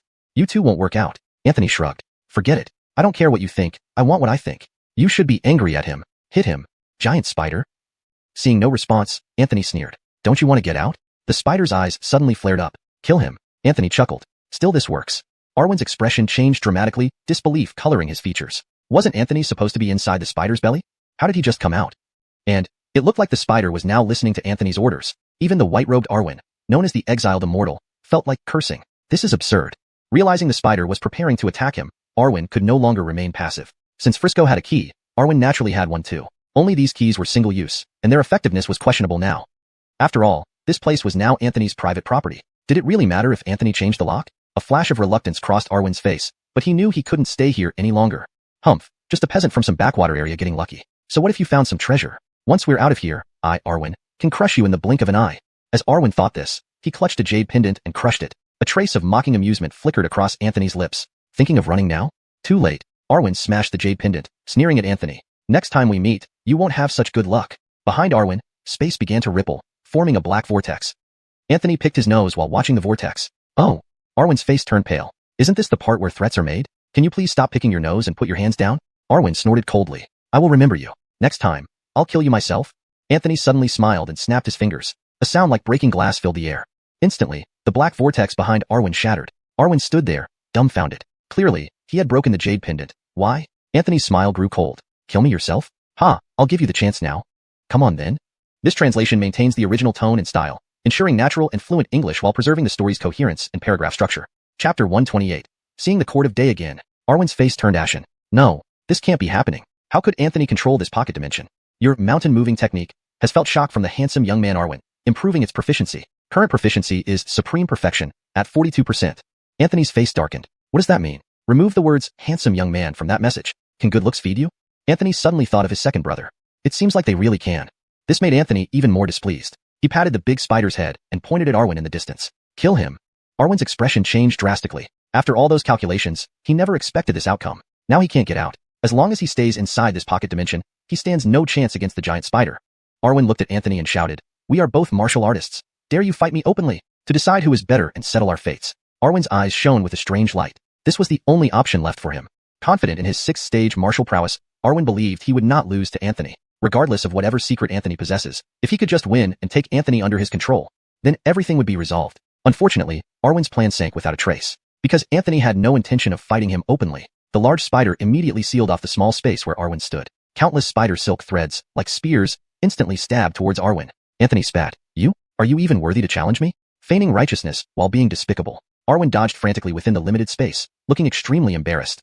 Erica saw this scene and became anxious. She harbored deep admiration for Arwen, but Harrison firmly held her hand, preventing her from acting rashly. Harrison had witnessed Anthony's abilities firsthand. Evidently, this pocket dimension was already under Anthony's control. If Anthony didn't want anyone to leave, then no one could leave. Harrison pulled Erica behind him and loudly said to Anthony, Spare my junior sister, and I am willing to destroy my innate flying sword. Anthony glanced at him. Frankly, Harrison gave Anthony the feeling of a dry sword. He lacked many human traits. However, Anthony still held him in higher regard because although Harrison wielded his sword multiple times, he never went all out, especially when Anthony faced multiple opponents. Anthony noticed hesitation in Harrison's strikes. Regardless, when the spider swallowed Anthony, Harrison spoke up and stopped Arwen, which was commendable. Anthony didn't wish to make too many enemies. Even on a narrow path, if someone were willing to step back slightly and give way, it would turn into a broad road. Since Harrison now chose to yield, Anthony didn't wish to continue fighting to the death. Even with the spider's help, killing Harrison and Erica would not be wise. Their home base, Central China's Purple Chi City, would surely learn about this. Who knew what miraculous means those major sects possessed? If they could determine who killed their talented disciple, Anthony would be making unnecessary enemies. Hiroshi was dead, Mazo-ri was dead, and Arwen was facing certain death. These deaths were all directly related to Anthony. Incurring another enemy like Central China's Purple Chi City meant that after leaving this pocket dimension, Kent might expel him from the sect. Anthony glanced at Harrison and waved his hand. Forget it. We have no deep enmity. Take the girl with the modest chest and brainless mind behind you and go. Harrison was surprised. Did Anthony choose not to take advantage of the situation? He thought Anthony would use the spider to seek revenge, but instead, Anthony let him go so easily? Seeing Arwen's plight, Harrison had even prepared himself for death. Harrison suddenly straightened his face, grabbed the autumn wind sword hilt with his right hand, and drew it sharply. A streak of bloodlight flashed by. Harrison severed his own arm. Erica's face instantly turned pale. Senior brother, you. Even Anthony was taken aback. Is this guy so brave? That's too intense. Just saying chop and chopping? I'm letting you go because I don't want to offend more people. Don't think too much, okay? Originally, I did intend to kill you. Harrison, with a severed left arm, only slightly frowned, looking pale as he said to Anthony, to save my life earlier, I handed over my sword to you unwillingly. I sever my arm to apologize. I will not mention anything about this secret realm outside. The debt from today, consider it an obligation owed by Harrison. If we meet again, I will repay it. Harrison sheathed his sword, crushed the jade pendant in his hand, and a spatial vortex appeared, taking him and Erica away from the pocket dimension. Anthony whistled appreciatively. This guy was clear-cut and decisive in both speech and action, without any procrastination. But maybe his brain was slightly off. Anthony turned his gaze to Arwen. In this white dragon pocket dimension, few could withstand the giant spider. Soon, Arwen's white robe was drenched in blood. Finally fearing, he shouted loudly, Anthony, if you kill me, you won't survive either. Anthony watched him silently, a slight curve forming on his lips. Suddenly, a sharp spider spear pierced through Arwen's shoulder. Arwen's expression contorted painfully. Anthony, my master is the #1 martial artist in Maple Leaf State. Alexei, if you kill me, my master will annihilate your Azure Cloud sect.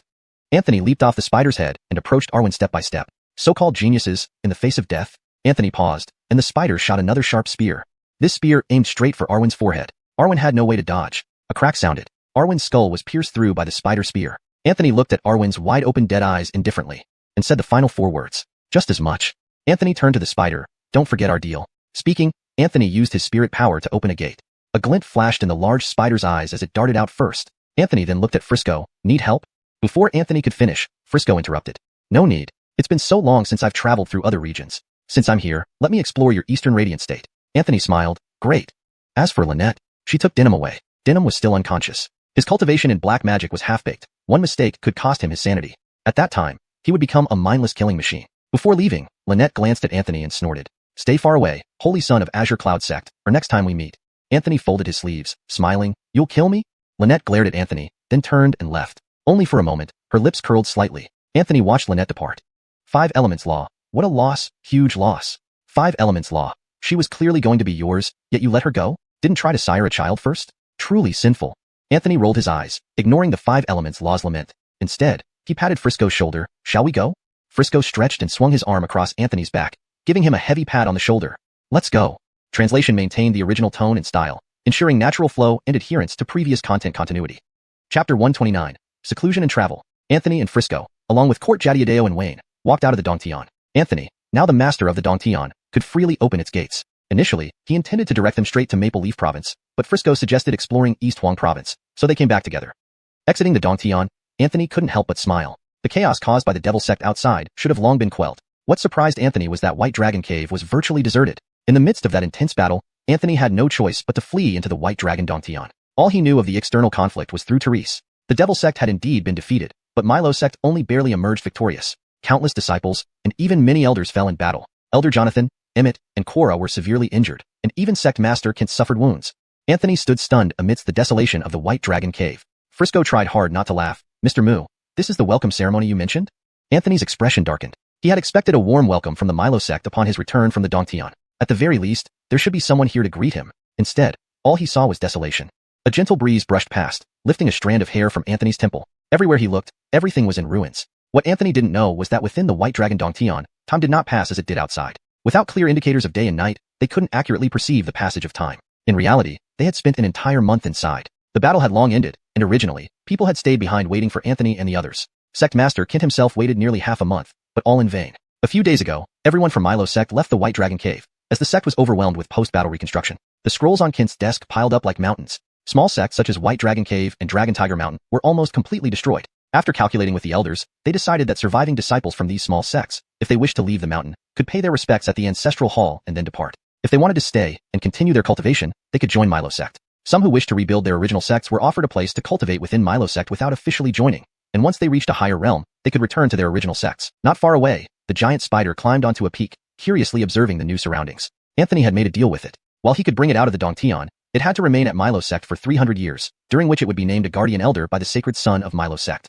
The sect would provide all resources needed for its cultivation free of charge. The spider naturally agreed, understanding the benefits clearly. Immediately after exiting the Dongtian, its realm advanced to Yuan Ying stage, and its aura continued to surge. Seeing the spider's rapid advancement, Anthony marveled inwardly. It easily broke through to the Yuan Ying stage, and in a few days it might reach the Huashan stage. Its cultivation in the Dongtian had been heavily restrained, especially since it consumed countless essence-washing elixirs and treasures, probably treating them as snacks. After exploring White Dragon Cave, Anthony found it truly abandoned. He didn't rush back to the sect, but instead chose a secluded spot to enter seclusion, aiming to solidify his realms. His cultivation had fluctuated rapidly, and he felt he was nearing another bottleneck, perhaps ready to break through to the 9th layer of Golden Core. His martial artist stages also approached a bottleneck. If this seclusion went well, he might break through 2 realms at once. By then, he would be a 9th layer Golden Core sword cultivator and 5th stage martial artist. Frisco also requested to enter seclusion, his 5th stage nearing a bottleneck. He aimed to break through to the 6th stage, but preferred to proceed cautiously in martial arts. The giant spider, naturally at the Yuan Ying stage, served as a protector. Being an immortal beast, it didn't need to seclude itself, but had essentially been in seclusion for centuries. Time lost meaning in the mountain as Anthony and Frisco entered a month-long seclusion. As expected, Anthony broke through when the surrounding heavenly energy converged into his body. His aura became more formidable, reaching the 9th layer of Golden Core, and his martial artist stage also successfully advanced. However, at the 5th stage, Anthony sensed a looming bottleneck. Anthony took deep breaths to regulate his slightly chaotic spiritual energy, then slowly stood up and began walking the 9-step stake. Martial cultivation, like rowing upstream, meant stagnation led to regression. Feeling the abundant chi and blood within, Anthony was confident he could match a Yuan Ying cultivator. With the aid of the mountain moving technique and his court fee-bound sword, he could dominate cultivators below the 5th layer of Yuan Ying. Further enhancing his 2 court fee-bound artifacts would make him unbeatable against ordinary 6th or 7th layer Yuan Ying cultivators. This combat strength placed him well above being a Milo sect elder. Frisco emerged smoothly, his internal chi and blood even more vigorous than Anthony's. Having absorbed too much rare treasure, from Fire Kirin essence to Dragon Core and Dragon Heartgrass, plus essence washing elixir, it was inevitable. Finishing his stake exercise, Anthony paused and gazed into the distance. It's time to return to the sect? From leaving the sect to now, about half a year had passed. Anthony and Frisco flew off, while the giant spider transformed into a palm-sized little spider and settled on Anthony's shoulder. With 2 humans and 1 beast, they started their journey. Little did they know, the current Milo sect was quite lively. Chapter 130. The Guan Mountain Memorial Ceremony. Milo sect. An oppressive atmosphere had descended over the entire sect, as if draped in a layer of gray mist. Every disciple was dressed in mourning clothes. In the rear mountains of Milo sect stood a mountain that had been named Guan Mountain today. On Guan Mountain, there were a total of 379 tombstones of varying sizes. Each epitaph had been personally inscribed by Kent. These stones commemorated the disciples and elders who had perished in the recent chaos instigated by the demon sect. Atop the mountain stood another stone monument, engraved with Anthony's name. It was said that when Kent carved the characters for Disciple Anthony, his jet black hair turned more than half white almost instantly.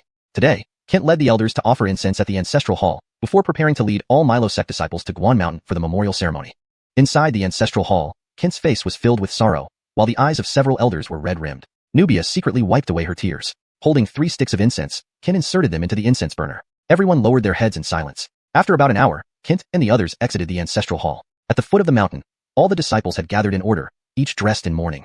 They moved together towards Guan Mountain. Every face was marked with grief. The victory came at a heavy price, costing Saint Son Anthony his life and many fellow sect members theirs.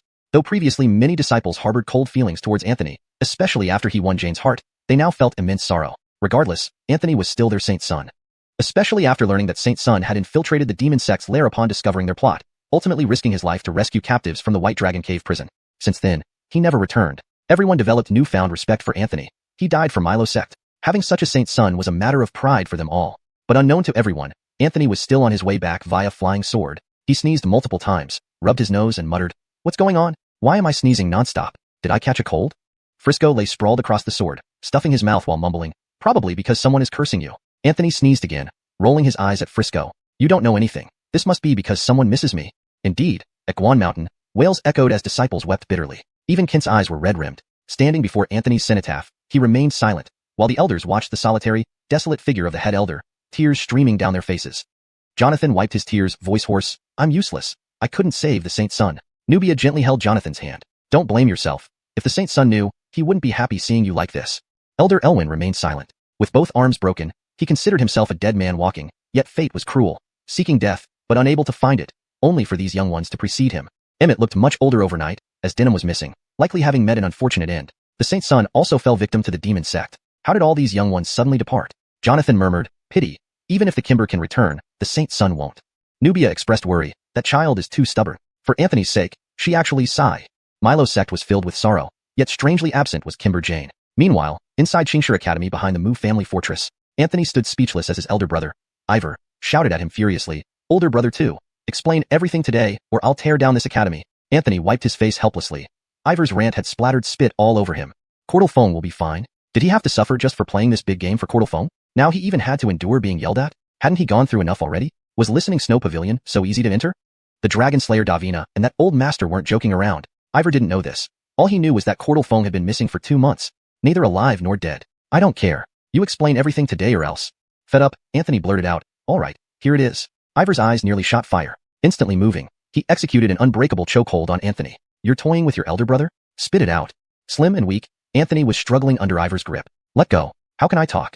Finally releasing him, Ivor slapped Anthony's desk, sending books flying. Anthony massaged his neck, exasperated. Relax, you'll see him in a few days. He should be out by now. Ivor glared, not lying. Anthony sighed, no. Really no? Really no. Ivor's face brightened. He started pounding Anthony's shoulders. See? You could have told me earlier. Don't hide things from me and cause unnecessary worry. Anthony smiled bitterly, not blaming Ivor. After all, he hadn't asked. He'd been watching the White Dragon Cave entrance for so long. Upon return, he rushed to interrogate Anthony right away and gave him the chokehold. Only Ivor dared to treat Anthony so rudely. Not even Nigel, the powerful mage from Courtsening Mel Tower, would dare. If anyone else did this, it would be a lifetime bragging point. Anthony was still on his way back. After an hour, he finally saw the familiar entrance of Milo Sect. Smiling, he pointed, look, there's our Milo Sect. Frisco stood up, squinting at the gate and nodded. Impressive indeed. Anthony chuckled. Of course. The two landed at the entrance. Anthony, feeling lighthearted, shouted, your beloved Saint's son returns. Come on. Show me your love. However, silence. Anthony blinked. What? This welcoming committee. Undeterred, Anthony called out, brothers and sisters, fellow villagers, your third moo is back. Still nothing. Anthony's mouth twitched. Was it necessary? And why were there no guards at the gate? Frisco inhaled sharply. We're at the wrong mountain, aren't we? Anthony spat. How can you walk past your own home? Frisco thought for a moment and nodded seriously. Often. Anthony glanced at Frisco, hopeless. Suddenly, Anthony felt a sinking feeling. Something was wrong. Otherwise, how could there be no guards? Chapter 131. Look, the sacred sun is alive. Anthony didn't hesitate and pulled Frisco inside. As soon as they entered the sect, Anthony was stunned.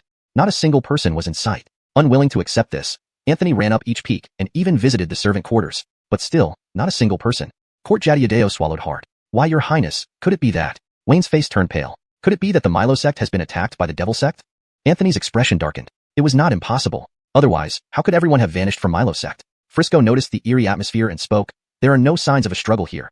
It doesn't look like anyone broke into the sect. Anthony considered this point, which stopped him from jumping to conclusions. Moreover, when he entered, although no one was guarding, Milo sect's protective formation was intact. The main gate wasn't broken either, showing no traces of a battle. Could it be that the entire Milo sect launched an attack on the devil sect? Anthony frowned tightly. It was possible.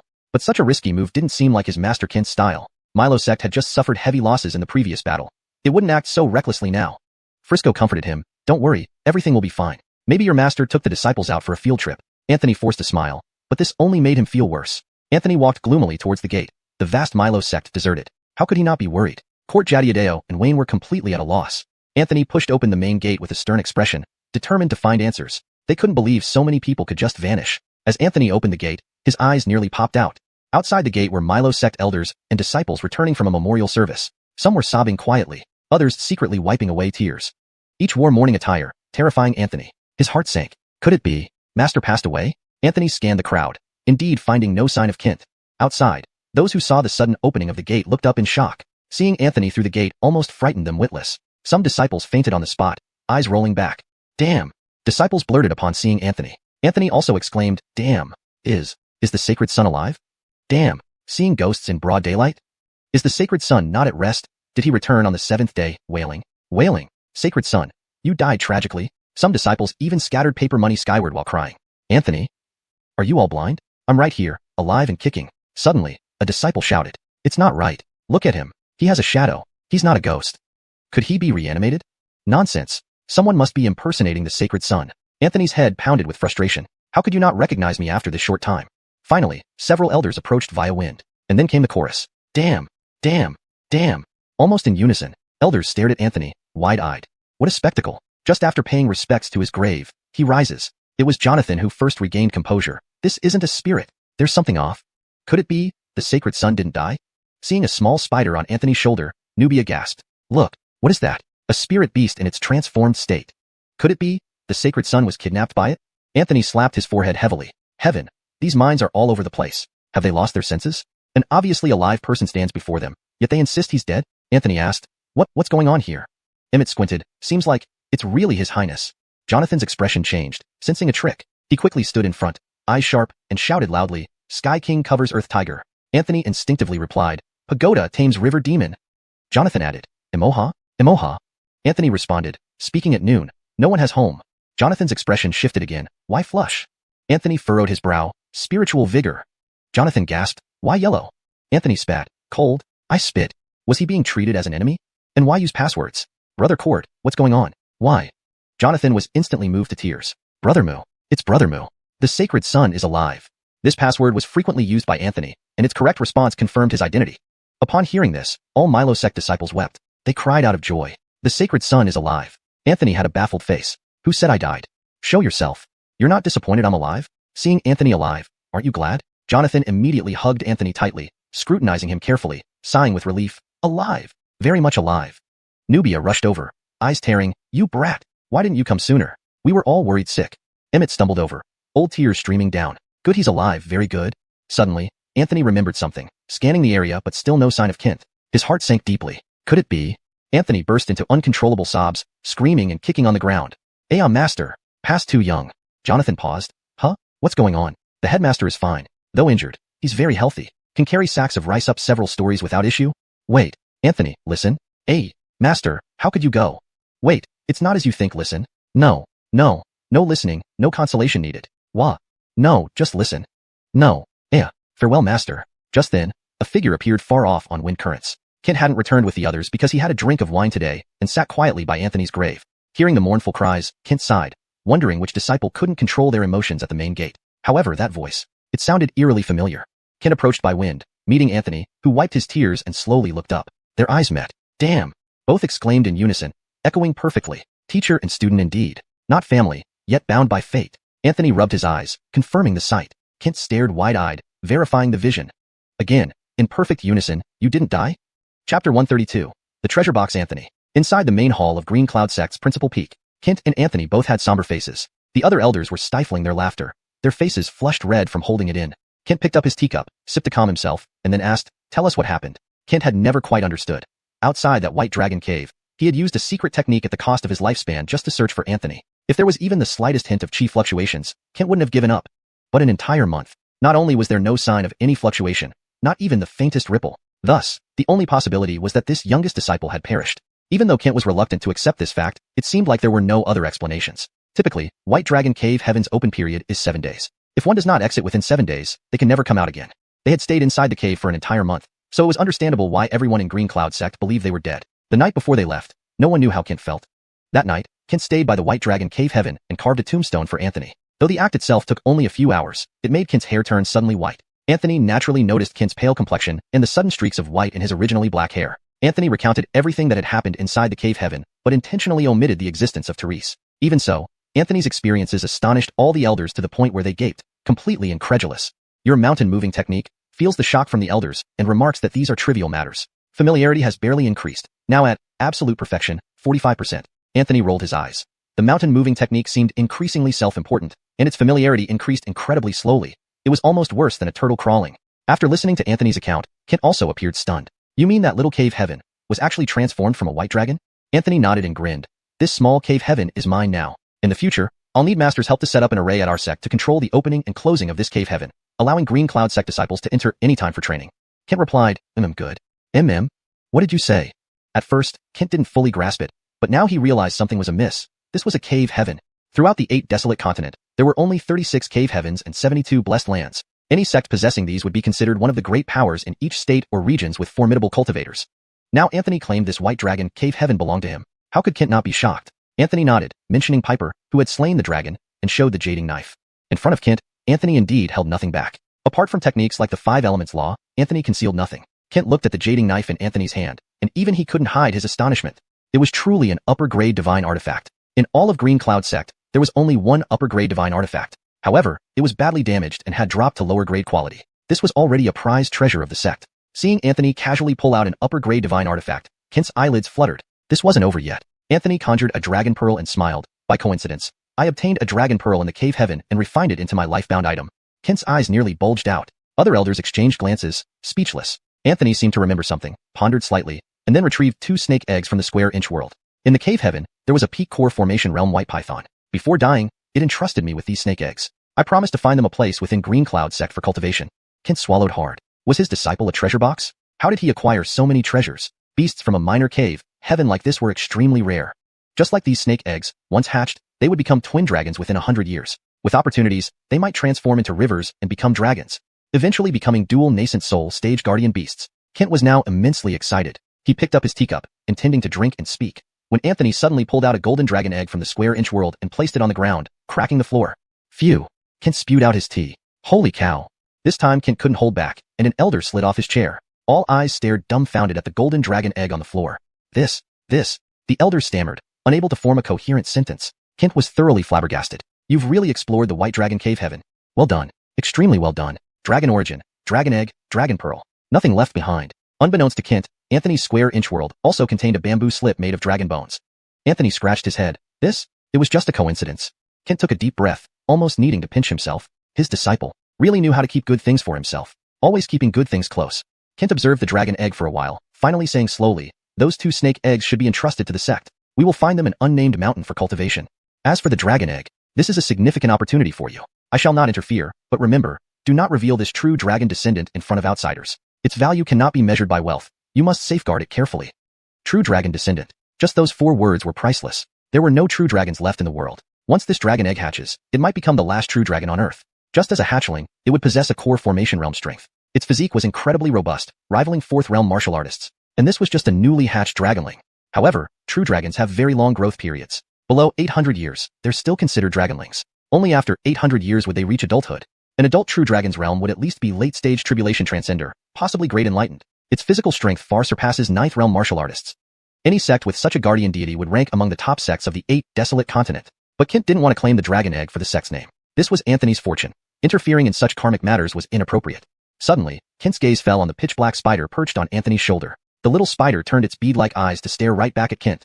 Chapter 133, Blythe's Decision. Kent's expression changed slightly. He had sensed something amiss with the spider on Anthony's shoulder. Even though it was so small and seemed to be deliberately suppressing its inner aura, Kent could still tell at a glance that this spider's realm was approximately reaches the alchemy spirit realm. Anthony noticed Kent's gaze and hurriedly explained, this is a unique beast from the White Dragon Grotto, who made a 300-year agreement with me. I brought it out of the grotto, and in return, it will serve as our Green Cloud Sect's guardian for 300 years. However, we must provide it with all the resources it needs for cultivation. Kent's pupils constricted. Is this true? Anthony nodded. Kent couldn't help but laugh heartily. An alchemy spirit guardian. Across the entire eastern Huang prefecture, few sects could boast such a powerful protector. And it was also a mystical creature. The elders present wore joyful expressions. This was a heavenly stroke of luck. Although the Green Cloud sect had suffered some losses from the last great battle, given roughly 3 years, the sect would fully recover and even advance further. By absorbing disciples from those defeated sects, they gained considerable strength, but gradual integration with the Green Cloud sect was needed. During this period, the Green Cloud sect would be at its weakest, especially after their top combat forces were severely damaged. Even Kent remained heavily injured. However, having an alchemy spirit realm guardian now was truly sending coal to Newcastle. Kent felt much better and kept nodding. At this moment, Elder Emmett suddenly asked beside him, Your Highness, you mentioned Denham earlier? Anthony froze, nearly exposing himself. Denham has encountered a peculiar fortune. However, he might not return to the sect for some time. 3 years at least, possibly 5. Please rest assured, Elder Wu, Denham is not in any danger.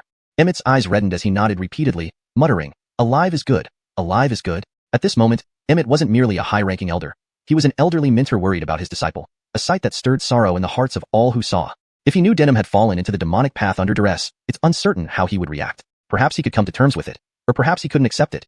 Anthony sighed secretly. No matter what, Denham was still one of their people. Even if he fell into the demonic path, Anthony wouldn't consider him an outsider. He became like this because of Anthony. Anthony looked around the council hall and asked, Master, where is Blythe? Is she still in seclusion? Kent's face stiffened, remaining silent. Anthony glanced at the elders, who all avoided his gaze. His heart sank, and his brows knitted tightly. Something wasn't right. Master, where is Senior Sister Blythe? Kent stayed quiet. Anthony was now thoroughly alarmed. Master, speak up. Where is Blythe? Kent sighed. Blythe. Sigh. At that time, we all thought you had died in the 3rd level of the water dungeon, which was within the White Dragon Grotto. We searched desperately for a month without any trace. Even I gave up hope then. But Blythe believed you were trapped inside and refused to believe you could die so easily. So? Anthony clenched his fists, his palms drenched in sweat. So what? After a brief silence, Kent continued. So she went to the Universe Academy. She believed the Academy had numerous experts who might find a way to save you. Anthony instantly stood up. I'll go find her. Kent spoke with a complicated look. It's too late. Blythe has already entered the Universe Academy. Anthony frowned. Didn't she need to participate in a selection process? Kent shook his head. The selection is in 3 years. How could Blythe wait that long? There's something you don't know. The Universe Academy has always had a special quota, but getting it means risking life and limb. Inside the Academy, there is a trial ground. Passing it earns this special quota and being taken in by the Dean. But in 1,000 years, only 3 have successfully passed the Secret Realm trial. Kent sighed again. Frankly speaking, Blythe's journey was almost certainly fatal. Yet, they couldn't stop her. Anthony's expression changed dramatically. He hadn't expected Blythe to risk going to such a dangerous place for him. Simultaneously, Anthony felt inexplicable anger rise within him. Did you just let her do this reckless thing? You knew it was so dangerous yet didn't stop her? In the council hall, everyone, including Kent, remained silent. Anthony clenched his fists tighter, then suddenly relaxed them. He exhaled and asked, "Where is the trial ground? When did she leave?" Kent remained silent. Having lost Blythe, the Green Cloud sect couldn't lose Anthony as well. Anthony finally couldn't contain himself and shouted, "No matter what, I must find Blythe." Nubia stood up and sternly said, "Anthony." Anthony gritted his teeth, staring intently at Kent. "Fine, you won't say, then I'll find out myself." With that, Anthony turned and left.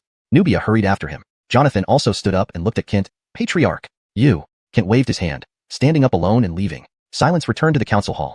Outside, Anthony rode his sword to Blythe's Grace Palace, gazing at the entrance in a trance. Nubia stood beside Anthony and gently suggested, "Should we go in and take a look?" Anthony shook his head. He rode his sword again, this time directly to the peak of the Grace Peak, sitting atop and watching the turbulent sea of clouds. Nubia stood next to him, not hurrying to speak, but instead gazing at the cloud sea in a daze, just like Anthony. After an unknown duration, Nubia said softly, "When Menger used to be unhappy, she would often come here, sitting on the mountaintop, watching the cloud sea." Anthony hummed lightly in response. Nubia continued, "You shouldn't have gotten so angry with the Patriarch. He has done a lot for you." Anthony lowered his head suddenly. "I know, but..." Anthony stopped speaking. Nubia sighed. "Back then, when you were besieged, despite the Elder's opposition, the Patriarch resolutely chose to mobilize the entire sect to save you. In the end, he fought 3 formidable foes, severely wounding Evil Moon, killing a rank 1 Reversion Void Demon Cultivator, and eventually awaiting aid from the Long River Sword Sect Patriarch and the Heavenly 9 Sect Supreme Elder. This led to the severe injury of that demon cultivator named Mo, who was at the rank 7 Reversion Void Realm." Anthony was stunned, even more shocked. As far as he knew, Kent had only recently reached the Reversion Void Realm, seemingly at the 3rd level. He never expected his master to be so formidable. Anthony suddenly remembered something and asked, "Did Master?" Nubia nodded. "To save you, the Patriarch first risked his life using secret techniques, already severely wounded. Later, to find your whereabouts, he paid the price of his lifespan, but still found nothing. It even exacerbated his old injuries." Anthony bit his lip in silence. Nubia didn't say more, turning to look at the cloud sea. Blythe had been raised by her since childhood. If anyone felt deeply saddened, it was Nubia. But precisely because she understood her so well, Nubia did not stop Blythe. She knew too well that if she prevented Blythe from going, Blythe would likely struggle through life, unable to move forward. Chapter 134, The Fishing Plan. Nubia stayed for a while, and then left. She knew that no matter how much she said now, Anthony wouldn't listen. Anthony sat dumbly on the mountaintop, lost in thought. Suddenly, a sound of footsteps came from afar. Anthony turned around, surprised to see someone approaching. He was about to stand up and greet with respect when the person waved a hand, then sat down beside him. It was none other than Milo Sect's Grandmaster, Kent. Seeing Kent's graying temples, Anthony felt his heart ache. "Master, I'm sorry, today I..." But Kent just smiled calmly. "It's all right. If you didn't vent your anger at me, I would have thought you had changed." Anthony bit his lip and remained silent. Kent asked, "You suffered a lot in that cave realm, right?" Anthony felt his nose tingle and his eyes welled up. Not out of self-pity, but thinking of how seriously injured Kent was because of him, even sacrificing his lifespan. Afterward, he didn't mention it, and instead asked about whether Anthony had suffered in the cave realm. Kent gazed over the sea of clouds, paused for a moment, then said, "Pack your things tomorrow." Anthony was taken aback for a moment. Kent added, "I will take you to Chinkoin Academy." Anthony stood there stunned. He thought Kent came to dissuade him from going, but never expected that he was planning to take him along. Kent chuckled, "I know you wouldn't be stopped anyway, so I won't hold you back. Besides, back when I was your age, I was even more headstrong. And look at me now, I'm the Grandmaster of a sect. Blue comes from indigo but turns out better than indigo. My disciple has no reason to be inferior to his master." Kent glanced at Anthony, sensing the aura fluctuations of the 9th level gold core stage within him, then nodded approvingly. "You see, my choice in disciples is far better than your choice in masters." Anthony couldn't help but smile through tears streaming down his face. Kent stood up, brushing off dust from his bottom without any airs of a martial grandmaster, saying, "Let's go. We need to travel tomorrow, and my old body can't compare with you young people." Taking 2 steps, Kent suddenly stopped and looked back at Anthony. The journey ahead will not be peaceful. Anthony thought for a moment and understood immediately. The incident with the cult of demons was not yet resolved. The injured cultivator named Henrik from Tingxue Tower had fled far away, and his whereabouts were still unknown. While Anthony was inside the cave realm, he couldn't find Anthony. But now that Anthony had come out, he couldn't be sure if Anthony's whereabouts were already exposed. Kent continued, "I'll follow secretly along the way. It's best to lure the snake out of its hole and eliminate the threat once and for all." Anthony nodded, already knowing what to do. If Henrik planned to attack again, this journey from Milo Sect to Chinkoin Academy would be the perfect opportunity. This trip, using himself as bait, aimed to lure out the injured Henrik. As Kent left, Anthony stood up, watching Kent depart silently and respectfully paying his respects as a disciple. Soon after, Frisco climbed up from the mountain foot, standing behind Anthony and shouting, "Hey, Moo, heard you're heading to Chinkuan Academy?" Anthony turned around. "What's up?" Frisco placed his hands on his waist. "Well, isn't that coincidental?" Anthony raised an eyebrow. "Are you going too?" Frisco said decisively, "No." Anthony almost choked. "You're not going? Then why are you shouting here?" Frisco strolled over nonchalantly and patted Anthony on the shoulder. "Really going? My master told me that place is serious business." Anthony looked into the distance. "Even if it's a mountain of knives or a sea of fire, I must go." Frisco shook his head. "Even if it's a mountain of knives or a sea of fire, it's safer than that place." Anthony was taken aback. "That's scary?" Frisco nodded. Anthony rubbed his chin, finally managing to say something. "The more reason to go then." Frisco laughed wryly. The night passed without incident. The next day, the small spider remained in Milo sect and received a Taoist name. Jiju, a nascent soul realm protector, was appointed, and Kent even designated a mountain peak specifically for its cultivation. Anthony and Frisco stood at the foot of the mountain again, preparing to send Anthony to Chinkuan Academy. Then Frisco would travel back to Maple Leaf Province. Chinkuan Academy had 7 branches, each province generally having 1 branch. The main academy was located in Central Holy Land. Anthony was headed to the branch in Donghuang Province. Traveling through the wind, Anthony didn't even have time to return home to reassure his family. Time was pressing. The longer they delayed, the more dangerous Jane's situation became. Soon after Anthony and Frisco left, at a secret location in Donghuang Province, a cult of demons cultivator rushed into a cavern and knelt, announcing loudly, "Sir, there's movement at Milo sect." In the depths of the cavern, a figure in black robes suddenly opened his eyes. It was none other than the Tingxue Tower cultivator. "Henrik," he asked, "did Kent make a move?" The cult of demons cultivator outside replied, "It's not Kent, but Milo sect's saint's son Anthony. He returned to the sect yesterday and left early today, seemingly heading to Chinkuan Academy."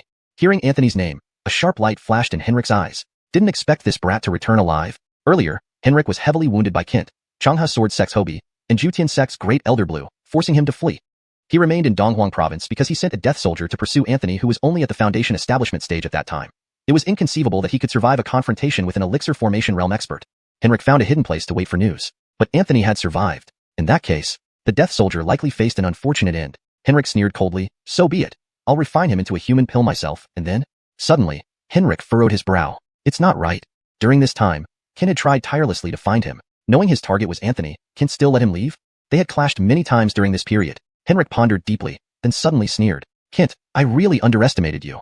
This strategy of luring the snake out of its hole, true or false, truly made one marvel at your intellect." The return of the Saint's son to the mountain was a big deal for Milo sect. If they wanted to hide it, it would require only a bit of effort. The cult of demons would likely not get any information. Getting this news so quickly meant only one possibility. It was deliberately leaked by Kent, to lure the snake out of its hole. Henrik pondered for a long time, exhaled slightly, and his eyes sparkled. "You want to play? Fine, I'll play along." Henrik reached out and grabbed the throat of the cult of demons spy outside, pulling him into the cave. Henrik sliced his palm, dark blood spilling forth instantly. The spy, throttled by Henrik, thrashed helplessly on the ground, eyes filled with terror. Henrik forced the spy's mouth open, pouring the black blood into his mouth. Releasing his grip, the spy collapsed lifelessly on the ground. Henrik clasped his hands as if reciting scripture, incantations flowing from his lips, a demonic monk's visage appearing behind him. As the visage solidified, Henrik's complexion turned increasingly pale. Moments later, the spy's body twitched violently. It was as if some evil entity within him was trying to burst out. After half an incense stick's time, the spy gradually calmed down, his appearance and physique completely altered, identical to that Henrik in every way. Even the aura fluctuations emanating from within him were the same. The only difference was that this Henrik's eyes were extremely hollow, as if he were just a shell. Henrik formed intricate seals with his hands. As the seals took shape, the demonic monk visage behind him slowly stretched out a large hand, grabbing the fake Henrik, opening its mouth and swallowing it whole. After doing all this, Henrik's complexion was deathly pale. He slowly opened his palm, revealing a miniature landscape of mountains and rivers. Palm view of mountains and rivers. Henrik stared intently at the miniature landscape in his palm, where 2 figures flickered. Back in the White Dragon Cave, Henrik had secretly planted a grain of mind spirit mustard seed on Anthony. However, when Anthony was forced to hide in the Lesser Grotto Heaven, Henrik could no longer trace Anthony's whereabouts. Now that Anthony had left the White Dragon Cave realm, Henrik naturally sensed Anthony's presence. Henrik sneered coldly, "Elemental law. Anthony, you will ultimately fall into my hands." What Henrik didn't know was that the mind spirit mustard seed had become extremely weak during Anthony's marrow washing in the White Dragon Cave realm. When Anthony returned to the sect, Kent had actually detected the presence of this mind spirit mustard seed, thus confirming that Henrik would not let the matter rest. So Kent personally helped Henrik by restoring the mind spirit mustard seed to its original strength. Otherwise, such a weak, nearly dissipated mind spirit mustard seed wouldn't have been enough for Henrik to detect. At that moment, Kent, who was quietly following Anthony and Frisco from a distance, stood atop an unnamed mountain peak, his hands clasped behind his back. Kent had already made the first move in this chess game. Next, it was up to Henrik to make his move. Chapter 135. unexpected changes in the plan. At the border between Maple Leaf Province and Eastern Splendor Province, a man was traveling far by riding the wind. His name is Damien. He is the top disciple of Alexei, the #1 martial artist in Maple Leaf Province, a 7th realm warrior, and also the senior brother of Arwen, who was killed by Anthony inside the Grotto Heaven previously. Another person was traveling with him. It's Christina, senior sister of Hiroshi, a peak 6th realm warrior, wielding a goose feather spear. Both were embarking on an interprovincial journey. Anthony had consecutively killed Hiroshi and Arwen inside the White Dragon Grotto Heaven. He thought his actions were flawless, but he hadn't anticipated that both had their own court lamps burning in the ancestral hall. This lamp required a drop of the cultivator's essence blood as its wick, and its craftsmanship was extremely intricate and costly. Recently, Arwen's court lamp slowly went out. This meant Arwen had completely faded away. However, at the moment the court lamp went out, it would reflect scenes from the last moments of the cultivator's death. Thus, this led to Damien and Christina joining forces to travel across provinces. Clearly, both were coming for Anthony. Meanwhile, Anthony and Frisco were currently flying toward Heaven Earth Academy. Anthony's sword-riding speed was incredibly fast. He dared not waste a single moment. This Heaven Earth Academy was located at the farthest edge of Eastern Splendor Province, by the Eastern Sea. Rumors say there's a Martial Emperor City by the Eastern Sea, and once you reach Martial Emperor City, you're essentially at the Heaven Earth Academy. Mid-flight, Frisco suddenly said something incomprehensible. Do you know why your master didn't stop you from going to Heaven Earth Academy? Frisco unusually said seriously to Anthony. Anthony was puzzled. What do you mean? Frisco calmly replied, do you really think your master couldn't stop you? Ignoring the master-disciple relationship, you're merely a golden core realm cultivator. Wouldn't a reversion to emptiness realm like him easily hold you back? Anthony frowned. What are you getting at? Frisco continued, are you really as foolish as you act, Moo? Without thinking, Anthony answered, foolish. Pa. Wait, what exactly are you trying to say? Are you not thinking clearly today? Frisco patted Anthony's shoulder. You made so many enemies in the White Dragon Grotto Heaven. Do you really think you can escape their notice? Frankly speaking, given your master's intellect and skills, over all these years, he has been trapped in Green Cloud Sect and this small Eastern Splendor Province. I can guarantee that if he wished, even in Central China, he could carve out a name for himself. Would a man like this make any wrong moves? Absolutely not. If my guess is right, people from Maple Leaf Province will be arriving soon. They might come looking for trouble with Green Cloud Sect, demanding they hand over you, their holy son. Anthony's expression turned grave. Frisco added, your master probably foresaw the worst-case scenario, knowing that Green Cloud Sect might not be able to protect you. So, he let you take this risky step towards Heaven Earth Academy. If you can pass the unparalleled trial, having the protection of Heaven Earth Academy will ensure your safety. Anthony hadn't considered this at all. The events involving Jane left him somewhat dazed, but now, after Frisco's prompting, everything became clear to Anthony. Frisco sighed, your master truly cares deeply for you. Anthony's emotions were mixed. At this point, it was unavoidable. The only path left for Anthony was to pass the trial and become a student of the Dean of Heaven Earth Academy. This way, Anthony could save Jane and protect himself while safeguarding Green Cloud Sect under the Academy's name. Anthony clenched his fists. No matter what, he must pass the trial. They were about 3 days away from their destination. Fortunately, this was still within Eastern Splendor Province, and since Green Cloud Sect itself was near the border of Eastern Splendor Province, the distance to Heaven Earth Academy wasn't too far. If it were another province, it would have taken them a month just to get there. By then, everything would be too late. After advancing another day, on this quiet evening, the peace was shattered. Anthony's spirit energy was running low, so he sat cross-legged to rest and replenish his energy. After more than an hour, when Anthony just stood up, preparing to ask Frisco to continue their journey, he suddenly realized Frisco was gone. In the next moment, a figure appeared hastily and abruptly landed beside Anthony, grabbing his arm. Quick, let's go. Frisco shouted urgently. Anthony rarely saw such an expression on Frisco's face. He knew something significant had happened, and it was big. Could it be? Henrik couldn't wait to make his move? Anthony's eyes flickered with unusual light. He brought Frisco directly up into the air, transforming into a streak of sword light and vanishing in an instant. But just then, a cold voice rang in Anthony's ears. Trying to run? Leave your life first. A martial aura surged upwards, nearly suffocating Anthony with pressure. This is a 7th realm warrior. A figure appeared abruptly in front of Anthony, floating in the air, expressionless, eyes filled with murderous intent. Another sound tore through the air, and a long spear nailed into the ground behind Anthony, blocking his retreat. From the other side, a woman of average looks but exceptionally long legs stood atop the spear. Ambushed from both sides, Anthony was startled because this person wasn't Henrik. It was someone he had never seen before. Moreover, the flowing aura of this person was terrifying. It was indeed a 7th realm warrior. The spear-wielding woman was a peak 6th realm warrior. Anthony's frown deepened. These two unexpected appearances disrupted all his plans. The oppressive aura from the green-clothed man in front made Anthony uneasy. 6th realm was a critical boundary. 7th realm warriors underwent a qualitative leap. Describing them as able to punch through mountains and stomp on rivers wasn't an exaggeration. Anthony's warrior realm was 5th realm. Facing such formidable enemies, even gathering martial true chi felt difficult. Frisco's face darkened as he called out loudly, Damien, don't push things too far. The fate within the hidden realms is based on personal prowess. Life and death lie in one's hands. Once outside the realm, past grudges should end. Coming all the way here to seek revenge on a junior isn't honorable and risks ridicule from Maple Leaf Province's warriors. Anthony's expression changed slightly. He understood these people's identities now, but he didn't expect them to arrive so quickly. Damien must be Arwen's senior brother. Being from the same school, Both being Maple Leaf Province warriors, no wonder Frisco recognized him. And the woman behind, skilled with a spear, likely had a close relationship with Hiroshi, possibly also from the same school. The pursuit was much faster than expected. Anthony was caught off guard. Damien remained emotionless, glancing at Frisco coldly. This isn't your concern. Metal and mercy can't protect you. Frisco suddenly flared up. What sort of person are you? To speak of my master so casually? Bragging outside Maple Leaf Province? Dare you repeat that in front of my master? If I don't beat sense into you, kid, you won't know respect. And you, a woman, why play with spears? Trying to scare whom in the middle of the night? Damien's face turned icy. Frisco, do you really think I dare not touch you? Frisco scoffed. Oh, look at me. My temper is short. Hit me.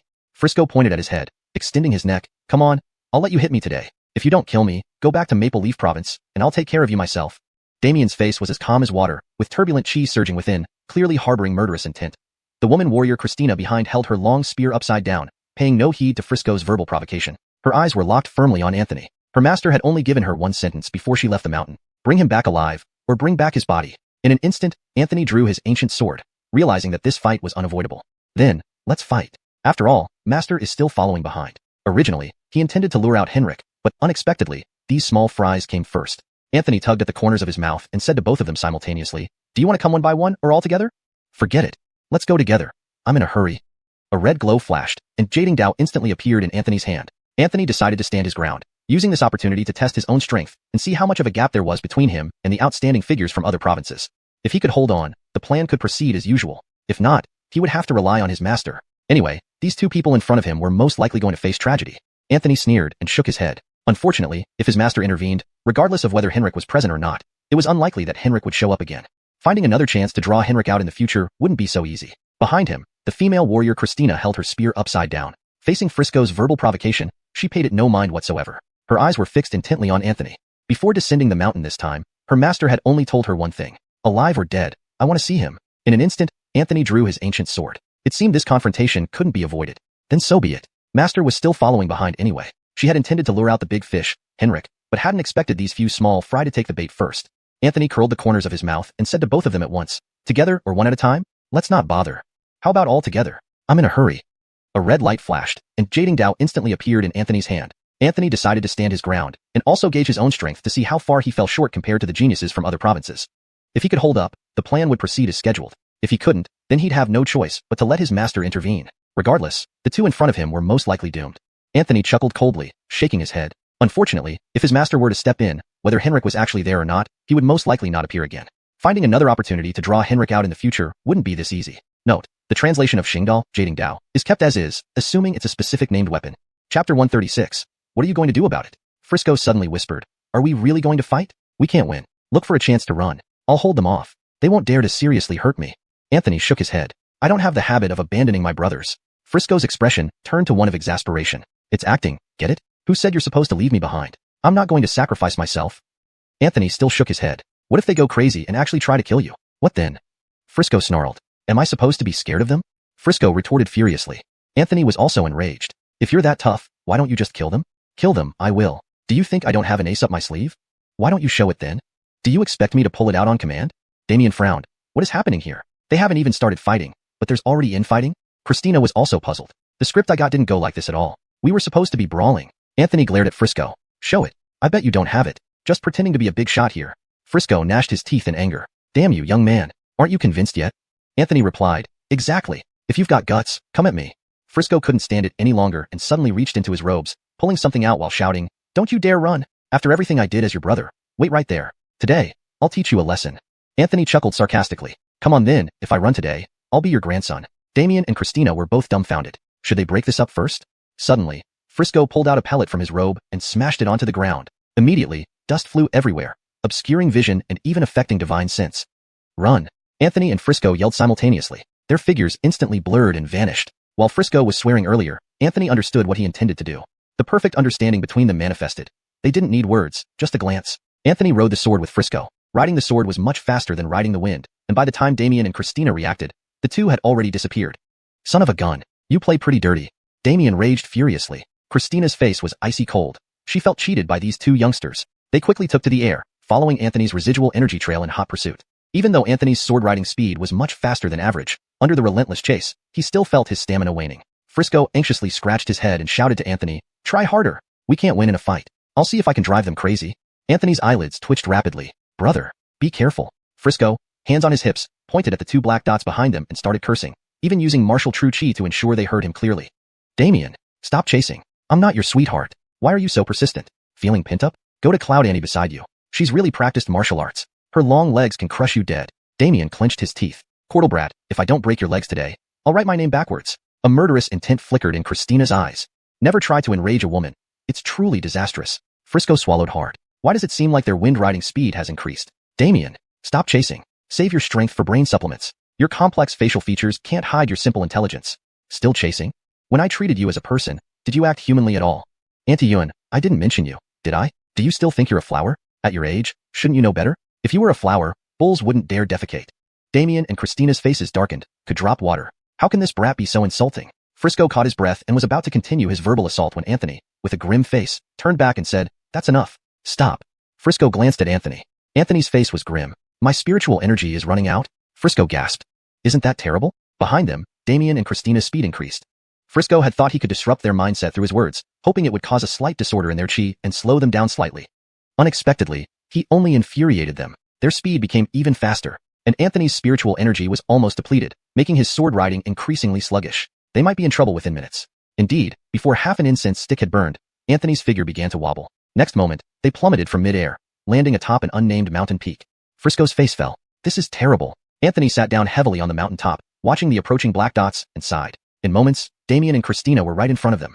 Damien's veins bulged. "Run. Why aren't you running anymore?" Frisco waved his hand. "No more running. 2 legs can't outrun 4. You win. You deserve death." Christina's beautiful eyes widened, ready to pierce Frisco's throat with her spear. But Damien suddenly blocked Christina's attack. "Hold it. Don't kill this kid, or we'll stir up trouble. Maim him and leave him here. Whether he lives or dies is none of our concern." Christina's eyes changed. She huffed and slowly retracted her spear. Even though no one mentioned the martial woman Mercy, they were secretly wary of her. Damien looked at Anthony and smirked, turning to Christina. "You can take the body, but I'll extract the soul to keep. Then, I'll turn his soul into a wick, making him suffer eternally." Christina nodded. "Fine." Anthony mocked them. He suddenly looked behind them and exclaimed, "Heaven! What is that?" Both frowned and turned around, but found nothing. Damien nearly cracked his teeth. On the verge of death and still playing tricks? Do you not know how to die properly? Anthony feigned confusion. "Do you know?" Damien almost choked himself trying to breathe. He couldn't hold back any longer, reaching out to grab Anthony's neck. But Anthony looked behind Damien in terror.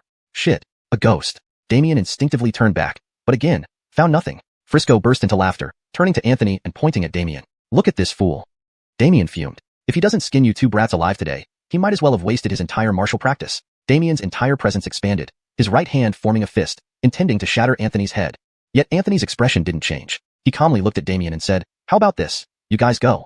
I'm very generous. Even though we ran all this way and are a bit tired, no problem. I forgive you." Christina couldn't help but glance at Anthony. Is this guy insane? Forgive us? He must have several pounds of water in his head to say such things. But Anthony's expression was extremely serious. He genuinely planned to let them go. In Anthony's mind, the real threat might be Henrik, who was possibly lurking in the shadows. Translation note.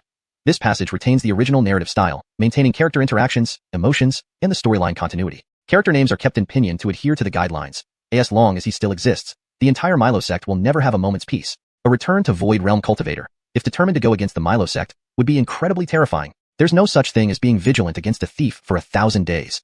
Anthony sighed. "Really, just leave. I forgive you. Let's turn the page on this. Believe me, it won't end well for you if you keep targeting me." Damien sneered coldly. "Not too high in cultivation, yet your mouth is so big." Christina said, "No need to waste words with him. After all, this is Donghuang State. If the Academy finds out, it could bring a bit of trouble." Damien nodded. At this point, Anthony asked one last time, "You really aren't going to leave? Why are you being so stubborn despite your age? Do you need to learn a lesson?" A mocking smile flashed across Damien's face. Who exactly needs to learn a lesson remains to be seen. Anthony sighed again. Now he was truly at a loss. How did he end up with these 2 fools halfway through? Truly, it wasn't a good start. Anthony looked behind Damien and said with a helpless expression, "Master, it's your turn to make an appearance." Damien laughed derisively. At death's door, he still thinks about playing such petty tricks?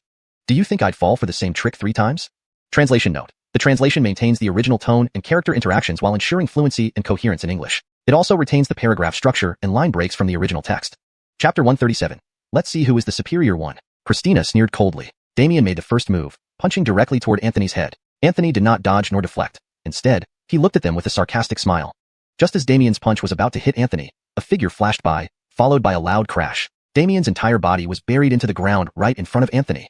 Christina's body stiffened, eyes wide open in shock. Kent stood calmly with his hands behind his back, smiling. He had one foot on Damien's head and twisted slightly, pushing the latter's head entirely into the mud. Kent looked at Christina and asked, "Why are you all attacking my disciple? Has my Milo sect offended you?" Christina's pupils suddenly constricted. Immediately after Kent finished speaking, she spun around to try and escape using the wind. A cultivator of the Void Return realm had come. Kent shook his head. Isn't it a pleasure for friends to come from afar? It would be impolite to leave like this. Then, only with a slight twist of Kent's wrist, Christina's body froze abruptly as if her throat were gripped by an invisible hand. With another gentle tug from Kent, Christina was sent flying backward, a comical yet grim scene. Frisco secretly gave Anthony a thumbs up. Impressive. Anthony, however, found it hard to laugh. His master had no choice but to appear. If Henrik had been lurking in the dark, he likely wouldn't show up anymore. This was definitely not a good sign. It could become a huge hidden danger. Moreover, both Damien and Christina were troublemakers. Anthony stood up and sighed softly. Troublesome times indeed. Anthony looked at Kent and said, "Master, what do we do with these two?" Kent smiled gently. "It's fine. Attacking our sacred son unprovoked and being caught in the act, with Brother Sue as a witness, even if we take this to the Heavenly Earth Academy, they won't have a leg to stand on. The Heavenly Earth Academy is undoubtedly a sanctuary of cultivation, but also the rulemaker. In the 8 desolate continent, there are 8 academies situated across the 8 provinces, both guarding and intimidating.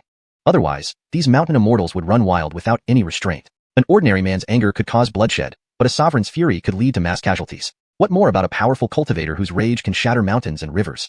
The existence of the Heavenly Earth Academy aims to minimize such events. Everyone, be it a prestigious sect, a demonic power giant, or an untamed cultivator, must follow the rules of the academy." With a flick of his sleeves, Kent bound the two with spiritual energy, turning to Anthony. "I will return to the sect now. Be careful on your journey." Anthony nodded. But through a secret method, Kent also spoke in Anthony's mind. "I will escort you all the way to Woody City. That Henrik won't let go easily." Anthony remained composed, respectfully bowing. "Disciple sends off master." Kent nodded, laughing, then rode the wind away, disappearing instantly. After resting for a moment, Anthony set off again. About half an hour after Anthony left, a surge of black gas appeared atop the unnamed mountain peak, gradually forming a mysterious figure in a black robe. Henrik. His eyes coldly gazed in the direction Anthony had departed, a cold smile on his lips. So it's true. Kent indeed had been following in secret. But Henrik had anticipated this move, so he hadn't shown up or acted. Henrik closed his eyes slightly, sensing the residual energy here, a smirk creeping onto his face. "This is just the beginning, Kent. Don't disappoint me." Another day passed. They were getting closer to Woody City. However, Anthony showed no signs of joy on his face because Henrik still hadn't appeared. He couldn't help but wonder, could Henrik have really given up? Had he fled far away after being seriously injured? Seeing Anthony's unease, Frisco patted his shoulder. "Don't worry. You have your plans, and I have mine." Anthony was surprised. Frisco also had a backup plan? Just as he thought, Anthony received a message via the 5 Elements Law in his mind. 5 Elements Law. Someone's coming. Anthony's expression tensed. Finally, it's happening. Suddenly, a black mist appeared before Anthony. Frisco watched curiously and asked, "Is this that evil old bastard?" Anthony chuckled awkwardly, but still felt beads of sweat on his palms.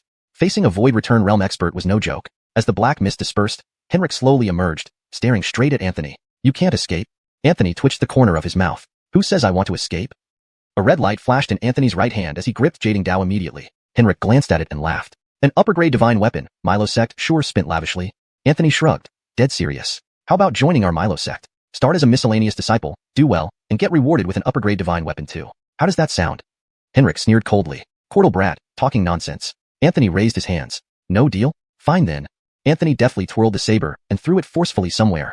Henrik frowned. Suddenly, a figure in blue robes appeared. Kent caught the Jading Dao, reversed it into his hand, the blade against his arm. The other hand elegantly rested behind his back, facing Henrik with a smile. "Long time waiting." Henrik's eyes narrowed. Kent turned to Anthony. 30 miles back." Anthony nodded, not lingering. Inside, he was incredibly excited. A battle between Void Return Realm experts wasn't something one saw easily.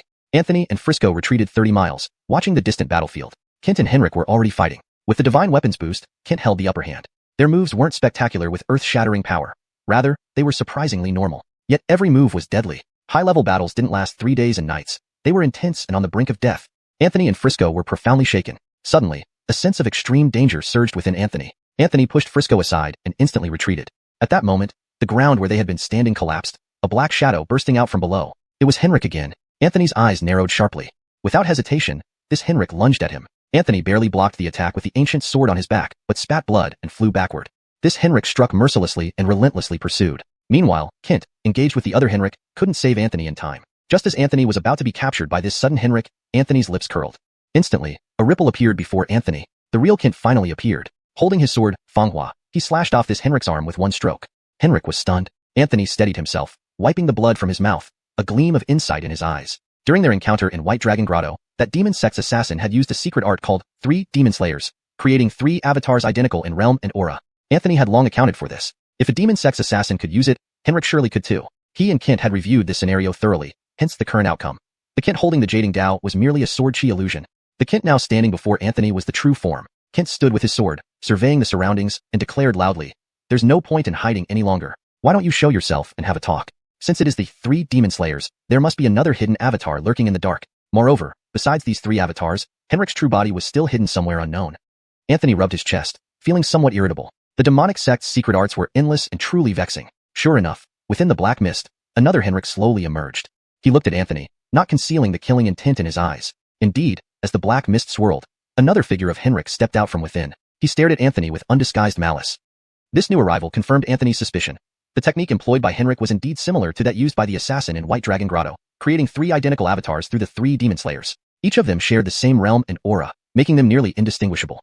The realization brought a mix of both anxiety and resolve. Anthony knew they had to be on high alert for any further surprises. Chapter 138. 8,000 Miles Assassination. The sword chi from Kent's strike instantly retreated and merged back with him slowly. The jading knife was now firmly held in his hands. 3 Henriks stood in a line, coldly staring down at the master and disciple duo below. Kent chuckled, saying 4 words. Nothing more than this. The 3 Henriks simultaneously lunged at Kent. He countered with alternating moves of the saber and sword, unleashing sword chi and saber force without restraint. Despite being outnumbered 3-1, he was not at all on the back foot. After all, these were just avatars. Though there were 3 of them, they were still too weak compared to the direct power of Kent. Anthony stood at the rear, thoughts rapidly spinning. Henrik had used the 3 demon killers for 2 reasons. First, perhaps out of curiosity. If he could truly capture Anthony, it would save him much trouble. Second, Henrik must have been well aware of Kent's secret protection. This attack might have simply aimed to wear down Kent's strength. Therefore, this only proved that Henrik wouldn't let go easily, and after this, another ambush would surely follow. Thinking of this, Anthony felt a sinking feeling in his heart. He found Henrik utterly detestable, but he also began to wonder why he singled him out so intensely. Just because of the 5 elements law? Anthony couldn't quite grasp the reason. It wasn't long before Kent killed all 3 avatars one by one. After their deaths, they transformed into wisps of black mist, disappearing in an instant. Kent's complexion turned slightly pale, clearly indicating that even for him, this wasn't an easy feat. Anthony hurried over, concern etched on his face. "Master, are you all right?" Kent shook his head, but his eyes drifted towards the distance. Anthony knew what Kent was worried about and couldn't help asking, "Master, what next?" Kent took a deep breath and said, "This chess game has progressed to the point where it is no longer hidden. Both he and I know that we are heading toward a resolution. Henrik's move this time was meant to tell me that he knows my plans, and he has already made his countermove. Now comes the final battle." Anthony frowned. "Master, do you plan to continue staying hidden?" Kent shook his head again. "There's no need anymore. We will proceed forward. If my judgment is correct, we will meet again before Woody City." Meanwhile, 100 miles away from Woody City, Henrik sat cross-legged. The 3 avatars had already transformed into 3 wisps of black smoke, entering Henrik's body through his nostrils. Henrik's complexion was also somewhat pale, frequent use of secret techniques having aggravated his internal injuries, even causing a drop in his realm. He slowly opened his eyes, a mocking look flashing across his face. "Kent, nothing more than this?" Henrik turned his head and looked at the side, where another Henrik was enveloped in black mist. This was a body double created using supreme secret technique, costing him 60 years of lifespan, transforming a Devil Gate spy into his replica. This substitute was incomparable to the 3 avatar counterparts. It could pass as the real deal perfectly. Henrik slowly stood up and directly turned towards Woody City, leaving the substitute to block the entrance 100 miles away from the city. Plan within a plan, stratagem upon stratagem. Kent was sure Henrik would intercept outside Woody City, fulfilling his expectations. This substitute was enough to keep them entertained for a while, while the true Henrik entered the city, waiting quietly for Anthony. Beyond Woody City lay the entrance to Chiankuin Academy. Only needing to cross the entire city would bring them there. But this final leg of the journey was the hardest for Anthony. Though Henrik's realm had fallen to the transformation of spirit realm, due to severe injuries from the battle in the White Dragon Cave, and later the secret techniques he performed, resulting in additional injuries, he was still 2 major realms above Anthony. Having entered the city, Henrik hid his energy completely, like a turtle hibernating, sitting quietly in a tavern. He ordered a pot of wine from the waiter, drinking alone. A part of Henrik's mind slowly delved deeper into his body, where, shockingly, a tumor existed on his heart. More terrifyingly, a baby ghost face grew out of the tumor, harboring ghost. Henrik once accidentally obtained a cultivation method, whose contents astonished him, powerful beyond imagination. Without hesitation, he followed the steps outlined in the method and started cultivating step by step. Unbeknownst to him, demonic powers retaliated. Though he survived in the end, a ghost fetus had formed on his heart. This ghost fetus constantly sought to devour his heart and break out of his body. Although practicing this demonic art led to a near breakdown, on the back of this cultivation method, there were instructions on how to eliminate the ghost fetus. To gather the 49 necessary ingredients required a century to obtain 48 of them, and the last one needed the heart of a practitioner of the 5 elements law, exchanging hearts. Henrik searched several provinces but couldn't find anyone who practiced the 5 elements law. Even knowledge of this cultivation method itself was scarce. Finally, through a spy of the Heavenly Devil sect, Henrik learned that Milo sect actually possessed the 5 elements law, and someone successfully cultivated it. That person was Anthony. Therefore, Henrik spared no effort to get Anthony's heart. Only if Anthony's heart could be added to the concoction and exchanged for his own, could he eliminate the ghost fetus on his heart. At that time, there might be a possibility to advance his realm further. Henrik drank another sip of cheap wine from the inn, slowly closing his eyes. A smile crept onto his lips, because outside the city, the guest had arrived. Sure enough, Kent did not remain hidden, but came with Anthony. They were only 100 miles away from Woody City. In the distance, the magnificent sight of the grand city could already be vaguely seen. Waves crashed against the shore, splashing countless sprays. Far outside the city, Henrik's substitute had been standing there silently for some time. Kent patted Anthony's shoulder. Just move forward. Anthony's eyes carried some worry. Kent simply said 2 words. No problem. Kent unsheathed his sword, cleaving a path ahead for Anthony with sword chi. One strike seemed to split the sky, forming a broad path for Anthony as if it had shattered space. Anthony gritted his teeth and stepped forth alongside Frisco. With every step Anthony took forward, the sword chi gradually thinned. This meant that the path Anthony had walked on would vanish. Anthony had no way back. True to Kent's words, just move forward. One strike cleared the way for Anthony. Kent held Fanghua, finally focusing his gaze on Henrik. Henrik also lifted his eyes to look at Kent. Neither moved, but their spiritual energy began to surge within. Henrik's spiritual energy was as black as ink, like an endless abyss. Behind the black mist, ghost cries and wolf howls echoed mournfully, piercing and unsettling. Kent's spiritual energy was far more serene. Cork flowing water from high mountains. The black mist spread out, blocking the sky and shading the sun. Wearing a green robe, standing amidst the black mist, Kent resembled a lone boat on a river. Hashtag chapter 139. Entering the city. Anthony took his final step and had already entered the city. Looking back, Kent and Henrik were both shrouded in black mist, making them indistinct. Anthony could only continue forward. Frisco walked shoulder to shoulder with him. Upon entering the city, Anthony frowned. It was too quiet. There were no hawkers calling out loudly, no passersby or travelers rushing about. Anthony became alert. When things were abnormal, something sinister must be afoot. Sure enough, at the end of the distant road, a figure slowly approached. Anthony's heart sank. He had been outsmarted by one move. Frisco's face also changed, frowning as he asked, "What's going on?" Anthony shook his head. The approaching figure drew closer and closer. It was none other than Henrik. The Henrik outside the city hadn't been the real one at all. Henrik's face was pale, walking extremely slowly but exuding immense pressure. Frisco had already removed the dark cloth bands from his hands, letting them hang naturally, and fiery patterns began to appear on the cloth. The ancient sword on Anthony's back trembled incessantly. He took a deep breath. It seemed they would have to fight to the death. Henrik suddenly gave a cold laugh. "The King of Hell wants you dead by midnight, and you won't survive past dawn." Anthony's ancient sword emerged with a sharp ring, and he grasped the hilt, speaking calmly, "Too bad you're not the King of Hell." Without waiting for a response, Anthony slashed out with his sword. This strike resembled the path-clearing slash that Kent had just used, not only in form but also with about 4 or 5 parts of its spirit. This ability came from the terrifying imitation skill after reaching supreme perfection at 99% proficiency in Other Become All Things. The sword moved extremely fast. Henrik raised an eyebrow. Interesting. Anthony advanced simultaneously. On the other side of the city, someone was still waiting for him. How could Anthony give up? Frisco roared, flames erupting all over his body. His movements were swift as he charged towards Henrik, leaving burning footprints on each step. Frisco's eyes turned red, and the half-Kylan tattoo on his chest turned bright red. More astonishingly, a white dragon tattoo faintly appeared on his back. Kylan Essence Blood and White Dragon True Essence. With a wave of his hands, the black cloth band wrapped around his arms instantly bound Henrik. A crazy smile flashed across Frisco's face as he stomped hard, shattering the cobblestone beneath his feet, propelling him higher into the air, pulling Henrik with him. Henrik showed no change in expression, only a trace of ridicule on his lips. With a slight movement, the cloth bands around him shattered. Quartering his hand, he gently pushed Frisco's chin, sending him flying backward in a parabolic arc.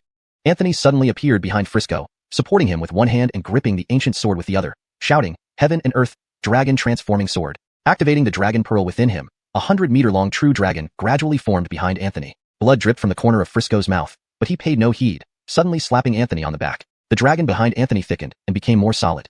Combining the White Dragon True Essence within Frisco, Anthony now wielded the Heaven and Earth Dragon Transforming Sword, along with the mountain-moving technique and the power of the Dragon Pearl. The triple powers Deja should be rendered as the triple powers combined, causing the dragon sword chi behind him to increase exponentially. Revised. Combining the White Dragon True Essence within Frisco, Anthony now wielded the Heaven and Earth Dragon Transforming Sword, along with the mountain-moving technique and the power of the Dragon Pearl. The triple powers combined, causing the dragon sword chi behind him to increase exponentially. They exchanged glances and nodded simultaneously. In an instant, Anthony twisted his wrist and thrust out the sword, pointing it at Henrik. The roaring dragon sword chi rushed toward Henrik. A rare seriousness appeared on Henrik's face. This sword chi's power was almost equivalent to a 10th level Yuan Ing cultivator's full attack. Even the now degraded Henrik dared not underestimate this blow. Frisco leaped onto the dragon sword chi, roaring, "Fire purification." Flames surged around his body, even turning his hair crimson. His body turned black with red veins like flowing lava forming a Kylan pattern on his skin. Frisco rushed forward, stepping on the dragon sword chi until he reached its head, then leaped up, delivering a heavy punch down. Henrik grunted, catching Frisco's punch without moving an inch. But Frisco grinned, causing Henrik to frown. This punch. Inner strength. Suddenly, Henrik's robe tore open, starting to burn. Frisco retracted his punch and retreated. At the same moment, the dragon sword chi neared Henrik. Henrik spread his hands, a monstrous monk statue emerging behind him, standing roughly 100 meters tall. Vajra subdues dragon. The statue had 4 arms and 3 eyes, the middle one particularly eerie. As the statue collided with the dragon sword chi, Henrik realized Anthony had already dashed behind him. Anthony's target wasn't to fight Henrik to the death, but to reach the Heaven and Earth Academy behind Woody City. Anthony madly ran towards the city gate, while Henrik snorted, sweeping his sleeve to unleash black mist that transformed into iron-hard, speedy black spears hurtling toward Anthony. Dodging while running, Anthony blocked several black mist spears with his ancient sword but was pierced through the abdomen by one. Henrik flashed before Anthony, his right hand covered in black mist, grabbing toward Anthony's chest to tear out his heart. Anthony gritted his teeth, summoning 2 life-bound swords. Past times. Suddenly, Henrik found himself in a different place, no longer in Woody City. Anthony's life-bound sword, Past Times, created a small realm, trapping cultivators within it. However, higher realms imposed greater restrictions. Frisco also rushed to Anthony, grabbing the spear piercing his abdomen and yanking it out, blood spurting. Anthony winced, holding his abdomen with one hand and resting the other on Frisco's shoulder. Go. I can't hold him long. Even after degradation, Henrik remained a transcendent transformation realm cultivator. Anthony didn't know how long the small realm could contain him. They ran crazily towards the city gate. Suddenly, Anthony's face paled then turned flushed. Spitting out a mouthful of blood, he said bitterly, the small realm is breaking. Cracks in space echoed like shattered jade. Henrik reappeared before them. Anthony coughed again, determination flashing in his eyes. Keep going. The killing intent in Henrik's eyes intensified. Anthony had so many tricks even at the golden core stage. What if he grew stronger? Anthony and Frisco dashed forward, Henrik following closely. At the moment they were about to collide, golden light flashed around Anthony. Old memories. Anthony's second life-bound sword could halt time, though only for 3 breaths. While Henrik continued lunging forward, Anthony and Frisco passed by him. 1 breath. The city gate was in sight. 2 breaths. Frisco shoved Anthony, turning back to confront Henrik. Run. Don't worry about me. Anthony's pupils constricted, about to look back, but the 3 breaths had already passed. Henrik's face slightly changed. What did he just see? Time halted. How many secrets does this Anthony have? Suddenly, Frisco appeared behind Henrik, punching his back. Henrik's face turned grim as he turned, striking fist against fist. Frisco's right arm snapped instantly. Frisco's face was twisted with a grimace, not caring about his already crippled right arm as he lunged forward with his left. Henrik slightly tilted his head and effortlessly dodged Frisco's punch. Then, he swiftly grabbed Frisco's joint, and with a sickening crack, Frisco's left arm was also completely ruined. Henrik kicked out, striking Frisco squarely in the chest, causing it to cave in. Frisco flew backward like a cannonball, slamming into the city wall and shaking the very gates. Blood gushed from Frisco's mouth as he slowly fell to the ground with a resounding thud. Anthony's eyes blazed with fury. He had finally reached the city gate. Hoisting Frisco on his back, he prepared to escape the city. Just beyond the city walls lay the Heaven and Earth Academy. But how could Henrik let Anthony escape so easily? Black mist rose from his hands as his figure instantly vanished, moving faster than the eye could see. Henrik's right hand turned into a claw, aiming straight for Anthony's back. Gritting his teeth, Anthony yanked Frisco in front of him. If not, Henrik's claw would first pierce through Frisco and then strike his own heart. Both would be doomed.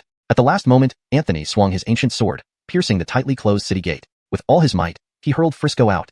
Henrik's claw was now inches away from Anthony's back. Both Anthony and Frisco were drenched in blood. Knowing he couldn't escape, Anthony gave Frisco the last chance to survive.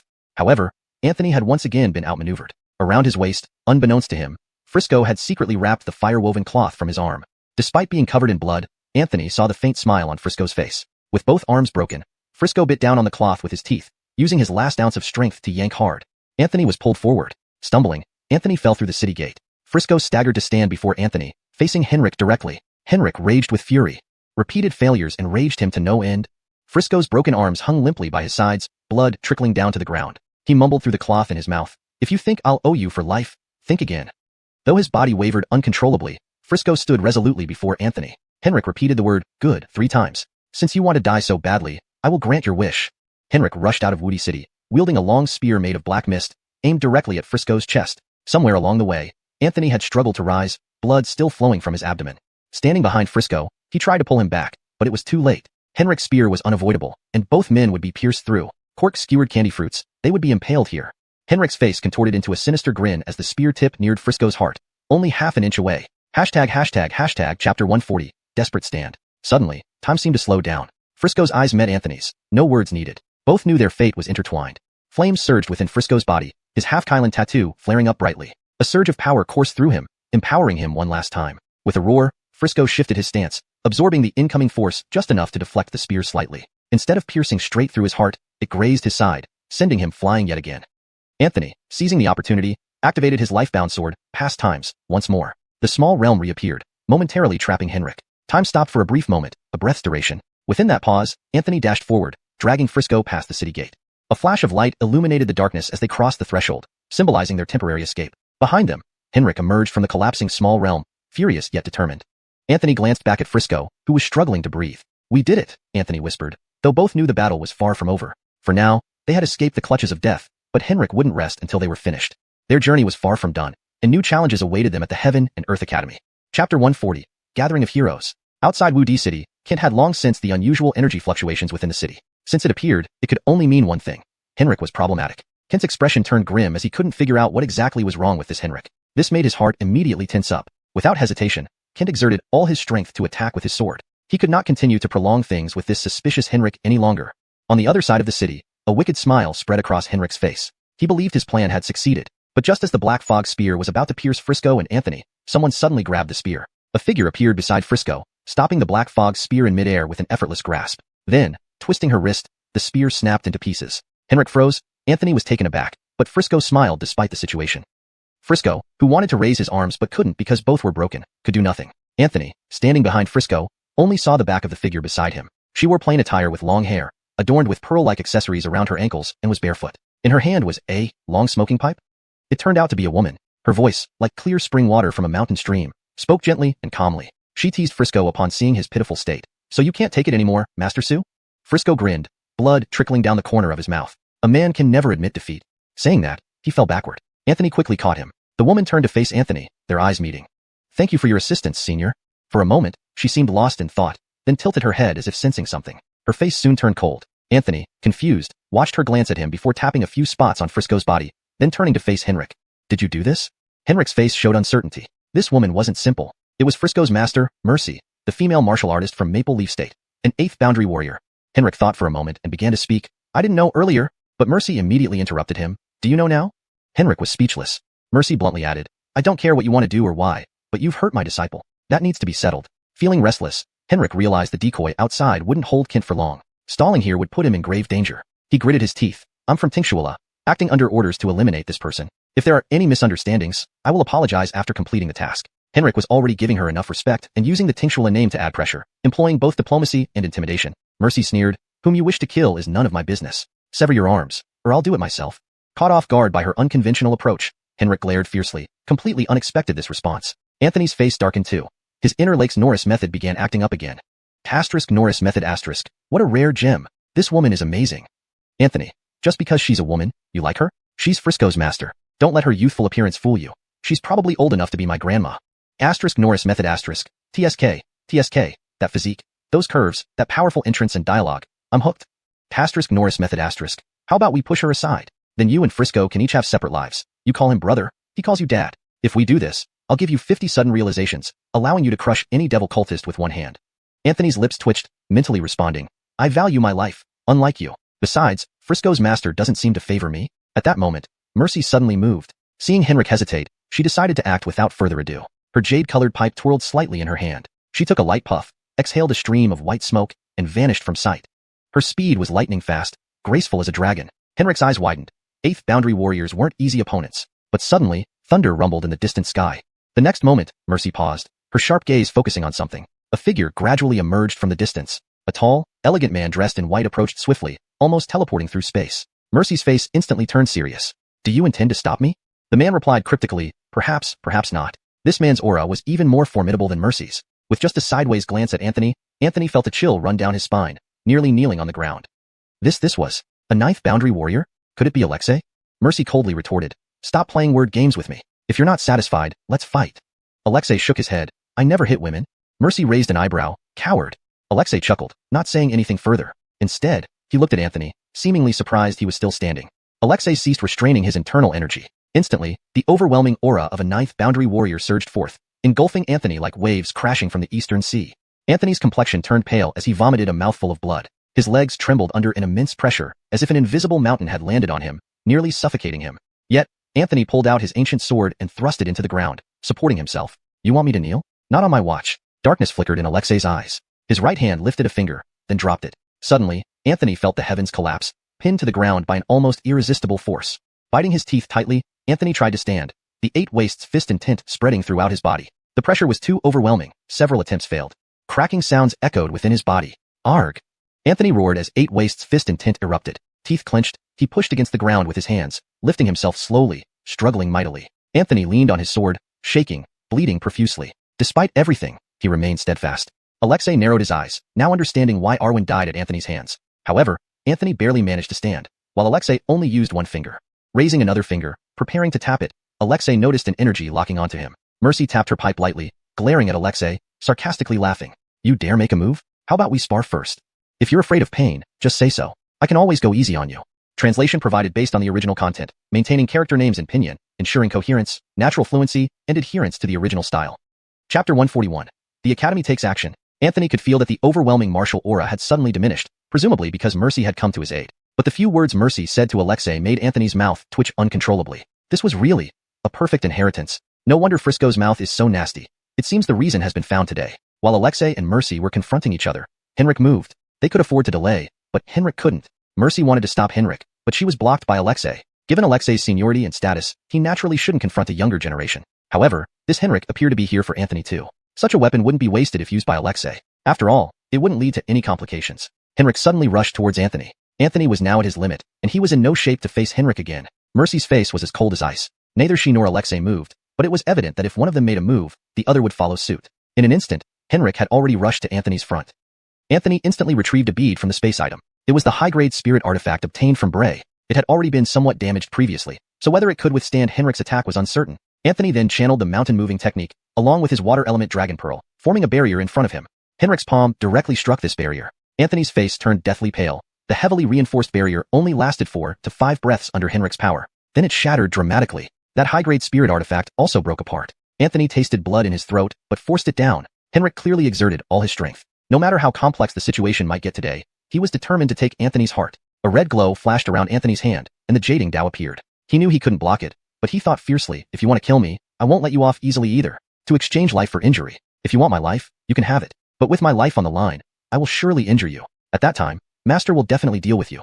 A hint of cruelty flashed across Anthony's eyes as Henrik loomed before him once more. Just as Anthony prepared to make his last stand, a stern voice came from the sky. Enough. Henrik's hand was already touching Anthony's chest. Anthony's jading Dao was about to slash towards Henrik's neck. Suddenly, both their actions paused, becoming extremely slow. Someone appeared out of nowhere in the middle of the scene. Dressed in clean long robes, a middle-aged scholar with slightly gray temples stood there, one hand behind his back, slowly uttering 2 words. Cease the chaos. Instantly, everything was silent. He then spoke another 2 words. Cease the rage.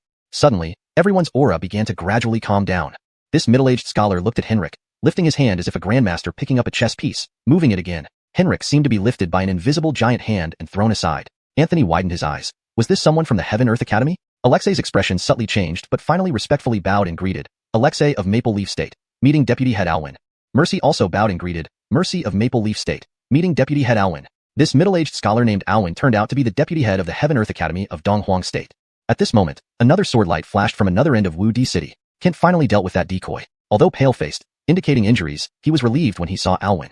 After all this fuss, the Academy finally took action. However, when Kent saw Mercy, his entire expression froze. Mercy snorted coldly. Indeed, as I guessed, this boy is indeed your disciple.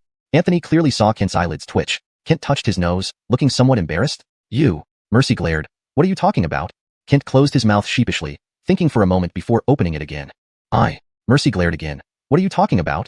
Kent shut up completely this time. Anthony swallowed hard. Something must be wrong. Absolutely wrong. Kent sighed and turned to bow to Alwyn. Thank you, Deputy Head Zhou, for stepping in. Alwyn waved his hand helplessly. He looked at everyone present and spoke. 1. The top martial artist of Maple Leaf State. 1. A renowned woman warrior of Maple Leaf State and another.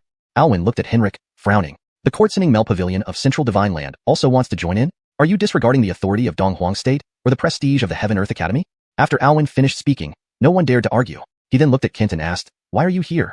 Kent quickly clasped his hands and replied, To send my disciple for trial. Alwyn was taken aback. He looked at Anthony, then at Kent, his expression odd. Does your Milo sect not intend to cultivate successors? Kent's face froze, having just sent his Kimber Jane inside some time ago, and now bringing the Saint's son. Even Alwyn didn't understand Kent's intentions? Sending your promising disciples to that place without second thoughts? Alwyn spoke, I did not wish to intervene too much in your sect affairs, but I still advise you. This isn't a joke. You know what kind of place that is. Only a handful have passed the trial in thousands of years. Kent glanced at Anthony and, biting his lip, said, Please open the gate, Deputy Head Zhou. Alwyn shook his head, clearly not understanding Kent's actions. That trial place was essentially a dead zone. Alexei, who had remained silent until now, suddenly spoke up, Patriarch Yun, how do you plan to handle the fact that you detained my disciple? Kent turned to Alexei and stared straight into his eyes. Oh, what a coincidence. Snatching a petty thief on the road turned out to be the disciple of the Grand Master Zhou? Well, the mighty waters flooded the temple of the Dragon King. How does Grand Master Zhou think I should proceed? Alexei's eyes flickered darkly. Petty thief? If my disciple is a petty thief, what does that make me? An old thief? Alexei said, I request Patriarch Yun to release my disciple and publicly apologize to my disciple. Then this matter can be considered settled. As to whether it would truly be settled, the answer was obviously no. He said this only because Alwyn was present, and the rules set by the Heaven-Earth Academy needed to be followed. Moreover, they were in Donghuang State and standing right in front of the academy. Even as the top martial artist of Maple Leaf State, he had to act according to the rules while facing Alwyn. Chapter 142. Entering the Qinkuan Academy. Kent stood with his hands behind his back, a faint smile on his face. Grandmaster Zhou asked me to release the person. Of course, I can do that, but we still need to talk about justice and order. Your disciple attacked our sacred son without reason. How should this be accounted for? Alexei frowned, feeling some pent-up frustration. In fact, it was he who had ordered Damien to personally come here and take Anthony's life. On the ancestral hall's lifelight lamp, the moment before its flame extinguished, it showed Anthony killing someone in the cave heaven realm. Arwen was Alexei's last disciple, and having faced such calamity, Alexei naturally wanted to avenge him. However, the academy rules stated that in secret realm disputes, everyone relied on their own abilities, taking responsibility for their own lives and deaths, with no seeking revenge afterward. Alexei himself certainly could not act, so he decided to let his eldest disciple do it. But he didn't expect Kent to catch him red-handed. Kent smiled. Grandmaster Zhou can take your time to consider. I'm not in a rush. As he spoke, Kent glanced at Alwyn, who sighed softly. Have you really thought this through?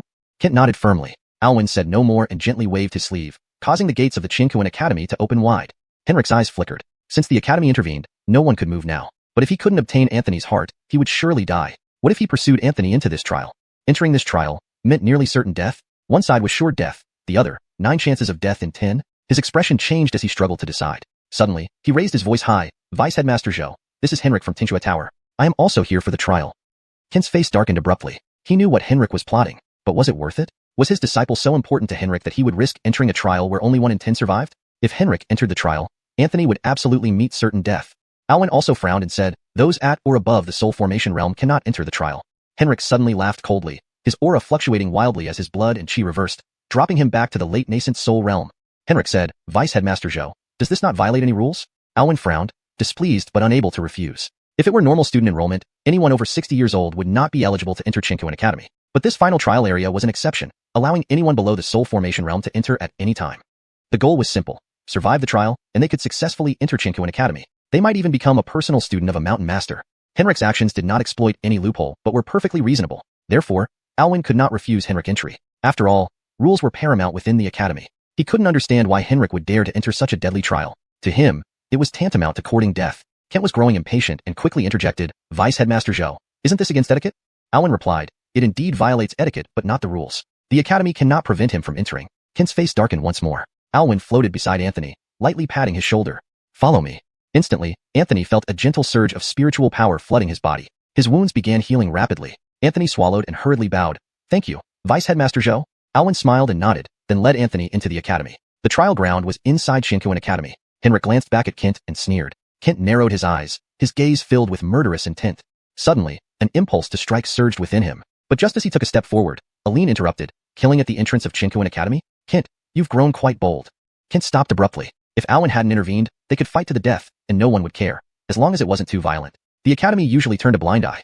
But now, it was different. Anyone who acted would break the rules. Otherwise, with Henrik's current state, Kent could have killed him instantly. Aline picked up the unconscious Frisco, pondered for a moment, and stepped toward the academy. She wanted to see what was so extraordinary about this trial ground. Other provinces' Qinkuan academies did not have this trial ground. Only the Eastern Huang province did. Of course, she could not participate but merely observe from outside. Alexei also followed, as his disciple was still in Kent's hands. Moreover, Kent's strategy was clear to Alexei. Kent planned to leverage the academy's authority to settle things clearly. Once he returned to the sect, distant and far-reaching matters would follow Alexei's logic.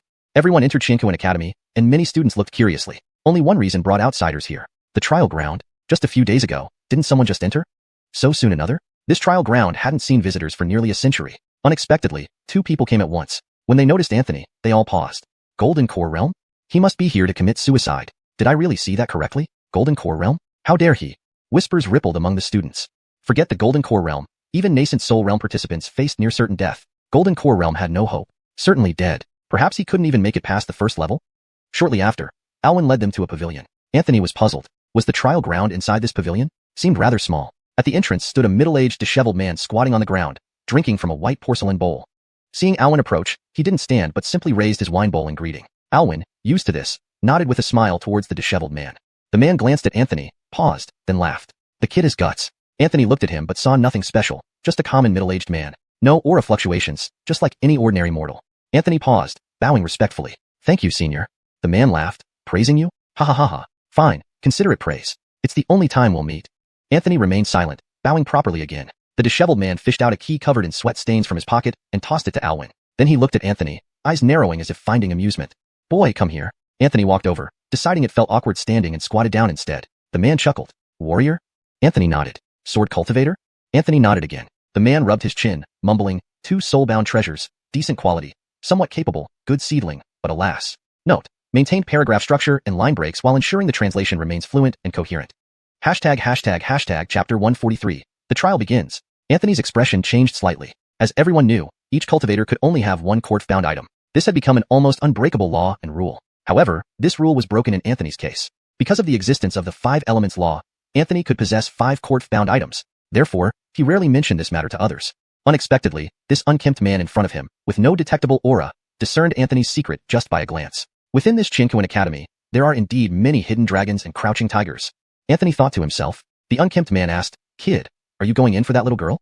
Anthony didn't answer but just smiled. The unkempt man handed the white porcelain wine bowl to Anthony, then wiped his forehead and hairline with both hands, grinning lecherously. Good, very good, quite like my style back in the day. Anthony couldn't help but laugh inwardly. Was this disheveled fellow ever handsome in his youth? Perhaps noticing Anthony's thoughts, the unkempt man sneered and humphed. What? Let me tell you, your face doesn't even measure up to half of what I looked like when I was young. And your cultivation level? It's abysmal. When I was your age, I could say I could strike the 8 desolates with a single punch and tread on the 4 seas without exaggeration. See that guy in white? Back when I was famous in the martial world, that boy wasn't even wearing pants yet. The man did not lower his voice intentionally, so everyone present could hear what he was saying. Alexei's face turned rather unpleasant. He was already a grandmaster, naturally someone who cared about his dignity, but Alexei couldn't be entirely sure about the man standing nearby. Despite showing no aura at all, he gave off an inexplicable dangerous feeling. Even Alexei himself couldn't admit it, but subconsciously, something kept telling him, don't ask for a match. Don't ask for a match. You'll lose. You'll die. Mercy, however, smiled more broadly. She glanced at the unkempt man and giggled. This senior must be quite the romantic type, unlike certain people who have neither the guts nor the intentions. Now, they don't even have the guts. With that, she shot a sidelong glance at Kent. Kent placed his hand over his mouth, pretending to cough while appearing somewhat embarrassed. The unkempt man chuckled, and since he was squatting, while Mercy wore a skirt, he tilted his head slightly, revealing 2 long, slender legs. Above them, it was all misty and hazy. The unkempt man smacked his lips and mumbled something softly, which even Anthony couldn't make out. At this moment, the gatehouse door swung open, and Alwyn loudly announced, those entering the trial ground, follow me. Hearing this, Anthony felt a jolt in his heart. Was it finally time? Just as he stood up, he heard the unkempt man behind him call his name. Anthony turned around to see the man extending the full white porcelain wine bowl, smiling. Kid, dare you take a sip? Looking at the man's big yellow teeth, Anthony's expression was priceless. Alwyn, who was leading the way, suddenly turned around and said approvingly, young man, Otto's wine is not something anyone can drink easily. Anthony's heart pounded. He, esteemed vice headmaster, still respectfully called this unkempt man Otto? Definitely a hidden powerhouse. Anthony quickly switched to a flattering smile, took the porcelain bowl and laughed. Otto, that's what you're saying? Since you've invited me, how can I refuse? Let me pour you a drink. Saying this, Anthony raised the bowl and finished the wine in a few gulps. Alwyn rubbed his temples, thinking Anthony was a slick operator who had jumped right to addressing him as an equal. Moreover, after drinking, Anthony casually put the porcelain bowl into his own small space item. Good things from hidden powerhouses were valuable. Even if it seemed old, it might have some secrets. Anthony grinned and bowed. I'll go ahead first, brother. No need to send me off, really. With that, he dashed into the gatehouse. The unkempt man froze. The bowl. Give the bowl back, damn it. I bought it for 3 coins. Used it for decades. He never washed it, giving it a patina and emotional value. The unkempt man gnashed his teeth and stomped angrily. On the other side, Anthony and Henrik entered the gatehouse, with Alwyn leading the way. Kent, Mercy, Alexei, and the others waited outside. Kent was worried. He had underestimated Henrik's determination. Henrik was willing to cripple himself and risk life and limb just to enter this trial area with Anthony. Clearly, he was determined to get Anthony at any cost. But Kent couldn't understand what Anthony had that made Henrik so resolute. Henrik and Anthony arrived at the top floor of the gatehouse. Alwyn waved his hand, and 2 jade slips appeared in their hands. Write your names on the jade slips using blood, Alwyn instructed. Anthony nodded, and Henrik followed suit. Henrik's blood, however, was not red like Anthony's but pitch black. Alwyn glanced at the jade slip in Henrik's hand, a strange look in his eyes. Both wrote their names in blood on the jade slips, and with another wave from Alwyn, the jade slips flew back into his hands. Are you sure? There's still time to back out, Alwyn asked. Anthony firmly replied, no regrets. Henrik said nothing but looked at Anthony, his eyes filled with cold, murderous intent. Alwyn injected spiritual energy into the jade slips. Instantly, the gatehouse shook, and a door appeared before them. An ancient wooden door. This door marks the official start of the trial. There are 9 checkpoints. Passing the 6th will qualify you for admission to Qingquan Academy. Breaking the jade slip will let you leave the trial early. But only those who reach the 6th checkpoint can use the jade slip to exit. Meaning, below the 6th checkpoint, there's no turning back. Pausing, Alwyn added, almost 300 years have passed since anyone has survived this trial. Be careful. Henrik snorted and walked in first. Anthony took a deep breath and pressed his hands on the old wooden door. Suddenly, Alwyn spoke enigmatically. Strengthening the body is easy. Strengthening the heart is hard. Passing physical challenges is easier than overcoming mental barriers. That little girl is currently trapped at the heart-strengthening checkpoint. Anthony was stunned. Jane was trapped? Not too bad, considering she was alive. Taking a deep breath, Anthony pushed the ancient wooden door wide open. Translation provided adhering to all specified guidelines. ####Chapter 144. Countless Anthonys. Once the two fully entered the trial, Alwyn also left the pavilion. By this time, quite a number of students from Qingquan Academy had gathered, whispering among themselves. Even many senior professors of the academy had arrived upon hearing the news. After all, venturing into the trial area was considered one of the most significant events in the academy, especially since now 3 people had already entered the trial area. Such a scenario was unimaginable in the past. In recent centuries, only 2 individuals had managed to pass through the trial and enter the academy. Both were exceptional talents. One was Gaylord, who lived 300 years ago, an indigenous cultivator from Donghuang State. The other, Quentin, came even earlier, 500 years ago, and was a cultivator from Jadue State. Both of them had managed to pass 6 stages within the trial area. Their accomplishments on the Great Tao were already extremely high. Gaylord had become a senior professor at the Qingquan Academy in central China by now. As for Quentin, he had disappeared from public view in the past century, making his name less known today. Alwyn walked out of the pavilion, pondered for a moment, then waved his hand and extracted from a nearby object a huge emerald water ripple mirror as tall as a person. Alwyn tapped his finger gently, causing the emerald water ripple mirror to immediately spin up, its surface rippling with waves. Within moments, it reflected the scene inside the trial area. Kent couldn't help but feel anxious. In the mirror, Anthony stood bewildered in an empty space, surrounded by a gray mist. There was neither moonrise nor sunset above him. Only a distant pinpoint of light flickered faintly. Anthony cautiously walked forward, finding that each step caused ripples beneath his feet as if he were walking on a mirror or a lake. He felt something odd and squatted down to examine the ground closely. As the ripples spread outwards, the reflection in the mirror showed Anthony's face. Suddenly, Anthony was startled. The Anthony in the mirror was smiling? Furrowing his brow, Anthony swiftly stepped back. The next instant, Anthony saw another Anthony, slowly emerging from the mirror surface, staring directly at him. Anthony rubbed his chin, looking at the mirrored version of himself, and nodded slowly. Not bad. No matter how I look, I'm handsome from every angle. Anthony swung his wrist, and the mirror image mimicked him, swinging its wrist too. Anthony raised an eyebrow and assumed a traditional boxing stance. The mirrored Anthony followed suit. Anthony mockingly exclaimed, placing one hand on his waist and pointing at the mirror with the other, "Copying me?" The mirror image also placed its hands on its waist and mocked, "Copying me?" Anthony's eyes twinkled. "You're an idiot."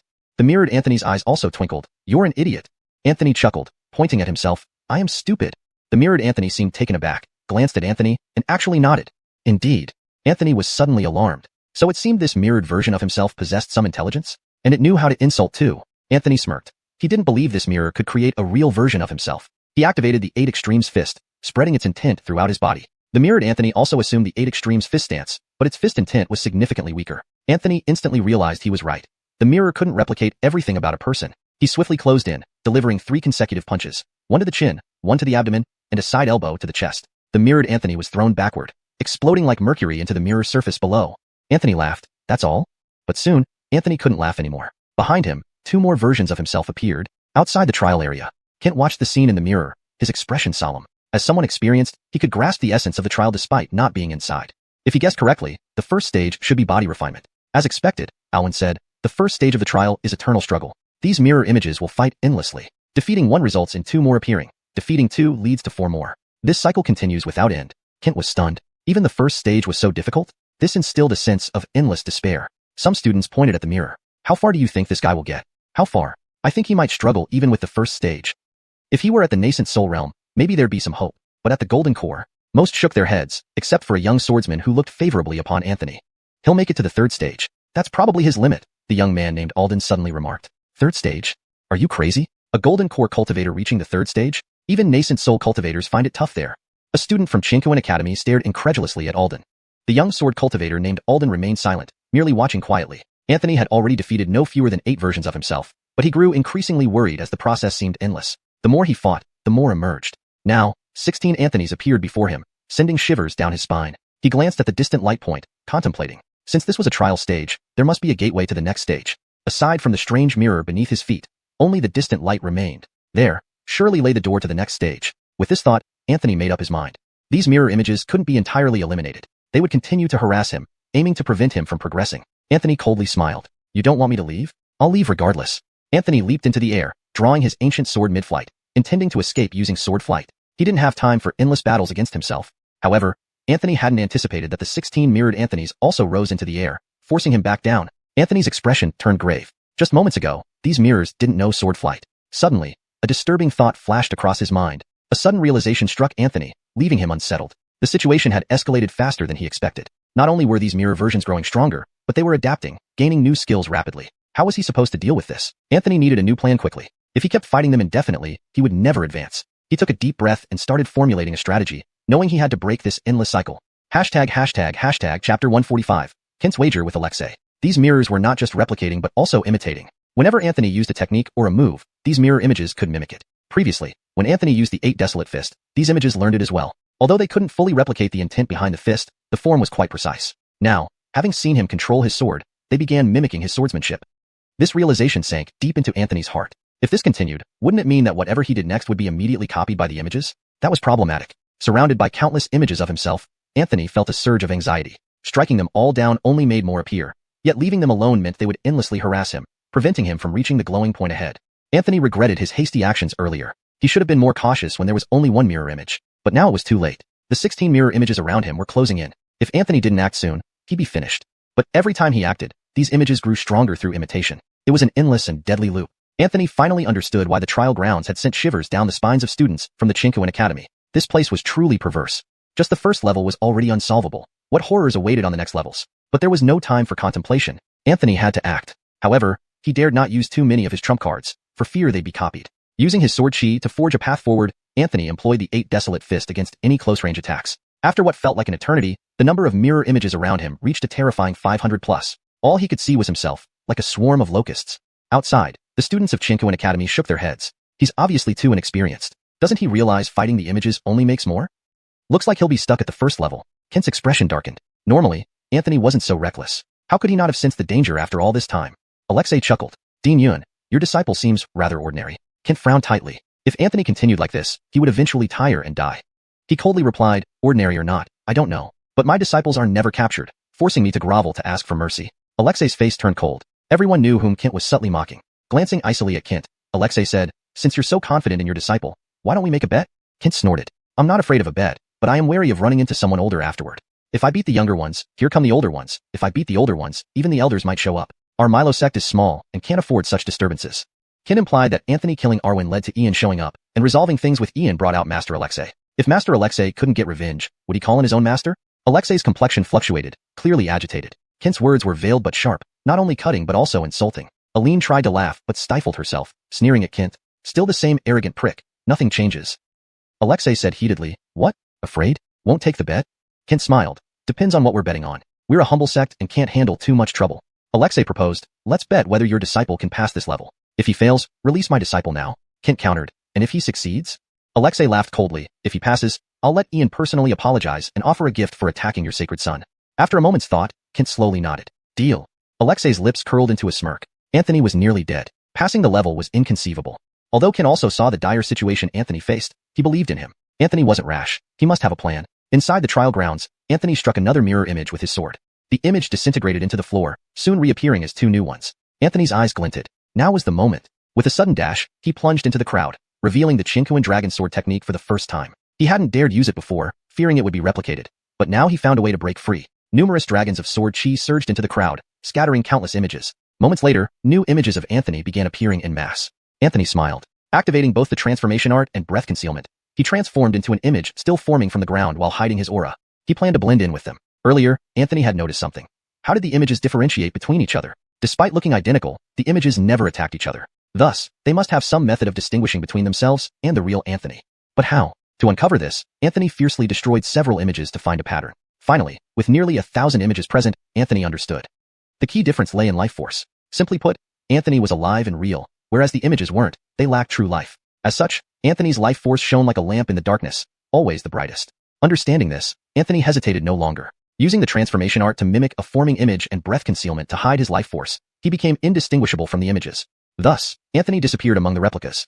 Chapter 146, Grievance from Ron. Anthony stood still, observing the surroundings. After a moment, a smile curved at the corner of his mouth. Indeed, just as Anthony had predicted, after he concealed himself, these mirrors did not continue attacking but instead looked around with puzzled expressions and began aimlessly searching.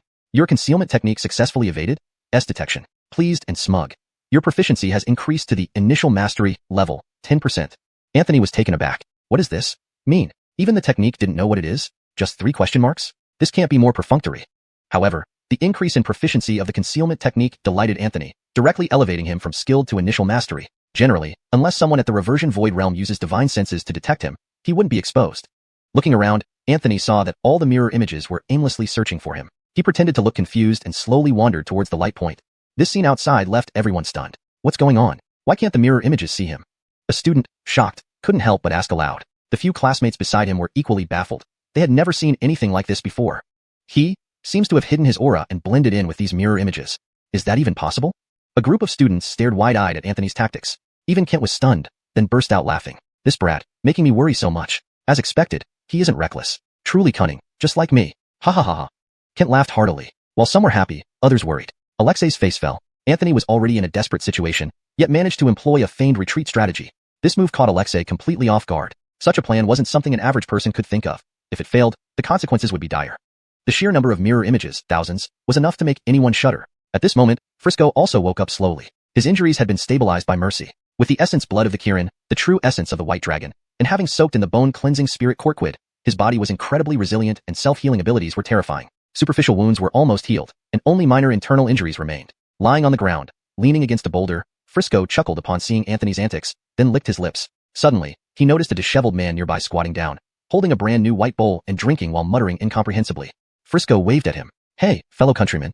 The disheveled man glanced at Frisco. Frisco pointed at the wine bowl in his hand. Pour me some. My mouth is getting tasteless.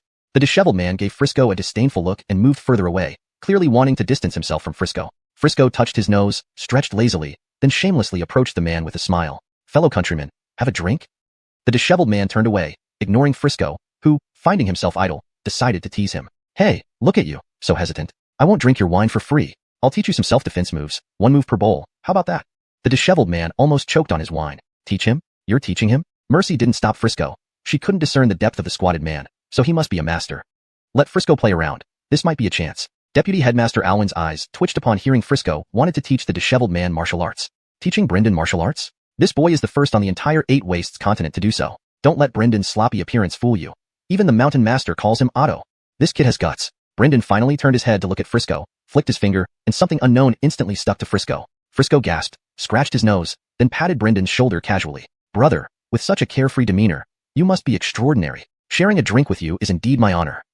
As he spoke, Frisco grabbed the new white porcelain bowl, downed a full bowl of wine without hesitation, and said, I'll go first. Brendan took a deep breath, reclaimed the bowl, and sat down far away, suppressing the urge to hit someone. Go first, he muttered sarcastically. What's wrong with these young people today? Drinking a whole bowl and taking the bowl too?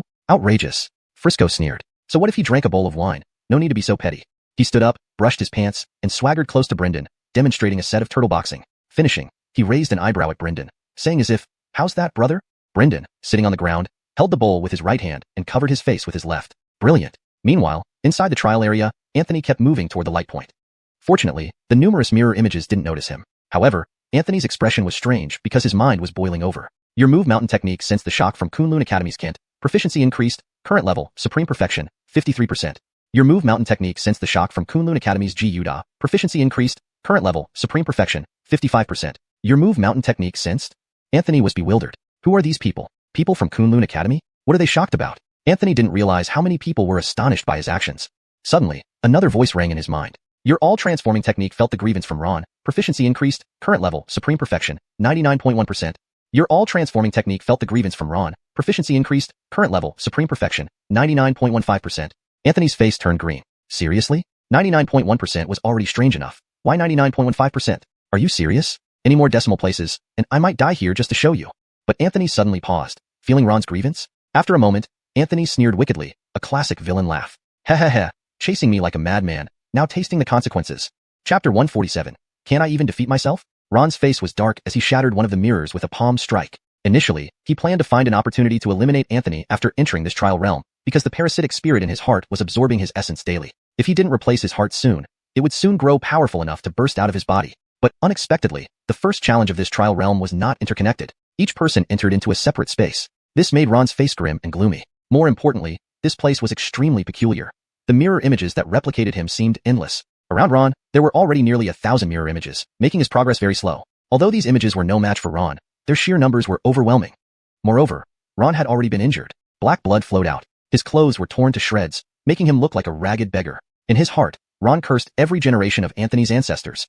If it weren't for Anthony, he wouldn't have ended up in this trial realm suffering. Outside, the students watching Ron's miserable state couldn't help but compare him with Anthony next door, finding it almost unbearable. What kind of world is this? A Pikuaning actually can't get through faster than a golden core? That golden core is almost at the end of the checkpoint. Really? That fast? Fast doesn't necessarily mean success. Did you forget what's at the end of the checkpoint? At these words, all the students fell silent.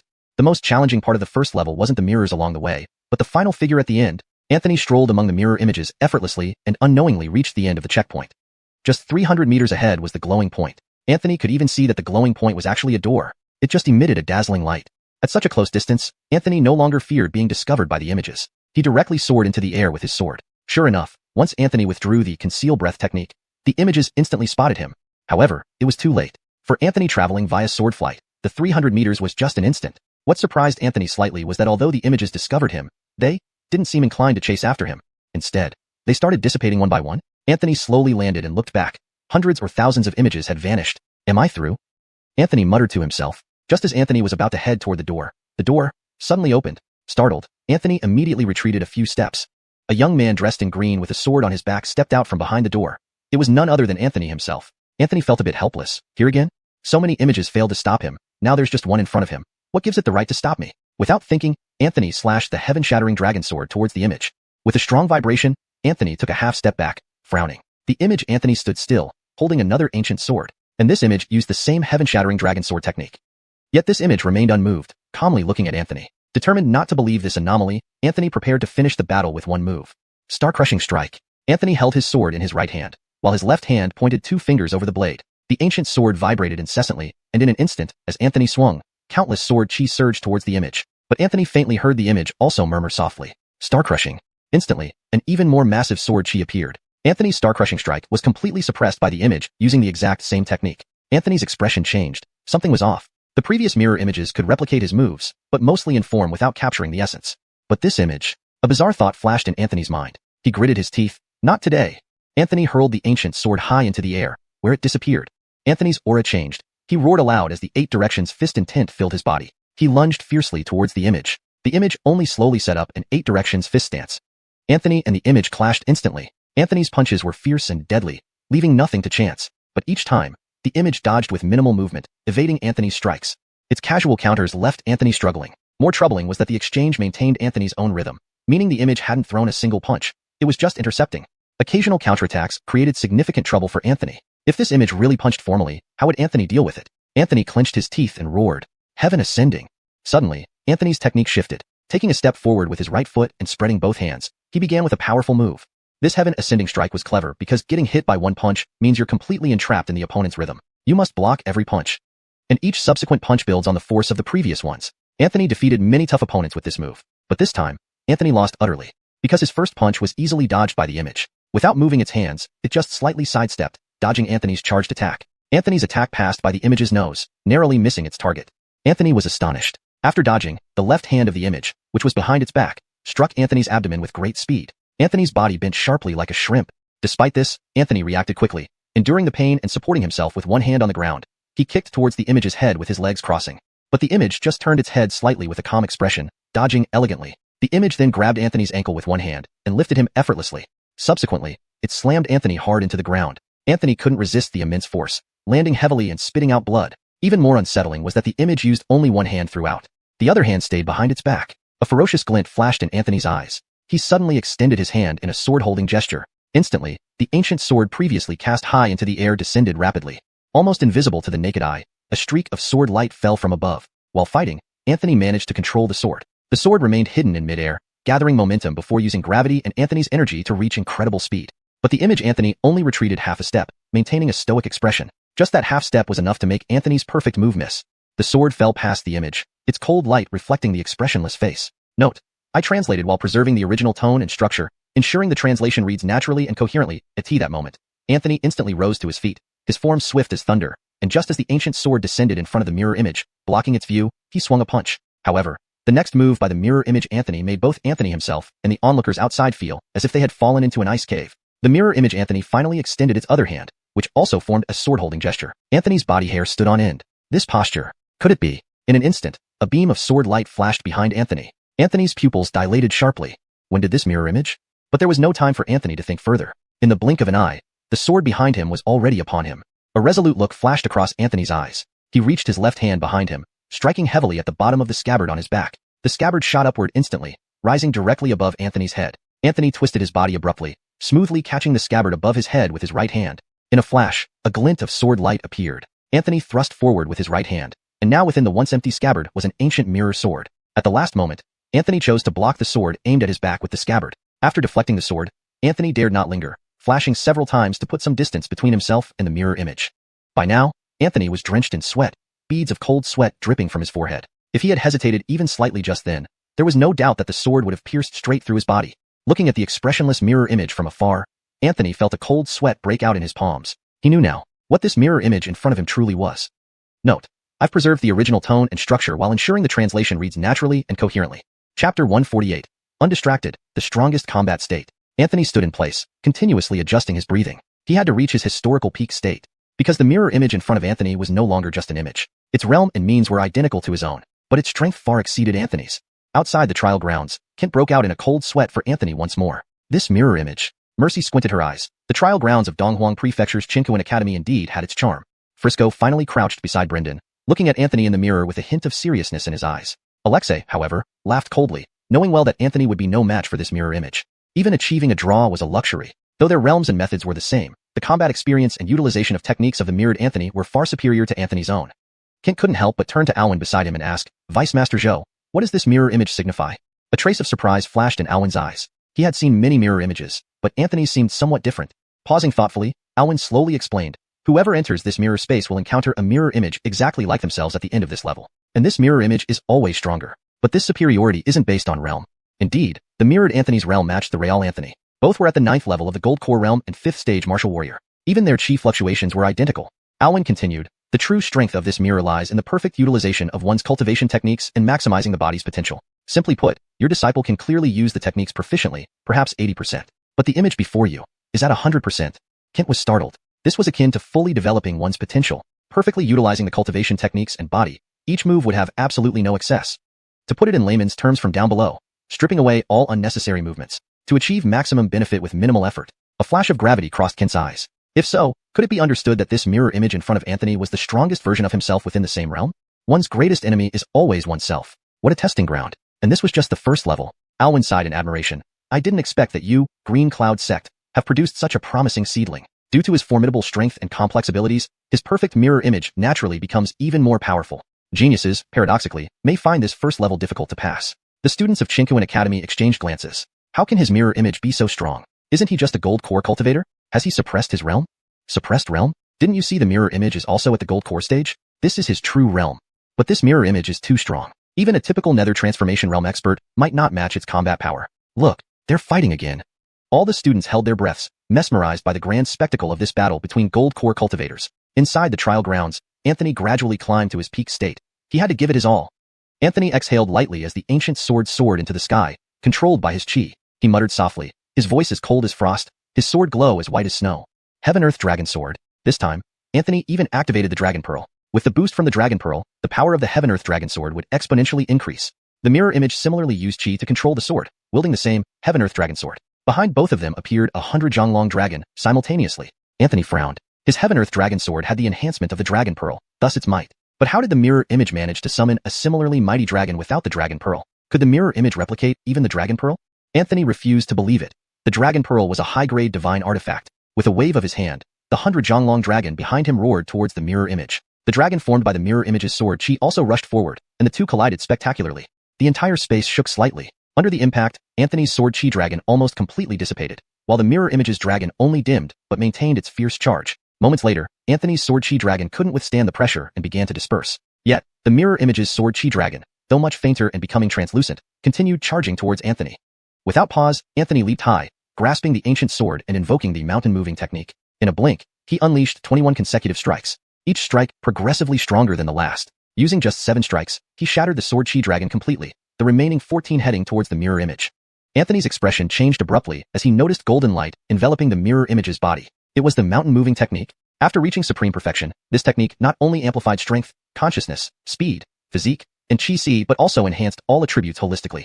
During its augmentation, the physique would display a faint golden halo. Anthony's face turned grim. A red glow flashed in his right hand, and the ancient Tian-Ting dragon-slaying platform Jading Saber appeared in his grasp. Note, John means slay or chop, which is better translated to dragon slaying in this context for fluency and meaning accuracy. But what astonished Anthony was that the mirror image also held a Jading Saber. The mirror image wielded the Jading Saber, drawing a cross before it, instantly shattering Anthony's sword chi with violent sabers. Clenching his teeth, Anthony charged forward, the two engaging in close combat once more. Anthony left no stone unturned, using every trick he knew. But what left him feeling powerless was that no matter what move he made, the mirror image perfectly replicated it. No, not merely replication, as the same moves wielded by the mirror image exhibited greater power. Anthony found it absurd. How could he not beat himself? Feeling vexed, Anthony realized what it felt like to fight against himself. Regardless, he must pass this level. Jane was waiting for him. If he couldn't even pass the first level, how could he talk about saving someone? Anthony began attacking frenziedly, using not just his techniques, but even those he had learned from others, including Frisco's Prairie Fire Internal Strength, Arwen's I Am Supreme Heaven, and even Hiroshi's War Array spear techniques, especially that final turning spear move before death. Upon reaching supreme perfection with Transform All Things, he gained the ability to mimic, initially only in form. After the sun and moon from the Dragon Slayer Jorge were implanted into Anthony's eyes, he could now clearly identify flaws in other cultivators' techniques, including the path of pure true chi in martial warriors' bodies. So if Anthony wanted to learn techniques covertly, he only needed to use Transform All Things alongside White Dragon Eyes to achieve nearly identical form and spirit. And that was after just one viewing. With repeated practice, he might even surpass the original user. However, Anthony despaired upon realizing that even his mimicry skill, Transform All Things, and White Dragon Eyes were replicated by the mirror image. And the image utilized them even better. Being forced back by the mirror image, Anthony suddenly had a stroke of inspiration. I can imitate others, why not myself? If I can't beat you, I'll constantly imitate and learn your techniques. You wouldn't come and imitate me, right? Given your superiority, imitating me would be superfluous. Realizing this, Anthony seemed to have discovered a new continent, his eyes bursting with an unusual light. Though Anthony was still at a disadvantage, he gradually managed to stabilize the battle situation. Although he still couldn't win, at least the battle wasn't completely one-sided. Gradually, Anthony's mindset changed. He began to immerse himself in the fight, undistracted by anything else. His eyes saw nothing but himself and his mirrored self, each being the other's toughest opponent. This was no longer just a struggle. It felt more like a lesson. The perfect mirror image of Anthony was teaching the real Anthony through their combat. Note, the paragraph structure and line breaks have been maintained as requested. Chapter 149. Thank you, Brother Henrik, for sending me resentment points. While Anthony was engaged in a grueling battle with his mirror image, the Lake of Heart had not been quiet at all. However, Anthony, being fully engrossed in combat, did not notice. Your Transform Everything has sensed resentment from Henrik, increasing your proficiency. Current proficiency is Ultimate Perfection, at 99.2%. Your Transform Everything has sensed resentment from Henrik, increasing your proficiency. Current proficiency is Ultimate Perfection, at 99.3%. Your Transform Everything has sensed resentment from Henrik. At this moment, Henrik finally managed to reach the checkpoint, his clothes tattered and half his hair torn out. His face was bruised and swollen as he limped towards the light point. Although he wasn't severely injured, his appearance was utterly miserable. Anthony, if I don't kill you, I'll be your grandson. Kent, Blue Cloud Sect, I will destroy you both. Henrik's hatred for Anthony was deep and bitter, and he had already planned how he would torment Anthony in the second layer. But just then, the old wooden door before him opened on its own, startling Henrik, who had endured so much to get here. He squinted and saw the door slowly opening, and out walked a mirror image of himself. Henrik couldn't help but explode in rage. Wasn't this enough? How far could this go? This was too much. The final mirror image in this trial suddenly lunged at Henrik. Henrik extended his hand and fiercely clashed with the mirror image's palm. But as they fought on, Henrik grew more and more alarmed. Why was this image so strong? Before long, Henrik was kicked square in the face by the mirror image and flew back like a kite cut loose, eventually falling flat on the ground. At this moment, Henrik's mind was filled with only one thought. Anthony, I will definitely kill you. Outside the trial grounds, many students watching Henrik's miserable state shuddered involuntarily. It was just too pitiful. Even though Henrik chose to reduce his rank, he had once been a reversion realm expert. Moreover, he still possessed peak nascent soul cultivation.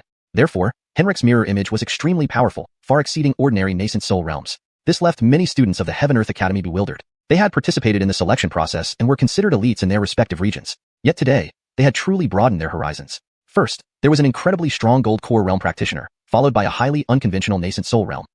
Especially that gold core practitioner. Many students were dumbfounded. Is this a fucking gold core? Perhaps his gold core was as large as a boulder? This was too outrageous. Some enthusiasts even counted how many techniques and methods Anthony used. Roughly estimated, it was over a dozen, each more impressive than the last. This made them swallow hard. This was practically not human. Could he be an elite from Central Plains? But no one in the academy had heard of anyone named Anthony coming from there. Time passed, and without realizing it, 2 days had gone by. Mercy looked at the mirror's reflection and couldn't help but exclaim, "Kent, you've really picked a gem." Kent had his right hand resting on his waist, his thumb constantly rubbing a jade pendant. Inside, he was anything but calm. There was relief and worry. Relief because his disciple had grown beyond his expectations, no longer the mischievous boy who would run down the mountain to treat the Grace's injuries. Worry because the mirror image was too strong, though thankfully Vice Dean Alwyn mentioned that defeating it wasn't necessary. In fact, no one had ever defeated it in the first layer. As long as one could match the mirror image, it would count as passing. Anthony had been fighting the mirror image for 3 whole days. His upper clothing had long turned to shreds, revealing a muscular torso covered in bruises and various wounds. Fist marks, cuts, sword wounds, the works. For these 3 days, the Five Thunders body forging technique had barely had a break, now demanding rest, something it had never done before. Often, before Anthony's injuries could heal, new ones would appear. After 3 days, the Five Thunders body forging technique had advanced from proficient to small success, now at 30% proficiency. Anthony exchanged another punch with the mirror image, striking its eye socket while receiving a blow to his chest. The mirror image retreated 3 steps, while Anthony slid across the floor. He staggered, steadied himself, rubbed his chest, and felt blood trickle from his mouth. The mirror image seemed largely unharmed but looked wretched, its face bruised and swollen, with black eyes from Anthony's punch. Anthony couldn't help but feel furious at his reflection. Cordal Master here has never found his handsome face so irritating after staring at it for so long. Feeling angrier by the second, most of Anthony's punches targeted the mirror image's face. Anthony spat and wiped the blood from his mouth. He had done his best to imitate the mirror image, learning its martial arts and cultivation methods. He could clearly feel that he had become stronger. Whether it was using different techniques flexibly or uncovering his physical potential, he was shedding old, ineffective stances one by one. Yet despite all this, Anthony realized he still couldn't win. Currently, this mirror image was nearly invincible within its cultivation realm. Even if a nascent soul realm came, it wouldn't stand a chance. Below the 5th layer of nascent soul, the mirror image was almost identical to a gold core practitioner. A shadow of gloom fell over Anthony's face. At this rate, how could he pass? But then, Anthony finally noticed the voice from his lake of heart. Your transform everything has sensed endless resentment from Henrik, increasing your proficiency. Current proficiency is ultimate perfection at 99.9%. Transform everything. What did you do to him? I can't even rest. I can't stop. Anthony was stunned. He had been immersed in the battle, not paying attention to the messages from the Lake of Heart. Unbelievably, Henrik had contributed so much resentment over 3 days. A real heartbroken man. Anthony couldn't help but laugh aloud. He asked in the Lake of Heart, when proficiency reaches its limit, what will happen? This had been Anthony's long-standing question. It seemed the answer was coming soon. Thank you, Brother Henrik, for sending me resentment points. Translation note. I've maintained the original structure and style while ensuring the English translation flows naturally and coherently. Chapter 150. Carry him away. Next one. The quietness on the Heart Lake was soon disrupted by a sound. After a brief moment, Anthony's expression began to transform. Anthony regained his momentum with a cold smile. Hee. No one can stop me from passing this test. In an instant, Anthony surged forward. He engaged once again with his mirror image. However, Anthony remained at a disadvantage, but he still went all out. Even if he knew he could not defeat him, this perfect opponent couldn't be wasted. With each fight, he noticeably improved. Many students watching from outside were inwardly astonished. Wasn't he going to get tired and had no pain sensation? Enduring so many injuries, how come he didn't even frown? Anthony gained another wave of astonishment. The proficiency level of the mountain quartzing technique had now reached unparalleled perfection, 59%. After about an hour, Anthony was kicked in the abdomen, causing him to fly backward until he crashed to the ground. This was not over yet, as the mirror Anthony wielded a sword and a knife, cutting with both. The aura of the sword and the sharpness of the blade approached almost instantly upon Anthony hitting the ground. Boom! A dazzling light exploded, and those watching could no longer see Anthony's figure. Kent stiffened immediately, eyes fixed on the mirror in front of him. Alexei curled up the corners of his mouth. It seemed that he had already won. But when the dust settled, everyone widened their eyes instantly. Even Alwyn's expression changed slightly. Far away, Brendan squatted on the ground, narrowing his eyes, muttering to himself, "This little brat has some meaning." Inside the trial area, Anthony stood covered in wounds, with crisscrossing scars across his chest, currently bleeding. Blood trickled down from Anthony's forehead, covering half of his face. Anthony twisted his neck left and right, laughing hoarsely. His right hand gripped the ancient sword, his left revealing the Jadang Deo.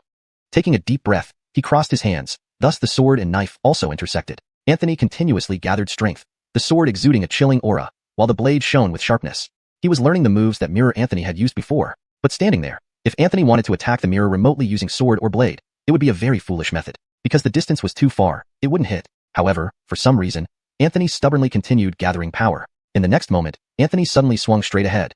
The accumulated sword and blade energy flew directly toward the mirror. Given the nearly insane combat experience of the mirror, such a move was practically wishful thinking. Just when everyone thought Anthony had gone mad, in the next moment, the mirror Anthony suddenly staggered as if he had been kicked from behind and hard enough to land squarely on his back. Instantly, Mirror Anthony shot forward due to this unexpected kick. precisely toward the direction of the thrown knife and sword by Anthony. With a boom, Mirror Anthony's left arm was instantly shattered. If not for its desperate last-second twist, sparing its arm, it would have been completely crushed into fragments. Mirror Anthony was no longer the emotionless version. Instead, it frowned and looked back in puzzlement, because there, another Anthony appeared. A third Anthony suddenly emerged in the trial area. And this Anthony was definitely not a generated mirror, because it was assisting Anthony's original form. Anthony laughed arrogantly, placing a hand on his waist and pointing at the mirror saying, "Not good enough, huh? I can't beat you alone, but two surely can. Let me tell you, I've been enduring you for a long time. If I don't crush you today, my surname is not Mu." As he spoke, both Anthonys charged towards the mirror. The newly emerged Anthony exuded an aura identical to the real Anthony. At first glance, it was indistinguishable from the real Anthony. Unlike Mirror Anthony, however, this third Anthony had lively, bright eyes, unlike an object without life. Moreover, the agility in using attack styles was almost identical to the real Anthony. This was the pleasant surprise Anthony received after successfully reaching 100% proficiency in Transmute All Things. The technique could materialize. But different techniques had varying abilities. Cork, Transmute All Things, which could morph into Anthony's appearance, matching his realm and capability. When Anthony was gathering strength with the sword and knife, Transmute All Things, with Henrik's contribution, successfully broke through to unparalleled perfection, 100%. Anthony originally thought this was the end, but unexpectedly, there were still two higher realms beyond unparalleled perfection, Supreme Peak and Pristine True Essence. This greatly surprised Anthony. Moreover, the technique no longer needed to communicate with him via the Heart Lake. Anthony could hear Transmute All Things directly in the outside world, but he could not visually capture the technique's form, nor probe it with spirit sense. The technique was like air, invisible and untouchable but truly existed. It was genuinely ghostly. The technique had become a sentient entity. Under Anthony's command, Transmute All Things silently moved behind the mirror and, at the critical moment, transformed into Anthony's appearance, achieving materialization. Subsequently, delivering a decisive kick, directly sending the mirror towards Anthony's released sword and blade energy. Now, Anthony and Transmute All Things joined forces, pushing the mirror back continuously. Joking, losing a 2-on-1 battle, Anthony might as well find a piece of tofu and bash his head against it. Moreover, the Anthony conjured by Transmute All Things employed extremely underhanded tactics, from black tiger fist strikes to eagle claw eye gouging and even groin kicks. Every unimaginable dirty move. Indeed, it just delivered 3 consecutive groin hits, making the mirror Anthony's face green. Anthony's ancient sword slashed upward, releasing a brilliant sword aura instantly rising from the ground. At such close range, the mirror couldn't evade. Especially since the Transmute All Things generated Anthony was restricting its movements, it couldn't dodge. This slash severed the mirror's other arm. Transmute All Things instantly materialized another ancient sword, piercing directly into the mirror's vital point. Anthony's lips twitched. What were these moves? He had never used them before. Who did they learn from? Regardless of the bizarre moves, if they worked, they were effective. The mirror Anthony, pierced by Transmute All Things, floated aimlessly, eyes rolling back. Anthony seized this opportunity, horizontally slashing with the Jadangdeo, a red flash, cortifting the knife, raising the person, carrying him away. A perfectly severed head rolled to the ground. Anthony smiled coldly, lightly shaking the Jadangdeo, gently pressing the tip to his lips, slowly exhaling. Next one. Silence reigned within the trial area. Outside, it was utterly silent, almost hearing a pin drop. Everyone's mouths gaped open, even the leaks between their teeth visible. Chapter 151. The Innate Treasure, Heart-Cleansing Mirror. This incident happened too swiftly and shockingly, leaving everyone unable to react or think. Some students finally came to their senses, swallowing hard, and asked, "He chopped his mirror image to death?" Seems like, yes. Heaven, how did he do it? Incredible. If my memory serves right, he is likely the first in history to successfully pass this trial by fighting his mirror image to death. Almost all students exchanged glances, while some started comprehending amidst their shock. That's not fair. It was 2-on-1.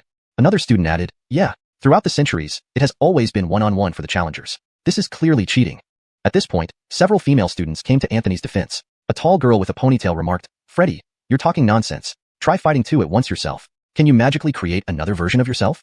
A few other girls joined in, "Exactly. How he passed is none of your business. Seems someone can't stand that they lost out." The eyes of these girls were sparkling as they watched Anthony. The boy indeed had charm. Student Freddie gritted his teeth in anger. Not only was Anthony attracting attention before officially entering the academy, but he might also steal away half of the ladies even before starting the trial. Wasn't this outrageous? Meanwhile, a series of shock values refreshed in Anthony's mind. Your mountain-moving technique sends shock from Ashan of the Chinkuan Academy, increasing its proficiency to 59% supreme perfection. Your mountain-moving technique sends shock from Alden of the Chinkuan Academy, increasing its proficiency to 60% supreme perfection. Anthony scratched his head, confused. Ever since he entered the trial area, shock values kept refreshing. Who are these people? Chinkuan Academy students? What are they shocked about? Wait. Could it be that they can see me? Anthony was startled. This was bad news. All his hidden cards would be exposed. Suddenly, he understood why everyone seemed to react so strangely earlier. It turned out they could see through him. Anthony clenched his fists in frustration. Suddenly, a wave of resentment refreshed in his mind. Your transformation into all things felt resentment from Freddie of the Chinkuan Academy, increasing its proficiency to 1% supreme peak. Your transformation into all things felt more resentment. Anthony paused. Freddy? Who is this person? He wondered. Why does it feel like he holds a grudge against me? Outside, Amadeus's face turned red from excitement. He wanted to applaud. Good lad. So, there was a hidden ace up his sleeve. Amadeus cleared his throat dramatically and glanced sideways at Alexei, noticing his miserable expression. Grandmaster Zhou, remember our bet? He deliberately drew out the last word, smiling silently at Alexei. Alexei's face darkened, thinking about the sudden appearance of Anthony. Could he have any mysterious background? Or is he using a secret technique from Milo sect? No, that couldn't be. A small sect like Milo shouldn't possess such peculiar abilities. Even Alexei couldn't discern Anthony's true nature. With a cold snort, Alexei replied, I'll honor the bet. I'm not one to haggle over details. Amadeus smiled casually. That's great. Absolutely great. Meanwhile, Alwyn slightly narrowed his eyes, showing a hint of anticipation. Inside the trial ground, Anthony glanced at the copy of himself created by transformation into all things and nodded approvingly. Indeed, an exact duplicate, stunning from all angles. Anthony even pinched his own face. The clone tilted his head and stretched Anthony's cheek, mirroring his actions. Both Anthonys laughed foolishly, creating a bizarre scene that left much to be desired. After a moment, Anthony waved his hand to dissipate the illusion, leaving only himself in the arena. Stretching and feeling sore, with internal and external injuries alike, he realized that proceeding to the next level in this condition was risky. Thus, he sat cross-legged to recover before moving forward. Reflecting on how brutal the first level was, Anthony couldn't afford to take the second level lightly. Sitting cross-legged, he closed his eyes. Electrical flashes appeared inside his body, accompanied by low rumbles of thunder. After each bolt, his injuries healed significantly. Though 5 thunder body tempering art continuously repaired and strengthened his physique, it was extremely intense. As he advanced to a minor completion stage, each repair brought excruciating pain like enduring lightning punishment. Unlike external thunder punishments, this was internal. Body tempering meant breaking down to rebuild. Each cycle made him stronger. While Anthony was healing, the remains of the mirror Anthony began changing, eventually forming a teardrop-shaped jade pendant. Upon seeing this, Alwyn's expression changed immediately. The heart-cleansing mirror. It's indeed the heart-cleansing mirror. Everyone looked at Alwyn. Taking a deep breath, Alwyn explained, throughout history, no one has ever defeated a mirror image at this level. However, I once heard that if anyone defeats their mirror image, they gain a treasure. And this treasure is the heart-cleansing mirror. The gathered experts had vast knowledge, yet the heart-cleansing mirror was unfamiliar to them. Alwyn continued, the heart-cleansing mirror is an unranked treasure formed from the essence of heaven and earth. Its sole function is to keep the wearer's Tao heart pure. If refined fully, during tribulation, it ensures no heart demon can shake the wearer's Tao heart. Upon hearing this, everyone gasped. For high-level cultivators, only 2 things instilled terror: courting tribulations and heart demons. The tribulation realm after void returning phase was a mountain all cultivators must climb. Success revealed new horizons. Failure led to rebirth or obliteration. Tribulations tempered the body. Heart demons purified the mind. Both were essential. Only overcoming both qualified one as a successful tribulation realm cultivator. On the mountain, a saying went, courting is easier to endure. Heart demons are hard to find. Those unpredictable heart demons were the most troublesome foes. Yet, this heart-cleansing mirror could safeguard the true self, preventing heart demon corruption. How could this not shock everyone? Isn't it implying that with this heart-cleansing mirror, steady cultivation without mishaps would eventually lead to tribulation realm success? This event happened too swiftly and astonishingly. It left everyone too stunned to react or think clearly. Some students finally came to their senses and swallowed hard, asking, he killed the mirror image? Seems like, yes. Heavens, how did he do that? Awesome. If I'm not mistaken, he should be the first in history to successfully pass this trial and kill his own mirror image. Almost all the students exchanged bewildered glances, but gradually started to come around despite their shock. That's not right. This is cheating. 2 against 1. Another student chimed in, yeah, for thousands of years, every challenger faced their mirror image one-on-one. He's obviously cheating. At this point, a few female students protested. A tall girl with a ponytail said, Freddy, can you pull off 2 against 1? Try producing an exact copy of yourself. Several other girls backed up Anthony. Yeah, how someone passes is their skill. Some people are just sore grapes. These girls watched Anthony with starry eyes, admiring the cool little brother. Freddy, the senior student, gnashed his teeth in anger. How infuriating. Even before officially entering the academy, he's attracting admirers? If he really manages to pass 6 levels, what then? The academy doesn't have many girls. This isn't enough to go around. What a rascal, grabbing half of them even before admission. Anthony felt a surge of shocks washing over his inner lake. Your mountain moving technique has sensed shock from Ishan of Heaven Earth Academy. Skill proficiency increased. Current proficiency. Supreme perfection, 59%. Your mountain moving technique has sensed shock from Alden of Heaven Earth Academy. Skill proficiency increased. Current proficiency. Supreme perfection, 60%. Anthony scratched his head, feeling perplexed. Ever since he entered this trial ground, the shocks kept refreshing. Who were these people? Heaven Earth Academy students? What are they shocked about? Huh? Wait. Could it be? They can see me? Anthony was alarmed. This is bad. Doesn't this expose my trump card? No wonder these people kept reacting so dramatically. Turns out I was seen through. Damn it. Anthony pounded his chest in frustration as a series of resentment values washed over his inner lake. Your transformation of all things has sensed resentment from Freddy of Heaven Earth Academy. Skill proficiency slightly increased. Current proficiency. Ultimate peak, 1%. Your transformation of all things has sensed more resentment from Freddy. Anthony paused. Freddy? Who is this person? I don't even know you. Why do you act like I stole your wife? This resentment never stops. Outside, Kent's face flushed with excitement, almost wanting to applaud. Good kid. So you've been hiding this move. Kent coughed theatrically, catching Alexei's miserable expression with a sidelong glance. Grandmaster Zhou, remember our previous bet? Kent deliberately drew out the sentence, then smiled without speaking, watching Alexei silently. Alexei's face turned cold. Who was that sudden appearance by Anthony? Is it some secret technique from Azure Cloud sect? It shouldn't be. A small sect like Azure Cloud can't have such extraordinary techniques. Even Alexei couldn't discern the true nature of the sudden Anthony. Totally inscrutable. Alexei scoffed. I accept defeat. I wouldn't haggle over this. Kent chuckled. Very well, very well. Alwyn narrowed his eyes, showing a hint of anticipation. Inside the training ground, Anthony glanced at the self-created clone formed by transformation of all things, nodding inwardly. Indeed, an exact replica, stunning from all angles. Anthony even pinched his own face. The clone, mimicking him, tilted its head and pulled on his face too. The two Anthonys laughed foolishly. That scene was indescribable. After a moment, Anthony waved his hand, dismissing the clone, leaving only himself in the field. He stretched lazily, feeling sore all over, with both internal and external injuries. The first level is past, but if he enters the second level in this condition, he'd likely fail miserably. Therefore, Anthony sat cross-legged to heal his injuries before proceeding. The difficulty of the first level had him treading cautiously for the second. Anthony sat down, closing his eyes. Electricity flickered slowly inside his body, accompanied by low thunderclaps. After each thunderclap, his injuries healed significantly. Though the 5 Thunder Body Forging technique continuously repaired and refined his body, being a powerful lightning technique, especially as his proficiency increased, each session brought intense pain. Cork enduring endless lightning punishments. But this 5 Thunder Body Forging technique was internal lightning, unlike external punishment. Body forging could be described in one phrase, breaking down to rebuild.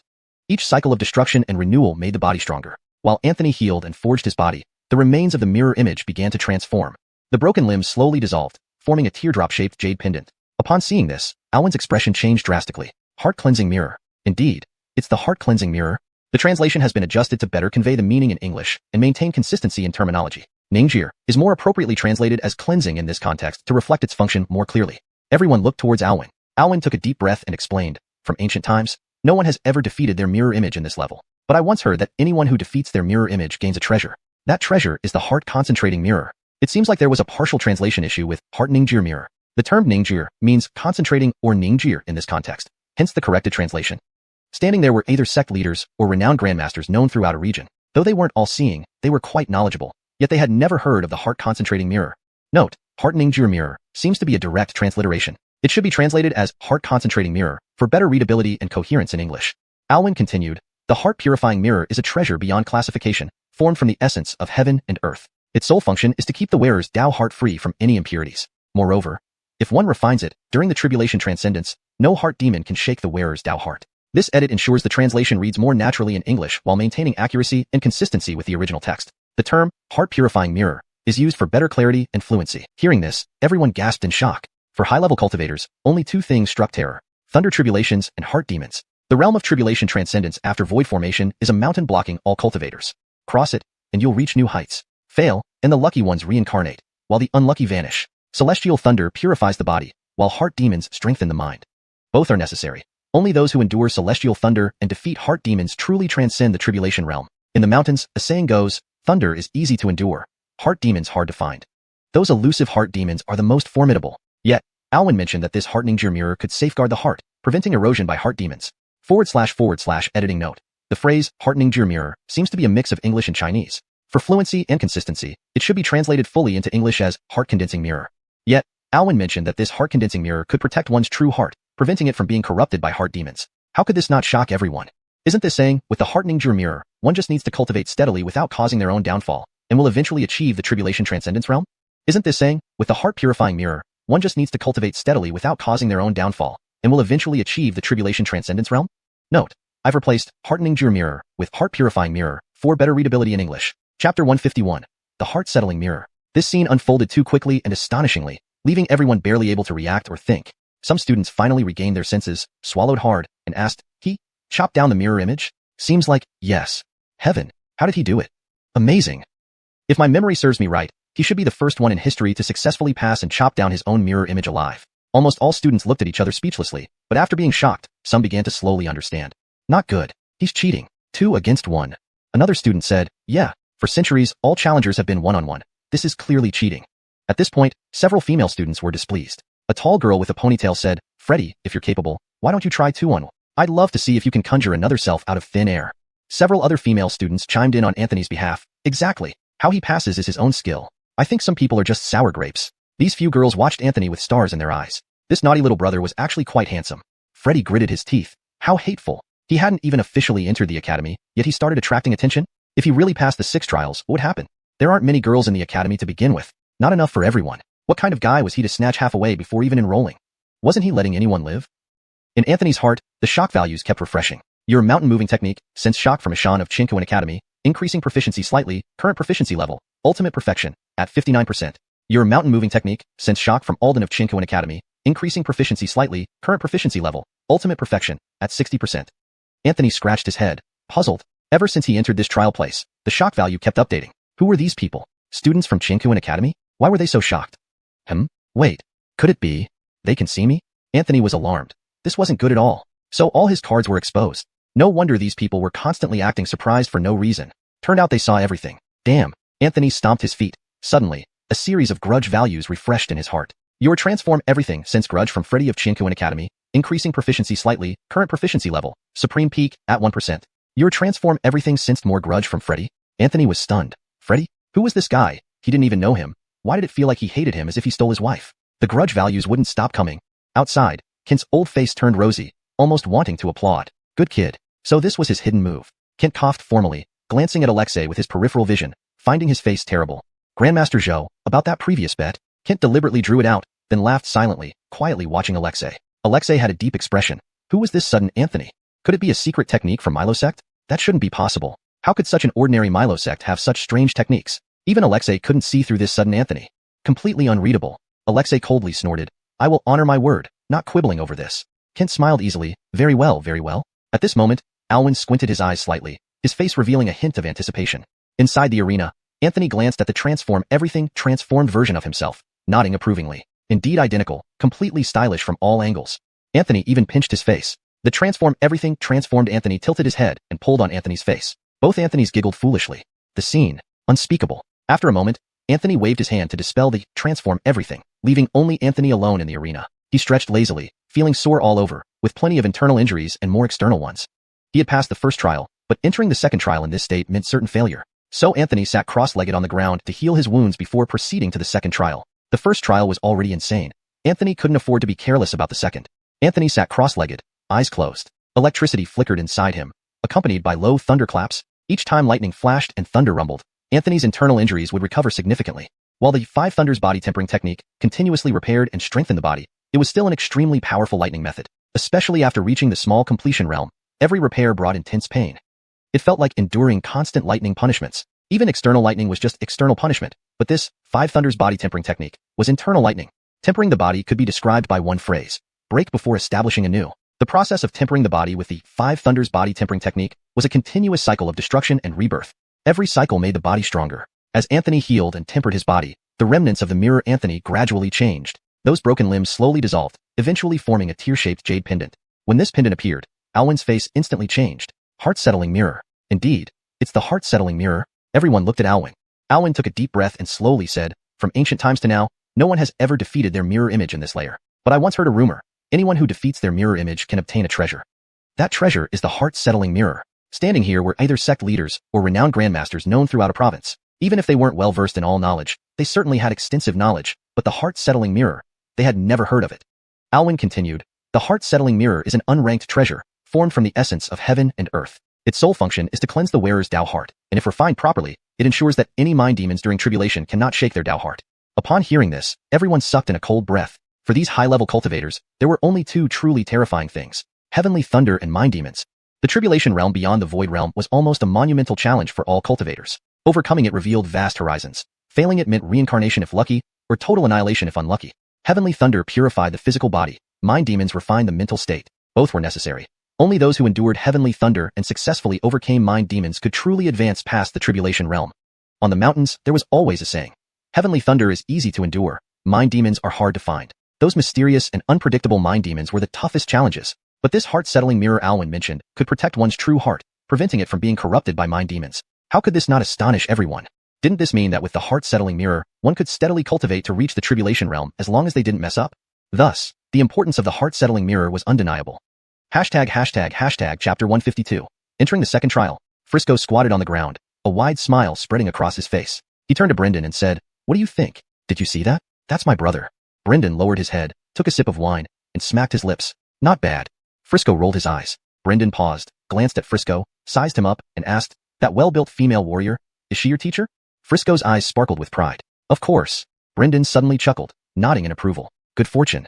Then he added, "When your teacher usually helps you practice by feeding punches, do you ever feel constrained?" Frisco thought about it, but didn't really feel any restraint. In fact, Mercy didn't hit hard when feeding punches. She always stopped short. Instead, Frisco practiced boxing so fiercely that he had earned the nickname Crazy Martial Artist among the younger generation in Maple Leaf State. Brendan rubbed his chin, glancing at Mercy's back, silently marveling. She's definitely made for bearing children. Small waist, broad hips, and a round behind. Especially that chest. Those few pounds of flesh would shake just from throwing a punch. Who could withstand such a lure during a martial exchange? Brendan took another sip of wine and casually remarked, "The path of martial arts is about refining the physical body to achieve sanctity, so incomplete soul isn't much of an issue." Frisco picked his teeth while rolling his eyes again. "Are you teaching me how to behave?" But then Frisco was suddenly struck by surprise. He noticed his incomplete soul. As if knowing what Frisco was thinking, Brendan lazily replied, "Isn't it obvious to anyone who can see? You just need eyes." Frisco was shocked. Holy crap. Can this old bachelor read minds? Brendan's next words sent Frisco reeling as he plopped down on the ground. "No." Frisco swallowed hard, no longer daring to have random thoughts. "Are you saying no? It feels like you know even what color underwear I wore today. Just unbelievable." Brendan wiped the corner of his mouth, seemingly recalling something, and smiled faintly. He looked up at Anthony in the mirror, feeling curious. This kid's boxing intent, it's incredibly high. Very high. These two words from Brendan amounted to immense praise. After all, when Brendan reached the pinnacle of martial arts, other warriors were still struggling halfway up the mountain. At that time, Brendan was truly unmatched.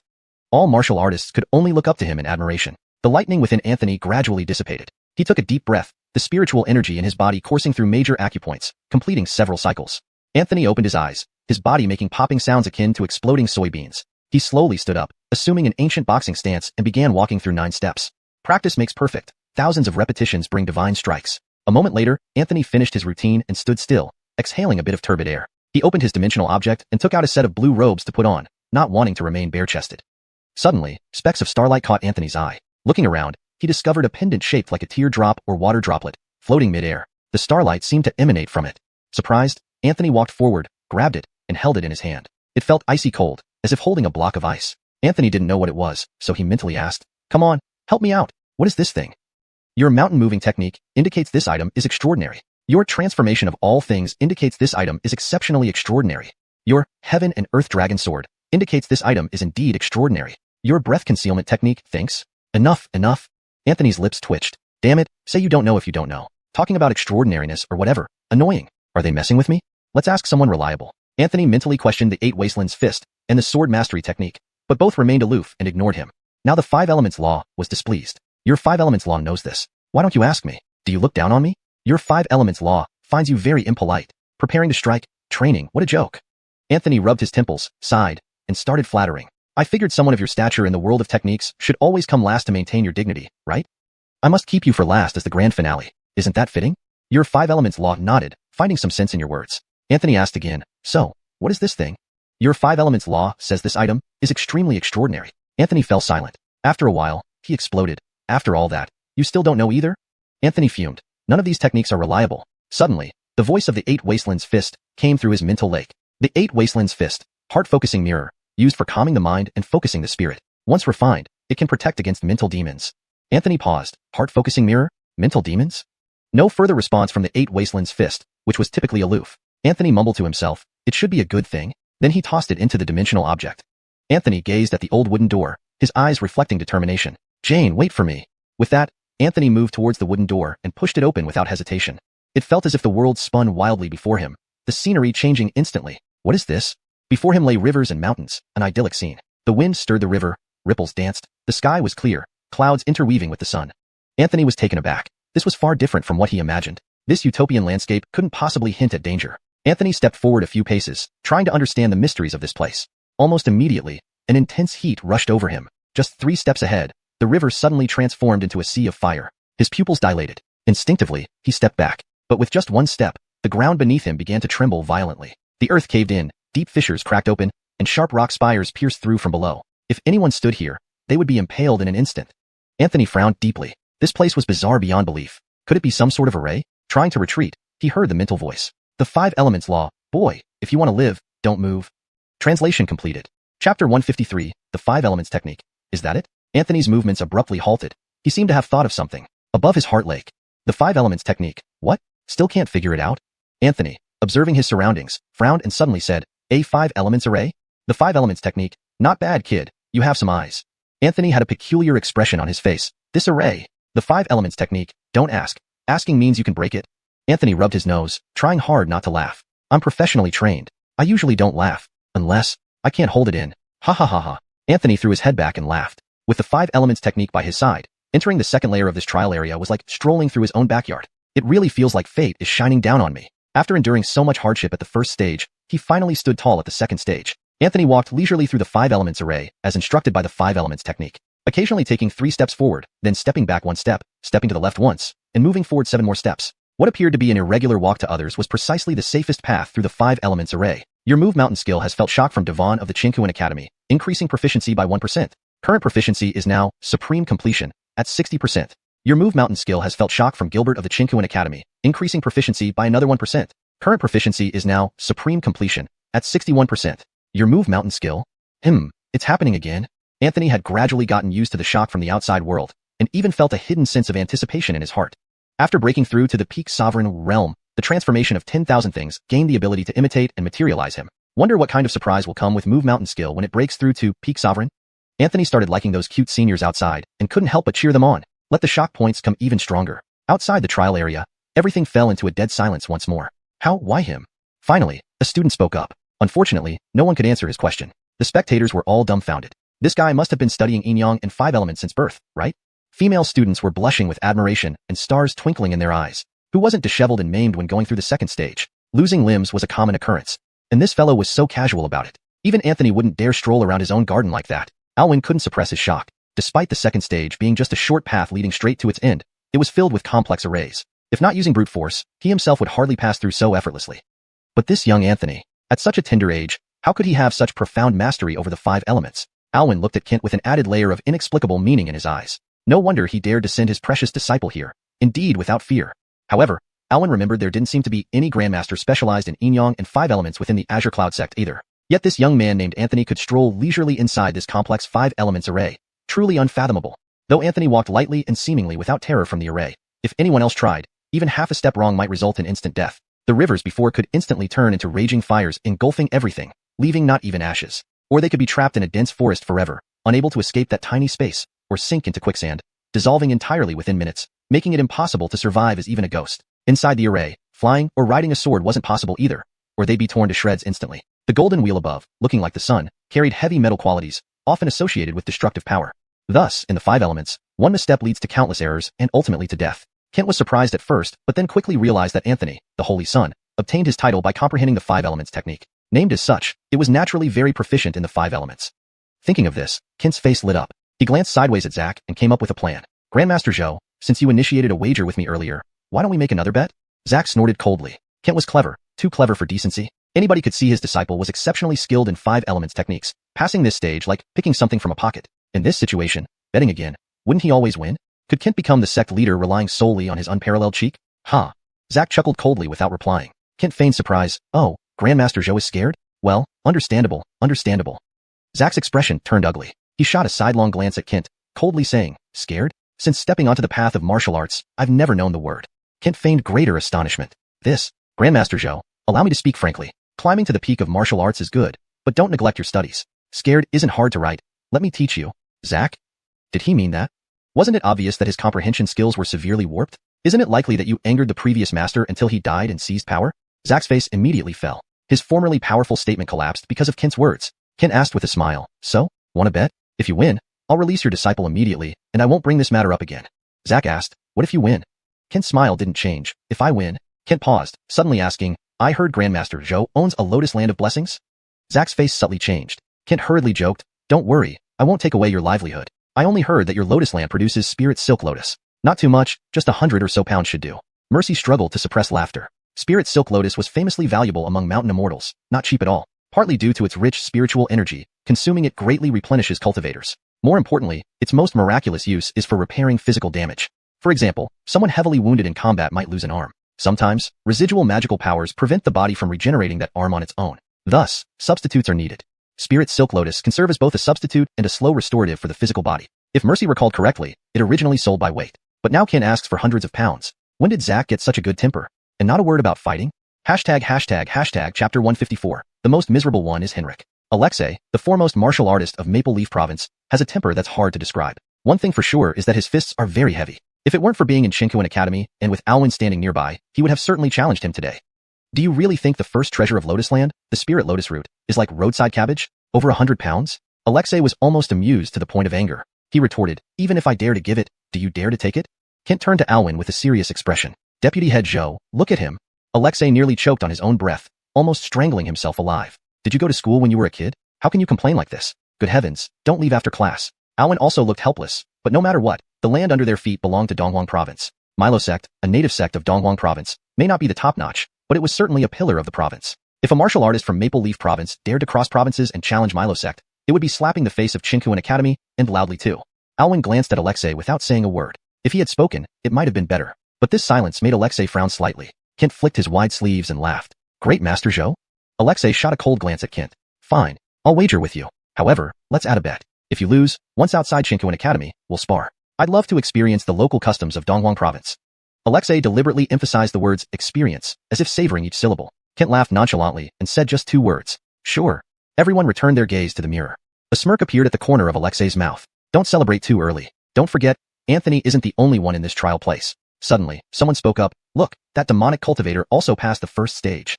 Indeed, anyone daring to enter this nearly deadly trial area isn't ordinary. He actually fought the perfect mirror image to a draw in 5.5 days. Pity, still not as extraordinary as Anthony. I still can't understand how Anthony managed to summon another self, and the perfect mirror image didn't even replicate his moves. Henrik's performance in the first stage was astonishing enough, but compared to Anthony, it was nothing. Meanwhile, as Anthony approached the halfway mark of the second stage, a figure suddenly appeared in the 5 elements great array. Seeing Anthony, this figure nearly ground his teeth into powder. Through gritted teeth, he growled, Anthony, I will kill you. Anthony blinked. Sir, who are you? This person was dressed in tattered rags. No, it couldn't even be called clothes anymore. Barely decent, but barely so. His face was smeared with blood, both front teeth missing. His originally black hair now stood in half density, the left side normal, the right side bald.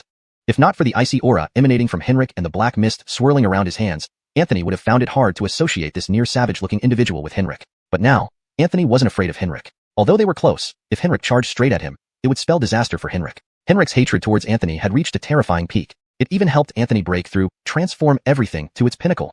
The level of hate was evident. Henrik's voice rasped out like a broken bell, shouting, Anthony, I will definitely kill you.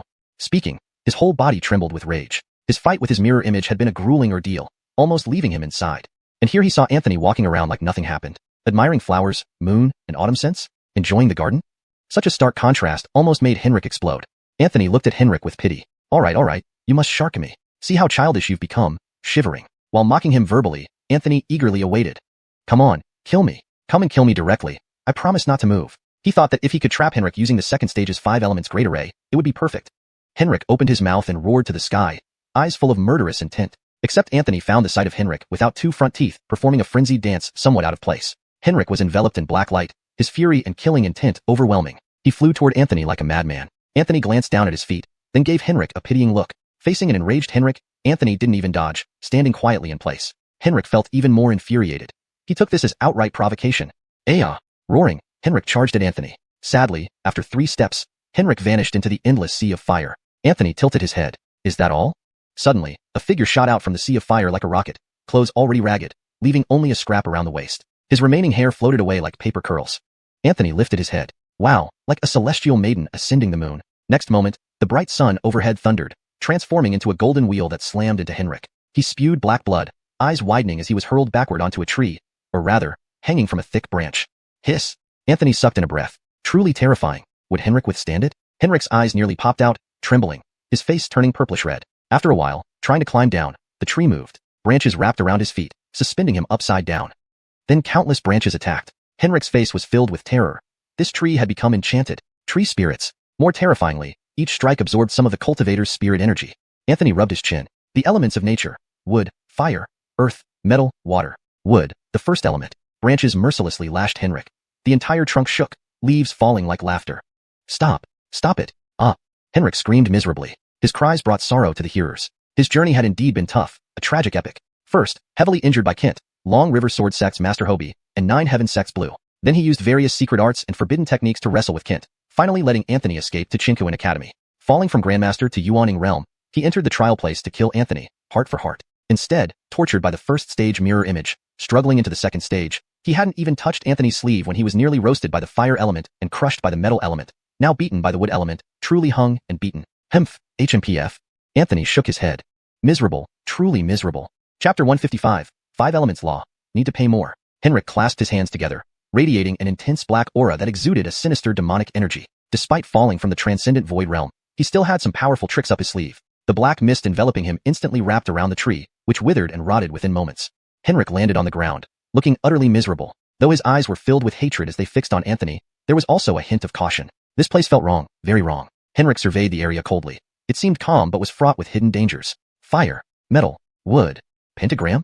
Henrik narrowed his eyes, realizing his earlier carelessness. He had knowledge of yin-yang and 5 elements. After all, standing upright, he glared at Anthony, who stood not far ahead yet remained untouchable. The short distance between them held complex principles of the 5 elements, requiring cautious thought.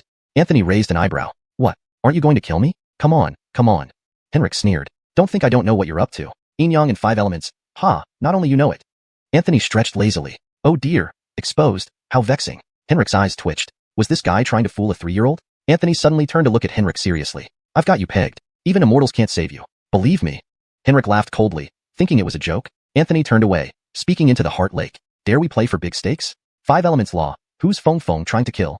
Break this 5 elements array. And then? 5 elements law. Who? Does Feng Feng not know this array and I are one in origin? You're concerned about such things? 5 elements law. Feng Feng, you misunderstand. This array is my beloved friend, my brother. The 5 elements law paused. Need to add money. This time, it was Anthony's turn to be silent. After a moment, he said, 3. 5 elements law. 8. Anthony shook his head. 4 max. 5 elements law. 6 minimum. Anthony spoke firmly. 5, take it or leave it. 5 elements law. Deal. Anthony rubbed his temples, trading 5 beautiful female students' worth for a single array and Henrik's life. Worth it. A smile crept across Anthony's lips. Henrik, you have to die here if I say so. Anthony took a slow step forward. Each step after this was excruciatingly slow. Behind him, Henrik started walking too. After every few steps, Henrik would pause, either calculating or meditating deeply. Though their speeds weren't fast, Henrik's ability to break through the array noticeably improved. His expression grew mocking. The brat talked big today, and he would be brutally killed. Henrik took 5 steps forward, then quickly retreated 3, and suddenly moved 2 steps to the left. Nothing changed around him. Henrik smiled coldly. Just as expected, he darted forward, taking over 10 steps straight. The distance between him and Anthony closed rapidly. Outside, the Kuren Academy students chuckled. See? I told you he's just a pretty face. Now he's failing, right? Another student crossed his arms arrogantly. In my opinion, he cheated in the first round. Now in the second, his shortcomings show. That demon path cultivator won't spare him. Suspenseful. Most students didn't favor Anthony, except for Alden, who frowned. Why was Anthony's initial speed so fast, but now slower? Had he hit a bottleneck? Kent showed no change in expression. No one knew Anthony better than him. This kid reminded him of his own younger self, seemingly harmless, but devious inside. Probably scheming again. Kent trusted the 5 elements law. It was a technique even he couldn't fully comprehend, lying dormant in the Milo sect. Anthony was the only one who understood it completely in thousands of years. Definitely profound. Though he wasn't well versed in the trial grounds, he trusted the 5 elements law. For those 100 pounds of cloud silk lotus, push hard. Henrik drew closer to Anthony, who seemed trapped in place. Henrik neared. Anthony glanced back, feigning panic. Stay back. Henrik sneered. Big talker with no skills. Can't run? Keep running. Anthony pouted pitifully. Let's negotiate. Spare me. I'll give you money. Henrik scoffed, looking down on Anthony. Milo sect's holy son begging for mercy at death's door? Anthony's legs trembled like noodles, terrified. Don't kill me. I'll give you anything. Just spare my dog's life. Henrik's smile widened. He relished this feeling of control. Outside students sneered. Look, he's shaking like a leaf. What a weakling. Does he deserve to be in our academy? He'll fail soon. That demon path cultivator looks brutal. They practically declared Anthony dead. Suddenly, Henrik was a step away from Anthony. Anthony hadn't broken the array. One more step. Anthony's face was deathly pale, tears forming. Henrik, about to take the final step? Anthony's body shuddered as he begged for mercy. Inside the heart lake, Anthony lazily asked, done yet? I can't act much longer. This pose is really killing my vibe. Moments later, the 5 elements law responded in the heart lake, a cunning light flashing in Anthony's eyes. ####Chapter 156. Fighting is not as good as dancing. Henrik took a step forward, and Anthony blinked his eyes. You really dared to come? Henrik's pupils constricted. The moment he stepped out, it felt as though the world spun around him. Anthony vanished in an instant, and the scenery around him changed completely. He found himself trapped in a swamp. His knees were already submerged. How could this be? Henrik was greatly alarmed. Based on his calculations, this step should have been safe. How did it turn into a trap? Suddenly, Anthony appeared before him with a dazzling smile. What's wrong? Come on, punk, try hitting me. Henrik was enraged, realizing he had once again been tricked by this boy. This boy had known from the start that it was a trap. He deliberately stopped advancing and waited for him, right at the edge of the trap. Killer intent erupted in Henrik's eyes. He wished nothing more than to slap Anthony to death and tear out his heart. But now that he was trapped, he had to focus on escaping first. Anthony chuckled and drew his ancient sword, even pulling out the jading Dao. With a grin, he said, I wonder if you can withstand it. Henrik sneered coldly. Even if I'm trapped, do you seriously think, with just your golden core realm, you can harm me? Anthony exaggeratedly exclaimed, Wow, you're so brave. The corners of Henrik's mouth twitched. But what he said wasn't false. Although his realm had dropped, Henrik's body had been strengthened over many years and was far beyond the reach of ordinary defenses. Moreover, even after falling in rank, Henrik still possessed the strength of a 10th stage Nether Essence realm. His protective aura alone could deter most golden core practitioners. Anthony, while channeling the mountain moving technique, remarked, Let's see if your old turtle shell is harder or my big sword is stronger. Anthony unleashed the Heaven and Earth Dragon Sword technique casually, his left hand wielding the jading Dao in unorthodox, brutal strikes, hacking away like chopping firewood. Thanks to the refinement through the first level of the perfect mirror, his combat experience had vastly improved. Henrik split his attention to break the formation and quickly escape from the Earthbind prison. Additionally, he had to divert attention to resist Anthony's relentless attacks. Sword chi and blade auras flew wildly everywhere, turning the area into a chaotic battleground. Henrik's protective aura exploded into sparks, creating a fiery display. In that moment, Henrik became a blazing light. Half an incense stick, just half an incense stick more to break this Earthbind prison. Henrik wasn't unwilling to retaliate. It was just that this Earthbind prison was bizarre. Any movement of his chi would accelerate his sinking. At that rate, he would be buried alive in the swamp even if Anthony didn't kill him. Fortunately, his body was incredibly resilient, and Anthony seemed unable to breach his protective aura. Reasonable too. A mere Golden Core realm practitioner couldn't possibly break through his defenses no matter how hard they tried. But just as Henrik thought this, he heard a crack like shattered jade. Henrik's face turned ashen with shock. He watched in disbelief as his protective aura slowly cracked, and finally, shattered with a loud boom. My aura has cracked? This is impossible. Henrik was deeply shaken, unable to believe his own eyes. But the fact was undeniable. It was true. Almost immediately, Henrik forcibly raised his chi, using spiritual energy to reinforce his protective aura. However, this slowed down Anthony's assault only temporarily while accelerating his own sinking into the prison.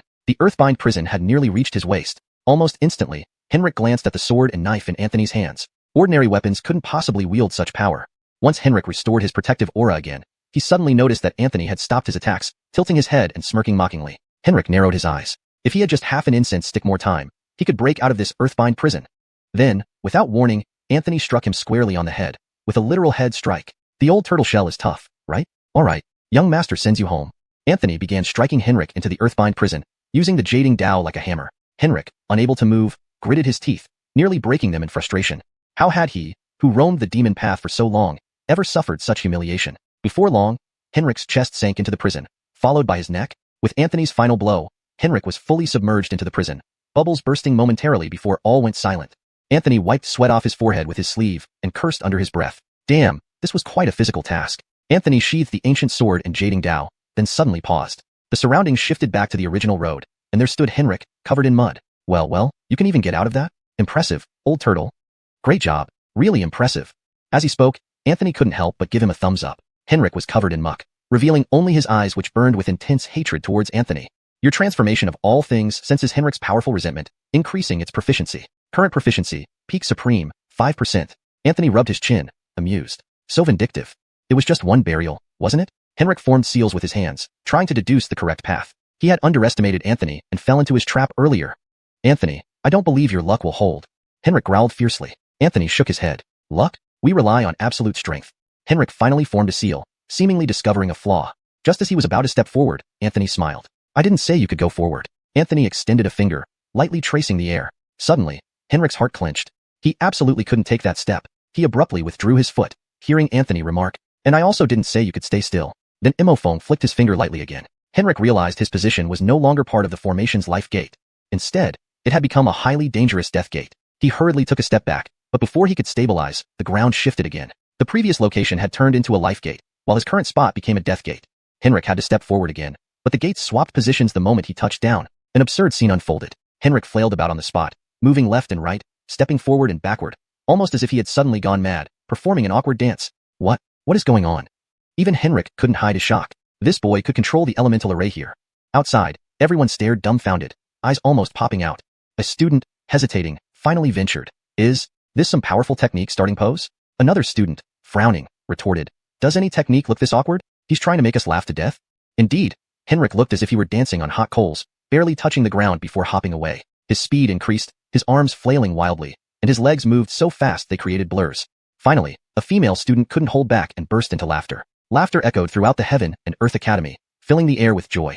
Alexei's face darkened, turning away in embarrassment. Unbearable. Truly unbearable. Imagine someone in front of you wearing only a tattered loincloth, covered in mud, missing 2 front teeth, and hair scorched black, performing an awkward dance. Who could resist that? Note: the translation maintains the original tone and style, ensuring a natural and fluent English version while preserving the storyline and paragraph structure. Chapter 157. If you don't quartz into Anthony, you'll suffer. A gleam of sharpness flashed in Alwyn's eyes as he slightly turned his head to look at Kent. This was no longer something that could be explained by just an in-depth understanding of yin-yang and the 5 elements. Others might not see through it, but they, as cultivators with profound realms, clearly understood the current situation. Even Alwyn didn't want to believe what he was witnessing, because it was too bizarre. Kent felt Alwyn's gaze on him and knew what he wanted to ask. He could only bitterly smile and shake his head. Only at this moment did Kent realize that perhaps he still knew little about this disciple of his. He felt a bit stunned deep down. It seemed that Anthony had truly mastered the 5 elements law. Anthony now held sway over this grand array. He didn't just break the formation. He went further, taking control of the entire array. Mercy and Alexei clearly also discerned some of the intricacies. Mercy looked astonished. If one previously said that Kent's disciple was extraordinary, then now it should be said that he was simply a genius.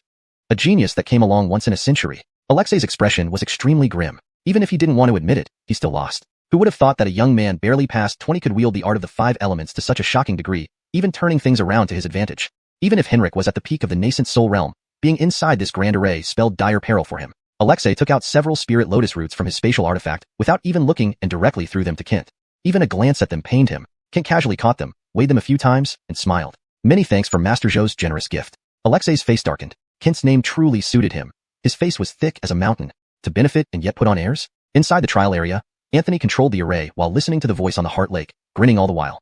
Your mountain-moving technique felt the shock from Deputy Headmaster Alwyn of the Kunshan Academy. Proficiency increased. Current proficiency. Supreme Perfection 65%. Your mountain-moving technique felt the shock from Kent. Proficiency increased. Current proficiency. Supreme Perfection 68%. Your mountain-moving technique? Anthony's smile widened. It appeared that mastering this array shocked everyone outside. Just then, an unpleasant voice intruded. Your other transforming all things felt the resentment from Alexei. Proficiency increased. Current proficiency. Peak sovereign 9%. Anthony raised an eyebrow. He naturally didn't know that his master had already tricked this person twice in just a short while. Even with Alexei's usually good temper, he was almost breaking point now. As for Henrik, he was indeed close to breaking. The death door and court door circled Henrik like mischievous children, running circles around him. Always close yet completely unpredictable, seemingly whimsical. This made Henrik's mental state completely crumble. He couldn't even keep up with the changes. By the time he deduced one step, Anthony had long run 100 steps ahead, even taunting him as he ran. This enraged Henrik immensely. Anthony suddenly stopped, causing Henrik to freeze on the spot. He looked warily around before suddenly turning to glare at Anthony, growling, "What did you do?" Anthony lazily twiddled his fingers and casually said, "Nothing much, just giving you a chance to kill me. Let's see if you cherish it." Henrik frowned. Something wasn't right.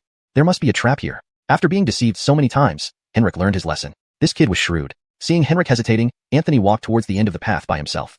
"If you don't come to kill me, I'm leaving." Anthony strode forward as if the array had ceased operation. Taking a few steps, Anthony suddenly turned back. "Really not coming? Then I'm really going."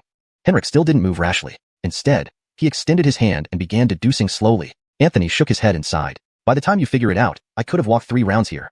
Don't blame me for not giving you a chance. You just aren't up to it." Anthony's face showed disappointment as he walked toward the end. There was another old wooden door at the end. If Anthony passed through, he would be through the trial.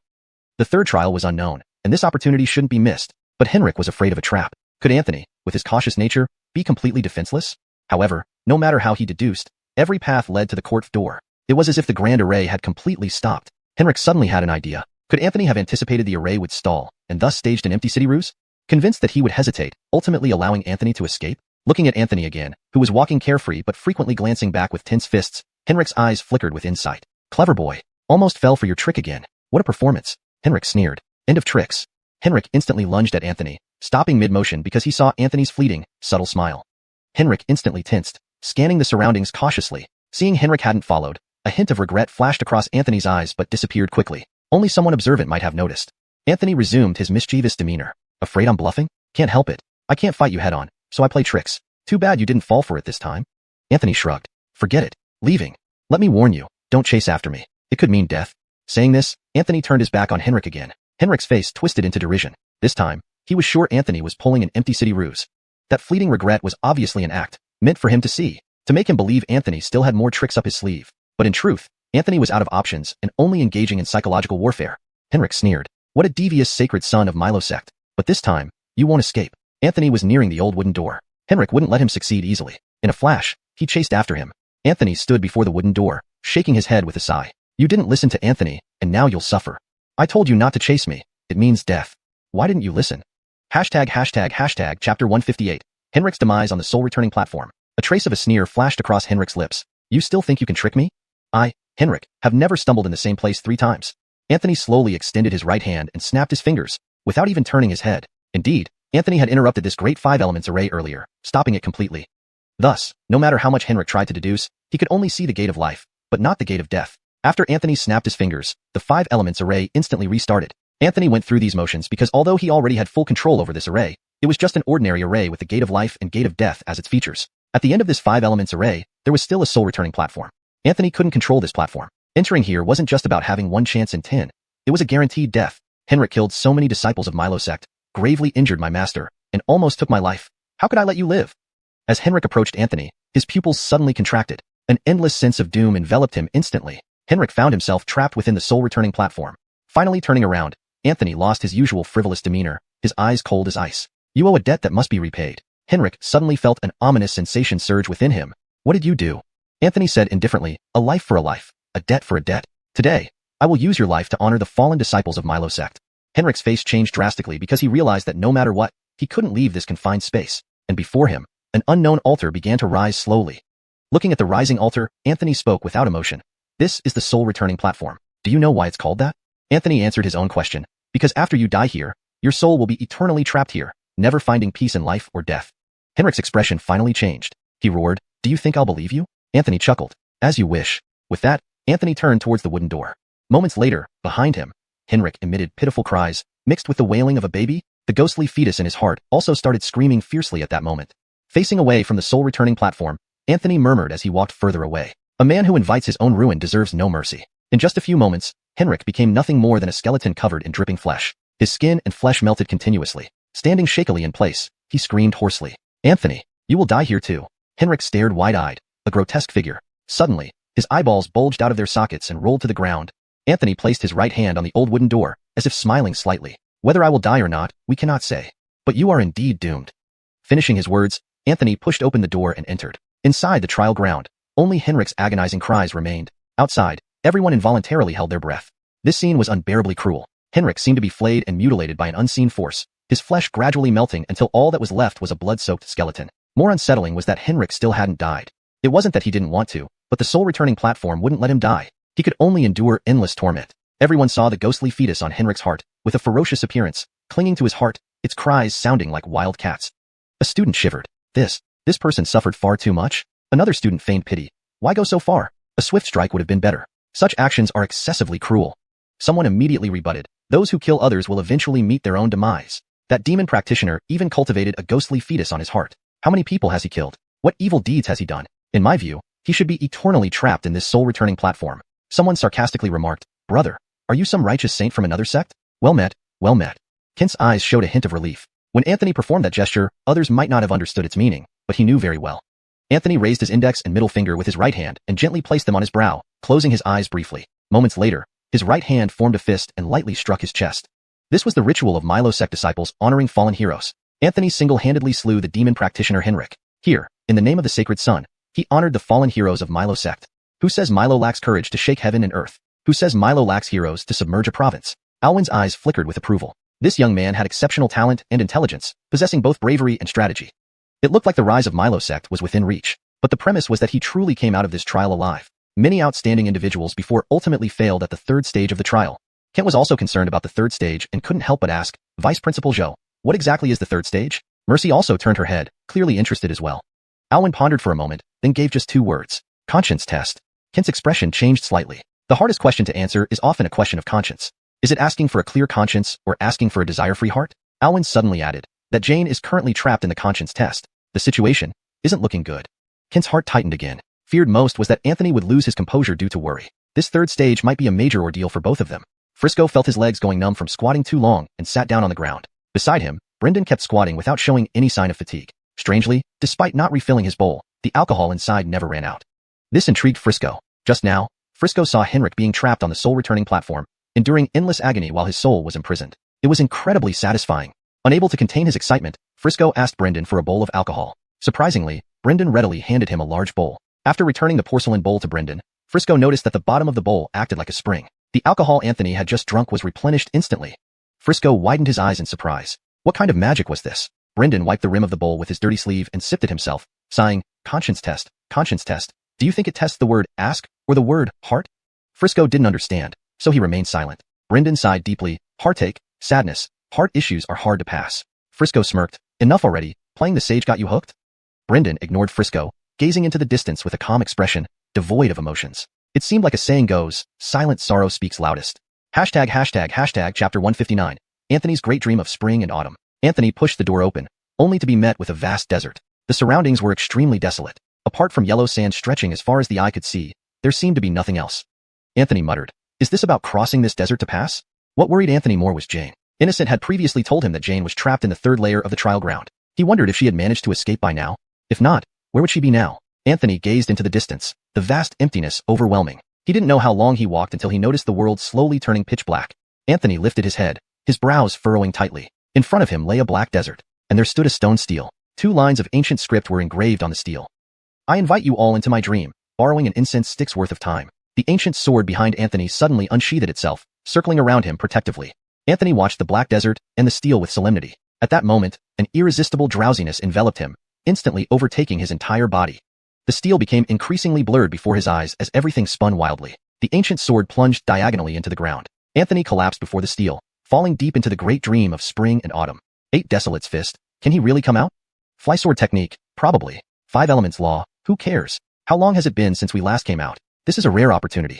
Let's use this chance to wander around. After all, it's just a dream. We can wake him up when we're done playing. Mountain moving technique. Agreed. Transformation of all things. I think it'll work. Even 8 Desolate's fist, which was usually steady, fell silent. In this dream, they too could follow along in a great dream. Within the dream, all realities became tangible. Royce slowly opened his eyes. He found himself in a straw hut, with an overturned stool on the floor and a 3-foot white ribbon lying peacefully beside it, indicating his failed suicide attempt. Royce looked utterly dejected, starting to sob softly. It's all my fault. It's all because I'm useless. Yuera got married. She's with someone else? What's the point of living? Suddenly, voices echoed in Royce's mind. Your 5 elements law has successfully become a renowned martial hero in this dream. Royce was startled, shouting, Who? Who is speaking? He turned to look around, but the barren hut had no one inside, not even a ghost. More voices echoed in his mind. Your 8 Desolate's fist has successfully become the keeper of a wine shop in this dream. Your fly sword technique has successfully become a valiant female knight. Royce jumped to his feet, looking around the shabby hut in terror, shouting, Who? Who is speaking? Come out. Your mountain moving technique suddenly wanted to experience life as a dog and has successfully become Rashad at the village entrance. Your transformation of all things has successfully become a stool. Your heaven and earth dragon sword suddenly grew tired of fighting and has become a tree in this dream.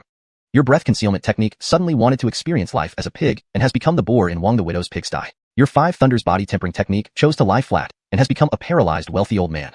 A few moments later, Royce's face turned pale. He screamed and ran outside, yelling, There's a ghost. There's a ghost. Help. Inside the hut, a handsome young man lightly rubbed his forehead, watching Royce flee helplessly. Beside him stood a tall woman draped in white silk, holding a sword. Beside them was a middle-aged uncle with slightly graying temples, dressed in rough hemp clothes. The middle-aged uncle frowned and said, It looks like this kid won't wake up anytime soon. The handsome man smiled charmingly and replied, No worries, we can wake him up after we're done having fun. The tall woman wearing white silk suddenly turned her head towards a corner of the hut. In the corner stood a stool, on which a pig was standing and greeting the woman by snorting. Even stranger, a yellow dog was sitting on top of the pig, smiling playfully. The tall woman sighed. Turning her head, she saw a tree swaying gently in the courtyard. The handsome young man placed his hand on the middle-aged uncle's shoulder and said with a smile, 8 Desolates, let's have some wine when you have time. The middle-aged uncle, showing no expression, brushed the young man's hand off and walked to the corner, picking up the stool. Then he stepped out of the hut, heading back to his wine shop. Passing the tree, he paused, then simply uprooted the tree, turned from heaven and earth dragon sword, with his left hand holding the stool, on which stood a pig transformed from breath concealment technique, while a yellow dog, transformed from mountain moving technique, sat on the pig. Carrying the tree in his right hand, he disappeared into the night. The handsome man with 5 elements law flickered his eyelid, glad it was nighttime. Otherwise, it might have scared several people to death. The woman with white silk, none other than fly sword technique, was known as Aspen in this dream, a valiant female knight who vowed to marry whoever could pull the sword from her hand. In this dream, 5 elements law became a famous martial hero named Demon. As for 8 Desolate's fist, it was merely the keeper of an ordinary wine shop, called Lao Huang. Aspen spoke coldly. This dream is quite unusual. Demon nodded. Indeed. Otherwise, it wouldn't be able to support us experiencing this great dream of spring and autumn. Aspen asked suddenly, what do you think? Demon smiled playfully, saying each word distinctly, free and easy wandering. Aspen looked into the distance, silent for a long time, then finally spoke. You go investigate the true nature of this dream. Anthony will be fine with Lao Huang watching over him. Demon suddenly leaned back, but did not fall completely, maintaining an odd angle. Holding his head, he laughed. We'll see. It's a rare opportunity, so I want to explore thoroughly. Aspen didn't reply but held her sword and walked out of the hut. Demon was left alone, staring at the white ribbon on the ground, lost in thought. After a long while, Demon also left the hut, his handsome face showing a playful smile, as a gentle breeze ruffled his sleeves. In the blink of an eye, his figure vanished from sight. At the village entrance, Lao Huang threw the pig into the widow Wang's pig pen and set Rashad on the ground. Carrying a stool and dragging a tree, he headed toward town. Translator's note. The names of characters and techniques are kept in pinyin for authenticity. Chapter 160. Edlin. Don't go, you haven't paid yet. Royce ran all the way to the village entrance. The scene that just unfolded had genuinely terrified him. An originally empty house suddenly filled with 3 people. And a pig? A dog? That dog even smiled at him? This was too damn creepy. Yet, why did that yellow dog look so familiar? It somewhat resembled Big Yellow by the village entrance. Royce shivered violently. The world has gone mad. Even Big Yellow can turn into a spirit now. Royce slumped to the ground, his expression bleak and desolate. 9 years, 9 long years, and he still couldn't pass the imperial examinations. Former classmates had already achieved high ranks in the capital, while he remained poor and destitute. Aviana's rejection was justified. It was his own failure. Except dying to prove his resolve, what else could he do? The autumn wind howled, chilling Royce to the bone. Turning back, tears involuntarily streamed down his face. Suddenly, he stood up, determined. I must see Aviana one last time. With this thought, Royce stepped onto the rural path toward the distant town. After seeing her one last time, he would end his life. Mustering all his courage, the night passed swiftly. The next day, Royce arrived at the Chu family mansion but was disappointed when he was chased out by the old steward. He stared at the large jade, rejoicing, character pasted on the mansion's gate, his heart feeling as if it were being sliced by a knife. Note, the character she indeed means joy or rejoicing, and it is traditionally used in wedding celebrations. The translation keeps this cultural context while making it readable in English. The old steward shouted again, get lost. If you don't leave, I'll break your legs. Terrified, Royce fled, though not far, remembering that as a man ready to die, what did he have to fear about a broken leg? Returning, he was stopped by a handsome young man who grinned widely. Young friend, looking at your physique, you're a once-in-a-century martial arts prodigy. Why not become my disciple? I'll teach you unparalleled martial arts. Royce was startled. This man bore an uncanny resemblance to the figure who appeared at his home last night. Demon placed a hand on Royce's shoulder, dragging him towards a tavern in the town. Still fearful, Royce thought, what is there to fear for a man like me, bound for death? Straightening his back, he replied, I am a scholar and disdain mixing with commoners like you. Demon grinned mischievously. Oh, a scholar? Good. I've always admired scholars. Come, let's drink together until we're drunk. Demon forced Royce into a tavern called Yellow Dream Tavern. There was a tree outside, under which the manager named Edlin set down 2 jugs of wine, then went inside to prepare some dishes. Opening a jar, the wine's fragrance wafted through the air. Royce read the characters on the jar, Yellow Dream. He muttered to himself, Yellow Dream. Does it mean Yellow Dream of Glory? Demon paused mid-pour, relieved when Royce showed no reaction. Just then, Edlin served several dishes. During their drinking, Edlin came by a few times, exchanging glances with Demon, whose intentions were unclear. A few bowls of wine later, Royce began feeling dizzy. Leaning on the table, he glanced out the window. What he saw made him jump. Outside, a yellow dog lifted its leg to pee against the tree near the door, grinning. Suddenly, a branch swung down and struck the dog, making it yelp. Staring wide-eyed, Royce realized it was Big Yellow from the village entrance. How did it get here? And this tree? It looked exactly like the one in his yard. Was he drunk? As Demon kept pouring drinks, Royce eventually fell asleep on the table, snoring loudly. Demon licked his lips. Good wine, but such poor tolerance. Picking up a chicken leg, Demon said to Edlin, let him pay, then vanished instantly. Edlin glanced at the drunk Royce, letting him sleep. Hours later, dusk approached. Outside, Big Yellow continued playing with the tree. Slowly awakening, Royce found the stool beneath him moving, finally tipping him over. Opening his eyes, candlelight lit the tavern, indicating nightfall. Dazed, Royce staggered up, only to be halted by Edlin. You didn't pay yet. Half sober, Royce blinked. What? Edlin repeated, you didn't pay yet. Royce fumed, but the gentleman treated us. Drunk, Royce tried arguing, but Edlin insisted. No money paid. Pay now. Realizing he had no money, Royce handed over his few remaining coins to Edlin, then left. Seeing Big Yellow playing with a stool to hit the tree, he chuckled. Walking aimlessly to the Chu family residence, he contemplated something beyond the walls before deciding to leave the town. About 10 miles away lay a cliff where he decided to end his life. Finally reaching the cliff, Royce leapt off without hesitation. Courting was indeed hard. Hashtag chapter 161. Or shall I jump again? Outside the trial ground, a student from Chinkuan Academy asked in puzzlement. So he's dead? But I didn't see anything particularly terrifying. Another senior student sneered. What do you know? How long have you been at the academy? The horrors of the 3rd level are beyond your imagination. Someone nearby added. This Anthony has already proven himself by reaching the 3rd level. He's done well, But this is where it ends for him. Many students had no hope for Anthony, as they knew better than outsiders just how terrifying the third level was, to the point where success had nothing to do with one's cultivation level. Kent watched Anthony's dream incarnation, Royce, leap off the cliff without hesitation, his heart tightening. He couldn't help but look at Alwyn. Alwyn sighed softly. It's only just begun. This dream amplifies the deepest desires and fears buried within a person's heart to an extreme degree. Someone entering this dream might instantly become filled with murderous intent, transforming into a mad killer. Yet before falling into the dream, this same person might be a courteous and highly educated scholar. The dream takes a single thought or desire within your heart and extends it to its utmost limit, eventually driving a person into a deep abyss from which there's no escape, never waking up. Alwyn paused and continued. The true terror of this dream lies in its absurdity, so absurd that it can fulfill any need or wish you have. Time in the dream also flows differently from the outside world. What might be a day for us could be centuries in the dream. In such an absurd dream world, almost no one would willingly wake up. Kent gasped sharply. So this third trial was virtually unsolvable. Indeed, historically, those who passed the third level mostly succeeded in passing all 6 levels of the trial, achieving great potential. However, those who failed were forever trapped within their own dreams, often unaware even of their confinement. Kent clenched his fists slightly, staring intently at the mirror. You must get through this. Don't let me bury my own student before my time. Inside the trial ground, Royce took a final leap and plummeted down the 10,000-foot cliff. At the edge of the cliff, Demon, dressed in white and handsome, stood looking over the edge, muttering under his breath. Really jumped, so high. This is pretty much over. Suddenly, a flash of sword light appeared beside him, revealing Aspen. She frowned. You didn't stop him?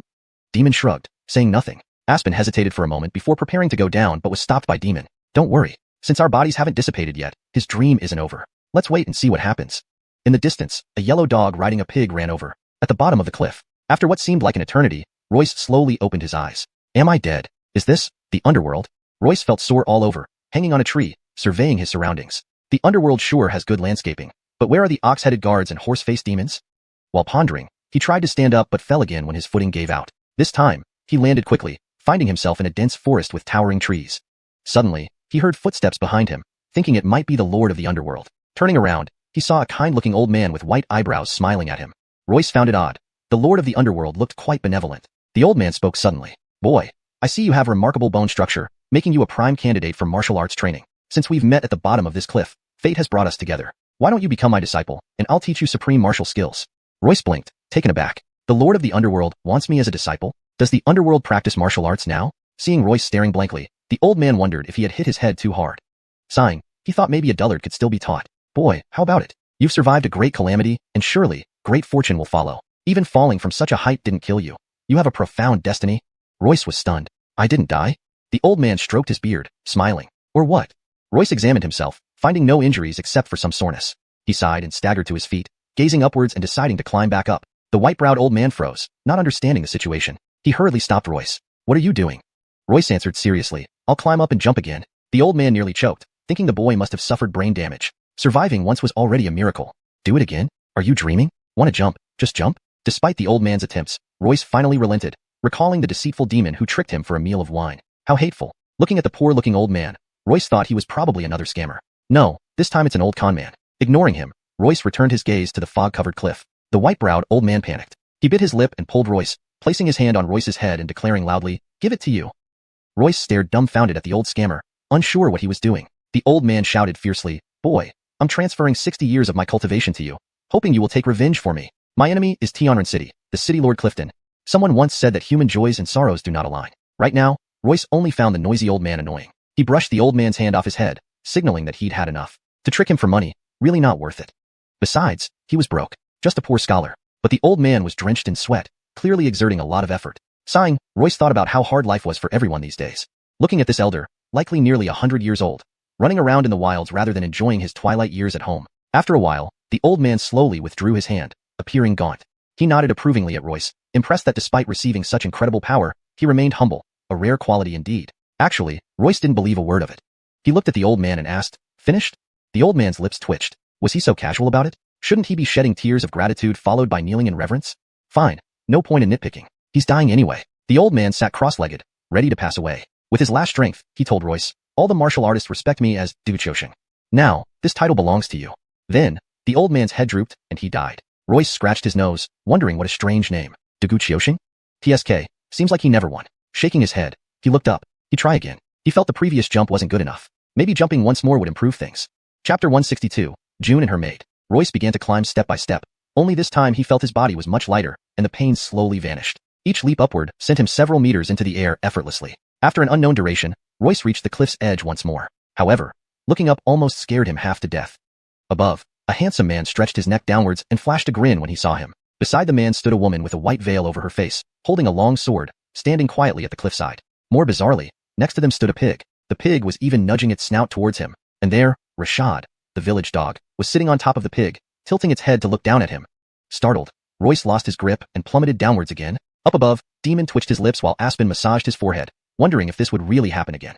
Feeling the free fall, Royce thought to himself, am I going to die this time? Suddenly, he landed on something soft and furry. The next moment, Demon's eyes widened in disbelief. Is this even possible?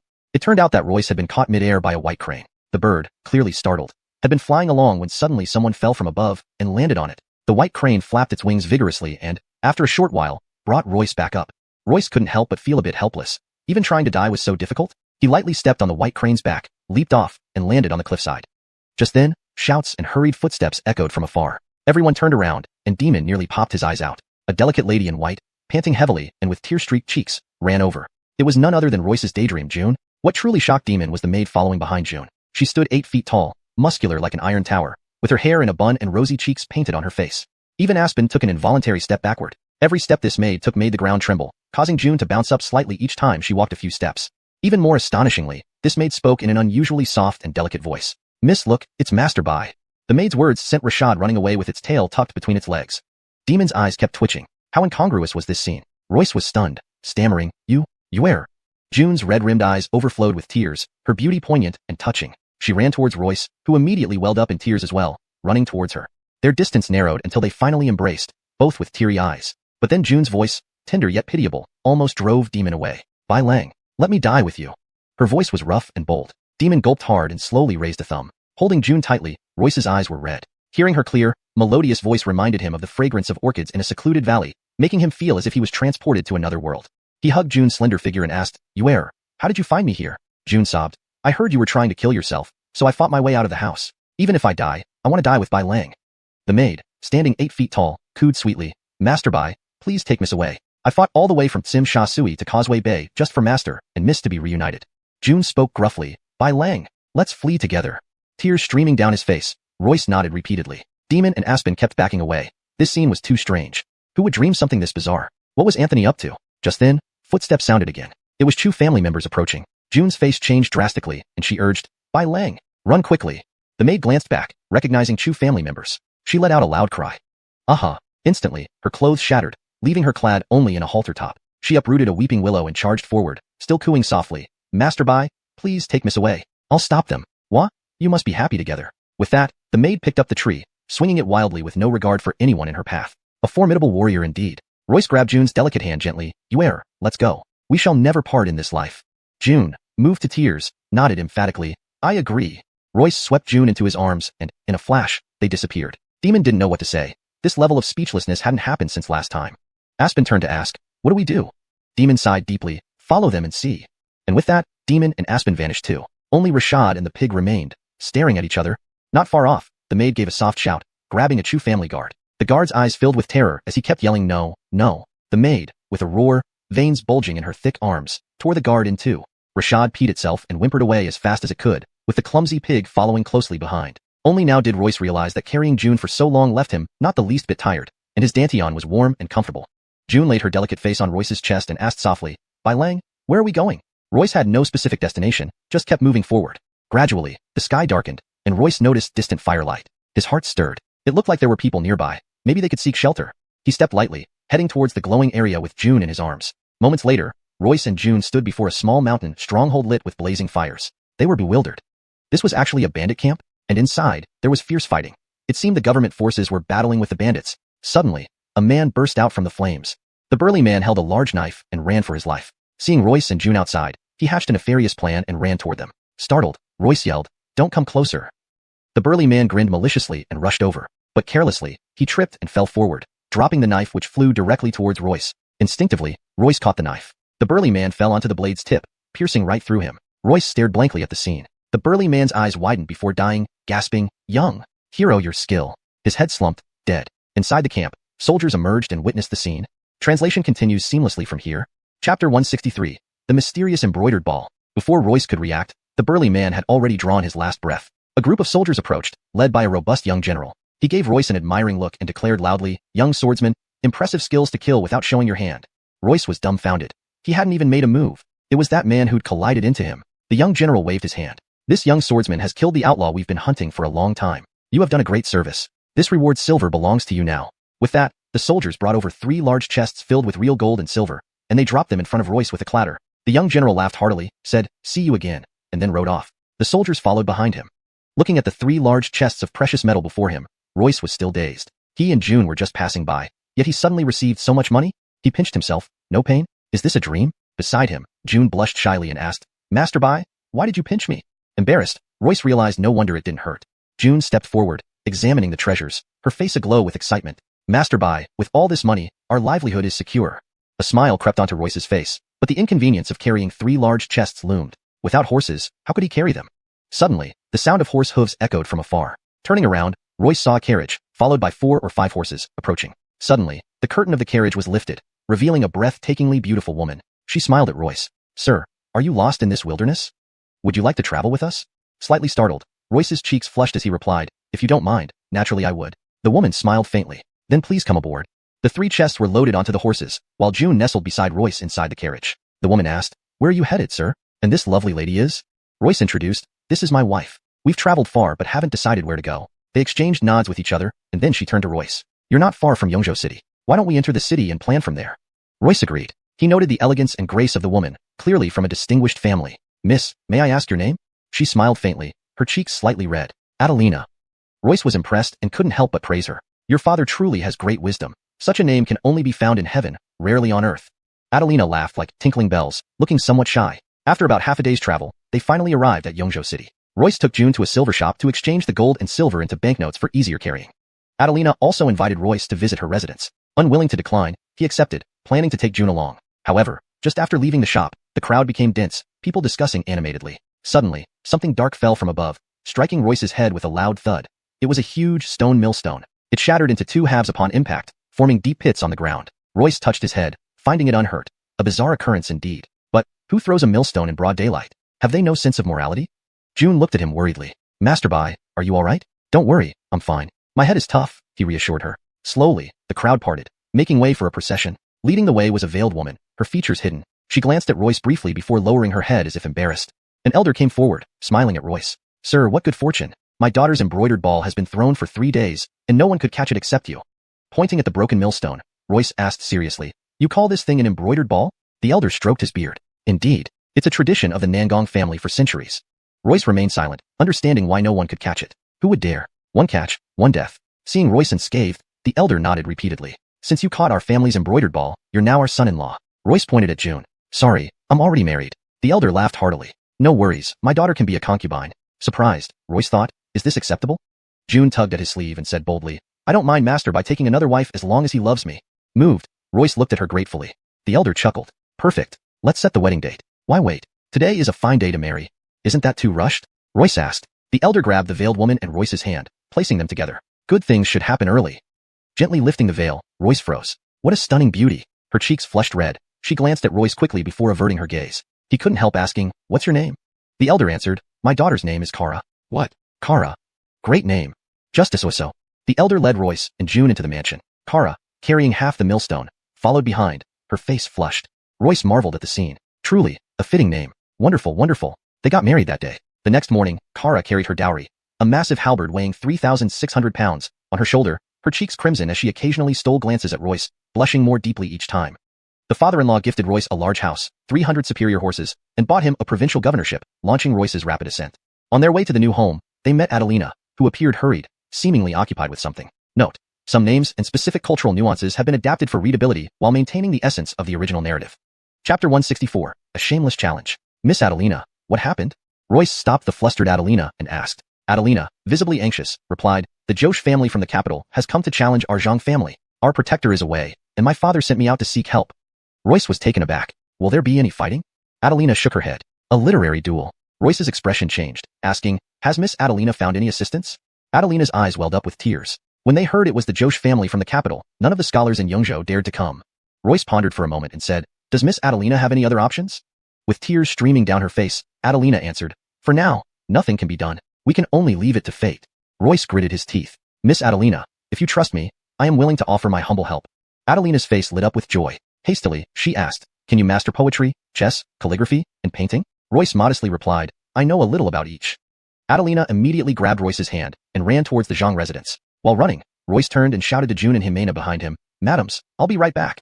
In no time, Royce was led by Adelina to the Zhang residence. Outside the door stood many people, all wearing swords around their waists, presumably protectors from the Josh family from the capital. Royce and Adelina rushed past them straight into the main hall. Inside, the head of the Zhang family, Zhang Dageman, was collapsed on a chair, trembling, foaming at the mouth, unable to speak.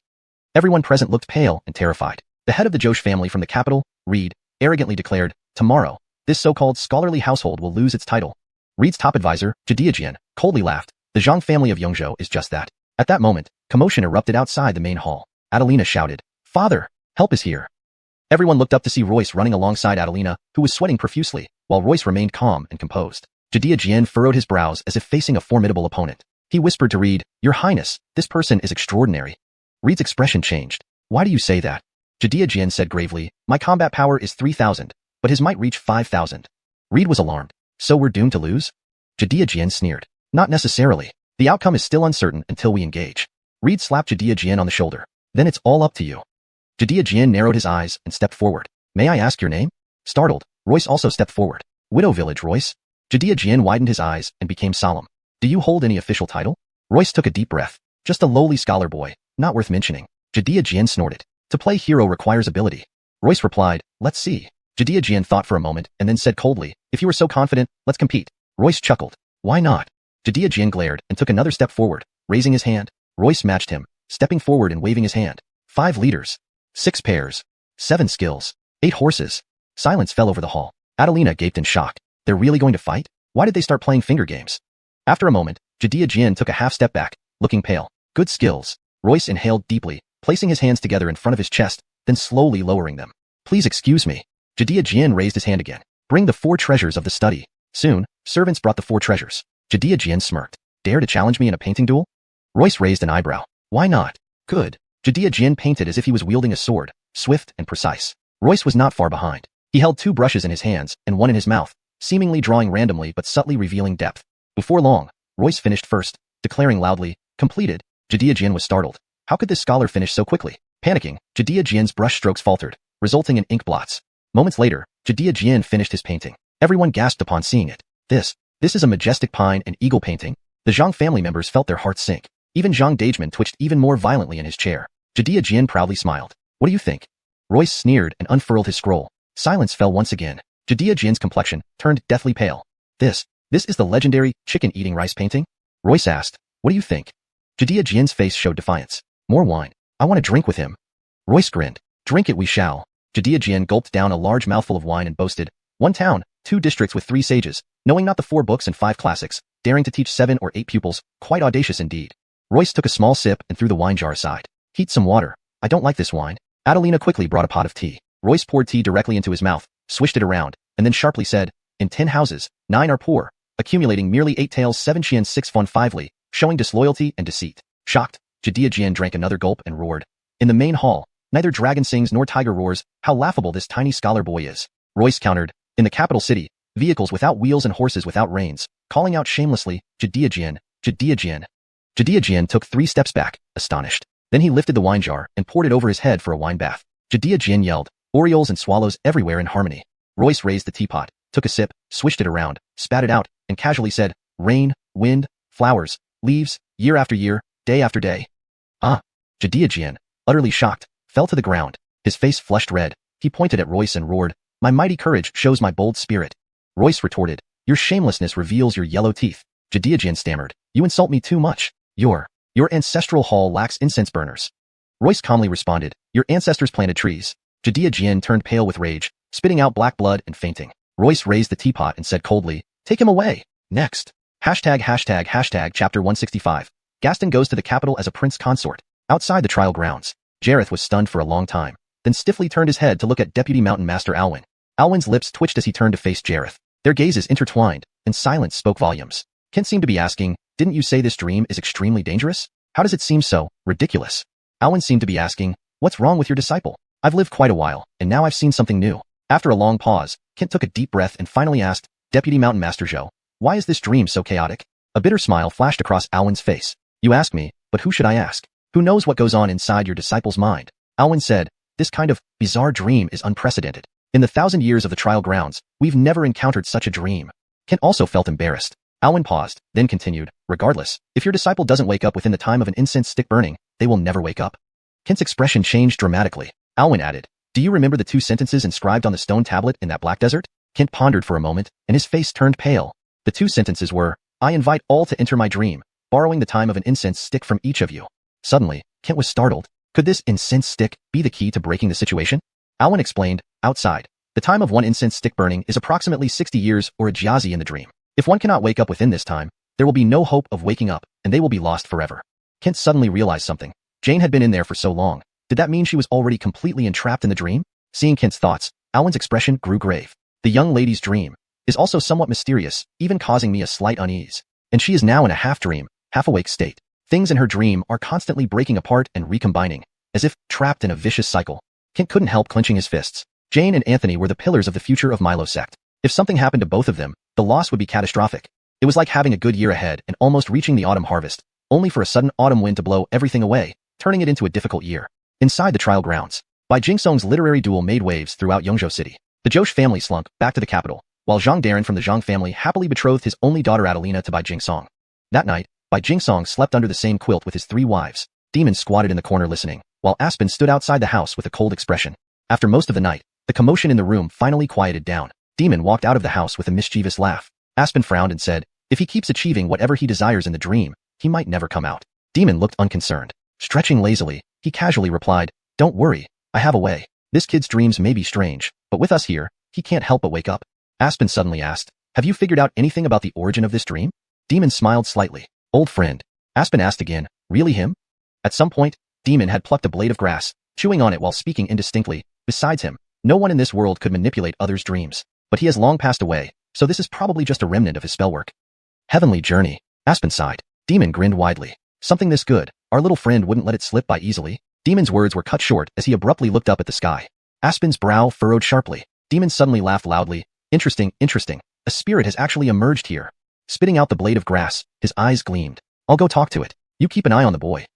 With that, Demon vanished from sight. Aspen glanced up at the sky, feeling uncomfortable with something. Suddenly, 2 shadowy figures appeared at the end of the road. Aspen turned to look, and the 2 shadows came out of the darkness. A large yellow dog and a somewhat bloated, clumsy pig. Aspen felt helpless. The yellow dog was transformed using the moving mountain technique, while the pig used the breath-holding technique. They seemed to be enjoying themselves. What left Aspen speechless was the 5 Thunders body forging technique. It had manifested as a paralyzed wealthy old man lying in a small town near Widow Village, unmoving since entering the dream. Truly, it had laid flat. Aspen massaged his temples, tired. Several days later, someone from the imperial court visited, saying that Emperor had seen Bai Jingsong's shocking rooster-eating grain picture, and was greatly pleased. Especially after hearing about Bai Jingsong's drinking contest with Jia Jin, he proclaimed him an expert. The emperor directly issued an edict, summoning Bai Jingsong to the palace as a prince consort. Moreover, he allowed Bai Jingsong to bring his family. Thus, Bai Jingsong dared not refuse and headed to the capital with his entire household. However, the journey was long and would take some time. June led the horse, Ximenin carried the luggage, and Bai Jingsong sat on a white horse, drowsy-eyed. Adelina drove the carriage behind them. Originally, Bai Jingsong had suggested they all rest inside the carriage, but the wives insisted on walking outside. Adelina studied a map and told Bai Jingsong, husband, we will reach Tianren City in a few days. Bai Jingsong rubbed his eyes, frowning. Tianren City. Why did this name sound so familiar? Suddenly, Bai Jingsong remembered the elderly man with white hair and beard at the cliff bottom, mentioning that his enemy was the city lord of Tianren City, named Clifton. Thinking about it, Bai Jingsong felt it safer to bypass Tianren City if possible. Better safe than sorry, even though that liar claimed to have transferred a jiazi of power to him. Initially, he didn't believe it until catching Ximenin's family heirloom embroidery ball and realizing he now possessed formidable skills. That huge grindstone. It crashed onto his head, yet nothing happened to him, only splitting the grindstone in 2. With these newfound skills, if he went to Tianren City and Clifton found him, things would be dire.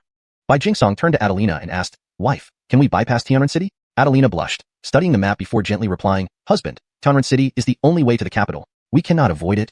Hashtag chapter 166. Royce, the ultimate move, crow on a plane. Royce felt his head spinning. It seemed like there was no way to avoid what was coming. He could only hope that Clifton wouldn't recognize him. The group continued on their journey for another 3 days, and Royce gradually learned more about Tianren City. It turned out to be the residence of each generation's Wulin Alliance leader. Every Wulin Alliance leader would reside in Tianren City as its governor. That meant Clifton was the current Wulin Alliance leader? Upon this realization, Royce shivered fiercely. Surely the Wulian Alliance leader must possess incredibly high martial arts prowess? With clasped hands, Royce silently repeated under his breath, "Please don't notice me. Please don't notice me." Another day passed, and Royce along with his 3 wives finally arrived at Tianren City. The city walls towered above them, crowned by a gilded sign that read Tianren City in large characters. Inside, it bustled with people, mostly martial artists, many carrying swords and knives, some brandishing long spears or holding bows and arrows, a diverse crowd never ceasing to come and go. Originally, they were supposed to stay overnight in Tianren City, but Royce was extremely anxious, wanting to enter the city quickly and then leave, not wanting to linger here any longer. As they entered the city, many passers-by stared at them, attracted by Royce's 3 exquisite wives. Each one was breathtakingly beautiful. June with her refined elegance, Adelina quiet and graceful, and Jimena cold on the outside but warm within, creating an unparalleled scenery. A few martial artists immediately harbored sinister intentions. Taking advantage of the crowd, they tried to blend in and sneakily touch the women. One aimed to pat June's bottom from behind but was caught red-handed by her angry shout, "What are you doing? Trying to take advantage of me?" The moment June, usually demure, spoke up, the man froze, his scalp tingling with shock. Meanwhile, another martial artist attempted to accidentally grasp Jimena's slender waist, only to be noticed and frowned upon by her. She pushed him lightly, sending him flying out of the city directly into the sky, disappearing like a shooting star. Everyone around was dumbfounded, realizing these people weren't ordinary at all. They were true martial experts. Royce hurriedly led everyone away. Suddenly, a towering figure appeared at the end of the road. Royce tensed, noticing the towering figure looking straight at him with a blazing look in his eyes. This man walked over with great strides, exuding formidable presence, clearly not just anyone. People made way for him respectfully, keeping silent. Royce saw that the towering man wore coarse hemp clothes, looking like a simple and taciturn individual, his sleeves slightly rolled up revealing hands roughened by hard work. The towering man said unexpectedly, "You've finally come." Upon hearing this, Royce's heart sank. Finished. By the looks of it, this was definitely Clifton. The towering man continued, "Clifton, who has roamed the martial world for decades without encountering an equal, can only match your master in battle. I know you came specifically to find me, but didn't I wait here for you?" Royce nervously responded, "No, I'm just passing through." Clifton looked profound. As the saying goes, a minor recluse hides in the mountains, while a major recluse hides in the city. I've been waiting for you here in Tianren City for so many years, and now you've finally come. Royce waved his hands frantically. "No, you've misunderstood. I'm going to the capital." Clifton sighed deeply. "Today, let's settle this once and for all." Royce was dumbstruck. Was this guy deaf? Did he not hear me? He raised his voice. "Things aren't as you think. Listen to me." "I won't listen," Clifton said firmly. His expression turned sorrowful, veins popping on his arms. Solitary victory seeker. Do not try to confuse my mind with words. Royce was speechless. "Big brother, just give me a chance to speak. Will you? Just one chance." Desperately, Royce gestured with his hands and shouted, "Brother, this is all a misunderstanding. I'm just passing through. I don't want to fight you. I just want to go to the capital."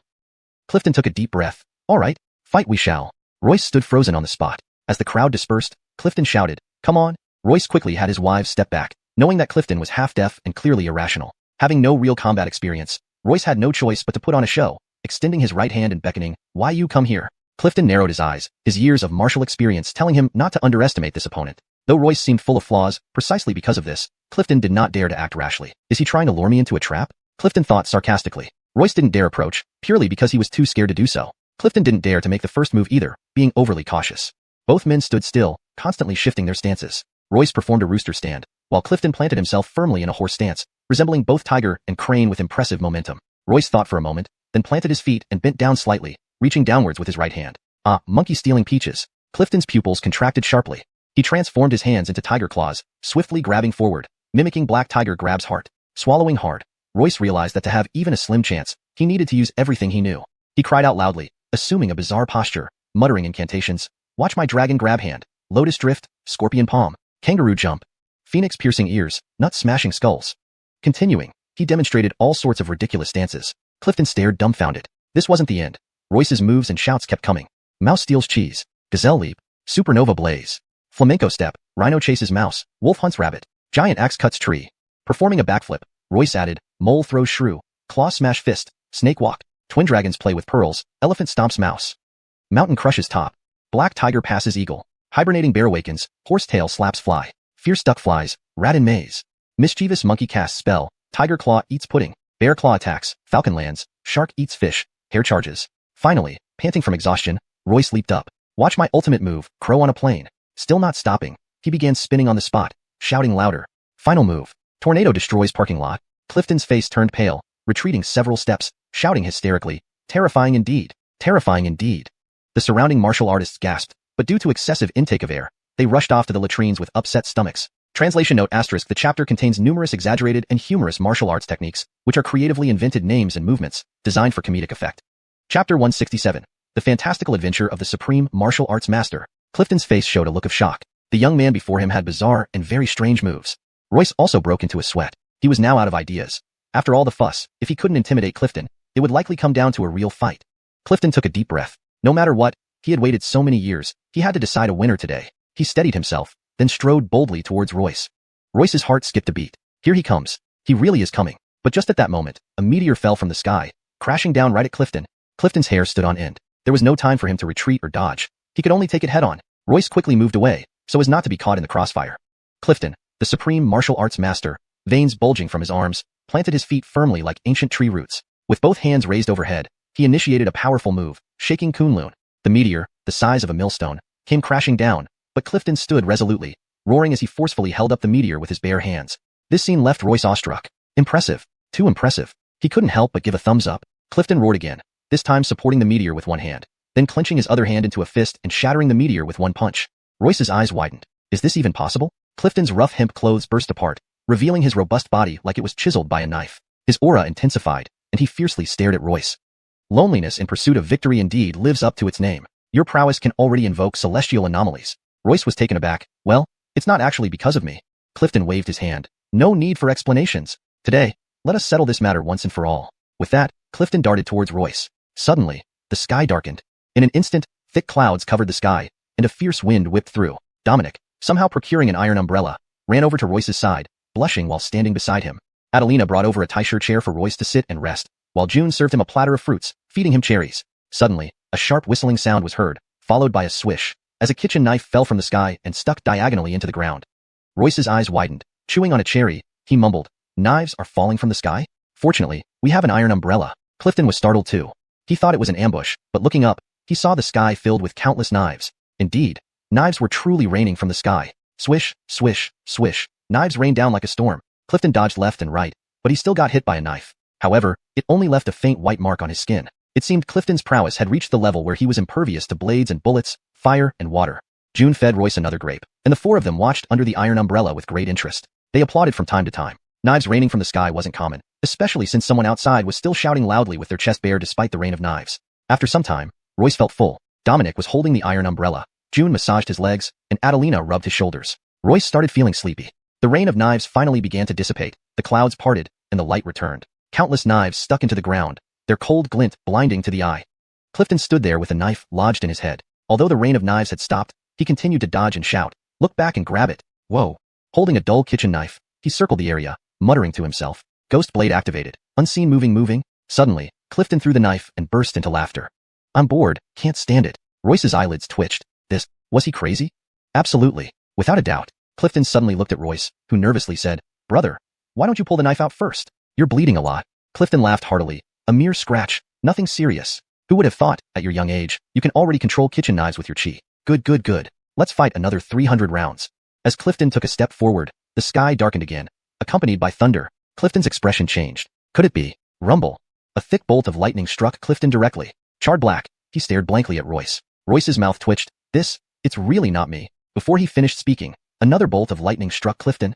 Clifton trembled and hastily stepped back. Strangely, the clouds instantly dispersed. Clifton's eyes widened. He tried stepping forward again, and the sky darkened with thunder. Rumble. Another bolt of lightning struck, igniting his hair. He retreated half a step, and the clouds dissipated instantly. Another cautious step forward, and the sky turned dark with thunder again.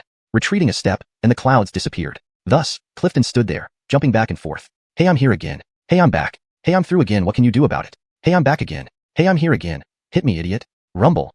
A loud thunderclap echoed, and a thick purple lightning bolt shot down immediately. It crashed right into Clifton. Royce facepalmed. "I've never heard such unreasonable demands. Are you satisfied now?" Clifton, completely charred from the thick purple lightning, spat out a puff of white smoke. His hair stood on end, teeth clenched, showing off large white teeth clearly visible. Royce said, "Brother, I told you to take the knife out first, but you didn't listen. Now you've been struck by lightning, haven't you?" Clifton seemed oblivious to Royce's words, staring at him with glazed eyes and moving stiffly toward him. Truly indomitable spirit despite physical hardship. Hashtag Chapter 168. Royce buys a standing ticket and flees the palace in the dead of night. Clifton moved stiffly, approaching Royce. He was charred black from being struck by lightning. Even his mother wouldn't recognize him. A cleaver still protruded from his head, stubbornly lodged there without moving an inch. Royce signaled for the ladies to step back, realizing that this confrontation was unavoidable. So be it. If we must fight, let's fight." It seems this is a trial fated to come my way. Taking a deep breath, Royce saw Clifton now standing right before him. Clifton's skin was scorched black, and his hair stood on end, too ghastly to behold. Such misery. The shiny cleaver sticking out of Clifton's head glistened under the sunlight, almost blinding Royce. Reaching out, Royce gripped the handle of the cleaver, intending to pull it out. With slight effort, he found it immovable, completely stuck. Royce's eyes widened. This deep? Using both hands, he yanked the cleaver with all his might. To his surprise, he lifted Clifton entirely off the ground. Royce gasped, inwardly shocked. Is it embedded so tightly? I won't believe it. Grasping the handle firmly, he swung hard. Still no movement. Clifton, rigid from the lightning strike, made Royce seem like he was holding a large blade, the cleaver serving as the handle, Clifton himself the blade. Royce swung with great vigor, but couldn't dislodge the cleaver. Refusing to give up, Royce sat down, planted his feet on Clifton's shoulders, and tugged at the cleaver with all his might. Clifton suddenly twitched violently, lying on the ground waving his arms and shouting, "No! No! Stop! Stop!" Earlier spectators who had been holding their breath rushed back upon hearing Clifton's cries. They exchanged uneasy glances. What on earth? Royce growled, finally managing to pull the cleaver out slightly using all his strength. Clifton winced, whispering painfully, "Gently. You're too rough. It's too deep." The outside spectators felt as if they'd been struck by lightning. The leader. How could this be? Royce reassured, "The knife is quite big, bear with it." With another mighty pull, the cleaver came out further. Royce rejoiced, "Hang in there. It's coming out." The listeners outside stared, dumbfounded, utterly baffled. Clifton's towering image crumbled instantly in their hearts. These houses were collapsing. Trembling, Clifton was almost fainting. Pain. Gently. Royce yelled loudly, "Ah!"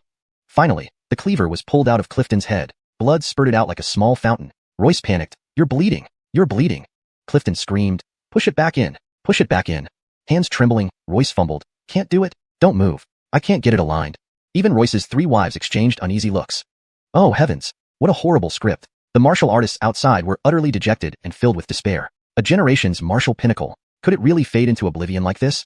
Would he turn into a gentle giant nurturing children? Just imagining Clifton, the powerful warrior, holding a child shyly smiling at them sent shivers down their spines.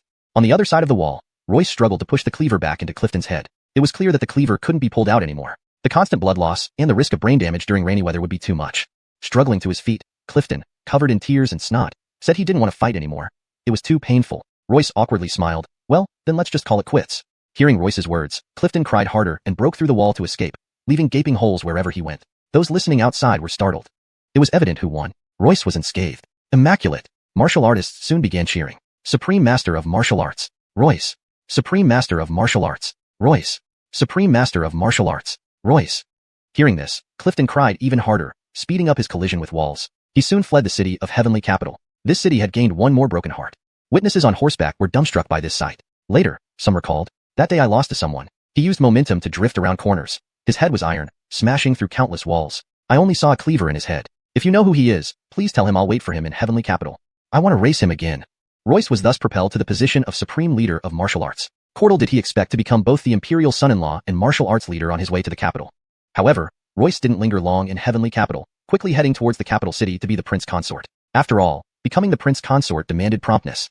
One wonders how the princess looks, her beauty, figure, and temperament. They traveled over a month more before finally arriving at the majestic capital city. Royce entered the city with his wives, and immediately was led to the palace. His future brides could enter the imperial city but not freely the palace. Only Royce, the future prince consort, could enter. Yet after only 3 days inside the palace, Royce ran out, pale-faced, screaming for help. Help! Help! Damn it! I want to go home. Royce fled in panic, deathly pale. Behind him, an 8-foot-tall woman, built like a mountain of muscle, with dense dark hair all over, towered over him. Even though Royce was tall, he barely reached her chest. This incredibly muscular woman was none other than the princess destined for Royce by the emperor. Upon learning this news, Royce bought a standing ticket and fled the palace in the dead of night, only to be blocked by the princess. She grabbed him in a bear hug, squeezing him tightly enough to make Royce spew blood. He was about to lose consciousness. The princess rubbed her huge head against Royce's face, showing obvious affection. Then she gripped his leg and dragged him back into the palace. Royce's hands clawed at the ground, leaving long trails of scratches behind. This scene was horrifying.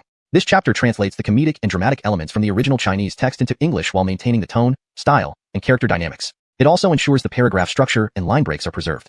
Hashtag chapter 169. Let's go to the Grove. Aspen sat in a tavern within the imperial palace, drinking by herself. Earlier, an arrogant young nobleman from the capital had come over wanting to share a drink with this woman of extraordinary demeanor. However, before his bottom even touched the stool, half an inch of her sword had already slipped out of its sheath. The cold light and stern energy emanating from it were bone-chilling. The jade pendant on his waist and the folding fan in his hand both snapped at once, and his face stiffened.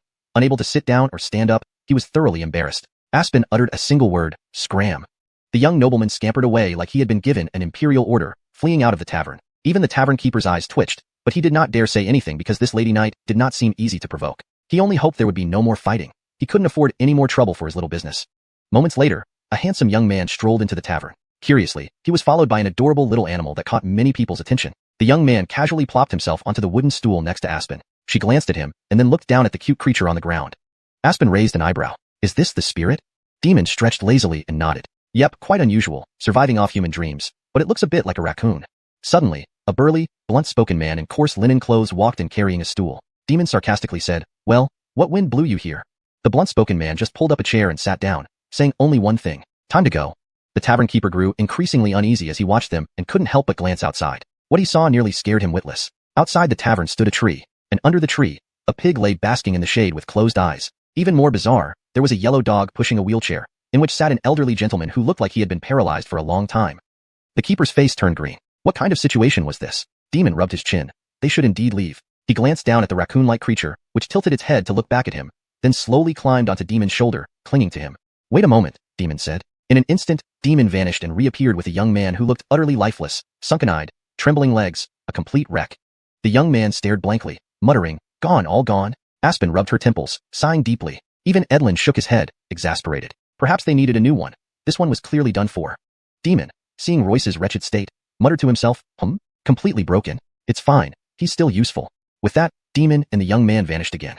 Aspen also stood up, picked up her sword from the table, and disappeared. Edlin rose too, lifted the stool beneath him, and vanished as well. The tavern keeper was dumbfounded. Had they even paid? He hurriedly chased after them, only to nearly pop his eyes open when he saw the tree actually running away on its own, bouncing around like a possessed thing. Meanwhile, the yellow dog pushed the wheelchair with incredible speed. Only the fat pig remained, gazing at the keeper. The keeper's mouth dropped open in disbelief as he reached out a hand, saying, Sir, your tab is still unpaid. The pig blinked, pawed the ground, and unearthed a gold ingot buried underneath. It then placed the gold ingot at the keeper's feet with its snout, gave a sly grin, and strutted away. The keeper picked up the gold ingot, his world shattered, watching the pig's confident retreat while murmuring, just like a damn dream. Outside the city, near a small grove, Demon held Royce and called out, come on, line up to enter the grove. Aspen led the way, followed by Edlin, then the tree, the stool, the elderly man in the wheelchair with the big yellow dog pushing it, and finally, the sly grinning pig. Royce came to his senses, staring in horror at the lineup. What are you doing? Demon chuckled and patted Royce's shoulder. Don't worry, it'll be over soon. And with that, he dragged Royce into the grove. Royce, pale as a sheet, struggled frantically and cried, no, don't take me into the grove. Demon bound Royce to a tree and smirked. Shout all you want, no one will hear you. Royce blanched further and screamed, throat, throat. Demon sighed. This kid was beyond help. Demon focused, striking various postures, huff and puff, with incredible speed. His right arm swirled so fast it created illusions, lifting him slightly off the ground. It looked like he was about to fly. Royce watched dumbfounded. Was he supposed to watch him fly? Suddenly, Demon shouted, dive for me. Smack, smack, smack, smack. Demon's rapidly rotating hand met Royce's face repeatedly, smacking noises echoing throughout the grove. After about half an incense stick, Demon, looking content, walked out, grass sticking out of his mouth, pointing inside. Next, Aspen stepped in. Demon chewed on a blade of grass, hopping onto a tree branch, leaning against it, feeling utterly relaxed. After all, a blade of grass after the fact. It was better than being immortal. The raccoon perched atop Demon's head, curiously eyeing the ever-smiling pig. Inside the grove, the incessant slapping resumed shortly after Aspen entered. A few moments later, Aspen emerged, shaking her head. Still not awake. Next, Edlin twisted his wrists, stepping into the grove. Royce's face was swollen like a pig's. Struggling to lift his head, he saw a burly, blunt-spoken man in rough linen clothes walking in, with arms thick as trees and hands full of calluses. This, a few hits would kill him, wouldn't it? Certainly. Royce's eyes bulged with terror. You, don't come closer. You, stay away. Chapter 170, taking turns to awaken the dreamer. The old Huang conjured by Ba Huang Quan was exceptionally brutal. Even those outside could clearly hear the earth-shattering noises inside. When Demon and Aspen entered, it produced slapping sounds. When old Huang went in, it was boom, boom, boom, accompanied by Royce's stifled groans. Even Demon couldn't help but twitch his eyelids. At this rate, Edlin might actually beat him to death. Soon, Edlin came out with a calm expression. He only left one sentence behind. The timing is almost right, continue. Hearing this, the tree transformed from Qian Kurin Hua Long Jian bounded into the small forest. Royce had already been beaten unconscious. He vaguely saw a tree hopping towards him. It seemed like he really was dying. Hallucinations were starting. The branches of that tree began to swing wildly, not whipping Royce, but tickling under his arms and ribs. Even his soles weren't spared. Royce had never experienced such torture, crying and laughing simultaneously, feeling as if he'd rather be dead. Suddenly, many unfamiliar faces flashed through Royce's mind. They all flashed past rapidly, just like water streaming through his palm, impossible to hold or keep. A towering sect, with a tall, middle-aged man with white streaks in his hair standing under the gatehouse, turning slightly and giving him a gentle smile. Royce's eyes misted over, and he involuntarily exclaimed, "Milo, master." The tree tilted its trunk, as if tilting its head, stopping its actions. It seemed like there was some effect indeed. Time to call the next one. The tree transformed from Qian Kuan Hua Longjin bounced out of the small forest quickly, waving its branches excitedly at everyone outside. Demon clapped his hands and laughed. It seems effective. Continue. Next. The bench transformed by Ta Hua Wanwu also hopped into the small forest, mimicking demon style. This long bench started spinning rapidly, immediately lifting off the ground. Then, slap slap slap. This tempo was even faster. Demon, waiting outside, even tapped his thighs and hummed a tune. He even thought about rapping a few lines. More fragments started surfacing in Royce's mind, muttering unconsciously. Dad, Mom, eldest brother, second brother, Cordal Mel, Jadeo, you. Before long, the bench hopped out, and then came Rashad transformed from Banshan Shu, pushing someone disabled transformed from 5 Thunder Body Tempering Technique. Rashad thought for a while, suddenly using both paws to lift the wheelchair directly. He then used the wheelchair and its occupant as weapons. With a crack, 2 wheels of the wheelchair fell off. Finally, the pig transformed from Corton Jade Shu rushed straight toward Royce. Boom. This collision broke the tree, tying Royce completely. Demon spat out the grass in his mouth and said to himself, "It's about time."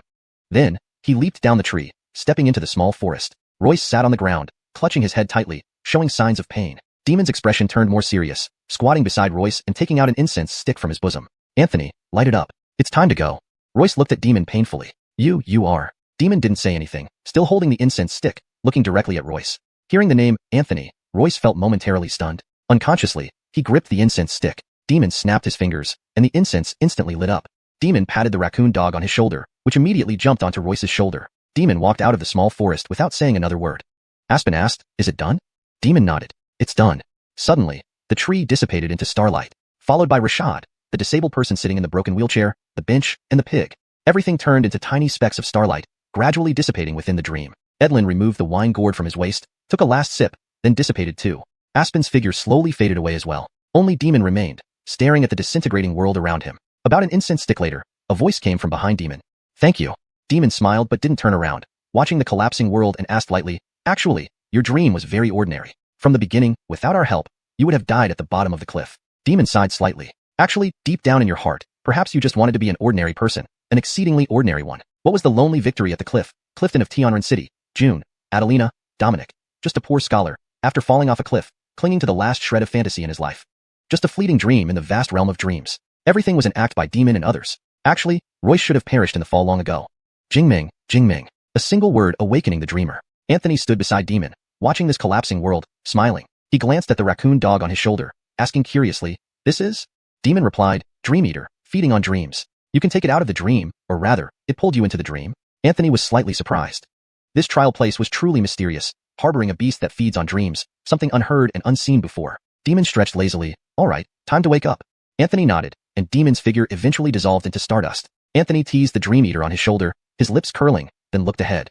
"I invited all of you into my dream, borrowing this incense stick." Instantly, the world crumbled, everything turning into nothingness. In the black desert of the trial grounds, Anthony slowly opened his eyes, with the little raccoon dog still resting on his chest. Anthony rubbed his temples, exhaled gently, and looked ahead. "Jane, I'm coming." Standing up, the ancient sword in front of him hummed and flew back into the scabbard on its own. The raccoon dog laid on Anthony's shoulder, hanging on him. Upon waking, Anthony discovered surprisingly that the Dream Eater had reached the Huashan realm. Although its offensive abilities were lacking, and it appeared docile, only pulling people into dreams to feed on them. It must have been nurtured by this eerie desert. Anthony got ready and finally stepped into the black desert ahead, believing Jane was waiting for him right there. Chapter 171. Anthony enters the dream again to save the fair maiden. Outside the trial grounds, a group of Chinkuan Academy disciples looked at each other in disbelief. Their faces were frozen with astonishment. They had seen unbelievable things before, but never anything this outrageous. Can one really wake up from a dream like that? Slapping awake? It actually works? Never mind how he woke up. What on earth was he dreaming about? A yellow dog pushing a wheelchair. What is that supposed to mean? One disciple sighed. "I guess life is stranger than fiction." Another student surnamed Jerry shook his head. "Is this what you call surprising?" A student nicknamed Emilio chimed in sarcastically. "Tell me what surprise means." Jerry hesitated. "Do I need to explain that? Isn't it clear? It's a surprise?" Emilio retorted loudly. "Explain to me what the hell surprise means." Several disciples began an animated discussion centered around the topic of surprises. Meanwhile, Alwyn's expression changed as he watched the dream-eating beast nestled on Anthony's shoulder. He marveled out loud. There actually exists such a mystical creature. The ancient texts were true. Kent, seeing Anthony awake from the dream, smiled widely, proud of his disciple. Though the method of waking up seemed a bit peculiar, it didn't matter. What mattered was that he woke up. Kent couldn't help but laugh when he saw Alwyn marveling at the small raccoon-like beast and asked, Vice Principal Zhou, have you ever seen this creature? Kent hadn't recognized it either, despite having read numerous ancient texts. The creature's adorable appearance was completely new to him. Alwyn sighed, if my memory serves me right, this should be a dream-eating beast. I've seen it mentioned in an old text. This beast feeds on dreams and is extremely rare. Kent was startled yet again. Feeds on dreams? That was quite a revelation, but now he felt some worry. Given the potential danger this beast posed, would it bring trouble being near his disciple? However, Alwyn reassured him, rest assured. According to ancient texts, the dream-eating beast has a gentle nature, adorably clumsy, and does not harm people. Kent breathed a sigh of relief. If so, then this was indeed good news. Moreover, sensing the energy fluctuations from this dream-eating beast, which had even reached the soul transformation realm, he felt confident that Anthony would face no danger in the third trial. At this moment, inside the trial grounds, Anthony's face was filled with uncontainable joy. In his inner lake of mind, it was almost like a celebration with drums and fireworks. Your demon law played exuberantly within the dream, achieving supreme satisfaction. Cultivation speed has significantly increased. Immediately after, Anthony realized he had broken through. Golden Core Realm, 10th level. He had reached the peak. With just 3 more court-bound artifacts, Anthony could break through to the nascent soul realm. But collecting those 3 court-bound artifacts would certainly require some effort. After all, artifacts of matching attributes and sufficient quality were rare finds. The voice in the inner lake continued. Your 8 Desolations fist gained insight in the dream. Your martial skills have markedly improved. Anthony felt himself advancing further along the path of martial arts, not just in realm but in mindset. Now, if Anthony faced Arwen, regardless of skill proficiency, purely on mindset alone, Anthony felt confident he could win over Arwen. Your sword mastery had a sudden enlightenment in the dream, increasing to minor success level. Your court-bound flying sword has been strengthened. His court-bound flying sword, past, became even more stable. At Anthony's current realm, no one below the soul transformation realm could break into this court-bound subconscious world. Even a peak nascent soul realm cultivator could not forcefully penetrate it. Only time itself could allow for retreat as this world gradually dissipated. The time passed could stagnate the flow of time, increased from 3 breaths to 5. Similarly, the aftereffects of using both court-bound flying swords had become more severe, especially for past, which required a whole month before it could be used again after a single use. Your mountain moving technique experienced the hardships of a dog's life, gaining insights and significantly increasing in proficiency. Current proficiency, supreme perfection 80%. Your transformation of all things experienced the legendary life of a stool, gaining insights and significantly increasing in proficiency. Current proficiency, peerless apex 15%. Your Chinkoan dragon transforming sword experienced the tranquil life of a tree, gaining insights and sharply increasing in proficiency. Current proficiency, major success level 80%. Your breath concealment technique experienced the struggles of a pig's life, gaining insights and sharply increasing in proficiency. Current proficiency, major success level 60%. Your 5 thunder body forging technique, lay idle in the dream without any enlightenment. Proficiency did not increase and may even start regressing due to laziness. Anthony had been feeling elated, but nearly choked upon hearing the result for the 5 thunder body forging technique. You're a body forging technique. Don't be so lazy. Lying flat in the dream? How disgraceful. How utterly disgraceful. Your 5 thunder body forging technique sensed your disappointment and felt ashamed. It started striving hard, determined to improve. Suddenly, Anthony felt lightning surge through his organs and internal systems. Caught off guard, Anthony convulsed from the overwhelming electricity. His once flowing hair stood on end like a porcupine. Even the raccoon on his shoulder got zapped and now stared at Anthony in bewilderment. Anthony's mouth twitched, cursing silently at the 5 thunder body forging technique. Cordelbrat, I know you're doing this on purpose. Mountain moving technique, hit him. Your mountain moving technique is eager to serve and grab the 5 thunder body forging technique, delivering a thorough beating.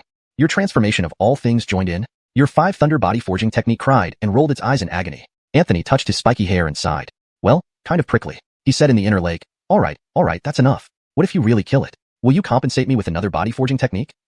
Mountain moving technique and transformation of all things gradually stopped, but transformation of all things kicked one last kick before leaving. Anthony then took on the role of peacemaker, offering a few comforting words. Only then did the 5 thunder body forging technique stop convulsing and slowly resumed cultivating. Just then, Anthony saw a familiar figure ahead. It was Jane. She was sitting cross-legged on the ground, still entranced in her dream. Hashtag chapter 172. Opening move, my wife wants to take me as a disciple? Anthony hurriedly rushed over and indeed found it was Jane. However, Jane's current state was very odd. She was sitting cross-legged on the ground, with various expressions flitting across her face. Happiness, anger, sadness, joy, all were present. Anthony's heart sank. Was she still trapped in the dream? Jane. Anthony called out several times, but unfortunately, Jane showed no reaction at all. It must be a dream. Jane is trapped in this dream. Anthony gritted his teeth. This couldn't go on. He had to find a way to save Jane. Since Jane was now ensnared in the dream and seemingly unresponsive to the outside world, there was only one method left. Anthony needed to re-enter the dream, and specifically, Jane's dream. Only problem was, Anthony didn't know how to do that. Suddenly, his eyes fell upon the small raccoon on his shoulder. In a rush of anxiety, he asked, Cordal Guy, can you help me enter the dream? This person means a lot to me. I need to save her. The raccoon blinked lazily, glancing at Anthony, then Jane, before slowly nodding. All mythical beasts that reached the soul transformation stage possessed intelligence comparable to humans. The raccoon understood Anthony perfectly well. Furthermore, pulling someone into a dream was its innate ability. A flash of joy crossed Anthony's face. He quickly placed the raccoon on the ground, grabbing Jane's hand with one hand and holding the raccoon with the other. Let's start. The raccoon blinked again, plopped down on the ground, and promptly fell asleep. Anthony stared blankly for a moment before widening his eyes in disbelief. Are you kidding me? There will be plenty of time for you to sleep later. Why pick this moment? Just as Anthony was about to shake the raccoon awake, a sudden wave of drowsiness overcame him. Before he knew it, he toppled backward, falling back into the dream. Outside the trial area, Kent's expression turned worried when Alwyn told him that Jane's dream was peculiar. Even he found it hard to discern whether it was just a dream or perhaps a real world. Alexei and Mercy's faces also changed. It seemed the higher one's cultivation, the more terrifying the experience of witnessing this dream became. Not far away, Frisco leaned against a rock, sound asleep. Even Brendan couldn't help but comment, to be carefree like youth is a true blessing. Brendan looked at the reflective surface, his expression turning serious. This girl, he murmured softly, is not simple. When Anthony opened his eyes, he found himself atop an unnamed mountain peak. Trying to get up, he realized his body felt achy and weak as if it might fall apart. Additionally, why was he so small now? His body was that of a young boy. Wincing in pain, Anthony struggled to sit up using all his strength. This feels too real, he thought inwardly. It doesn't feel like a dream at all. The raccoon followed him into the dream, still draped lifelessly over his shoulder, seemingly sleepy. Suddenly, Anthony noticed another person atop the unnamed mountain peak. A cold-faced young man holding a jade-like bow, staring icily at him. Monty, your time has come. Anthony froze. Monty? Is he talking to me? In this dream, I'm called Monty? Before Anthony could react, the cold-faced youth had already drawn the bowstring taut. Shocked, Anthony tried to speak, but found himself unable to utter a word. Crap. Anthony cursed silently. Was he mute in this dream? The arrow flew swiftly towards Anthony in mere seconds. The youth's cultivation had already reached the void-returning realm. Based on his age, he could barely have passed the age of 20. There was no place to dodge. Suddenly, the swift arrow paused right in front of Anthony. The cold-faced youth's motion also halted mid-shoot. In that instant, Anthony thought of his bonded flying sword, Memory, capable of freezing time. Could he use his bonded sword here in the dream? Yet strangely, he couldn't sense its presence. Then, Anthony saw someone descending from the 9 heavens. Clothed in colorful garments like a celestial being, she descended gracefully, making even the sun and moon seem to give way. As she approached Anthony, his eyes widened in shock. It was Jane. Dressed in divine attire, serene and emotionless, she almost didn't appear human. Her eyes held divine purity, lacking any hint of human warmth. You, Monty, possess a Tao body. You can be my disciple, she said calmly. Anthony's mind reeled. His wife wanted to take him as a disciple. Moreover, Jane's tone wasn't a request but a statement, an order. Odd thoughts swirled in Anthony's mind. Could this be a manifestation of heavenly mandate? Did her words carry law? Wanting to respond, Anthony found he still couldn't speak. A mute in the dream, indeed. Jane stepped barefoot closer and gently placed her hand on Anthony's head. Instantly, the pain in his body vanished, and his injuries healed completely. With a glance back at the cold-faced youth, he was thrown off the mountain peak by an invisible force. With a slight gesture, Jane summoned the crystal-clear longbow into her hand. The arrow paused in front of Anthony, disintegrated with a flick of her finger. This bow will be your magical tool from now on, she stated. Subconsciously, Anthony caught the bow, drawing a sharp breath. Was this really a dream? The bow he held was clearly a celestial-grade weapon, a 5th-rank celestial weapon. Anyone wielding it could potentially destroy the entire Milo sect with one arrow, shattering protective formations and gates instantly. And Jane had just descended from the 9 heavens. Did this mean he dreamed of the heavenly realm? Lost in thought, Jane suddenly beckoned him forward, lifting him into the air as if preparing to ascend. Chapter 173. My wife wants me to call her Marina. On the mountain peak, the wind howled fiercely. Anthony was lifted into the air by Jane, as if he were a small chick, ascending step by step toward the heavens. Anthony swallowed hard, puzzled about why Jane would dream such an outrageous dream. The little raccoon clinging to his shoulder was still drowsy, but it seemed Jane couldn't see it. Well, that saved him one less problem. The clouds drifted around them, and Anthony instinctively reached out to grasp a cloud, only to grab at empty air. In the blink of an eye, the clouds were beneath his feet. He looked up to see a majestic celestial palace towering above, shrouded in mist. Is this really the realm of immortals? Anthony's heart skipped a beat. In moments, Jane led Anthony onto the platform of ascension, and the mighty heavenly gate slowly opened. Above the gate was a grand plaque with 4 gilded characters. Cloud Abyss Immortal Palace. The scenes within defied description. Various immortal palaces stood amidst the clouds, shrouded in mist. Occasionally, immortals riding cranes flew by, and the spirit energy here was so dense it felt almost viscous. Those clouds weren't ordinary. They were spirit energy condensed into visible forms. As they entered the heavenly gate, Anthony saw 2 imposing celestial soldiers clad in silver armor, kneeling reverently at the sight of Jane, their eyes filled with fervent admiration. They shouted in unison, "We greet you, Marina of Cloud Abyss." Anthony was dumbfounded. He had thought Jane was merely a goddess in her dream, not an empress. Cloud Abyss Immortal Palace, Marina of Cloud Abyss. Anthony drew in a sharp breath. Could it be that this entire palace complex belonged to Jane? Jane continued walking, leaving Anthony no choice but to follow closely behind. Everything around him felt too real. It was hard to imagine someone could dream so vividly without having seen such scenes before.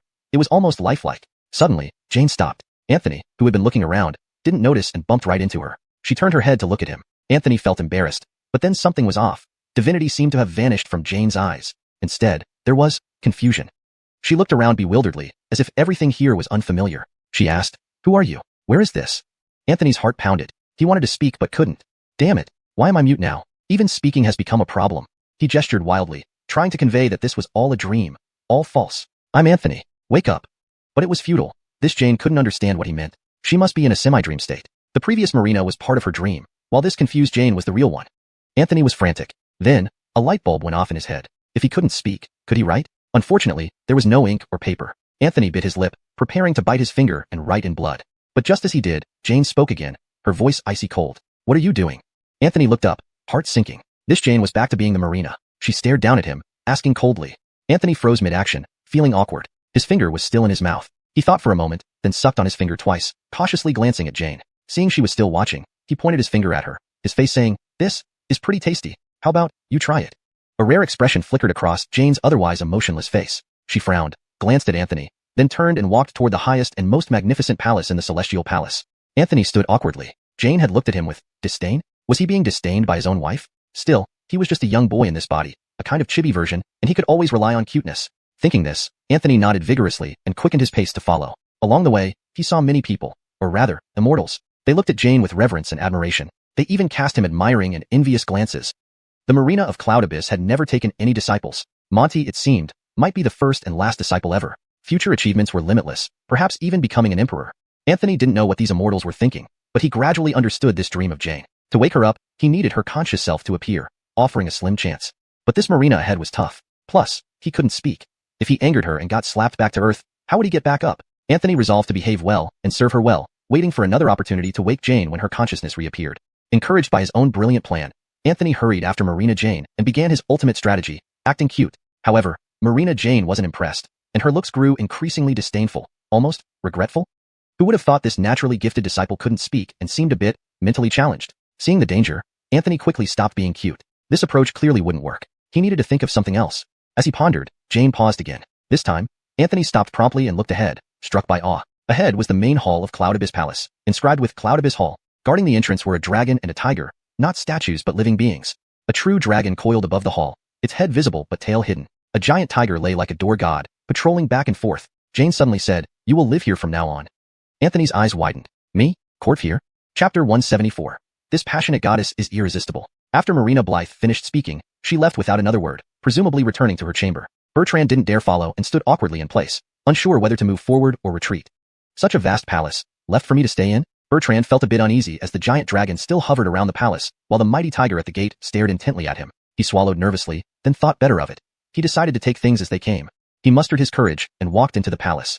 Yunyuan Palace was indeed huge, far beyond Bertrand's imagination. In the main hall were 9 coiled dragon pillars, with dragons that seemed almost lifelike, their eyes glowing as if ready to leap off at any moment, roaring into the 4 seas. Bertrand cautiously walked through the grand hall. At its forefront stood a chair, but Bertrand knew this was not for him. It must belong to the Empress. Moving past the main hall towards the back, Bertrand found the Yunyuan Palace too large even after walking until his legs ached. Eventually, he stumbled upon the sleeping quarters and picked a room. Staying by imperial decree, who would dare object? With one leap, he threw himself onto an enormous bed, rolling around gleefully, thinking to himself, this life of dependency isn't so bad. Too bad it's just a dream. If only it were real, I could have spared myself 3 centuries of struggle. Old sayings flashed through his mind. When a woman is 3 years older, she brings a gold brick. When 30, a kingdom. When 300, an elixir of immortality. In my case, it should be, when 3000, I get a spot among the immortals. Bertrand suddenly sat up, hands supporting his cheeks. I wonder when Blythe will regain consciousness next. Unable to speak. It's truly frustrating. I can't follow her every day. What if I miss the moment she regains her consciousness? All my efforts will be wasted. Suddenly, realization struck him. Wait, I'm now Blythe's disciple. Isn't it natural for a disciple to stay close to the master? A smile spread across Bertrand's face. Why hadn't he thought of this sooner? Why waste time staying here? He should find Blythe right away. Practice day and night, whatever it takes. He needed to find ample reasons to stay by her side constantly. Resolved, he sprang up from the bed and quickly made his way towards Blythe's chambers. Halfway there, he encountered a few smiling goddesses approaching him. These goddesses were breathtakingly beautiful, exuding an otherworldly aura. They paused, startled, then their eyes lit up. How cute. Where did you come from, little boy? Let big sister hold you. They rushed toward him, clothes billowing. Caught off guard, Bertrand was enveloped in the arms of a purple-clad goddess, giving him a gentle rub on the face. The goddesses pinched and poked his cheeks, pulling at his face, Even one of them sneaked a pinch at his bottom. Laughter echoed like tinkling bells, the goddesses cooing and playing with him as if they'd found a precious treasure. Why doesn't the little boy talk? Bertrand could only mutter incoherently, oh, the poor little thing is mute. Another gentle pat on the face followed. One goddess kept rubbing her cheek against his, and Bertrand felt utterly helpless. Your Norris law feels the warmth from the Yunyuan immortal palace goddesses, tears uncontrollably streaming down your cheeks. Bertrand blinked in surprise. Damn. He thought the Norris law wasn't reacting within this dream, hence its silence for so long. Clearly, where there are beauties, there is the Norris law. Struggling free from their embrace, Bertrand stood up, pulled out a tablet, scribbled a few words, and held it up. My name is Monty, a new disciple of the Marina. Could you tell me where Marina Blythe's chambers are? The goddesses looked astonished. This young child was a disciple of the Marina? The purple-clad goddess smiled and gently tapped his nose before pointing in a direction, saying softly, there, the Marina's chambers are over there. Bertrand quickly wrote again on the tablet, thank you, elder sister. The goddesses giggled and knelt down to pet Bertrand once more, stealing some affectionate kisses on his cheeks before chattering off into the distance. The Norris law in the Heart Lake was completely entranced, ignoring Bertrand's questions about the nature of this dream. It merely drooled and chuckled idiotically. Shaking his head, Bertrand realized the Norris law was indeed unreliable around women. Ultimately, he had to rely on himself. Clutching his tablet, Bertrand ran in the direction the purple-clad goddess pointed. Time was of the essence. He couldn't wait forever in this dream but must wake Blythe as soon as possible. Running towards the chambers, though hindered by the youth's smaller legs, Bertrand eventually arrived at the entrance of Yunyuan Palace. Unlike the grandeur of Yunyuan Palace, this was modest yet elegant. Inside were no attendants. Bertrand quietly entered and wandered around but found no trace of Blythe.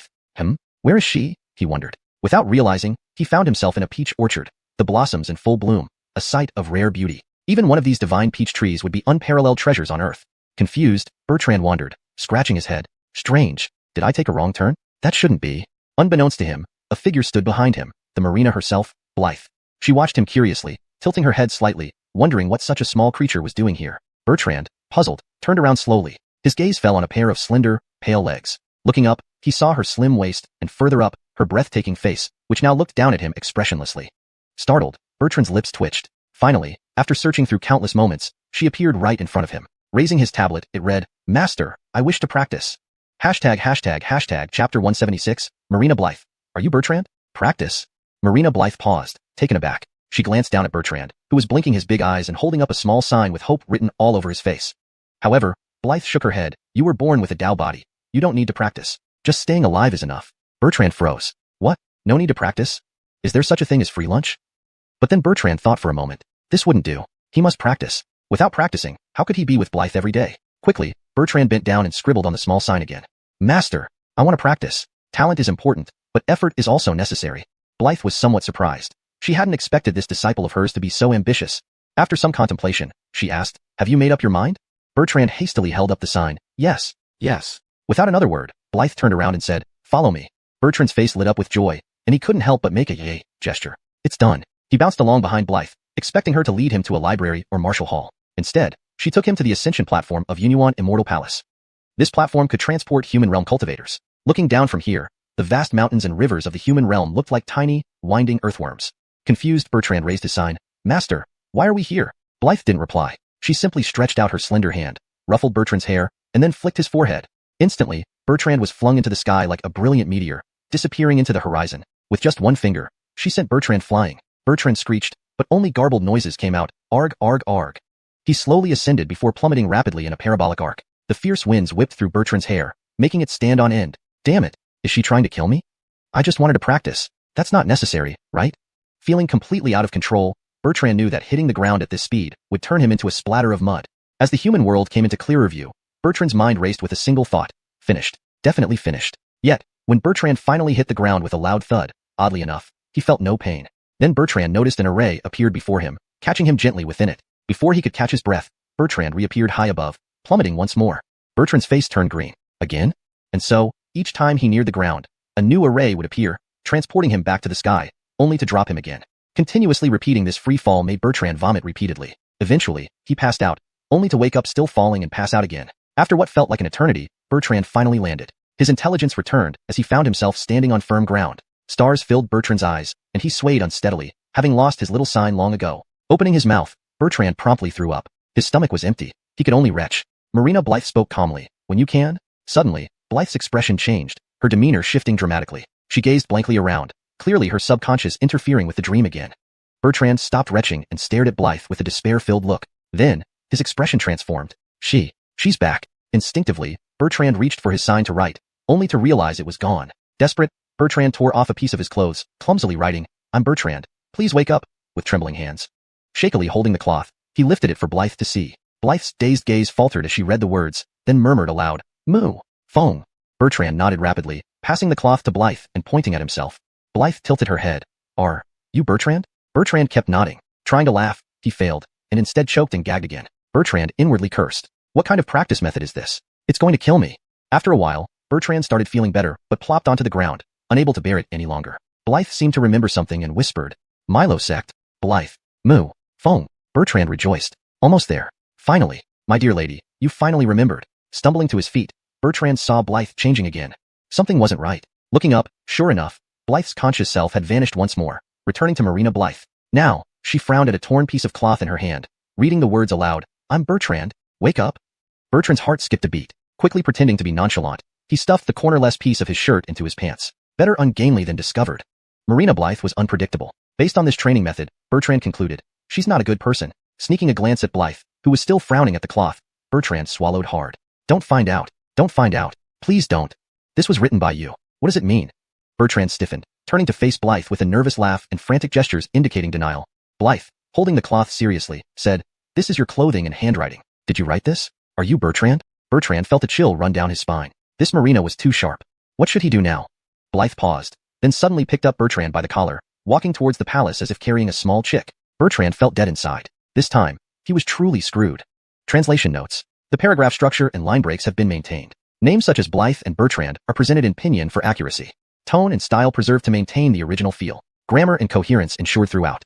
####Chapter 176. Inform the Mountain Master, something major has happened. In the imperial chamber of Marina Jane, within that peach garden, Anthony sat obediently across from Jane. A stone table separated them, with a small piece of cloth placed upon it. Jane looked at Anthony. "Monty?" Anthony's face turned serious as he nodded vigorously. Marina Jane asked again, "Anthony?" Anthony quickly shook his head, vigorously like a tambourine. Jane frowned and gently pointed to the piece of cloth on the table with her smooth, jade-like hand. "Explain." Anthony frowned, unsure how to explain this situation. Marina Jane remained silent for a long time, staring at the words, "Wake up." She suddenly narrowed her eyes and tapped her long fingers lightly on the stone table. With each tap, peach blossoms fluttered down in the garden. "Did you enter my dream, or did I enter yours?" Marina Jane asked calmly. This question made Anthony's eyes widen in shock. Had she guessed it so quickly? Jane tilted her head slightly, her exquisite face devoid of emotion, and said, "Is it the present me dreaming of the future you, or the future you dreaming of the present me?" Jane looked directly at Anthony. "Speak." Anthony was deeply moved. This was too powerful. From just a few words, she had already figured out the gist of it. Was this empress only a figment of his dreams? Anthony raised a small sign, asking a question. "Are you real? Or?" Marina Jane saw Anthony's question, furrowing her eyebrows slightly before relaxing them. She spoke calmly. "It seems there is no you and you on a mortal palace in the future." Anthony felt all his hairs stand on end. Future? Judging by Marina Jane's tone, she seemed not to be confined to just the dream. Could she be real? Entering this strange dream was like Anthony's soul traveling back through the river of time to this era many ages ago. The body belonged to Monty, but the soul was his own. Everything here was no longer just a dream. It was once real. Anthony stood there dumbfounded. Suddenly, Jane closed her eyes. Anthony didn't understand what she was doing. At the same moment, outside the trial ground, Alwyn, Kent, and others who were watching through the shimmering mirror surface were greatly shocked, because the mirror had suddenly cracked, and the crack showed signs of spreading rapidly. Alwyn formed several hand seals swiftly, eventually calming the mirror but forcing it to shut down. Kent looked stunned. Has something like this ever happened before? Alwyn's expression was grave. Never. He looked at Kent. Your female disciple isn't ordinary. He paused and then crushed a jade token in his hand. This matter must be reported to the Mountain Master. If they reach the 6th level of the trial ground, every Qiankuan Academy will sense it. This time, other branches, or even the main campus might come to snatch her. Kent felt his breathing quicken. Qiankuan Academy? Main campus. That was a behemoth located in central China. Alwyn stared at the pitch-black, broken mirror, his expression solemn. Alexei's face also changed dramatically. He understood the implications of Alwyn's words. Could Vice Master Zhou believe these two could not only reach the 6th level but perhaps go even further? Would this also draw people from other branches? Alexei frowned deeply. Meanwhile, in the dream world, Anthony held up his sign, asking, "What did you do?" Jane didn't answer but gave one final tap on the stone table between them. Instantly, the peach blossoms in the sky began to fall, but none of them touched the ground, as if time had paused. Every blossom hovered midair. Jane slowly raised her right hand, extending one finger. Then, she slowly drew a line in front of them, resulting in a golden thread appearing instantly. This golden thread was extremely long, as if splitting the entire universe. Anthony watched in awe. This was divine work indeed. This golden thread couldn't be touched, yet it existed truly. Jane closed her eyes again, and Anthony couldn't discern what she intended to do or was doing. Suddenly, Anthony noticed a single peach petal slowly falling from its suspended state, visibly withering as it descended. Followed by a second, then a third. One by one, petals released from their stasis, falling and turning brown. Anthony grew increasingly solemn, unsure of the implications, but Jane's complexion became increasingly pale. Whatever it was, it certainly wasn't good. Just as Anthony prepared to stand up, Jane suddenly opened her eyes. Golden light blazed in her gaze, locking onto him. But this look wasn't at Anthony's current body of Monty. It seemed to have penetrated through the body, directly meeting Anthony's soul. It made Anthony feel completely exposed, as if he had no secrets left in front of her. For 3 breaths, this sensation persisted. Then, the golden light in Jane's eyes vanished, and the golden thread dividing the heavens disappeared in an instant. The peach blossoms in the garden fluttered down, and Anthony panted heavily, drenched in sweat. Marina Jane's face was deathly pale, and she looked at Anthony with complex emotions. She spoke softly, "So, it's like this." The next moment, Anthony's vision darkened, and he fainted onto the stone table. After an indeterminate period, Anthony felt someone shaking him, with frantic voices calling out, "Anthony! Anthony! Wake up!" Anthony furrowed his brow and strained to open his eyes. The first thing he saw was Jane's worried face. "You're finally awake. You scared me. How are you feeling?" Anthony lay in Jane's embrace, resting his head on her thigh. A relieved smile appeared on his face, like a heavy burden lifted off him. Finally, the dream ends. Jane blinked. What are you talking about?" Anthony, lying in her arms, laughed and reached out to touch her face. "When did you wake up from the dream?" Jane suddenly frowned, looking anxiously at Anthony. Are you all right? We aren't already awake from the dream, are we?" Anthony was taken aback. "What?" He turned his head to look around and realized this wasn't the Black Desert. Anthony abruptly sat up, furrowing his brow. "Where are we?" Jane still looked worried and gently held Anthony's hand. "Husband, are you really all right?" "This is the 6th level of the trial ground. We left the 3rd level long ago." Anthony felt as if struck by lightning. He looked at Jane in disbelief. "What did you say?" Chapter 177.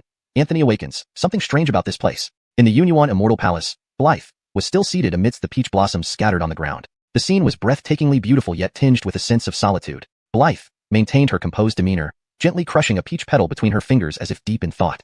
After an indeterminate amount of time, the young boy who had been sleeping on the stone table finally woke up groggily. He rubbed his eyes and blinked, bewildered. Upon seeing Blythe, his eyes widened in surprise, as if questioning who she was and why he was here.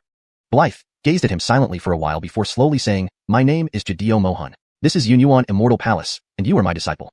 Monty blinked, clearly puzzled. Without another word, Jadeo Mohan stood up and walked over to the boy, extending her hand. Monty scratched his head, hesitated for a moment, and eventually placed his small hand in hers. Jadeo Mohan held the boy's hand, and the two proceeded together towards an unknown destination. She murmured softly, 10,000 years later, we shall meet again." "We have already reached the 6th level of the trial?" Anthony frowned, disbelief etched on his face. Jane nodded. "We've gone through countless hardships to reach this 6th level. We could have left earlier, but you insisted on moving forward, so I accompanied you. But this 6th level is too bizarre. There are many corpses appearing out of nowhere, all coming back to life. You were heavily injured here and even poisoned by the necrotic poison, falling into a coma for 3 whole days." Anthony felt a chill run through his body. How could this be? His last memory was in the Unuan Immortal Palace. That Marina Jane must have used some secret method that completely deceived him. After that, everything went black, and he knew nothing more. When he awoke again, Jane was already awake, and they had left the 3rd level. Now, they were even at the 6th level, but Anthony remembered none of it.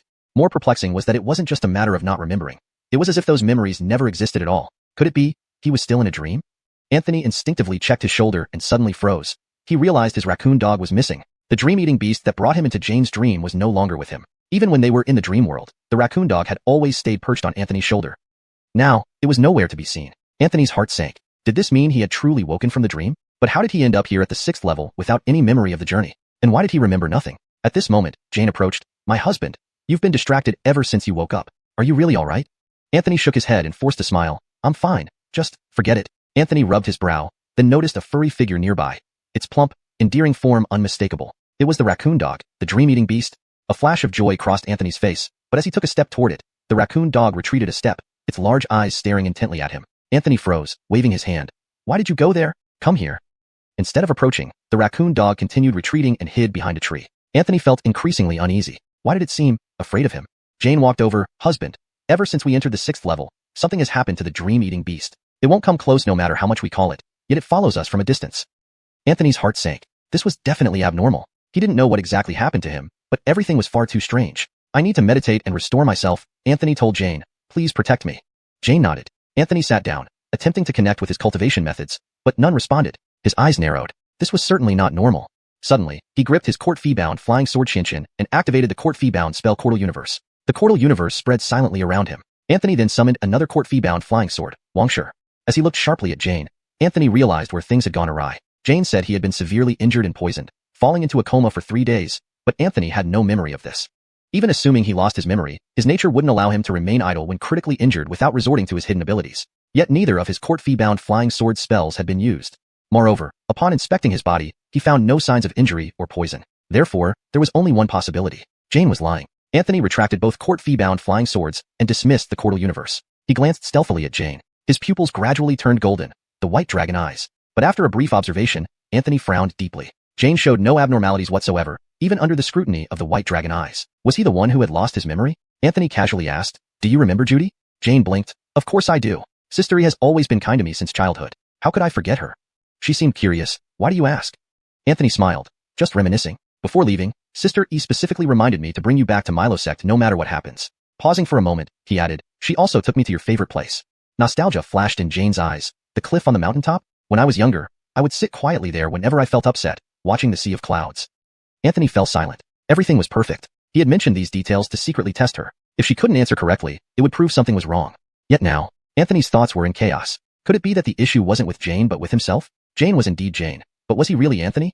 Rubbing his brow again, Anthony felt the situation was peculiar. Extremely peculiar. Something still felt off, but he couldn't put his finger on it. Casually glancing at the raccoon dog again, he noticed it hadn't moved away, but it remained at a distance. Not moving, yet not approaching. Suddenly, Anthony's pupils dilated. Approach. He finally realized what was wrong. Translation notes asterisk. Names like Blythe and Jadeo Mohan are kept in pinyin form to maintain authenticity. The structure and flow of paragraphs are preserved as in the original text. Effort is made to keep the tone and style consistent with the original narrative. Natural English phrasing is ensured while staying true to the context. Hashtag chapter 178. You are not Jane. Who are you? It was a tiny detail that Anthony had completely missed, but this little raccoon dog had given him inspiration. Was the raccoon dog truly afraid of him? No, not him. Could it be that the raccoon dog was afraid of Jane? That's why it never dared to come close. And there was another point that now made Anthony's hair stand on end when he thought back. Ever since he had awakened, Jane seemed to have always been very close to him. Though they had just reunited after a long separation, at this moment and place, this closeness only brought Anthony endless chills, because Jane had never been more than 7 steps away from him. Now, thinking back, Jane seemed to have been deliberately maintaining this distance. Sweat had begun to seep through his palms. If his guess was correct, the Jane before him might very well not be Jane at all, and something Anthony had never seen before. To verify this conjecture, Anthony stood up and casually started walking in some direction. His steps were slow, so slow as if he was deliberately waiting for Jane to catch up. Anthony counted his steps. He was only 3 steps away from Jane. Could this mean that he could only distance himself 4 steps? If Jane caught up after 4 steps, it would confirm his hypothesis. If not, Anthony sighed. Then it must have been his mistake. 1 step, 2 steps. Jane still showed no reaction, eyes closed, meditating or perhaps dozing off. 3 steps, 4 steps. This was the final step, yet Jane remained motionless. After taking this last step, if Jane still did nothing, Anthony really wouldn't know what to do. He took a deep breath and stepped out. Jane remained stationary, still seated as if in meditation or asleep. Anthony's heart sank. Was he wrong all along? He felt despondent. What exactly had happened to him? Anthony rubbed his temples hard. Since it wasn't about the distance, could it be about the place? Anthony decided to walk around and see if he could find any clues. But just as Anthony had taken 2 steps, about to take the 3rd, Jane's voice suddenly rang out behind him. "Husband, where are you going? You're injured. It's not convenient to move about. You need to rest." While speaking, Jane approached Anthony. Anthony paused. He was facing away from her and said, "I'm fine. I just want to look around." As he spoke, Anthony quickened his pace and walked forward a few steps. Jane also sped up, catching up quickly. "Husband, it's dangerous here. Let me accompany you." Anthony's eyes narrowed slightly. He abruptly changed direction, heading towards where the raccoon dog was hiding. Jane stayed right behind Anthony, while the raccoon dog kept retreating. Anthony understood. He had miscalculated the distance. Jane had kept the distance within 9 steps, not 7. It seemed something was indeed wrong with Jane. The raccoon dog wasn't afraid of him but of the Jane behind him. This realization sent a chill down Anthony's spine. The raccoon dog was a divine transformation realm powerhouse. If even it was terrified and forced to hide, what on earth could it be? Anthony dashed outward, and Jane instantly flashed, following closely behind in the blink of an eye. "Husband, where are you going? You're injured. It's not convenient to move." Anthony's heart sank again. He noticed a change in Jane's tone. Initially warm and affectionate, it now sounded cold and distant, almost mechanical. Anthony suddenly stopped and turned around. Jane was still within 9 steps of him. Could it be that once this distance was broken, something would happen? Anthony blurted out, "Lady, can you wait for me right here for a moment?" Jane had been smiling, but upon hearing Anthony's words, her expression turned icy. "Husband, where are you going? You're injured. It's not convenient to move." Anthony's expression changed. An ancient sword appeared instantly in his hand. "You're not Jane. Who are you?" Jane seemed unable to comprehend, repeating endlessly, "Husband, where are you going? You're injured. It's not convenient to move." Jane's voice grew colder, and her face became increasingly grotesque. Anthony squinted but hesitated, unsure of what to do. He didn't know if the Jane before him wasn't Jane at all or if Jane was controlled by something, turning into this. Jane's voice shifted from cold to sharp, her face twisted into a look of utter resentment. Anthony didn't know what this signified, but it definitely wasn't good. He leaped backward and unhesitatingly summoned his innate flying sword, Qianqian. In an instant, the miniature world of Qianqian unfolded, intending to trap Jane. But to his shock, this miniature world could not hinder Jane. Jane moved as if she was in her own domain. The miniature world couldn't confine her. It was as if it didn't exist in front of her. This was the first time Anthony's innate flying sword had failed him. Ordinarily, it was flawless in battle, but now, Anthony was utterly startled. Logically, this should be impossible. Jane was still within 9 steps of him, repeating those same words. Husband, where are you going? You're injured. It's not convenient to move. Jane's voice was completely altered. This wasn't a human sound. Her hair fluttered without wind, her black tresses writhing like countless snakes, eerily distorted. She stared straight at Anthony, her face grotesquely twisted, eyes filled with extreme malice. Anthony drew a deep breath. Whatever you are, you won't stop me. Anthony put away Qianqian and summoned another innate flying sword, Wangshi. Without hesitation, he activated his innate power. If spatial confinement couldn't hold her, he doubted even time could stop her. In an instant, time seemed to freeze, halting Jane's movements. 5 breaths. Anthony had only 5 breaths. He dashed backward, enough to distance himself from Jane, breaking that 9-step boundary. But just as Anthony was about to move, he noticed. Jane seemed to move slightly. Struck by a bolt of lightning, Anthony dared not delay further. With all his might, he dashed towards the direction of the raccoon dog. This time, the raccoon dog didn't flee. Clearly, Anthony's guess was correct. It wasn't afraid of him, but of Jane. Suddenly, Jane moved too. Indeed, even time's freeze couldn't completely restrain Jane. Just a brief pause. But that brief pause gave Anthony the chance he needed. He scooped up the raccoon dog and looked back. At that moment, he was finally out of that distance. But the sight before him made Anthony shudder all over, as if plunged into an ice cellar. Note, Qianqian is translated as pastimes, and Wangshi as memories to maintain the style and meaning of the original text. However, if you prefer to keep the names phonetically, they can be written as Qianqian and Wangshi. Chapter 179. Are you courting death? Anthony.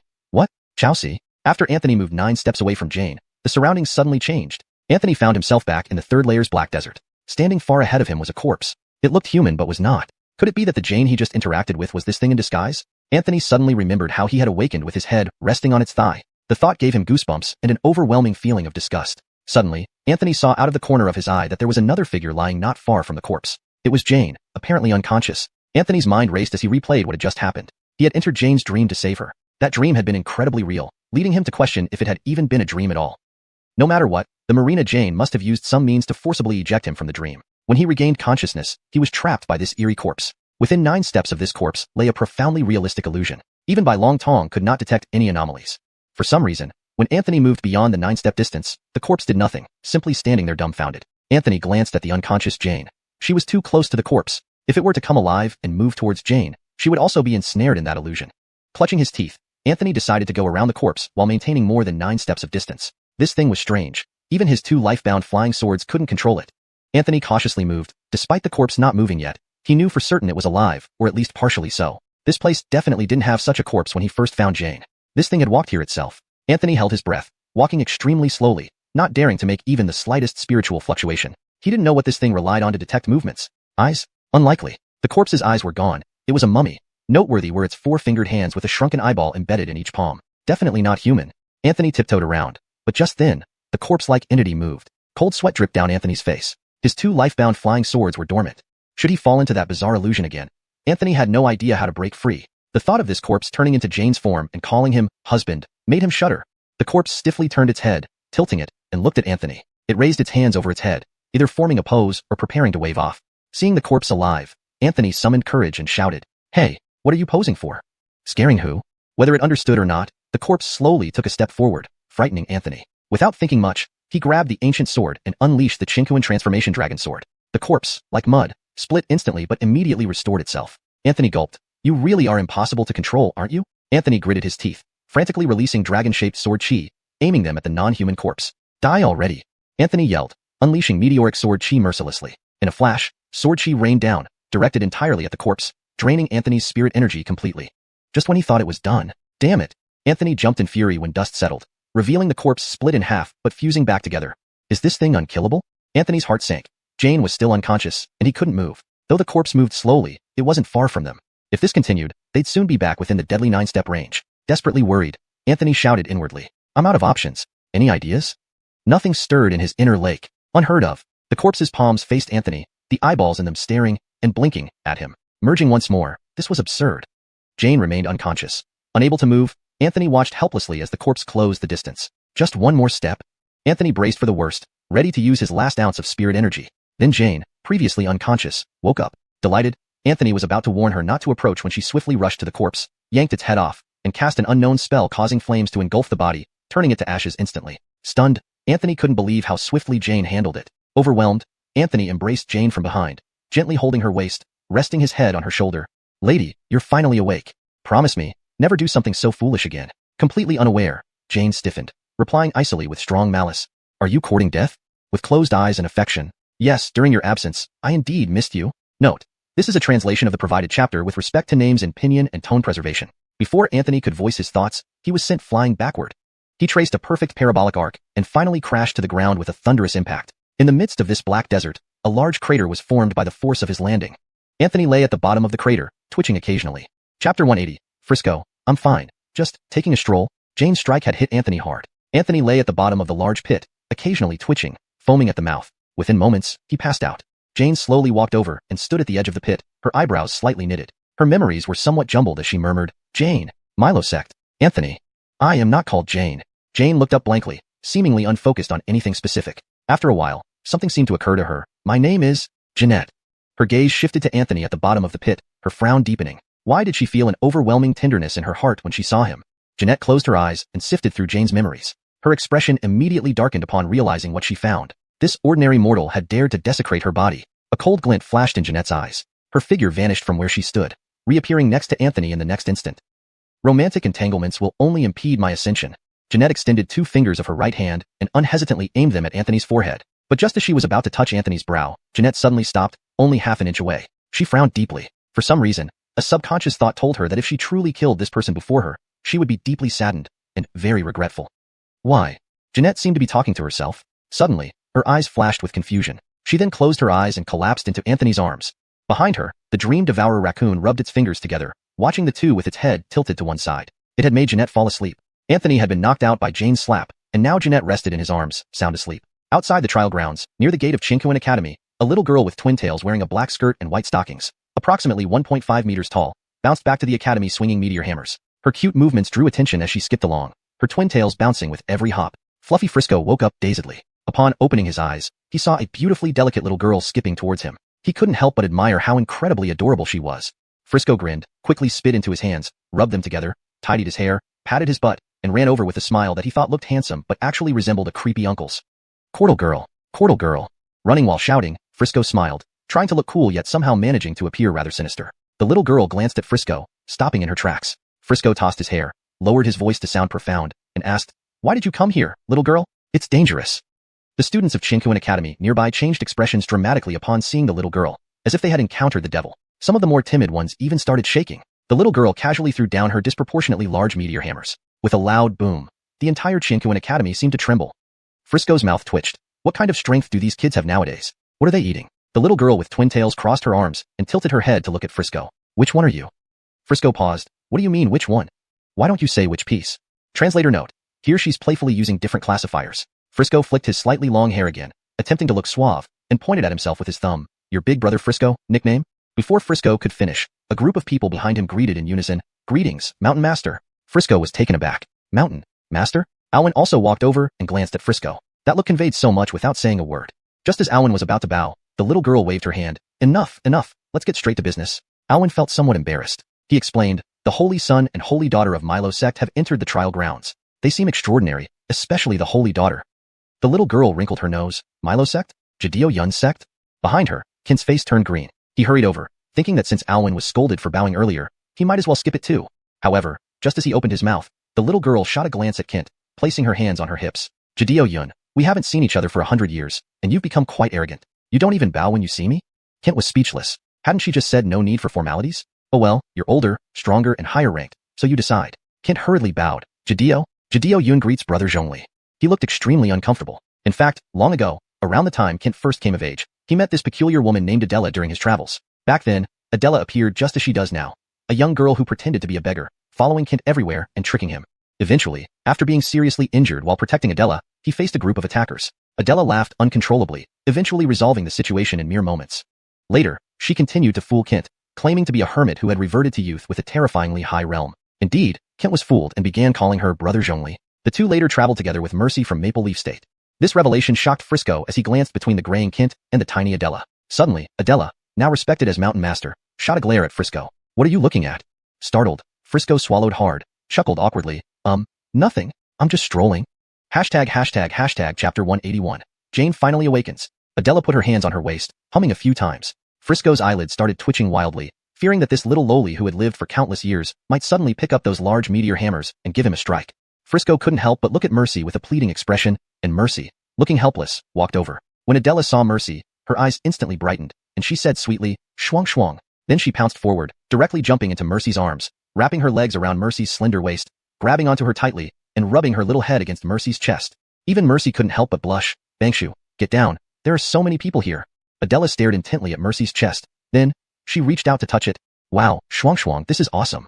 Mercy quickly put Adela down, her face flushed, even giving the top of Adela's head a light tap as if reprimanding her. Seeing this scene, Frisco was in awe. The teacher was truly impressive. Adela and Mercy had always gotten along very well back then, their relationship very close. Adela pointed at Frisco standing there. "That clumsy boy is your disciple? I noticed his boxing intent is somewhat similar to yours." Mercy nodded. Adela seemed to remember something and looked towards Kent. "Cordell Yun, come here." Kent had a sullen face but dared not protest, fearing another beating, and slowly walked over, clearly uncomfortable. Adela asked curiously, "Have you two had kids yet? How many?" Kent's eye sockets twitched, nearly spitting out a mouthful of old blood. Mercy also had an odd expression before coldly snorting, "He didn't want me. We broke up long ago." "Ah." Adela widened her eyes. Kent looked embarrassed. Adela sighed and lectured, Cordell Yun, you shouldn't have done that." At this moment, Alwyn walked over, awkwardly saying, "Mountain Lord," about the trial ground. Adela paused, then slapped her forehead with a loud, "pa" sound, turning red. Her hand strength was truly immense. Adela jumped, rushing to the shattered mirror, squinting her big eyes and clicking her fingers again. Of course, this time it wasn't hitting herself. This time, she snapped her fingers. Subsequently, everyone saw the mirror's surface begin to repair itself slowly, and in just a few blinks, it was completely restored. Adela snapped her fingers once more, but nothing happened. She was confused, eyebrows furrowed.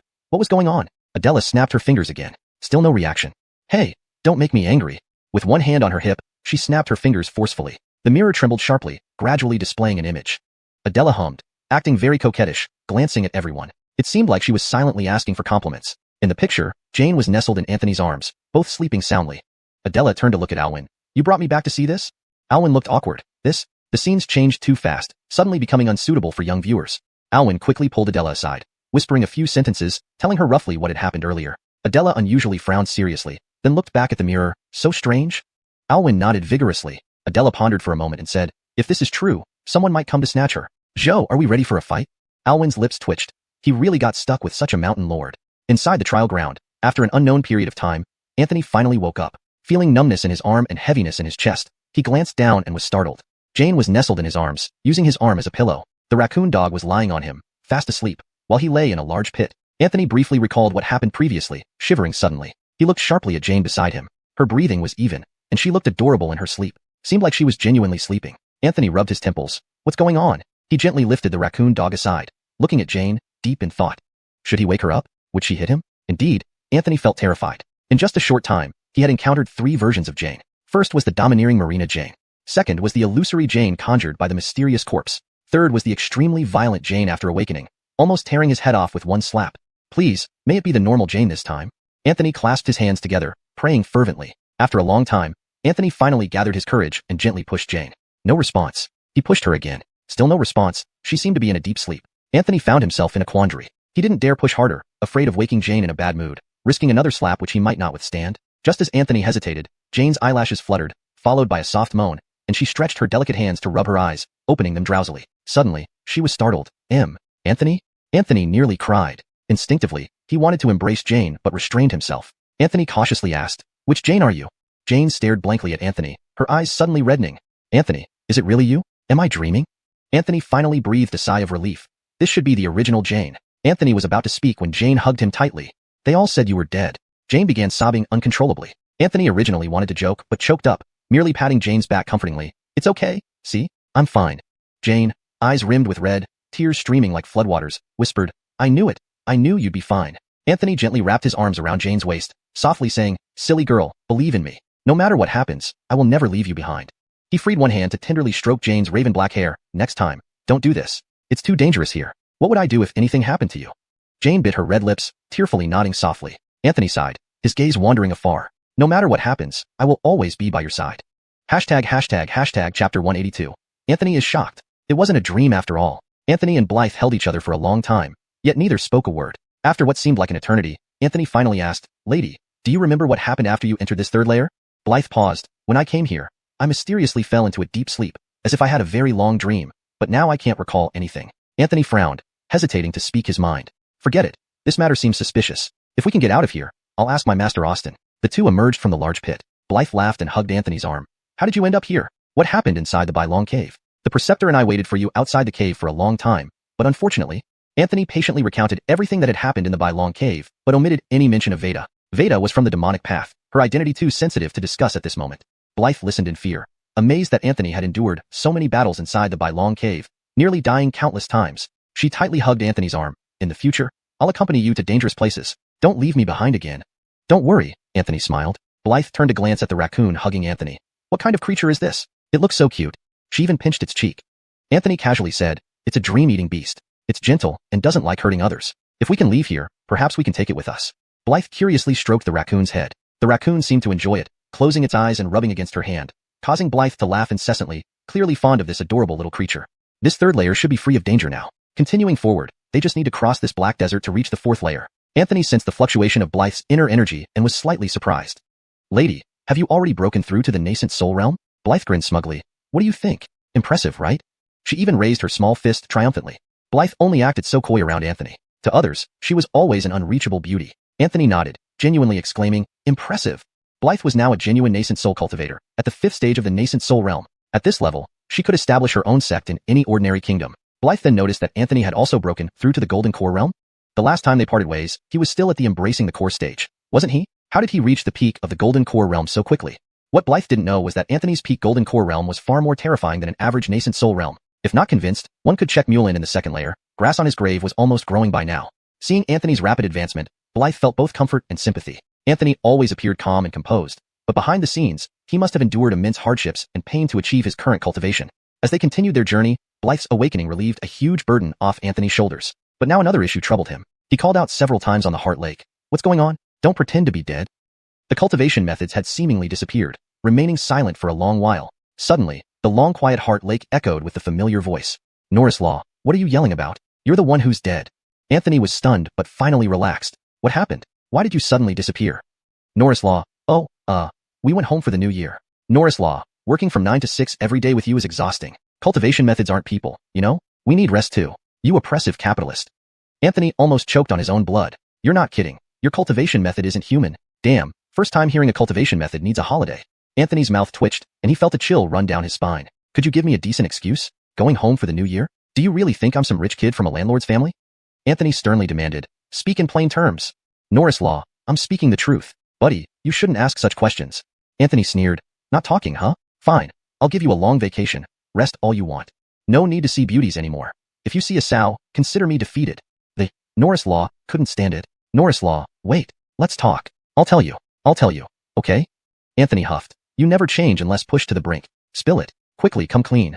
Norris Law, specifics will be revealed later. Knowing it now wouldn't benefit you. I can only tell you that what you saw in her dream isn't a dream. Norris Law, consider the version of her in your dreams as Blythe's past life. The Blythe beside you may have awakened memories of her past life. If she suddenly changes drastically, don't panic. Just run away to avoid being killed. That Marina isn't simple. Anthony's expression changed dramatically. He suddenly remembered when Blythe first woke up, slapping him almost to death. Could she be that Marina?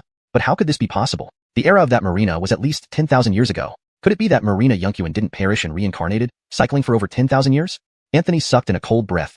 This sounded incredible. But earlier, Blythe didn't seem like the Blythe he knew. Moreover, she instantly destroyed that extremely troublesome corpse upon waking. Though Blythe was now 5th stage nascent soul, it seemed unusual for her to possess such formidable killing power.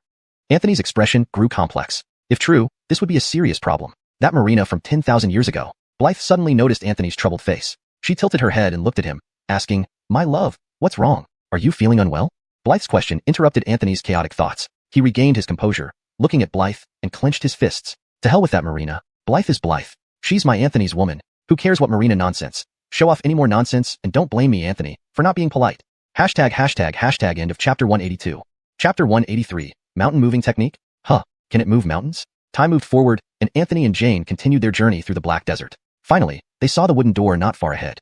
Anthony let out a sigh of relief. Jane gently held Anthony's hand. Beyond this door lay the 4th level. No one knew what dangers it might hold, but from the previous 3 levels, it was clear that the 4th would be no simple matter. Anthony's expression gradually became resolute. No matter what lay ahead, he would lead Jane out of this trial ground. Together, they stepped through the door, once again experiencing a disorienting sensation. Moments later, a towering mountain, seemingly reaching the heavens, came into view. This is... Anthony frowned slightly. The mountain before him was incredibly high. So high that one couldn't see its peak. It stood like a pillar holding up the sky in front of them. Jane also looked astonished by the sight of the mountain, which was truly awe-inspiring. She had never seen such a tall mountain. Anthony tilted his head back slightly. I think the 4th trial must involve climbing this mountain. Jane nodded and smiled at Anthony. With you here, I fear nothing, even if it means crossing a mountain of knives or a sea of fire. Warmth filled Anthony's heart. He smiled but said nothing. However, deep down, he murmured to himself, if it really turns out to be a mountain of knives or a sea of fire, I'll face it alone. Hand in hand, they began their ascent. As they climbed, everything seemed normal, just like an ordinary mountain, with only the restriction that they couldn't fly or use flying swords. But the less resistance there was, the more Anthony grew concerned. He had begun to understand the nature of this trial ground. The more harmless a place appeared, the more dangerous it truly was. Finally, after half a day of climbing, a problem emerged. Anthony suddenly noticed that his footsteps had become heavier, not because he was tired, but because the gravity increased as they climbed higher. Jane obviously felt it too. She stopped and pondered for a moment before saying, Husband, it seems this mountain has increasing gravity. Anthony nodded. The gravity on this mountain intensified with height. Given the mountain's immense height, Anthony couldn't imagine how terrifying the gravity at the peak would be. Taking a deep breath, he said, let's keep going. Anthony's body was already exceptionally strong. This type of gravity could help solidify his martial arts foundation, providing excellent training. For Jane, at the 5th layer of the nascent soul realm, the current gravity posed little challenge. They walked for a full day, climbing so high that looking down, they could no longer see the ground. Clouds swirled around them as if they were among the clouds. Night fell, and the gravity grew increasingly stronger. Sweat beaded on Jane's forehead, and Anthony was breathing heavily, his clothes nearly drenched in sweat. Looking up, the peak remained unseen. Truly, mountains are deceptive things, Anthony muttered bitterly. He turned to Jane and tenderly adjusted her hair, saying softly, let's rest for a bit. Seeing the sweat on her forehead, Anthony felt a twinge of concern. Jane smiled and nodded. They sat down, enjoying the moonlight and gazing into the distance. Clouds flowed past, and the landscape below stretched out beneath them. The bright moon above seemed almost within reach. Jane sighed gently. We've been focused on the journey, but we missed all these beautiful sights along the way. Anthony crossed his arms and grinned at Jane. I disagree. Jane tilted her head. Anthony chuckled. To me, you're the most beautiful scenery. Blushing deeply, Jane lowered her eyes, shy yet affectionate, leaving Anthony momentarily speechless. Unable to resist, he kissed her, causing Jane to close her eyes and turn even redder. Under the moonlight, amidst the mountain breeze and clouds, the couple embraced and kissed. Outside the trial ground, the students of Kunlun Academy blushed furiously. Female students who still harbored hopes for Anthony now looked furious. Hell, what kind of scene is this? Are you serious? This guy is feeding us dog food right here? Can't we catch a break? No dog food here. You single dogs should call him a lone wolf. Haha, lone wolf? More like a one-eyed wolf. Despite their banter, no one commented on the beautiful scene in the mirror. While those girls felt despondent, generating resentment points for Anthony, Kent wore a fatherly smile. Adela glanced at Kent and remarked with a peculiar expression, You have the nerve to laugh? If you were half as capable as your disciple, you wouldn't still be a bachelor. Kent's smile froze. He subconsciously looked at Mercy, only to find her glaring at him. Kent quickly turned away. Inside the trial ground, Anthony listened to the continuous notifications from his mind lake, feeling somewhat awkward. Your transformation of 10,000 things skill received deep resentment from Kunlun Academy's Jaden Shui. Skill proficiency increased to 16% mastery supreme. Your transformation of 10,000 things skill received resentment from Kunlun Academy's Su Mei. Skill proficiency increased to 17% mastery supreme. Your transformation of 10,000 things? Anthony was puzzled. Why were they all women? Jane leaned against Anthony's shoulder, casually saying, This mountain is much taller and has better scenery than ours at Milo Sect. Anthony nodded and joked, Really? Do you like it? Cork it so much that you want to move it. Suddenly, Anthony paused in shock. Move it? Huh. I have a mountain moving technique? Can it be used for climbing? Intrigued, Anthony stood up eagerly while Jane looked at him curiously, wondering what he was about to do. Anthony took a deep breath and activated the mountain moving technique. True to its name, it not only enhanced all his attributes, but also possessed the power to move mountains. Of course, with Anthony's current level, moving the entire mountain was out of the question. But maybe it could offset the gravity here. That would make climbing much easier, wouldn't it? He gave it a try. Chapter 184. Blythe. Anthony, slow down, you're too fast. The proficiency of the mountain moving technique has now reached 80% of ultimate perfection. However, it's uncertain if it can negate the gravity here. Anthony closed his eyes slightly and activated the mountain moving technique. After a moment, he suddenly opened his eyes, filled with excitement. He did a backflip on the spot and started laughing heartily towards the sky. Blythe quickly stood up, looking at Anthony with concern. Husband, are you okay? Anthony replied excitedly, I'm fine. We can pass through the 4th level right away. Blythe looked up, gazing at the towering mountains that seemed to stretch endlessly into the clouds. Despite having climbed all day, they still had a long way to go. Moreover, the higher they climbed, the stronger the gravity became. How could they pass so quickly? Worried that Anthony might be impatient, Blythe consoled him. It's okay, husband. We will eventually climb up. Don't rush. Anthony ran to Blythe, picked her up without a word, and carried her on his back. This action startled Blythe. She quickly wrapped her arms around Anthony's neck, her face flushing red. Husband, what are you doing? Anthony was momentarily confused. Here? Not quite suitable, is it? Now it was Blythe's turn to be puzzled. What wasn't suitable? Anthony realized his misunderstanding and laughed awkwardly. No, it's fine. I'll carry you so you won't get tired. Touched by Anthony's thoughtfulness, Blythe still felt worried because the gravity grew stronger the higher they went. Husband, it's fine. Let me walk myself. Anthony grinned. No problem. I found a way to counteract the gravity here. Blythe was stunned. What? Anthony laughed. Don't worry. The gravity won't affect me anymore, so carrying you is completely fine. With a burst of energy, Anthony laughed again. Let's go. He began running up the mountain with Blythe on his back, moving effortlessly. Previously, their climbing speed had been slowed by the gravitational force, but now without its influence, Anthony climbed as if it were just an ordinary mountain. Outside, the onlookers watched in disbelief. A novice student whispered to an older classmate, "This fourth trial seems pretty easy?" A veteran of the Kunlun Academy rolled their eyes. This mountain is called Nine Strata Mountain, towering 99,009,999 feet high. Gravity increases drastically as one ascends. Even a lump of iron thrown here would be flattened instantly. Do you think it's easy? If you can do it, go ahead. The novice blinked, pointing at Anthony in the mirror. I can't, but he can. How does he climb so fast? The senior student was speechless. Who could answer this? Just like that, Anthony moved swiftly across the towering Nine Strata Mountain like a dragon out at sea, a horse breaking free from reins, or a wild dog escaping from a cage.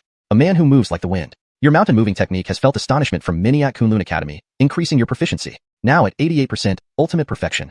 Blythe, blushing, rested her face against Anthony's back. Anthony smiled broadly, feeling the softness of her touch. He sped up even more, his steps becoming more bumpy.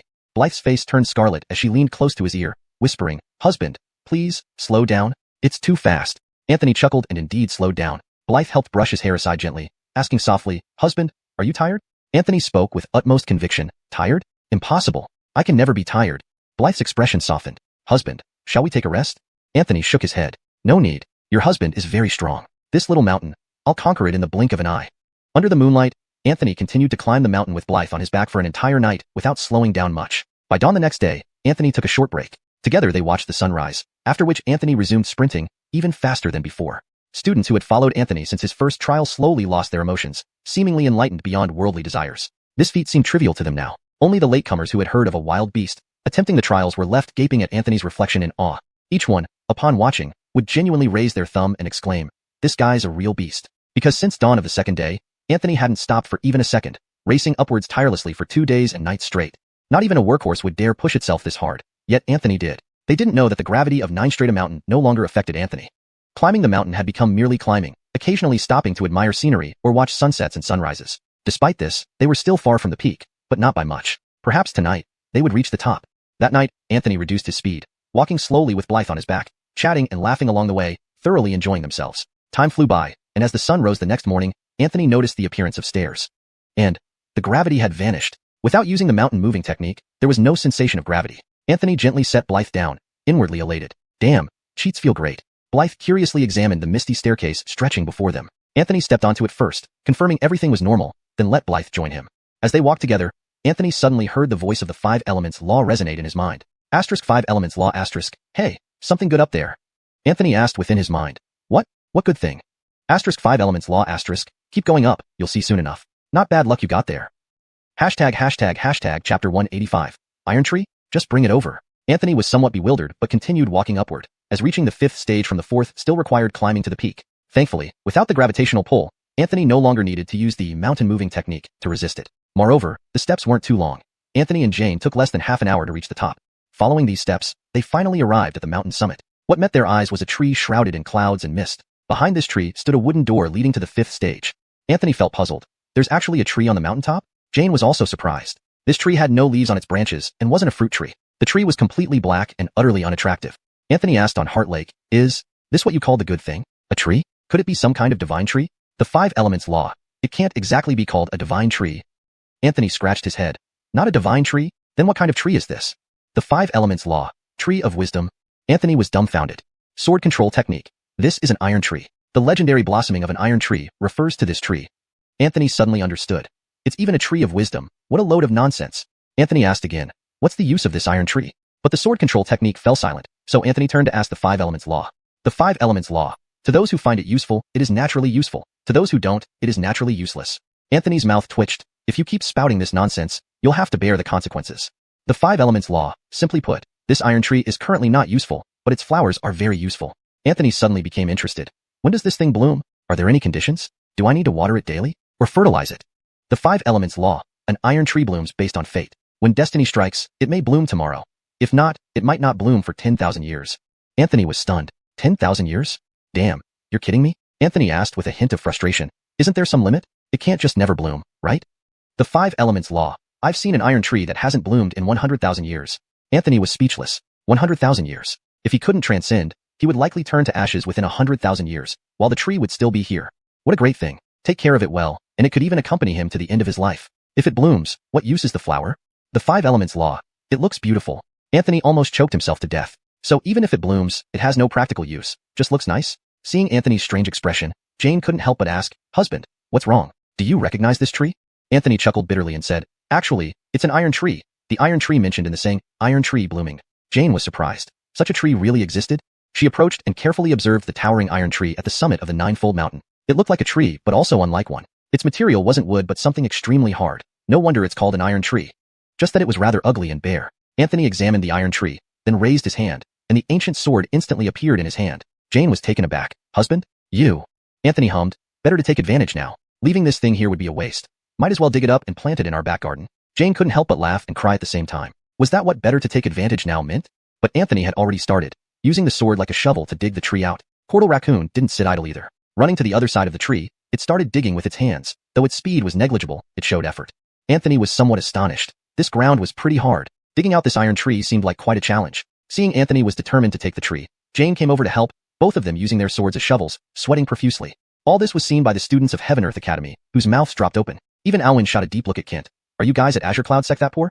Every time your disciple invades our trial grounds, it's like being burglarized. Probably won't be usable afterward. Kent's expression turned awkward. He coughed into his hand, pretending to be serious, but secretly gave Anthony a thumbs up. Good boy, well done. Follow my lead. After a long time, the 2 humans and 1 beast finally dug out the iron tree. Fortunately, it was bare and small enough to fit inside the pocket object. Drenched in sweat, Anthony muttered to himself, Damn it, hiking isn't this exhausting. This ninefold mountain is truly hard. Successfully moving the tree into the pocket object, Anthony slumped on the ground, breathing deeply. Jane walked over and wiped the sweat off his forehead. Husband, let's rest for a bit before we leave. Anthony nodded. They were already at the door. Passing through it would lead them to the 5th stage, so there was no rush. Suddenly, Anthony frowned. He looked sharply at the large pit where the iron tree used to be. A mysterious fluctuation began to emerge from the pit. In the next moment, Anthony felt a thunderous explosion in his mind. A terrifying gravitational force suddenly assaulted him. Anthony was instantly pressed down, as if the entire ninefold mountain was suddenly bearing down on him. He could clearly hear his bones creaking under the pressure, clearly unable to withstand it. Even his skin was being forced to ooze blood by this tremendous force. Jane wasn't faring well either. She collapsed to the ground, struggling against the sudden surge of overwhelming gravity. Cortal Raccoon was also pressed down, eyes rolling back, unmoving, possibly dead or unconscious. Anthony cursed inwardly. This gravitational force was too sudden, catching him off guard. Jadeo, Jane, are you alright? Anthony lay on the ground, barely managing to shout. He could hardly move. This gravitational force was simply too strong. His voice sounded hoarse. Jane struggled to reply, I'm fine. Being at the 5th level Yuaniing realm, her cultivation was higher than Anthony's, but her physique couldn't compare to Anthony's warrior of the 5th realm. Although she could still resist for a moment, she was clearly approaching her limits. Damn it! Anthony cursed inwardly and quickly activated the mountain moving technique. However, even after activating the technique, the gravitational force only slightly weakened. Anthony could only make minor movements. He couldn't escape easily as before. Anthony prepared to take Jane and Cortal Raccoon away from here immediately. They couldn't stay much longer. At that moment, the voice of the 5 elements law resounded in Anthony's mind once more. Chapter 186. The world's first suit of armor's greaves. Above the lake of the heart. The demon method. This time, there really is something good. After Anthony activated the mountain moving technique, he felt that the gravity in this place had indeed lessened somewhat. At least he could stand up and walk now. Hearing what the demon method said, Anthony was initially stunned, then shook his head. He himself had the mountain moving technique, but Jane and the little raccoon dog did not, putting them in a dangerous situation. Regardless of what treasures were below, he didn't have the time to deal with them now. He must first take Jane away from here. Demon method. This is really something good. Moreover, you should worry about yourself. Even if you are squashed into a meat patty, Jane and this dream-eating beast will be fine. Demon method. Did you forget the marina? Anthony froze. He really did forget about that part. Demon method. That marina won't let Jane die. If you die, she won't either. Hurry up and keep digging. If you miss this opportunity, you'll regret it when it's gone. At this moment, the long silent 8 Extremes fist actually spoke up too. 8 Extremes fist. It truly is something valuable with significant use. Anthony was somewhat surprised. He knew all too well the unpredictable nature of the demon method, which was quite unreliable. But the 8 Extremes fist was different. If it deemed something good and significantly useful, it definitely was. First, Anthony helped the little raccoon dog and Jane to their feet, placing them beside him. By using the mountain moving technique to counteract gravity, they could also withstand the force more easily. Then he started digging. Both methods only said that there was something valuable below, but didn't specify how deep it was. Anthony dug for a long time, sweating profusely. After all, even now, he was still affected by the gravity. Every move took much more effort than usual. Exhausted, Anthony sat on the ground, breathing heavily. Is this some kind of joke? How much longer do I need to dig? Demon method. Soon. Patience, young man. Anthony rolled his eyes, shakily stood up, and continued digging. In ancient times, there was a foolish old man who moved mountains. Today, there is Anthony digging through one. Without knowing how long it had been, Anthony was completely spent, asking the demon method over 10 times. Each time, the demon method would say, soon, very soon. Yet until now, Anthony hadn't seen a single thing. Was he going to have to dig through the entire 9 layers of the mountain? And the deeper he dug, the stronger the gravitational force felt. Eventually, even using the mountain moving technique barely made a difference. As Anthony plunged his sword down once more, a sudden metallic clang came from below. Anthony's expression changed dramatically. He quickly dug open the soil beneath, revealing something indeed. Excited, Anthony knelt down, brushed off the dirt, and prepared to retrieve the buried object. But surprisingly, he couldn't lift it. No matter how hard he tried, the object didn't budge an inch. Bloody hell, what is this? Anthony felt helpless. 8 Extremes fist, blood drop. Huh. Anthony was puzzled. Suddenly, he thought of something. Could this be part of a whole suit of armor? His gaze fell upon his right hand, where he wore a forearm guard. Originally covered in rust, the forearm guard had become refreshed by Anthony's constant nourishment with his blood. It was now silver with intricate patterns that turned dark red whenever fed by blood. Could this item be another piece of the same set of armor? Anthony's heart raced. After all, this suit of armor was of immense origin. The first armor in human history. The progenitor of all armors in the world. All subsequent armors were imitations of this suit. Using his sword, Anthony cut his palm, letting drops of blood fall onto the mysterious armor piece. As his blood splattered onto the armor, the entire 9-layered mountain trembled violently, and the heavy gravity vanished instantly. Anthony looked around happily. The gravity was indeed gone. He hurriedly retrieved the buried armor piece, finally seeing its true form. It was a pair of greaves, leg guards, but like the forearm guard initially, it was rusty, looking completely dilapidated. Anthony shook off the old soil and wiped it clean. 8 Extremes fist, try wearing it. Without hesitation, Anthony tied it around his legs. Suddenly, an overwhelming force enveloped him. Anthony's expression changed instantly. He found it impossible to take a step. Grimacing, he asked, care to explain? 8 Extremes fist, you'll get used to it. Then it went silent. Taking a deep breath, Anthony forced a smile before cursing out loud. His legs felt as if filled with lead, unbearably heavy. Unable to walk, bending down to try to remove the greaves, he realized they wouldn't come off no matter what. Anthony's face darkened even more. Straining every muscle, he managed to take a step. Eventually, Anthony just gripped his thighs with both hands, lifting his legs with great effort. It felt like carrying a mountain on his legs. Anthony almost lost sensation in his legs, annoyed and exhausted. Finally, after what seemed like forever, Anthony climbed out of the deep pit. He nearly cried out in frustration. It was too hard. Taking a deep breath, Anthony stood still, contemplating life. Since the gravity had completely disappeared here, possibly due to the greaves, Jane woke up shortly. Upon waking, she noticed Anthony standing there, sighing deeply. Master? Anthony turned around and saw Jane awake. He managed a weak smile. Ow, wake up. Jane rubbed her temples, slowly standing up. She saw a deep pit on the ground, and Anthony covered in dust, seemingly just crawling out. Master, what happened? She asked curiously. Anthony's face stiffened. He scratched his head and explained everything. Jane blinked, looking at Anthony, then at the greaves on his legs, unable to hold back a laugh. Anthony's face turned green. My lady, please stop laughing and help me up. I'm numb, so numb. Translation ends here while keeping consistent style, structure, and paragraph breaks as the original. This ensures the storyline and logic cohere with previous content, maintaining the intended tone and narrative flow. Chapter 187. Shock to all. Anthony did not rush to the 5th level, because he could hardly walk. Jane had been supporting him all along, like a virtuous wife who never left her paralyzed husband's side after many years. This pair of armor leg wraps was indeed too heavy. It truly felt like carrying a mountain on his legs, making each step a struggle. If he didn't quickly adapt to this heaviness, the road ahead would be extremely difficult. Madam, please take a rest. I'll adapt by myself. Jane replied with concern. I should stay with you. Your movements are inconvenient now, and I'm worried about you. Anthony smiled broadly. Don't worry. I'll just walk around the mountaintop casually. Seeing Anthony's determined expression, Jane didn't argue further. After all, as Anthony mentioned, these armor leg wraps were a rare treasure. Although they made movement difficult now, gradually adapting to their weight would significantly enhance his martial physique. Anthony also treated it as part of his training. When he first entered this trial ground, he rushed forward to find Jane, worrying about her safety. Now that he was reunited with Jane, there was no need to hurry. This trial ground of the Qinghuan Academy was indeed quite unique, offering great improvement at every stage. Since he had come, he might as well make the most of this opportunity to boost his strength here. Anthony took heavy steps, walking on the mountaintop. Gradually, Anthony became somewhat accustomed to this weight. He activated his martial body True Qi and began the 9-step pylon walking practice. The 8 Desolations Fist once said, after throwing millions of punches, the meaning of fist intent naturally emerges. In the path of martial arts, there are no shortcuts. It's only about honing the body, year after year, day after day. Slowly, Anthony started walking downhill at a steady pace, repeatedly practicing those 9 steps. On the path of martial arts, there are no overly complex fist techniques. All fist techniques are but the single log helping one cross a river. Once across, seeing a new world, the significance of these techniques diminishes. When one reaches the pinnacle of a martial artist, every movement is imbued with meaning. Every move becomes both intention and technique, no longer needing to consciously seek rigid forms. Of course, Anthony was still far from that level. Standing atop the mountain, Jane watched Anthony's back, feeling both pain and relief. He really kept trying. Jane exhaled softly. I must work hard to become stronger too. She sat in lotus position, focusing her chi on her dantian, beginning her cultivation. For some reason, Jane felt her cultivation progressing very smoothly lately. Places that were previously clouded in her practice suddenly cleared up, as if guided by a celestial being. After just a few cycles of chi circulation, Jane felt not only that her path to breakthrough was unobstructed, but also that her speed of absorbing spiritual energy and renewing old chi was much faster than before. Unconsciously, Jane was about to break through to the 6th layer of the nascent soul realm. This terrifying cultivation speed and innate talent were truly astonishing. Even Heron outside the trial ground was slightly surprised. This little girl has an extraordinary talent. Alwyn also nodded repeatedly. Until now, I've never seen anyone advance so smoothly. Heron rubbed his chin. According to what Alwyn mentioned earlier, this Jane seemed to have undergone subtle changes after waking up from the dream in the 3rd layer. And that dream was rather horrifying. An ancient immortal palace? Quite interesting. Inside the trial ground, the raccoon somehow ran into the large pit, rolling around and getting completely black.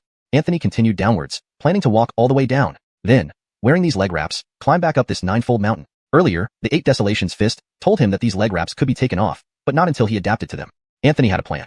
If he could move swiftly while wearing these heavy leg wraps, how terrifying would his speed and reaction time be when he removed them during combat? Anthony couldn't even imagine it. Moreover, the 8 Desolations Fist said that once he fully adapted, these leg wraps would no longer feel heavy, becoming instead lighter and more agile. They would greatly enhance his speed, but reaching this point required much effort. However, Anthony wouldn't give up. The first step was to start with this mountain. Sunset gave way to moonrise, stars moved across the sky. No one knew how long it took, but Anthony finally descended from the mountaintop to the foot of the mountain. It seemed everything was starting anew. These days, Anthony's legs endured immense pain daily. That indescribable soreness and the excruciating sensation of muscles dissolving constantly tormented Anthony's nerves. Many times, Anthony's legs gave out, causing him to kneel on the ground, losing all feeling. Anthony often doubted whether his legs had become useless, but he struggled to stand, trembling despite the pain, gritting his teeth and raising his martial body True Qi to continue the 9-step pylon walking, striking without pause. Watching this scene, those outside fell silent. Many students truly began to admire Anthony at this moment. Even Brendan couldn't help but nod approvingly. In the path of martial arts, Anthony seeks his own unique path. In the mountains, another high peak arises. Frisco hurriedly asked, "What about me? What about me? Compliment me a bit?" Brendan glanced at Frisco. If your master still has ambition, perhaps she should accept another disciple. You? Hee. Brendan seemed to say nothing, yet also seemed to have said everything.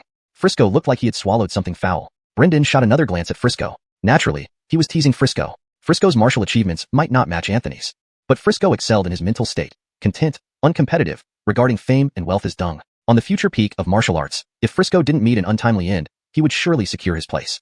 Brendan silently marveled. What a bountiful year.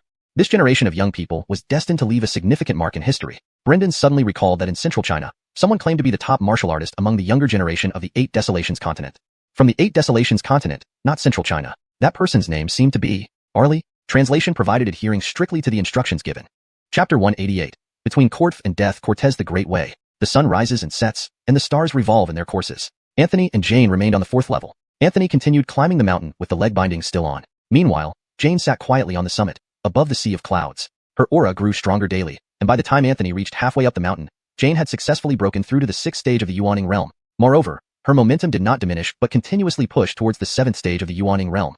This scene left the spectators outside speechless. Ken was somewhat worried now. Jane had grown up at Milo sect. Although her talent was indeed exceptional, she had never advanced so swiftly before. Now, her advancement seemed as fluid as flowing water, which naturally made Kent concerned, unsure whether this was a blessing or a curse. As for Anthony, he had long passed the halfway mark. Although he had yet to fully adapt to the heaviness of the leg bindings, it no longer hindered his normal movement. Anthony could feel that he was like a wild beast restrained in a cage, and the longer he remained confined, the more ferocious he would become upon release. Push harder. Anthony kept encouraging himself inwardly. Once he reached the summit, he could proceed to enter the next level. At this moment, the 8 Desolate Fist suddenly spoke from the Heart Lake. The 8 Desolate Fist. Do not take this small path any longer. Go to the steep side and climb there.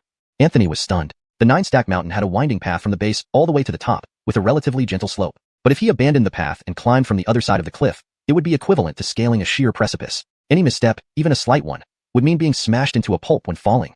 Although there was no gravity here, the restrictions were still in place. He couldn't ride the wind or wield a flying sword. Even with Anthony's 5th stage warrior physique, he might not survive such a fall. Anthony swallowed hard. This serious? The 8 Desolate Fist. We warriors open mountains when we see them, stop rivers when we encounter them.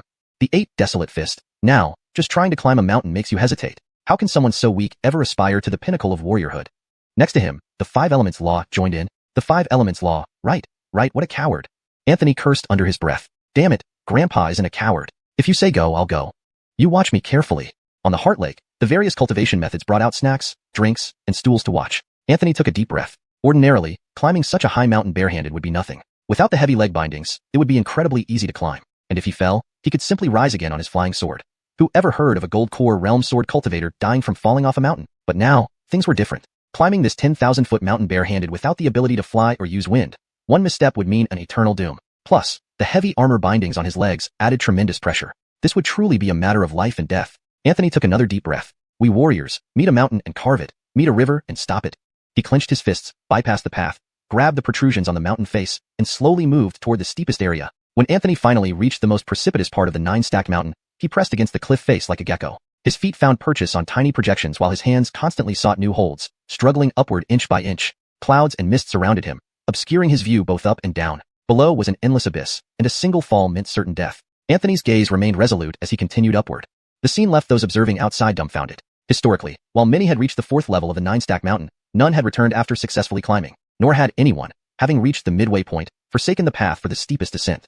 Anthony was the first person ever to do so. The first. Seeing this, Brendan's eyes narrowed, and he couldn't help but exclaim, good. At this moment, Brendan's heart, long stagnant, rippled slightly. This young man named Anthony reminded him of his younger self and stirred his admiration for talent. If this kid comes out alive, teaching him a move or two wouldn't hurt, Brendan murmured softly. These words were overheard by Adela, who was mildly surprised. Few could receive personal instruction from Brendan. In the testing grounds, ripples appeared again on Anthony's Heart Lake. Your mountain moving technique felt the shock from Core 2 Chung of the Chinquan Academy, increasing in proficiency. Current proficiency, Supreme Perfection 89%. Your mountain moving technique felt the shock from Ainsley of the Chinquan Academy, increasing in proficiency. Current proficiency, Supreme Perfection 90%. Your mountain moving technique felt the shock from Anthony's actions garnered much surprise, but he had no time to pay attention to the ripples on the Heart Lake. He was entirely focused, not daring to relax even the slightest bit. Any slackness could mean his death on the 9-stacked mountain. Between life and death lies the great way. Anthony muttered to himself, his eyes becoming devoid of sorrow or joy, unmoved. Unbeknownst to him, he had entered a profoundly mysterious state. When he faced his mirrored self in the 1st level, his mind was calm and clear of distractions. Anthony's movements became increasingly adept and graceful, like a nimble ape or a gecko on a cliff wall. At this moment, Anthony seemed impervious to external influences. In his heart, there was only one goal. Climb up. Stay alive. All previous life or death challenges had been unavoidable struggles. Even if you didn't want to fight, someone would push you into it. Not fighting meant death. Even if you didn't want to compete, someone would force a contest on you. Not competing also meant death. But this time, Anthony had set his own trap between life and death. Climbing up meant living. Not climbing up meant dying. Outside, observers instinctively clenched their fists, as if their breathing slowed. Anthony was getting closer and closer to the summit. Chapter 189. The 5th Layer's Guardian? Atop the mountain peak, a gentle breeze suddenly arose. Blythe's hair was stirred by the wind, and her bottleneck at the 6th stage of the nascent soul realm also seemed to loosen. Note, Pingjing at the 6th stage of the Inner Ying realm seems to be a direct transliteration which doesn't read naturally in English. Nascent soul realm is more commonly used terminology in English translations of cultivation novels. Unbeknownst to her, Blythe had already broken through to the 7th layer of the Yuaning realm. Note, Ying seems to be a repeated character error, and it should likely refer to Yuan Ing, which translates to profound baby, or often referred as a cultivation stage. The term layer is more commonly used in this context than stage. This pace of advancement was almost unprecedented. A gentle breeze caressed the mountain peak, while fierce gusts battered the cliff sides. Anthony's body swung like a disconnected kite against these sheer cliffs near the peak. His eyes remained calm and indifferent, like an ancient well undisturbed by ripples. Anthony glanced upward. There was nothing he could grab for leverage. Without hesitation, his right hand curved into a claw, plunging into the mountain wall to continue ascending. However, at that moment, the place where Anthony clung started to loosen, and stones began falling. Naturally, Anthony fell along with them. Outside, Kent's expression drastically changed. Anthony. He clenched his fists tightly. His face was filled with tension and worry. It looked like they were almost at the peak when this unexpected incident occurred. Inside the mirror, it became blurred as countless pieces of rock rained down, making it impossible to see Anthony. Kent stared intently at the mirror, trying to spot Anthony amidst the falling rocks, but alas, he couldn't find any trace of him. In an instant, Kent's eyes turned red. Brendan frowned. This shouldn't have happened. Only Adela remained the most composed, viewing life and death as part of the grand cycle.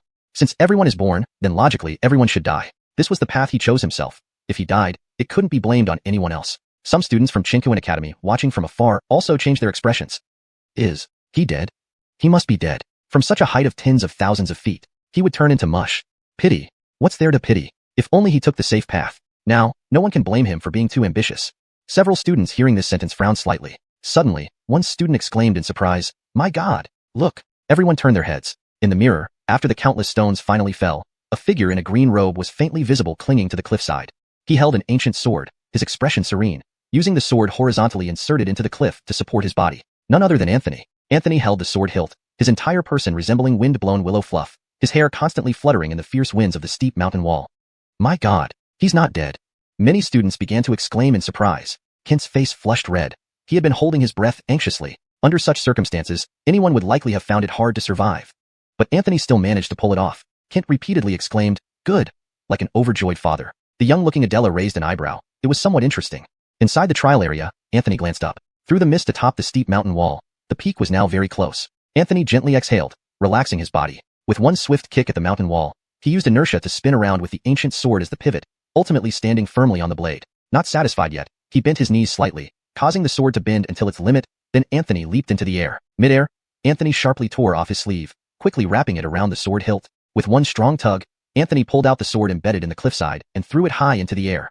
The ancient sword drew a perfect arc in the sky before stabbing into the edge of the mountain peak's cliff. Even Blythe noticed the movement and abruptly opened her eyes, looking over. After the sword pierced back into the mountain body, Anthony clung onto the sleeve wrapped around the hilt, beginning to run up the steep cliff, walking on the precipice walls. Everyone held their breath. Anthony, tugging on the sleeve, appeared to swing on the cliffside. Then with a sudden flip, he soared high up onto the peak. While airborne, Anthony forcefully pulled the sword out from the mountain once more. Anthony stood stably atop the peak. The sword drew an arc in the sky, flashing a glint of light before landing perfectly back into the scabbard on his back. Anthony had previously torn off his shirt as a makeshift rope, now bare-chested with the ancient sword on his back, the breeze causing strands of hair to flutter lightly. This is too damn cool. Idol. From now on, Anthony is my idol. Anthony didn't know that, from this moment, he gained many fans within the Chinkuan Academy. 3 more days passed, and Anthony and Blythe were finally ready. Anthony, wearing a green robe and carrying a sword, his hair flowing in the wind. Blythe, her clothing fluttering gracefully, her black hair cascading like a waterfall. The little raccoon climbed onto Anthony's shoulder, and the 2 humans and 1 beast finally pushed open the door. Outside, a student shouted, "I'm fired up." Beside him, several others chimed in, "Better burning." Someone not quite understanding asked, "Better burning? What does that mean?" An old student gave an enigmatic smile but didn't answer. When the door was pushed open, Anthony and Blythe finally reached the 5th layer of this trial ground. Before their eyes lay emptiness, with only a floating staircase stretching upwards nearby. This staircase ascended endlessly, unsupported, floating mid-air. Anthony furrowed his brows. This floating staircase seemed rather strange, but this was the only path forward. Anthony exchanged glances with Blythe. Both nodded in agreement. Anthony led the way, slowly stepping onto the floating staircase. Less than half an incense stick later, they reached a landing. As Anthony and Blythe stood on this landing, the floating steps beneath their feet vanished. Anthony's eyebrows rose. What did this mean? No way back? At this moment, a figure gradually formed on the landing. Yes, a human. This armored figure slowly opened his eyes, his voice icy cold. "Challenge seeker, defeat me to proceed." Anthony shielded Blythe behind him. Though she was already at the 7th stage of the nascent soul realm, he instinctively protected her. Note, Ying seems to be a leftover Chinese character and inner Ying doesn't make sense in English. The correct term should likely be nascent soul. Anthony coldly asked, "Who are you?" The James replied emotionlessly, "The Guardian." Translation provided adheres to the instructions given. It maintains paragraph structure, line breaks, uses pinyin names correctly, ensures natural fluency, and preserves the tone and style of the original content. Chapter 190. The Twisted Difficulty of the 5th Level. This was the first time Anthony encountered an autonomous and intelligent being in this trial land. However, with the appearance of this gatekeeper, Anthony had a rough idea of how to clear the 5th level. If there are gatekeepers, then naturally there are those who must challenge them. Anthony and Jane were such challengers. Yet, the exact number of levels they had to clear was unknown to Anthony. He pondered for a moment and cautiously asked, "May I ask, what is a gatekeeper? How can we pass through? And when does it end?" Surprisingly, the stern James, although his voice was cold, was uncommonly good-tempered. He said, "There are 99 terraces in this level, each guarded by a gatekeeper. To progress, you must defeat the gatekeeper. Of these 99 terraces, only 3 lead to the 6th level. These are the 49th, 19th, and the very top terrace." Anthony was suddenly enlightened. It was clear that the 5th level was unlike the previous 4. Those had only 1 door to go through, while the 5th offered 3 paths to the 6th. Yet, this also meant that the 99 gatekeepers would be formidable. Just like this Stern James before him, he was a 5th realm martial artist and a gold core cultivator, on par with Anthony's own realm. And even someone like this could only guard the 99th terrace. One could only imagine the terror of the ones above. Curiosity got the better of Anthony. Where did these gatekeepers come from? Who were they? He asked again. Are the gatekeepers people? But the Stern James merely replied coldly, you ask too many questions. Wait until you reach the 49th level, and you'll know. Anthony sighed inwardly, and took a deep breath. He signaled Jane to step back as he faced the armored warrior alone. The James stood motionless, holding his spear backward. Anthony moved first but didn't draw his sword, or use any spiritual energy. Instead, he readied himself for a physical confrontation. Anthony gathered a breath of martial artist's true chi, his steps neither hurried nor slow, as if he were still practicing the 9-step dong note. This seems to be a specific technique or training method that doesn't have a direct English equivalent, so it's best left untranslated. But there was something different about it now. To provide a more natural and fluent translation while maintaining the meaning, Anthony gathered a breath of martial artist's true chi, his steps neither fast nor slow. It seemed as if he were performing the 9-step dong routine, yet there was a noticeable difference. This version keeps the original meaning while ensuring it reads more naturally in English. The term Jiubuzo Zhong is likely a specific martial arts practice, so leaving Zhong untranslated helps maintain consistency in terminology. Cork a drunkard staggering towards you, seemingly unsteady but actually closing the distance rapidly. In a blink, he was right before the Stern James. The Stern James raised an eyebrow, striking fiercely at Anthony with his spear. Anthony did not dodge. Instead, he prepared to withstand the blow, raising his right arm, now clad in a pristine silver bracer free of rust, to protect his head. A clang rang out, and Anthony held off the spear with his bracer, sparks flying as his body slightly bent under the impact. Seeing Anthony fend off the blow with one hand, the gatekeeper paused momentarily, showing surprise at the bracer on Anthony's arm. Then, Anthony surged forward, grabbing the spear with his right hand and pulling it toward him. Due to inertia, the gatekeeper was dragged closer. Once close, the spear lost its advantage. The armored gatekeeper promptly discarded it, engaging Anthony in hand-to-hand combat. Anthony excelled in close-quarter fighting, earning a reputation for being unbeatable within half an arm's length. Their punches were basic yet fierce, trading blows mercilessly. Anthony's fists battered the gatekeeper's armor, nearly hammering it apart. Yet Anthony's bracer remained unscratched, but blood seeped from Anthony's hands. Undeterred, Anthony continued punching. Jane understood.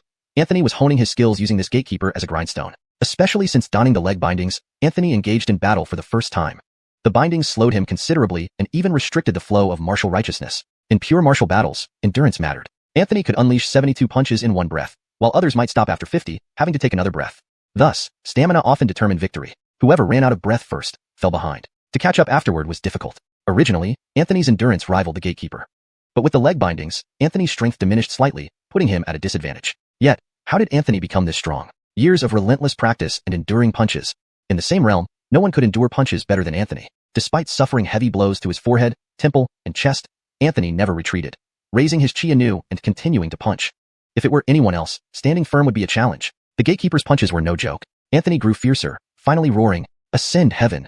Punches flew like a storm, starting unstoppable. Missing the first would make dodging the rest impossible. You had to endure. In that instant, Anthony's vision narrowed, focusing solely on the gatekeeper. 46 punches, each heavier than the last, pushing the gatekeeper back until a final punch sent him flying. Not content, Anthony kicked him once more, shattering the gatekeeper's armor with the heavy weight of the leg bindings. The gatekeeper bounced across the terrace, finally collapsing at the edge. Hashtag chapter 191. Anthony rages through 50 levels. Outside the trial grounds, all the students from Kunlun Academy were boiling with excitement. Damn, my idol is just so damn handsome. Awesome, awesome. Just like a calf doing a handstand, completely awesome. This is insane. Today has truly been eye-opening. The students marveled, and some asked curiously, who is this armored figure? A senior student quickly explained, this person is named Brinley, someone who successfully passed the 5th level before. A new student was puzzled, a former challenger who now becomes a guardian? The senior replied, you don't know. Each platform's guardian in the 5th level is actually someone who has already passed through. But after passing, they need to leave behind a drop of refined blood, which can create a clone. What you're seeing now is Brinley's clone made from his refined blood. Each platform is guarded by a clone of someone who once passed through. Many new students were astonished. They hadn't expected the 5th level to be so extraordinary. The 5th level has 99 platforms, meaning that throughout history, 99 people have successfully passed this level. Among scholars, there's no first place. Among warriors, there's no second place. Naturally, these 99 individuals have varying strengths. Brinley on the first platform is relatively the weakest among them. The strength is determined by the height of the platform. The higher up, the stronger the opponent. Of course, many things are ancient history, such as the fact that logically, the first person to enter the 5th level should not have faced any guardians. So what did that first person experience or see when they passed? But those details are too distant for even the senior students to know. Brinley's clone slowly dissipated. Having defeated Brinley, Anthony could continue upwards. He took a brief rest at the spot and then continued climbing with Jane. When they left the platform and looked back, the previous platform had already vanished. Anthony calculated that he and Jane would need to defeat 49 more people to reach the 6th level from the 5th level. At least reaching the 49th platform would be required to leave the 5th level. Anthony swallowed hard. It was indeed a long and arduous journey. They soon reached the 98th platform. Cork the previous one. The floating stairs vanished as soon as they stepped onto the platform, signaling that there was no turning back, only forward. Soon, another figure began to coalesce. This time, it was a woman. She wielded dual daggers and wore a veil, her face obscured. Without a word, she charged straight at Anthony. She attacked without provocation. Or rather, she attacked even before exchanging a single word. Anthony chuckled bitterly. Jane wanted to intervene but was stopped by Anthony. He faced the dagger-wielding woman head-on. Her realm's fluctuation indicated she was at the half-step core formation stage. Clearly, when she originally passed this level, she was at the half-step core formation realm. Anthony fought with her again. 1 month later, Anthony sat slumped on the ground, drenched in sweat. Not far from him lay the decapitated body of a large man. This was the 50th platform. Outside the trial grounds, the students held their breath, eyes wide with amazement. He actually succeeded. Good heavens, he defeated Dave. Too awesome. This Dave personally killed many challengers and was known as the King's Guard. How long? How many years since anyone has reached the 49th layer? No wonder my idol is amazing. Anthony, the king of all times. Anthony sat on the ground, feeling the messages of skill improvement from the mountain-moving technique resonate in his heart. He wanted to laugh but was too exhausted. It had taken an entire month. From the 98th platform with the dagger-wielding woman to this large man. Throughout, Jane never intervened. Not that she didn't want to, but Anthony insisted on handling everything himself. He claimed it was borrowing wisdom from others to refine skills, but in reality, he didn't want Jane to get hurt. These past days, Anthony faced formidable opponents one after another. Although Anthony always emerged victorious, each battle left him needing extensive healing on the platform. During this month, Anthony spent at least 10 days healing.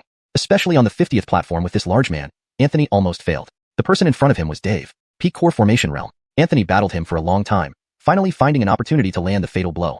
But he was nearly at his limit too. Consider this. Anyone daring to challenge this trial grounds, especially those who passed the 5th level, were all exceptional talents. Take Dave, for example, whose peak core formation realm was truly unparalleled. If Dave were placed against 2 other peak core formation cultivators in a fight, those 2 would beg for mercy within a short time. Dave couldn't be considered an ordinary peak core formation cultivator. Strong. Incredibly strong. Despite winning, Anthony was covered in both internal and external injuries. Unexpectedly, he would likely need 3 days to heal here. Otherwise, he wouldn't even be able to walk. Jane rushed over, cradling Anthony in her arms, worry etched on her face. Husband, are you alright? Jane's eyes were red. If not for the restrictions, she would have intervened long ago. Each platform had its own restriction, allowing only one-on-one combat. Either Anthony or Jane. No 2-on-1 battles. Otherwise, it violated the rules. Breaking the rules had severe consequences. Don't ask why Anthony knew this. He had tried once. Thinking they could take down the opponent together, he and Jane decided to attack simultaneously. Suddenly, 9 previously defeated figures appeared on the platform. That chaotic battle still gave Anthony chills. Since then, he strictly followed the rules. Isn't it just a one-on-one fight? Fear me not. Later, Anthony continued fighting alone, not letting Jane intervene, pushing himself through every level. However, Dave on the 50th platform was a tough opponent. Lying in Jane's arms, Anthony wanted to say something, but lacked the strength to speak. His body felt like it was falling apart, and his chest burned with searing pain with each breath. Using his last ounce of strength, he managed a few words before fainting. It's okay, I'll rest a bit. The last thing Anthony thought was how soft this brain cushion felt. Jane's eyes reddened instantly. She shook Anthony's body, tears streaming down her face. She realized Anthony was conscious but heavily injured and exhausted, fallen into a deep sleep. Tightly embracing Anthony, she gently placed his head on her chest, making him more comfortable. Dave, known as the King's Guard, was no easy adversary. Here was the 50th platform. The next one would be the 49th platform, which had the exit. Therefore, the so-called king is likely the guardian of the next platform. Jane couldn't help but look upwards, her gaze flickering with determination. Perhaps even she hadn't noticed that amidst her determined eyes, there lingered a hint of indifference that didn't belong to her at all. The translation maintains the original tone and style, ensuring it's natural, fluent, and free of grammatical errors while preserving the storyline and logic consistent with the previous content. The paragraph structure and line breaks are kept as in the original text. ####Chapter 192. The king on the 49th level and another Jane. The 49th landing. Jane arrived here alone. Anthony had suffered severe injuries and would not be able to recover his combat strength in the short term, at least not for 3 days. Jane had been by Anthony's side for an entire day. Though he was unconscious, all he needed was rest to regain consciousness. On the second day, Jane came to the 49th level on her own. Anthony had always protected her before, but this time, she intended to protect him. As she climbed the steps, Jane quickly reached the 49th landing. There, the man known as the king slowly materialized. He was a young man with an ordinary appearance, dressed casually, but his realm had already reached the soul transformation stage. This meant that when this young man had passed the 5th trial years ago, he had already been at the soul transformation stage. In his hand, he casually held a rusty iron sword. Upon materializing, he looked at Jane with interest. It's been a long time since someone has made it this far. Jane took a deep breath. She was currently at the 7th level of the nascent soul stage, which gave her a fighting chance against an early-stage soul transformation cultivator. Jane's sword was a delicate long sword adorned with silver tassels. In comparison, the iron sword in the hands of this gatekeeper seemed worn out. Jane did not know who this person was or why he was called king. However, people outside knew. Some senior students gasped deeply upon seeing this gatekeeper. He's appeared. Herald. It's really him. Oh no, no one will pass this trial now. Kent, hearing the student's murmurs, felt puzzled. Who was this Harold? Kent turned to Alwyn, Vice Dean. Was Harold once a student at Chinquan Academy? Alwyn pondered for a moment, then sighed and nodded. Harold is among the most resilient in terms of Dao heart I've ever encountered in my life. He was born into a royal family but had no ambitions for power. Yet, fate entangled him in a struggle for succession. By a twist of fate, he was designated as Crown Prince. As Crown Prince, his brothers turned against him. Even though he eventually ascended the throne, he was left utterly alone. When Harold ascended the throne, he was just 20. At that time, the dynasty was already corrupt beyond redemption. Unable to save the kingdom single-handedly, it eventually fell to the enemy. Alwyn paused, clearly moved by the story. After the fall of his nation, Harold narrowly escaped death and wandered through the mortal world. Destiny was cruel. Although he only wished for a peaceful life, he married a woman and had 2 children. But all that was taken from him overnight when the enemy found them. Everyone died except Harold. The enemy spared his life just to see the young fallen emperor wallow in despair, unable to rise again. But history proved they were wrong. Overnight, Harold's black hair turned white, and he achieved enlightenment. In one night, he broke through 4 realms: Chi condensation, foundation establishment, core formation, and golden core. At dawn, Harold had already reached the nascent soul stage. Later, he came to Chinquan Academy seeking Dao and directly entered the trial grounds, where he further advanced to the soul transformation stage. Alwyn sighed again. Though Harold had the makings of a king, his destiny was marked by solitude. After passing the 6th trial, he chose to leave and sever ties with Chinquan Academy. I later heard that he destroyed a nation single-handedly and appeared in central China, rescuing several academy students. Then, he vanished without a trace. During his last appearance in central China, his realm had already reached the void reversion stage. Kent inhaled sharply. Harold was terrifying indeed. No wonder he was revered so highly by Chinquan Academy students, admired and even worshipped. Moreover, Harold had enlightened himself through hatred, yet his sword path stemmed from love. Such a person was truly formidable. It would be challenging for Jane to defeat him. Within the trial grounds, Harold casually set down the iron sword and smiled. You're no match for me. If you wish to proceed, I won't hold back. Jane replied firmly, Senior, you need not hold back. I will give my all. Harold smiled faintly, then let's begin. If you can pass this trial, you'll move on to the 6th. Jane took a deep breath, grasped her sword, and attacked. Harold stood still, casually waving his rusted iron sword. Each strike exuded immense pressure on Jane.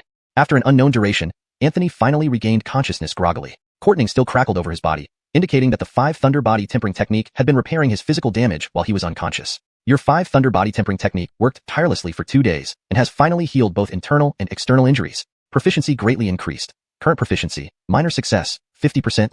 Anthony rubbed his temples, feeling dizzy, but the words from the technique startled him. He had been unconscious for 2 days. Glancing around, he did not see Jane nearby. Only the little raccoon dog slept soundly beside him. Frowning, Anthony felt a sense of foreboding. He abruptly looked up towards the stairs leading to the 49th landing. There was no way back now, meaning Jane must have gone up. Damn it. She must have decided to face this trial alone. Anthony rose abruptly, joints popping like beans bursting. He grabbed the raccoon dog with one hand and hurried towards the 49th level. Even the 50th level gatekeeper was insane. How much more so for the 49th level? Anthony was extremely anxious. Who knew when Jane had gone up? Since she hadn't come down in 2 days, something must have happened. Increasingly worried, Anthony soon reached the 49th level. His eyes landed on an ordinary-looking young man stained with blood, holding a bloody iron sword.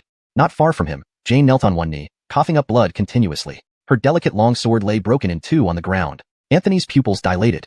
Jane. At that moment, the completely exhausted and injured Jane suddenly stood up. Looking at her disheveled state, she then shifted her gaze to Harold. Jane asked, Did you do this? Anthony froze at her tone. It wasn't good. Harold was also surprised, narrowing his eyes and gripping his sword tightly for the first time. Who are you? He asked back. Translation complete. Maintaining the original paragraph structure and style as requested. Chapter 193. The Chaotic and Savage Jeanette. Anthony felt both alarmed and relieved. He was relieved that Jane was not in mortal danger, but alarmed by her current state. He had seen this situation once before. On the 3rd level, when Jane had just awakened. Or rather, it wasn't Jane who awoke then. It was another person within her body. Jane lightly waved her hand, and the broken sword on the ground instantly flew back into her grasp. What truly left Anthony speechless was how the broken sword instantly restored itself in her hands. A feat he himself could never accomplish, despite his advanced cultivation. Although he was at the 10th level of the Golden Core realm, with combat strength to rival a peak nascent soul cultivator without falling short, such godly skill was astounding. After all, creating something is far more challenging than destroying it. This move by Jane not only stunned Anthony, but also made Harold frown deeply. The reason for his earlier question was that the Jane before him was entirely different from the previous one. If the earlier Jane was a calm lake, this one was a turbulent river. Her demeanor, tone, and aura were completely different. Outside the trial grounds, Chancellor Adela, the pig-tailed lowly, narrowed her eyes. Alwyn, have all students leave. Alwyn hesitated for a moment, but quickly understood Adela's intentions. He immediately instructed the students watching to leave, leaving only some high-level figures present. Adela stared intently at Jane through the mirror. Inside the trial grounds, Harold tightened his grip on his iron sword and initiated an attack for the first time. Jane merely glanced at him and delivered a single strike. Anthony couldn't even see the details of the strike, but he heard a crack, and Harold's old iron sword shattered instantly, as did his right arm. Harold's expression showed shock. This strike was utterly bewildering. Jane examined the slender sword in her hand, then shook her head. My realm is too low. This body is too weak. This statement made Anthony's mouth twitch involuntarily. It sounded overly pretentious. With only one arm remaining, Harold had no strength left to fight. He looked at Jane and asked, You are extraordinary. Who exactly are you? Jane smiled enigmatically and replied, Born under a solitary star. Quite intriguing. Harold was greatly shaken. He pondered for a while before slowly saying, I don't deserve the title of senior from before. If I'm not mistaken, could you be an exiled immortal? Jane neither confirmed nor denied it, showing disdain for the term exiled immortal. Harold, seeing her silence, understood her thoughts. He said, You can leave from here. Outside is the 6th stage. As he spoke, a wooden door appeared abruptly on the platform. Anthony's face was a mix of joy and worry. He didn't know how to approach Jane now. Jane glanced at the wooden door but didn't step forward. Instead, she turned towards the higher platform.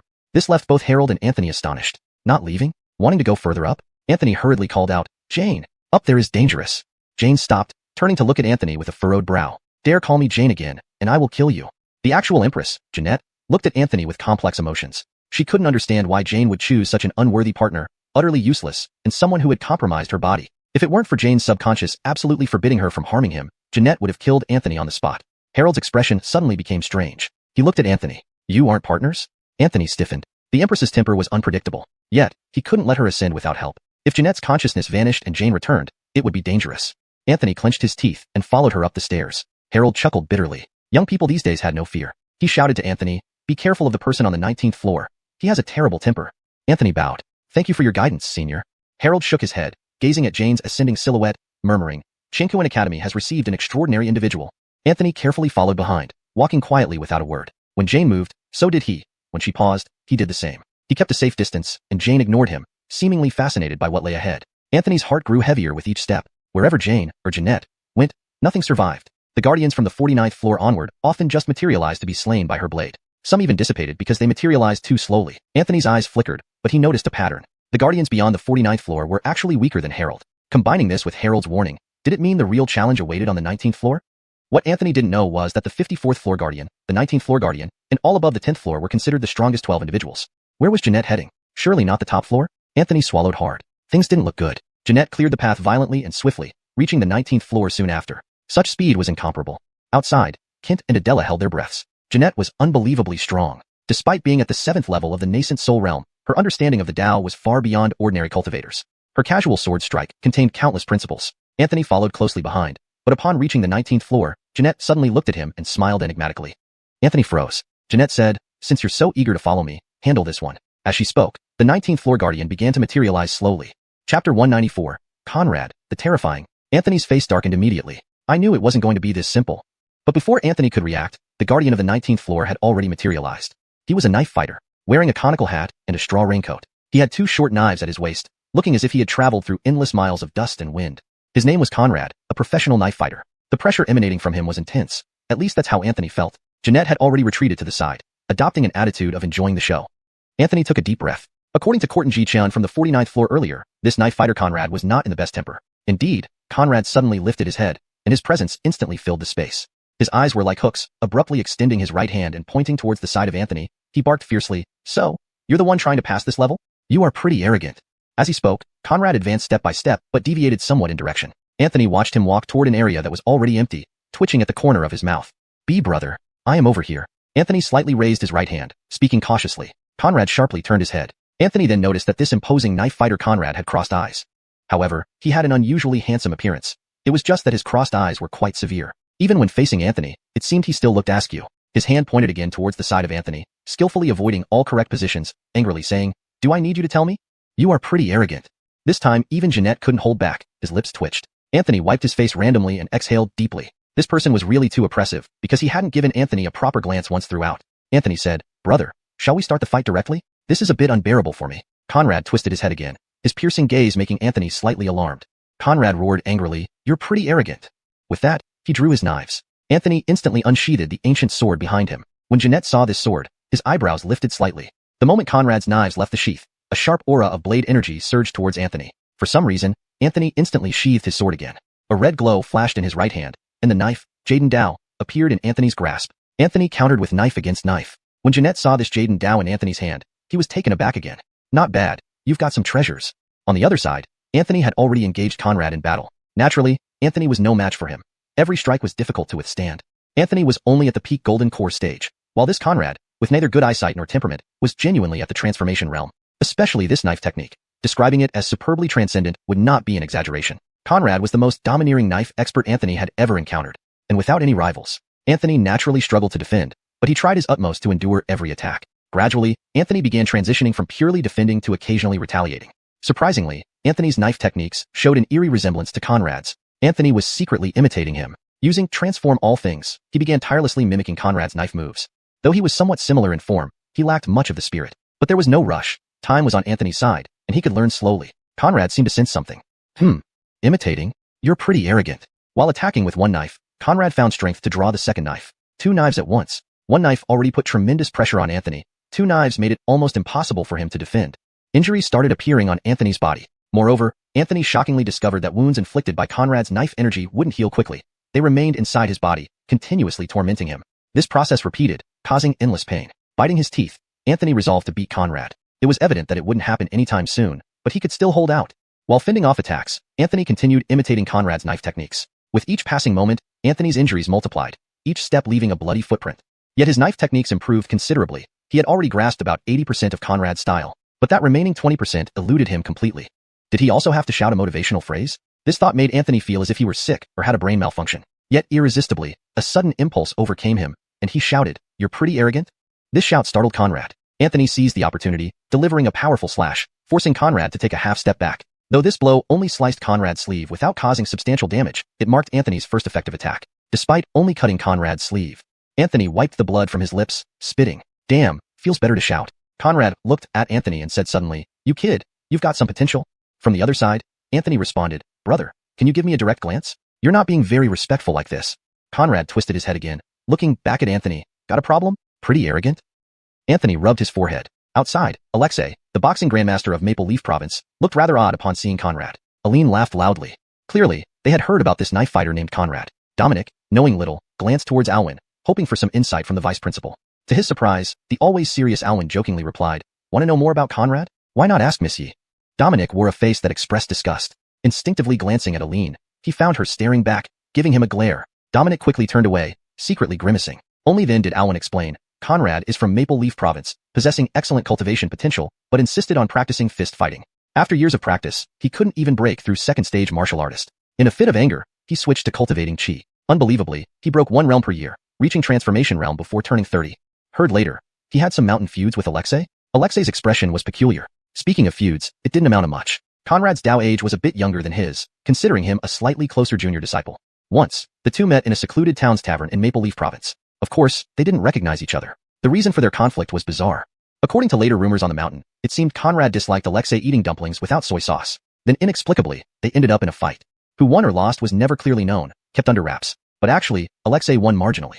If they were the same age, Alexei admitted he might not necessarily defeat Conrad. Afterwards, this became a joke in Maple Leaf Province. Eating dumplings without soy sauce gets you beaten. Beware, Conrad might ambush your door. Translation note. The translation maintains the original paragraph structure and line breaks to ensure continuity with the previous content. The narrative tone and characters' dialogue have been adapted to ensure natural flow and readability in English while preserving the essence of the Chinese text. Chapter 195. Between court and death, Jeanette is shocked. What happened next?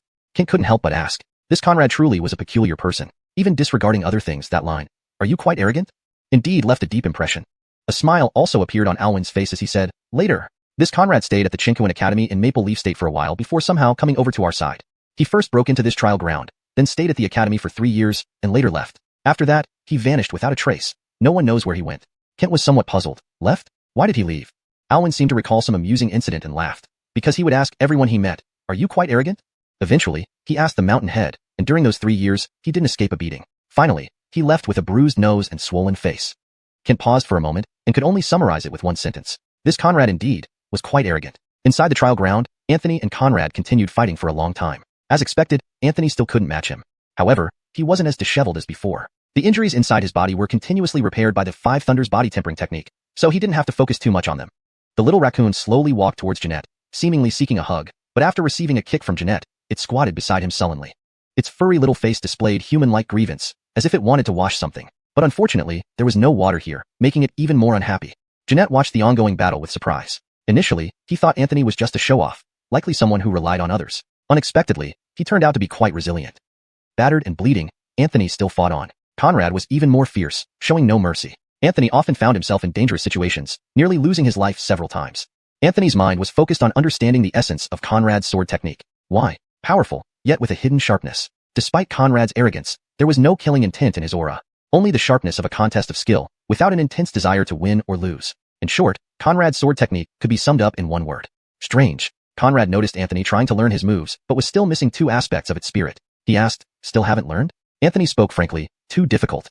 Conrad smirked, "You're not arrogant enough." Anthony felt a headache. Conrad suddenly said, "The true meaning of the blade is not in killing, but in concealing. You can learn as much as your ability allows. Whether you can survive under my blade depends on your ability as well." That one sentence enlightened Anthony. The true meaning of the blade lies not in killing but in concealing. No wonder he couldn't feel any killing intent from Conrad. The two blades in Conrad's hands were already unsheathed, but he himself was also a blade. This blade had never been fully revealed, always concealed. It evoked a feeling similar to how small recluses hide in the forest, while great recluses hide in plain sight. If Conrad decided to kill, then he would become the sharpest blade. Anthony seemed to gain some insight, but lost it almost instantly. It slipped away, ungraspable and intangible. Yet, it brought brightness to Anthony's eyes, and he struck again, clearly capturing more of the essence. Conrad then said, "I'm going to get serious. Don't blame me if you die." Anthony took a deep breath. Since it came to this, he needed to reveal his trump cards. Instantly, 3 brilliant lights shone around Anthony. Even at the 50th level, Anthony hadn't revealed his trump cards because he was confident he could win without them. But against Conrad, he had to use them. Otherwise, there was no way he could win. The first light came from Anthony activating his water attribute Lifebound Dragon Pearl, creating a faint layer of water ripples around him. The second light was from Anthony's first Lifebound Flying Sword, Qian Shun, pulling Conrad into a miniature world. The third light came from Anthony's second Lifebound Flying Sword, Wang Shi, momentarily freezing time in this world. All 3 trump cards were unleashed by Anthony. Without hesitation, Conrad's expression changed slightly when Anthony revealed his Lifebound Flying Sword Qian Shun and was forcibly pulled into the miniature world. He finally made a cut, which looked ordinary but was actually extraordinary. In the moment time froze, Anthony delivered a strike, controlling his sword through chi, causing the ancient sword on his back to unsheath instantly. To surpass Conrad, Anthony spared no effort. Time remained frozen for 5 breaths. During these 5 breaths, Anthony had only 2 choices, because Conrad had already struck before time froze. If Anthony chose to flee, he could certainly avoid the blow, but if he did, he wouldn't have another chance to attack and defeat Conrad. If he didn't flee, it would be a direct exchange of lethal blows, uncertain of who would die. Anthony gritted his teeth. The opportunity was fleeting, and he decided to go all in. He used the arm guard on his arm to block the impending blow while stabbing Conrad with his sword. Meanwhile, the unsheathed ancient sword swiftly circled behind Conrad. Thus, even if time resumed normally and Conrad reacted, he would have to choose to protect one spot while leaving another vulnerable. Both exchanged lethal strikes. 5 breaths passed. Conrad's strike eventually landed. The layer of water ripples created by Anthony's Dragon Pearl held for a moment before shattering. This strike directly hit the arm guard on Anthony's arm. If Anthony failed to block it, he would undoubtedly be cut in half by Conrad's strike. Meanwhile, Anthony's strike had already reached Conrad's chest, and the ancient sword was close to Conrad's back. In the blink of an eye, Tu Mun should be translated as in the blink of an eye, 2 muffled grunts echoed. However, to make it read more naturally in English, it would be better phrased as in the blink of an eye, Tu Mun should be adjusted to in the blink of an eye, 2 muffled grunts sounded. This conveys the meaning accurately and reads more fluently. As soon as Anthony blocked the strike, he immediately used spatial contraction to move away within the miniature world. Thus, his strike failed to pierce Conrad's chest and was blocked by another blade at the last moment. Therefore, Anthony chose to create distance using spatial contraction immediately. He endured Conrad's simple yet powerful strike, but began trembling violently. Blood flowed from Anthony's 7 orifices. This strike was too overwhelming, causing internal injuries to his organs. Fortunately, Anthony's sword pierced Conrad's back, emerging from his chest. After withdrawing from the miniature world, Anthony fell to the ground on one knee. The ancient sword returned to its sheath automatically, while Anthony, supporting himself with the jading Dao, knelt with a deathly pale face. Conrad's figure began to dissipate. Clearly, in this split-second struggle between life and death, Anthony had the upper hand. Of course, it also related to Conrad not choosing to deliver a fatal strike in the end. Otherwise, Anthony's chances of winning would still be slim. Conrad glanced at Anthony and nodded. These final words were spoken. Not bad. With that, Conrad's form completely dissipated. Anthony's vision was already blood-red, blood streaming from his 7 orifices, unable to see clearly. He wiped the blood from his face and suddenly spat out a mouthful of blood. Before passing out, Anthony smiled bitterly, always spitting blood like this isn't good. Saying that, Anthony collapsed backward. Jeanette's expression showed shock for the first time. A god-grade ancient jading Dao, a god-grade dragon pearl, and the ancient sword on his back, as well as the set of armor Jeanette recognized only now, plus the 2 extraordinary life-bound flying swords. For the first time, Jeanette felt a hint of curiosity about Anthony. Hashtag chapter 196, Jeanette courtsening to songs in the brothel. Anthony had once again been critically injured and fell into a coma. This was no longer the first time. Fortunately, he possessed the 5 Thunder body tempering technique. Otherwise, the hidden ailments within his body would have piled up who knows how many times over. This time, He remained unconscious for 2 whole days. When he finally awoke, only the raccoon was by his side. Jane, or rather, Jeanette, had already moved on upwards. Anthony sat up, feeling an aching all over his body, and bloodstains covered him. It seemed that after he had fainted from his severe injuries, Jeanette hadn't even bothered to take care of him. She probably hadn't even glanced at him as she continued her ascent. Your 5 Thunder body tempering technique has repaired your physical body and mended internal injuries, increasing its proficiency significantly. Current proficiency level, 80% small success level. Your 5 Thunder body tempering technique desires some compliments. If not, it will stand by and watch the next time you're seriously injured. It will just watch and do nothing.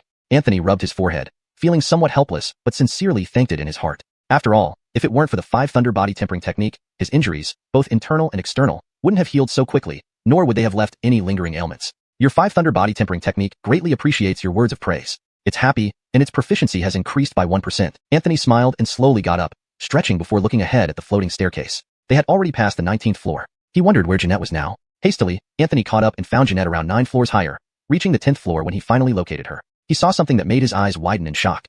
Jeanette sat on one of the steps, gazing into the distant void. On the platform was a man, who should be described as quite handsome, if not for his bruised and battered face as he kneeled and played a harp with a look of grievance. Anthony couldn't immediately grasp what this meant. Jeanette didn't turn to look at him either, continuing to gaze into the distance. Meanwhile, the harp-playing gatekeeper merely cast Anthony a resentful glance before returning obediently to his playing. Among the many gatekeepers they had encountered, this was the first one forced to perform. Seeing his pitiful state, Anthony began to understand what happened here. Judging by the situation, Jeanette had fought the gatekeeper on the 10th floor and clearly won easily. After getting beaten, the gatekeeper was forced to play music. The instrument in his hands must be his weapon. Suddenly, Anthony felt sorry for the gatekeeper. Meeting Jeanette must have been one of the unluckiest events in his life. Standing awkwardly, Anthony hesitated, then quietly approached Jeanette. He asked cautiously, Can I sit down?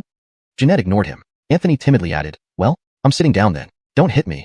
Recalling the earlier bold remarks about dealing with whoever dared to cause trouble regardless of their status, Anthony carefully sat next to Jeanette. The harp-playing gatekeeper looked at Anthony with admiration, bruises all over his face. Amazing. Sitting with such a deity. The young man has a bright future. Anthony didn't know what to say, but he sensed that Jeanette had something on her mind. Taking a deep breath, he decided to speak his thoughts openly. He turned and asked, Is the person I saw in Jane's dreams really you? Jeanette finally turned her head towards Anthony. Anthony added, Cloud Abyss Immortal Palace. Jeanette, it's you, isn't it? Jeanette suddenly smiled. Since you already know the answer, why ask? Although he had guessed, Anthony's heart still raced. That was the Immortal Palace from 10,000 years ago. Drumming up his courage, Anthony asked, Then, why? Since you were the Marina, why did you? Jeanette clarified, Are you asking why I chose to reincarnate, even spending 10,000 years through countless cycles? Anthony nodded. Jeanette gazed into the distance again and simply said 4 words. I don't remember. Anthony was stunned. Frowning, he had a suspicion. Then what about the Immortal Palace? Jeanette casually replied, It's probably gone. Her tone was indifferent, as if the fate of an entire Immortal Palace was of no consequence to her. Anthony was astonished. Anyone who could claim to be the Marina of the skies 10,000 years ago and establish an Immortal Palace must have been a supreme powerhouse. But Anthony had his concerns. He seriously asked, In the future, will you be Jane or Jeanette? Jeanette turned back to Anthony, amusement flickering in her eyes. Are you afraid I'll kill you for asking? Anthony clenched his teeth. I need to know. He stared directly at Jeanette and declared, If you choose to possess Jane's body in the future, I will do everything in my power to stop you. Jeanette surprisingly didn't get angry, still looking at Anthony with amusement. You think you can stop me? Anthony spoke with resolve. Even if it costs me my life, I will stop you. Looking at Anthony's determined expression, Jeanette laughed. Looks like you're a deeply affectionate little guy. Anthony's expression was a mix of emotions. While reasonable given Jeanette's immense age, she was currently in Jane's body, making the statement seem peculiar.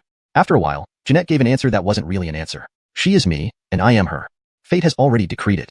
Anthony fell silent. Jeanette waved a hand dismissively, and the harp-playing gatekeeper immediately stopped, the music ending abruptly. Jeanette casually dismissed him, and he dissipated into thin air, much to Anthony's discomfort. Jeanette stood up without looking at Anthony and continued her ascent, seemingly heading for the 9th floor. It seemed she planned to reach the 1st floor. Who knew who guarded the 1st floor?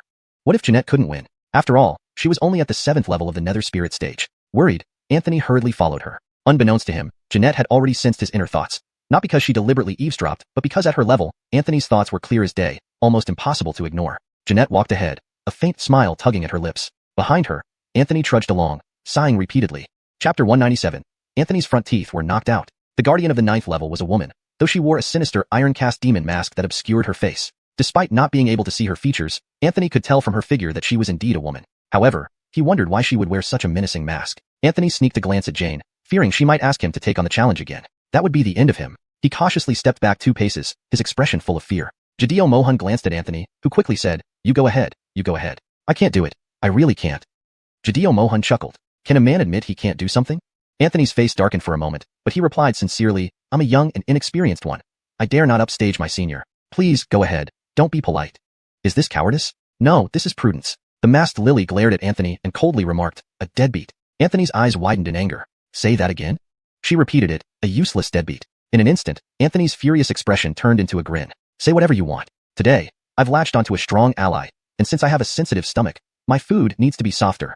As he spoke, Anthony edged closer to Jadeo Mohan, signaling with his eyes, urging her to step forward. Hurry up. Without any reaction from Jadeo Mohan, the Guardian suddenly lunged at Anthony. I hate spineless deadbeats most. Anthony was taken aback. What's going on? All I did was play it safe. Did I provoke you? Did I eat your rice? Or latch onto you? Why are you so worked up? But the Guardian paid no heed and charged at Anthony with incredible speed. Blindingly fast, incomparably swift. Most importantly, the masked woman was a pure warrior and a 7th realm warrior at that, specializing in speed as if to exemplify the adage, speed conquers all. In a blink, she was in front of Anthony. A loud slap echoed as Anthony was slapped away, flying backward with a red handprint on his face. Jadeo Mohan surprisingly smiled. For some reason, watching Anthony get beaten felt strangely satisfying to her. So, let him keep getting beaten. She sat down gracefully, resting her chin on her hands, watching the shadowy figure of the female warrior slap Anthony repeatedly. Regular, rhythmic slaps punctuated by Anthony's groans and heavy breathing echoed across the platform. Slap, slap, slap, slap. Anthony never landed, the female warrior's speed too fast for him to react. Soon, his face was swollen like a pig's head. Then there was a deafening bang. Anthony crashed to the ground, occasionally twitching. The female warrior stood before him disdainfully. No wonder you're a deadbeat. Your realm is laughable, utterly useless. Judging from your aura, you're even a peak 5th realm warrior. Pathetic. At this point, Anthony, who had been lying motionless on the ground, slowly rose, his face swollen like a pig's head. He murmured to himself, to be underestimated. Anthony staggered to his feet, touching his face and sighed. One should never hit another man's face. Why can't you understand that? He looked seriously at the female warrior. Do you think you're fast? She furrowed her brows. Anthony exhaled, activating the mountain-moving technique while channeling his martial true chi. In an instant, he dashed toward her. The female warrior was slightly surprised when Anthony appeared beside her almost immediately. Grandma, how dare you hit my handsome face like that? I'll hammer you into the ground today. Anthony used his signature moves right away. Grab nipples with Dragon Claw. Black Tiger Heart Ripper. Monkey Steals. No peaches? Damn. Monkey explores the cave.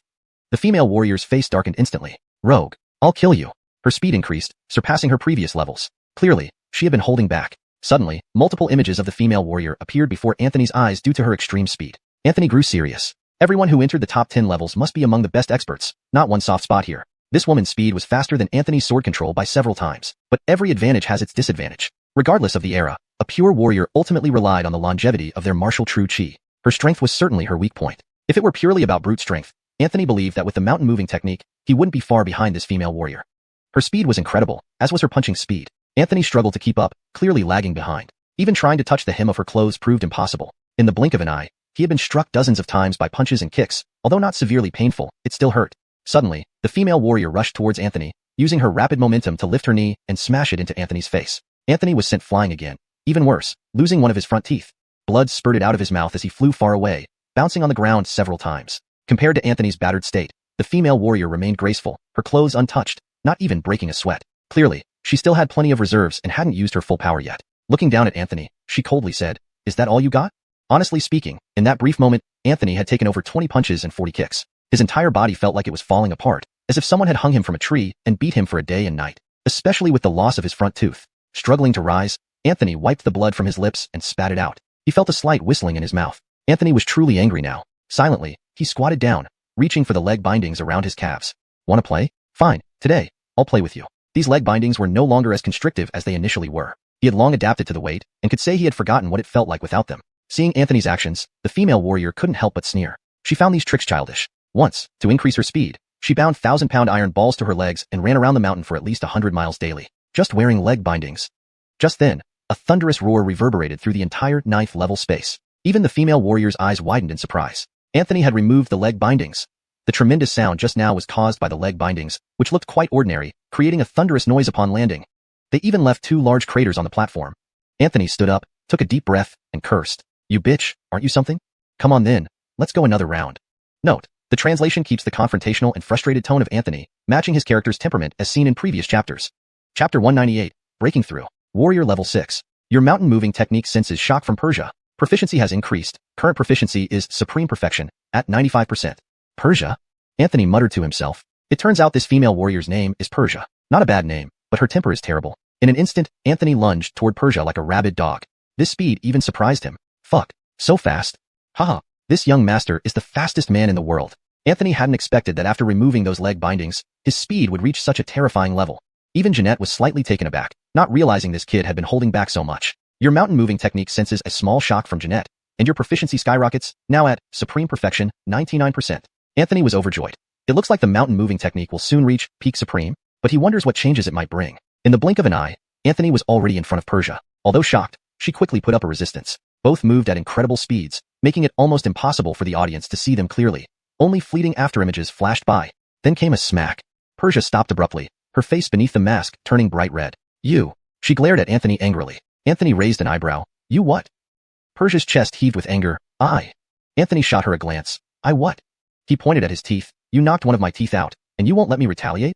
Persia's face flushed. Who said not to let you retaliate, but you can't hit such a place, and with so much force. Persia still felt a burning pain in her bottom. Who knows how much strength Anthony used? Anthony didn't hold back at all. His hand went numb. Originally, he planned to kick fiercely to avenge the broken tooth, but missing the kick, he could only use his hands. Anthony taunted arrogantly. Impressive. Come again. Fight another 300 rounds with this young master. Persia was furious, calling him a lecherous pervert who deserves death. She unleashed her full strength, increasing her speed significantly. Anthony wasn't far behind, speeding up and activating the mountain moving technique. The mountain moving technique enhances every aspect. Whether it's speed or strength, the technique boosts him immensely without any side effects, suitable for both the elderly and children. Not stopping there, Anthony also activated the breath concealment technique. High-level experts usually rely on locking onto their opponent's aura. Thus, attacks rarely miss. But with Anthony using the breath concealment technique, hiding his aura flow, plus this superhuman speed, Persia couldn't touch him at all. Persia's expression grew increasingly grave. Anthony laughed arrogantly. Ha ha ha, little girl, aren't you impressive? Come on, chase me, hit me. If you catch me, I'll let you hee. Outside, Kent had a deadpan look. Mercy teased, just as the saying goes. A master's conduct sets the tone for the disciple. What's the phrase? If the beam on top isn't straight? Heron picked her nose and glanced at the increasingly darkened face of Kent before saying one word. Twisted. Mercy smacked her forehead. Right? Twisted. My memory. Kent's face turned nearly pitch black, resembling a question mark. Finally, Alwyn cleared his throat, pretending, never thought the armor bindings would have such an effect. This disciple engaging in a fight with Persia indeed shows great skill. Kent gave Alwyn a grateful look, hurriedly diverting the topic. What's Persia's background? Alwyn shook his head. She's a wilderness cultivator who studied at Chincoin Academy for 5 years, receiving some guidance from Senior Brendan before leaving. Kent was slightly surprised. She had received guidance from Brendan? Though he didn't know much about Brendan, Kent knew he was no ordinary person. Otherwise, anyone could get Alwyn to call them Senior? Inside the trial ground, Anthony and Persia continued exchanging blows. Anthony's speed matched Persia's. More importantly, Anthony concealed his aura flow with the breath concealment technique, making it hard for Persia to lock onto him. To rely solely on eyesight was out of the question. With both moving incredibly fast, capturing movements without powerful eye techniques was nearly impossible. Gradually, Persia's disadvantage became evident. While her speed was faster than Anthony's, giving her slight advantages in exchanges, her lack of strength left Anthony relatively unbothered by her strikes. But Anthony's punches were brutally heavy. Especially the 8 Desolations' fist intent was overwhelmingly vast. It made Persia feel as if she were fighting against the entire universe. This was the unparalleled fist intent of the 8 Desolations' fist. Warriors of the world must retreat when facing it. Anthony shifted from an initial playful attitude into a profound state of enlightenment. This shift was due to the first trial's refinement.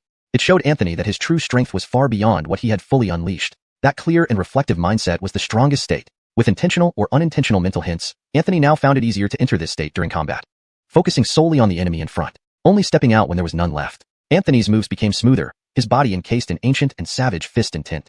In contrast, Persia grew increasingly disadvantaged. Of course, this was partly because she was currently a blood essence clone, unable to show her full power.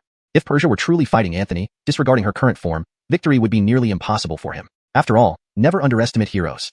But now, Persia's clone couldn't stop Anthony's momentum. He fought more smoothly, thoroughly enjoying the engagement. Suddenly, Persia was stunned. She felt Anthony's aura soar even higher and more intensely. His fist intent completely overwhelmed hers. Without realizing it, Anthony had broken through the realm. Anthony's eyes were calm, like a still autumn pond.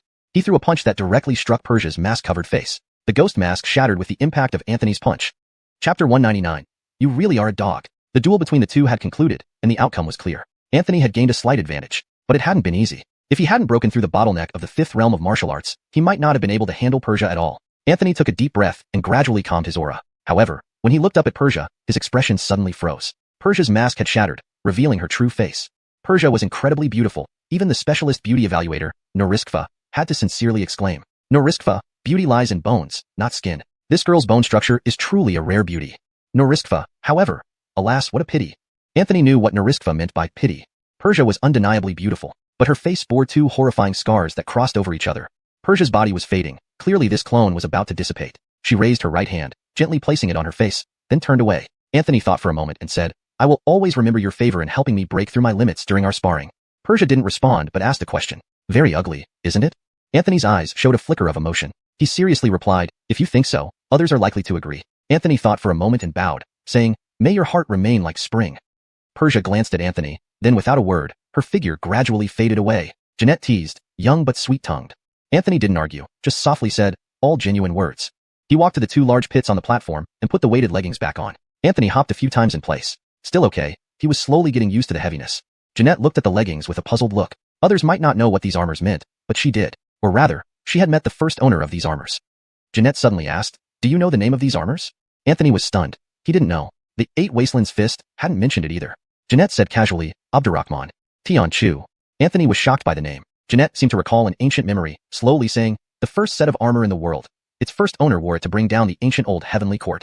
Jeanette's lips curled. Abdurrahman. He truly made the heavens bow before him. Anthony was profoundly shaken. Ancient, old heavenly court? This heavenly court could be old or new. Anthony had no idea. Whether it was Nariskva, the Eight Wastelands Fist, or the sword control technique, they always avoided discussing these topics.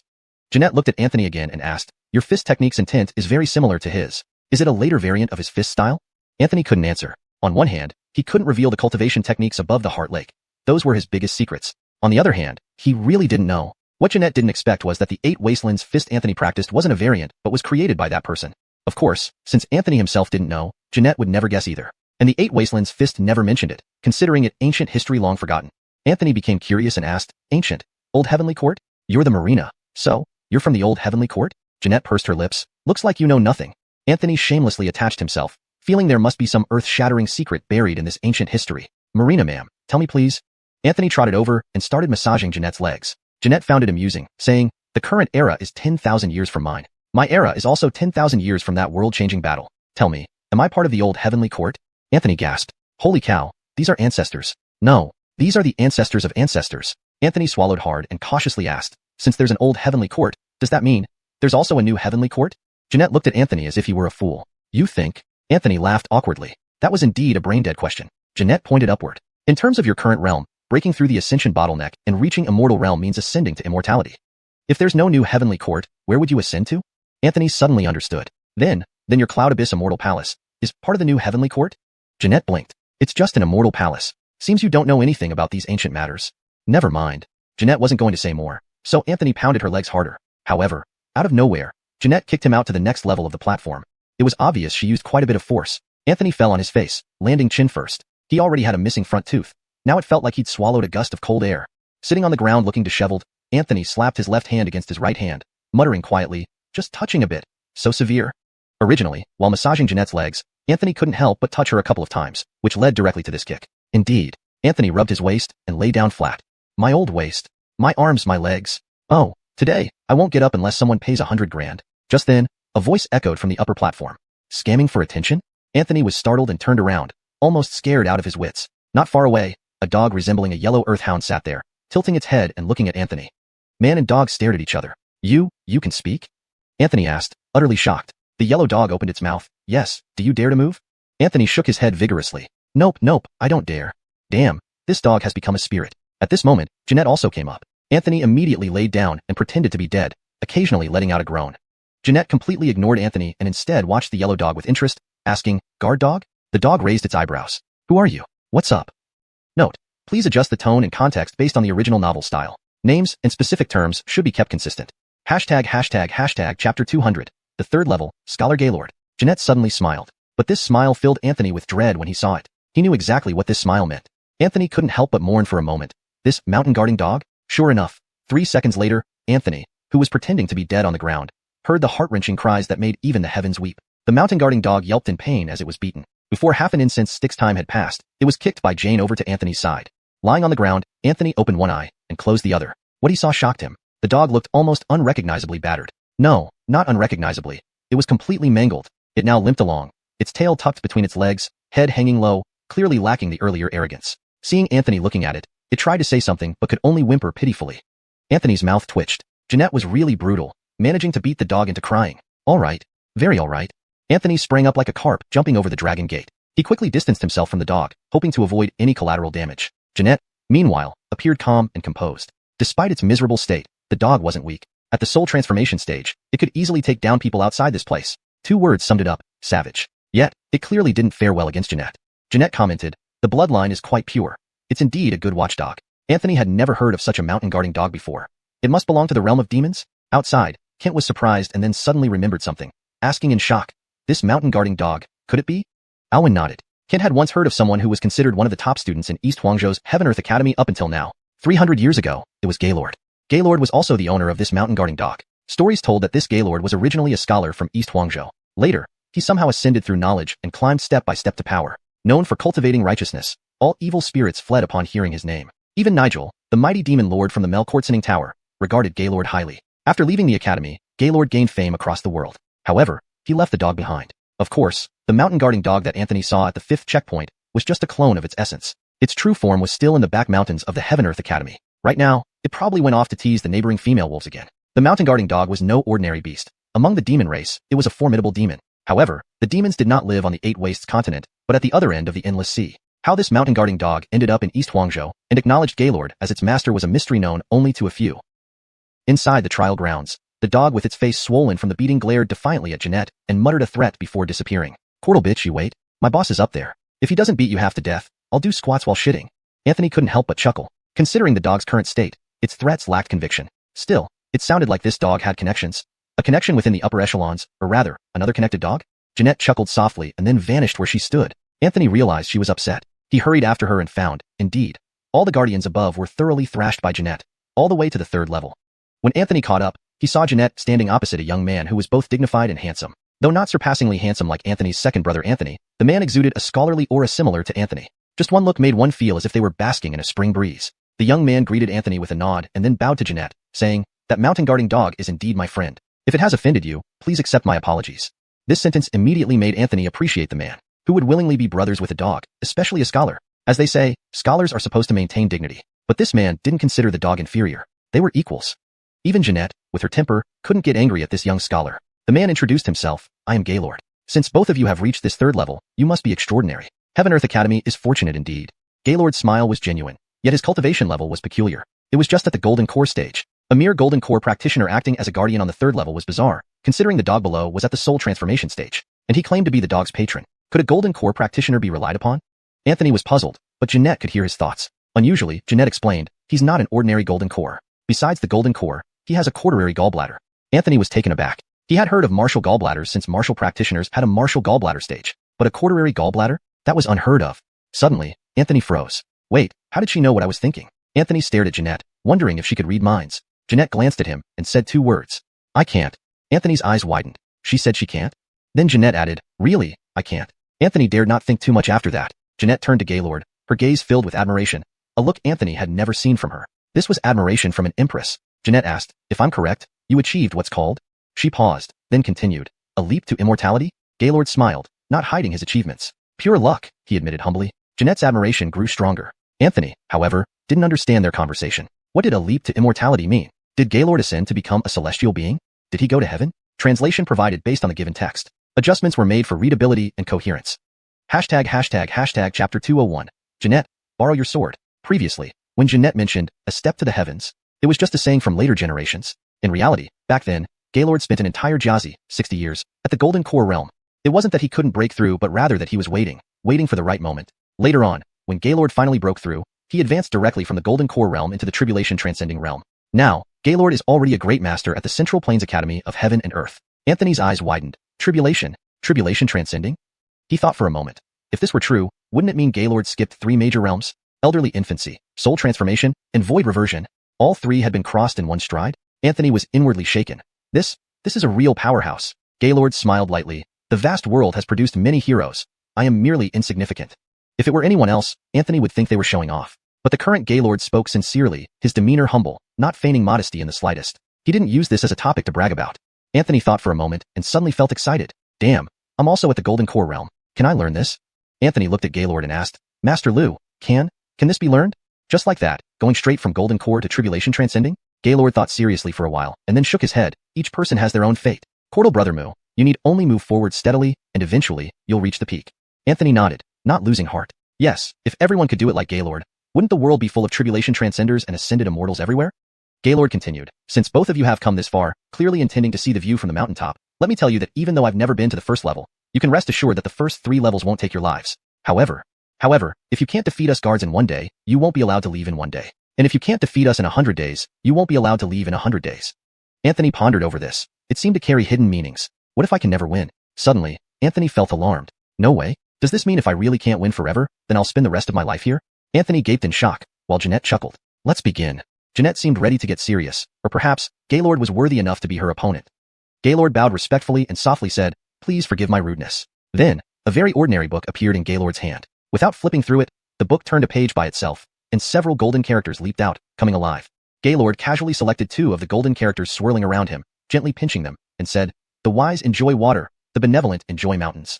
Instantly, under Anthony's gaze, a river appeared beneath Jeanette's feet. Simultaneously, a massive mountain loomed above her, ready to fall. As Gaylord pinched the characters mountain and water, they dimmed, losing their golden glow. Jeanette only said 2 words. Interesting. She flicked her sleeve, and the surging river instantly condensed into a single drop. Then, she raised her hand as if supporting a mountain, turning the descending mountain into a mountain character seal. Jeanette flicked her finger, sending the mountain character seal and the droplet made from the river flying towards Gaylord. From Jeanette's casual response, Gaylord knew this person might be a fallen immortal, but breaking his landscape pattern so easily left him slightly surprised. Gaylord extended his right hand, sweeping horizontally and said, disperse. With those words, the mountain and water vanished without a trace. Anthony marveled aloud. Such celestial battles weren't something everyone got to witness. Gaylord no longer held the book with both hands, but slowly brought them together, twisting slightly, causing the book to hover in midair. Gaylord said, fish leaping the dragon gate, divine weapons descend from the heavens. Suddenly, a small pond appeared before Gaylord, tiny enough to contain only 1 carp. The carp swam gracefully, suddenly leaping high out of the water, transforming instantly into a green dragon as it charged towards Jeanette. Above Jeanette, a divine warrior truly descended from the sky. Landing with a thunderous crash, the platform became cracked. The divine warrior, with golden eyes and silver armor, wielding a golden saber, carved fiery sparks into the platform as it lunged at Jeanette. Not done yet, Gaylord's right hand formed what looked like a Lanhua finger but with significant differences, a mudra unlike any Anthony had ever seen before. Note, Lanhua finger should be translated to orchid finger for better understanding in English. Here is the improved version. Not done yet, Gaylord's right hand formed what looked like an orchid finger but with significant differences, a mudra unlike any Anthony had ever seen before. Gaylord's voice was gentle. 3 winters. Instantly, where Jeanette stood, snow began to fall. These snowflakes, upon landing, splashed like water drops, freezing into ice on the ground, turning Jeanette's surroundings into a snowy winter landscape, her footsteps now walking on an icy river. Anthony watched from afar, feeling the intense cold that could freeze a cultivator's inner energy flow and even the ambient spiritual chi. In simple terms, this winter was like a place created by Gaylord, a realm of impossibility. Anthony was astonished. At this moment, Jeanette suddenly glanced at Anthony, waving slightly in a sword-grasping gesture. Instantly, the ancient sword behind Anthony leaped out of its scabbard. Its resonant hum lingered. When Anthony realized, the ancient sword was already in Jeanette's hand. Jeanette's tone was cool. I will borrow your sword. How much you can learn depends on you. Anthony wished he could rub his eyes clear. His wife's work must be top-notch. Jeanette stood amidst the snow-covered river, exhaling a breath. Even without drawing the sword, its aura was breathtaking. She raised the ancient sword, the sword chi flowing ominously. This sword chi converged, forming a moon in the sky. Jeanette tilted the sword downwards and slashed forward. The green dragon in front of her was cleaved in 2 by this single slash. And this was only half of Jeanette's stroke. Without stopping, she twisted her body, facing the silver-armored divine warrior behind her, completing the stroke from bottom to top. Now, it was a complete strike. Jeanette, like a celestial maiden standing under the moon on an icy river, drew a beautiful arc, turning her body with mesmerizing grace. The golden-eyed, silver-armored divine warrior was similarly bisected by this single slash. At this moment, the moon composed entirely of sword chi above Jeanette exploded into fragments, shattering along with Gaylord's 3 winters realm. Cork a mirror breaking. Jeanette stood holding the sword, snow and moonlight falling before her. Anthony held his breath, watching this scene unfold. A sight, indeed, to behold. Translation notes. Paragraphs and line breaks are maintained as per the original text. Character names like Jeanette, Gaylord, and Anthony are kept in pinyin.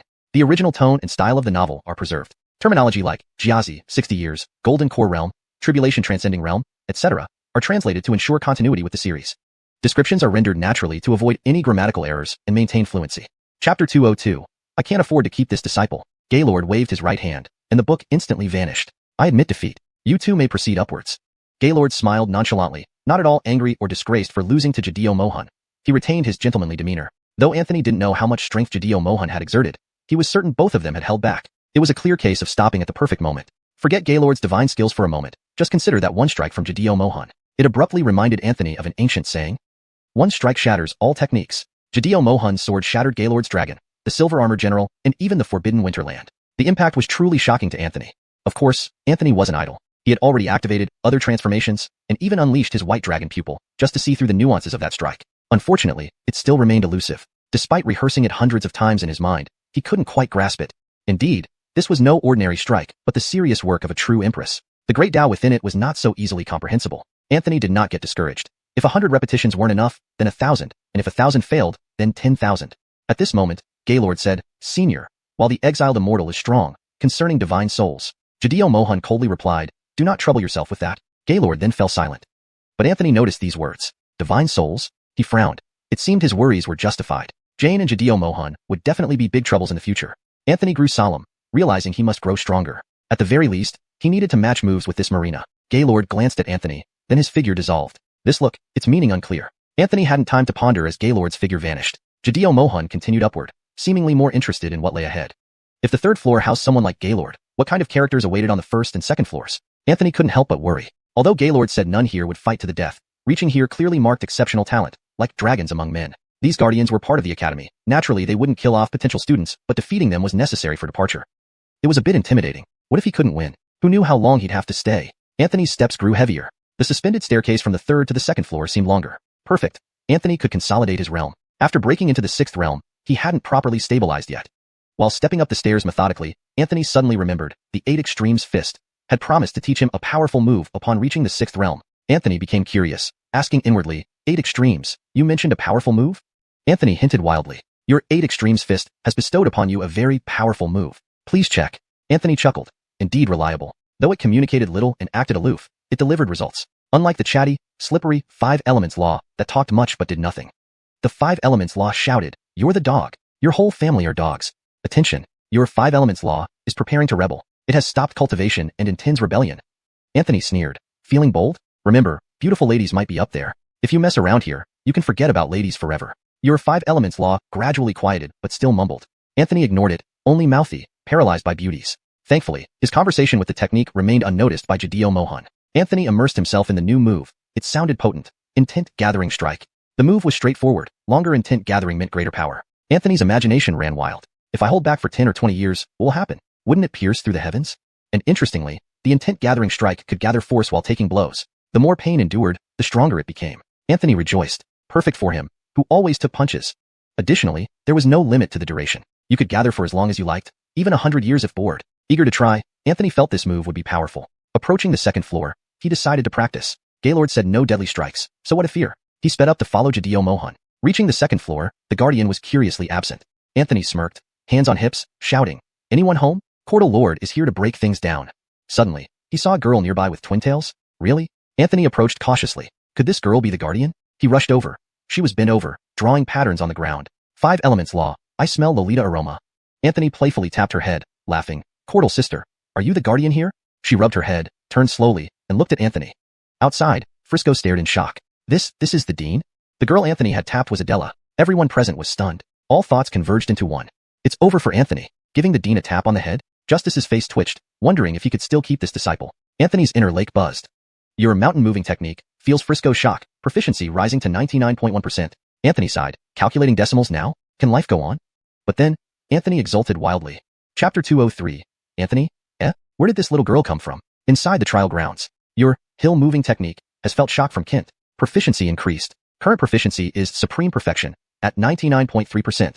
Your hill moving technique has felt shock from Alwyn. Proficiency increased. Current proficiency is supreme perfection at 99.5%. Your hill moving technique has felt shock from Mercy. Proficiency increased. Current proficiency is supreme perfection at 99.7%. Your hill moving technique has felt shock from Brendan. It broke through directly to peak supreme at 2%. Anthony was ecstatic inside his heart. He never thought that the hill moving technique would break through to peak supreme so quickly. However, what were these people outside shocked by? Only now did Anthony notice this issue. At this moment, the blood essence clone left here by Heron furrowed her nose and finally stood up. Her height only reached Anthony's chest area. The young girl had 2 ponytails and a beautifully sculpted appearance. She was very adorable. Your 5 elements method saw the 1,000-year-old lowly and wept with excitement. Cultivation speed increased 100-fold. Anthony still hadn't reacted yet. Why, 1,000-year-old lowly? She asked, challenge taker. Anthony nodded with a doting smile on his face and even rubbed the little girl's head. Heron shook her head as if she wanted to shake off Anthony's hand. But this action made Anthony laugh out loud, thinking how cute the second guardian must be. After withdrawing his hand, he couldn't resist rubbing Heron's head again. Outside, Kent had already given up. There was no hope. Dead set. He'd never seen someone so determined to court death. Even if he didn't die now when he came out, he might not live long either. Heron smiled while watching Anthony continuously rub her clone's head and laughed out loud. She even tugged at her own ponytails? Good. Very good. Jeanette crossed her arms, with an amused smile playing at the corners of her lips. Anthony couldn't see it, but she could. This little girl was not human. To be precise, not of the human race, but rather, a demon race. Her age had to be more than 1,000 years old. This little girl wasn't pretending to be young. In her race, over 1,000 years old was indeed just a little girl.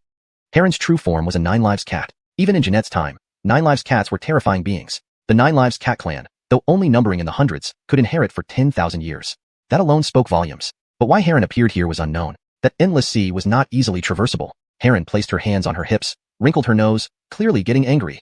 A smile curled at the corner of Jeanette's mouth. Looks like there would be an entertaining show. Anthony bent down with a perverted uncle smile and asked, "Cordial sister, what's your name?"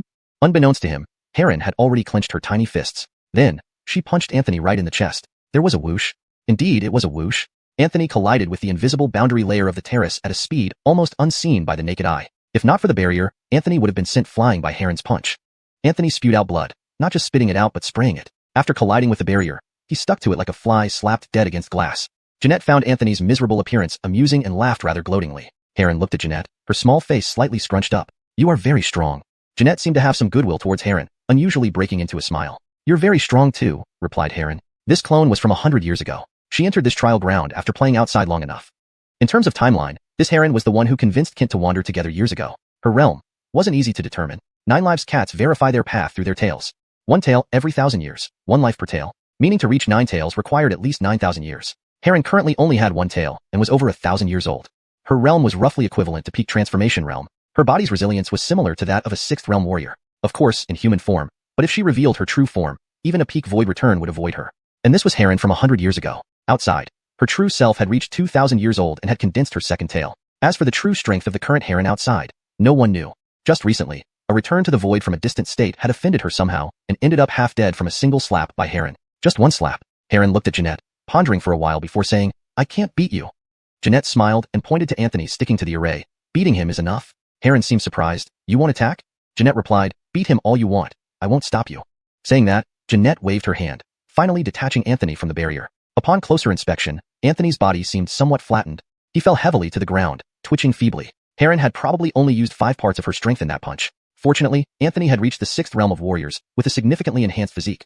Otherwise, this blow would have laid him out for about half a month. Thunderlight began flashing within Anthony's body as the 5 Thunder body refining technique repaired the injuries from Heron's punch. Jeanette seemed genuinely content to let it happen, finding a stone step, sitting down, and closing her eyes to rest. Heron squatted down again, drawing something aimlessly on the platform to entertain herself, occasionally glancing at Anthony, hoping he'd wake up sooner so she could beat him again. After about 2 hours, Anthony finally woke up. He didn't even understand what happened. He got punched away and slammed into the barrier, completely knocked senseless. Struggling to sit up, he found the 5 Thunder body refining technique was still repairing his body. Rubbing his chest, he gritted his teeth and cursed, "Did this girl grow up on steroids? Damn, she's strong. If I ever see you again, I'll beat you every time I see you." Outside, Heron showed a sweet smile. Hee. Kent's eyelid twitched violently. Finished. This kid is done for. Chapter 204, Dawn of Victory. 2 Cordal Lolis. Selma no longer drew circles on the ground, but instead turned to look at Anthony, seemingly eager for him to quickly recover from his injuries. That punch she had just delivered was indeed too heavy. It wouldn't happen again this time. She had finally found a toy and wanted to play with it properly without breaking it. Anthony also knew he had met a formidable opponent. The Thunderlight from the 5 Thunder body tempering technique gradually dissipated within his body. Your 5 Thunder body tempering technique has successfully repaired your physique and injuries. Proficiency increased. Current proficiency level, 99%, small success level, ***. Anthony took a deep breath, stood up, and looked at Selma, asking, "Does defeating you mean I can advance to the 1st level?" Selma fiddled with her 2 ponytails and said earnestly, "Yes, come on." She then beckoned Anthony with a finger. Anthony clenched his fists, slowly squatted down, and removed the leg bindings. This adorable little girl in front of him could very well be an ancient demon who had lived for ages. He must use all his strength. After removing the leg bindings, Anthony's aura changed completely. Selma's clone raised an eyebrow, saying, "Interesting." These leg bindings were extremely heavy, not just in weight but in significance. Anthony's ancient sword instantly unsheathed itself from behind his back as he held it aloft. He activated the water-based dragon pearl within him and simultaneously invoked the white dragon pupil.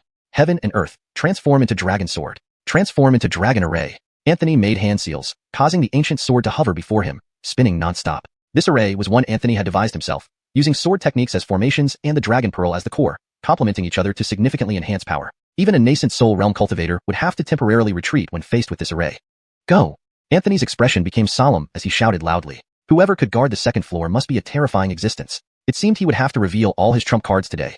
99 dragon-shaped sword chi spiraled high in the sky, gradually forming an array. They surrounded Selma like a cage containing a wild beast. Selma slightly lifted her head, a smile appearing on her face. Without any visible action, she merely bent her knees and leaped up. One punch struck a dragon-shaped sword chi, shattering it instantly with just that single blow. It appeared as if she hadn't even used full strength. Anthony's expression changed slightly. He had yet to see this lowly use any magic or techniques. She had only relied on her basic physical strength, almost as if she was just playing around. This young girl's physique was exceptionally strong, possibly even stronger than his own as a 6th realm martial artist. Daring not to hold back, Anthony launched another strike with his sword. Crush Star. This move from the sword handling technique possessed greater power than the current heaven and earth transforming dragon sword. Of the 99 dragon-shaped sword chi above Selma's head, only half remained after her strikes. If she so wished, she could obliterate this array instantly. But she seemed to want to play a bit more with Anthony, observing if he had any more interesting moves. Crush Star surged abruptly, countless sword chi rising from below, like meteoroids reversing their course, ascending from the earthly realm into the night sky. Selma only uttered 2 words, fun. She casually destroyed Anthony's transforming dragon sword array and then, like a mischievous child, hopped along the meteor-like sword chi, as if jumping between squares. Seeing this scene, Anthony felt a chill run through him. Monster. This girl was absolutely a monster. Anthony had extensive experience in combat, having fought numerous life and death battles. But he had never encountered anyone like this young girl. Despite lacking any killing intent, the pressure emanating from her was overwhelming. Worthy of guarding this second level indeed. Anthony no longer hesitated and shouted, He Hua Wan Wu, other becomes all things, appear. Instantly, another Selma appeared on this platform. This scene caused Rudy, who had been closed-eyed in concentration, to open his eyes and glance with interest at the Selma conjured by He Hua Wan Wu. Selma widened her eyes, filled with curiosity. She continued hopping on the sword chi meteors, heading toward the other Selma. Anthony did not stay still, shouting, Attack together! F*******.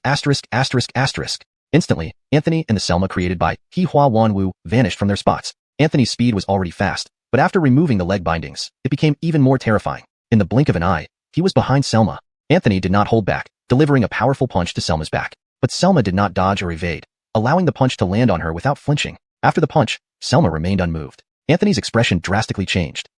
She was too resilient. He quickly retreated, avoiding further confrontation. On the other side, He Hua Wan Wu had already reached Selma's front, 2 little girls engaging in a fist-to-fist combat. A wave of ripples seemed to ripple outward as they exchanged blows. What excited Anthony was that the Selma conjured by He Hua Wan Wu could match the real one for several rounds without falling behind. Awesome. Anthony couldn't help clenching his fists, seeing a glimmer of hope for victory. Selma frowned. She had seen many illusions, often low-grade spells, but this one didn't seem to be such a thing. He Hua Wan Wu had a time limit for its manifestation based on the target. For example, a Selma could last about an incense stick's time, but if it were a stool, it could last indefinitely, even for a century. Therefore, Anthony needed to resolve this battle quickly. Anthony rushed forward again, fighting alongside He Hua Wan Wu against Selma. Every strike he made was lethal. Climb to heaven. This was Anthony's most proficient fist technique, and one that had helped him escape danger multiple times. Punch 1. Punch 2. Punch 3. Anthony threw 72 punches. This was nearly his limit. Selma was retreating step by step under the pressure from He Hua Wan Wu, especially since Anthony's fist techniques were extremely bizarre. If the first punch was not avoided, there was no chance of escaping. No matter how many punches Anthony could throw, she had to endure them all. When Anthony threw his last punch, He Hua Wan Wu also threw a punch simultaneously. Facing 2-on-1, Selma was actually sent flying backward by the combined force of the 2 punches. ###Chapter 205. The mountain moving technique makes a great achievement. Outside the trial grounds, Kent couldn't help but clench his fists tightly. Success. Adela glanced at Kent with a smile but didn't say anything. Had he forgotten how she had outwitted him back then? Anthony indeed possessed some skills, especially his illusion technique. But if that was all he had, it wasn't enough. Inside the trial grounds, breathing heavily, Anthony threw 72 consecutive punches, which was already the limit of his current 6th realm martial artist abilities. Each punch compounded, and even a peak Nether Soul Realm expert would be gravely injured after receiving these punches. He just didn't know if this little girl could withstand them. Far away, Adela was sent flying backward by Anthony's punch under the influence of other transformations, finally crashing to the ground. What shocked Anthony was that she instantly bounced back up, standing very agilely on her feet. Adela wrinkled her nose as 2 streams of blood flowed down from her nostrils. She wiped the blood haphazardly, rubbed her face vigorously, shook her head a couple of times, and then stared intently at Anthony. You're quite amusing. Come again. Adela looked quite excited. Anthony swallowed hard. This was getting way out of hand. Other transformations still had about half an incense stick's worth of time left, and his 2 life-bound flying swords were currently unusable. The situation was turning grim. Just then, Adela rushed over, running towards Anthony with an excited look on her face, her small fists raised high. Watch me throw a serious punch. Her voice was extremely tender, like a cute little girl. But Anthony knew that if this punch hit him, he'd either die or end up crippled. Fortunately, other transformations intervened in time. Anthony gritted his teeth. There seemed to be no other option but to try out the new punch move. He gathered his martial artist's true chi, sinking it into his dantian and beginning to build momentum. He wanted to see just how powerful this charged-up punch would be. However, somewhat awkwardly, while building momentum, he couldn't move at all. That was pretty much useless. Wasn't this making him a live target? Worse still, the posture for building momentum was also humiliating. Anthony's face twitched, and his lips curled. His dignity was thoroughly lost. But thankfully, with other transformations, he could at least hold on for half an incense stick's time. Anthony kept praying inwardly that this charged-up punch would work. Otherwise, he'd be doomed this time. Adela fought fiercely with other transformations. After all, it was an illusion. So while it could hold its own for a short while in the long run, it would naturally fall behind. Must hold on. Anthony prayed continuously inside. After struggling for half an incense stick's time, other transformations shattered and dissipated. And after such a prolonged fight, Adela finally had some injuries. Yet she grew increasingly stronger and more excited as she fought. Now that other transformations was gone, Adela was charging straight for Anthony. This lunatic. Anthony cursed inwardly. In an instant, Adela was right in front of Anthony. Hey, huh? Adela mumbled as her punches rained down on Anthony. Thankfully, this charged-up punch had a unique characteristic. It could build momentum even while being hit, and it significantly increased defense. That is, once Anthony took this charging stance, he became much more durable than before. Adela found Anthony not dodging, remaining in this humiliating position, quite interesting. Isn't he just a living human target now? Bayou. Adela made sounds as she punched, enjoying herself immensely. Anthony was also happy. The child even cried tears of joy. Anthony himself lost count of how many punches he received in this brief moment. His whole body was bruised. Even his buttocks were kicked several times by Adela. Especially Anthony's handsome face, claimed to be strikingly handsome, now resembled a genuine pig's head. If his father, the old Commander Daryl, saw him like this, he wouldn't recognize him at all. He'd only shout, "What demon is this?" Anthony held on bitterly for another full incense stick's time, but he couldn't take it anymore. He had to use his trump card. He roared in his mind like, "Go! The mountain moving technique. To protect world peace, I rely entirely on you." Once the proficiency of the mountain moving technique reached peak supreme, it finally materialized. But it was different from other transformations. Because of other transformations' special nature, it could transform into a human form and appear before them. However, the mountain moving technique lacked transformation ability. Even when materialized, it was only a tangible existence but invisible and intangible air. It could influence reality, but only Anthony could see it. To Anthony, it appeared as a spiritual entity, like a mass of air. With Anthony's loud command from his mind lake, the mountain moving technique finally emerged. But nobody could see it. Your mountain moving technique grabbed Adela's twin tails, chuckling mischievously. Adela had intended to deliver a low blow to see how much longer Anthony could last, but suddenly paused. Someone grabbed her twin tails from behind. Anthony laughed loudly. Yes. Grasp her steering wheel. Don't let her get close. Adela widened her eyes. There was no one behind her. Even using divine senses revealed nothing amiss. It was like seeing ghosts. Smack. Your mountain-moving technique stealthily slapped Adela's bottom, feeling exceptionally good. This action stunned Anthony as well. What? Your 5 elements technique expressed smug pride, claiming mountain-moving technique truly lived up to its lineage. Anthony's heart sank. I only asked you to stop her, not to provoke her. Sure enough, after a brief pause, a faint blush appeared on Adela's delicate face. But this time, she completely snapped. Could a tiger's butt be touched but not a kitten's? Adela glared fiercely at Anthony. No matter what tricks you have, this time I will hammer you to death. She stormed towards Anthony. How dare you hit my bottom? I'll pound you to death. Secret technique, tiny fists pounding your chest. Suddenly, cold sweat poured down Anthony's face. No way, can't hold on any longer. Continuing would mean certain death. Anthony roared, charged up punch. Please note that the text provided has elements that mix fictional narrative with a gamified experience, as indicated by phrases like, your mountain-moving technique, which may require additional context adjustments for full fluency in a traditional novel format. Hashtag chapter 206, the turmoil outside the trial ground. Inside the trial ground, Jeanette widened his eyes for the first time, all because of Anthony's punch. Even Anthony himself didn't expect that this punch would be so powerful, because this punch caused the entire 5th level of the trial ground to tremble violently.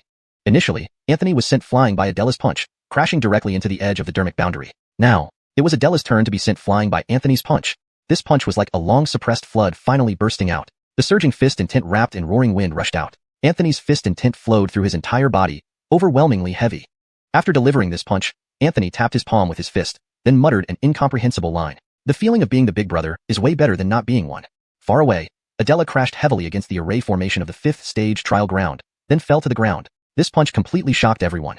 Kent stared with wide eyes. He knew that Anthony was both a sword cultivator and a pure martial artist, but he had never seen Anthony use such a powerful boxing technique before. Even a peak Yuaning realm cultivator would be killed instantly by this punch. Even a Hua Shun realm cultivator would not escape unscathed after taking this punch.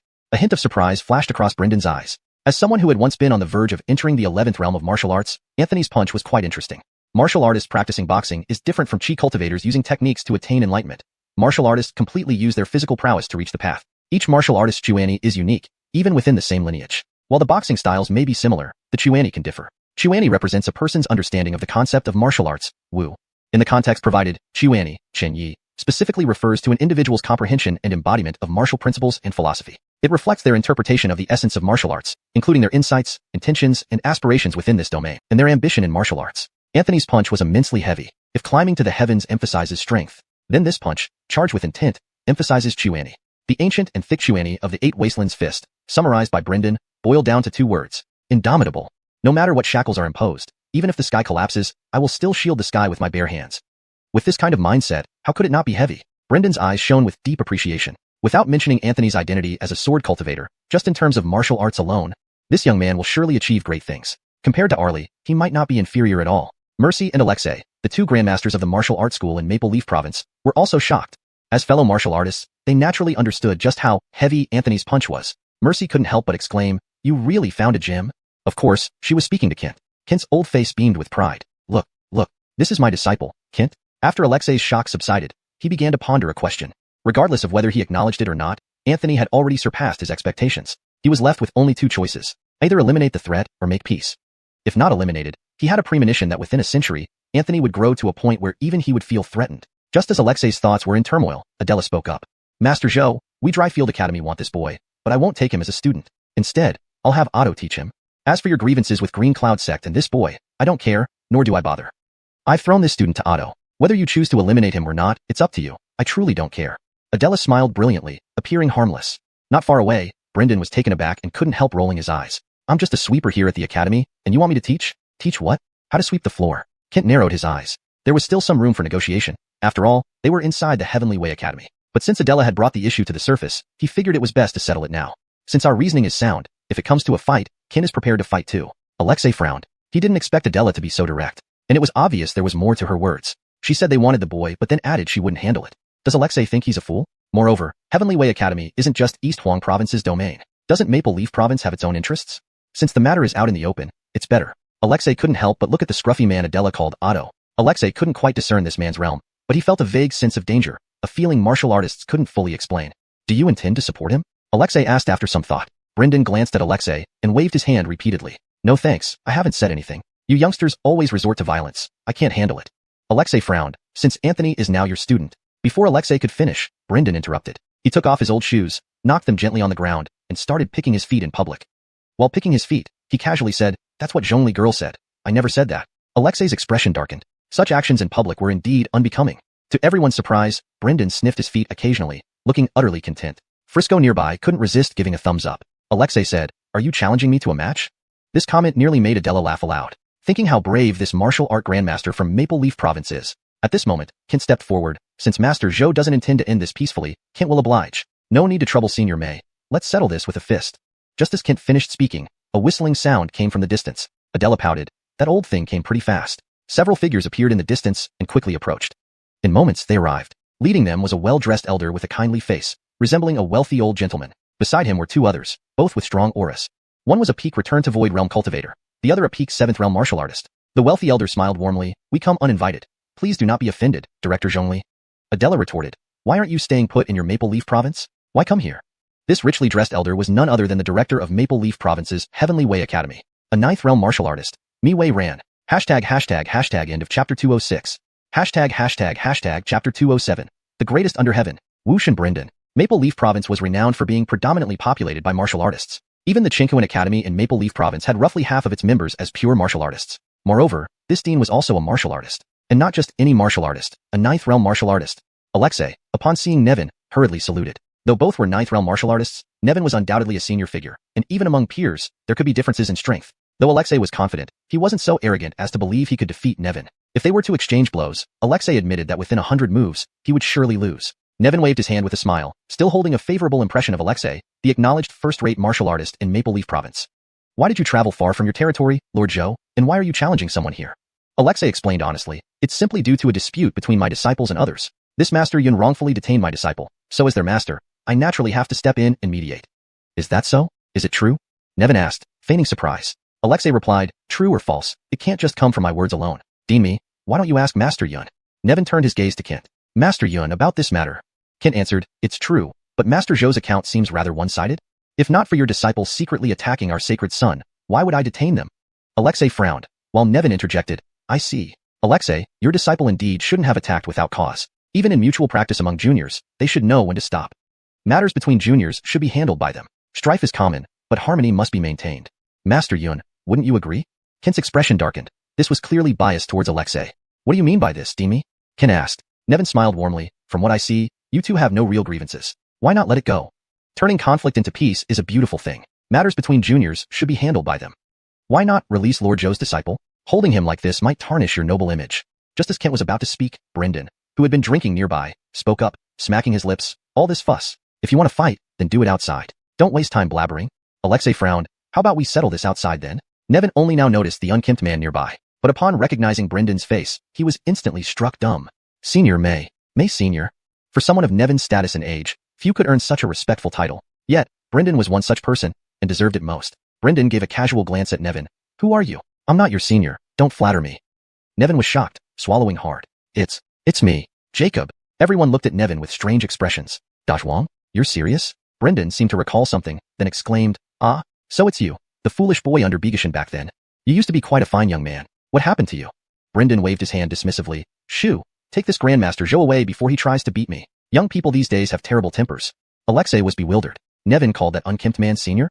And showed such respect. Who exactly was this unkempt man? Adela, ever the instigator, chimed in, hey, don't leave yet. Didn't Grandmaster Zhou want to exchange blows? Nevin's face darkened instantly. Exchange blows? With whom? With Brendan? Even if you were born 300 years earlier, you'd still lack the qualification. This was a senior who once stepped half into the 11th realm of martial arts. Throughout the entire 8 desolate continent, who didn't know him? Even Nevin's original motivation for practicing martial arts came from the influence of Brendan. His demeanor was unparalleled, dressed in immaculate white robes like a celestial being. Nevin glanced at Alexei and said sternly, Alexei, don't act rashly. Apologize to the senior immediately. Alexei frowned. As a 9th realm martial artist, pride was paramount. How could he easily bow down to anyone? Nevin, clearly reading Alexei's thoughts, snapped, Alexei, put aside your pride. Do you know who this person is? Alexei, feeling aggrieved, began, we martial artists. But he was interrupted by Nevin. This is Wu Shin Brendan, known throughout the entire 8 desolate continent. Even kneeling to pay respects might not be enough. Suddenly, Alexei felt as if struck by lightning. Brendan. To all practitioners of martial arts, this name was like heaven itself, towering over every martial artist. An insurmountable mountain standing before all martial artists. Alexei, too, had heard of this name. He stood frozen, unable to believe that the legendary white-robed martial god could be this unkempt man who drank wine and picked his feet nonchalantly. Before Nevin could speak again, Brendan waved his hand. Enough. All this Wushan nonsense. These titles are meaningless. If you want them, take them. Now scram, don't bother me while I drink. Nevin quickly pulled Alexei aside, his heart still racing. He immediately apologized to Kent. Master Yun, please forgive my earlier comments. If I offended you, please understand. Nevin was no fool. He saw that though Brendan didn't explicitly say much, he was leaning towards Milo sect. If he didn't yield now, angering the senior, this person could single-handedly topple all of Maple Leaf Province with a punch. No one would be his match. So, Nevin continued, Master Yun, this is entirely Alexei's fault. On behalf of the Chinkoan Academy of Maple Leaf Province, I apologize to your sacred son. Kent never expected Nevin to be so courteous after showing bias earlier. Not wanting to create an enemy, Kent took the opportunity to step down gracefully. Dean me, you misunderstand. It's not a big deal. Matters between juniors should indeed be settled by them. Kent waved his hand, and the 2 captured martial artists reappeared before everyone. With this matter clear, I will give Dean me face. Let's call it quits. At that moment, Mercy suddenly exclaimed, look. Everyone turned to look at the mirror, their expressions changing dramatically. ####Chapter 208.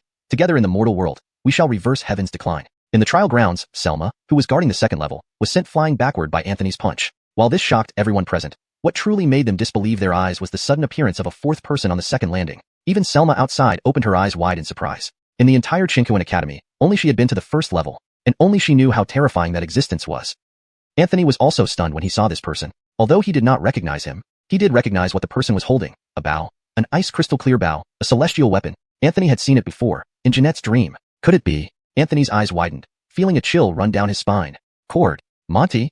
Anthony had entered Jeanette's dream and found himself as a young boy in Yunyuan Immortal Palace, mute despite being born with a Dao body. If it were just a dream, it wouldn't have startled him so much. But everything that happened afterward told Anthony that the dream wasn't a dream at all. It was a journey upstream along the river of time. Everything he witnessed had truly happened. Thus, Monty was real. Moreover, he stood right before him now. The youth from 10,000 years ago was now a young man, though traces of his former self remained in his eyes. Holding a long bow, he walked down from the first landing step by step. This scene shocked everyone outside too. It was the most significant upheaval in the history of the trial grounds. No guardian had ever freely moved between landings in the 5th trial. But only Selma knew that the person on the first level wasn't some blood shadow clone. He was a living being, one who had lived for countless years here, if you could still call him human. As Monty descended the steps, he ignored Anthony and stared intently at Jeanette, his eyes filled with confusion, incomprehension, and sorrow. Jeanette, who had been sitting in deep meditation, now opened her eyes. She looked at Monty calmly, her expression serene like a deep pond undisturbed by ripples. Master. Monty stopped at the foot of the platform where Jeanette sat. Jeanette didn't speak, but gazed at him silently. Monty's face suddenly showed a trace of grief. It came too early, and you arrived too late. 9,000 years have passed, Master, too late. Jeanette stopped looking at Monty, her brows furrowing as if something puzzled her. 9,000 years, she said suddenly, a bitter laugh escaping her lips. Was the Millennium Light absorbed? Monty nodded, then shook his head. Jeanette glanced at him and asked, how many times have I come here? In 9,000 years, you visited 8 times. This is the 9th. Once every millennium? Anthony listened in confusion, utterly lost. But he knew these were formidable figures. Existences that had lived for thousands, even tens of thousands of years, once immortals. Jeanette said suddenly, no wonder.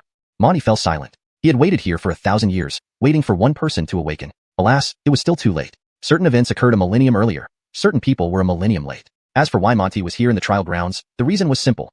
It used to be Yunyuan Immortal Palace or its ruins. That was why only the Qingquan Academy in Donghuang Prefecture among the 9 states of the 8 wastelands had such a place.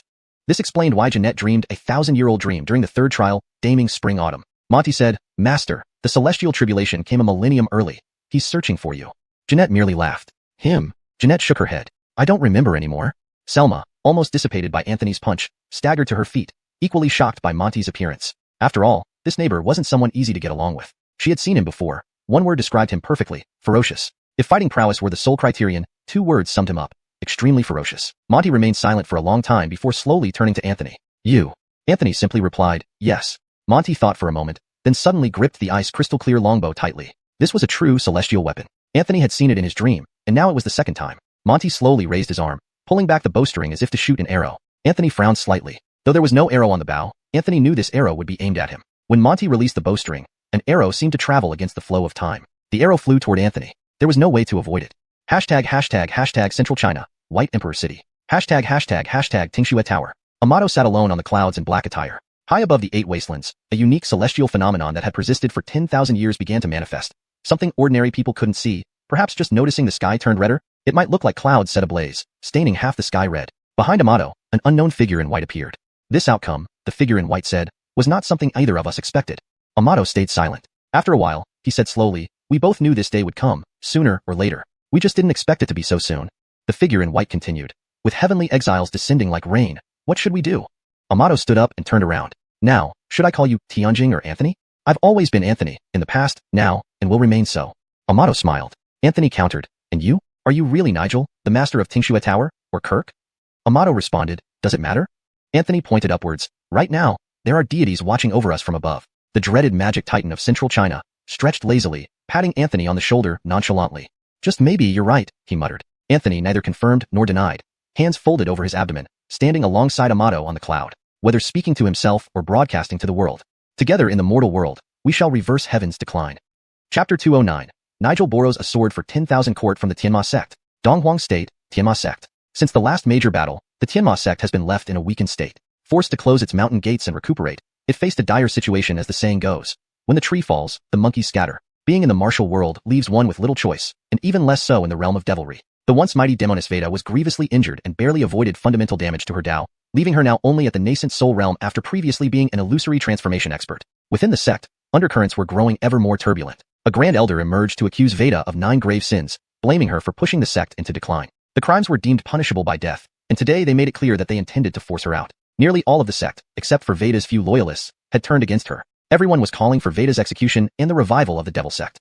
Veda sat pale-faced on the main hall throne. To her left and right stood only 2 people, Norris, who was at peak nascent soul realm, and Denim. Back then, within the White Dragon Grotto, Denim had been severely injured, his life hanging by a thread. If not for Anthony requesting Veda to allow Denim to enter the path of devilry, he would no longer exist. Surprisingly, Denim's realm had reached early nascent soul. He first followed the righteous path, and then fell into devilry. This did not cloud his mind. Instead, it allowed him to understand many things he could not before. Those who walk in the sunlight can never truly comprehend the loneliness of those who live in the shadows. Veda covered her mouth and coughed lightly. Unfolding her hand, it revealed a crimson stain. She looked weakly at Norris. Norris, leave. The Tianma sect is doomed. Staying here serves no purpose. Norris, bald with 9 marks on his head, simply shook his head. No. Veda asked, why are you so insistent? Norris replied, I lack wisdom, self-imprisoned. Realizing his obstinacy, she turned to Dinham. Unexpectedly, he spoke first, don't try to convince me. Tell me why you don't leave. Veda calmly responded, I am the leader of this sect. Alive or dead, I belong here. Dinham nodded, same applies to me. Now that I am part of the devil sect, I must stay. Veda laughed softly. Can we 3 resist the entire Tianma sect?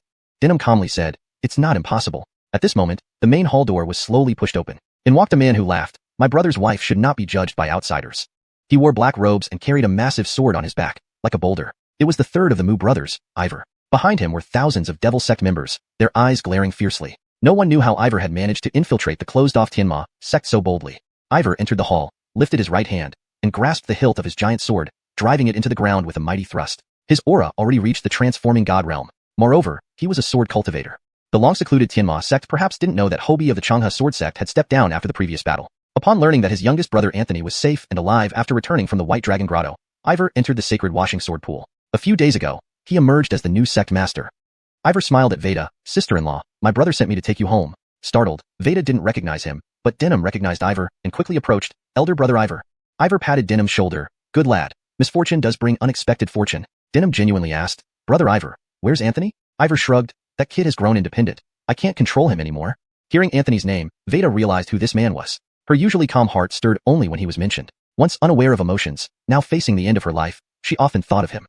Perhaps, this was what emotion felt like. She looked at Ivor tenderly, thank you for your kindness, brother Ivor. But, I cannot go. Please convey my message, say thank you. Ivor laughed, sister-in-law, you don't get a say here. You're coming with me today. Veda smiled bitterly, brother Ivor, look outside. I can't leave. I ask you to take these 2 with you. Clearly referring to Dinham and Norris, Ivor smiled broadly, nonsense, can a bunch of rabble harm Mu families kin? Dinham, still smiling, teased, did brother Ivor master the ultimate level of the 9 swords of solitude? Ivor's face darkened, how do you know that? Dinham innocently said, the saint announced it. Ivor was enraged, you loose-mouthed brat. Realizing it was too late to explain, he shouted, enough. Today, you'll leave because I say so. Raising his hand in the sword-holding stance, he shouted, sword come. Everyone was stunned. After a while, nothing happened. Veda sighed, thinking the Mu family lacked intelligence. But just as this thought crossed her mind, a voice echoed in her heart, sister-in-law, please don't involve me. Veda was astonished. Someone was speaking directly in her heart. Outside, 10,000 miles away, Anthony smiled at Nigel, borrow your sword? Nigel glanced at Anthony, somewhat helplessly, feeling he'd chosen his friends poorly. He casually drew a stroke, and a black sword instantly appeared from Tingxue Tower. This single sword traveled across states. The sword light shot from central China, straight toward Donghuang State. On this day, all 8 directions understood. Heroes underestimated Nigel, Lord of Tingxue Tower. This sword cut through multiple states with sheer force, yet no one dared or could stop it. Spanning over 10,000 li, this single strike illuminated the entire continent. The sword broke through the defensive array of Tianma sect, ultimately landing in Ivor's hands. All outside the main hall died, including the illusory transformation Grand Elder. In this world, some matters are decided by a single sword strike. Thus, this is my path of devilry, Nigel's path. Note. This translation maintains the original paragraph structure and line breaks, preserving the narrative flow and style. Hashtag chapter 210. Refining an immortal artifact as a court fespent object. On this day, numerous messages were spreading from the mountains of Donghuang province. The first was that since Tianma sect had last closed its gates after their previous incident, they suddenly opened today but only for less than 3 hours. After those 3 hours, Tianma sect once again closed its gates, and the sect leader Veda disappeared without reason. Some troublemakers had used their divine senses to remotely probe inside Tianma sect, only to be chilled by what they found. Within Tianma sect, there were corpses strewn everywhere, almost forming a continuous sheet. That scene shook many to their core, causing them to hastily withdraw their divine senses from the sect. Another matter involved several local sects like Zhoutian sect, Changhe sword sect, and Milo sect, all announcing the closure of their mountain gates. At the Kunshan Academy's trial grounds, Monty's arrow seemed to freeze time itself. From Anthony's perspective, the arrow was clearly just released, yet in the next moment, it was already before him. It barely gave Anthony any time to react before it penetrated his body. Strangely, there wasn't a drop of blood or even a wound. The arrow appeared to have been conjured from nothingness and returned to nothingness within Anthony's body. Anthony's eyes widened with disbelief as he kept feeling his body. This. As Anthony was still shocked and bewildered, Monty's longbow from the book had vanished. Monty said, "You once granted me enlightenment during the Kaichin period, and today, I return it." Before Anthony could understand the situation, the bow unexpectedly reappeared in his hands. A powerful fluctuation instantly swept through Anthony's body. Only then did Anthony realize. He is giving this to me? It turned out that Monty had sent both the arrow and the bow to Anthony. Jeanette looked at Anthony with interest. This bow was no ordinary artifact. Its grade was as high as a mid-grade immortal artifact. Anthony stared at Monty, unsure. You're giving me this bow? Monty merely nodded and said nothing more. He seemed to recall something and tapped lightly 3 times at a certain point. In an instant, outsiders could no longer see what was happening inside. Even Elton couldn't restore the visibility. Everyone fell silent. Miwaran and Alexei hurriedly returned to Maple Leaf Province. Brendan had been gazing intently at the sky ever since. Within the trial grounds, Elton's blood essence avatar had completely dissipated. Meanwhile, Jeanette and Monty had gone to the first terrace to discuss something unknown. Anthony stood alone on the second terrace, at a loss. At this moment, the voice of the Norris Law suddenly sounded in his mind. Norris Law, whatever they say next, don't listen. You must go to the 9th level. The Norris Law's voice trembled, a trembling filled with excitement, and its tone made Anthony feel uneasy. Too serious, too solemn. He had never seen the Norris Law act this way before. But then, another voice echoed in his mind. Bhagwang Fist, that's right, the 9th level. You must go to the 9th level. Bhagwang Fist, this aura, there's no mistake about it. Anthony knew this was not the time for jokes. He asked solemnly, what's at the 9th level? There was silence for a moment before both voices gave the same answer. The Book of All Creation. Anthony was taken aback. The Book of All Creation? Is it a cultivation technique like you two? Norris Law, yes, so you must reach the 9th level. Anthony asked, puzzled, how many supreme cultivation techniques like yours exist? This time, the Bhagwang Fist answered. Bhagwang Fist. Norris, Wumu, Tianjing, Dai Yujian, Bhagwang. Anthony was deeply shaken. So if I find the Book of All Creation, I will have collected 4 cultivation techniques? Anthony felt a surge of excitement. Though he often bickered with these supreme cultivation techniques, he fully understood their power. Although he didn't know the details of Tianjing and Dai, knowing they were supreme techniques meant they had unique features. Anthony took a deep breath. He sensed something significant was about to happen. Norris Law, boy, refine this bow into a lifespan object first. Without collecting 5 lifespan objects, you can never break through the golden core bottleneck. Anthony was surprised. This bow seems like an immortal artifact, and I can't determine its attributes. Norris Law, an immortal artifact is better. This bow appears crystal clear but is actually a rare earth attribute lifespan object. Norris Law, if you can refine this bow into a lifespan object, its killing power will be especially terrifying. The bow being an earth attribute immortal artifact caught Anthony off guard. He realized he had been misled by its appearance, assuming it was a water attribute object. Anthony slowly sat cross-legged, placing the bow horizontally on his knees. What Anthony didn't know was that he was the only person in 10,000 years who could simultaneously refine 5 lifespan objects. Any cultivator could only refine 1 lifespan object in their lifetime. Not even Marina Jeanette was an exception. However, there was a precedent. It was from 10,000 years ago, when someone personally destroyed the ancient Heavenly Court, the first owner of the Heavenly Armor. Back then, this person possessed astonishing 5 lifespan objects. Now Anthony had already refined a water attribute dragon pearl and a metal attribute ancient jading knife. If he successfully refined this earth attribute immortal longbow, a world-altering phenomenon would occur. By then, saying Anthony was the strongest golden core in the world wouldn't be an exaggeration. Ordinary nascent soul realms wouldn't be able to compare, and even the transformation realm wouldn't stand a chance against him using the longbow named Setting Sunday. An immortal artifact's power was enough to make heroes tremble. There was one more thing the Norris Law hadn't told Anthony. In fact, it had its own ulterior motives. When Anthony successfully refines 5 lifespan objects, he wouldn't smoothly advance to the nascent soul realm. Instead, he would undergo transcendence, and it would be 9 levels of heavenly tribulation at once. For ordinary cultivators, even reaching the tribulation realm meant only 1 tribulation every century. They had to endure 9 such tribulations over 9 centuries. But Anthony would face all 9 tribulations immediately upon gathering the 5 objects. Recalling how Anthony had once asked Gaylord if there was a way to elevate his realm instantly, Gaylord simply shook his head. Yet, Anthony failed to notice that in Gaylord's last moment before dissipating, he had deeply glanced at Anthony. Translation completed based on the provided chapter structure and content, maintaining the original tone and style. Hashtag chapter 211. The Tavern at the End of the World. Hashtag Trial Grounds, 5th stage. On the second tiered platform, Anthony sat cross-legged with a long bow in front of him, emitting a faint glow. A divine weapon wasn't so easy to refine. Jeanette and Monty had gone down to the first level, leaving only Anthony and the bored little raccoon on the second level. This time, the 5 elements technique had made considerable efforts. Normally assisting Anthony fully, it would have taken him a month under normal circumstances to refine a divine weapon if left to his own devices, even if everything went smoothly. But with the 5 elements technique's full support, the time was greatly shortened. 3 days. According to the 5 elements technique's calculations, it would only take 3 days. At this moment, on the first level, Monty fell silent for a moment before saying, Master, the immortal tribulation has been brought forward by 1,000 years. Countless exiled immortals have already descended into this mortal realm. Jeanette replied casually, what does that have to do with me? Monty said earnestly, he won't let you off. Have you forgotten how Yunyuan Immortal Palace was destroyed by him? Jeanette waved her hand, signaling that there was no need to continue. She spoke slowly, he is nothing more than a dog for those remaining deities of the ancient celestial court. And moreover, Jeanette suddenly laughed. What difference does it make whether this world exists or perishes? I've already lost all hope for humanity. The first level had another appearance concealed by Monty's magical powers. But since Jeanette was here now, there was no longer any need for concealment. Monty waved his hand lightly, and the scene changed instantly. This, the first level of the 5th stage of the trial grounds, turned out to be the heavenly gate of Yunyuan Immortal Palace. The 4 gilded characters still hung above the gate. Yunyuan Immortal Palace. Jeanette lifted her head, her eyes expressionless. Monty sighed. Master, even if the mortal world is plunged into eternal darkness, as long as there is one light, it is not beyond saving. Jeanette's lips curled into a smile, countering, so, have you found it? Monty remained silent, but said firmly, I will find it. Jeanette just smiled, then let's see when you do. At this moment, a man in white appeared abruptly in the first level. With his hands crossed over his abdomen, he wore a warm smile. Gentlemen, what if I told you I have found it? ######8 Desolate Continent, Tinya. Legend has it that at the two ends of the 8 desolate continent lie Tinya and Haijiao. Unlike Haijiao, Tinya had a small town. In this town, there was a popular tavern called No Wine Tavern. The tavern owner was a young man who was quite handsome but had never managed to find a wife despite many years of searching. Next to this tavern was an inn with an amusing name, Reverse Inn.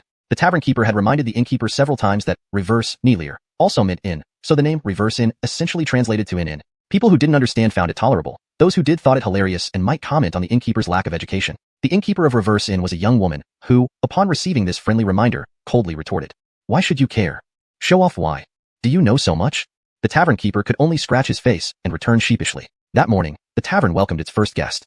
An elegant middle-aged man, clearly no ordinary person. After sitting down, he glanced at the tavern sign and smiled knowingly. He then called for the waiter and asked for a pot of dullness. In this no-wine tavern, there were only 3 types of wine, the most expensive being dullness. Next came fake wine, and the cheapest was purified. Just like the tavern's name, these names were peculiar and considered part of its charm. The waiter warmly greeted him and served 2 complimentary appetizers. The middle-aged man in purple thanked him. He looked around the tavern, presumably looking for the owner, but only the waiter was busy inside. It seemed the owner was nowhere to be seen, likely an absentee boss. Soon after, the tavern welcomed its second guest, a young man with scholarly airs. He nodded politely at the middle-aged man in purple, with a slight smile. Then he requested, Excuse me, could you please bring me a pot of fake wine, 8 ounces of marinated beef, and a plate of bamboo shoots? From within the tavern came a cheerful shout. Sure thing, sir, just a moment. Sitting on a bench, the young man cast his gaze back at the middle-aged man in purple. Mayor Nya, your reputation precedes you. The middle-aged man in purple smiled and replied, Mr. Liu, I have heard much about you too. As they exchanged greetings, the waiter brought their drinks and food. Please enjoy, sir. The scholar nodded and handed some loose silver coins to the waiter. Keep the change and bring this gentleman a pot of purified. Yes, sirs, coming right up. The purple-robed Mayor Nya laughed wryly and commented, Generous of you, Mr. Liu. Gaylord smiled but said nothing. The middle-aged man, now rarely known by his name, seemed somewhat resigned and brought over the pot of dullness to Gaylord's table. You live up to the name of Purple Aura Rising East, Gaylord remarked. The middle-aged man merely smiled without reply. This person, referred to as Mayor Nya, was the city lord of Ziki City in the Central Realm, named Martin. Back in by Long Grotto, Anthony had met Harrison and Agneta from Ziki City. Martin was Harrison's master and Agneta's adoptive father. Agneta's parents were once close friends of Martin on the mountain. However, they both suffered tragic fates early on. Rumor had it that Agneta's mother was violated, and then impaled through the body with a sword from bottom to top while her husband was forced to watch, tied up nearby. Later, Martin spent 20 years investigating the perpetrators, discovering they were disciples of another sect in the Central Realm. Subsequently, the details of what transpired remained unknown, but it was said that every single person in that sect was killed overnight. Even the patriarch, said to be a powerful figure at the 3rd stage of tribulation, along with the sect's law enforcer at the 1st stage of tribulation and an elder at the 7th stage of tribulation, all dead. Their bodies hung from the main gate, still visible today. Anyone related or acquainted with these 3 people also met the same fate, killed by Martin. Finally, the Central Realm's authorities stepped in, intending to execute Martin. But Martin did not resist and simply said, You can kill me, but I must kill them first. Rumors suggested that someone from Tingxue Tower intervened. One night, Martin walked alone to the entrance of that sect and said, Martin has come to collect a debt. After settling the matter, at dawn the next day, Martin walked out of the gate and left another message. Their bodies shall hang here for 100 years. Anyone who tries to reclaim them shall die. It seems there was no Chinese text provided in your last message. Could you please share the Chinese text you would like translated into English? I'm ready to assist you. Chapter 212, A Table of Old Bachelors. In short, following this event, Ziki Tower leaped to become one of the top 5 sects in central China. Or rather, Aldo, with his own strength, elevated the entire status of Ziki City. No one knew what realm this Lord Mayor Nya had reached. But Gaylord knew that the current Lord Mayor Nya was no longer a tribulation transcending cultivator. His realm was great perfection, 3rd stage. After reaching void returning comes tribulation transcending. Successfully enduring the 9 stages of lightning tribulations would then lead to the great perfection realm. Beyond great perfection, it was the ascension realm, once a dream for everyone. As for why it's once, this has something to do with events happening up in the heavens. Today, Gaylord and Aldo came here upon invitation. As for who invited them, it didn't matter anymore, because that person spoke directly into their hearts. Neither Gaylord nor Aldo knew who it was. But it could be certain that the person harbored no ill intentions. Besides, if they did have any evil intent, they wouldn't be able to fight back. For cultivators at their peak, reaching such a realm meant understanding how incredibly difficult it was to intrude into someone's heart lake as if entering a no-man's land. The two sat for a while before the tavern owner finally ambled over, yawning all the way, clearly still half asleep. Gaylord smiled and stood up, Junior Brother Corton. Turned out, the tavern keeper was none other than Harold. Harold glanced at Gaylord, nodded, muttered in awe, and left it at that. But he paused slightly as he passed Aldo. Ziki City, Lord Mayornya? Aldo nodded. Harold gave him a thumbs up, its meaning unclear, before ambling into the tavern. Shortly after, another person entered the tavern. It was the female innkeeper from the reverse travel inn next door. This innkeeper was strikingly beautiful, especially her legs, which were exceptionally long. She wore black silk trousers specifically made by mountain immortals, those legs practically lethal. Aldo and Gaylord both turned to look at her, their gazes instinctively lowering. Gaylord nodded, while Aldo clicked his tongue. They exchanged glances and shared a smile. There truly was silence between their words. However, the long-legged innkeeper stopped, turning her head to coldly ask, "Would you like to touch?" Gaylord was taken aback. Only Aldo, the seasoned veteran, managed to respond, "Really?" The long-legged innkeeper glanced at Aldo and actually strode over, lifting a leg to step on the bench beside Aldo, saying just one word, "Touch." Aldo kept a straight face, sternly telling Gaylord, "Do not look at, listen to, speak of, or act on what is disrespectful." Gaylord didn't dare reply. The long-legged innkeeper chuckled and walked into the tavern. Then, Gaylord and Aldo again turned their heads together, gazes lowering in perfect unison. Just then, a young man carrying a long spear approached this small town. His target was clearly this very tavern. He paused briefly when he saw Gaylord from a distance. Gaylord also froze for a moment upon seeing him. They spoke simultaneously. Quentin? Gaylord? The tall young man in blue robes holding the long spear entered the Heavenly Dominion Academy on the same day as Gaylord and left on the same day. Quentin patted Gaylord on the shoulder. "You're still alive?" Gaylord warmly patted Quentin's shoulder. "And you haven't died yet?" Their greetings were unique to the 8 desolate continents. Quentin then noticed Aldo, surprised. "Lord Mayornya?" Aldo looked at Quentin, blinking as if trying to remember who he was. Quentin casually tossed aside his highly ranked silver spear into a corner. "It's me. The last time in the 100,000 mountains, 10 people surrounded and attacked you, but I still managed to escape." Aldo thought for a moment. Seemed like there was such an incident. Gaylord's expression was odd. 10 people ganged up on one person, and only you escaped. This is bragging? How did Quentin make it sound like a great honor? Quentin sat down, naturally picking up chopsticks to eat some braised beef. Eating as he talked, "You also." Before he finished, Gaylord nodded. Quentin ate a few more bites, nodded again. Gaylord thought he might say something meaningful. But instead Quentin said, "Too salty." Gaylord couldn't help laughing, shaking his head. "Indeed, it's you, Quentin. After all these years, still at tribulation transcending 3rd stage. There must be a reason." Quentin got up, gripping the silver spear. Gaylord thought he wanted to fight, but he merely used the spear tip to pick his teeth. Even Aldo stared in disbelief. After a pause, Aldo commented, "Talent." At this point, Harold emerged from inside with 2 large jars of wine, placing them on the table. "Ladies and gentlemen, consider it my treat. Drink slowly." Gaylord teased, "All present are your seniors." Harold owed and went back inside, bringing out 2 more jars. "All fake wine, take your time." Quentin leaned over, smelled it, poured himself a bowl, and gulped it down. Smacking his lips, he gave his verdict. "This wine." The 3 looked at Quentin in unison. Quentin seriously replied, "It is indeed fake wine." Just then, the long-legged innkeeper emerged, saying shockingly, "Harold, come back to the house, let's have a baby." Gaylord and Aldo were about to taste the fake wine but were almost choking on their drinks due to her statement. Harold, looking annoyed, said, "Trouble? Ask someone else, I can't help." The seductive long-legged innkeeper coldly retorted, "No, I like you, so you will have a baby with me." Earlier, Gaylord had mentioned all present were seniors. Now, his tone changed completely. Gaylord earnestly said, "Junior brother Jichin, in this aspect, you are undoubtedly a senior." Quentin also nodded. Ever since she appeared, his eyes hadn't left her legs, now nodding while watching. "Indeed, senior, what's your secret? Teach us." Right then, the tavern finally welcomed its last guest, clad in white. It was Anthony. Anthony smiled. From afar, a table of heroes. Pausing, he added, "Up close, all old bachelors." Chapter 213. The new heavenly court is a fraud. Just as Anthony appeared in the no-alcohol shop at the edge of the world, on the opposite side of the Baohuang continent, another gathering was taking place. At the seaside, a middle-aged scholar sat calmly in a pavilion, casually flipping through classic books. Facing him was a rather laid-back young man. This person was none other than Jorge, the Dragon Slayer. He was the one who placed the white dragon eyes into Anthony's eyes and lent the ancient Jadangdeo to Anthony. Jorge asked, "Lao Wei, what do you think the master of Tingxue Tower meant?" The middle-aged scholar was named Lance. Lance was not widely known, even among the peak cultivators of the Baohuang continent. Yet, he was the only person that had made the Inner Earth Shenzhou's Qingquan Academy visit him thrice with invitations. Qingquan Academy had sent envoys 3 times, all wishing for him to become a professor within their institution, even offering the position of vice director. This showed the immense respect Qingquan Academy held for Mr. Wei. Unfortunately, Lance declined all 3 times. Why he refused remained a closely guarded secret. Clearly, Lance did not wish to answer Jorge's question, perhaps because he did not know how to respond. Jorge continued, "Have you sensed the disturbances in the heavens?" Lance paused momentarily in his reading but did not reply. Jorge shook his head and sighed, "Chaos is coming. The world will soon be in turmoil." Suddenly, a handsome young man approached from afar. Even someone as confident in his looks as Jorge had to admit that this youth surpassed him in appearance. The young man bowed respectfully upon reaching the pavilion, saying, "Arlie greets the 2 seniors." Jorge was sociable by nature, and Arlie was a renowned name. He was the youngest and most accomplished martial artist of Baohuang continent. A 30-year-old 8th realm warrior was unprecedented and likely unmatched in the future as well. Jorge patted Arlie's shoulder, pinching him playfully. "Wow, strong build, huh? Strong indeed," he remarked, feeling the muscles. Though acknowledged as the top martial artist of the younger generation, Arlie possessed no arrogance and was famous for his good temperament. Blushing slightly, he said, "Senior Liu, that's enough touching." Jorge laughed and withdrew his hand, then suddenly glanced behind Arlie. A woman wearing a fearsome iron mask suddenly appeared there. Her speed startled even Jorge. Arlie turned and bowed again. "Greetings, Miss Corton." It was indeed Corton Shuching, now an 8th realm warrior like Arlie, both at the peak level. Lance finally spoke. "It seems White Master invited quite a few people." Jorge chuckled and boldly seated himself in the pavilion. "The more, the merrier." Arlie and Corton Shuching entered the pavilion as well, just before another figure approached. Wearing 2 long sabers at his waist and one on his back, he looked like a knife vendor. Though less handsome than Arlie, he was still quite refined. The only flaw was his crossed eyes. Everyone in the pavilion watched as he veered off course towards them. Arlie hesitated, whispering, "Should we remind him?" Corton Shuching coldly remarked, "He's about to fall into the sea." Enjoying the chaos, Jorge shouted, "Hey, over here. You're walking off course."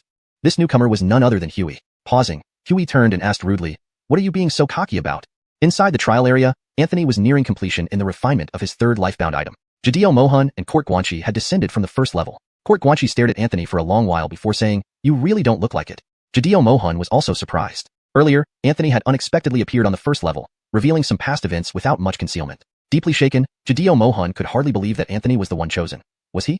Millennia ago, the ancient old heavenly court was overthrown, and humanity regained its freedom. Now, the truth about the new heavenly court had been revealed, and someone would once again wear the celestial robes and stand above mankind. But Jadeo Mohan never imagined it would be Anthony. At this moment, an intense surge emanated from Anthony's body. The 3rd lifebound item was successfully refined. Anthony opened his eyes, startling himself. What are you looking at?" Jadeo Mohan and Court Guanchi were watching him intently. Shaking his head, Jadeo Mohan turned, ready to head to the 6th level, with Court Guanchi following suit. Anthony quickly stood up. Wait for me." Back at the seaside, Lance waved his hand, and a set of teaware materialized on the stone table. Volunteering to make tea, Jorge prepared it enthusiastically. But when done, nobody touched it. "Please, have some tea. It'll get cold if left out." Still, no one moved. They remembered Jorge picking his nose earlier, which didn't bode well for the tea. Suddenly, a figure appeared in the pavilion. Dressed in black, Bai took a seat and observed the untouched tea. Feeling uneasy around this powerful figure, Jorge wondered why Bai was dressed differently this time. Bai stated bluntly, "I have called you all here for a reason." Silence fell. Bai continued, "The remnants of the ancient old heavenly court remain. The new heavenly court is a fraud. Humanity needs people to step forward. To stay or leave is your choice. I do not force anyone." With that, Bai simply sat quietly. Meanwhile, at the edge of the world, the scene was similar. A group gathered around a table, drinking silently, none willing to speak first. Chapter 214. No more talk, just do it. Within the trial grounds, Anthony, along with Jeanette and Monty, arrived at the 6th level. The previously arduous trial grounds seemed completely transformed after Monty's appearance, but Anthony quickly rationalized this shift in his thoughts. After all, these trial grounds were once the Yun Yuan Immortal Palace which had fallen from the 9th heaven to Donghuang State. Whether or not the first dean of Qinkuan Academy chose to establish the academy here because they discovered this immortal palace was now impossible to verify. Regardless, Anthony had to reach the 9th level as the Wanwu book still resided there. The entire trial grounds had been restored by Monty to its original appearance, the ruins of Yun Yuan Immortal Palace. Anthony had been to Yun Yuan Immortal Palace in a dream before. Back then, it felt like a young maiden. Now, it resembled an elderly woman. Even Anthony couldn't help but feel a twinge of sadness seeing it thus. He wondered how Jeanette managed to look unperturbed, as if she had no connection to this place. Was she unable to bear looking and thus buried her lingering sentiments deep within? Or had she given up? Anthony could not fathom it. Suddenly, Jeanette turned to ask him a question, interrupting Anthony's thoughts. Anthony. It seemed to be the first time Jeanette called him by name. "If the sky above your head were to collapse one day, what would you do?" Jeanette asked. Anthony thought for a moment and chuckled. "That's pure worry over nothing." Jeanette wasn't angry and merely added, "But what if that day comes?" Anthony had never seen Jeanette asking something so seriously. He pondered deeply and eventually gave a somewhat non-answer answer. As the saying goes, if the sky falls, there will always be taller ones to prop it up. Something struck Jeanette, making her laugh softly. She followed up, "What if you were the tallest one?" Without a second thought, Anthony replied, "Then I'll be the one propping it up." The gaze Jeanette cast on Anthony held untold complex emotions, something Anthony only understood much later. At the edge of Tianya in the 8th desolate continent, Anthony asked, "Everyone, what should we do?" At a table sat 6 people, all silent. Surprisingly, Martin spoke first instead of Gaylord. After taking a sip of wine, he revealed a piece of unknown history. In Bai Long Dong Tian, my unworthy disciple owed younger brother Anthony a favor. As his teacher, I have repaid that favor on his behalf. Anthony stood up and bowed respectfully to Martin. Ordinarily, Martin should have refused the bow, but he remained seated and accepted it. Simply put, not just anyone could accept Anthony's bow calmly. Anyone else would falter under such reverence. Martin gently placed his cup on the table. Martin was born in heaven and earth, and ought to die within them. Gaylord suddenly interjected, "A gentleman does not stand beneath a crumbling wall." Quentin frowned beside him. Gaylord leisurely continued, "But there is also a phrase that says, take responsibility when faced with righteousness." Quentin glanced at Gaylord and said, "If it weren't for that last part, I would definitely beat you up." Gaylord simply smiled faintly. Quentin's answer was straightforward. "Isn't it just a fight? Who cares where or against whom? Especially with this chance to gain fame. I, Quentin, can't miss out. Harold said nonchalantly, I am destined to live alone and will not get involved. Besides, don't bother collecting my remains. Let me die here in the 8th desolate continent. Wherever I end up, it will feel like home. The long-legged female innkeeper said at an oddly inappropriate moment, Die after you've finished having a child with me. Harold was speechless, and everyone exchanged looks. Years later, a long-legged woman would drink and sell wine atop a tall city tower daily, naming her mobile tavern, No Wine. However, she only sold one type of wine, called longing. Later, it was said that the long-legged innkeeper indeed had a son named Corton Wu Hui. Anthony adjusted his sleeves solemnly and said, Everyone, please join me in propping up the collapsing sky. 5 people stood up. Together, we uphold the sky. At the edge of Haijiao in the 8th desolate continent, Nigel said emotionlessly, Anyone who wishes to leave, may do so now. Those who wish to stay, follow me to Tingxue Tower. Silence filled the pavilion. Lu Jade glanced around, coughed ostentatiously, and whispered, Guys, really no one leaving? No one paid him any attention. Arlie stood up first and told Nigel, This junior chooses to leave. Nigel said nothing. Arlie didn't speak either, turning and exiting the pavilion but stopping halfway to say, This junior isn't afraid of death. Just that, I've yet to reach the peak in martial arts. I want to see the view from the summit. And thus, the top martial artist among the youth of the 8th desolate continent left. Nigel, leader of Tingxue Tower and a formidable figure in dark ways, allowed him to go. Next was Conrad, who slowly removed 3 narrow ancient knives from his body and placed them on the stone table, uttering a wildly defiant statement. Whoever comes, I'll cut them down. Persia said, Unlike Arlie, my ambition in martial arts only reaches the 9th realm. A life already worn out is not worth cherishing. Lu Jade scratched his nose, cleared his throat, and said, I'll say 2 words. Just then, Nigel looked at Lu Jade and interrupted, You don't need to say more, come back to Tingxue Tower with me. Lu Jade was taken aback, hesitated for a while, laughed awkwardly, and rubbed his hands together, asking, Does it include meals? Finally, Jameson, the middle-aged scholar well-versed in literature, made the final decision. Usually polite, Jameson suddenly rolled up his sleeves, ignoring all propriety, stood up, stepped on the stone bench, pointed upward, and said one sentence. No more talk, just do it. Chapter 215. Can human schemes truly match heaven's plan? At the edge of the sea, everyone except Arlie stayed behind. Nigel sat in the pavilion, his hand resting on the stone table, and everyone saw him gently tap the table.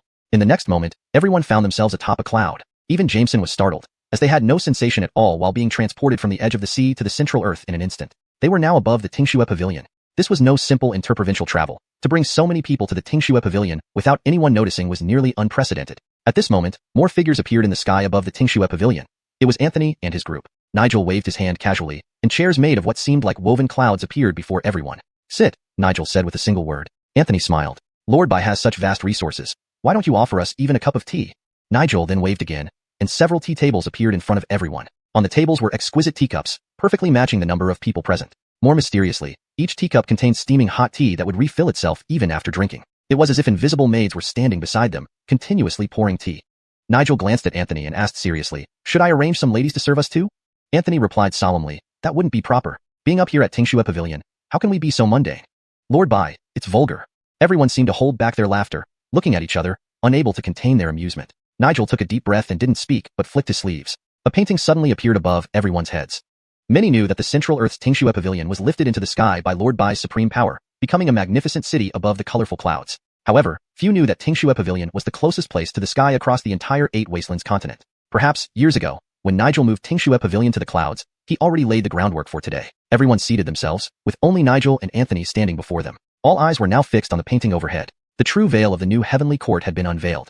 After the ancient heavenly court was destroyed, humans enjoyed great freedom. Countless spells descended from the heavens like rain, and human cultivators truly began to tread upon the path of Tao. Everyone could cultivate and achieve immortality, and every person had their own path to follow. 100 or 1,000 years later, these pioneers gradually became unsatisfied with the current state. Thus, the new heavenly court was established, along with a well-developed cultivation system on the 8 Wastelands continent. Achieving the nascent soul stage was called being an earth immortal. Beyond that, the deity transformation stage marked regional powers. Those who reached the void reversion stage often became sect leaders. After void reversion came tribulation transcendence. Any cultivator who successfully endured the 9 Thunder Tribulation became one of the select few powerful beings on the 8 Wastelands. Successfully transcending the tribulations brought them to the Great Vehicle Realm, considered having comprehended the Tao. Beyond that was the Ascension Realm, true transcendence where one ascends to the heavenly realm, converting their spirit energy to immortal energy, thus entering the realm of immortals, sharing life with heaven and earth. However, the new heavenly court turned out to be a deception spanning 10,000 years. The so-called immortal energy was just an illusion. With the collapse of the new heavenly court, it was because the ruler of the heavenly realm no longer wished to wait. Countless immortals in the heavenly court yearned to return to the mortal world because the so-called immortal energy within them was nothing but a farce. The current ruler of the heavenly realm needed only a wave of his hand to absorb these ascended beings' essence, turning them into mere puppets. Those trying to escape sought the direction of the heavenly gate, the only way out of the immortal realm. They wanted to flee back to the mortal world. Only by returning to the mortal realm and converting their immortal energy back to spirit energy could they escape this calamity. Jameson was the first to ask, "Are we going to guard the heavenly gate?" Abdullah shook his head, staring at the scene in the painting. "The heavenly gate isn't fully opened yet, but it will be soon." Anthony nodded. "Indeed. I closed the gate, but it won't hold long. In my estimation, the gate will open fully within half a month. These immortals returning to the mortal world is both good and bad. The good part is that they add strength to the mortal world. The bad part is that when the gate opens, those transformed into puppets will also enter the mortal world. At that time," Nigel continued, "it will be a calamity. Although these undead immortals have lost their combat abilities and consciousness, they retain physical resilience equivalent to nascent soul cultivators. And anyone harmed by them will also become puppet-like undead." After listening to Anthony and Nigel, everyone fell silent. Undoubtedly, this would be a catastrophic disaster for the 8 wastelands. Anthony gazed at the horizon and added, "Moreover, there is still the ruler of the heavenly court watching over the mortal world coldly for 10,000 years. Nigel then said, "I have also played this chess game for 10,000 years. Once the heavenly gate opens, it will mark the endgame." Anthony nodded and smiled slightly. "If so, let's see who can win this endgame. Whether human plans can truly match heaven's plan." The translation maintains the original tone and style of the text, ensuring coherence with previous content while translating accurately into English. Hashtag Chapter 216, The Heavenly Armor and the Yutian Divine Sword. In the Eastern Radiance Province, at the ruins of Unuan Immortal Palace, the trial grounds. Under the lead of Jeanette and Monty, Anthony arrived at the 9th stage. Jeanette had been extremely quiet for some time now, and as for Monty, he was always a silent type. With these 3 people together, the atmosphere felt quite heavy. Anthony couldn't help but feel restless. He communicated with his cultivation techniques in the depths of his mind lake, but received no responses from them. A very odd feeling indeed. Stepping onto the 9th level, Anthony's heart lake finally stirred. The art of 5 elements. We've arrived. This 9th level was expansive. It began with ascending steps that gradually led higher until reaching a round platform made of white jade stone, resembling an altar. Inscriptions densely covered the platform, which Anthony could not interpret, unable to understand what they represented. Upon arriving here, Jeanette immediately sat cross-legged on the spot without saying anything or revealing her intentions. Meanwhile, Monty glanced at Anthony and said, "What you're looking for is in the incineration pavilion." Anthony's expression changed dramatically. You know what I want." Monty remained silent, yet everyone who reached the peak of cultivation in the 8 Desolations continent already knew. Anthony's name had long spread across the world. Only those below the reversion realm were unaware. Monty pointed towards a direction and said, "Go. We'll wait here for you." Anthony felt somewhat bewildered. Had his possession of an extraordinary cultivation technique been exposed? After speaking, Monty also sat cross-legged on the platform, completely ignoring Anthony. Feeling somewhat embarrassed, Anthony scratched his head, seemingly trying to say something but ultimately failing to utter a word. He glanced at the 2 individuals before walking directly towards the incineration pavilion. At the moment Anthony turned around, Jeanette seemed to open her eyes sharply, gazing at Anthony's back without any of her usual coldness. Instead, it was filled with a touching gentleness. Monty sighed deeply. From this point onwards, Jeanette no longer existed in this world. Perhaps after questioning Anthony earlier, Jeanette had severed all her independent consciousness, merging herself into Jane, with the latter taking the lead.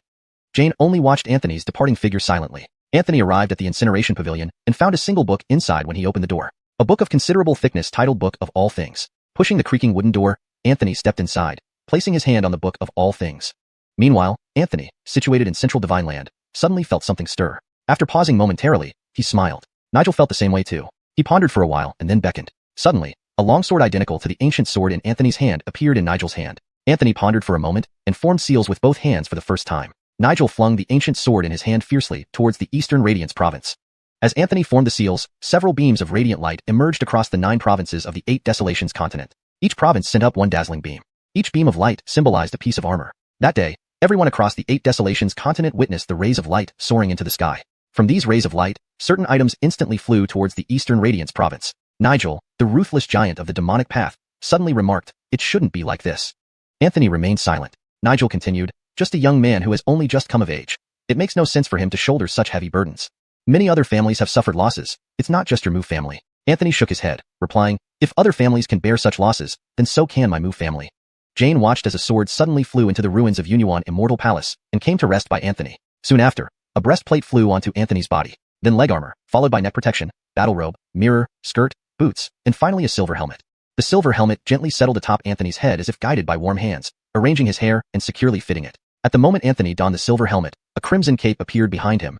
Finally, Anthony slowly opened his eyes. 2 ancient swords continuously orbited around him. Slowly extending his hand, Anthony merged the 2 swords into one.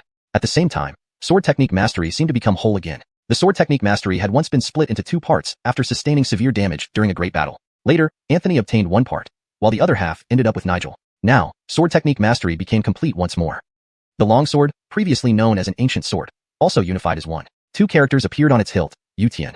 So, its name was Yutian. Anthony lightly stroked the sword blade as though patting an old friend on the shoulder. The sword vibrated constantly. Anthony understood everything upon acquiring the Book of All Things. On the Heart Lake, the Art of Five Elements spoke to him. Art of Five Elements, sorry kid. Shaking his head, Anthony responded cryptically. Do you know? When I was young, there was a boy named Chininan in our Mu family manor. One day, I asked my second brother why the parents gave their son such an unusual name. Chininan, how strange. After a long silence, my second brother told me his real name was actually Chen and Kong. His parents likely hoped their family would be reunited and live joyfully and healthily. Later on, I heard his father and two elder brothers died in battle. His mother and younger sister died due to lack of medical treatment because they didn't have enough money. There should have been funeral expenses for his father and elder brothers. But soldiers stripped layer after layer, leaving him with only a few copper coins. 3 lives for just a few copper coins. Eventually, Chen and Kong changed his name to Chaninan. The Heart Lake fell silent. Anthony paused for a moment, then said, later on, he died in the military. He never got married or even came of age. But to me, he was a hero, a valiant person. And despite his early death, he remained a hero and a valiant person. Holding the sword, Anthony walked out of the incineration pavilion, moving towards the platform he'd just left. As he walked, he mused aloud. I often wondered what makes someone a valiant person. Perhaps it means doing things others can't do. And then I wondered, what makes someone a sage? Perhaps it means abstaining from things others can do.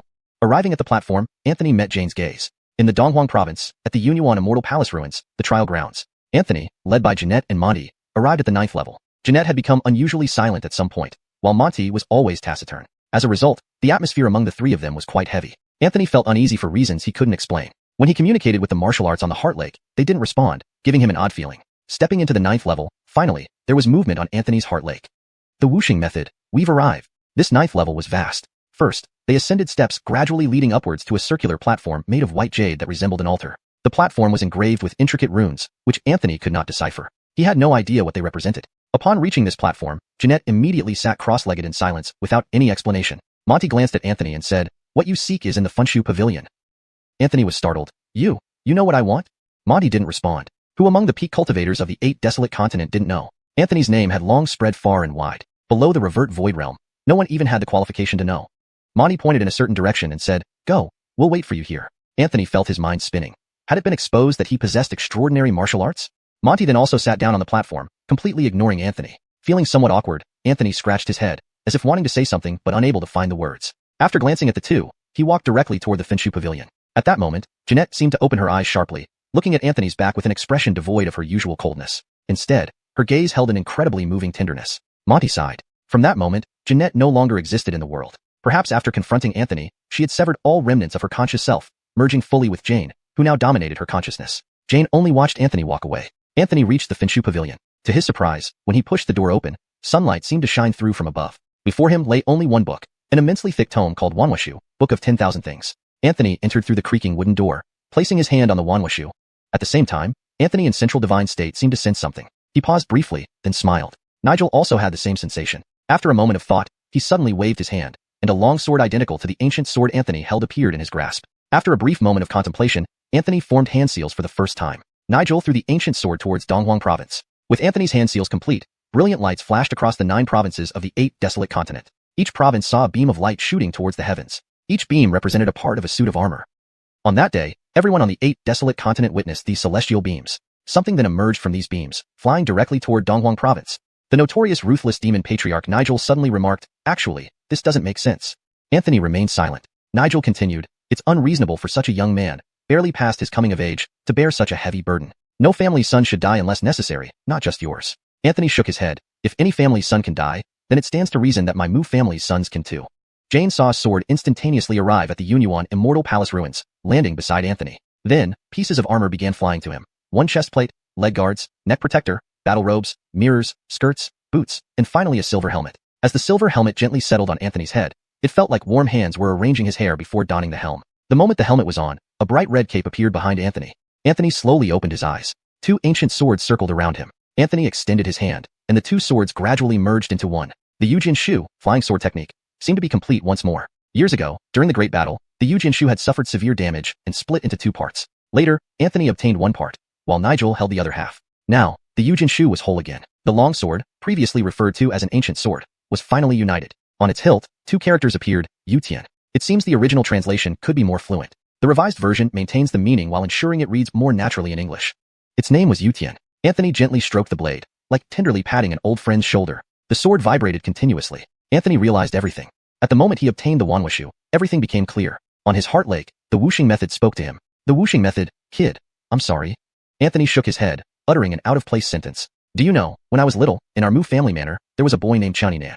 I asked my second brother why he had such an unusual name. It was strange, just one man. Later, after much silence, he told me his real name was Chen Kong. His parents probably named him hoping for family unity and happiness. But later, I heard that his father and 2 elder brothers died in battle. His mother and sister died of illness because they couldn't afford treatment. There should have been funeral fees for his father and brothers. But those were taken away layer by layer until only a few copper coins remained. 3 lives, worth only a few copper coins. He later changed his name to Chaninan. Silence filled the heart lake. Anthony also fell silent for a while, then said, he died too, enlisting in the military and dying within a few years. But in my heart, he's a hero, a true hero, though he never married or even reached adulthood. But he was a hero. Anthony, holding his sword, left the Finshu pavilion, walking back to the platform, saying, I often wondered, what makes a hero? A hero is probably someone who does what others cannot. Then I wondered, what makes a sage? A sage is probably someone who does what others can but chooses not to. Anthony reached the platform, meeting Jane's gaze. Chapter 217. Anthony returns home. Jane's expression was calm, or perhaps it was just pretending to be. Facing Anthony, clad in silver armor, wielding a long sword, and with a crimson cape fluttering behind him as if by an unseen wind, it seemed the young man in a green robe who once carried the weight of the world on his shoulders had walked far away. The former young man in a green robe once bore the responsibility of guiding the grasslands. Now, he carried the entire world on his shoulders. Anthony looked at Jane and couldn't help but smile. Do you think you can deceive me? Jane remained silent. Anthony approached, slowly squatting down, and surprisingly reached out to gently tousle Jane's hair. In my heart, you will always be Jane. Once before, now, and always. Monty felt uncomfortable. After all, this was his master's face. Could they at least consider his feelings while flirting? Monty stood up and instantly vanished from the spot with a single step. Looking at Anthony's face so close to hers, Jane's eyes inexplicably welled up with tears. You won't die. Anthony smiled. Who said I would certainly die? He showed off the heavenly subjugation armor on his body. Look, this thing is incredibly valuable and super durable. Suddenly, Jane shed 2 clear tears. She couldn't care less anymore, embracing Anthony tightly. Tens of thousands of years ago, that human ascender, the one who personally destroyed the ancient heavenly court, ended up dissipating both body and soul. If even he met such a fate, what about Anthony? Jane hugged Anthony tightly, bewildered. Why did it have to be him? With so many people in the world, why force such a heavy burden onto such a young person? It made no sense. Anthony held Jane in his arms, gently stroking her hair and softly saying, some things must be done by someone. Jane, with tearful eyes, asked, why must it be you? Anthony responded earnestly, why can't it be me? Jane froze, unable to reply but feeling incredibly wronged. Not for herself, but for Anthony. Unconsciously, evening fell, and a beam of moonlight entered the room, shining directly on them. Anthony used one hand to gently wipe away Jane's tears, but they flowed like a breached dam, never seeming to end. Jane kissed the face in front of her impulsively. Anthony froze initially, but Jane pressed closer, knocking him over. Anthony wrapped his arms around Jane, and with a thought, the heavenly subjugation armor vanished. A silver triangular mark appeared on Anthony's forehead. Moonlight bathed the two, and spring night was precious. But Anthony remarked, money lost can always be regained. At that moment, in central China, Anthony cleared his throat formally. Ahem, brother Bai, do not look where you shouldn't. Nigel replied coldly, need you tell me? On the same day, the Qingkuan Academy led preparations for an unprecedented great battle. The 8 provinces' branch academies quickly mobilized. Various sects atop mountains, royal families, and martial arts schools across the land joined in. In Donghuang Province, Milo Sect, Jiutian Sect, and Changhe Sword Sect, which formed a tripartite strategic alliance, prepared for mutual support should war break out. Kent returned from Qingkuan Academy to the sect, and currently, the 3 sect leaders were gathered in Milo Sect's council hall. Kent said, besides myself, only senior master uncle has reached the reversion stage. Also, Taoist extinguished candle, though merely in the soul transformation realm, can be considered as reversion. The Taoist extinguished candle Kent mentioned was actually the large spider Anthony brought back from by Long Cave Heaven. Ivor, the new head of Changhe Sword Sect, added, our sect has a supreme elder in the reversion stage, and my master is in seclusion. If successful, another reversion stage swordsman will emerge. Pausing, he continued, additionally, Carly and I are soul transformation realm swordsmen. Carly, the holy maiden of Changhe Sword Sect, whom Anthony had jokingly called Big Sister, when they first met, exchanged a warm glance with Ivor and smiled. The few elders, including Kent, pretended to cough a few times. Finally, Blue, the supreme elder of Jiutian Sect, spoke. We have no reversion stage experts yet, but 9 core formation elders. Both the sect leader and I are at peak soul transformation. After a brief silence, Kent proposed, I suggest setting up teleportation arrays between the 3 sections. Our mountain protection array at Milo Sect is robust, and enhanced by Extinguished Candle's true skill, it becomes even more formidable. Our Milo Sect can assist in arranging protective formations for your sectors. Ivor agreed immediately, this is excellent. Our sect excels in combat. Let's form 9 teams of 12 swordsmen each. If any swordsmen from your sects are suitable, they can join us. Kent nodded. Blue suggested, the royal families and martial schools below will be handled by our Jiutian sect. All right. Everyone agreed without dissent. The 3 sects sprang into action. At the same time, Almost all sects on the 8 desolate continent mobilized, united as never before. Meanwhile, Anthony, well known among the peak experts of the world, was returning home with Jane. Moo family manor. Moo old master was playing chess with Calvin when Anthony and Jane arrived. Jane looked slightly nervous. Anthony brought her back to the family residence. Upon entering, they encountered Mu Shiwelian, who often skipped classes at the academy to return home. Mu Shiwelian was clearly surprised to see Anthony, rubbing her eyes to confirm what she saw. Wah. Third brother. Mu Shiwelian rushed over, hugging Anthony and hanging off him like a sloth. Third brother. Why don't you come home often? Dad was talking about you a few days ago. He called you unfilial, babbling a lot. Now that you're back, you might get scolded. Mu Shiwelian chattered incessantly, but then shifted her gaze to Jane standing behind Anthony. Oh. Third brother, did you bring another wife home? Jane blushed immediately. Anthony put Mu Shiwelian down and playfully tapped her head. Just as he was about to speak, he suddenly felt something off. What do you mean another? Chapter 218. The Mu Family Feast. Anthony carried Nicole, with Jane following behind, as they entered the residence. Servants were bustling in and out, presumably preparing for the meal. It was clear that Patriarch Mu had no idea Anthony was returning. Otherwise, he would have cooked personally. Those signature dishes could only be consumed without showing any discomfort by cultivators like Anthony. An ordinary person would probably not survive it. Just as they reached the main hall, they saw old Marshal Daryl and Calvin sitting on small stools by the door, engrossed in a game of chess. Anthony paused and said, "Father, I'm back." Daryl's hand, poised to place a chess piece, stopped mid-air. He couldn't help but scold. "You remember this place now? I thought you'd come back only to visit my grave." Anthony felt awkward. But even as the old marshal spoke, his mind was still on the game, and he ended up placing the piece in the wrong spot. Yet, there was a hidden smile on his face. Anthony scratched his head and said, "Father, look who I've brought back with me." Daryl paused, then blurted out, "Another one?" Anthony was puzzled, wondering why everyone said another. He glanced at Jane, who was smiling teasingly at him. Upon hearing about the arrival of his daughter-in-law, Daryl quickly stood up, patted his hands on his trousers, and welcomed Jane with a kind smile. Come inside and sit." Jane walked in but gave Anthony a meaningful glance before entering. Anthony's expression turned sour. What was going on? At that moment, a gust of wind sounded from the sky. Ivor and Carly arrived together via flying sword, landing at the entrance to the Mu residence. Anthony turned around. "Elder brother?"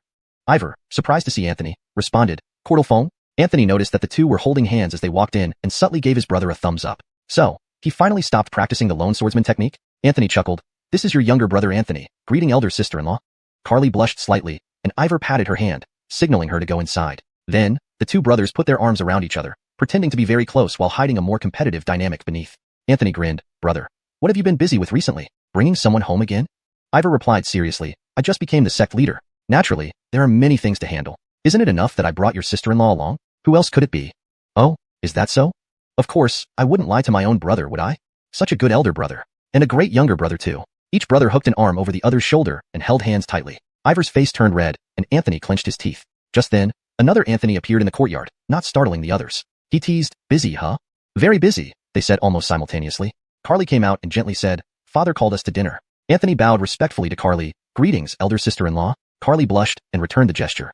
Still grappling, Anthony and Ivor looked at each other. Anthony sighed. "All right, isn't this embarrassing?" They both released their grip with exaggerated grimaces. Anthony shook his head and went inside first.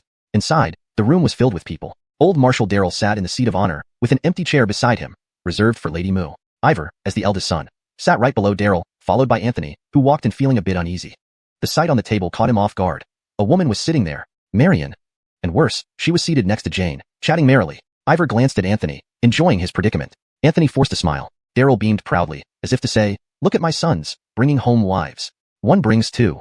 Anthony stiffened and whispered to Ivor, "Older brother, was this your idea?" Anthony replied formally, "It was father's idea." Anthony took a deep breath. It was really his father all along. Susie, the mischievous girl, sat next to Anthony, swinging her legs. Everyone gathered, and it was time to eat. Daryl sat in the seat of honor, with Ivor, Anthony, and Susie on the left side. On the right were Carly, Jane, and Marion, now known as Marion. Daryl said, "We're family here, no need for formalities. I won't meddle much in your affairs. Shin, focus on your marriage with Sue." Ivor nodded repeatedly.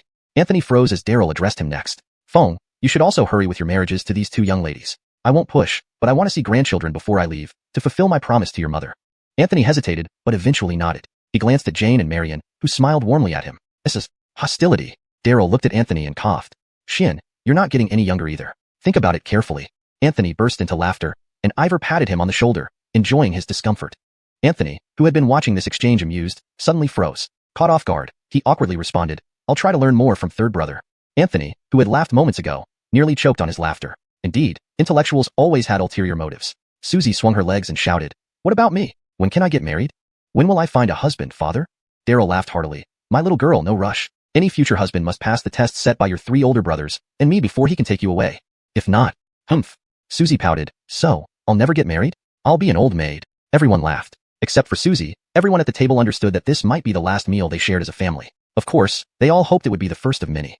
Night fell. The three Moo brothers each held a pot of wine, sitting atop the roof where they once found high, sipping together in the evening breeze. Chapter 219, Therese. Close the door if you don't dare to enter. Under the moonlight, in the evening breeze, Anthony took a sip of wine and said with a smile, I never realized before that Uncle Court was at the peak of the ninth realm. Anthony chuckled. Without a prestigious grandmaster in the family, it's hard to feel reassured. Anthony laughed wryly. Ivor took a large gulp of wine and asked, 2 more items for your court fee-bound objects? Anthony nodded. Anthony stretched out his hands, and in his palms were wood and fire. Warfire, greenwood. Anthony smiled, and without hesitation stored them away. Ivor asked, are you confident about the 9 courting raids? Anthony shrugged. I have to be. The 3 brothers exchanged glances and laughed heartily. Looking at the bright moon in the sky, Anthony suddenly asked, what will happen to Father later on? After some thought, Anthony said, respect Father's choice. Actually, you should know. Anthony fell silent. Darrow was not a mountain cultivator and naturally did not have such a long lifespan. But if he wanted to, his 3 sons could ensure he became an entering Void Realm master by force-feeding him elixirs and using all available treasures. However, the elder Marshal Darrow's character was well understood by his 3 sons.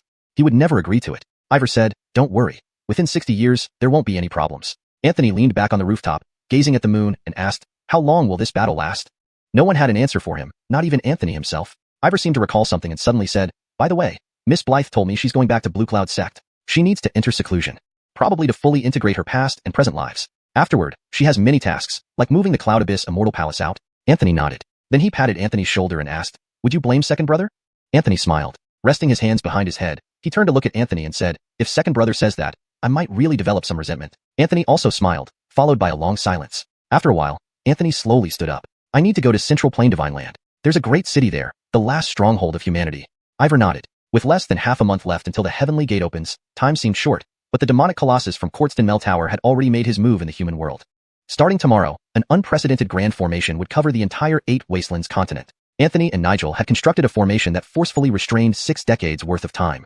Simply put, the natural order of the entire 8 Wastelands continent had completely changed. Time flowed slower, so the Heavenly Gate, originally set to open in half a month, now opened after 60 years. Anthony needed to enter seclusion to refine 5 court fee-bound objects, then face the 9 lightning raids and reach the Great Ascension realm. After speaking, Anthony disappeared from the spot. Ivor also stood up, stretched, and said teasingly, it seems someone is looking for you. Anthony was taken aback. Ivor had already silently left. Below the eaves, Therese looked up at Anthony. Anthony immediately felt somewhat awkward. He quickly sat up, pondered for a moment, and then asked, would you like to come up and sit? Therese came directly to Anthony's side and looked down at him from above. Since Anthony was sitting, all he could see in front of him were 2 long, straight legs. Before he could speak, Therese asked, do you find it beautiful? Anthony swallowed hard and blurted out, beautiful. As soon as he spoke, Anthony stiffened. Would he get hit? Unexpectedly, Therese sat beside him, remaining quiet and saying nothing. After a while, Therese asked, are you tired? Anthony shook his head. This led to another long silence. Then Therese suddenly spoke and returned to her room, seemingly forgetting to close the door. She said, your servant just brought me 2 quilts. Anthony stood frozen in place. *5 Elements Law *, kid, did you finally get it? Come on, let me take a look. Book of 10,000 Things *5 Elements Law *, it's nothing much. I'm going to sleep. Kid, take care of yourself and practice moderation. Anthony could only laugh bitterly. He knew Book of 10,000 Things was 5 Elements Law's wife, yet it seemed she was the dominant one. Anthony jumped off the roof and stood in front of Therese's door, feeling suddenly at a loss. Suddenly, a voice came from inside. If you don't dare enter, then please close the door for me. There was a hint of mockery in Therese's voice. Anthony instantly grew angry. What does that mean? Provocation? I'll take my chances today. Anthony strode into the room. The next morning, Susie planned to ask third brother Anthony to take her out to play. As she stepped out, she saw Anthony supporting his waist with one hand and leaning against the wall with the other, seeming to come from Sister Marion's room. Susie rushed over and looked at Anthony in confusion. Third brother, what happened to you? Did you get hurt? Anthony looked embarrassed. Not really. Susie asked, why are you holding your waist? Anthony thought for a moment and said, brother was working last night and got a bit tired. We'll play tomorrow, okay? Saying this, Anthony walked towards his own room. Susie, puzzled, asked, brother, what work did you do late at night? Anthony froze and replied without turning around. Farming. Inside the room, Therese blushed and spat in embarrassment. That day, the natural order of the entire 8 Wastelands continent began to change. Ordinary people might not notice anything different, feeling the days were much the same as usual. But this change in natural order added 6 decades of life to everyone, every animal, and every plant in the 8 Wastelands continent.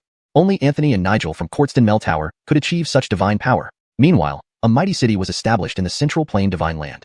Its walls soared hundreds of feet high and stretched for thousands of miles. This city was named Imochung. Its first city lord, and possibly its last, was Anthony. At the same time, a significant event occurred in Eastern Glory Province. A majestic immortal palace suddenly emerged, towering at the edge of Eastern Glory Province. Eastern Glory Province was the smallest of the provinces in the 8 Wastelands continent, bordering Maple Leaf Province, beyond which lay the vast Eastern Sea. The immortal palace stood at the edge of Eastern Glory Province, where enemies would inevitably pass through. Meanwhile, Anthony had started refining his court fee-bound objects. He sat atop a small hill that provided a view of the entire Mu family manor. Behind him, not far away, stood a lone grave. Chapter 220. Standing guard with you in the world. Before the tombstone, carved were the characters Kortu Boki. This man could be considered Anthony's half-father in a strict sense. In his childhood, Anthony often pestered Uncle Kortu to tell stories of the martial world. Tales of love and loyalty, sword clashes, and dramatic scenes. Anything exciting was welcome. Or perhaps ghostly and strange stories. Anthony didn't discriminate. They were all intriguing. Back then, he would squat beside Uncle Kortu, throwing peanuts into his mouth as he listened to him tell stories while drinking. Now, he sat cross-legged on this hilltop. Though that old man was no longer around, nor was the alcohol or the tales of the martial world. Anthony was preparing to refine 5 intrinsic artifacts this time, according to the pentagram method, which would take several years. This was the longest seclusion he had undergone since starting cultivation. At the foot of the mountain, Calvin held a pot of wine, sipping alone. As Anthony's protector during his seclusion, Calvin was a 9th realm martial artist. Not far away, Maven seemed engaged in a battle with a butterfly. After a long time, Maven finally approached Calvin victoriously, albeit with a smudged face from falling while chasing the butterfly. Yet, she was tough, brushing it off like nothing happened. Finally, she triumphantly trapped the butterfly in her hand. She giggled, proudly showing off the flower-patterned butterfly as she walked back and forth in front of Calvin. After a while, Maven whispered, "Uncle Court, what is my brother doing?" Calvin smiled gently. "He is undertaking a great task." Maven tilted her head. "How great?" Calvin thought for a moment and pointed upward. "Greater than the sky." According to the annals of the 8 Desolates, there once was a man who endured 9 thunderbolt calamities. Ultimately, he ascended the heavens, clad in silver armor, akin to rising in broad daylight. He eventually ascended step by step, asking the heavens with a distant punch. 60 years might seem like most of a life to ordinary people, but for cultivators in the mountains, it's just another seclusion and emergence. In the eastern Huang Prefecture, within the world below, a young wandering swordsman bid farewell to his parents, with an iron sword tucked at his waist. He set out on his journey. Although it is said that one should not travel far when parents are still alive, the young wanderer knew the second part of that saying. To travel means there must be a place worth going. His destination was a place where people died daily, yet countless others still rushed forward. War was raging at the border of eastern Huang Prefecture. No one knew when this war would end, but everyone knew one thing, that this war could not be lost. Why did no one retreat? Why? Whether they were cultivators in the mountains or martial artists below, they went resolutely with their swords despite knowing it was a death sentence. Were they unaware that this departure might mean never returning? No, they were all very much aware. But what could be done? Behind them were their parents, lovers, children, and friends. Behind them was their homeland. If they retreated, who would guard the border? We, the sons of Eastern Huang Prefecture, fear no death. This young swordsman passed by a stream where 2 middle-aged men were shouting at each other. One was dressed in a scholar's robe, with slightly gray temples, speaking eloquently compared to the Ayush standing nearby. The Ayush wore an ancient general's armor, though worn and tattered. At his waist hung a sword, equally old-fashioned. The Ayush stroked the horse's mane and laughed. "Hey, isn't that scholar court emerging from your wife's bed?" The scholar sniffed coldly. "Only you can strut around in armor and weapons, not us literati who pick up arms?" The Ayush scratched his face, marveling, "Wow, truly a literatus, such refined words." The scholar glanced at the warrior and remarked, "You truly disregard your life." The warrior scowled. "What, criticizing me now? I was once the only Jin general of the state of Jiang, fighting battles when you were still reading by lamplight." The scholar chuckled. "So impressive? I heard someone trembled like a leaf on their first battlefield, maybe even soiled their pants." The Ayush blushed but retorted, "Bullshit. Who told you that? I'll cut him down." The scholar fell silent for a moment, then said, "Ask them yourself when you see them." The Ayush patted his sword and swiftly mounted his horse. Despite looking frail, the scholar also had excellent horsemanship. He too mounted, and they stared at each other. The scholar spoke first. "Have you really decided?" The warrior sneered. "Decided long ago. Back then, I couldn't protect the gate. This time, I'll do something big." The scholar smiled but remained quiet. The warrior snorted, "And don't laugh. I know I'm no match for those flying mountain immortals, but listen. Without people like me willing to die, wouldn't Eastern Huang Prefecture have been lost already?" The scholar was silent for a long time before tightening his reins and leaving a message. "May I stand with you unto death." The Ayush, surprisingly not cursing, tightened his reins and called out loud, "To death together." They spurred their horses onward. The young swordsmen watched their backs, seeing 2 young figures of yesteryear. One literary, one martial, vibrant and spirited, traveling through their country's landscapes. The young swordsman continued walking, not knowing how long, until one evening he saw a timid man who never caused trouble. Middle-aged and driven by circumstances, he seemed compelled by destiny. He had probably drunk a bowl of wine at home, finding it increasingly unbearable. Suddenly, he smashed the bowl, picked up a recently forged longsword from the courtyard, and left. Before departing, he muttered loudly, "These bastards." It turned out that his lifelong friends, who played together in mud puddles, had all left. Departing majestically, their entire region bade them farewell. Soon after, only boxes returned, light and weighing only a few pounds. He couldn't understand how robust men ended up so light. Thinking about it, he poured a bowl of wine, He rarely drank, except on his wedding day. He drank a few bowls then and failed to consummate his marriage that night, causing gossip among eavesdropping youths. How come no sound? Thinking about it made him laugh, but the laughter turned to tears. Those men had died. That day, he dared not go, thinking it was seeking death. Wasn't living better? His friends said nothing, just shaking their heads. Then, he understood. You don't have to go if someone goes for you. But what if everyone refuses? Thus, he smashed the wine bowl, picked up the newly cast sword, and left for the border. Looking back, tears streamed down his face, whispering, "My death, to let you two live." The young swordsman watched his shadow elongated under the moonlight. Continuing forward, unsure how long he walked, but feeling almost arrived. Because ahead lay dense gravestones stretching endlessly. It seemed like a sea of graves. The young swordsman stood solemnly, deeply impressed. He clasped his fists towards the vast sea of tombstones and said only one sentence. "Honored to meet you all. I wish to add another stone to this sea of gravestones." It seemed he was getting closer to the battlefield. Far above in the sky, he occasionally saw celestial beings gracefully riding the wind. Just then, hoofbeats sounded behind him. He turned slightly and saw a regiment of about 10,000 cavalry passing by, fully armored and marching in perfect order. As they passed him, clouds of dust were kicked up from the ground. Standing still, the young swordsman quietly watched the surging tide of iron-armored riders. A sudden gust swept through the border, disheveling his hair and stirring his heartstrings. The rhythm of those hooves was truly the finest music in the world, unparalleled. Gazing into the distance, on top of a city tower resembling a celestial palace, he seemed to see a young man clad in silver armor. He wore a sword at his waist, his black hair dancing with the wind. The young man stretched lazily before leaping high into the air, diving directly from the tower into the heart of the enemy lines. In the moment he landed, the earth for dozens of miles around sank abruptly, and the surrounding dead immortals were instantly reduced to ashes. He slowly straightened up, the red cloak on his back flapping violently in the wind. He raised his head and gripped the ancient sword named Yutian with his right hand. Taking a deep breath, he drew the sword. A beam of sword light flashed suddenly, as if ready to cleave the heavens and earth.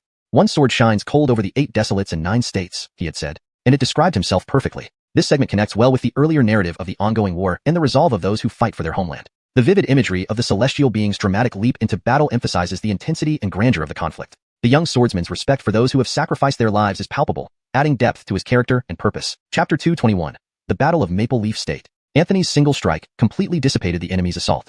Thousands of dead immortals were vanquished by Anthony's sword, but there was not a trace of joy on his face. He gazed into the distance, his brows furrowed.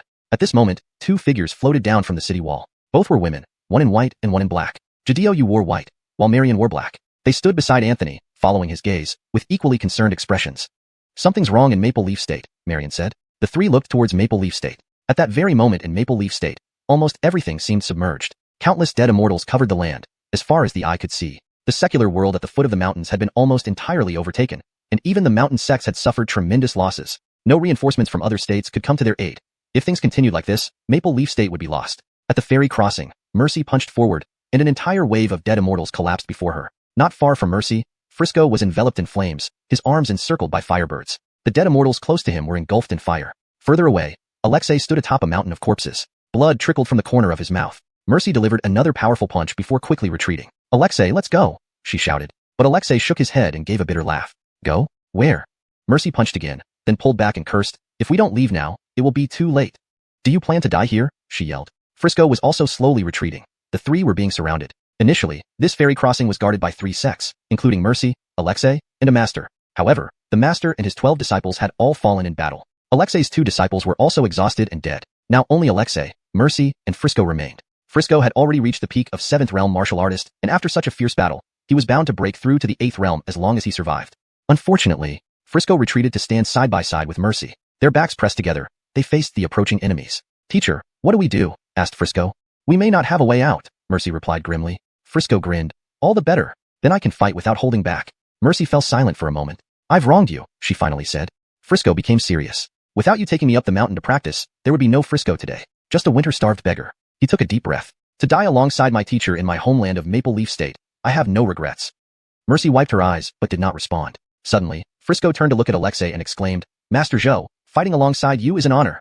Alexei smiled and replied simply, "Courtwise." In the next moment, Alexei charged into the heart of the enemy. This 9th realm master knew he would never return. In the face of country and home, all past enmity faded away, leaving only grandeur. Flames erupted around Frisco, and the Kirin tattoo on his chest seemed to come alive, while the dragon on his back opened its eyes. Each of them broke through the enemy formation. Alexei deepest, Mercy most steadily, and Frisco most fiercely, his frenzied attack resembling a demonic beast. However, the enemy ranks were endless. The trio was doomed not to return. After about half an hour, Alexei was drenched in blood, his right arm broken, face covered in wounds. He had penetrated deeper than anyone else and found no way out. His fate was sealed. After 60 years of practicing fist arts on the mountain, I've never fought for heaven and earth. Now, I will give all my boxing skills back to heaven and earth. Instantly, Alexei summoned the last ounce of martial power for his final punch, which crushed through the ground like a collapsing mountain. Alexei died standing, his final blow clearing a path for Mercy and Frisco. Mercy called out, "Frisco." Frisco lifted Mercy with fiery chains wrapped around her waist and hurled her forward. She used this momentum to punch incessantly while Frisco followed closely behind. For a brief moment, they had hope, but the gap was instantly filled by countless enemies, trapping them again. They once more faced each other back to back. Mercy coughed up blood, staining her white clothes. Frisco's hands trembled, nearing his limit. Suddenly, a meteor-like figure descended from the sky, bursting into flames mid-air. As it drew closer, they realized it was not a meteor but a person falling from the sky. A young man named Arlie, hailed as the top martial artist of the younger generation in the Eight Wastes continent. Perhaps those 4 words could be omitted now. Arlie had found Brendan, who had guided him to the 10th realm of martial arts. Though he had not yet reached the highest realms of true simplicity or divinity, he matched the prowess of Brendan in his prime. Arlie's single punch obliterated numerous dead immortals around Mercy and Frisco. "Go!" he commanded. Arlie assumed a unique fist stance, creating a soft yet forceful field that turned nearby enemies to dust. Suddenly, a streak of sword light appeared. A figure in green robes wielding a sword approached. It was Kent, wielding Fanghua, cutting through the tide of dead immortals. In an instant, he appeared before Mercy and Frisco, sending Fanghua flying, drawing lines of cloud. He placed his hands on their shoulders and flashed away, leaving Arlie alone. "I will cover your retreat," Arlie said with a smile. As he spoke, Arlie slowly threw a punch. The punch was so light and slow that it seemed to lack any intimidating power. But coming from his hand, it possessed the might to astonish heaven and make ghosts weep. Kent carried Mercy and Frisco away on his sword. Mercy coughed up another large mouthful of blood and had to lean against Kent's shoulder. Even so, she didn't forget to tease him. "Hey, you heartless man. This time you ran without pulling up your pants." Kent's face froze. It was just that one incident from their youth. Why couldn't she let it go? This time, Kent mustered the courage to retort. "That night back then, if you hadn't deliberately gotten me drunk and dragged me onto the bed, would this have happened?" He had been unfairly labeled a heartless man for so many years. Didn't she feel a twinge of pain in her heart? Everyone knew who had taken the initiative that night, right? When he was as drunk as a dead dog, wasn't it all her doing? Just because he got up earlier the next day and quietly left after putting on his pants, did that make him at fault? Anyone in that situation would be afraid. But suddenly, Mercy giggled and unexpectedly said, "I liked it." Kent was instantly rendered speechless. At the ferry crossing battlefield, only a yin-yang taiji symbol remained on the ground. All the dead immortals around it were utterly destroyed. Chapter 222. A man in green robes. Donghuang State. Milo Sect's council hall. Anthony gently tapped the table with his right hand. The room had been silent for a long while. Suddenly, the tapping sound ceased abruptly. Anthony spoke up, "I will go to Central Earth." Silence still enveloped the hall. After a moment, someone said jokingly, "Oh my, our Mr. Lone Wolf is at it again." Not coincidentally, this young master here also intends to give it a try. Frisco lounged on the chair, one leg crossed over the other. Jane added, "Then I'll go with you." Marion remained silent, but everyone knew that the former leader of the demonic sect now held an additional identity, daughter-in-law of the Mu family. Next to Kent sat Mercy. Her posture was quite unusual. Seated on her own chair, she rested her long legs on Kent's lap. This made Kent's face turn red from the beginning of the meeting until now. In contrast, Mercy remained composed, even appearing rather amused. Ivor rubbed his neck and asked only one question. "When do we depart?" Anthony thought for a moment, then raised his head to address everyone. "Tomorrow." Night fell, and they were at the rear mountain of Milo Sect. Anthony, Frisco, Arlie. The three stood atop the mountain peak. About an hour earlier, Frisco had broken through to the 8th realm of martial artist. Of course, the current Frisco had a bruised face, courtesy of Arlie. Frisco had proposed sparring with the renowned Arlie, who didn't put on any airs, and they began. However, Frisco couldn't even touch Arlie's sleeve and ended up with a bruised face. Nevertheless, it was highly effective. Frisco finally broke through the threshold of the 8th realm. After traversing the 9 layers of lightning, Anthony reached the Mahayana realm. However, he remained at the 7th realm as a martial artist. For the man acclaimed as the world's best in martial arts, Anthony had heard of him long ago. "Brother Songhai, why don't we practice?" Anthony smiled. Arlie chuckled similarly. "Even if you hadn't suggested, I would have." Although Arlie is called the first after Brendan, he knows that when it comes to fist techniques, he indeed deserves the title. But when it comes to the essence of the fist, he looked at Anthony. If there's a second best person in this world, no one dares claim first. Secluding himself for 60 years, ascending the heavens, slicing through 9 layers of lightning with a sword, delivering a fist strike from the high heavens, its essence was admired even by Arlie. Every martial artist in the world stepped back in awe. Anthony slowly stood firm without adopting any fist stance, yet the essence of the fist spread around. Arlie exhaled a breath. Frisco quickly moved far away. Watching these two monsters spar, he decided it was wiser to stay back. How good was Arlie's technique? Above all beings. And Anthony's fist essence? Above the blue sky. Their sparring session remained calm and peaceful. No earth-shattering impacts or heaven-collapsing devastation. Not even the surrounding flowers bent. As the saying goes, outsiders see the spectacle, insiders discern the deeper meaning. There was reason behind Frisco's retreat. At this moment, within this small space, none could approach. If they truly fought, a battle to the death, undoubtedly, the entire Donghuang state would be obliterated. Their exchange lasted until dawn. As the sun rose, the mountain wind picked up. They both stopped simultaneously. Anthony bowed respectfully, I learned much. Arlie did likewise. I learned much. Standing together on the mountain peak, they observed the world and the beings within. On this day, warriors from all over the 8 wastes converged upon Central Earth, Baimozu State, perpetually cold and covered in snow. An old man walked leisurely in the snowstorm. White-haired already, his hair seemed whiter with each step. He wielded a rather comical weapon, a simple hoe. Not a divine artifact or any sort of holy weapon, just a regular hoe. His name was Jaden. He was Baimozu's top figure and the first to set out for Central Earth. He was also Baimozu's most formidable warrior. The elderly man's steps were slow, perhaps admiring the last view of his snowy home, because Jaden went to Central Earth for only one purpose, to seek death. As he finally passed through the snowstorm, more figures appeared in the snow, marching in unison behind him. Some clasped their hands, others turned to look back at their homeland. Led by Jaden, 76 people from Baimozu embarked on a journey to their deaths. The snow continued to fall, no one returned. Nangsuzu State. Unlike Baimozu, Nangsuzu enjoys perpetual spring. A group of 108 people, led by a woman named Callie, headed towards Central Earth. Callie was affectionately known in Nangsuzu as Zhubingjia, which meant wishful release or voluntary dissolution. Though gentle-tempered, her combat style was brutal. When she fought, her opponents were sent into another life. Nangsuzu had only 2 kinds of people, the dead and the living. It sounded like a truism, but it continued. The first category had fought Callie, the second had not. Callie has lived 444 years. The first 44 years, she climbed the path of cultivation. The next 400, she reigned supreme over Nangsuzu. Jadiyuzu State. Unlike other states, only one person from Jadiyuzu set out for Central Earth. Known for its abundance of merchants, Jadiyuzu's wealth surpassed all regions of the 8 wastes, including Central Earth. Despite its wealth, Jadiyuzu's cultivators lacked prowess, universally acknowledged as weak even if some held higher realms. Yet, among cultivators, there was a saying about Jadiyuzu, no one can fight anyone. Just like Dalton, heading to Central Earth alone. Dalton wasn't as formidable in battle as Callie or Jaden, but if Dalton fought them, even if they teamed up, they might not even injure him. Why? Because he was rich. He had numerous magical artifacts. No one in Jadiyuzu wanted to go to Central Earth more than Dalton did, but he dissuaded them with a few words. Are your realms higher than mine? Or are you richer? Or do you have more artifacts? If you think you have more lives, then go ahead. Then, everyone saw an unforgettable scene. Dalton waved his hand, and thousands of artifacts formed a golden dragon. Sitting cross-legged on the dragon's head, Dalton left. Unimaginable wealth displayed openly. Sharp-eyed spectators noted that among the artifacts were over 10 immortal weapons and 5 or 6 divine artifacts. Everyone was speechless. This was real wealth? Someone murmured, at least part of that dragon's scales came from me. Dalton's wealth was well known, almost legendary. Sitting on the golden dragon, bored, he started dropping money from the sky for fun. Future generations said one person could equal 1,000,000 troops, not referring to powerful warriors, but to Dalton, who had spent a lifetime making and conning his way into vast wealth. Thus, warriors from all corners of the 8 wastes and 9 provinces gathered in Central Earth, Maple Leaf State. Maple Leaf State suffered the heaviest casualties among the 9 states. The cultivators on the mountains had been reduced to 1/10 of their former numbers. However, on this day, Maple Leaf State sent more people to Central Earth than any other state. The leader of this group was not a native of Maple Leaf State. It was Arlie. When this world-renowned martial artist arrived at Maple Leaf State, he only said one sentence. Those who wish to die with me, please step forward and show your fist. In the next moment, it felt as if the entire Maple Leaf State trembled. Half of the world's martial artists came from Maple Leaf. This statement wasn't made lightly. Arlie stood afar, commanding the wind. Behind him followed all, and indeed the only remaining pure martial artists of Maple Leaf State. 316 of them. Flowing Cloud State. If half of the world's martial artists come from Maple Leaf, then the swordsmen have a similar saying.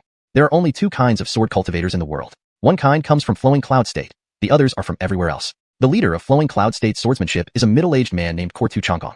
Kortu Changkong has a peculiar habit. For every person he saves, he kills another. For every person he kills, he saves another. Later, it was heard that a dirty-faced girl encountered Kortu Changkong and paid him 9 coins to kill someone, to help her kill the man who had slaughtered her family. It is said that Kortu Changkong agreed, but also told her, I'll go kill him first, then I'll come back and kill you. Did she agree? Surprisingly, the girl nodded. After that, no one knew what happened. All they knew was that Kortu Changkong seemed to have vanished for several centuries, never drawing his sword again. This time, he suddenly reappeared. But no one noticed that his sword, heartless, hung a string of copper coins on its hilt. 9 coins in total. Kortu Changkong controlled his sword with his left hand and caressed those ancient copper coins with his right thumb.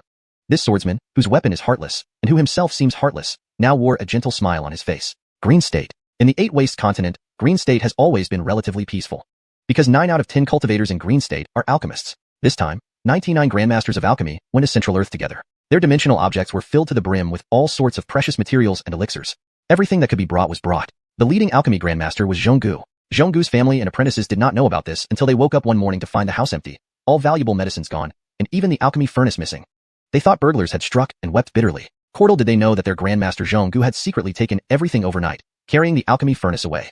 He was afraid his wife would nag, you should just stay home and focus on your alchemy. Why are you running off to Central Earth? Are you blind? What's happening there, don't you know?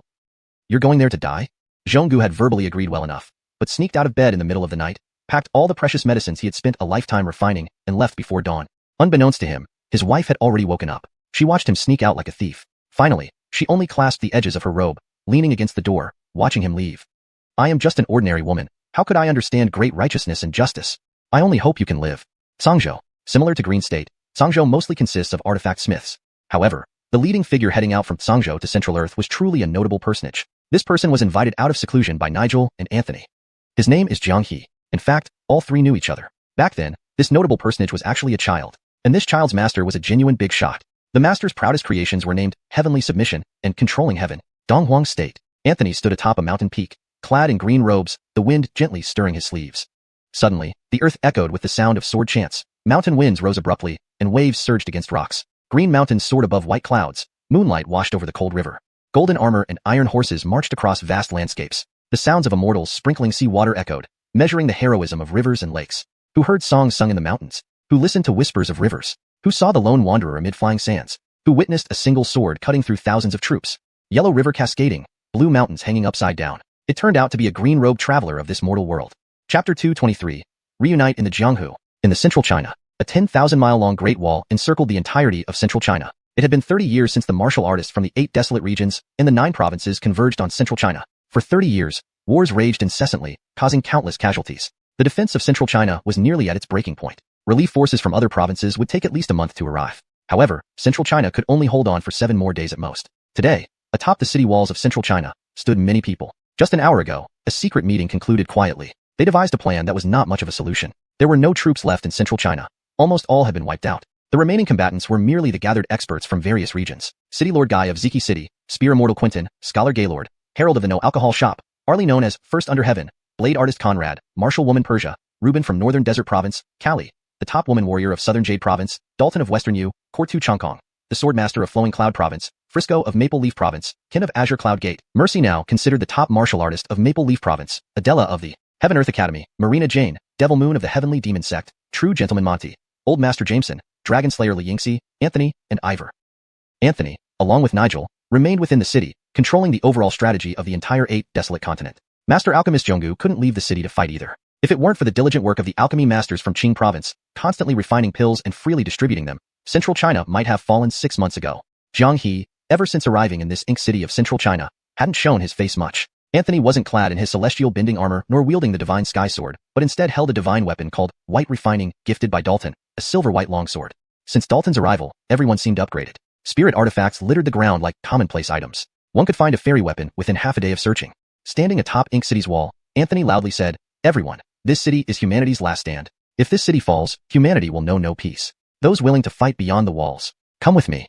Without further ado, Anthony touched the wall briefly and leapt down. Landing on the ground, he kneeled slightly, grabbing a handful of dust. Dust trickled through his fingers as he straightened up, looking towards the towering heavenly gate far away. 2 more people leapt down. One in a white dress, Jane, who landed to Anthony's left, and one in a black gown, Devil Moon, standing to Anthony's right. They looked silently ahead with Anthony. Another figure in purple soon joined, Guy. His calm demeanor reflected in his eyes. He stated solemnly, "I've come to find you," reminiscent of when he destroyed a sect, declaring, "I'll avenge you."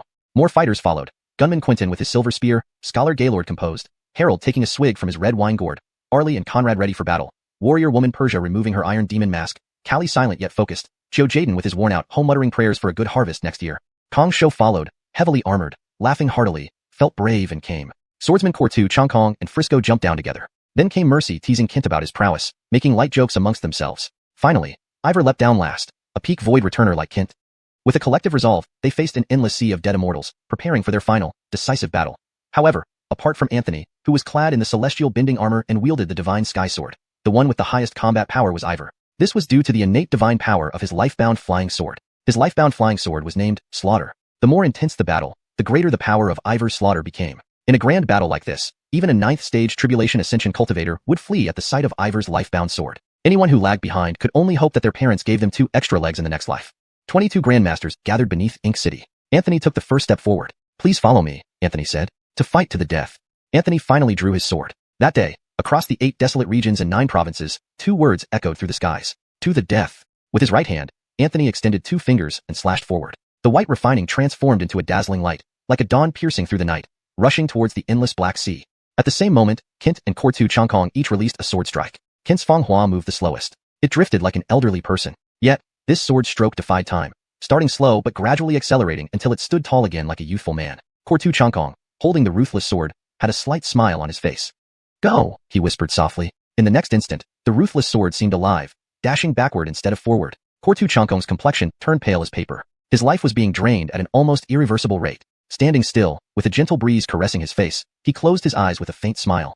The other grandmasters all noticed but remained silent, respectfully sending off this foremost swordsman of Flowing Cloud Province. This sword stroke did not head for the battlefield. Instead, it dashed back towards Flowing Cloud Province. Somewhere in Flowing Cloud Province, amidst green mountains and clear waters, a woman with graying hair was watering her garden. Inside the courtyard, a boy of about 7 or 8 played with a wooden sword, imitating the demeanor of a martial hero. Cortanian, shouldn't you be studying instead of practicing your sword? The woman asked with a chuckle. I've finished my studies today, the boy replied seriously. Now it's time to practice my sword. Dad may not know martial arts or swordsmanship, but I don't mind. I bought a powerful manual last time. When I master it, I'll teach him some moves. Next time he argues with Uncle Chun, he can finally flex his muscles too. The woman smiled bitterly. Suddenly, a flash of sword light appeared from the sky. An ancient-looking long sword landed in the courtyard, with 9 bronze coins hanging from its hilt. It circled around the young boy and then slowly stopped before the woman, embedding itself into the garden. Shocked, she paused for a long time before drawing the sword and passing it to her son. At that moment, the entire province of Flowing Cloud seemed to vibrate. The young boy looked up to see the sky darkened by countless flying swords, 9 million in total, rising from Flowing Cloud Province to converge on central China. This was Kortu Changkong's final stroke. Years later, a young wandering knight named Cortanian traveled through Flowing Cloud Province. Wherever he went, renowned sword immortals bowed silently. Not to him, but to the sword he carried, the ruthless sword. Arlie surged forward the fastest, followed closely by Frisco, stepping on flames. They smashed through the enemy lines with powerful punches. Arlie's strikes were like crumbling mountains and reversing rivers, even surpassing celestial beings. Frisco, enveloped by twin shadows, a crimson phoenix and a white dragon, plowed through the army. Guy summoned the purple glow from the east, turning it into a streak of light that tore through the black tide. Quentin, the spear immortal, plunged into the chaos, leaving a trail of lightning like spear flashes. Gaylord sat cross-legged, making gestures as if playing chess, crushing countless dead immortals under invisible pressure. Harold, wielding a divine whip, joined the fray. Conrad, with knives in his hands and mouth, decimated the enemy, slicing through everything with overwhelming force. Persia and Callie advanced steadily, while Reuben and Dalton attacked together, creating a dazzling spectacle with their numerous immortal weapons. Mercy and Adela carved a path with fists. Jane and Devil Moon fought side by side flawlessly. Monty pulled out a longbow named Star Plucking, unleashing devastating shots. Each warrior brought unique strengths, fighting to the death against the endless tide of dead immortals. Together, they prepared for humanity's final stand. After firing an arrow, Monty nodded and once again bent his bow to shoot. This time, it was a burst of 3 consecutive arrows. Following the 3 arrows were 9 more in quick succession. The force of these arrows was akin to falling meteorites, creating large craters on the ground. Even the entire battlefield shook slightly. Davina drew her dagger from her waist and, with a loud laugh, instantly dashed into the enemy ranks. This mortal dragon slayer aimed to cleave through the heavens here. Old Master Jameson suddenly held an ancient book in his hands. Heaving a long sigh, Jameson slowly turned its pages. With each page flipped, Jameson seemed to age further. But everyone in the battlefield could feel a distinct aura of righteousness accompanying them as they fought the enemies. Lastly, it was Ivor who acted. He broke through the enemy lines alone, wielding a broadsword while a blood-red longsword floated behind him. Ivor dashed into the enemy lines, every sword strike taking another life. Dark red blood orbs circled around him, eventually condensing onto the blood-red longsword behind him. The longsword became increasingly sinister, and Ivor grew ever stronger, like an indefatigable deity of war. Harshly and madly reaping lives, 22 grandmasters leapt off the city walls one after another, fighting against the heavens outside this ink city. On the city wall, 2 people still stood, white-clad Anthony and black-clad Nigel. Besides that gathering of all grandmasters, there was another, more secret meeting. Only 4 people attended that meeting. Ivor, Anthony, and Nigel. What they discussed remained unknown. Only that afterward, Ivor left angrily. Nigel also left silently, leaving only Anthony to finish their final deliberation. Nigel now asked, "Is there really no other way?" Anthony replied, "You should be more aware of this than me." Nigel was silent. Anthony looked at the battlefield before him, then raised his eyes to the majestic, heavenly gate above. If possible, wouldn't he want to find another solution? On the battlefield, the 22 grandmasters had already been fighting beneath the city for over half a month. Later, even Zhonggu could not stay put anymore and leapt off the city wall. Not to kill but to rescue. Even if he couldn't save them, he would bring back their bodies. The first body Zhonggu brought back was Kortu Changkong's. This leading swordsman of Flowing Cloud Province closed his eyes with a smile, standing tall even in death. The second body Zhonggu brought back wore purple robes. Although, this purple Aura City Lord held back nearly 500,000 dead immortals until his last breath. No dead immortal dared step where Aldo fell. The third was Jameson. This scholar slowly turned the last page of his book. The holy tome immediately turned to ashes. Yet hundreds of golden symbols swirled around him. Jameson didn't have to die. Even with his broken soul-bound item, those golden symbols could have saved him. But Jameson smiled and waved his sleeve, sending those golden symbols toward the others in battle. 8 desolate regions and 9 provinces. I nurture my righteous chi. Without those golden symbols, several more grandmasters might have died. Zhonggu brought Jameson's body back to the city wall. This learned man served to the end. Gaylord sat cross-legged, dying in place. His hands still poised to make a move, but blood streamed from his 7 orifices, his eyes closed. If one sought a true gentleman, look for Gaylord. Bookish Gaylord lived without regret to his parents, friends, and the world. Zhonggu's lips trembled now. He barely moved, fearing to disturb this young man's eternal rest. Xiao Jaden and Dalton fought together. Xiao Jaden covered in blood, his vitality waning. Dalton was in better shape, with numerous treasures, but after days of battle, 5 divine weapons were lost. Dalton suddenly shouted, "Xiao old man, withdraw. I'll cover the rear." All around them were enemies. Dalton still had 3 divine weapons and 2 artifacts left, his last possessions. Self-destructing 2 artifacts could clear a path back to Ink City, giving both a glimmer of hope. But Xiao Jaden shook his head. "Not going. You go." Dalton narrowed his eyes, grinning. "Why? Don't you trust me, Xiao old man? I've got more hidden treasures. Don't worry, I can handle this." Behind him, however, Dalton's hands trembled, feigning calmness. Controlling treasures was draining. Xiao Jaden straightened, looking at Dalton. "Don't be stubborn." Before Dalton could respond, Xiao Jaden stepped forward and pushed him back. "Just go." Dalton gritted his teeth. Damn, why must everyone be a hero? Wouldn't being a coward and living longer be better? Dalton stopped, stamping his right foot. Indeed, Dalton wasn't joking. He had one last treasure, his soul-bound artifact, a 9th rank artifact. Dalton roared, "Explode!" killing himself with his soul-bound artifact. In a kilometer-wide radius centered on Dalton, all dead immortals vanished without a trace. Zhonggu appeared suddenly, Dalton retreating and finally collapsing. Now, without his soul-bound artifact, Dalton was powerless. Zhonggu pressed down on Dalton's shoulder, feeding him a pill. Zhonggu could have saved another person, but Xiao Jaden refused. Dead immortals were approaching again. "Take him. I'm staying. Don't bother with my remains." Stepping into the black tide, Xiao Jaden never looked back. Zhonggu's hands trembled, watching Xiao Jaden's back in silence. For once, this usually amiable Zhonggu could only carry the unconscious Dalton back to the city wall. Cursing softly, "Damn." Quentin dragged his spear along the ground, sparks flying everywhere. Everywhere he passed, lightning flashed. Gaylord was dead. He knew because the sound of placing pieces had stopped.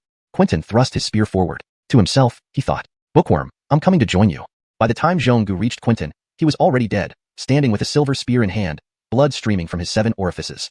Harold lay on the ground, Conrad guarding him, panting heavily. He couldn't hold on much longer. The battle had lasted 20 days. 2 of Conrad's 3 knives were broken, and so were his arms. Had Harold not blocked an attack at a critical moment, Conrad would have died first. With a knife in his mouth, Conrad grinned.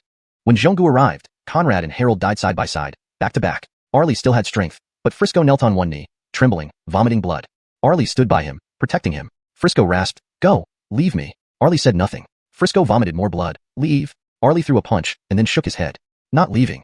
Frisco was exasperated. He wiped the blood from the corner of his mouth. "You guys, why are you all so stubborn?" Arlie suddenly turned to look at something. It was old Zhonggu arriving. Zhonggu's face was slightly pale from rescuing others one after another. His own consumption wasn't small either. After all, he was a master alchemist, not as proficient in combat as these grandmasters. Seeing that Frisco still had a breath left, he truly felt relieved. Damn, finally made it in time. Without hesitation, Zhonggu pried open Frisco's mouth and shoved 4 or 5 pills inside. Some were unknown even to Zhonggu, but now wasn't the time to be picky. Just take them. Whatever happened, Frisco must live. Arlie said calmly, "Old Zhong, take him back first."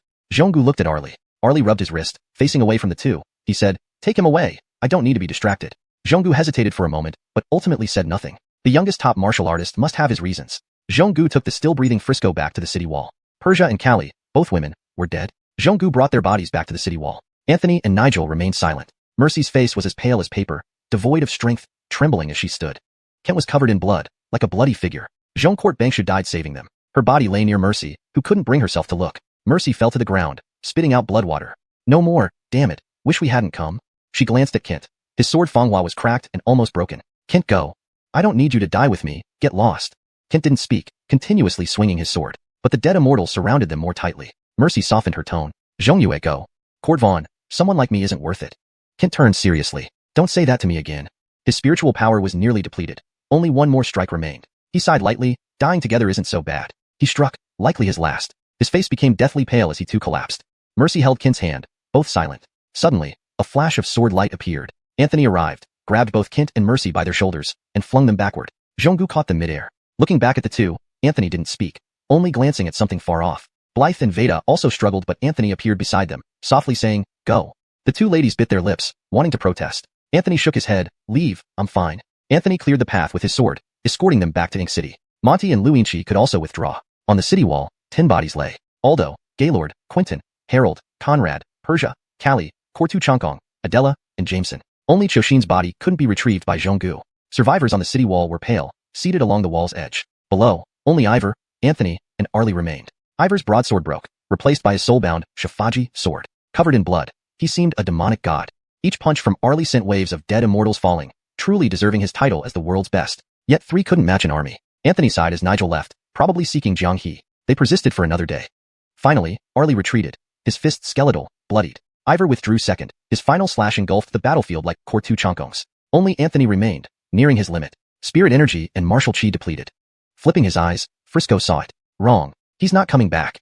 Everyone's expressions changed. Ivor clenched and released his fists. Anthony watched silently. Jane wanted to leap down but Veda stopped her. Pale-faced, Ken asked, "Why not save him?" Anthony didn't reply. Dead immortals swarmed like locusts, enveloping Anthony instantly. Anthony! Someone stared dumbfounded. On the battlefield, Anthony lay in a pool of blood, whispering faintly, "Jianlai." Instantly, a sword light shot from the city to outside. It was the Skydom sword, now perhaps better described as a sacred sword. Cordal known was the existence of sacred weapons above divine ones. Jiang He's life's goal was to forge a sacred weapon. This single sword tore through the battlefield, followed by shining armor flying out of Ink City. A brilliant pillar of light rose skyward. Within this column stood a figure in the heavenly subjugation sacred armor, wielding the Skydom sword, standing proudly. On the city wall, Anthony looked at Ivor. Ivor's eyes reddened. "Bastards, don't ever come back unless you're ready for me to discipline you." Anthony smiled, respectfully bowing. Eldest brother as father. Everyone sensed a shift. Arlie paused, seemingly understanding. Stepping forward, he said, "Ancestor, let me cleave heaven for Anthony." Anthony nodded after thinking. Lu Yinchi and Mani met eyes, stepping forward. "With our lives, we protect humanity." Anthony inhaled deeply, turning slowly to bow towards the 8 desolate regions and 9 provinces. Nigel appeared beside Anthony. "Ready?" Nigel nodded. A casual strike by Anthony devastated entire regions. Half the endless dead immortals perished under his sword. 2 strikes cleansed the earth. Anthony remarked, "Indeed a sacred weapon. Where is Senior Jiang?" "He transcended." Anthony paused. At the final moment, Jiang forged the 2 sacred weapons at the cost of his life. Turning, he looked towards the city wall. He silently thumped his chest. Tears streamed down Jane and Veda's faces. Red-eyed, Ivor muttered, "Brat." Arlie closed his eyes, then opened them slowly. At this moment, the heavens and earth instantly darkened. Jitong Hai leaped down from the city wall, this time soaring high into the sky. On this day, Jitong Hai advanced to the 11th realm of martial arts, the divine martial realm. Everyone on the 8 Wastes continent looked up at the sky in that moment. A figure ascended step by step, directly arriving above the 9 heavens, standing before the heavenly gate. Jitong Hai loudly proclaimed, "Jitong Hai of the mortal world, pays his respects to the heavenly court." After speaking, Jitong Hai punched forward. This punch not only shattered the heavenly gate, but also made the entire heavenly court tremble. In the mortal world, Anthony appeared beside himself. 3 people were now on a towering mountain. It was an inverted mountain. Beside Anthony, a strikingly handsome young man suddenly appeared. He stretched lazily and smiled, saying, "Long time no see, Tianjing." Anthony smiled back. "Indeed it's been long, Norris." This exceptionally handsome young man was precisely Norris Law. By Norris Law's side, Baxiang, Yujian, Wanwu Book, all revealed their figures. Anthony gazed at the sky and softly said, "Thank you for your efforts." Instantly, several manuals abruptly appeared, floating in front of Anthony. All the people vanished without a trace. Only Anthony remained, standing next to himself. Anthony didn't dare to turn and look at him. Yet Anthony's voice was gentle and warm, smiling, "Don't be afraid." Anthony thought for a moment. Just as he was about to speak, he found that his second brother had already disappeared. Before him lay an additional book called Tianjing. Anthony rubbed his eyes, reached out, and with one sweep, 6 divine books began to orbit around him, forming a perfect circle. Norris, Baxiang, Yujian, Wanwu, Tianjing, Dai. Let us open the heavens once more. Instantly, Anthony transformed into a streak of rainbow light and ascended into the heavens. Everyone on the 8 Wastes continent witnessed this awe-inspiring scene. Before the heavenly gate, Anthony suddenly appeared beside Jitong Hai. "Let's return." These words were spoken by Anthony. Jitong Hai nodded, then suddenly asked, "Can we come back?" Anthony shook his head lightly. Jitong Hai deeply bowed to Anthony, "Take care." Soon after, Jitong Hai returned to the mortal world. Anthony stepped forward slowly, gradually entering inside the heavenly gate. The 6 divine books beside him started to dissipate slowly, eventually reconstructing the heavenly gate. It turned out that the 4-person discussion earlier resulted in a decision to completely isolate the mortal world from the heavenly court. From then on, celestial beings could no longer come to this mortal world, and no one in the mortal world could ascend anymore.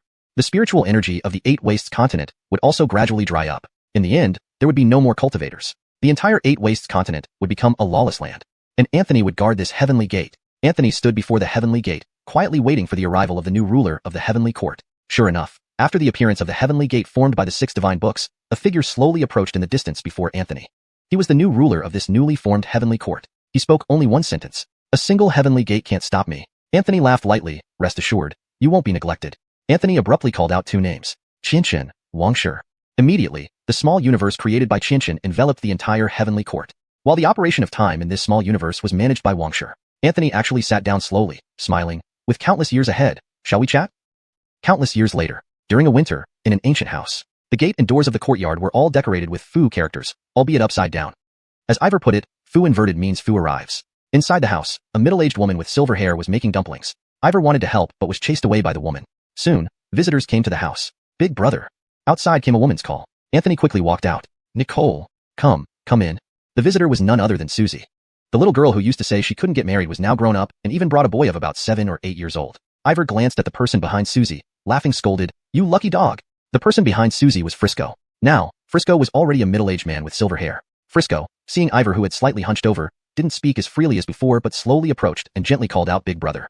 Ivor stared at Frisco for a while. If he hadn't left, he should have also returned home for the new year today. Just then, 3 more people appeared outside the house. Kent, Mercy, and another, Yun Shuang, a young lady barely past her coming of age, with a gentle and amiable personality inherited from her father. Ivor waved at Kent, then took out 2 red envelopes from his sleeve. One was given to Dirk, and the other to Yun Shuang. Come in, everyone. Everyone went inside, turning the originally quiet room lively. Susie and Mercy went to the kitchen to help Carly prepare the New Year's Eve dinner. Yun Shuang stayed with Dirk, chatting. Dirk's personality was truly like Frisco's back then, unpredictable and odd. Kent and Ivor stood by the window, watching the snow outside. Suddenly, a carriage stopped at the entrance of the house. A manager-looking middle-aged man entered holding 2 boxes. Mr. Mu, these are specifically instructed by our master to be delivered here. Ivor was surprised. May I ask who your master is? The middle-aged manager replied, Dalton. Ivor and Kent exchanged a glance, then burst into laughter. The middle-aged manager added, there's also a gift from Master Zhonggu. Ivor nodded, accepting them graciously. The middle-aged manager left into the wind and snow. Ivor opened the box and froze. Inside was a sword. The white refining. Ivor smiled. Dalton was thoughtful. Additionally, there was a pill, a token of appreciation from old Master Zhonggu. As dinner time approached, 2 more people arrived at the house. A beautiful woman and a teenage girl. Ivor saw her but didn't speak, merely nodding. The beautiful woman and the girl entered the house and sat down. The girl was named Moon Yen. Ivor thought for a moment, then handed the white refining, once used beneath Ink City, to the beautiful woman. Blythe, take this sword. Blythe looked at the sword, pursing her lips, yet didn't speak. She accepted the sword, and Ivor patted her shoulder. Come, let's eat. Blythe passed the sword to the girl, Moon Yen. Moon Yen whispered, Mother, is this father's sword? Blythe smiled and nodded, patting her head. Come, let's eat. Unnoticed, Ivor had reached the age where he sat at the head of the table. However, 2 seats at the long table were empty. The Mu brothers, alive as 3 brothers, and dead, must remain 3 brothers. Ivor raised his wine bowl, delivered a New Year's toast, and everyone drank together. Ivor paused, looking at the 2 empty seats, raising his wine bowl toward them. He murmured, another year has passed. Just then, knocking was heard at the door. Ivor froze. Frisco tapped Dirk's head. Kid, go open the door. Dirk glared at Frisco but obediently went to the door. Outside stood a tall young man, hands hidden in his sleeves, smiling at Dirk. Dirk asked, Uncle, who are you looking for? On this day, Jitong Hai ascended to the 11th realm of martial artists, the divine martial realm. Note, I've maintained the Chinese name, Jitong Hai, as it seems to be a proper noun. If you have the correct English spelling or romanization for this name, please let me know so I can update it accordingly. To further improve the translation, in an instant, the sky darkened. Jitong Hai leaped from the city wall, this time soaring into the sky. On this day, Jitong Hai ascended to the 11th realm of martial artists, the divine martial realm. Everyone on the 8 Wastes continent looked up at the sky. A figure was ascending step by step, reaching the 9th heaven and standing before the heavenly gate. Jitong Hai announced loudly, I, Jitong Hai of the mortal world, return the salute to the heavenly court. With that, Jitong Hai threw a punch. This punch not only shattered the heavenly gate, but also caused the entire heavenly court to tremble. In the mortal world, Anthony appeared beside him. The 3 now stood atop a mountain, an inverted mountain. Beside Anthony, a strikingly handsome young man suddenly appeared. He stretched lazily and said with a smile, Long time no see, Tianjing. Anthony smiled back, Long time no see, Norris. This extraordinarily handsome young man was none other than the Norris spell. By his side, the Baxiang spell, the Yujin spell, and the Wanwu book all revealed themselves. Anthony looked up at the sky and softly said, You've worked hard. Instantly, several manuals appeared, floating in front of Anthony. Everyone vanished. Only Anthony remained, standing beside himself. Anthony didn't dare turn to look at him, but Anthony's voice, gentle and warm, chuckled, Don't be afraid. Anthony thought for a moment, just about to speak, but realized his second brother had already disappeared. In front of him, a new book appeared, Tianjing. Anthony rubbed his eyes and stretched out his hand, drawing the 6 heavenly books into a circle around him. Norris, Baxiang Yujian, Wanwu, Tianjing, Dai. Let us open the heavens one more time, he declared. Instantly, Anthony's figure turned into a rainbow and soared into the sky. Everyone on the 8 Wastes continent witnessed this breathtaking scene. Before the heavenly gate, Anthony suddenly appeared beside Jitong Hai. Let's return. These words were spoken by Anthony. Jitong Hai nodded, then asked suddenly, Can we come back? Anthony gently shook his head. Jitong Hai saluted deeply to Anthony, Take care. Then Jitong Hai returned to the mortal world. Anthony stepped forward, slowly walking into the heavenly gate. The 6 heavenly books beside him began to dissipate, eventually reforming into a new heavenly gate. It turned out that the result of the previous meeting between the 4 was to completely isolate the mortal world from the heavenly court. From then on, No celestial beings could return to this mortal world. No one from the mortal world could ascend either. And the spiritual energy on the Eight Wastes continent would gradually dry up. In the end, there would be no more cultivators. The entire Eight Wastes continent would become a place where no laws could apply. And this heavenly gate would be guarded by Anthony. Anthony stood before the heavenly gate, waiting quietly for the arrival of the ruler of the new heavenly court. Sure enough, after the new heavenly gate formed, someone slowly walked towards Anthony from afar. He was the ruler of the new heavenly court. He spoke only one sentence. A single heavenly gate cannot stop me. Anthony chuckled lightly. Rest assured, you will not be shortchanged. Anthony suddenly called out two names. Qianqian, Wangshi. Instantly, the miniature universe created by the intrinsic flying sword Qianqian enveloped the entire heavenly court. And the passage of time in this small universe was managed by Wangshi. Anthony sat down on the ground and smiled. We have tens of millions of years. Why don't we chat?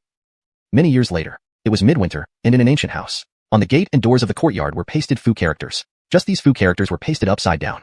According to Ivor, this meant, Fu Dao, blessings arrive. Inside the house, a middle-aged woman with graying hair was making dumplings. Ivor wanted to help, but was chased away by the woman. Not long after, people came outside the house. Brother! Outside came a woman's call. Nicole! Come in quickly. The visitor was none other than Susie.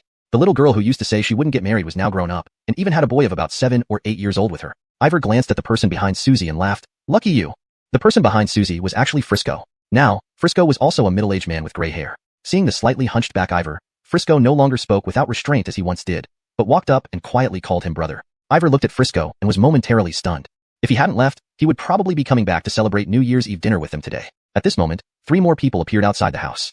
Kent, Mercy, and another, Yun Shuang. She was a young woman of marriageable age, inheriting her father's temperament rather than her mother's. Very gentle and agreeable.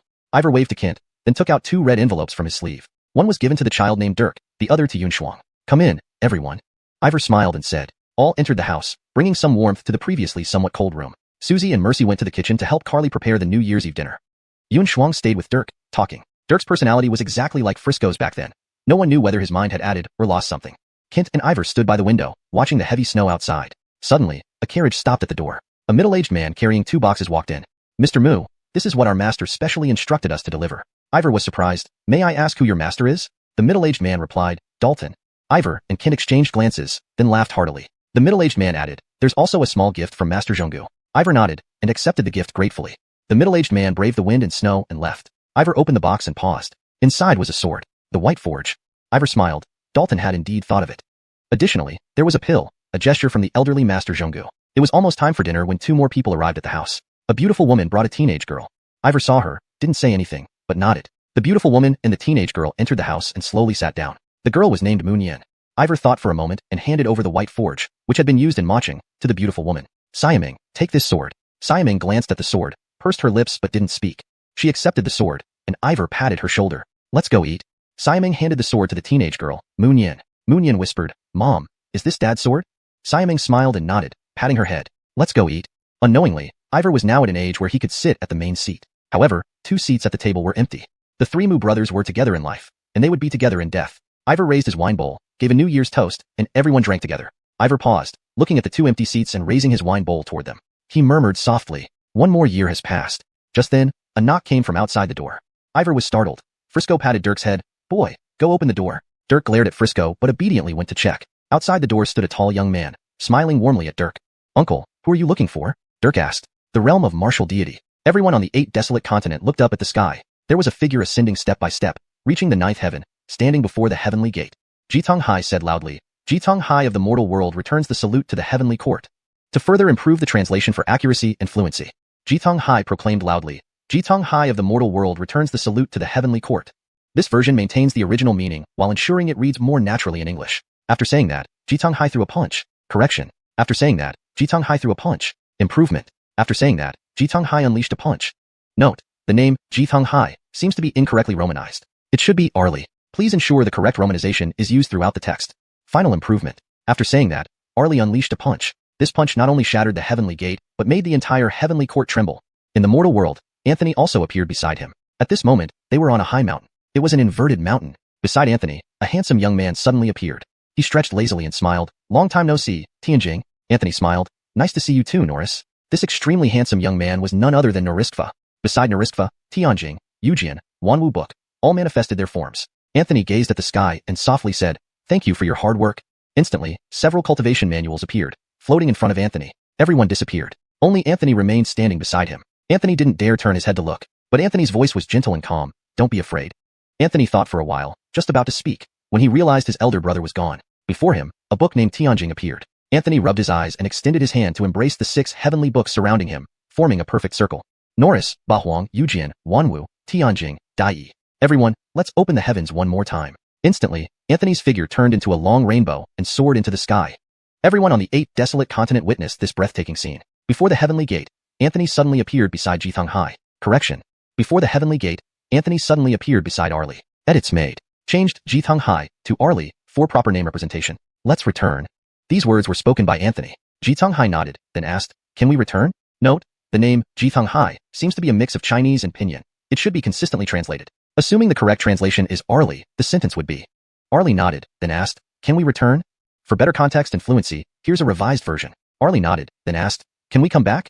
Or more naturally, Arlie nodded, then asked, is there a way for us to return? Anthony shook his head lightly. Jithang Hai nodded heavily and said, take care. Correction for fluency and natural reading in English. Jithang Hai gave a deep nod and said, take care. Then, Jithang Hai returned to the mortal world. This sentence seems to be a direct and rather rough translation, with a Chinese character, tong, not translated. Here's a more polished version. Then, Jithang Hai returned to the mortal world. Revised to. Then, Arlie returned to the mortal world. For better context and flow, it would be good to have the surrounding sentences, but this is the immediate correction for accuracy and fluency. If you can provide more context or surrounding text, I can ensure the terminology and style are consistent throughout. Anthony stepped forward, slowly entering the heavenly gate. The 6 heavenly books beside him began to dissipate, eventually reforming into a new heavenly gate. Apparently, the result of that meeting discussed by 4 people previously was to completely isolate the mortal world from the heavenly court. From now on, celestial beings would no longer descend to this mortal world, and no one from the mortal world could ascend anymore. The spiritual energy of the 8th desolate continent would gradually diminish. Eventually, there would be no more cultivators. The entire 8th desolate continent would become a lawless place. And this heavenly gate would be guarded by Anthony. Anthony stood before the heavenly gate, waiting quietly for the Lord of the heavenly court. Sure enough, after the appearance of this heavenly gate formed by the 6 heavenly books, someone walked toward Anthony from afar. He was the Lord of this new heavenly court. He only said one sentence. One heavenly gate cannot stop me. Anthony laughed gently, rest assured. You will not be treated unfairly. Anthony suddenly called 2 names.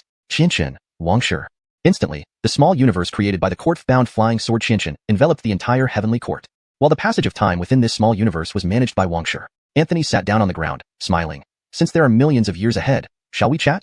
Many years later, in a winter season, in an ancient house, on the gate and door of the house, red Fu characters were pasted. Except these Fu characters were upside down. As Ivor explained it, Fu inverted means Fu arrives. Inside the house, an elderly woman with graying hair was making dumplings. Ivor wanted to help but was chased out by the woman. Soon, someone arrived outside the house. Brother! A woman's voice called out from outside. Anthony quickly went out. Nicole! Come in, come in. The visitor was Susie. That little girl who used to shout that she couldn't get married had grown into a graceful young lady, even leading a boy of about 7 or 8 years old. Ivor glanced at the person behind Susie and laughed. You got lucky, you brat. The person behind Susie was Frisco. Now, Frisco was a middle-aged man with slightly gray temples. Looking at the slightly hunched Ivor, Frisco no longer spoke as freely as before but walked slowly over, calling him brother respectfully. Ivor looked at Frisco and froze for a moment. If he hadn't left, he would have been coming home today for the New Year's Eve dinner with dumplings. Just then, 3 more people appeared outside the house. Kent, Mercy, and another, Yun Shuang. Yun Shuang was a young woman just turning 20, gentle and amiable, unlike her mother but very much like her father. Ivor waved to Kent, then pulled 2 red envelopes out of his sleeve. One he handed to Dirk, the child, and the other to Yun Shuang. Come in, everyone. Ivor said with a smile. Everyone entered the house, warming up the once chilly room. Susie and Mercy went to the kitchen to help Carly prepare the New Year's Eve dinner. Yun Shuang chatted with Dirk. Dirk's character was just like Frisco's back then. Something seemed added or missing in his brain. Kent and Ivor stood by the window, watching the snow. Suddenly, a carriage stopped at the house entrance. A middle-aged steward holding 2 boxes came in. Mr. Mu, our master specifically instructed us to deliver these. Ivor was surprised. May I ask, who is your master? The steward replied, Dalton. Ivor and Kent exchanged a glance, then burst out laughing. The steward added, and here is a gift from Master Zhonggu. Ivor nodded and accepted it. The steward left braving the wind and snow. Ivor opened the box and paused. Inside was a sword, the white forged. Ivor smiled. Dalton, this old rascal, has a heart. There was also a pill, a token of appreciation from old Master Zhonggu. Almost mealtime, 2 more visitors arrived at the house. A beautiful woman and a young girl. Ivor looked at her without speaking, just nodding. The beautiful woman and the girl entered the house and sat down slowly. The girl was named Moon Yen. Ivor thought for a moment and handed the white forged sword, which had been used in the battle below Ink City, to the beautiful woman. Jane, take this sword.